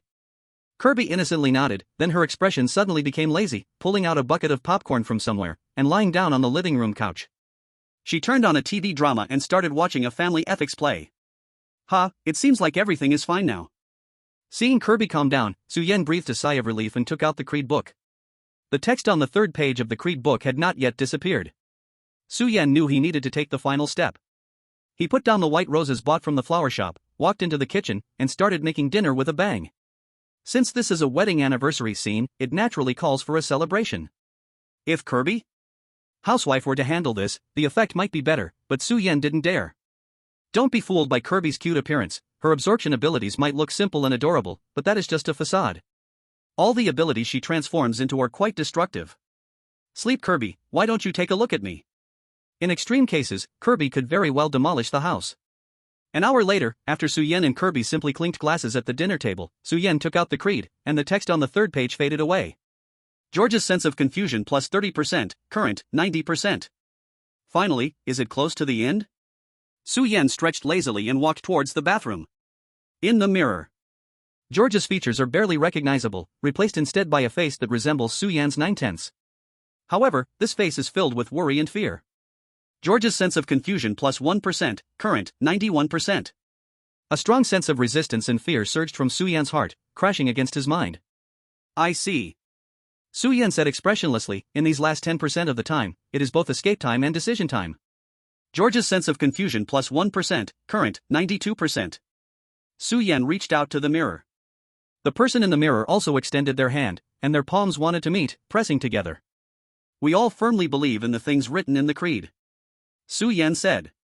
"But for an ordinary person, when he has done his duty yet cannot achieve the expected outcome, all he can do is use false happiness to comfort himself. At least, he knows he did nothing wrong. And the irony is, when he changes himself to make the surrounding environment change, he will feel bewilderment and fear about this change. What are you afraid of, George?" Su Yan's gaze was sharp as he stared at the figure in the mirror. In the next moment, the fearful face in the mirror began to tremble gradually. He pulled back his hand, seemingly wanting to escape, but Su Yan's hand dove into the mirror like parting ripples, grabbing him tightly. "Are you afraid that your change will ruin all things calm and beautiful? Afraid that you will bring trouble to those around you? Afraid that true happiness will not last long compared to that? Would you rather numb yourself and reject this change?" Su Yan's eyes surged with a cold light as he said coldly, "Stop F *** king joking." George's bewilderment plus 3%, current, 95%. He reached out and tightly grabbed the collar of George in the mirror. "That's right, the more outstanding I am here, the more terrified you feel, because I am the ideal version of you, but you can't be so ideal. You're wrong, completely wrong. You are the biggest coward.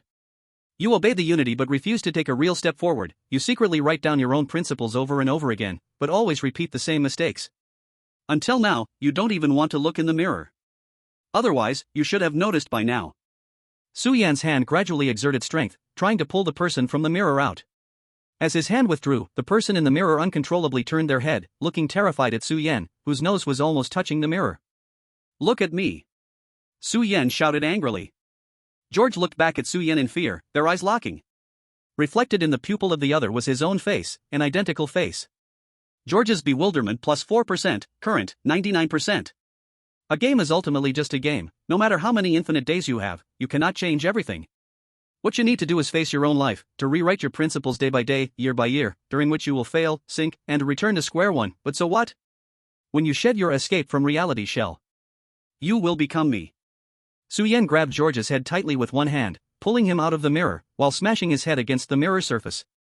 "Now, it's your turn to take over this false reality. It's time for me to see that real ideal." George's bewilderment plus 1%, current, 100%. The mirror shattered.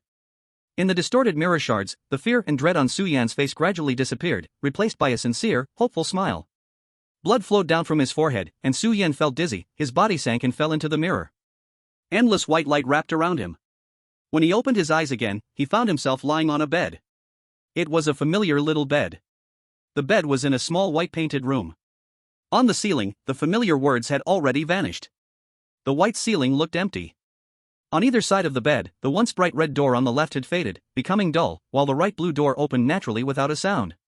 Su Yan lay on the bed, wide-eyed. "I think I have already seen the ending." Chapter 131, Nong Mingyuan's Nurturing. Su Yan got off the bed and began to observe the room. Unlike the bright colors before, now the light seemed more like warm-tone lamps.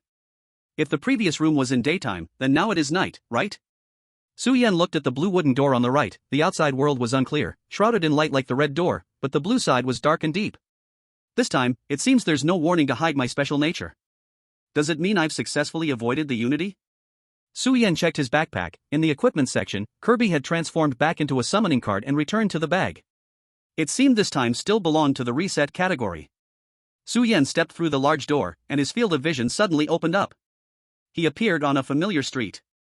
The night enveloped the entire city. However, now the whole city seemed desolate, eerily quiet and dark, as if there were not many people. The surrounding streets and buildings were mostly dilapidated, like having endured countless bombings. What happened? Did it turn into an apocalypse overnight? Su Yan wondered. He casually walked up to a shop door. The door frame and glass were shattered all over the ground, and he walked right in. Suddenly, a gloomy aura seemed to lock onto him. Following the feeling, Su Yan saw a faint black soul shadow floating at the counter. Su Yan's approach seemed to provoke it, and it immediately emitted faint black mist, rushing toward Su Yan. Su Yan hesitated for a moment but chose not to summon his 3D maneuver gear first. Instead, he slapped it away. The black soul was directly smashed into vapor. So weak? Su Yan was surprised. Recalling the passerby face and the store clerk uniform that the black soul wore, Su Yan guessed, could it be that all the NPCs in this world have turned into these black shadows? "Ah, Boss Su, help!" At this moment, the distant shout of Nong Mingyuan echoed. The voice carried across several streets, but due to the city's eerie silence, Su Yan could clearly capture it. Su Yan's expression changed slightly. In a single step, he leaped high into the air, quickly locking onto Nong Mingyuan's location. He was being chased by a massive humanoid monster made of the same black soul. Compared to the black soul Su Yan had dispersed earlier, this one looked much more sinister. Its entire body was almost solid, with limbs swollen and hairy, and aside from its human face, its physique was no longer like that of a normal person. Get down! Nong Mingyuan, in a panic, heard the familiar voice and was suddenly overjoyed. Without hesitation, he rolled over and did as told. The black beast behind him had its dark eyes filled with ferocity as it pounced fiercely. Then, two laser blades crossed like butterflies, and the black beast's dull eyes were suddenly cut in half, dissipating into the air. Boss Su, you're my idol. Nong Mingyuan sat on the ground, excitedly typing 666. I told you, you can use skills here now. Su Yan helplessly retracted his 3D maneuver gear and looked at Nong Mingyuan. Nong Mingyuan became even more excited. Boss Su, I've finally escaped that hellish place. You're my benefactor. This place is not suitable for long stays. Su Yan raised his hand to interrupt, looking at their surroundings, where shadows peeked out from the alleys after the recent commotion. The two exchanged glances and immediately jumped onto the rooftop of a shop, tumbling between the tall buildings. With their current player physical abilities, it was not a difficult task. In contrast, those lowest-level black souls seemed to possess only the physical strength and mobility of ordinary people. Finally, Su Yan and Nong Mingyuan stopped on top of a department store, finding a relatively safe corner. So tell me, how did you break through over there? Su Yan was indeed curious about how Nong Mingyuan walked out of his Gigolo Creed happy ending. Oh, this is simple. Nong Mingyuan patted his thigh, excitedly saying. According to what Boss Su said, I just needed to give every woman equal love and not let them down. I didn't really have to do that. You didn't do it, and they didn't force you? Su Yan raised an eyebrow. Based on his understanding, the difficulty of Nong Mingyuan's creed should lie in serving rich women. That's when Nong Mingyuan was tied up by a group of rich women to satisfy their desires, and he, naturally, was escaping disaster in maintaining his virginity. If Nong Mingyuan really got through just by sweet-talking the women, he wouldn't have been stuck in the cycle for so long. That's right. Nong Mingyuan replied firmly, I almost got taken by them. Fortunately, at the last moment, I thought of a way. What way? I said I caught AIDS. Su Yan fell silent. As a gigolo, Nong Mingyuan naturally couldn't violate the discipline and duty of serving rich women, but by claiming he had an infectious disease, no one would force him. However, such a gigolo would probably no longer be wanted at nightclubs. Re probably has to thank you properly. Ha, it's not that amazing. Nong Mingyuan scratched his head and laughed. He looked around. By the way, Boss Su, where is this place? Not sure yet. Su Yan gazed at the street below the department store where many shadows lingered. At the very least, this place is very closely related to the previous world. If the previous world is the surface, we can call this place the inner world. At that moment, with a loud bang, the door on the rooftop was suddenly crashed open. 3 enormous black humanoid beasts sprang out, seemingly drawn by the presence of the two people. These half-human, half-beast monsters had senses far sharper than the ordinary black souls in the city. However, they were still no match for Su Yan. Just as Su Yan was about to make a move, Nong Mingyuan suddenly let out 3 hearty laughs. Heh, finally, I have my chance to shine. 3 instances. I've waited for 3 whole instances. What do we need Boss Su for against these monsters? Just watch me. Nong Mingyuan's eyes sparkled as he leaped into the midst of the 3 half-beast men, proudly puffing out his chest. Su Yan was curious. Nong Mingyuan, as a gambler, didn't have many combat skills. Where did he get such confidence? He then saw Nong Mingyuan quickly grab a golden die from the air, radiating a special aura. A gifted weapon? Su Yan raised an eyebrow. The aura emanating from the die in Nong Mingyuan's hand suggested that the gifted weapon was not far from completing its germination stage. How did he nurture it? Faster than him. Heavenly spirits, earth spirits. Nong Mingyuan, full of excitement, held the die in his palm and shook it vigorously. 666, come on, give me a 6. Chapter 132 Coach, I want to join the Survey Corps. Gifted weapon, law, germination stage. Traits, non-transferable, unstealable, cannot drop. Effect 1, bet body to form law. Other effects, to be unlocked. Consumption, the energy of the gifted weapon accumulates over time until a certain threshold. Additionally, you can accumulate weapon energy using all-in. The golden light coalesced into a dark golden die, except for the bloody and eerie 1 point, the other silver points radiated dazzling brilliance. This gifted weapon that had undergone incubation was no longer the trash it once was. Now, let's look at the effects of bet body to form law based on Nong Mingyuan's own conclusions. 6 points, consumes 6% of own vitality, and according to the user's conception, condenses a single spell attack at 10 times current mental power limit. 5 points, consumes 5% of own mental power, and according to the user's conception, condenses a group spell attack at 5 times current mental power limit. 4 points, consumes 4% of 5 senses acuity, sight, hearing, smell, taste, touch, and according to the user's conception, constructs a consumable illusion skill. 3 points, consumes 3% of satiety, applying a random attribute amplification spell with a random multiplier of 1 to 3 times.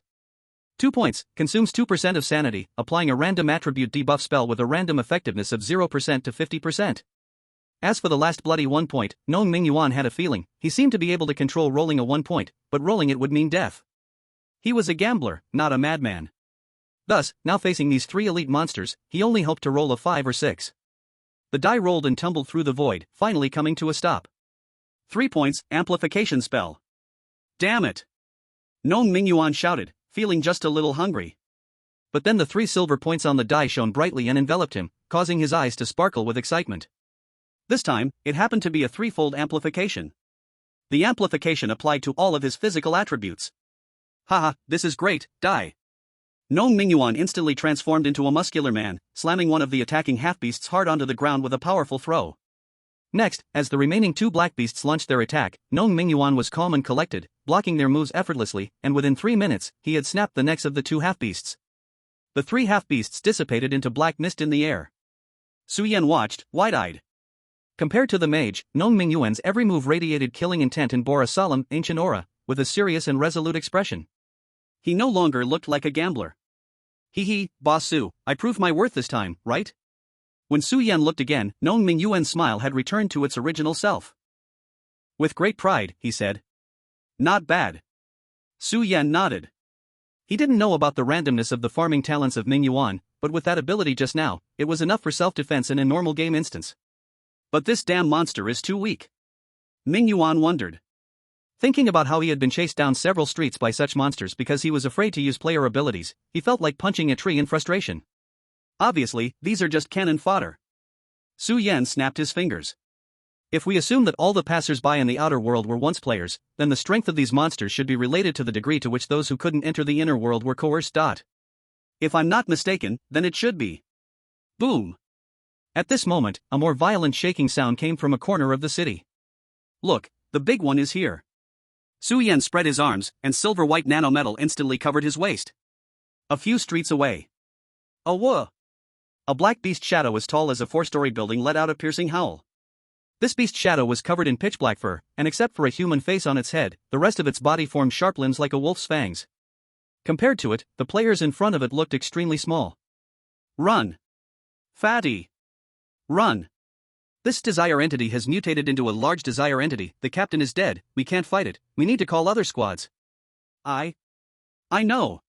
A chubby player fell to the ground, looking at the wolf-like beast man, his legs trembling. Even after all this, he still wouldn't dare to breathe in front of such a monster. Let alone run. The players around him gritted their teeth and shouted retreat. They actually abandoned the chubby player right there. The little fatty had no complaints, forcing a smile, letting the desire entity approach him with its open jaws. Damn it, if I hadn't met the wise one, I would definitely kill you. The little fatty poured out harsh words, but his body honestly curled up, lips and eyelids tightly closed. At that moment, he opened his eyes in surprise, suddenly feeling strength surging through his limbs. This is... He looked up. The large desire entity had already swung down its sharp claws, and he couldn't react in time. But a bright flash of a knife suddenly swept in. Swish! That flash of knife light slithered like a snake and like lightning, spreading across the massive body of the desire entity in an instant. Black blood sprayed everywhere. The other players stopped in their tracks, stunned by this scene. Knife light brother! The little fatty exclaimed. Looking at the man suddenly appearing in front of him, holding twin knives and a somewhat familiar, cool silver device. I say. With his back to the little fatty, the man spoke in a somewhat lazy voice, lifting his twin knives while blocking the claws of the desire entity. You've got a strong voice, so why don't you get up and run? While saying this, Su Yan pulled out his twin knives, and the blades glimmered even brighter. This was his first experiment with the skills attached to the B-grade equipment. Eat my star burst air slash! Su Yan exclaimed dramatically. The three-dimensional maneuvering plasma blade struck in Su Yan's hands, leaving after images. Even without any flashy functions, it inexplicably burst forth with splendid knife light at this moment. The main focus was on being cool. 1 slash, 2 slashes, 3 slashes. Everyone stood in shock watching Su Yan swiftly leave wounds on the large desire entity. The number of slashes Knife Light Brother could make was determined by proficiency in the scene. If he encountered a technically skilled player, he might easily be forced to retreat by trading injury for injury. But right now, this giant monster was the best target. It had immense strength but was relatively slow in its movements. Su Yan sliced through almost effortlessly, creating afterimages in the air. With the last slash falling, piercing through the wolf-like desire entity's beastly paw, it finally let out a painful scream. Shattered into black mist, completely dissipating. Now, can everyone take a moment to explain to me what is happening here?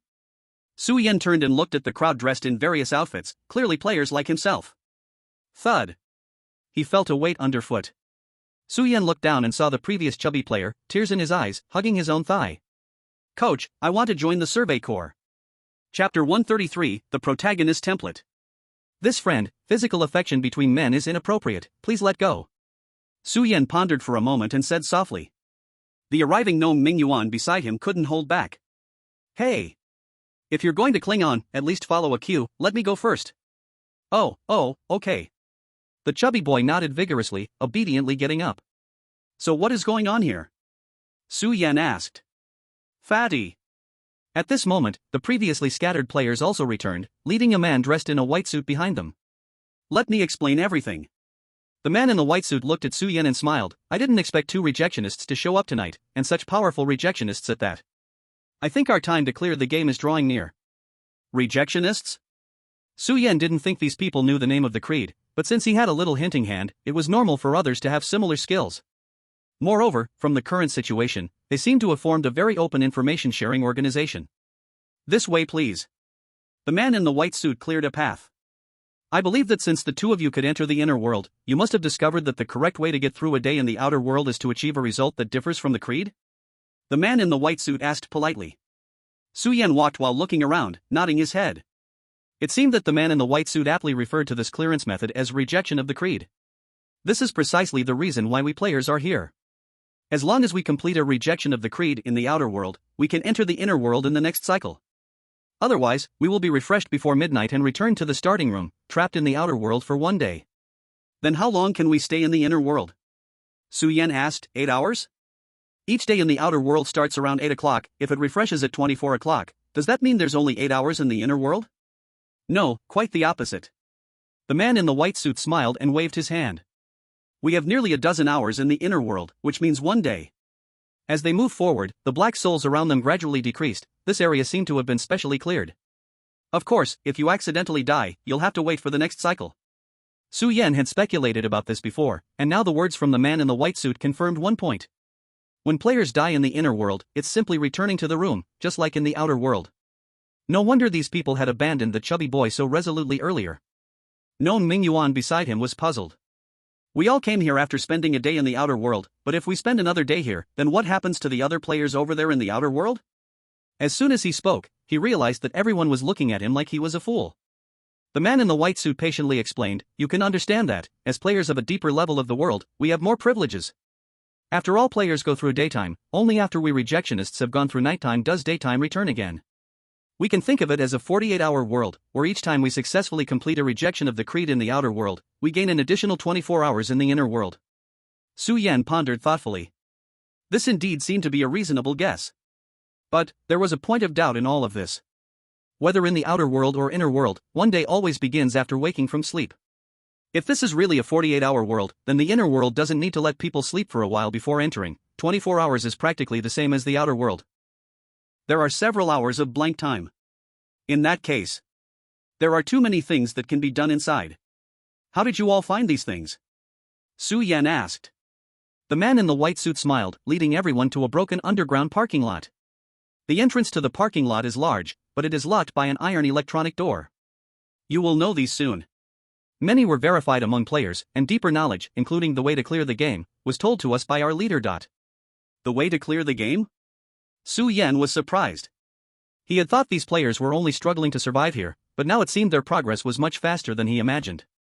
That's right, this is not a secret but the struggle direction for all players. The man in the white suit led everyone inside the iron door and entered the secret 1234, and the door opened. What a simple password. Gnome Mingyuan twitched his mouth. After all, this is just to prevent those desire bodies outside from getting in, said the chubby boy in the crowd. Desire bodies? Is that the key to your clearing the game? Suddenly, Su Yan thought of many things. That's right, both of you. Do you remember the fate of those who were assimilated? The man in the white suit's tone turned solemn. Su Yan remained silent. Unlike Nong Mingyuan's partial understanding, he was very certain that nearly 90% of the players in the whole city had lost their awareness in the outside world. This means they had been completely assimilated, losing their chance to play the game. The power of assimilation constantly affects them, breeding desire bodies in their minds, which appear in the inner world. But this is also a good opportunity for us to weaken the power of assimilation. As long as we can eliminate 90% of the desire bodies, the power of assimilation can no longer control the players, and we will have a chance to escape. The man in the white suit was very confident. Su Yan was curious. In that case, why don't you tackle it from the more root source, like that mountain over there? The man's face changed, then he shook his head. No, players must not approach that mountain. At one time, there were several times more players in the inner world than now. They organized an attack on that mountain, and guess what happened in the end? All players had their memories of the instance erased and returned to the starting room. What? Nong Mingyuan's mouth dropped open. If their memories could be erased, wouldn't it mean they wouldn't even remember when they entered the instance? Then how do you know this? Su Yan keenly captured a contradiction. I said, there are still survivors, which is our current leader. The man in the white suit led everyone to the underground parking lot. He retained the original memories and told us everything. The space here is extremely spacious, filled with various furniture, like a temporarily established base. There are also some players around, curiously looking at Su Yan and Nong Mingyuan, two fresh faces. Heh, that's really interesting. At that moment, Su Yan suddenly sneered. Everyone's memory has been reset by assimilation. Why should your leader be special? Why do you trust him and recognize him as your leader, just because he knows everything? What if he is a coward or a deceiver? Su Yan's questioning was sharp. Everyone fell silent, and the atmosphere became somewhat awkward. Let me answer you, my friend. At that moment, a calm and composed male voice sounded from behind. Su Yan and the others turned around, and the nearby players immediately showed a look of reliance. A man with a square face and a refreshing aura walked up with a smile. Just because of me. In this instance, almost invincible. Su Yan looked at the man approaching him. The man's demeanor was gentle, as if he had stepped out of a textbook, full of leadership charisma and mysterious brilliance. Let me introduce myself, I am Su Qingqi. Su Qingqi extended his hand. Talent, Protagonist Template. Chapter 134, Mysterious Duel. Protagonist Template? Su Yan was stunned. What did this talent mean? Su Qingqi turned to Bai Suit. The new anti-doctrine is here. It's been a long time since one appeared. Bai Suit nodded. This friend Su Yan is very strong. He took down a large desire entity by himself. The other one seems a bit slow. Hey! Nong Mingyuan's forehead was bulging with veins. Are you looking for a fight? Sorry, both of you. My subordinate is a bit straightforward, Su Qingqi apologized. Then he looked at Su Yan with bright eyes. Friend, with your strength, you can definitely lead a small team. Too much praise. Su Yan came back to his senses and said lightly, the premise is that you can earn my trust. If it really was just a matter of eliminating the desire entities in this city to clear the game, Su Yan wouldn't mind getting involved. But Su Qingqi always felt strange to Su Yan. In such a game world that trapped all players, a savior who knew everything appeared? You just said your talent is protagonist template? But that doesn't seem to be enough of a reason for me to trust you, right? Su Yan spoke without reservation. It's a bit difficult to explain. Su Qingqi rubbed his nose and smiled bitterly. How about this, why don't you and I have a match? If you win, the position of leader will be yours. So hasty? Su Yan was stunned this time. Moreover, he felt that this event was very familiar, like a plot often seen in novels. Come on. Just try it, you won't lose anything. Su Qingqi walked toward the center of a nearby clean area with his hands behind his back. Bai Suit had already prepared a very clean fighting ground. At this moment, surrounding players suddenly gathered around, their eyes full of expectation. Is it starting? The new anti-doctrine hasn't appeared in a long time. Will we see the leader in action again? We're in for a good show next. Su Yan frowned. While he had gathered some information, he summarized it into 2 points, the general situation of the inner world and the way to clear the game. Next, how he would clear the game still required him to interact with these people. Su Yan stood on the empty ground, facing Su Qingqi. Since entering the game, he had relied mainly on reasoning and logic to clear the game, but after several special instances and nightmare instances, his combat power was no longer what it used to be. Player, Su Yen. Skill bar, 1 hit several Soul Hall Elders, F grade, / little hint hand, F grade, / Taga, Quechua V grade, / I have a friend, I grade, / little ad acting, I grade, / Hawaii Hell Training Camp, C grade, / stop making big plans, I grade. Instance skills, pay attention, this man is Xiao Shuai, D grade, / what's wrong with breaking a load-bearing wall? C grade. Equipment bar, 3-dimensional maneuver device alloy pulse version, B grade, / gentleman's cane, E grade, / believer revolver alpha version, C grade, / divine light rod, C grade, / Sharon medallion *1 / corruption poison potion *1 toxin potion *1 corruption curse poison bag *1. Summons, Pinocchio doll, F grade, Kirby, C grade. Talent weapon, word, budding stage. At this moment, even if Su Yen encountered a skill like 1-for-1 again, he had the strength to protect himself. After confirming that his status bar had no abnormalities, Su Yen looked at Su Qingqi. You go first or I go first? Of course, I'll let the guest go first. Su Qingqi extended his hand. Such big words. Su Yen chuckled, aren't you afraid I might accidentally kill you? I told you, I'm nearly invincible in this instance. Su Qingqi also smiled. Alright, then I'll be rude. Su Yen said calmly, then widened his eyes in surprise. Ha? Who is that? Everyone couldn't help but look at Su Yen. In the crowd, an ordinary person with a common face appeared. Pay attention, this man is Xiao Shuai. He appeared in an underground parking lot full of monsters. What will happen to him? Boom. At the moment the first commentary sounded.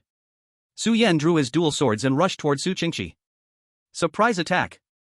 This combo was utterly despicable. Is my ultimate move. It's nearly invincible. Pay attention. This skill can force everyone's focus. In duels between masters, even a 1-second pause can decide victory or defeat. At this moment, Su Yan's eyes shone coldly, unashamed, as the blade sliced toward Su Qingqi's neck. He wanted to kill him here. This is the best way to prove one's innocence. He didn't care about that baseless protagonist template talent. Anyway, dying here and getting through a day both return him to the starting room. As long as Su Qingqi is still a player, he will see him here again next time. In the blink of an eye, Su Yen had closed in. The twin blades struck down. Oh? What skill is this? Quite interesting. Su Qingqi's voice startled Su Yen. He wasn't even looking at the handsome young man now but was instead gazing at himself with great interest. At this moment, Su Qingqi counterattacked. He drew a golden long sword, filled with a regal aura. With one strike, he caught Su Yan's plasma twin blades. 3-dimensional motion effect 2. Equipped with dual plasma light blades, capable of annihilative cutting on items below Class C. The opponent's hand held at least a Class C weapon, or perhaps even higher. But Su Yen no longer had the mood to care about this. He stared solemnly into Su Qingqi's calm eyes, understanding one thing. This guy, even if he doesn't become a leader, is certainly not comparable to an ordinary player. The handsome young man's skill has a unique feature. It draws the gaze of those around for a certain time, impossible to escape. The duration depends on the intelligence of the party involved. This skill can essentially serve as a measure of intelligence level. Just now, Su Qingqi nearly shook off the forced attraction in the blink of an eye. This person's intelligence is exceptionally high. Fortunately, the practical combat still falls a bit short. The power from the longsword gradually weakened. The opponent's physical quality was slightly inferior to Su Yan's. No wonder you can solo kill large desire entities, Su Qingqi praised. Su Yen didn't care about that. He twisted his whole body, setting the twin daggers into a storm. Additional skill, light blade cut. With one strike, he deflected Su Qingqi's longsword. With 2 strikes, he left a deep wound on Su Qingqi's abdomen. With 3 strikes, he sent Su Qingqi's returning longsword flying. With the 4th strike, the opponent, after all, is a player. In this moment, he finally made the most correct reaction. After the longsword was sent flying, Su Qingqi seemed to increase his reaction speed. He dashed out at an extremely agile angle to snatch at Su Yan's neck. But Su Yan was even faster. At this moment, he activated master-level close combat skill. In Su Qingqi's surprised gaze, he tossed away the twin daggers and swiftly changed his move, landing a heavy punch on Su Qingqi's abdomen. Boom! Su Qingqi was sent flying a full 3 meters away, but his punch lacked enough killing power. He crouched on the ground, spat out blood, and instead grinned widely. Friend, you are very strong. Too much praise, Su Yen said, looking at Su Qingqi, putting away the idea of using other means. The opponent's current strength wasn't enough for him to take seriously. Unexpectedly, Su Qingqi suddenly changed his aura, bringing a bit of arrogance. He inexplicably quoted a classic saying. But, 30 years on the East River, 30 years on the West River. Su Yan, don't bully the young and poor. Chapter 135, The Invincible Protagonist. Su Qingqi stood up, trembling slightly. With a wave of his hand, the golden longsword he had dropped earlier returned to him. Su Yan widened his eyes, staring at the spot where the longsword had been knocked away. The heavy longsword left a terrifying crack on the ground, which seemed to explain why Su Qingqi's physical quality had suddenly surged after losing the sword. But this scene, why did it feel familiar? Su Yan was startled, suddenly seeming to understand something. What the hell? Opposite him, Su Qingqi slowly raised the longsword. A dazzling light gathered on the longsword. Get ready, Su Yan, Su Qingqi said, this move. But I used it in fighting to the death. Flame split. I'm knocking. Su Yan hurriedly interrupted, if you really say it, we're done for. Oh, sorry. Su Qingqi knocked on his head, I misspoke, don't worry, this move is an additional skill of my weapon. Su Yan let out a sigh of relief, but then felt a chill run down his spine. Curry stick. A terrifying golden beam of light shot out. Damn you. Su Yan cursed loudly.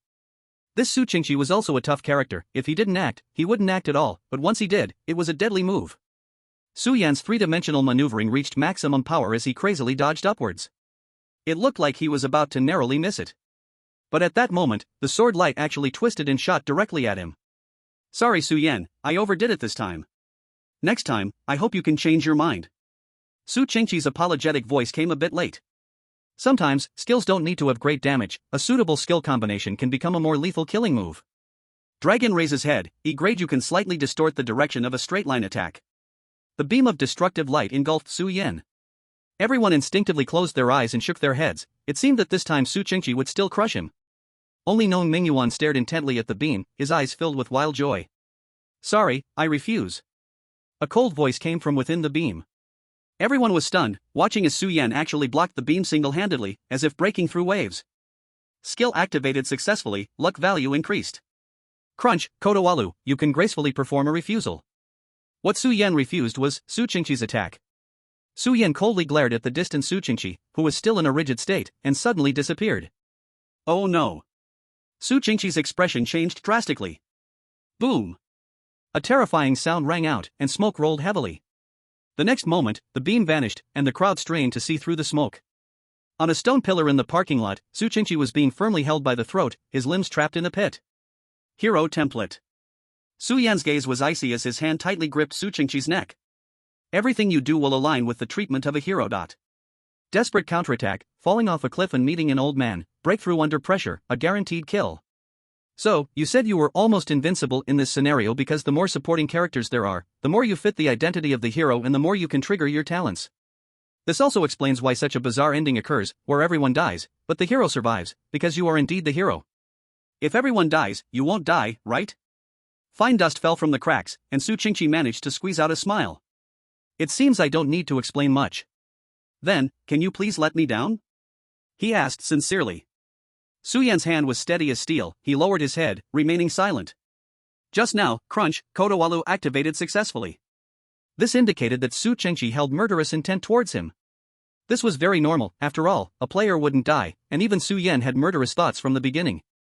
But did Su Qingqi, as the hero, really need to subdue him like this? Was this murderous intent aimed at this duel or directed at himself? No, you're mistaken. Su Yan lifted his head again. The reason I haven't ended this battle is that I still want to see if you have other means. If not, then it's too bad, I will kill you without hesitation. Ha! Su Qingqi's expression changed. After all, if I successfully kill you, then you won't be the hero template. And if you truly are the hero template, then you can't be killed by me. Show me your means. Su Yan said coldly, tightening his grip on Su Qingqi's neck. The others were dumbfounded. Seeing the situation going badly, they wanted to rush forward. A layer of frost spread across the ground. Hey, don't rush, let's just be honest spectators, okay? Nong Mingyuan spun a die showing 5 points in his hand. He laughed and joked. Ice spell, group. Crack. The man in the white suit broke free from the frost without delay, slightly frowning, and wanted to step forward. A strong sense of crisis suddenly surged. He turned his head and faced a pair of eyes full of madness.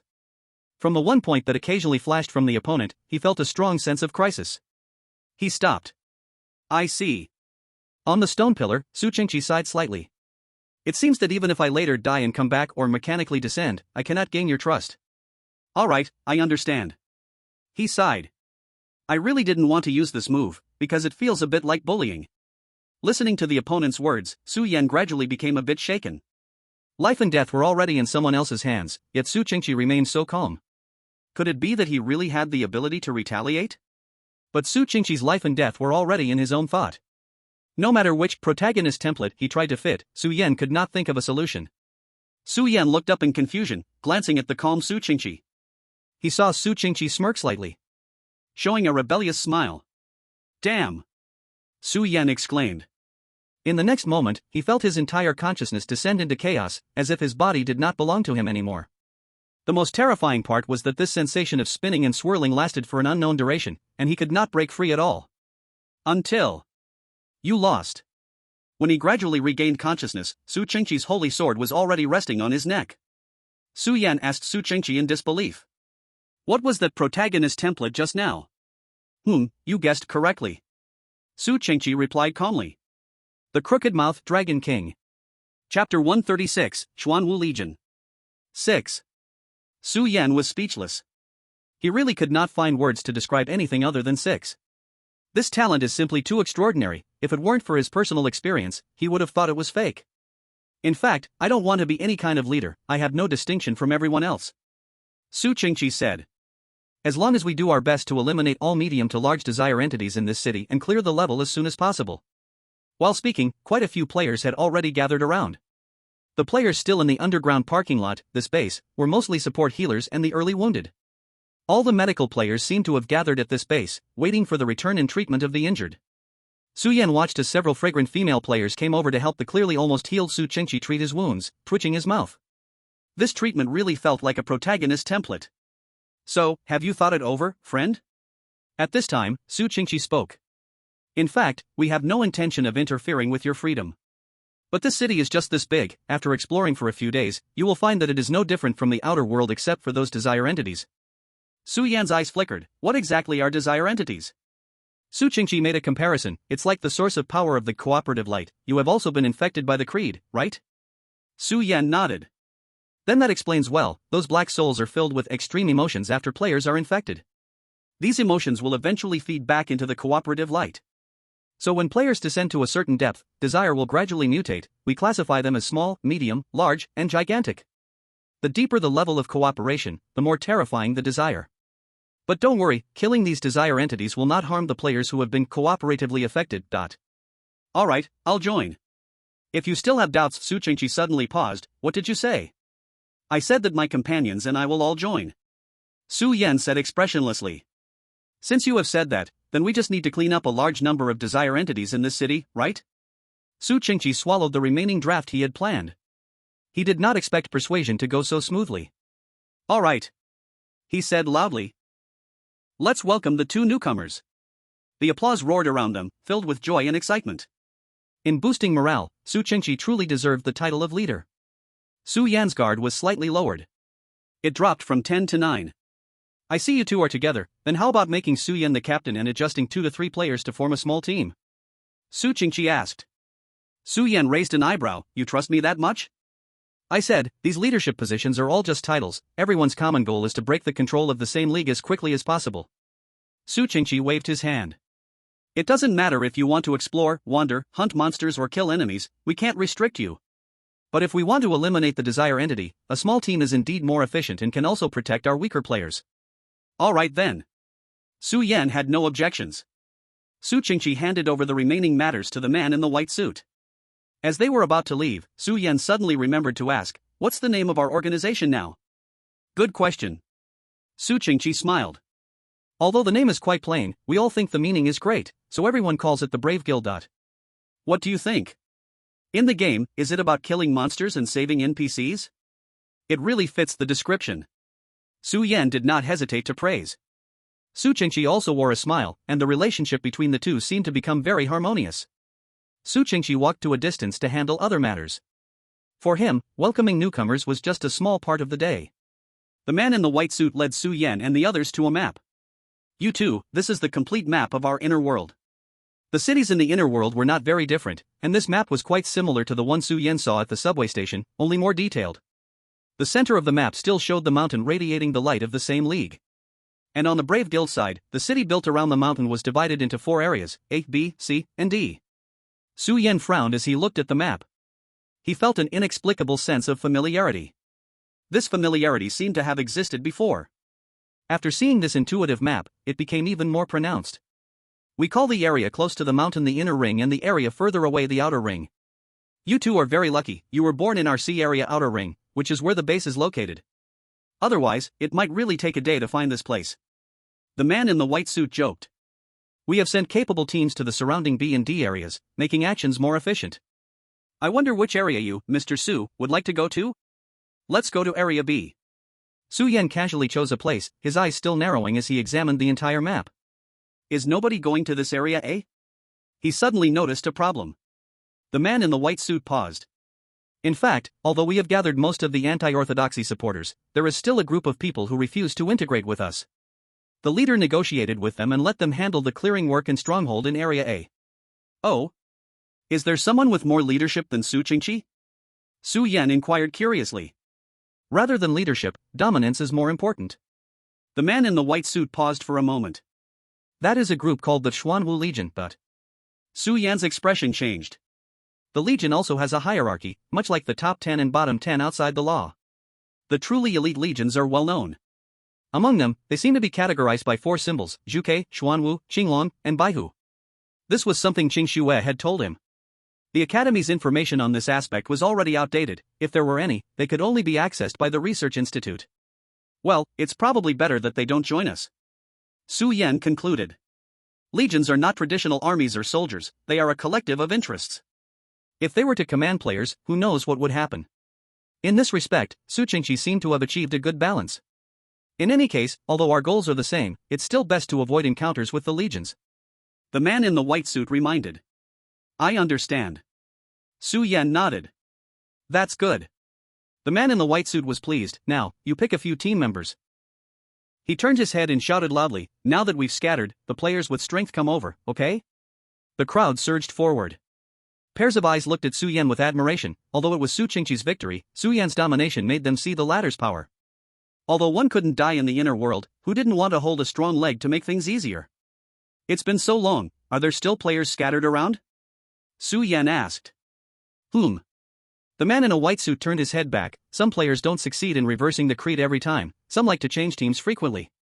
The adventure guilds in the different worlds are the same, even the brave teams sometimes screen members, so of course, we let them be free. Then how can one fail to reverse the creed? Nong Mingyuan asked. The man in the white suit couldn't help but chuckle. Let me give an example. There's a team leader I know whose creed is very simple: catch the next subway, and eat the limited edition noodles at the company gate. Isn't that simple? Can you fail at this? Nong Mingyuan scoffed.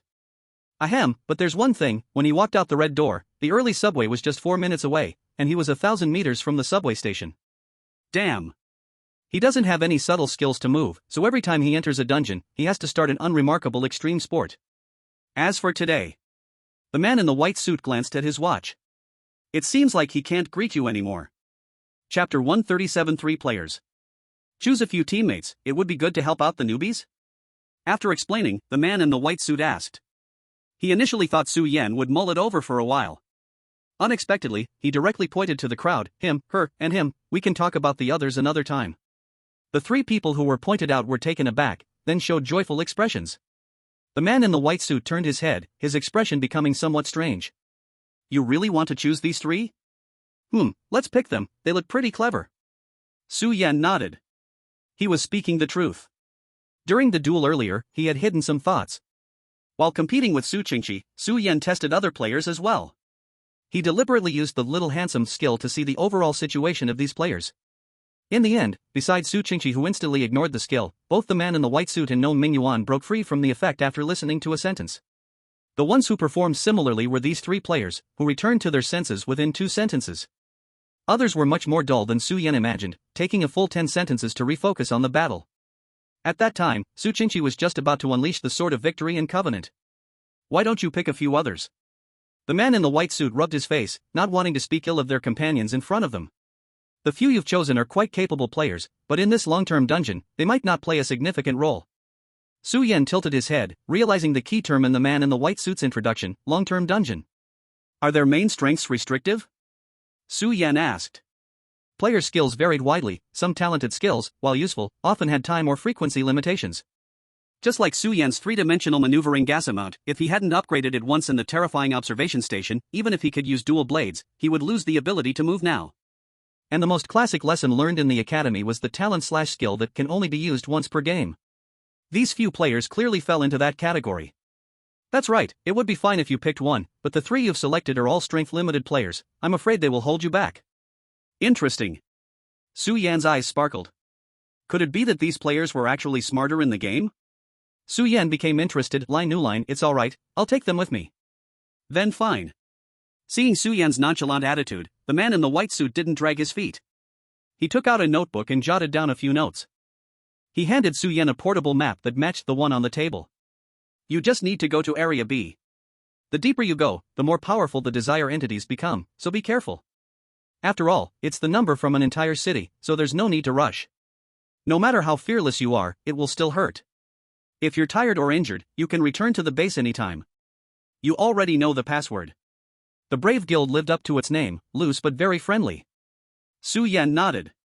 He called to the other teammates and looked out at the endless night outside the parking garage. In any case, let's give it a try. City, Area B, Inner Ring. Su Yan and his 6 companions found a large group of medium-sized desire entities crowded in a square. The reason there were 6 of them was that a little chubby guy had joined the group unexpectedly. Hey, we didn't ask you to join when we formed our team. Why did you come along? Nong Mingyuan said unhappily, looking at the chubby guy. I can be useful, the chubby guy replied weakly, steadfastly staying by Su Yan's side. In any case, let's start with some self-introductions, you guys. Su Yan stood on the rooftop, looking down at the group of desire entities, speaking to his teammates without turning around. What are your main skills? Yes, Captain. Except for the chubby guy, a strong, sunny young man in the team spoke first. Captain, my name is Chow Chow. My main ability comes from my talent, Chow family bloodline, but in each game, I can randomly obtain a stand. Oh. Su Yan turned around instantly. That's very strong. He knew about this stand concept, coming from JoJo's Bizarre Adventure. It's essentially a superpower or bloodline. However, this bloodline wasn't as destructive as Hulk or Superman. But some stands also had powerful abilities that could interfere with rules, like stopping time or erasing space. If used well, it could help to escape this world directly. What is your stand for this game? Su Yan eagerly asked. The Hermit Purple. Great, the old man's stand is the most useful. He silently turned back around. Hermit Purple, in simple terms, is an ability similar to thought writing, leaning towards support, with an attacking power close to 0. In a fierce fighting environment like the inner world, it basically could only entangle. It must be said, pulling such a stand among many that were quite powerful, Xiao Xiao's luck was incredible. Then what about you, uncle? Su Yan asked a middle-aged man wearing a cap. Who are you calling uncle? To his surprise, the middle-aged man exploded in anger, his beard bristling. Then, blue and white phosphorescent fire suddenly erupted all around him. Su Yan and Nong Mingyuan immediately got alert and stepped back. However, in the next moment, the middle-aged man began to apologize. Oh, sorry, I couldn't control it just now. He extinguished the phosphorescent fire around him, looking pained as he said, my talent is Angry Old Man, so you might as well call me Angry Old Man to remind me all the time. My emotions can become a bit sensitive and irritable, but whenever I get angry, I randomly unleash a fire skill. However, I can't keep track of my anger point due to the frequent use of the talent, Angry Old Man said with a wry smile. I understand, Su Yan nodded knowingly, relaxing his guard. And you? Little girl. Su Yan looked towards the last person in the group, the last teammate he picked, a somewhat shy little girl. She was wearing a light-colored tank top and a slightly transparent short jacket, with tight sports shorts on the bottom. The girl was a bit small and delicate. I'm a boy, the little girl suddenly blushed. A boy? Su Yan was taken aback, he hadn't expected that. He looked up and down and realized the outfit was mostly gender-neutral. And there was a barely recognizable Adam's apple. Su Yan couldn't help but sigh, such a delicate-looking boy, what a pity not to dress as a girl. My name is Li Benying, just call me Xiaoing. The delicate boy said shyly. My talent is Wood's Origining. I can use a set of Clow cards, but they are all one-time use. When used, the clothes on my body will randomly change into magical wind. At the end, he covered his face. Su Yan was stunned. Then he silently gave a thumbs up to the horror game. Chapter 138, Poor students have a lot of stationery. Let me summarize. On the rooftop, Su Yan coughed a few times. Xiao Xiao's game this time starts with a non-legendary luck, and the old brother's skills are more like a timed bomb, while Xiao Ying's claw cards are consumables. Is that right? The three nodded. And me. The chubby kid stubbornly raised his hand. Su Yan glanced at the chubby kid. Chubby kid, I saw your combat power very clearly before. If you don't have any other abilities, I won't take you to the battlefield. Even if I die, I can still reincarnate. I won't let my teammates die easily. The chubby kid's face suddenly turned bitter. In short, it's our first time teaming up, so let's just get familiar with the tactics tonight. Su Yan looked at the other three teammates again. Xiao Xiao, your combat power mainly relies on the avatars generated in each game, so you probably don't have a specific choice in skills and equipment. To prevent drawing ineffective avatars, most of your other abilities should be used for self-protection items, right? So I guess, you at least have a powerful but limited-use summon or some life-saving equipment, right? Xiao Xiao let out a sound of surprise, clearly caught off guard. Su Yan then looked at the old brother. Old brother, your skills have a very high upper and lower limit, but the most important thing is that you can control the triggering conditions 100%. Although the triggering points are different, you should have a few strategies that are highly likely to trigger your talent. I guess, pain and items with memories are good choices. In addition, most fire-type skills are lethal, and since you are quite impatient, wanting to achieve success in one go, you must have quite a few enhancement methods in your hands, right? The old brother slapped his thigh, surprised. You are right. Finally, we have Xiaoying. Su Yan pondered and said, claw cards have their limits in every dungeon, so you should have focused on the most economical ways to use the claw cards. Your skills should be meticulously calculated to assist the claw cards. Li Benying widened his eyes in disbelief, a bit dazed. They never expected that Su Yan could guess their focused abilities just based on their talents. Su Yan felt more assured inside. Ultimately, the target of action is to eliminate the desire entity. Can I see each of your methods? Listen to the captain's orders. Xiao Xiao nodded decisively, full of energy. I can also do it. Li Benying said weakly. I might need some preparation time. The old brother grit his teeth and pulled out a large hammer from his bag. Su Yan blinked, okay. The hidden power of purple. Xiao Xiao shouted, and several purple thorns appeared in his hands. Then he jumped down from the rooftop.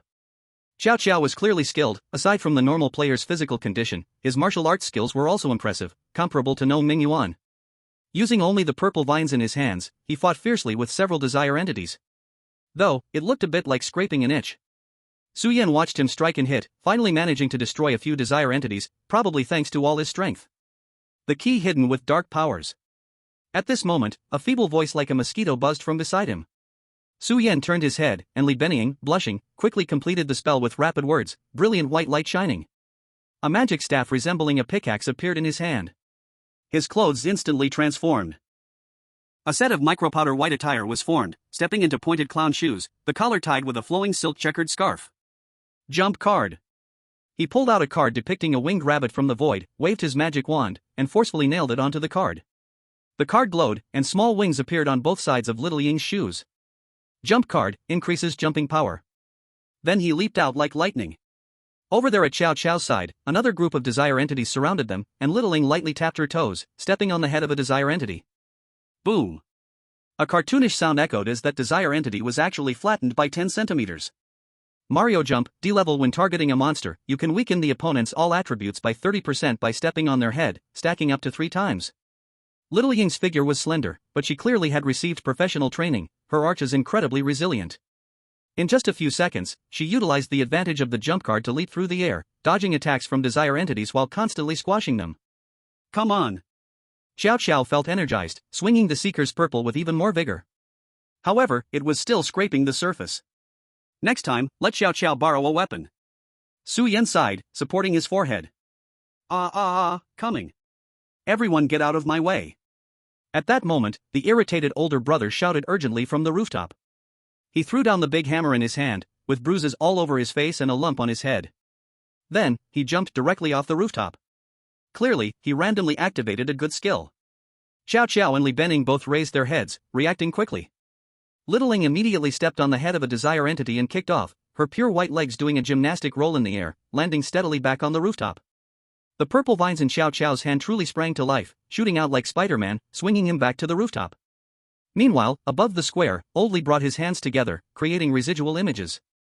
A middle-aged man displayed a high-level speed that didn't belong to his age segment. Fire escape? Great fireball technique. He executed a classic fire technique from Naruto. A giant fireball erupted from his mouth, engulfing a group of desire entities in the square. Not bad. Su Yan's eyes shone with admiration. This skill was enough to deal with large desire entities. But the next moment, a rescue cry from the irritable older brother came out of the smoke, and as the smoke cleared, several charred desire entities chased closely behind him, relentless. Help! My rage is empty. Su Yan fell silent, then activated the 3D maneuver, rushing to support the irritable older brother. At that moment, a swift black shadow followed closely behind Su Yan.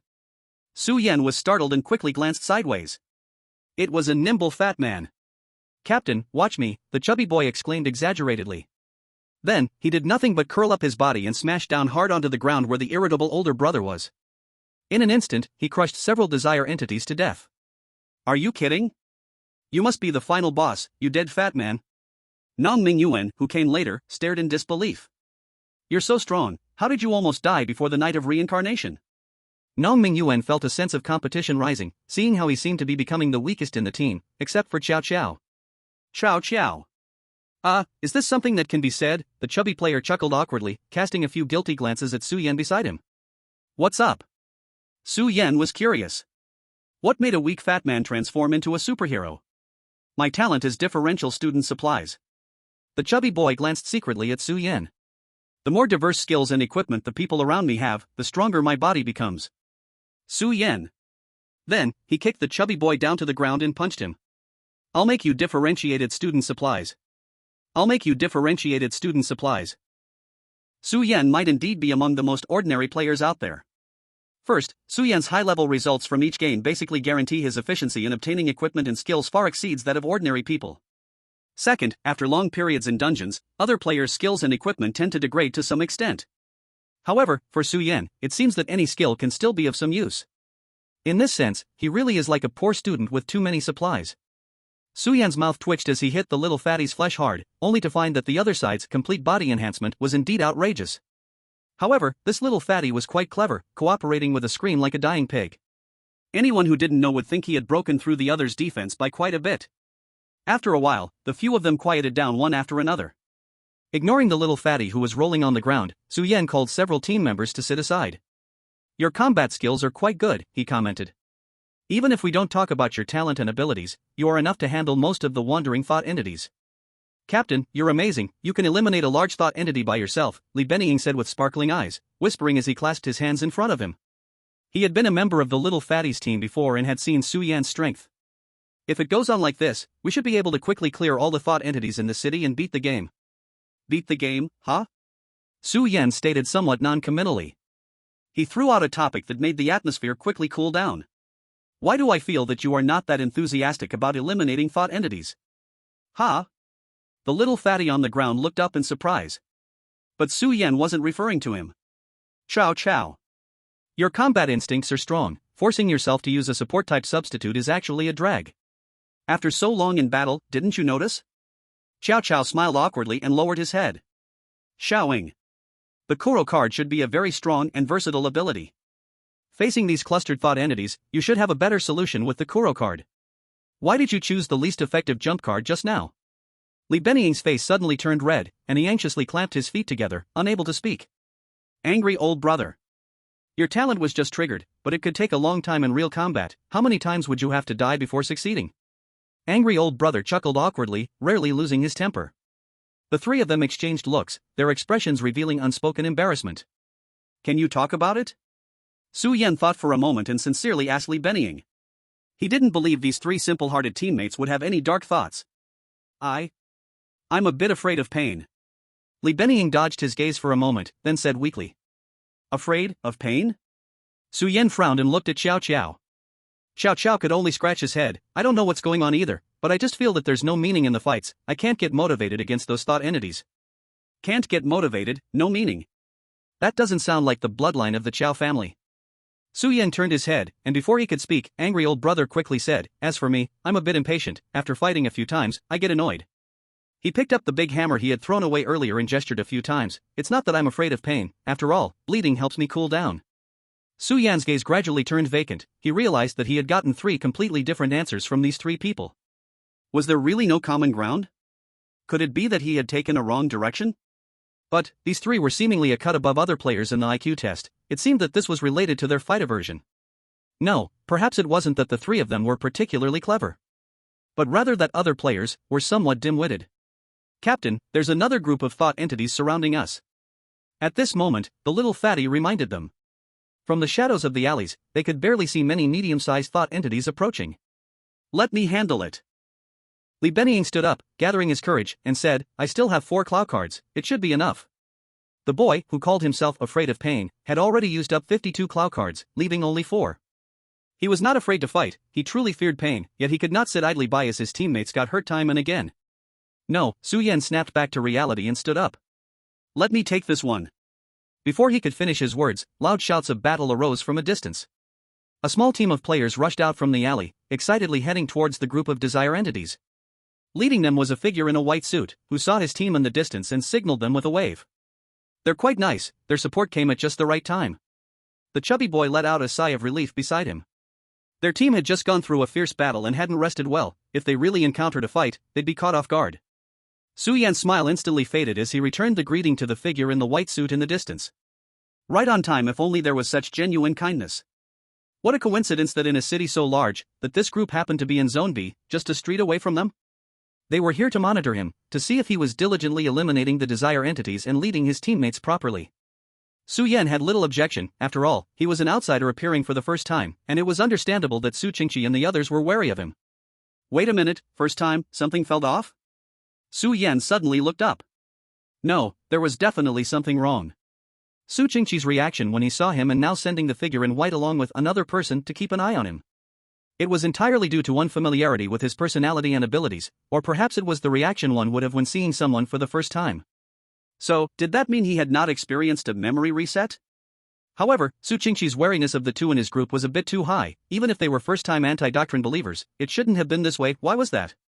And his familiarity with that mountain and city map. Su Yan's eyes filled with doubt as he turned his head instinctively to not let anyone see, only to find Nong Mingyuan's expression was somewhat serious. "What's wrong?" Su Yan asked. "Boss Su, that guy in the white suit is very strong," Nong Mingyuan said solemnly. Su Yan turned back. In the alley, the man in the white suit had already engaged with the team members and the desire entities. It seemed like he was moving with ice at his feet, freezing a desire entity with casual kicks. He moved gracefully, like an elegant waltz, easily navigating through the desire entities. Every move he makes against the desire entities aims for a critical hit. Although his killing intent is well hidden, he has definitely killed many people. Nong Mingyuan said seriously, "He is definitely much stronger than Su Qingqi." Su Yan's gaze deepened as he fixed his eyes on the battle happening at the alley's end. Yet, his focus gradually shifted to the other players outside the white suit. "Ha, that's refreshing." A player swung a big knife, trading injuries, and severed a desire entity's head. One of his arms was pouring blood, almost severed. The man in the white suit approached, casually glancing over. "You're hurt, do you want to return to base for treatment?" "Not yet." The player shook his head vigorously, swinging the big knife. "Going back to treat would waste too much time. Anyway, injuries will recover next reincarnation. It's better to kill desire entities." "Then be careful," the man in the white suit replied in a flat tone, turning to assist other players. Soon, the battle ended, and the group was drenched in blood, looking much worse for wear than they were. Su Yan frowned as he watched a group of players, covered in colors of the fight, laughing and chatting as they walked away. They aren't afraid of pain?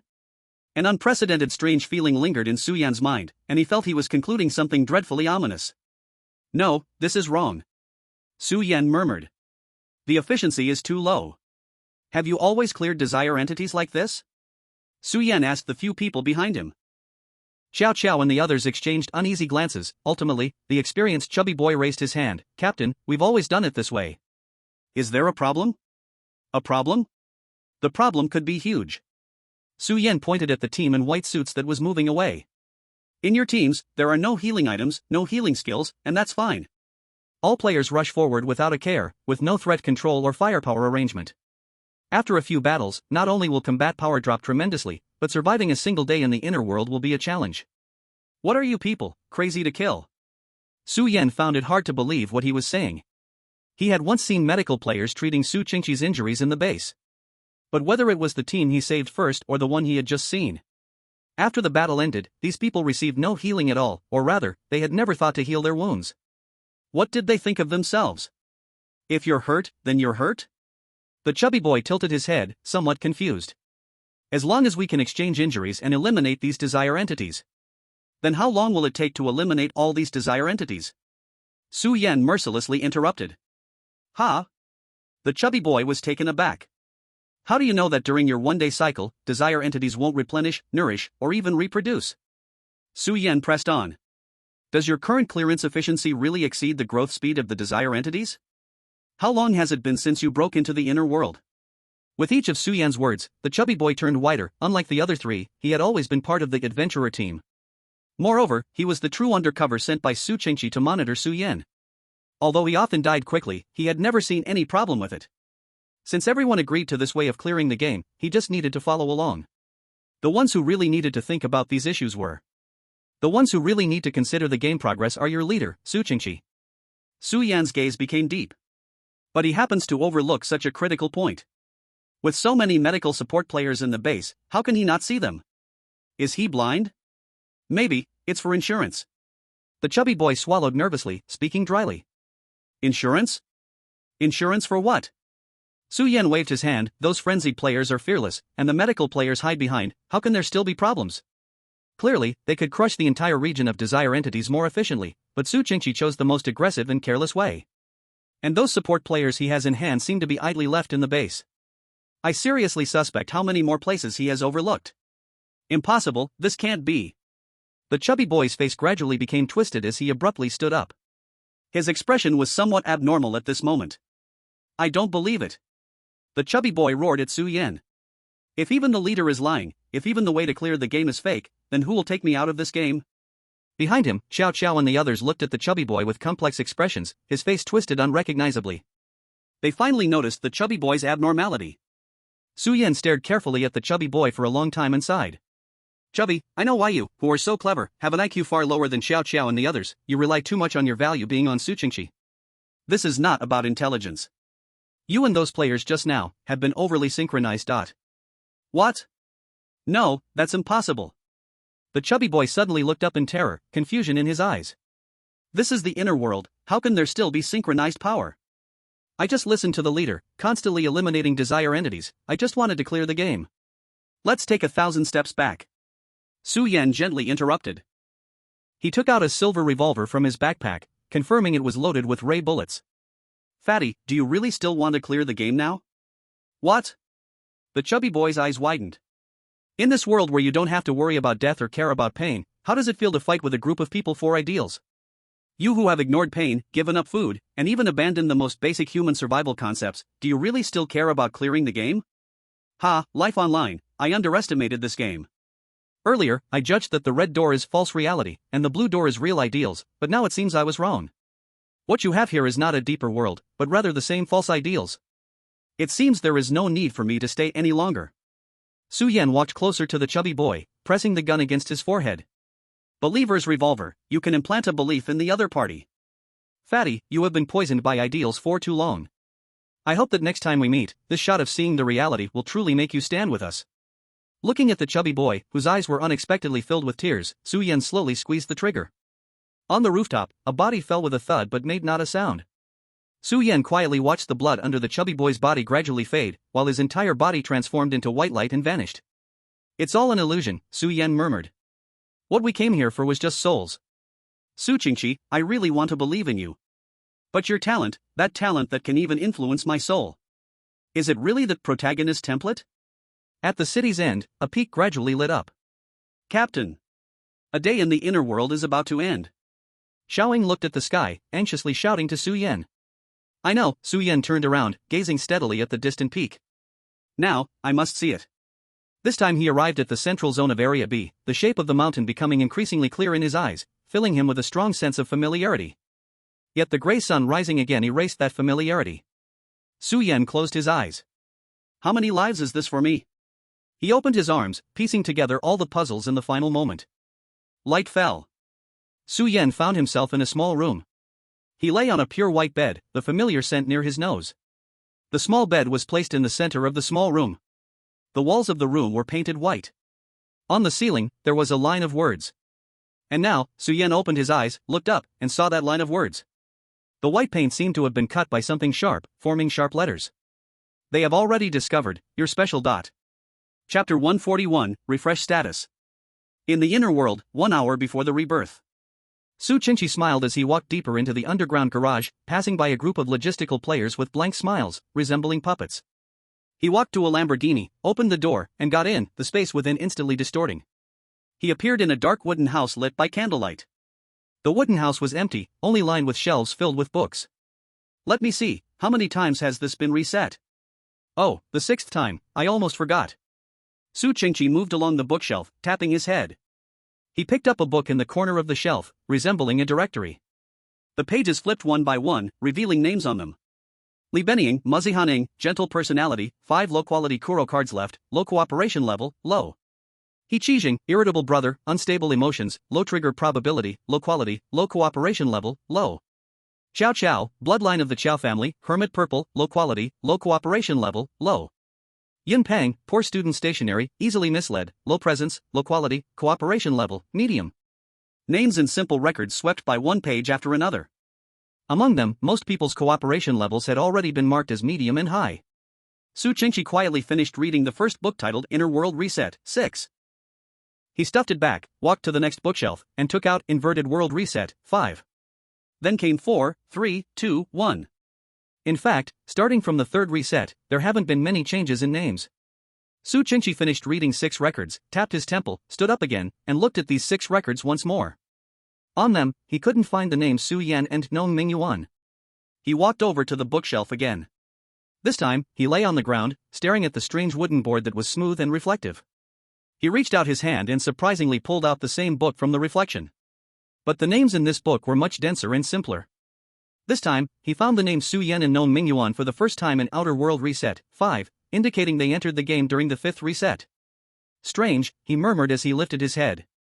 It's already the 6th reset, why are these two able to appear in the inverted world? The number of desire bodies is clearly controlled very stably. They should have been caught in the cycle of some outer world, ensnared by the creed decline, or they didn't have time to discover the method of the counter-creed before the world reset. What kind of variable has emerged? Who is helping them? The dim candlelight cast a rich and indelible shadow on the wall. Su Qingqi's voice gradually became flat, and a calm smile returned to his face. Forget it, just some flawed items, that Su Yan can barely count as a supporting character, too bad he came too late. It's the 6th time, by the 7th reset, my game will achieve perfect maintenance. By then, no one will be able to escape. They have already discovered my special. Su Yan sat up from the bed, staring blankly at the words on the ceiling, feeling an inexplicable chill. He discovered a blind spot that had always existed. The line of words on the ceiling wasn't there from the very beginning.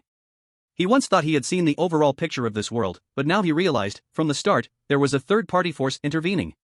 Were they helping him, or harming him? Su Yan's gaze slightly narrowed, nanoalloy extending over his body. Using the 3-dimensional maneuvering drive, he approached the ceiling. This line of words seemed to be carved out by something sharp, scraping off the white paint to reveal the brown soil beneath. But that itself was a point of suspicion. Even Su Yan couldn't physically damage this room, yet the other party possessed a power far exceeding that of the room. Otherwise, it wouldn't explain how they could easily break the rules of this room and freely enter and exit. Su Yan hesitated but still gently placed his hand on the carved mark. He activated the 3rd and final hint hand. The first time he used it on cooperative light. It confirmed that the strangeness of this instance indeed came from person and axis, and it was also a deliberately crafted prison. The second time was used on creed, from which he gradually deduced the method of the counter-creed. As for the 3rd time, at the end of this cycle, Su Yan had some doubts about the desire bodies in the inverted world. He originally wanted to use it on that, but the carved mark in front of him was more urgent. Su Yan made a decision and immediately activated the hint hand, then. Skill usage count has been exhausted. What? Su Yan was stunned. Once, twice, he repeatedly pondered the entire instance, realizing he had indeed only used it twice. So when did he use the 3rd time? No, perhaps it wasn't the 3rd time, but the first time. Su Yan's eyes instantly became serious. He hurriedly took out a piece of equipment from his backpack, the Divine Light Stick. Divine Light Stick, you can turn into light on a physical level. Duration, average time needed to fight a monster, cooldown time, 1 episode. This sea-level equipment, which he had drawn but had not yet had a chance to use. Now it has actually petrified, showing the words cooling down. Su Yan touched his own face and murmured, I have also experienced reset. But why doesn't Su Qingqi recognize me? I didn't enter the inner world? What was I doing at that time? How many times have I reset? Twice? No, at most once. Su Yan opened his eyes, and understanding gradually appeared in them. I do not have the refresh times for the tip hand and divine light stick, which are specifically left as a reminder for the current me. This means I am already confident that I can end this game before this life online reset. This third-party force is myself. Upon realizing this, Su Yan's gaze brightened even more. He no longer hesitated. He lowered his head and held the divine light stick in his hand. Your cooldown time is 1 episode, which is 1 game, but you need to understand the logic in it. In life online, every reincarnation means game restart. This means your cooldown time has already ended. This is extremely logically coherent. Su Yan silently recited the last sentence in his mind, and then the divine light stick in his hand gradually shed its petrification, returning to a usable state. Su Yan sighed in relief and, using the same method, reset the usage times of the tip hand, which could only be used 3 times, with his talent. He received a hint from the words on the ceiling. Words left by the Beast of Rules, words left by the claws of the Beast of Rules, I think you can trust the goodwill behind them. Beast of Rules. Su Yan repeatedly chewed on the information given by the tip hand. He had overlooked that these sharp words could not only be engraved by swords, certain giant beasts' sharp claws could do the same. Was I actually trying to gain the help of the hidden NPC in this world before the last reset? Su Yan immediately pushed open the red door and returned to the outer world. At this moment, Nong Mingyuan was just saying goodbye to his group of lovers. Tell me, are there any words written on the ceiling of your room? Su Yan asked Nong Mingyuan as soon as they met. The ceiling? Nong Mingyuan scratched his head, feeling confused. Brother Su, there are no words carved in my room. Really? If there were, wouldn't I see them the moment I opened my eyes? Ha ha ha. Chapter 142. That's someone. No words. Su Yan was stunned for a moment, and a huge stone finally dropped from his heart. No wonder that line of words was specifically carved on the ceiling, so that I could see it the moment I opened my eyes. The other party was doing their utmost to help him. Do not let anyone discover your special. He previously thought it meant not to let the NPC in the instance discover his heretical identity, but now it seemed that was irrelevant. His special was that reminder on the ceiling, someone had been assisting him in delving deeper into this world. However, this time he successfully entered the inner world, which was enough to catch the attention of the puppet master. You people only gave me 1 reset time to clear the level, but this is simply not enough. Su Yan held his head, gradually showing a bitter smile. How to break the light of cooperation between human and hub. How to defeat the protagonist template. What can be known now is that Su Qingqi used human and hub to alternately run the souls of the native residents of this entire instance city and the player's souls. This turned a corner of the world into the player's true game. And now, nearly 99% of the players have already sunk into it. The Divine's creation, even a third of it has such great power? No. In fact, the power revealed by human and hub only influences souls. The one who truly manifested it into such a terrifying and crazy cooperation system is a person. Su Qingqi, you come from the academy, right? Su Yan squinted his eyes. I still need to go to the inner world again. Since he wants to be the protagonist in his game, then Su Yan should help him do so. Academy? I thought that guy was outside the law. Nong Mingyuan was taken aback, not knowing why he thought so. Su Yan did not care, let out a soft sigh. No matter what, he is a disaster, we cannot wait any longer. Counter Creed, that is another way for him to collaborate, and also a loophole outside of his game. There, we can surely catch his flaw. Su Yan glanced at the watch, said goodbye to Nong Mingyuan, and quickly headed to the bank. See you in our world. I love capital, long live the bank. Su Yan saw Hans at the hall again.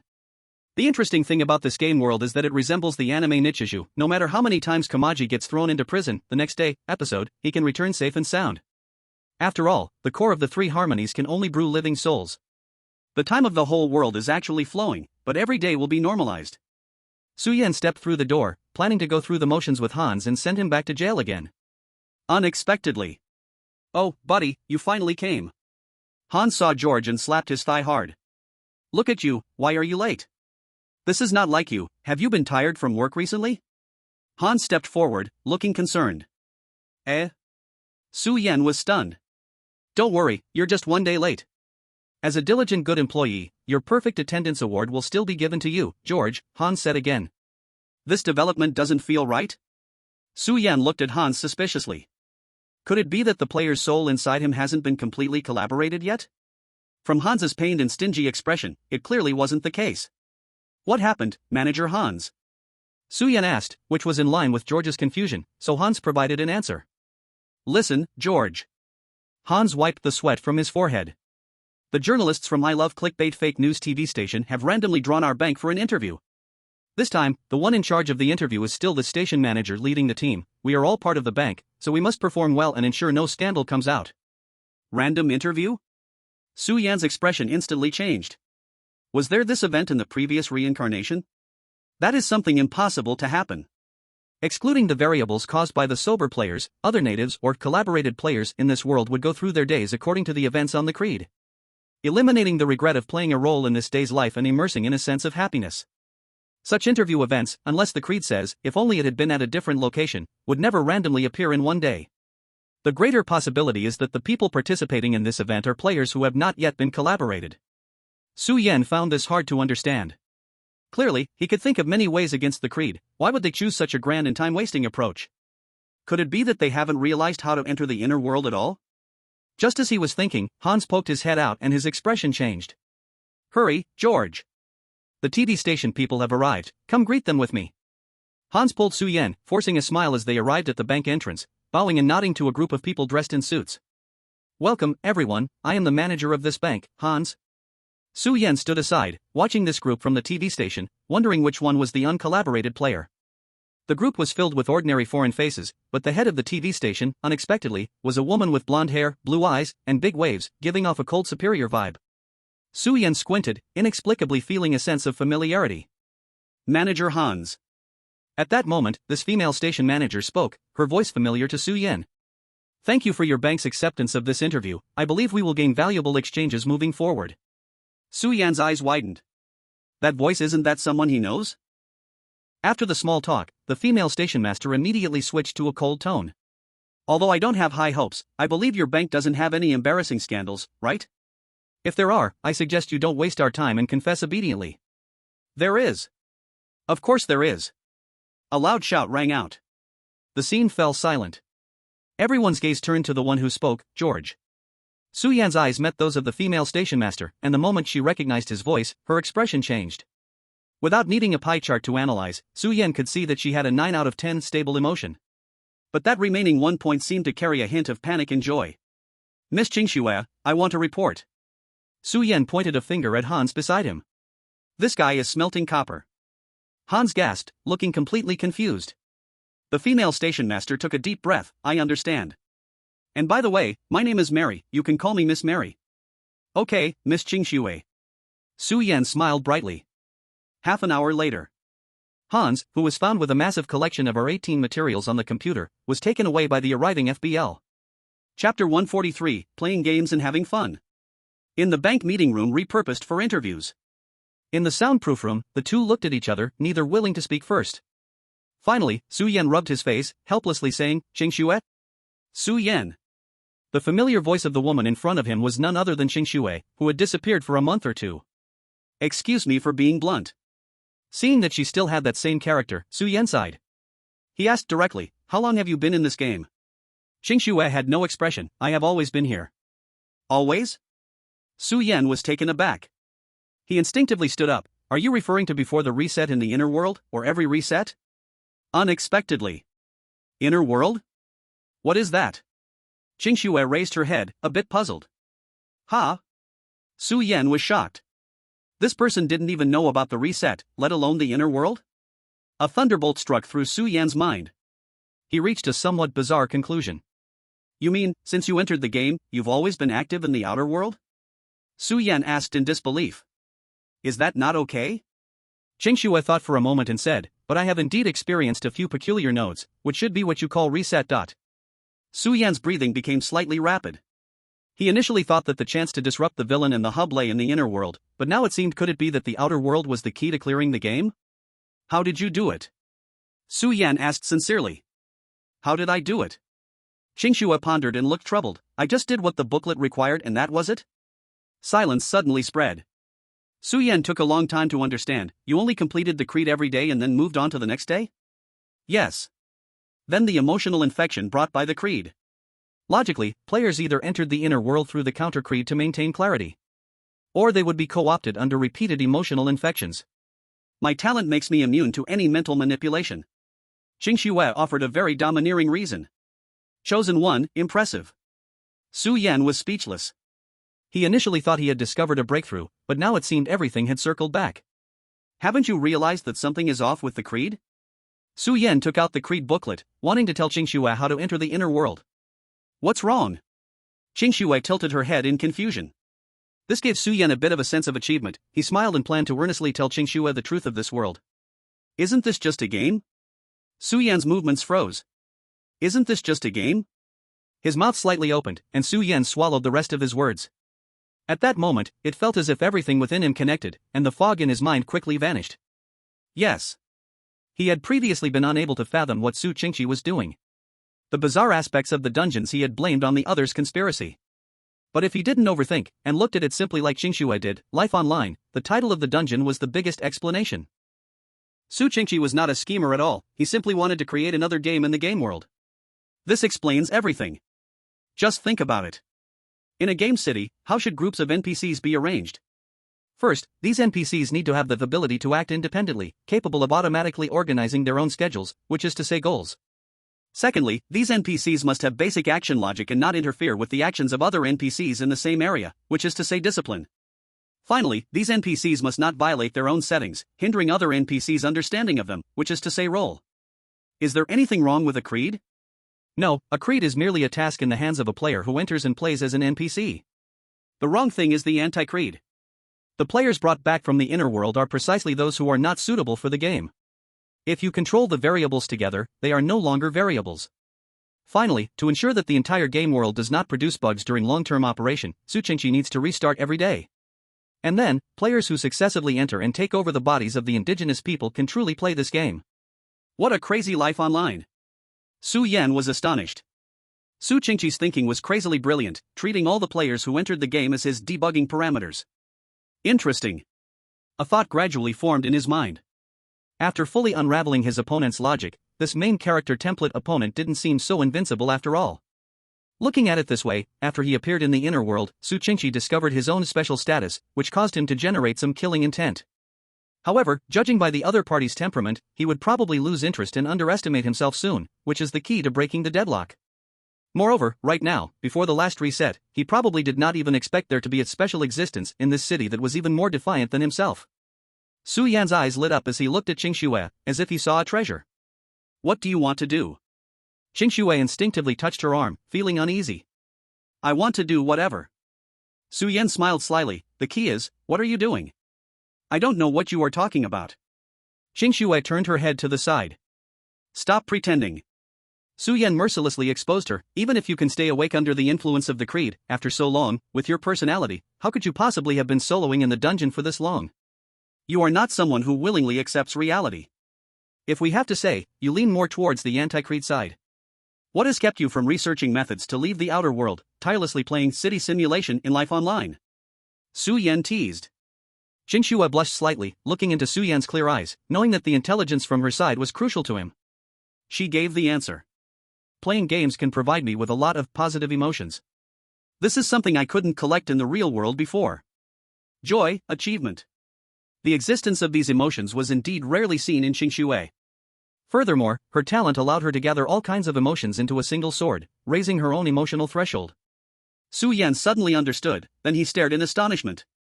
So she is really treating this dungeon as a game, right? Seeing Su Yan's strange expression, Qingxue thought he saw her as a gaming addict, and she hurriedly explained awkwardly. I originally wanted to gather strength to a certain point, then try to break the law with a sword and cut through this world. Now, if you need, I can try it any time. No. Su Yan quickly shook his head, his expression thoughtful. Based on my speculation, merely destroying the world should not be enough to forcibly clear the game.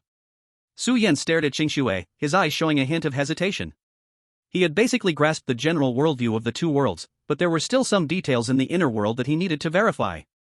The most important point moving forward is how to deal with Su Qingxi and the people and mechanisms behind him. Su Yan felt that if he continued to delve deeper, he might be left with only the true ending, route to choose from. You always choose the optimal path with rigorous logic, but this time, you absolutely cannot take that road, because controlling people and the core requires sacrifice. The words of Bai Kai from the Horror Servant Society lingered in Su Yan's mind. Su Yan squinted, wondering, what exactly did the other party want him to do? Chapter 144, The Protagonist Must Die. In the vast universe. Worlds condensed into tiny glass spheres, drifting all around. In the void, a girl in a white veil sat at a dressing table, silently gazing into the mirror. What reflected in the mirror was not the white mask on the girl's face, but countless densely packed, continuously flowing small squares. Bai Kai once again flicked out a list from her hand, passing over numerous dull objects, and finally her gaze paused, landing on Su Yan. You've thrown all the other internal testers into the replica of the core? Behind her, space rippled, and a lean man in black and gold armor stepped out. Yeah. Bai Kai didn't turn around. The rest are people who cannot be controlled and like to act on their own. Bai Kai thought of Su Yan, her tone slightly paused as she continued. So I told them not to approach the core, but the more I said that, every single one of them being intelligent, they wouldn't easily believe me and would only want to understand the essence of the core more. In the end, they were left with only the path to TE. What a terrifying woman. The black-armored man chuckled lightly. As long as someone can complete TE, that person must be logically coherent, right? This time, he won't be able to hide. Bai Kai said ambiguously, wiping the mirror, seemingly wanting to see deeper into the replica. But the mirror still reflected endless flowing small squares. Bai Kai's eyes froze slightly. Among those squares, she seemed to see a tiny blemish. What's wrong? Asked the black-armored man. Nothing. Probably, it's just something dirty got in, nothing serious. Anyway, this is how to enter the inner world. In the interview room, Su Yan revealed the secret of the anti-doctrine to Qing Shui. No wonder there are 2 doors in the initial room. Qing Shui seemed to understand. Next time in the cycle, I will try to enter the inner world using the anti-doctrine. No. Su Yan's expression turned serious, as if he had made a decision. On the contrary, before I figure out everything about the core, I hope you don't enter the inner world. Oh? Qing Shui's eyes opened wide in realization. Who are you trying to trick this time? You don't need to worry about that. Su Yan stood up and pulled open the chair, preparing to leave. From now on, let's not meet again. When I need you to enter the inner world, you will naturally receive my signal in the outer world. And if I never send any message again, then do your best to leave this world alone. I will wait for you. It was noon. Su Yan once again smashed down the load-bearing wall of the school, bought a bunch of white roses, and returned home. Ah. Cabby consumed George's wife once more. Su Yan walked to the bathroom mirror, and George looked content. This time, he actively reached out his hand and pressed it against the mirror. Don't worry. Su Yan pressed his hand against the mirror as well. No matter who you are, or the players, I will give you all a real life. This time, Su Yan completed the anti-doctrine in just half a day. His soul was once again brought back to the initial room. Perhaps due to the extremely high efficiency of completion, this time, for the first time, his consciousness perceived his sleep. Around him seemed like countless chaotic flows were rolling by, and Su Yan almost felt like he was being torn apart by some swirling entity. He didn't know how long it had been, but Su Yan opened his eyes, drenched in sweat. What happens during the player's sleep time in this game? Su Yan held his head, and the first thing he did was look up at the ceiling. The ceiling was extremely clean. It seemed that the beast of rules could not give him any hints in the inner world. Su Qingqi, you protagonists need to give me some explanations. Su Yan stepped through the blue door. In the inner world, City B District, deep in the inner ring, a large number of medium-sized desire bodies were wandering around. Su Yan ignored them, standing at a high point that was difficult to reach, occasionally gazing into the distance at the mountain. Boss Su. Captain. At this moment, several voices called out one after another, and Su Yan turned around. Nong Mingyuan, Li Benying, Xiao Xiao, and the hot-tempered brother. This was the meeting point they agreed upon before departing on the last reincarnation team, and now everyone was present. Silence. Su Yan pressed his palm down to avoid attracting the desire bodies. The group instantly stopped. Nong Mingyuan, needless to say, Xiao Xiao and others looked at him with clear eyes. It seemed after the last reincarnation, they had subtly decided to part ways with the Brave Guild. Su Yan waited a moment longer, and after confirming the little fatty still hadn't appeared, shook his head slightly. In his hand, a light silver revolver appeared. He then opened his palm and revealed 11 special bullets. The bullets of the believer's revolver replenish over time, and with the 6 he reset using logical consistency, a total of 17 bullets now. That should be enough. Chow chow. Here. Chow Chow replied without hesitation, Captain, feel free to give any orders. In the last reincarnation, Su Yan had shown his attitude. What he gained in return was the energy of these few people. Su Yan waved his hand slightly, leaving the Brave Guild. The team no longer needs to exist. Don't call me Captain, just call me Su Yan, or whatever you like. Chow Chow, use the purple of the Hermit, help me write down the locations of all large desire bodies nearby. Listening to you, Captain. Chow Chow insisted, finding a dusty spot on the ground, activating the purple vines in his hands. A huge map appeared on the ground. Su Yan walked forward with the others and counted, 12, 13, about right. Boss Su. Nong Mingyuan punched his palm, knowing some effects of Su Yan's equipment. Should we go lure these things? No. Su Yan glanced at Xiaoying and the hot-tempered brother, shaking his head. Aside from Chow Chow, who could use the purple of the Hermit as Spider-Man, the others really weren't sure if they could evade injury while being pursued by large and medium desire bodies. Besides, that would make too much noise. If Su Qingqi detected the surprise he prepared in advance, wouldn't it spoil the surprise? You all, stand back to back at the four corners. Su Yan instructed the four people to stand on the rooftop. Then Su Yan found the approximate location of a large desire body, activated I have a friend, and conjured an illusion of a friend above the north of B district. Using Chow Chow's suspicion, facing north, he successfully teleported above the desire body. Then the believer's revolver cylinder spun lightly, and without hesitation, Su Yan pulled the trigger at that desire body. The light struck in an instant, hitting a large desire body without escape. Faith implanted. Next one. Su Yan didn't stop, immediately activating the skill again, appearing near another large desire body. Pew! Pew! Pew! Su Yan was somewhat grateful for the technological upgrades of the horror observation station. Not only had they enhanced the shooting speed of his revolver, but they also perfectly achieved the silencing function. In just 1 minute, Su Yan completed the faith implantation on 13 desire bodies around him. The entire process was incredibly quick. Su Yan only needed to flash once in the air and shoot the ray bullets, disappearing without a sound. If someone did notice the light in the air, by the time they looked up, there was already no trace left. Even if there was some doubt, they soon had no time to care. Because the entire B district erupted with a deafening roar. Su, Boss Su. Nong Mingyuan looked at the increasingly agitated B district, his scalp tingling with questions. What faith did you implant? What else can it be?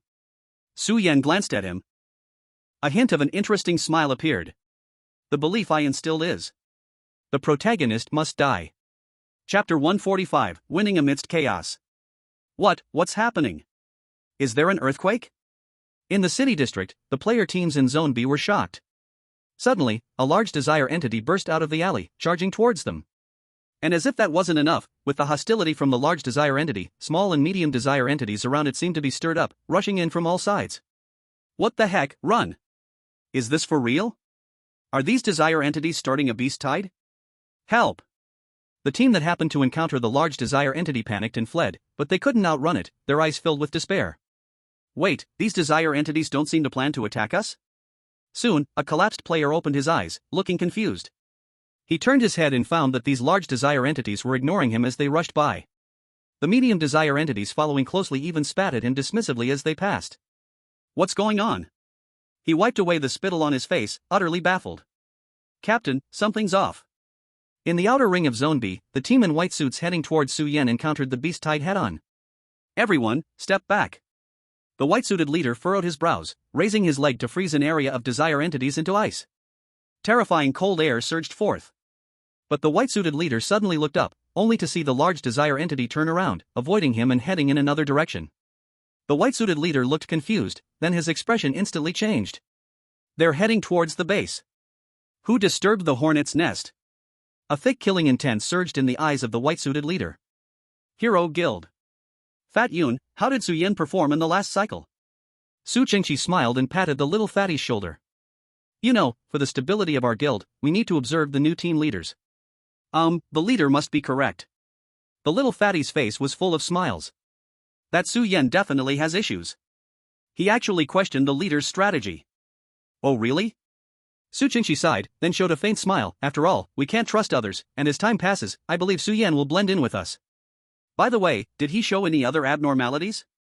Su Qingqi stared into the little fatty's eyes.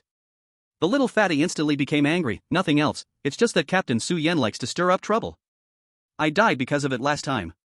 Stirring up trouble is a good thing. Su Qingqi nodded in satisfaction. Everyone should enjoy this adventurous time. He lost interest in the little fatty, preparing to dismiss him casually.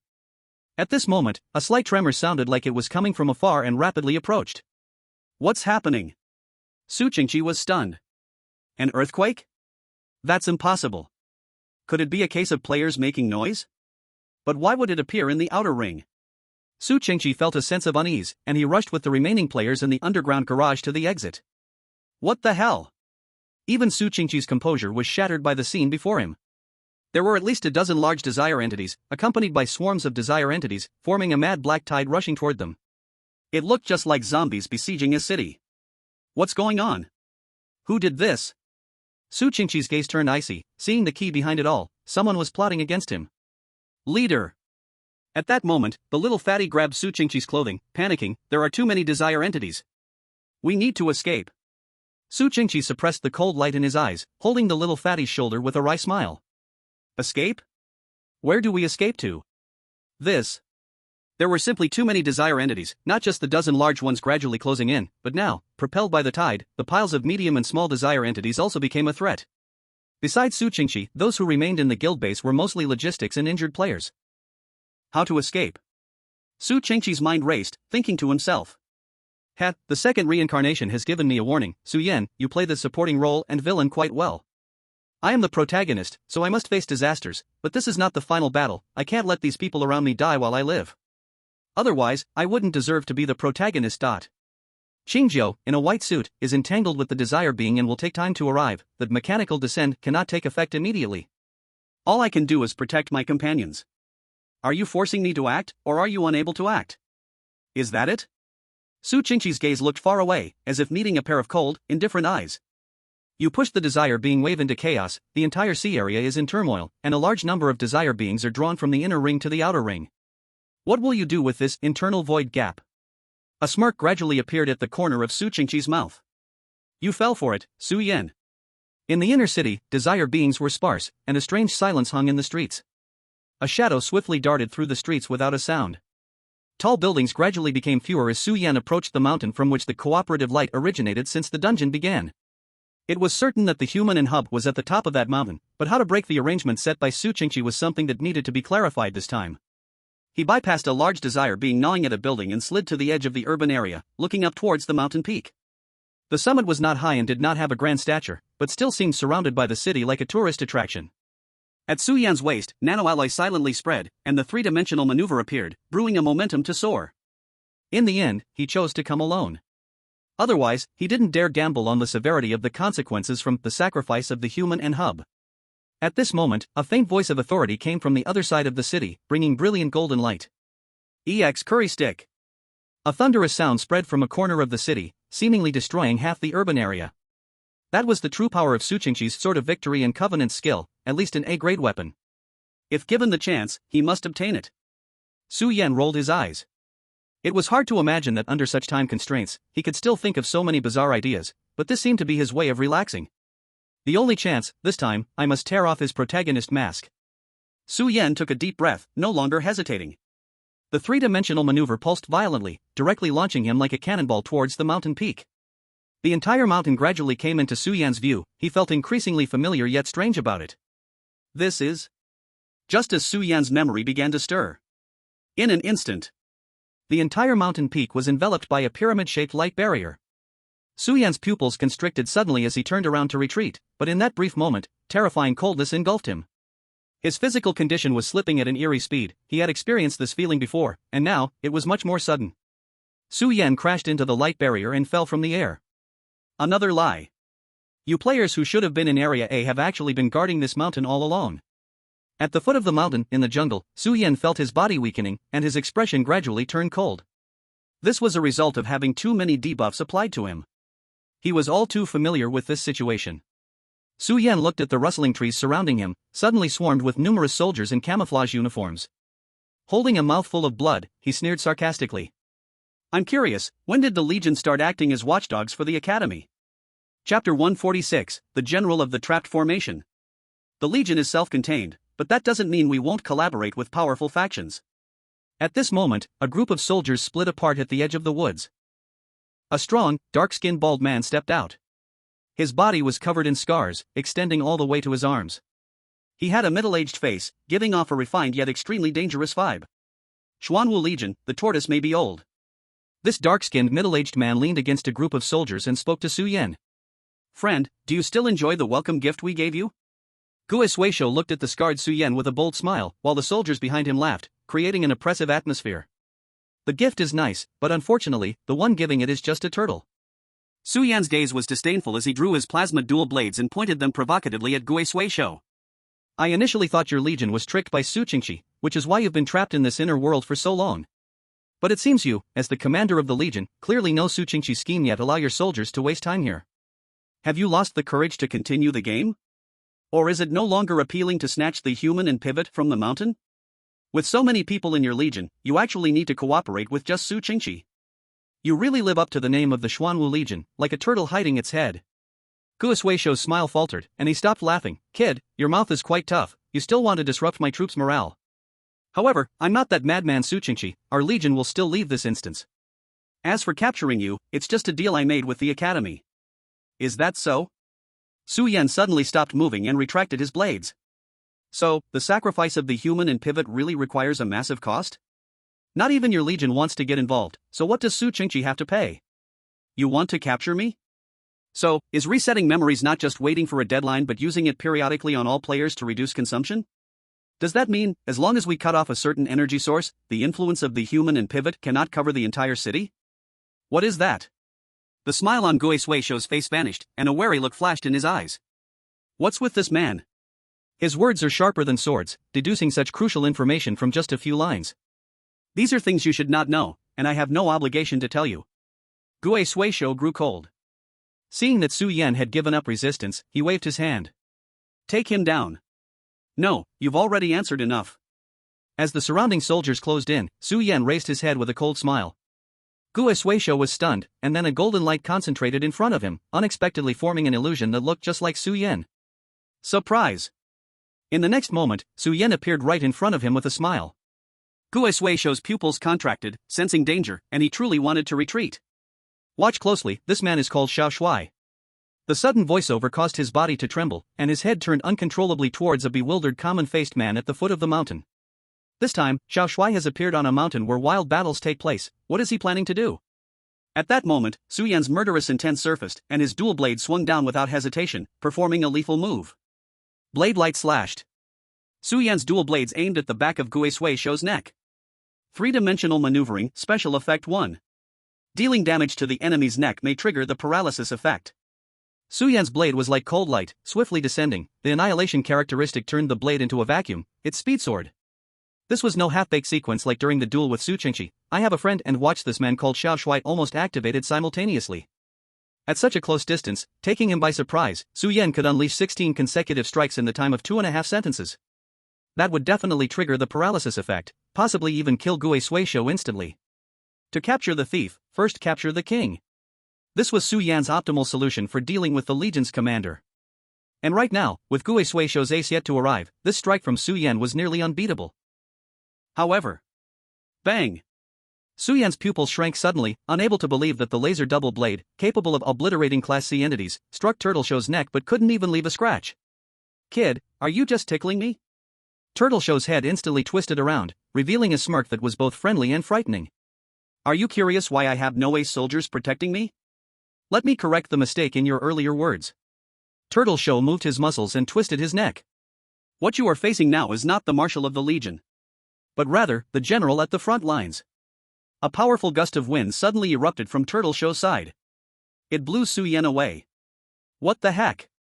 Su Yan was tossed into the air, his gaze filled with confusion. Marshal, General? What's the difference?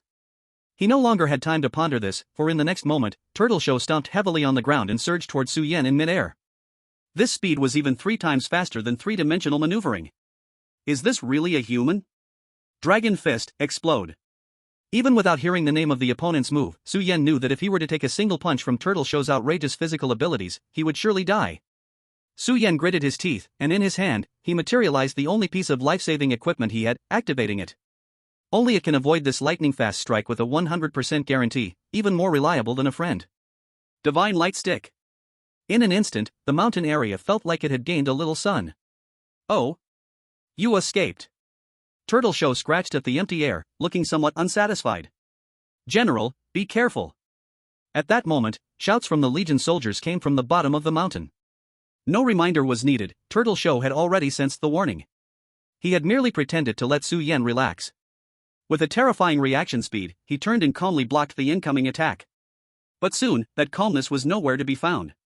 What? Turtle Show's eyes widened in shock. The scorching beam was much faster than he was, and without leaving a trace on his skin, it suddenly appeared right before him, stabbing fiercely at his eyeballs. Sparks flew. Turtle Show looked on in fear as the searing light failed to leave any marks on the golden membrane surrounding him. The light twisted and attacked various parts of his body, and all he could do was watch. So fast. Speed truly was his weakness. Fortunately, the price of your speed is that the damage is limited to this. Soon, Turtle Show calmed down and spoke to the light. He didn't have the terrifying strategic mind of the marshal, but his combat instinct quickly grasped the current situation. The blazing light quickly returned, forming a light figure before him, inside which Su Yan's cold voice emerged. Unfortunately, you, the general at the front lines, are nothing but a name. You rely heavily on the skill buffs from your soldiers behind you. Su Yan glanced at the group of soldiers below the mountain, faintly seeing through Turtle Show's strengths and weaknesses, but he was equally powerless. Divine Light Stick, you can physically transform into light. Under logical coherence, what Su Yan transformed into was laser. However, what he had to face was Xuanwu. Chapter 147, Breaking Point. When observing in the horror section of the copy, Snow had once expressed disdain for Su Yan's choice of melee weapons instead of laser guns. But these NPCs had a different scope of vision. Su Yan was very clear that as the game progressed, players' physical abilities would undoubtedly reach a level comparable to the Holy Grail War. Otherwise, the abyss in that white cat level copy would indeed be an unsolvable existence. As for the current stage, Su Yan was still not capable of withstanding laser weapons. He estimated that freaky existence, Qingxue, might be able to do it. He hadn't expected to encounter another one now. Su Yan assessed the weight of his current laser, which was about the same size as his original body. But this damage far exceeded that of ordinary weapons, and in an instant, Su Yan avoided Turtle Show, crashing down toward the Legion soldiers at the mountainside. Ha! You are bold. Turtle Show's anger flared. But he didn't panic too much. Su Yan lightly took the head of a Legion soldier, but soon discovered that everyone was shrouded in a layer of golden light. It really is an unbreakable turtle shell. Su Yan recalled the light barrier that had covered the entire mountain earlier and realized he might have a hard time bypassing the Legion's defenses. Kid, you are really a dangerous character. I have never heard of you before. Gue Suisho slowly landed on the ground, staring at the floating Su Yan light figure. Su Yan pointed his finger at a group of soldiers behind him. If the handsome organization is a trap array, then yours is definitely a killing formation. Your group of Legion soldiers are probably just logistics support, only with countless enhancement skills applied to you can explain your exaggerated defense. Gue Suisho snickered, you really can't hide anything from your eyes. Gue Suisho spread his hands. To be honest, I currently have a total of 17 defensive enhancement skills, including 6 style Iron Block, Indestructible Fighting Spirit, Holy Shield, Alloy Refraction, Skin Hardening, Golden Extension, Turtle Reinforcement 6. Su Yan understood what it meant to be a general who fights in formation. Unlike the handsome strategic planning, this was a solid fighting fortress. All the enhancements of the soldiers were focused on one person, creating a monster that was by no means weaker than the outlaw or the chosen one. Su Yan's gaze swept over Gue Suisho and the soldiers below. Through the optical perspective, he clearly found that these soldiers, along with the entire mountain, seemed to be wrapped in a golden membrane, completely isolating him. This meant that as long as the opponent held this mountain, he truly had no other way. Your combat awareness is pretty good. After realizing I am almost flawless, you immediately identified the Legion's second weakness and tried to kill the soldiers below. Unfortunately, you are facing an already established Xuanwu Legion. The A-grade defensive equipment in my hand is enough to protect any soldier and turn the battlefield into a prison. Gue Suisho stared at where Su Yan was, eager to move. For the first time, Su Yan felt a bit troubled. The worst part was that although he logically transformed the Divine Light Rod into a killing move, he couldn't use any skills while transformed into light. Using light form meant he could not perform player techniques, which was clearly a limitation of the Divine Light Rod itself. Game balance wouldn't allow players to test using invincibility. Once he changed back to his original form, he could try to crack the big turtle shell. But if this continued, he would be the one delayed. To finish off the Xuanwu Legion quickly, it seemed only Qing Tianshui, who could break any law with a single sword, could do it. Does the protagonist really gain more help? Su Qingqi, you really have taught me a lesson. A murmuring voice came from within the light figure of Su Yan. Don't get me wrong. Guisuisho, hearing this, looked arrogant. Su Qingqi is nothing more than a pawn of our legion. If it weren't for him controlling the human and pivot, he would have no right to speak with us on equal terms. For this, he should thank us. Equality. Su Yan let out a cold laugh. You are speaking of negotiating with a tiger for its skin, aren't you? I can pretty much guess that your deal with him is that during the time you stay in the inner world, you do not reset your memories. And you will be his most loyal bodyguards. TSK, getting something for nothing, truly worthy of being our protagonist. Guisuisho laughed heartily. Ha, kid, you are quite good at making people angry. However, you do not understand. A fiery gaze emerged in his eyes. Do you know our current situation? Is there really a difference to us whether we are in a game created by Su Qingqi or a game generated by horror? No. There is absolutely no difference. We are all nothing more than toys of the gods. The turtle, despite its age, roared with fury. We will resist. We will counterattack. To break free from our lowly status, we must possess supreme power. One person may not be enough, then let it be a team. A group. When we, these ants, gather human strength in one place and create true gods, only then will we be qualified to speak with them as equals. Is this what you want? Su Yan looked at the towering body of the turtle and recalled the legion goals mentioned by Bai Kai. To match the gods with human power. When a person's ability is continuously doubled, it seems genuinely possible to reach infinity. This is indeed a good idea, but... Su Yan said in a calm tone. It's merely a group of weaklings huddling together for warmth. Kid. The turtle stepped forward, cracking the mountain, unfazed. You are seeking death. Whether I seek death or not is not for you to decide, Xuanwu, you are always the passive one. Su Yan felt his radiance gradually fading, knowing the divine light staff was about to fail. The turtle was obviously waiting for this moment. But Su Yan had already lost interest in talking to him. He waved his hand dismissively as if shooing a puppy away. Xuanwu, a good name, cherish your time now a bit more. You profit-seeking pests, climbing up on the corpses of countless players, won't see the next dungeon. Next time, I will make you understand your insignificance. Next time? The turtle froze, then fixedly stared at Su Yan's movements. You want to leave? What gives you the right to leave? Give it up, kid. Human and Xian are just in sight. If you want to leave the dungeon, you can't avoid the Xuanwu Legion. The turtle was somewhat disappointed. I didn't expect you to be such a coward, afraid of death. Su Yan replied slowly, you and the Su Qingqi have carefully woven such a big net. Did you really think I would be so simple to hook? My breaking point is never just human and Xian alone. Su Yan gradually rose into the air, taking advantage of the remaining heat of the lasers, gazing toward the direction of the Sea District Hero Association, his tone laced with a smile. You think I'm doing a surrounding way to rescue Zhao, but who can bet that I cannot capture the thief by catching its king? Su Qingqi, you've also been tricked. Ignoring the Xuanwu Legion below, Su Yan turned into a beam of light and dashed away. Chapter 148, Su Yan returns. The Hero Association, entrance to the underground parking lot. The previously password-protected iron gate was completely wrecked, leaving behind numerous ferocious claw marks. Su Qingqi was drenched in sweat, lowering the longsword in his hand. In front of him was a vast, empty space. After all, whether small or medium-sized desires, they evaporated into nothingness once defeated. Yet, the terrifying and chaotic traces within a 10-mile radius vividly reflected how brutal this battle was. One side of the entire street looked as if even its foundation had been overturned, with jagged rocks scattered, the other side's ground spreading with frost, tinged with blood. A figure in a white suit walked up to Su Qingqi. Any changes? Su Qingqi shook his head. Just minor characters, rest assured, the deal remains unchanged. 10 minutes after the eruption of the desires, the figure in white returned to the base, displaying powerful combat strength. Afterward, players from other regions also arrived in succession. With their participation, Su Qingqi didn't have to bear as much pressure cooperating with other players. They ultimately withstood the wave of desires. Leader, we survived. This is the main character, your decisions are always the most correct. Cheers erupted around them, resonating joyously. Countless gazes looked at Su Qingqi with admiration, their eyes fervent. Su Qingqi revealed a gentle smile, waving to those around him, while a dark satisfaction lurked deep in his eyes. After this battle, the cohesion among these people must have deepened significantly. Now, it was time for settling accounts in the autumn after the harvest. My friends. Su Qingqi pressed his palm down, and his smile gradually turned serious.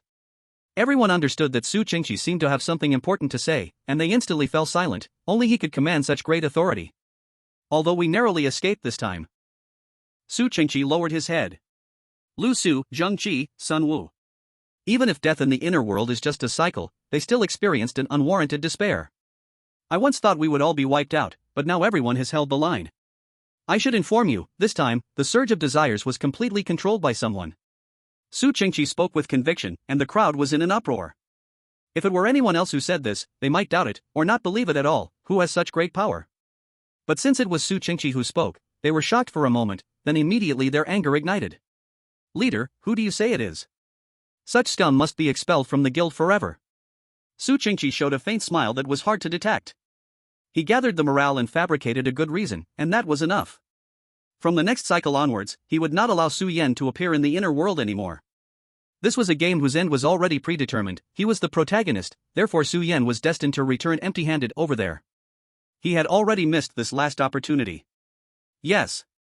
Why don't you tell us who did such a great thing? A sarcastic voice suddenly rose from the corner. Su Qingqi's eyelids twitched, and he calmly turned around. A scruffy-looking man, known Ming Yuan, stepped out from the crowd with a few others. They're completely unharmed, a group of deserters. A sharp-eyed player shouted, displeased with their commotion. The man in the white suit stepped forward, coldly eyeing known Ming Yuan. Where were you just now? What's it to you? Known Ming Yuan picked his nose and pointed to a tall building in the distance. I found a place to watch the show. The man in the white suit remained indifferent, turning to look at the few people behind him. What about you? Xiao Xiao was straightforward, Xiaoying was shy, and finally, it was the hot-tempered Yi Qizhang who replied. None of your business. Very well. The man in the white suit smiled, and while turning, his cold eyes landed on Su Qingqi, unspoken but clear. Su Qingqi clapped his hands and said seriously, new friends, and you few, if you've done something wrong, you must make amends. I know, none of you are the ones behind the scenes. Now, come over to our side, and I believe everyone will still accept you. Before his words fell, someone immediately responded with righteous indignation, Leader, you are still too lenient. These scum don't deserve to stay in the guild. Exactly. Without waiting for the crowd to brew further. Keep pretending, just keep pretending. Known Ming Yuan mocked, every one of your words pushes us out of the crowd. You little pretty boy, you really are calculating. What did you say? The crowd was agitated, and a fight seemed ready to break out. Su Qingqi kept his head down, silent. Naturally, he wanted to execute this group of inferior beings, leaving them no chance to beg for mercy. After today, everyone would reach a consensus that Su Yan and his group were traitors and evildoers. Then in the next cycle, the disappearance of Su Yan and his people would raise no suspicion. You may leave, for the sake of our past companionship, you are not welcome here. I hope, you will never appear before us again. Su Qingqi said. Known Ming Yuan had no intention of leaving, and the gazes of the people behind him grew more resolute, which made Su Qingqi somewhat uncomfortable. He didn't care, since they didn't want to leave, then let them die here. The man in the white suit stepped forward. Known Ming Yuan squeezed a die with a value of 1, grinning smugly. What he wanted was just to cause a ruckus here, to stop Su Qingqi from continuing his agenda of consolidation. As for the rest, he trusted his boss. He was the true protagonist. But just at that moment, a familiar light streaked across the sky, and known Ming Yuan put away the die, knowing it would no longer be needed. A beam of light descended from the sky, just as it dissipated, revealing Su Yan's figure. Su Qingqi, tell me, who do you want to expel? Su Yan stood on a broken wall, appearing above everyone's heads, and called out. The man in the white suit and Su Qingqi both showed surprise. Su Yan, you can't hide it, I'm sure it was you who instigated this wave of desires, bringing disaster to our guild.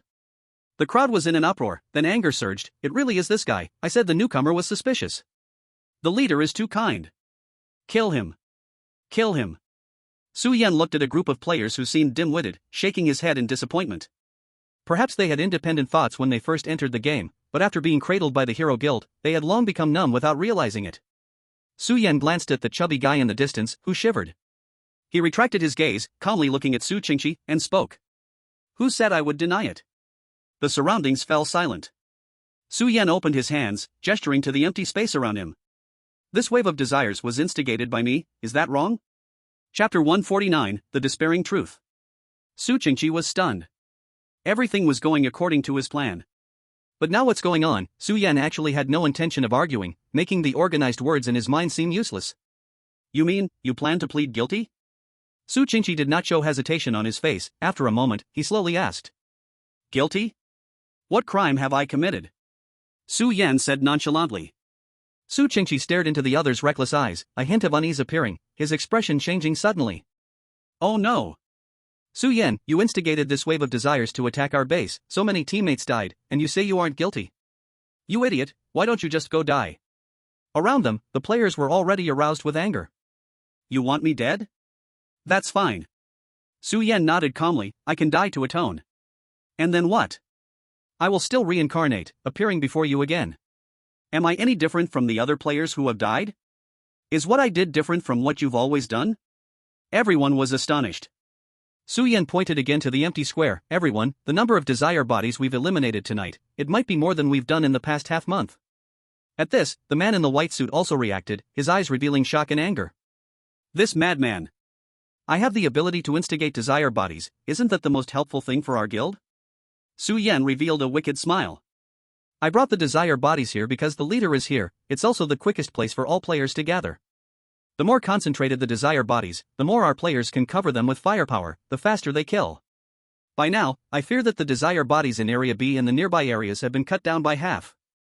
As long as I keep doing this a few more times, won't I achieve the method of clearing the game that the leader mentioned and leave the game? You should thank me instead. Ha ha, ha ha ha. Su Qingqi's eyes gradually darkened. Unexpectedly, this was Su Yan's goal. Forcing him to act, using his prestige to unite all players into one force to eliminate the desire bodies with maximum efficiency. He is the protagonist, and his biggest responsibility is to lead all players to clear the game. Now Su Yan's proposal was presented before him, he couldn't refuse. Once he refused, he would no longer deserve to be the protagonist. Su Yan's sophistry had too many attack points, yet they were all trivial matters. And the crowd of dim-witted people clearly couldn't make the connection. So, what do you think, our protagonist? Do you still like my proposal? Su Yan looked at Su Qingqi, mocking him. This is an outright open scheme. Su Qingqi had to accept it, and when he leads everyone to eliminate almost all the desire bodies, the unsolvable truth would tear apart his protagonist template. To lift someone up, is that what you plan to do? Truly impressive, Su Yan. Su Qingqi thought to himself. If you had come a bit earlier before the resets, this protagonist would have been knocked out by you, what a pity. My game has already achieved balance. Su Yan stood on the stone wall, staring intently at Su Qingqi. He appeared calm, but his palms were already filled with cold sweat.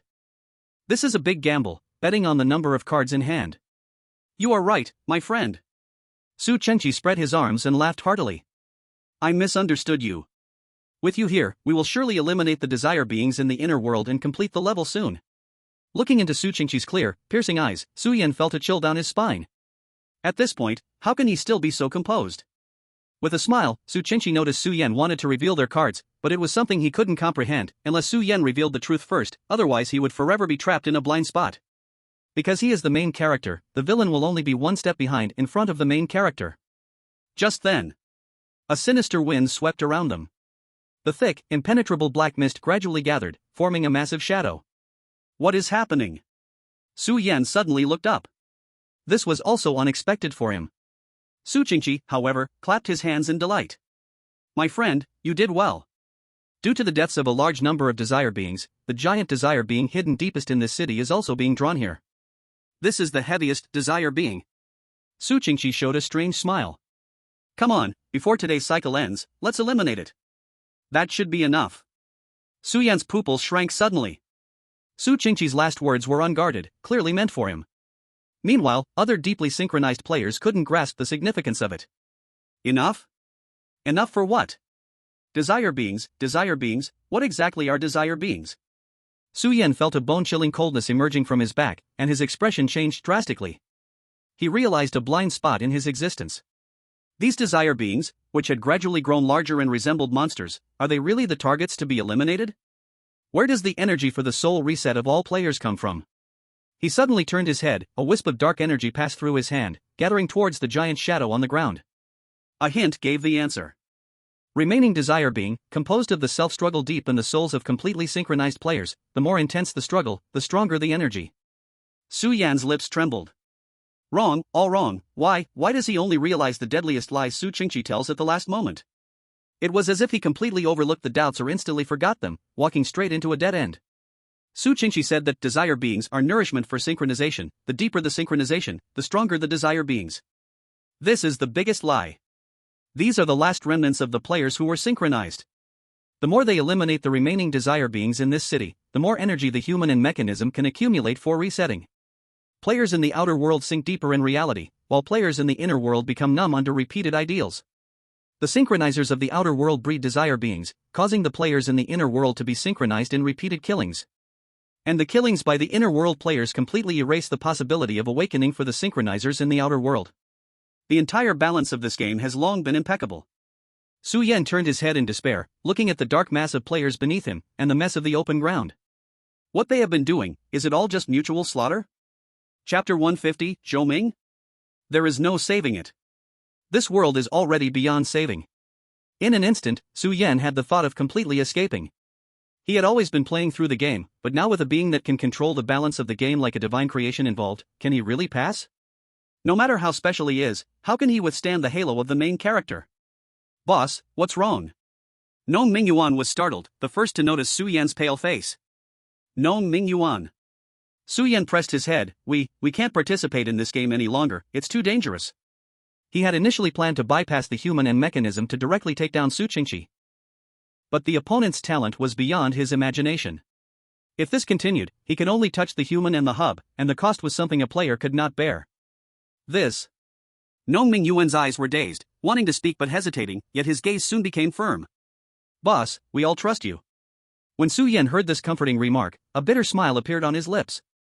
Zhang Qinglin, Qing Xuet, Nong Mingyuan, and Xiao Qiao's faces flashed through his mind. He bore so much trust from these people, could it really end like this? Then. Su Yan opened his mouth, the surrounding dark energy gathering and taking shape at this moment. Everyone, the giant desire entity has appeared, let's take it down together. Su Qingqi's eyes sparkled, ignoring Su Yan's group, raising his arm to shout. Su Yan paused for a moment, quickly deciding to ignore it. Even if Su Qingqi destroyed the giant desire entity, the reset would definitely not be that easy. They still had a last chance to escape. Boss, something's wrong, Nong Mingyuan, deep in thought, swallowed hard beside him. He looked up at the giant black soul above, uncertain and suspicious. The giant desire entity seems to be looking at you. Su Yan's pupils shrank. He looked up. Looking into a ferocious orc's face, the familiar eyebrows and eyes completely stimulated Su Yan's nerves. Teacher Zhou and Ming. Su Yan's eyes instantly widened. He never expected to see an academy teacher who had disappeared from the real world for so long at this moment. Yes, among so many missing players, if they were still alive, it could only be in the big city where the human hub was located. How could Su Yan forget? This was the teacher who taught him almost the fundamental knowledge of his game dungeon, the middle-aged man who said he might not survive to the next dungeon, the ordinary man who was always ashamed of his professional qualities. Oh? This is actually someone you know? Su Qingqi chuckled lightly on the open ground. Now, this is interesting. Su. Shang. Xie. Su Yan raised his head, his eyes red with anger. What do you want to do? What do I want to do? Su Qingqi elegantly opened his arms, his eyes full of intoxication. As you can see, I am witnessing the formation of the perfect game. Now, let's take action.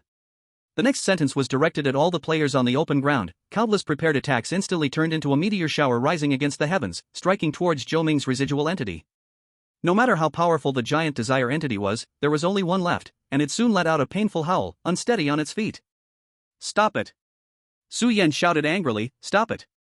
Haven't you realized you're killing each other? All the players seemed to be oblivious, their eyes showing an eerie gray light, their lips raised in unison, bringing a crazed smile. It's useless, Su Yan.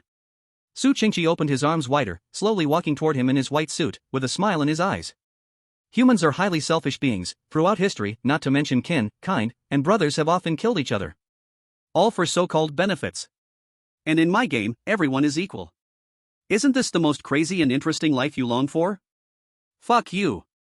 Su Yan glared, grinding his teeth. Su Qingqi, you will pay the price for this. As soon as he spoke, Nong Mingyuan beside him did not hesitate and immediately threw a 3-point enhancement dice, reaching for Su Qingqi's neck. Cold air surged, long legs and white shoes, equally cold, stood in front of Nong Mingyuan, freezing one of his hands into frost. The expressionless white suit lifted a leg, then knocked down, directly shattering Nong Mingyuan's right arm into bloody pieces. You bastard. Nong Mingyuan's eyes gleamed with ferocity, increasingly bloodthirsty. Save yourself some trouble, my friend, Su Qingqi said wantonly. In a short time, you can't do anything to me. Do you think it's only the Legion standing on my side? He whispered in Su Yan's ear, out of law is the same. This world, there is nothing that can stop me now. Su Yan suddenly raised his cold gaze. The three-dimensional maneuvering dual blades in hand slashed through the air, forcing Su Qingqi and Bai Shizhuang to retreat with a thunderous roar. This gave Nong Mingyuan a moment to breathe. He no longer cared about the two, flying towards the crumbling thought body of Zhou Ming above him. What admirable loyalty, Su Qingxi clapped his hands dismissively. He turned his head, back to Su Yan, gradually moving away. Unfortunately, you won't catch up. Because the minions of the villain will only be eliminated one by one. Su Qingxi snapped his fingers. In the sky, as the last player's finishing move fell, the giant thought body suddenly exploded. Teacher Zhou. Su Yan's eyes widened, as if he heard a faint wail. The black mist dissipated into a terrifying storm, and a frail figure fell from the sky. It was Zhou Ming, looking emaciated and wearing a faded old shirt. Su Yan hurriedly activated his maneuvering device, transforming into a streak of light to gently catch him as he landed. Zhou Ming, Teacher Zhou. Su Yan shook Zhou Ming's body, speaking urgently. Zhou Ming's face was pale, his eyes trembled continuously. Finally, he opened a tiny crack. Su Yan, I seem to hear your voice, is that you? Zhou Ming murmured, his gaze dim. Where is this?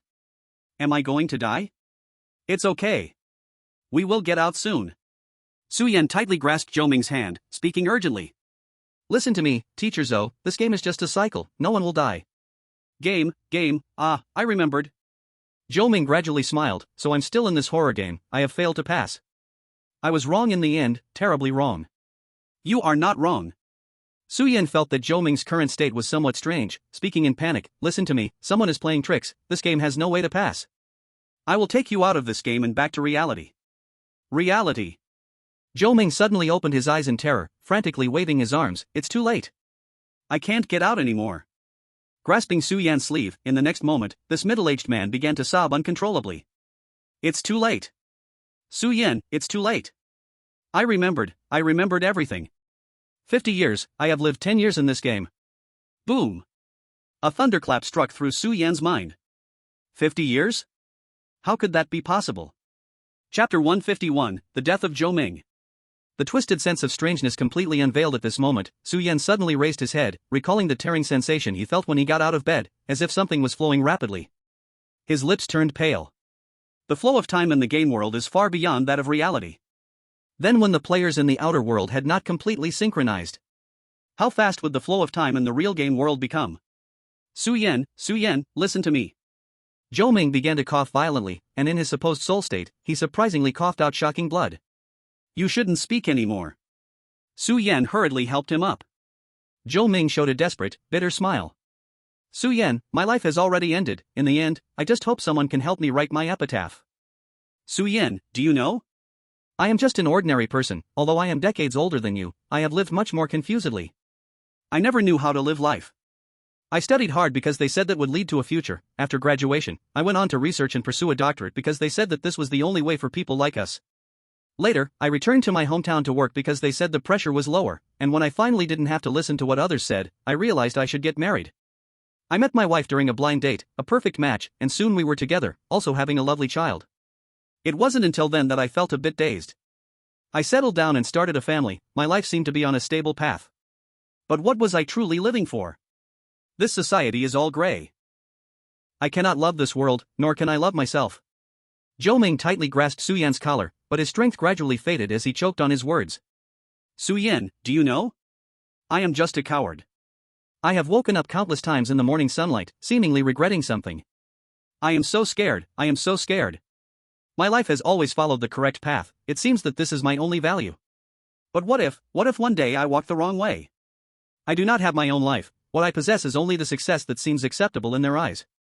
Until the emergence of the horror game. My wife and I were very lucky, we both survived. At that time, my heart was filled with secret joy. Could it be that because I had never done anything wrong, I earned the right to survive? I quickly felt like I found something. I chose to become a teacher at the academy, to teach and nurture. In truth, I just wanted to prove that I had a real life. I spent a few years deceiving myself until I saw you students who returned from the horror game. You are all amazing, shining with a brilliance I could only envy. Su Yan, you are the brightest among them. Zhou Ming weakly raised his head to look at Su Yan and forced a smile. No, I am nothing special. Su Yan's lips trembled as he spoke. This is all thanks to you. No, I am just an evader. Zhou Ming shook his head vigorously, feeling forlorn as he said, what I have to face are the batches of students who died in the academy's graveyard. I do not deserve to be a teacher because from the very beginning, I joined the academy just to survive. Every day, I only start to question at night. What have I really taught? I have not done enough, my teaching is too shallow. You are all living beings, not tools for me to enjoy life.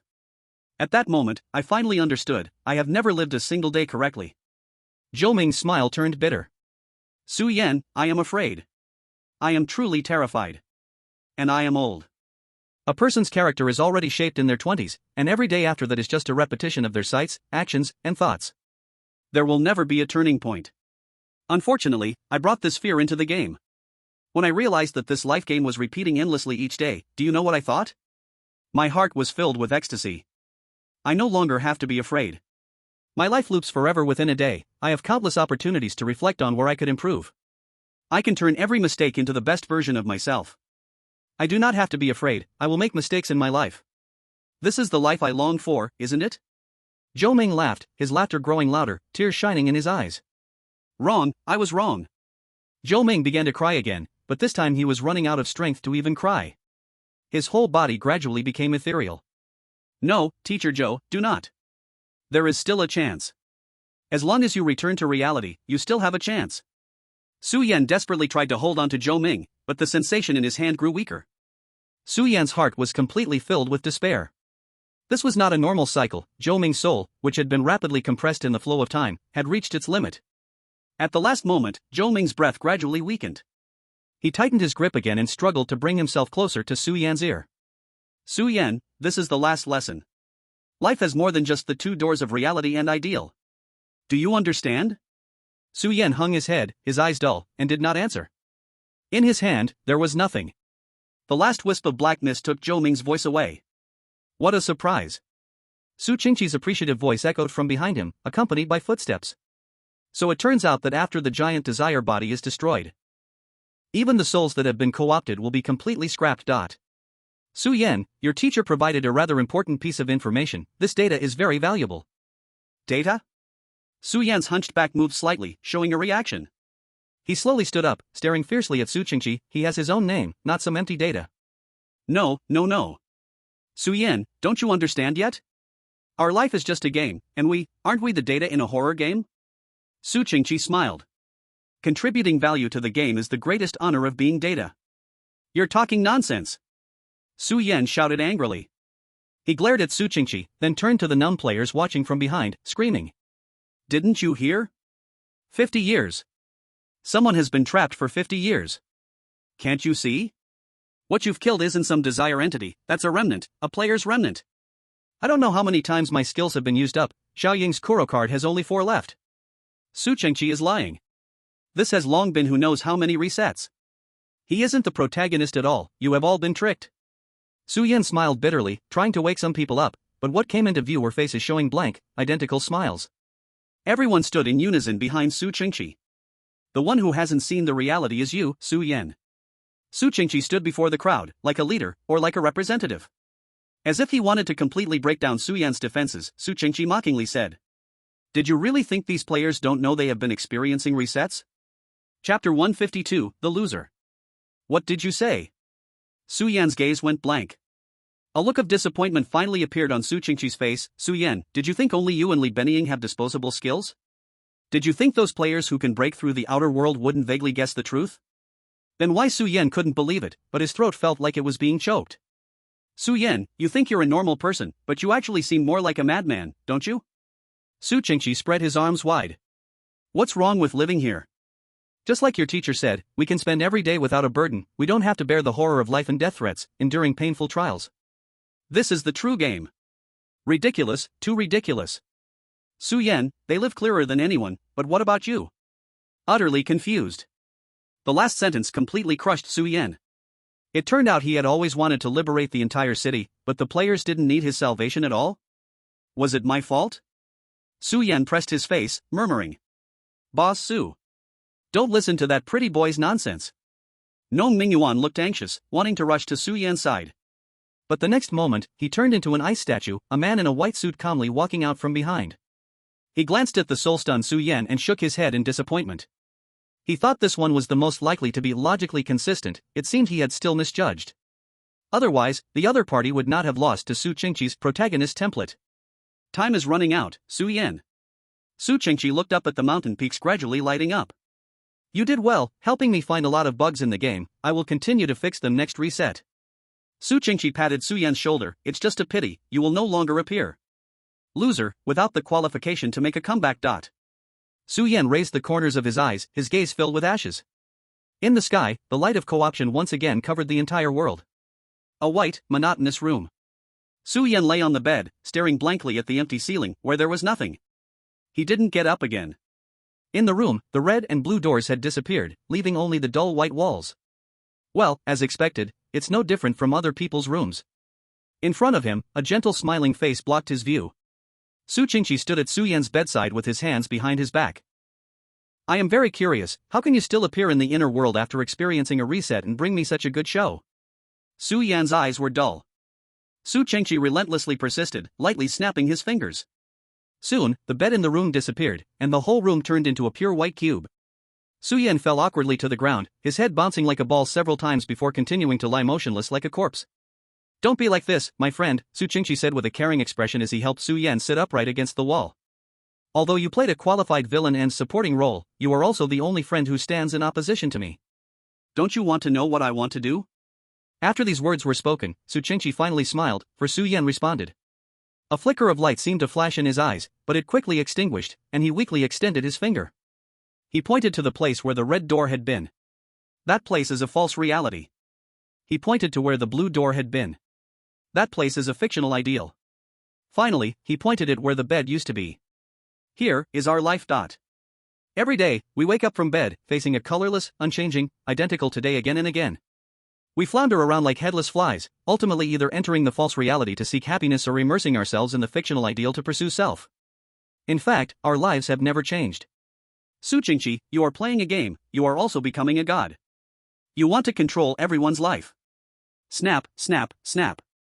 Applause echoed in the room, growing louder and more intense, as if it didn't want to stop. Su Qingqi's tone was full of surprise. Indeed, the one who understands the protagonist best is often his opponent? Su Yan, you are truly the most outstanding player. His head suddenly turned 180 degrees, staring directly into Su Yan's eyes. Since you have already understood everything, are you really planning to stop here? In Su Qingqi's eyes, there seemed to be a deep pool of stagnant water, suddenly stirring with a predatory glow. Su Yan lifted his head, his eyes devoid of spirit. I cannot understand what the meaning of your actions is. A pair of sharp eyes met a pair of weary, despondent eyes. Su Qingqi did not answer and stared at Su Yan for half an hour. Finally, he let out a disappointed laugh. It seems you are ultimately not worthy, my friend. Don't you understand? Horror throws all humanity into this crazy game, controlling everyone's life and death. It is the supreme deity. But why, can't we be that deity? Su Qingqi turned his back to Su Yan, like showing the final bit of pity to a toy worn out from use. Look, now everyone is living well, they do not have to take on crazy tasks, nor return to a reality that leaves them terrified. I have now created a game, I am above everyone, am I not the deity? Su Qingqi turned around again, staring coldly at Su Yan, who remained as motionless as a dead machine. Su Yan, people make mistakes. Or rather, people continually make foolish mistakes without realizing it. But what if people have countless opportunities to make mistakes, to become their best selves? For one day, as long as they can perfectly be a person for a day, then they have the chance to expand time into a week, a month, a whole year. At that time, what difference would there be between these perfect people and deities? Su Qingqi said, enraptured. He glanced at Su Yan again, and seeing no reaction, he shook his head in disappointment. It seems you will not witness that moment. Su Yan, my friend, you are the greatest villain, so you can never leave. You will reincarnate to death in this hollow life. As for the seeds you have sown, after this reset, everything will vanish into thin air. In order to keep your soul from collapsing so quickly, let me give you a little entertainment. Su Qingqi smiled and snapped his fingers. The white room gradually became transparent. Su Yan's gaze changed slightly. He saw everything outside the walls. There were countless identical small rooms, lined up side by side, just like his own. Each room had the same setup, with the bodies of players inside. They waited to awaken and then fall asleep. As for who woke up quickly, slowly, what they did or did not do in between. After countless cycles and resets, what meaning is there? Ha, ha ha, ha ha ha ha.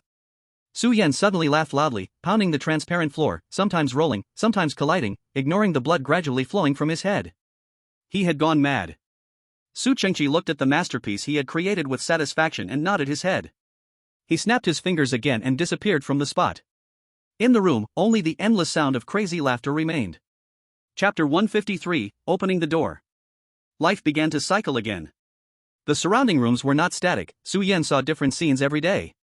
He saw Nong Mingyuan anxiously getting out of bed, then hurriedly rushing out the red door, before entering the blue door with a face full of despair. He saw Li Benying with tearful eyes moving between the red and blue doors, weakly hugging her legs, sobbing on the bed, and after crying tired, wiping her tears, she would walk out of the room again. He saw the agitated older brother restless, pacing back and forth in the room, ultimately sighing, and exiting through the wooden door. He saw Cao Qiao in hand with the purple of the sage continuously drawing portraits. That was his repeated resets, but in the end, he could only continue entering the cycle. He saw Yun Peng's already tiny courage gradually fading in his pupils, becoming self-hypnotized and numb again. He saw Cheng Shui getting up from bed with a sword, entering the red door, repeating the cycle, but she never left. What he saw more were faces that were numb or trending toward numbness, constantly, never looking back, unwilling to regret, repeatedly living the same life. He had gone mad, sometimes banging the wall and shouting madly, trying to remind those around him of something. Sometimes, looking at these endless cubes, he let out a crazy laugh. He curled up tightly in the corner, crying when he was tired of laughing, sleeping when he was tired of crying. More often, he just stared blankly at the ceiling, his eyes wide open, not blinking, like a corpse. Su Chengqi was satisfied. He had been observing Su Yan from outside the room, but Su Yan could not see him. Is there always sudden surprises before the main character's successful ending? It seems I was just overthinking. Su Chengqi opened his palm, and an illusion of a mountain appeared in his hand. It's about time for the final reset. He suddenly vanished, returning to the game. At the same time, countless square rooms flashed with white light, and all the players opened their eyes from bed. Su Yan was the same. He didn't know how many times he had opened his eyes numbly. This time, however, light gradually appeared in his eyes. On the ceiling, a line of words appeared. He has left. Su Yan exaggeratedly grinned, the acting of a small advertisement lifted, revealing an even crazier smile. Su Chengqi, the main character must eliminate evil thoroughly. If you can't even do this, how can you call yourself the main character? This doesn't make sense. Su Yan laughed and laughed, then suddenly coughed violently. He covered his throat and knelt on the ground. After retching for a while, he finally spat out a delicate bullet that sparkled with silver light. Su Yan could barely see the engraved word faith on it. I only lose to the main character. To deceive the whole world, must one first deceive oneself? Su Yan laughed joyfully. The me before the reset, you did well. If it weren't for self-hypnosis and physiological acting, He really found it hard to deceive Su Chengqi, making him obediently go and prompt run and choose reset. Now, it was time for the final gamble. Su Yan stood up slowly, his eyes filled with thought. He had already found the route to clear the game, but there were still some external factors, and he hesitated. Once he stepped onto TE, he could very likely have to expose his logical coherence. This could even implicate Nong Mingyuan and others. Can I only let the terrifying servants' society achieve their goal? Su Yan fell into a dilemma. He raised his head, wanting to relax his brain, suddenly froze. He stared at the ceiling again, where, he didn't know when, a line of words had appeared. You come to clear the game, and I will break the deadlock. Su Yan's gaze jolted, suddenly brightening immensely. The beast of rules? So you have always been here. Su Yan was filled with surprise. Since entering the instance until now, it felt as if there was someone who completely understood him, paving the way step by step, making the seemingly stagnant deadlock become easy to resolve. This almost perfect cooperation with himself made Su Yan feel extremely refreshing. It's time to let Su Chengqi see who the real protagonist is. Su Yan smirked. He walked over to the wall in front of him. It was also time to leave this room. The two doors of the initial room had already been deleted by Su Chengqi from the program. Theoretically, what followed no longer fell within the scope of the game breaking the deadlock. But Su Yan pressed against the wall and closed his eyes. Destruction is much simpler than maintenance. No door? Then I'll make one. Salt Crispy, come out. This time, I want to open the door. On his finger, the dandelion-like ring gradually melted, gathering into a shiny little fur ball. Su Yan opened his eyes, a hint of sadness flickering in them. Su Yan, this is the last lesson. Life has not just two big doors of reality and ideal. Do you understand? Of course I understand, Teacher Zhou. Su Yan spoke lightly to the air. Whether it is ideal or reality, it is all our own choice. Life has no inherent meaning. As we grow older and our horizons broaden, we find it increasingly hard to adapt to our life. It has always been this narrow room, never getting smaller. It is our hearts that are getting bigger. We understand the boundaries of our lives better than anyone, and we are more tired of our life's dullness than anyone. But that is enough. Su Yan raised his head, and the wall in front of him gradually rippled, staining with bright colors. Every door is a choice of ourselves, we may go astray, or we may sink into it. But at the same time, we will see different scenery, have more choices, the dull room will be colored by these good or bad sceneries. We don't need to look back in our lives, for life, no matter when it starts, is never too late. The meaning of life lies in the scenery along the way. We have always been opening doors. Strange colors spread in the room, the fur on Salt Crispy became even shinier, and finally, the wings behind it were dyed with resplendent golden light. This time of nurturing completely finished its sprouting. Talent weapon, word, green stage. Characteristic, non-transferable, non-stealable, non-droppable. Effect 1, words are power. Effect 2, knowledge is power. Su Yan was not surprised, just quietly looking ahead. On the wall where countless colors converged, a door woven from choices appeared, as simple as a child's innocent watercolor painting. Su Yan gently pushed, and the door opened. In the outer world. In a luxurious house near the mountain, a suited man opened his eyes, smirked, and walked out the door. Mayor. The surrounding maids bowed. The man crossed the long corridor, his steps quicker than before. He walked out of the courtyard and got into the business car that was already waiting at the door. Mayor, what's the schedule for today? The driver asked. To the top of that mountain. Su Chengqi raised his mouth. He was the mayor of this city. He was the deity of this game. Everything had to be decided by him. The car carried Su Chengqi towards the mountaintop. The already repaired road was smooth. In just 10 minutes, he could reach the summit. Passing halfway up the mountain, he skimmed past the ruins of a school, the trees growing denser. Su Chengqi rolled down the car window, letting the fresh wind blow in, feeling particularly joyful. Breaking news below. The sudden voice of the broadcast interrupted his mood. Su Chengqi frowned. Driver, I didn't ask you to turn on the broadcast. Sorry, sir. The driver sounded flustered and confused. I didn't turn on the radio.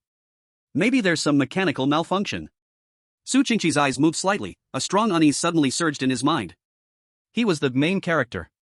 Any unusual movement around the main character could never be an accident. Su Chengqi jolted awake, trying hard to extinguish the thought in his heart. However, the most unexpected thing still spoke up. Hey, a familiar and mocking voice, one that did not belong to a broadcast, came through the channel. Can you hear me? My dear main character?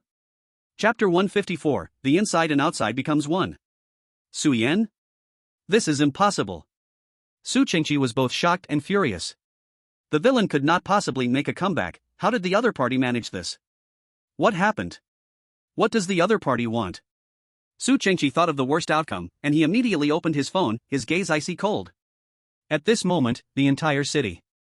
A strange man's face, with an exaggerated smile, appeared on various screens everywhere.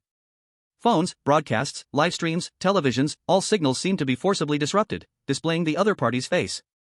My dear main character, and my foolish players. The man in the screen smiled and spoke. I have returned. At the TV station. Su Yan sat on a bench, crossing his legs, looking out at the clear snow, while TV personnel surrounded him. On streets and alleys. Many passers-by stopped in their tracks, anger igniting a gray glow in their eyes. You are ruining Tongxie. From afar on the mountain, a torrent of gray light poured down towards the TV station. Su Chengqi sighed with relief.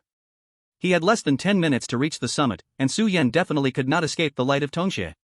He looked towards the light at the peak, his eyes blinking, suddenly showing shock. In the city, another light lit up. A gray light. In Yanlu Alley, Nong Mingyuan watched the unusual movement at the mountaintop and burst into wild laughter. Damn, the real main character is finally making a grand appearance. He raised his hand, producing a small stick. No one is allowed to disturb Big Brother Su. That was given to him by Su Yan. The divine light stick. Nong Mingyuan transformed into light. But it was the light of Tongxie. The gray light surged upwards defiantly, crashing violently toward the Tongxie light on the mountaintop. How is this possible? Su Chengqi stood up in disbelief. How could the power of humanity and machinery be copied? The two lights converged together, not extinguishing, not traveling through, but fiercely sticking together, neither able to advance an inch. On the street, passers-by showed confused expressions. Tongxie, which side is it helping? Well, the episode time is almost up, let's keep it short. Su Yan spoke again on the screen, capturing everyone's attention. In the car seat, Su Chengqi stared tightly at Su Yan, suddenly jumping out of the car and charging up the mountain. However, his speed could not match the light, nor the words. Players in Life Online. Su Yan's face was expressionless, as if he were looking down at everyone in the city through the screens. Is this game really that enjoyable? Pedestrians on the street came to a halt, a hint of human helplessness appearing on their faces at this moment. You look at this game as a refuge because you fear and are afraid of your life's failures, but where does your struggle come from? This game, which always remains on one day, grants you the so-called perfect life. Does it really align with your wishes? Su Yan's gaze seemed to pierce deep into these people's souls, cold and sharp. In this city called life, we need goals, because we cannot just eat and wait for death. We need discipline, because we must fit into the collective. We need integrity, because we must be honest and compliant. We need to adhere to cooperation, because we cannot become heretics. Su Yan stared coldly at the screen, his expression gradually turning fierce. He suddenly leaned closer and gritted his teeth. You tell me, is this, TM, what you want from life? The deafening words echoed above the entire city. Suddenly, a passerby trembled and stumbled, falling to the ground. Then came one after another, each person's eyes gradually revealed something ready to jump out, their numb expressions turning into great pain. Yes, it should be like this. Su Yan's expression suddenly became incredibly calm. The pain of reality is countless times more real and terrifying than now. You think you have found paradise, but in this moment, reality tells you that even in a game, life is this kind of city. Can you really deceive yourselves? Su Yan stood up. I'm sorry, you blindly following ants. Even if you never wish for me to save you from this game, I will personally throw each of you out of this world. Spend the rest of your lives paying the price for the foolishness released today. Remember, perfect reality only exists in dreams. In front of the camera, a huge hand quietly pressed down. And all dreams will eventually shatter. Boom. On the top of the Green Mountains, Su Qingqi, in a disheveled suit, joyfully approached the person and hub in the outer world. At this moment, he didn't care about the demeanor of the protagonist, and he lunged towards the person and hub. But it was like hitting a phantom, he grasped nothing. In the next moment, the whole space began to twist. No, why? Su Qingqi's face twisted. This is obviously my game. Su Yan, what ability did you use? Day turned into night. Inside the world, player after player appeared in the underground garage of the Hero Association, filled with fear. They all saw the scene from earlier in the day, and what puzzled them even more was that they suddenly ended the day in the outer world and loaded into the inner world. What is going on? Did you see that madman just now? What did he do? A player said in panic. The atmosphere of fear spread, stimulating everyone to feel a bit more anger. Why, wasn't he supposed to be killed by the leader already? Before the words were finished, a flash of white light materialized with a thud, crushing down on the ground. Leader? Su Qingqi's face was dark, and he struggled to get up from the ground, scanning the surroundings. A man in a white suit split the crowd and rushed forward, saying urgently, "What happened? What are you doing?" Su Qingqi took a deep breath, ignoring the man in white, quickly murmuring, it's fine. I am the protagonist, so evil cannot triumph over good, I will restore order." A fierce look flashed in Su Qingqi's eyes. "Xingjiu, it's time to fulfill the deal. Next, hold this place tightly, do not let anyone out." The man in white frowned. What about you? I will get rid of Su Yan, he should be moving toward the person and hub now. Then I. No. Su Qingqi calmly interrupted, softly stating, you are indeed as foolish as a pig. Even Su Yan has realized that the way to disrupt my connection with the person and hub is to scatter the hearts of the people. None of these people are allowed to contact the outside world. Unmoved by Su Qingqi's insults, Xingjiu watched Su Qingqi walk toward the garage's Lamborghini, throw himself into the car, and vanished with it. Xingjiu furrowed his brow, turned, and blocked the entrance of the garage, issuing orders, no one is allowed to leave. He slowly lowered the electronic door. The darkness was deep, but strange muffled sounds came from outside the door. Desire body? Xingjiu was alert, but his face soon changed drastically as he quickly pulled away from the door. Boom! The terrifying explosion sound hurled the door far away. In the cold gaze filled with murderous intent from Xingjiu, Nong Mingyuan proudly led Xiao Qiao and the others into the garage. Boss Su has given orders. He maliciously scanned the group of terrified players in the garage. The boss said, you idealists can no longer be woken by words, so next, let my fists wake you up. Sorry, please die here. Chapter 155, The Emotional Swordsman and the Heartless Blade. Su Qingqi drove his Lamborghini between towering buildings, the structures around him like shadows, and with the Lamborghini's power, he felt as if he was walking on flat ground. Su Qingqi's fingers gripped the steering wheel so tightly that they turned white, his gaze dark and brooding. Useless Su Yan, you're not as crazy as me, you definitely don't dare to control people in the core. So as long as I find you, you will surely die. Su Qingqi repeatedly calculated the trump card in his heart, confirming that he still had the upper hand, and finally lifted the corners of his mouth. He revealed a smile that seemed to indicate everything was under his control. Swish! Suddenly, a terrifying cold light seemed to slice down from the heavens. The Lamborghini, infused with a hint of spatial laws, was astonishingly split in half. What? In a frantic attempt to dodge, the sword energy grazed him, causing Su Qingqi's pupils to suddenly constrict. That was a reaction only encountered when facing the unknown. Who are you? Su Qingqi's dry mouth focused on the ground that had been crossed by sword energy, almost comparable to the added skill of his A-grade equipment. That sword energy spread all the way, stopping at the feet of a woman in an ice-colored dress. Su Yan said he still has some past grievances to deal with the Xuanwu Legion, so he asked me to stop you. Qing Shui twirled the tip of her sword, her indifferent eyes staring directly at Su Qingqi. But that sounds too troublesome, so I will just kill you directly. What do you say? The aura of a near-peak gifted weapon enveloped Su Qingqi, his expression grave, thinking of the most likely type of person who could be this powerful. Chosen one? Qing Shui said nothing, only slowly raised the tip of her sword. Emotional swordsman, heartless blade. Underground garage entrance. This is ridiculous. Qing Jiu brushed off the dust from his white suit, staring murderously at Non Mingyuan. He led a group of players, boldly stepping out of the garage, facing off against the four in front. You four lowly beings think you can oppose us? No need for four. Non Mingyuan disdainfully faced Qing Jiu. 3 people are enough to deal with this scattered crowd. As for you, I will come for you. Interesting? Qing Jiu's face showed no emotion, frost spreading at his feet. What do you think a gambler can do? Non Mingyuan's playful expression instantly turned serious. Gambler's rule number 1, when facing the lawless, bet your life. Blood surged in Non Mingyuan's eyes, a dark golden dice spun on his fingertip. Finally, it stopped on the blood-red point of 1. Qing Jiu, I want to bet my life against you. I'm just afraid your life is too thin, too worthless. Qing Jiu's gaze was icy. With one step, sharp ice began to bite toward Non Mingyuan. Non Mingyuan remained expressionless, crushing the dice in his hand. Shall we take action too? Seeing Non Mingyuan and Qing Jiu in fierce combat, Li Benying looked a bit timidly at the dark mass of players in front of them, gripping his magic wand. Chow Chow, with a determined face, nodded, as long as we clear these players, right? Hostility surged among the crowd. Before the unknown Su Yan and Non Mingyuan, they had been as silent as cicadas in winter, but now seeing familiar faces, these people grew arrogant. You weaklings with no battle power, still want to wipe us out? From the former team in white suits, a player wielding a large knife shouted. Xiao Chao shot a glance at that person, shaking his head. The captain is right. Ha! Carrying a steady momentum, Xiao Chao stepped forward, giving an unstoppable feeling.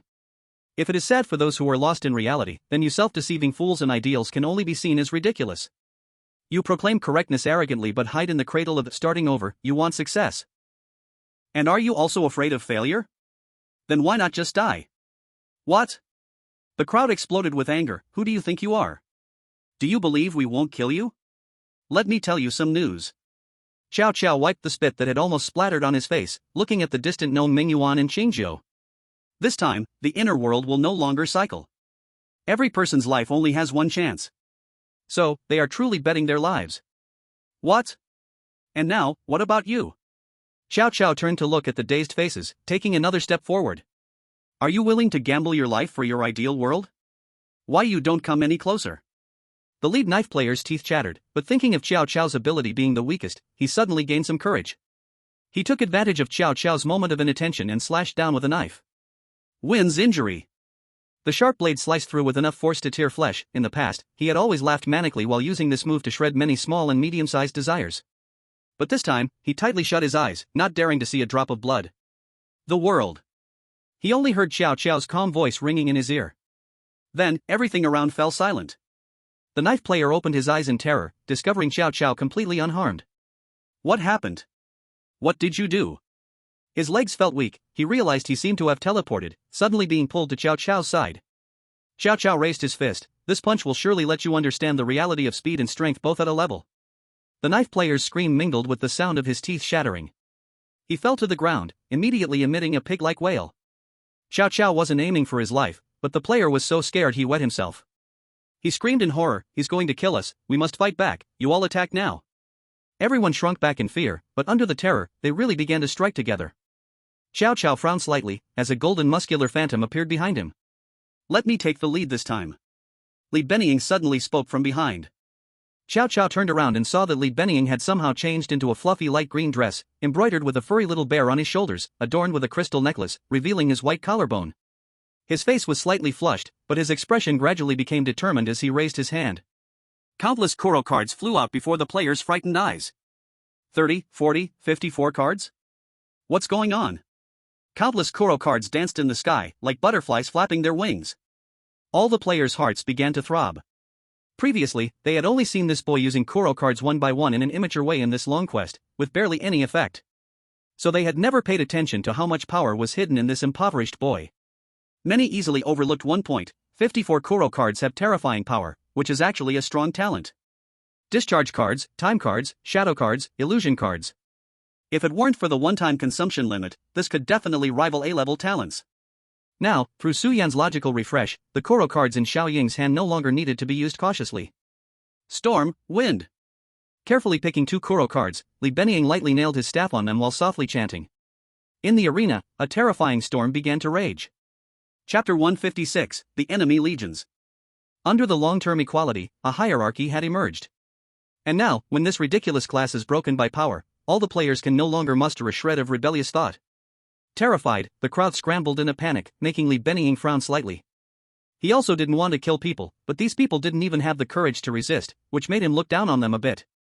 In any case, what Brother Su said, we should have already achieved it. Li Benying landed, and Xiao Qiao nodded slowly. A heart gathered around a false ideal is utterly fragile. In this world, it's almost over. Over there, seems to be ending as well. Li Benying looked towards another battlefield. In the distance, ice-cold and fragmented glaciers were densely packed, covering several miles, and even from afar, terrifying energy fluctuations could be felt. In the land ravaged by glaciers, the awful elemental waves spread. Earth, water, fire, wind. Gnome Mingyuan summoned 4 individual spell attacks, condensing them into meteors, and fiercely smashed them towards a spot. Izmita-style blood freeze path. From the smoke, Xingjiu's indifferent voice echoed. Absolute zero shield. The deafening sound of collision rang out, but clearly, the opponent remained unharmed. Gnome Mingyuan wiped the sweat from his brow. Suddenly his hair stood on end as he turned quickly. Using a body amplification technique that tripled his physique, he barely avoided the kick from Xingjiu full of cold energy. If that hit him, his body would probably turn into an ice sculpture. No wonder it's Jiu at the base of the law. Even with a 50% weakening spell, it's still so terrifying. Gnome Mingyuan looked at Xingjiu. Your strongest move is nothing but this. Xingjiu's killing intent was unabashed. He glanced at the sweat beads on Gnome Mingyuan's forehead. A rapid-fire, no-cost powerful attack. In this state, you can't hold on for long, right? Gnome Mingyuan chuckled, with a wary gaze. Betting 1 point on becoming a spell, burning the soul to gain the indulgence for another 5 points. The cost was only one: either kill the target enemy before the soul burns out and restore the state, or burn oneself to nothing. As a law defier, you've been dragging this out with me. That's a bit shameful, isn't it? By any means necessary to achieve victory. Xingjiu's expression was blank. He'd been waiting for that man to show a flaw, but even as the opponent's breath dropped, he remained extremely alert. Very well. Gnome Mingyuan sprang up, madness flashing in his eyes. Let's see if you can take this move. Boom. Thunder. Xingjiu's pupils dilated, knowing the opponent was going all in now. Izmita-style blood freeze path absolute zero wind. The icy air clashed with the violent electricity, as if a chemical reaction occurred, unleashing terrifying light. In the center of the battlefield, the raging wind waves almost tore everything apart. After a moment, in the center of the battlefield appeared 2 figures. Gnome Mingyuan coughed up a mouthful of blood. You've still shown a flaw. A needle of ice had quietly pierced his chest. Xingjiu's white suit was tattered as he gently pulled out the ice needle. Strength gained by betting your life can't reach our level. Cough cough. Gnome Mingyuan smiled grimly through the blood. Yes, moreover, I'm fated to lose when gambling. Though I'm somewhat unwilling, at least, this time, I bet on you to win. What? Xingjiu frowned. I'm burning my soul, but your blood can't flow endlessly, right? Gnome Mingyuan grinned, revealing a chilling smile. You? Xingjiu suddenly sensed something was wrong and wanted to withdraw. Too late. Gnome Mingyuan laughed loudly and suddenly shouted, damn it. Angry brother, are you still not charged up? Damn it, do you think it's so easy to charge up anger like Suzai Oizi said? It's just right now. In the far distance, a flash of fire and a faint sound came. Xingjiu's expression changed. That was a massive and terrifying fire column, aimed at the entire battlefield here. There was no way to dodge it. How could this be? You don't cherish your life. He suddenly turned to look at Gnome Mingyuan, who knelt on the ground. Such a powerful skill would surely affect him too. Hey, you stupid? Unexpectedly, Gnome Mingyuan indeed showed a sly smile, his whole face starting to melt. Gambler's rule 2, if you can't afford to play, flip the table. Are you satisfied with this illusion?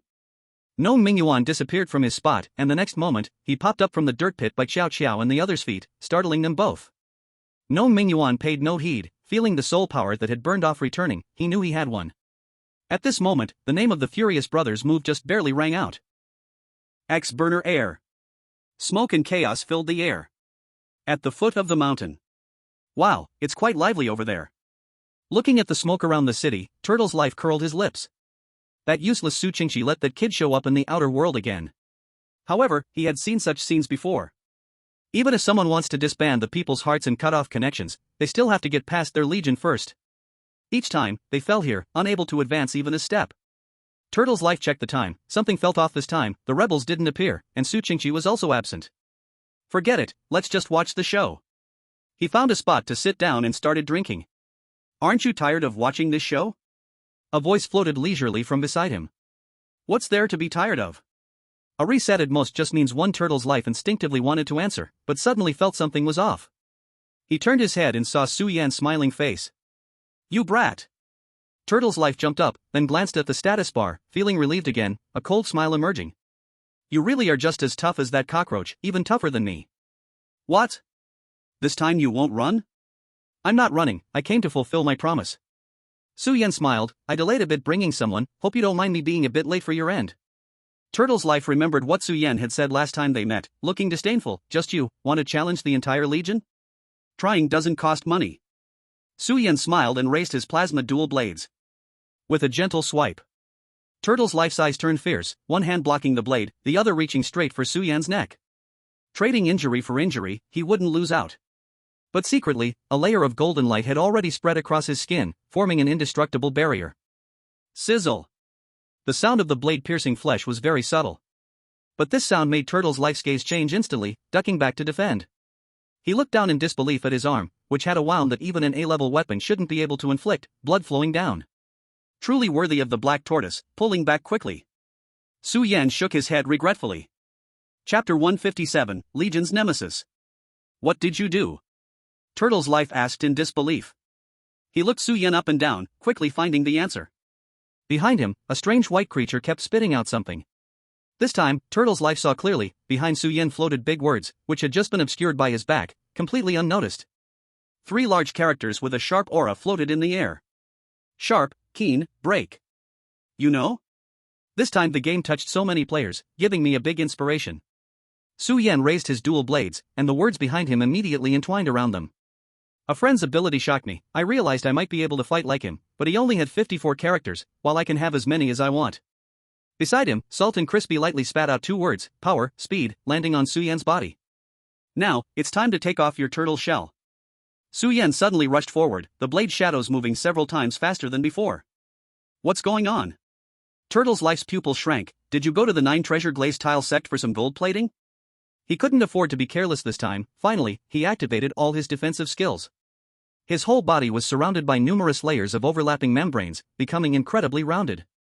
Smack! Su Yan's character-laden dual blades finally felt like they sank into mud, being worn down layer by layer. He twisted the blades, the speed surged again, blade like brother slash. The words on the dual blades began to dissolve, rapidly burning with power. Smack! Another light sound of sliding, this time, it was Turtle's Life's arm that fell. Good lad. Turtle's Life swallowed and barely broke free from Su Yan's blade light. Fortunately, the opponent's word power had already dissipated, granting him a chance to catch his breath. But you still can't beat me. He suddenly revealed a relaxed smile. A green light with healing power suddenly emerged from the mountain forest behind, heading towards Turtle Yusho. His breath instantly returned to its original state, and his severed arm sprang forth like a magical creature, moving freely. I have a logistics soldier skill boost, as well as a large stock of healing items to restore my condition. Turtle Yusho sneered coldly, kid, you think you can move me? With nearly perfect skill coordination, I am almost immortal, infinitely close to the divine. Really? Su Yan's expression remained unchanged. If you're weak, group-hugging form can match the divine, then the divine is too cheap. A true divine only needs one person to destroy thousands of troops. Kid, don't boast without preparing your script. Turtle Yusho was enraged by the taunting, someone like you can barely break my defense, what's the matter, you not continuing? I see, you are just afraid of a prolonged battle. Su Yan raised his neck. I never said I was the divine you speak of, nor do I look down upon being one. However, the energy of Salt and Crispy must be saved, so I won't play with you anymore. What? Turtle Yusho frowned. You want to run again? This time is your last chance? If you don't break through the Xuanwu Legion, don't think about meeting Rin and Shu. No, you are wrong. Su Yan suddenly smiled and pointed his finger upward. Now, allow me to grandly introduce a presence that is like a divine being in your eyes. Turtle Yusho was stunned, following Su Yan's finger to look up. In the sky, a dark shadow suddenly descended. Dust filled the air. Turtle Yusho rubbed his eyes, and the person in front of him appeared unremarkable, even a bit short and chubby. This dead fat guy? And he's like a divine being? Turtle Yusho sneered. Oh no. Su Yan shook his finger with a smile. Witness the miracle, you underachievers. The one standing before you has a talent called Legion Nemesis. Ha!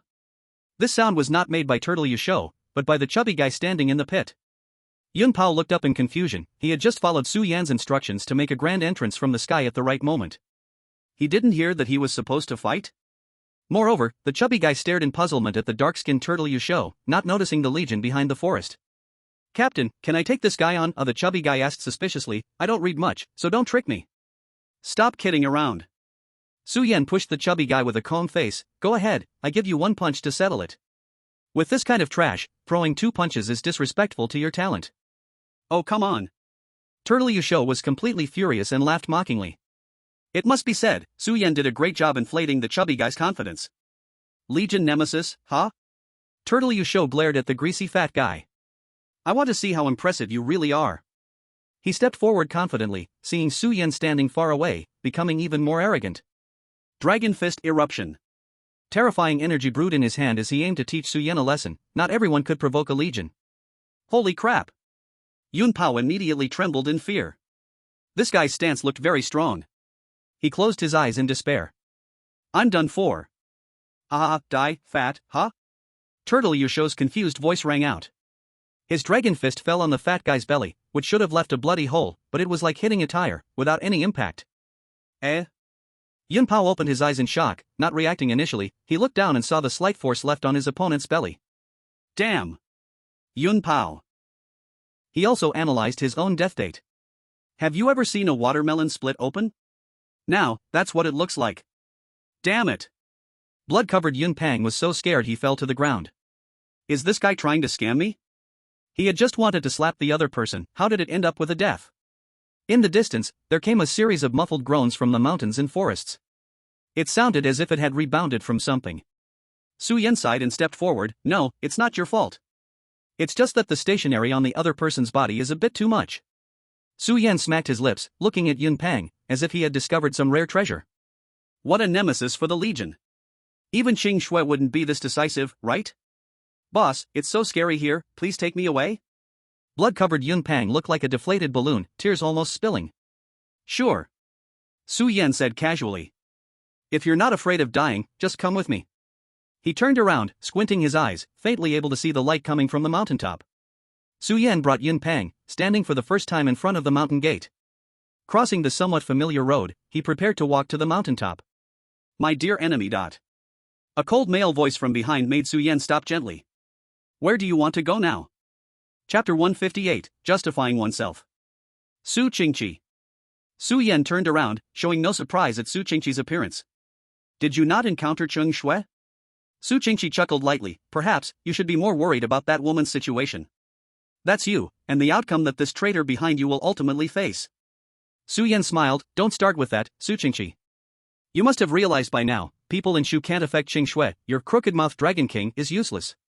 Let me guess, you even changed clothes on the way here. It looks like you just fled in a hurry. Doesn't really suit a protagonist, does it? Su Qingqi. Or are you not really a protagonist template at all? Ha! Yun Pang behind him widened his eyes in disbelief. Su Qingqi looked at Su Yan with indifference. Su Yan continued speaking. At first, I believed you had that talent. After all, you climbed your way up to be a leader in the inner world. Naturally you would have the means. But as your abilities became more ridiculous, your protagonist template is almost indistinguishable from a child of destiny. Now I'm curious. Su Yan tilted his head. With such talent, why would you need to be pulled into a scary game? You could just clear it directly, right? Su Qingqi smiled, then what do you think my talent is? Su Yan replied without hesitation, you have consistently maintained your image as a protagonist, and thus your luck, your gains, everything happening around you infinitely aligns with that of the protagonist. This cannot be explained by logic. Your talent has always been in use, and it has created this great lie, making you truly become the invincible protagonist. I think, when you really complete this game, your next goal might just be to become a deity, right? Exactly, everything is as you think and say. You can become whatever you want.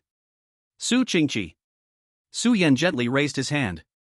If your talent is logical consistency, then everything makes sense. Ha ha ha ha. Su Qingqi suddenly burst into laughter, clapping his hands hard. Wonderful, so wonderful. Su Yan, you truly are an impressive figure. This is the first time someone has seen through my talent. Su Qingqi's face bore a hint of murderous intent, yet his glee was unmistakable. In the end, he shook his head. However, I don't have a talent as exaggerated as logical consistency. It seems you really don't know the terror of that talent. But you're not too far off. Su Yan looked at Su Qingqi, whose face was full of regret, his gaze flickering. He understood where Su Qingqi's intention to kill had come from during their initial standoff. He didn't even realize that. Actually, at that time, I also carried a natural hostility. This is the instinctive reaction of two people who can recognize each other as threats when they meet. Su Qingqi suddenly appeared, having a talent very similar to his. My talent is self-justification. Su Qingqi smiled, to talk about my identity is to make it reasonable. Su Yan's eyes moved slightly, realizing the key to how the other could slip away from Qingqi's hands. This is an A-level talent. Su Qingqi is a chosen one. So, I am even more curious about how you escaped my imprisonment. Su Qingqi stepped forward, radiating a strong presence. This is a powerful aura honed through countless dungeons. Who are you, exactly? He stared intensely into Su Yan's eyes. Why do you have abilities stronger than mine? It's simple. Su Yan replied lightly. Because your game has too many flaws. Stop talking nonsense. Su Qingqi suddenly shouted angrily. Su Qingqi quickly walked forward and turned to look at the city in front of him. My game cannot have any mistakes. The hundreds of thousands of players controlled by me in this game are the best proof. Su Yan, I have given them the greatest home, but you are ruining all of this. You are the greatest villain, so today, you will definitely die in front of the protagonist. Save it, Su Qingqi. Su Yan coldly interrupted, until now, you still want to rely on your talent to defeat me. Have you really not realized where you went wrong? Su Qingqi's arm trembled. His terrifying bloodshot eyes stared straight at Su Yan, whispering, I was wrong? No, Su Yan, I will not make mistakes, my life will not make mistakes either. He eagerly extended his hand again, pointing at the smoke-filled city behind him. Look! What a wonderful world this is! No one has to worry about making mistakes, worrying about being lost. You have countless opportunities to try and choose the day you most want to realize. No, the life you give them is just a facade. Su Yan sadly stared at Su Qingqi. What they need is not a monotonous life, but a life full of variables. Whether they want to or not, they must return to reality. Shut up. What I gave them. How is it different from reality? Su Qingqi's emotions became agitated, and he roared loudly. They live day after day. They waste time. They are numb, they are rude, they make the same mistakes over and over again.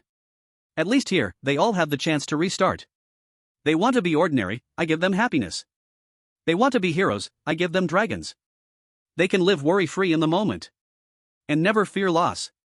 They can do whatever they want, as long as they follow the same rules day by day, time after time, everything can become different. Su Qingqi was panting, suddenly kneeling on the ground, beads of cold sweat appearing on his forehead. But he still wore a winner's smile, because he felt he was right. And the words that completely shattered that smile were despairing. Su Qingqi, you are wrong. Su Qingqi looked up in confusion, seeing the sadness in Su Yan's dark eyes. Life is, in fact, a mistake. We all regretting not doing well on a certain day, at a certain moment. Not being a good husband, son, descendant, friend, we think countless times that if we could do it again, we definitely wouldn't make the same mistakes. But life can never start over. A mistake is a mistake. What we need to do is not numb ourselves in an unchanging room, but carry this regret and continue moving forward. Your game can never succeed. You will only experience mistakes again and again, facing resets time and time again, until the day the server completely crashes. Because life can never be defined. Su Qingqi, how many resets is this for you? Chapter 159 END. I. Su Qingqi's eyes were blank, and he gradually couldn't open his mouth. The flow of this game world had long been enough for him to cycle for 100 years, just like those players who had been fully coalesced into this world, but his mind could not hold so many memories. What he absorbed were just pages of information, received again and again from himself before the last clear storage. And firmly believing in that day of success. He pressed his head in disbelief. Inside was a soul that had long since rotted. It seems you really can't escape at all. Su Yan sighed. Her sword is indeed powerful, it directly struck your soul, that's why it brought you here. You are already beyond saving. No, this is impossible. Su Qingqi stumbled to his feet. Su Yan, you can never win against me. I am the protagonist, while you are just a side character, an ordinary person. He pulled out a long sword from his bag, wanting to stab Su Yan. Even Yun Pang couldn't help but cover his eyes, even he could easily block this sword. However, this sword still carried some self-justifying protagonist always hits trait, aiming at Su Yan's heart, but was blocked by a hand. Actually, breaking your protagonist identity is quite simple. Su Yan looked coldly at Su Qingqi. Su Qingqi stared blankly at Su Yan, unable to understand why an attack that should hit did not. Su Yan simply pressed a hand gently on Su Qingqi's head. This time, Su Qingqi saw clearly. On Su Yan's hand, there were words written. Or rather, they were no longer words, but a complete sentence. Everyone is the protagonist of their own life. He was thus absurdly, like a passerby, gently pushed down to the ground. Hee ho ho ho ho ho. Su Qingqi's mouth twisted into a smile, his eyes gradually became maniacal, watching Su Yan and the others' retreating figures, erupting into manic laughter. It's useless. It's useless. Ha ha ha ha. Su Yan, you can't take anyone away. When the hearts disperse, people in the hub need new successors. The cost of sacrifice is to remain forever in this game. Ha ha ha ha. He has gone mad. The terrifying and insane laughter echoed in the woods, but Su Yan no longer paid it any heed, stepping onto the mountain path. There's one last puzzle. Su Yan split the strange yet familiar mountain path, gradually starting to run. Since this is my first time entering the game, my first time arriving in the inner world, where does my sense of familiarity with this city map and mountain come from? Next, it should be time to break the game. Who are you? How do you plan to break the game? Su Yan ran faster and faster, wanting to flip over the last puzzle piece. As he passed by a school ruin halfway up the mountain, his body suddenly stumbled, nearly falling to the ground. Captain? Are you okay? Yun Pang asked anxiously. Su Yan looked up in disbelief, his eyes gradually lighting up. No way. He suddenly no longer held back, moving his legs and charging crazily towards the mountaintop. A strong sense of familiarity filled him, and this time, he reached the mountaintop in just a few minutes. At the top of the mountain was a dilapidated shrine. Now in the center of the shrine, a strange object emitted a gray light. That was a white porcelain statue that once housed a pseudo-divine soul, now resembling uncarved bone. Su Yan's body began to tremble gradually. He didn't look at the people in the hub right in front of him, but instead searched around for something, his voice gradually shaking. Old Shui, is that you? After unraveling the truth, the always calm Su Yan became at a loss at this moment. So it was like this, he should have thought of it long ago. Why was there always a line of text that abruptly appeared in the room every time he opened his eyes, while there was no trace around? Why did he, who had clearly never entered the inner world before the first reset, seem to understand everything better than he did? He had always felt someone was helping him. But never thought, perhaps the other party had actually been by my side all along. What kind of beast of rules could that be? That is Schrodinger's cat. Here, on this mountain, lies the village of no gods, many years later. The silent wind flows gently, and Su Yan stops his excited shouting to the surroundings, his voice gradually fading away. Yes. He murmured, you have always been by my side, all I need to do is stop observing that. Su Yan, gently extending his palm, suddenly closed his eyes. Captain. Yun Pang's voice sounded startled, as if he had jumped up. It's haunted. What a huge cat. Little Fatty's mouth dropped open, as a giant orange cat the size of a small mountain suddenly appeared in front of him. This orange cat had a gentle gaze, seemingly filled with human wisdom, and after Su Yan reached out his hand, it lowered its head and gently rested it in his palm. Su Yan felt a slight warmth flow into his fingertips, like a warm breeze passing by. When he opened his eyes again, the orange cat before Yun Pang suddenly vanished, as if it had never existed, leaving little Fatty trembling in his legs. Su Yan looked down, where the dust on the ground had formed a line of words, accompanied by a dusty cat paw print. I am your special dot. Well done, old Shui. Su Yan's eyes shone brightly as he turned and approached the human in hub. The pure white hub seemed to be composed of many squares, transmitting a thought as Su Yan got closer. To master the human hub, one must form a contract on a soul level and never leave the game world. This was the mad choice Su Qingqi had made. Su Yan gently took down the human hub and stroked the ring on his little finger. After the second reset had completed its budding, he had too many logical methods to subdue the human hub, but that would definitely expose him and be discovered by Kai. But now, everything was no longer a problem. Then the rest is up to you, old Shui? Su Yan closed his eyes, as if speaking to an old friend, softly asking. Yun Peng's eyes widened, watching the orange cat reappear, nodding at Su Yan. The massive cat paw, filled with meatballs, slowly fell towards the human hub in Su Yan's hand.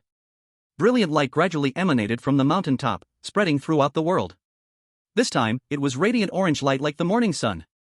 The space began to twist.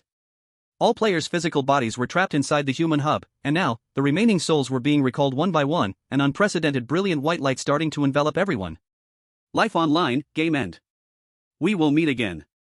Su Yan opened his eyes, looking at the empty shrine in front of him, softly murmuring. The white light enveloped him. Life has never been able to stop. But who says that an ending isn't a new beginning?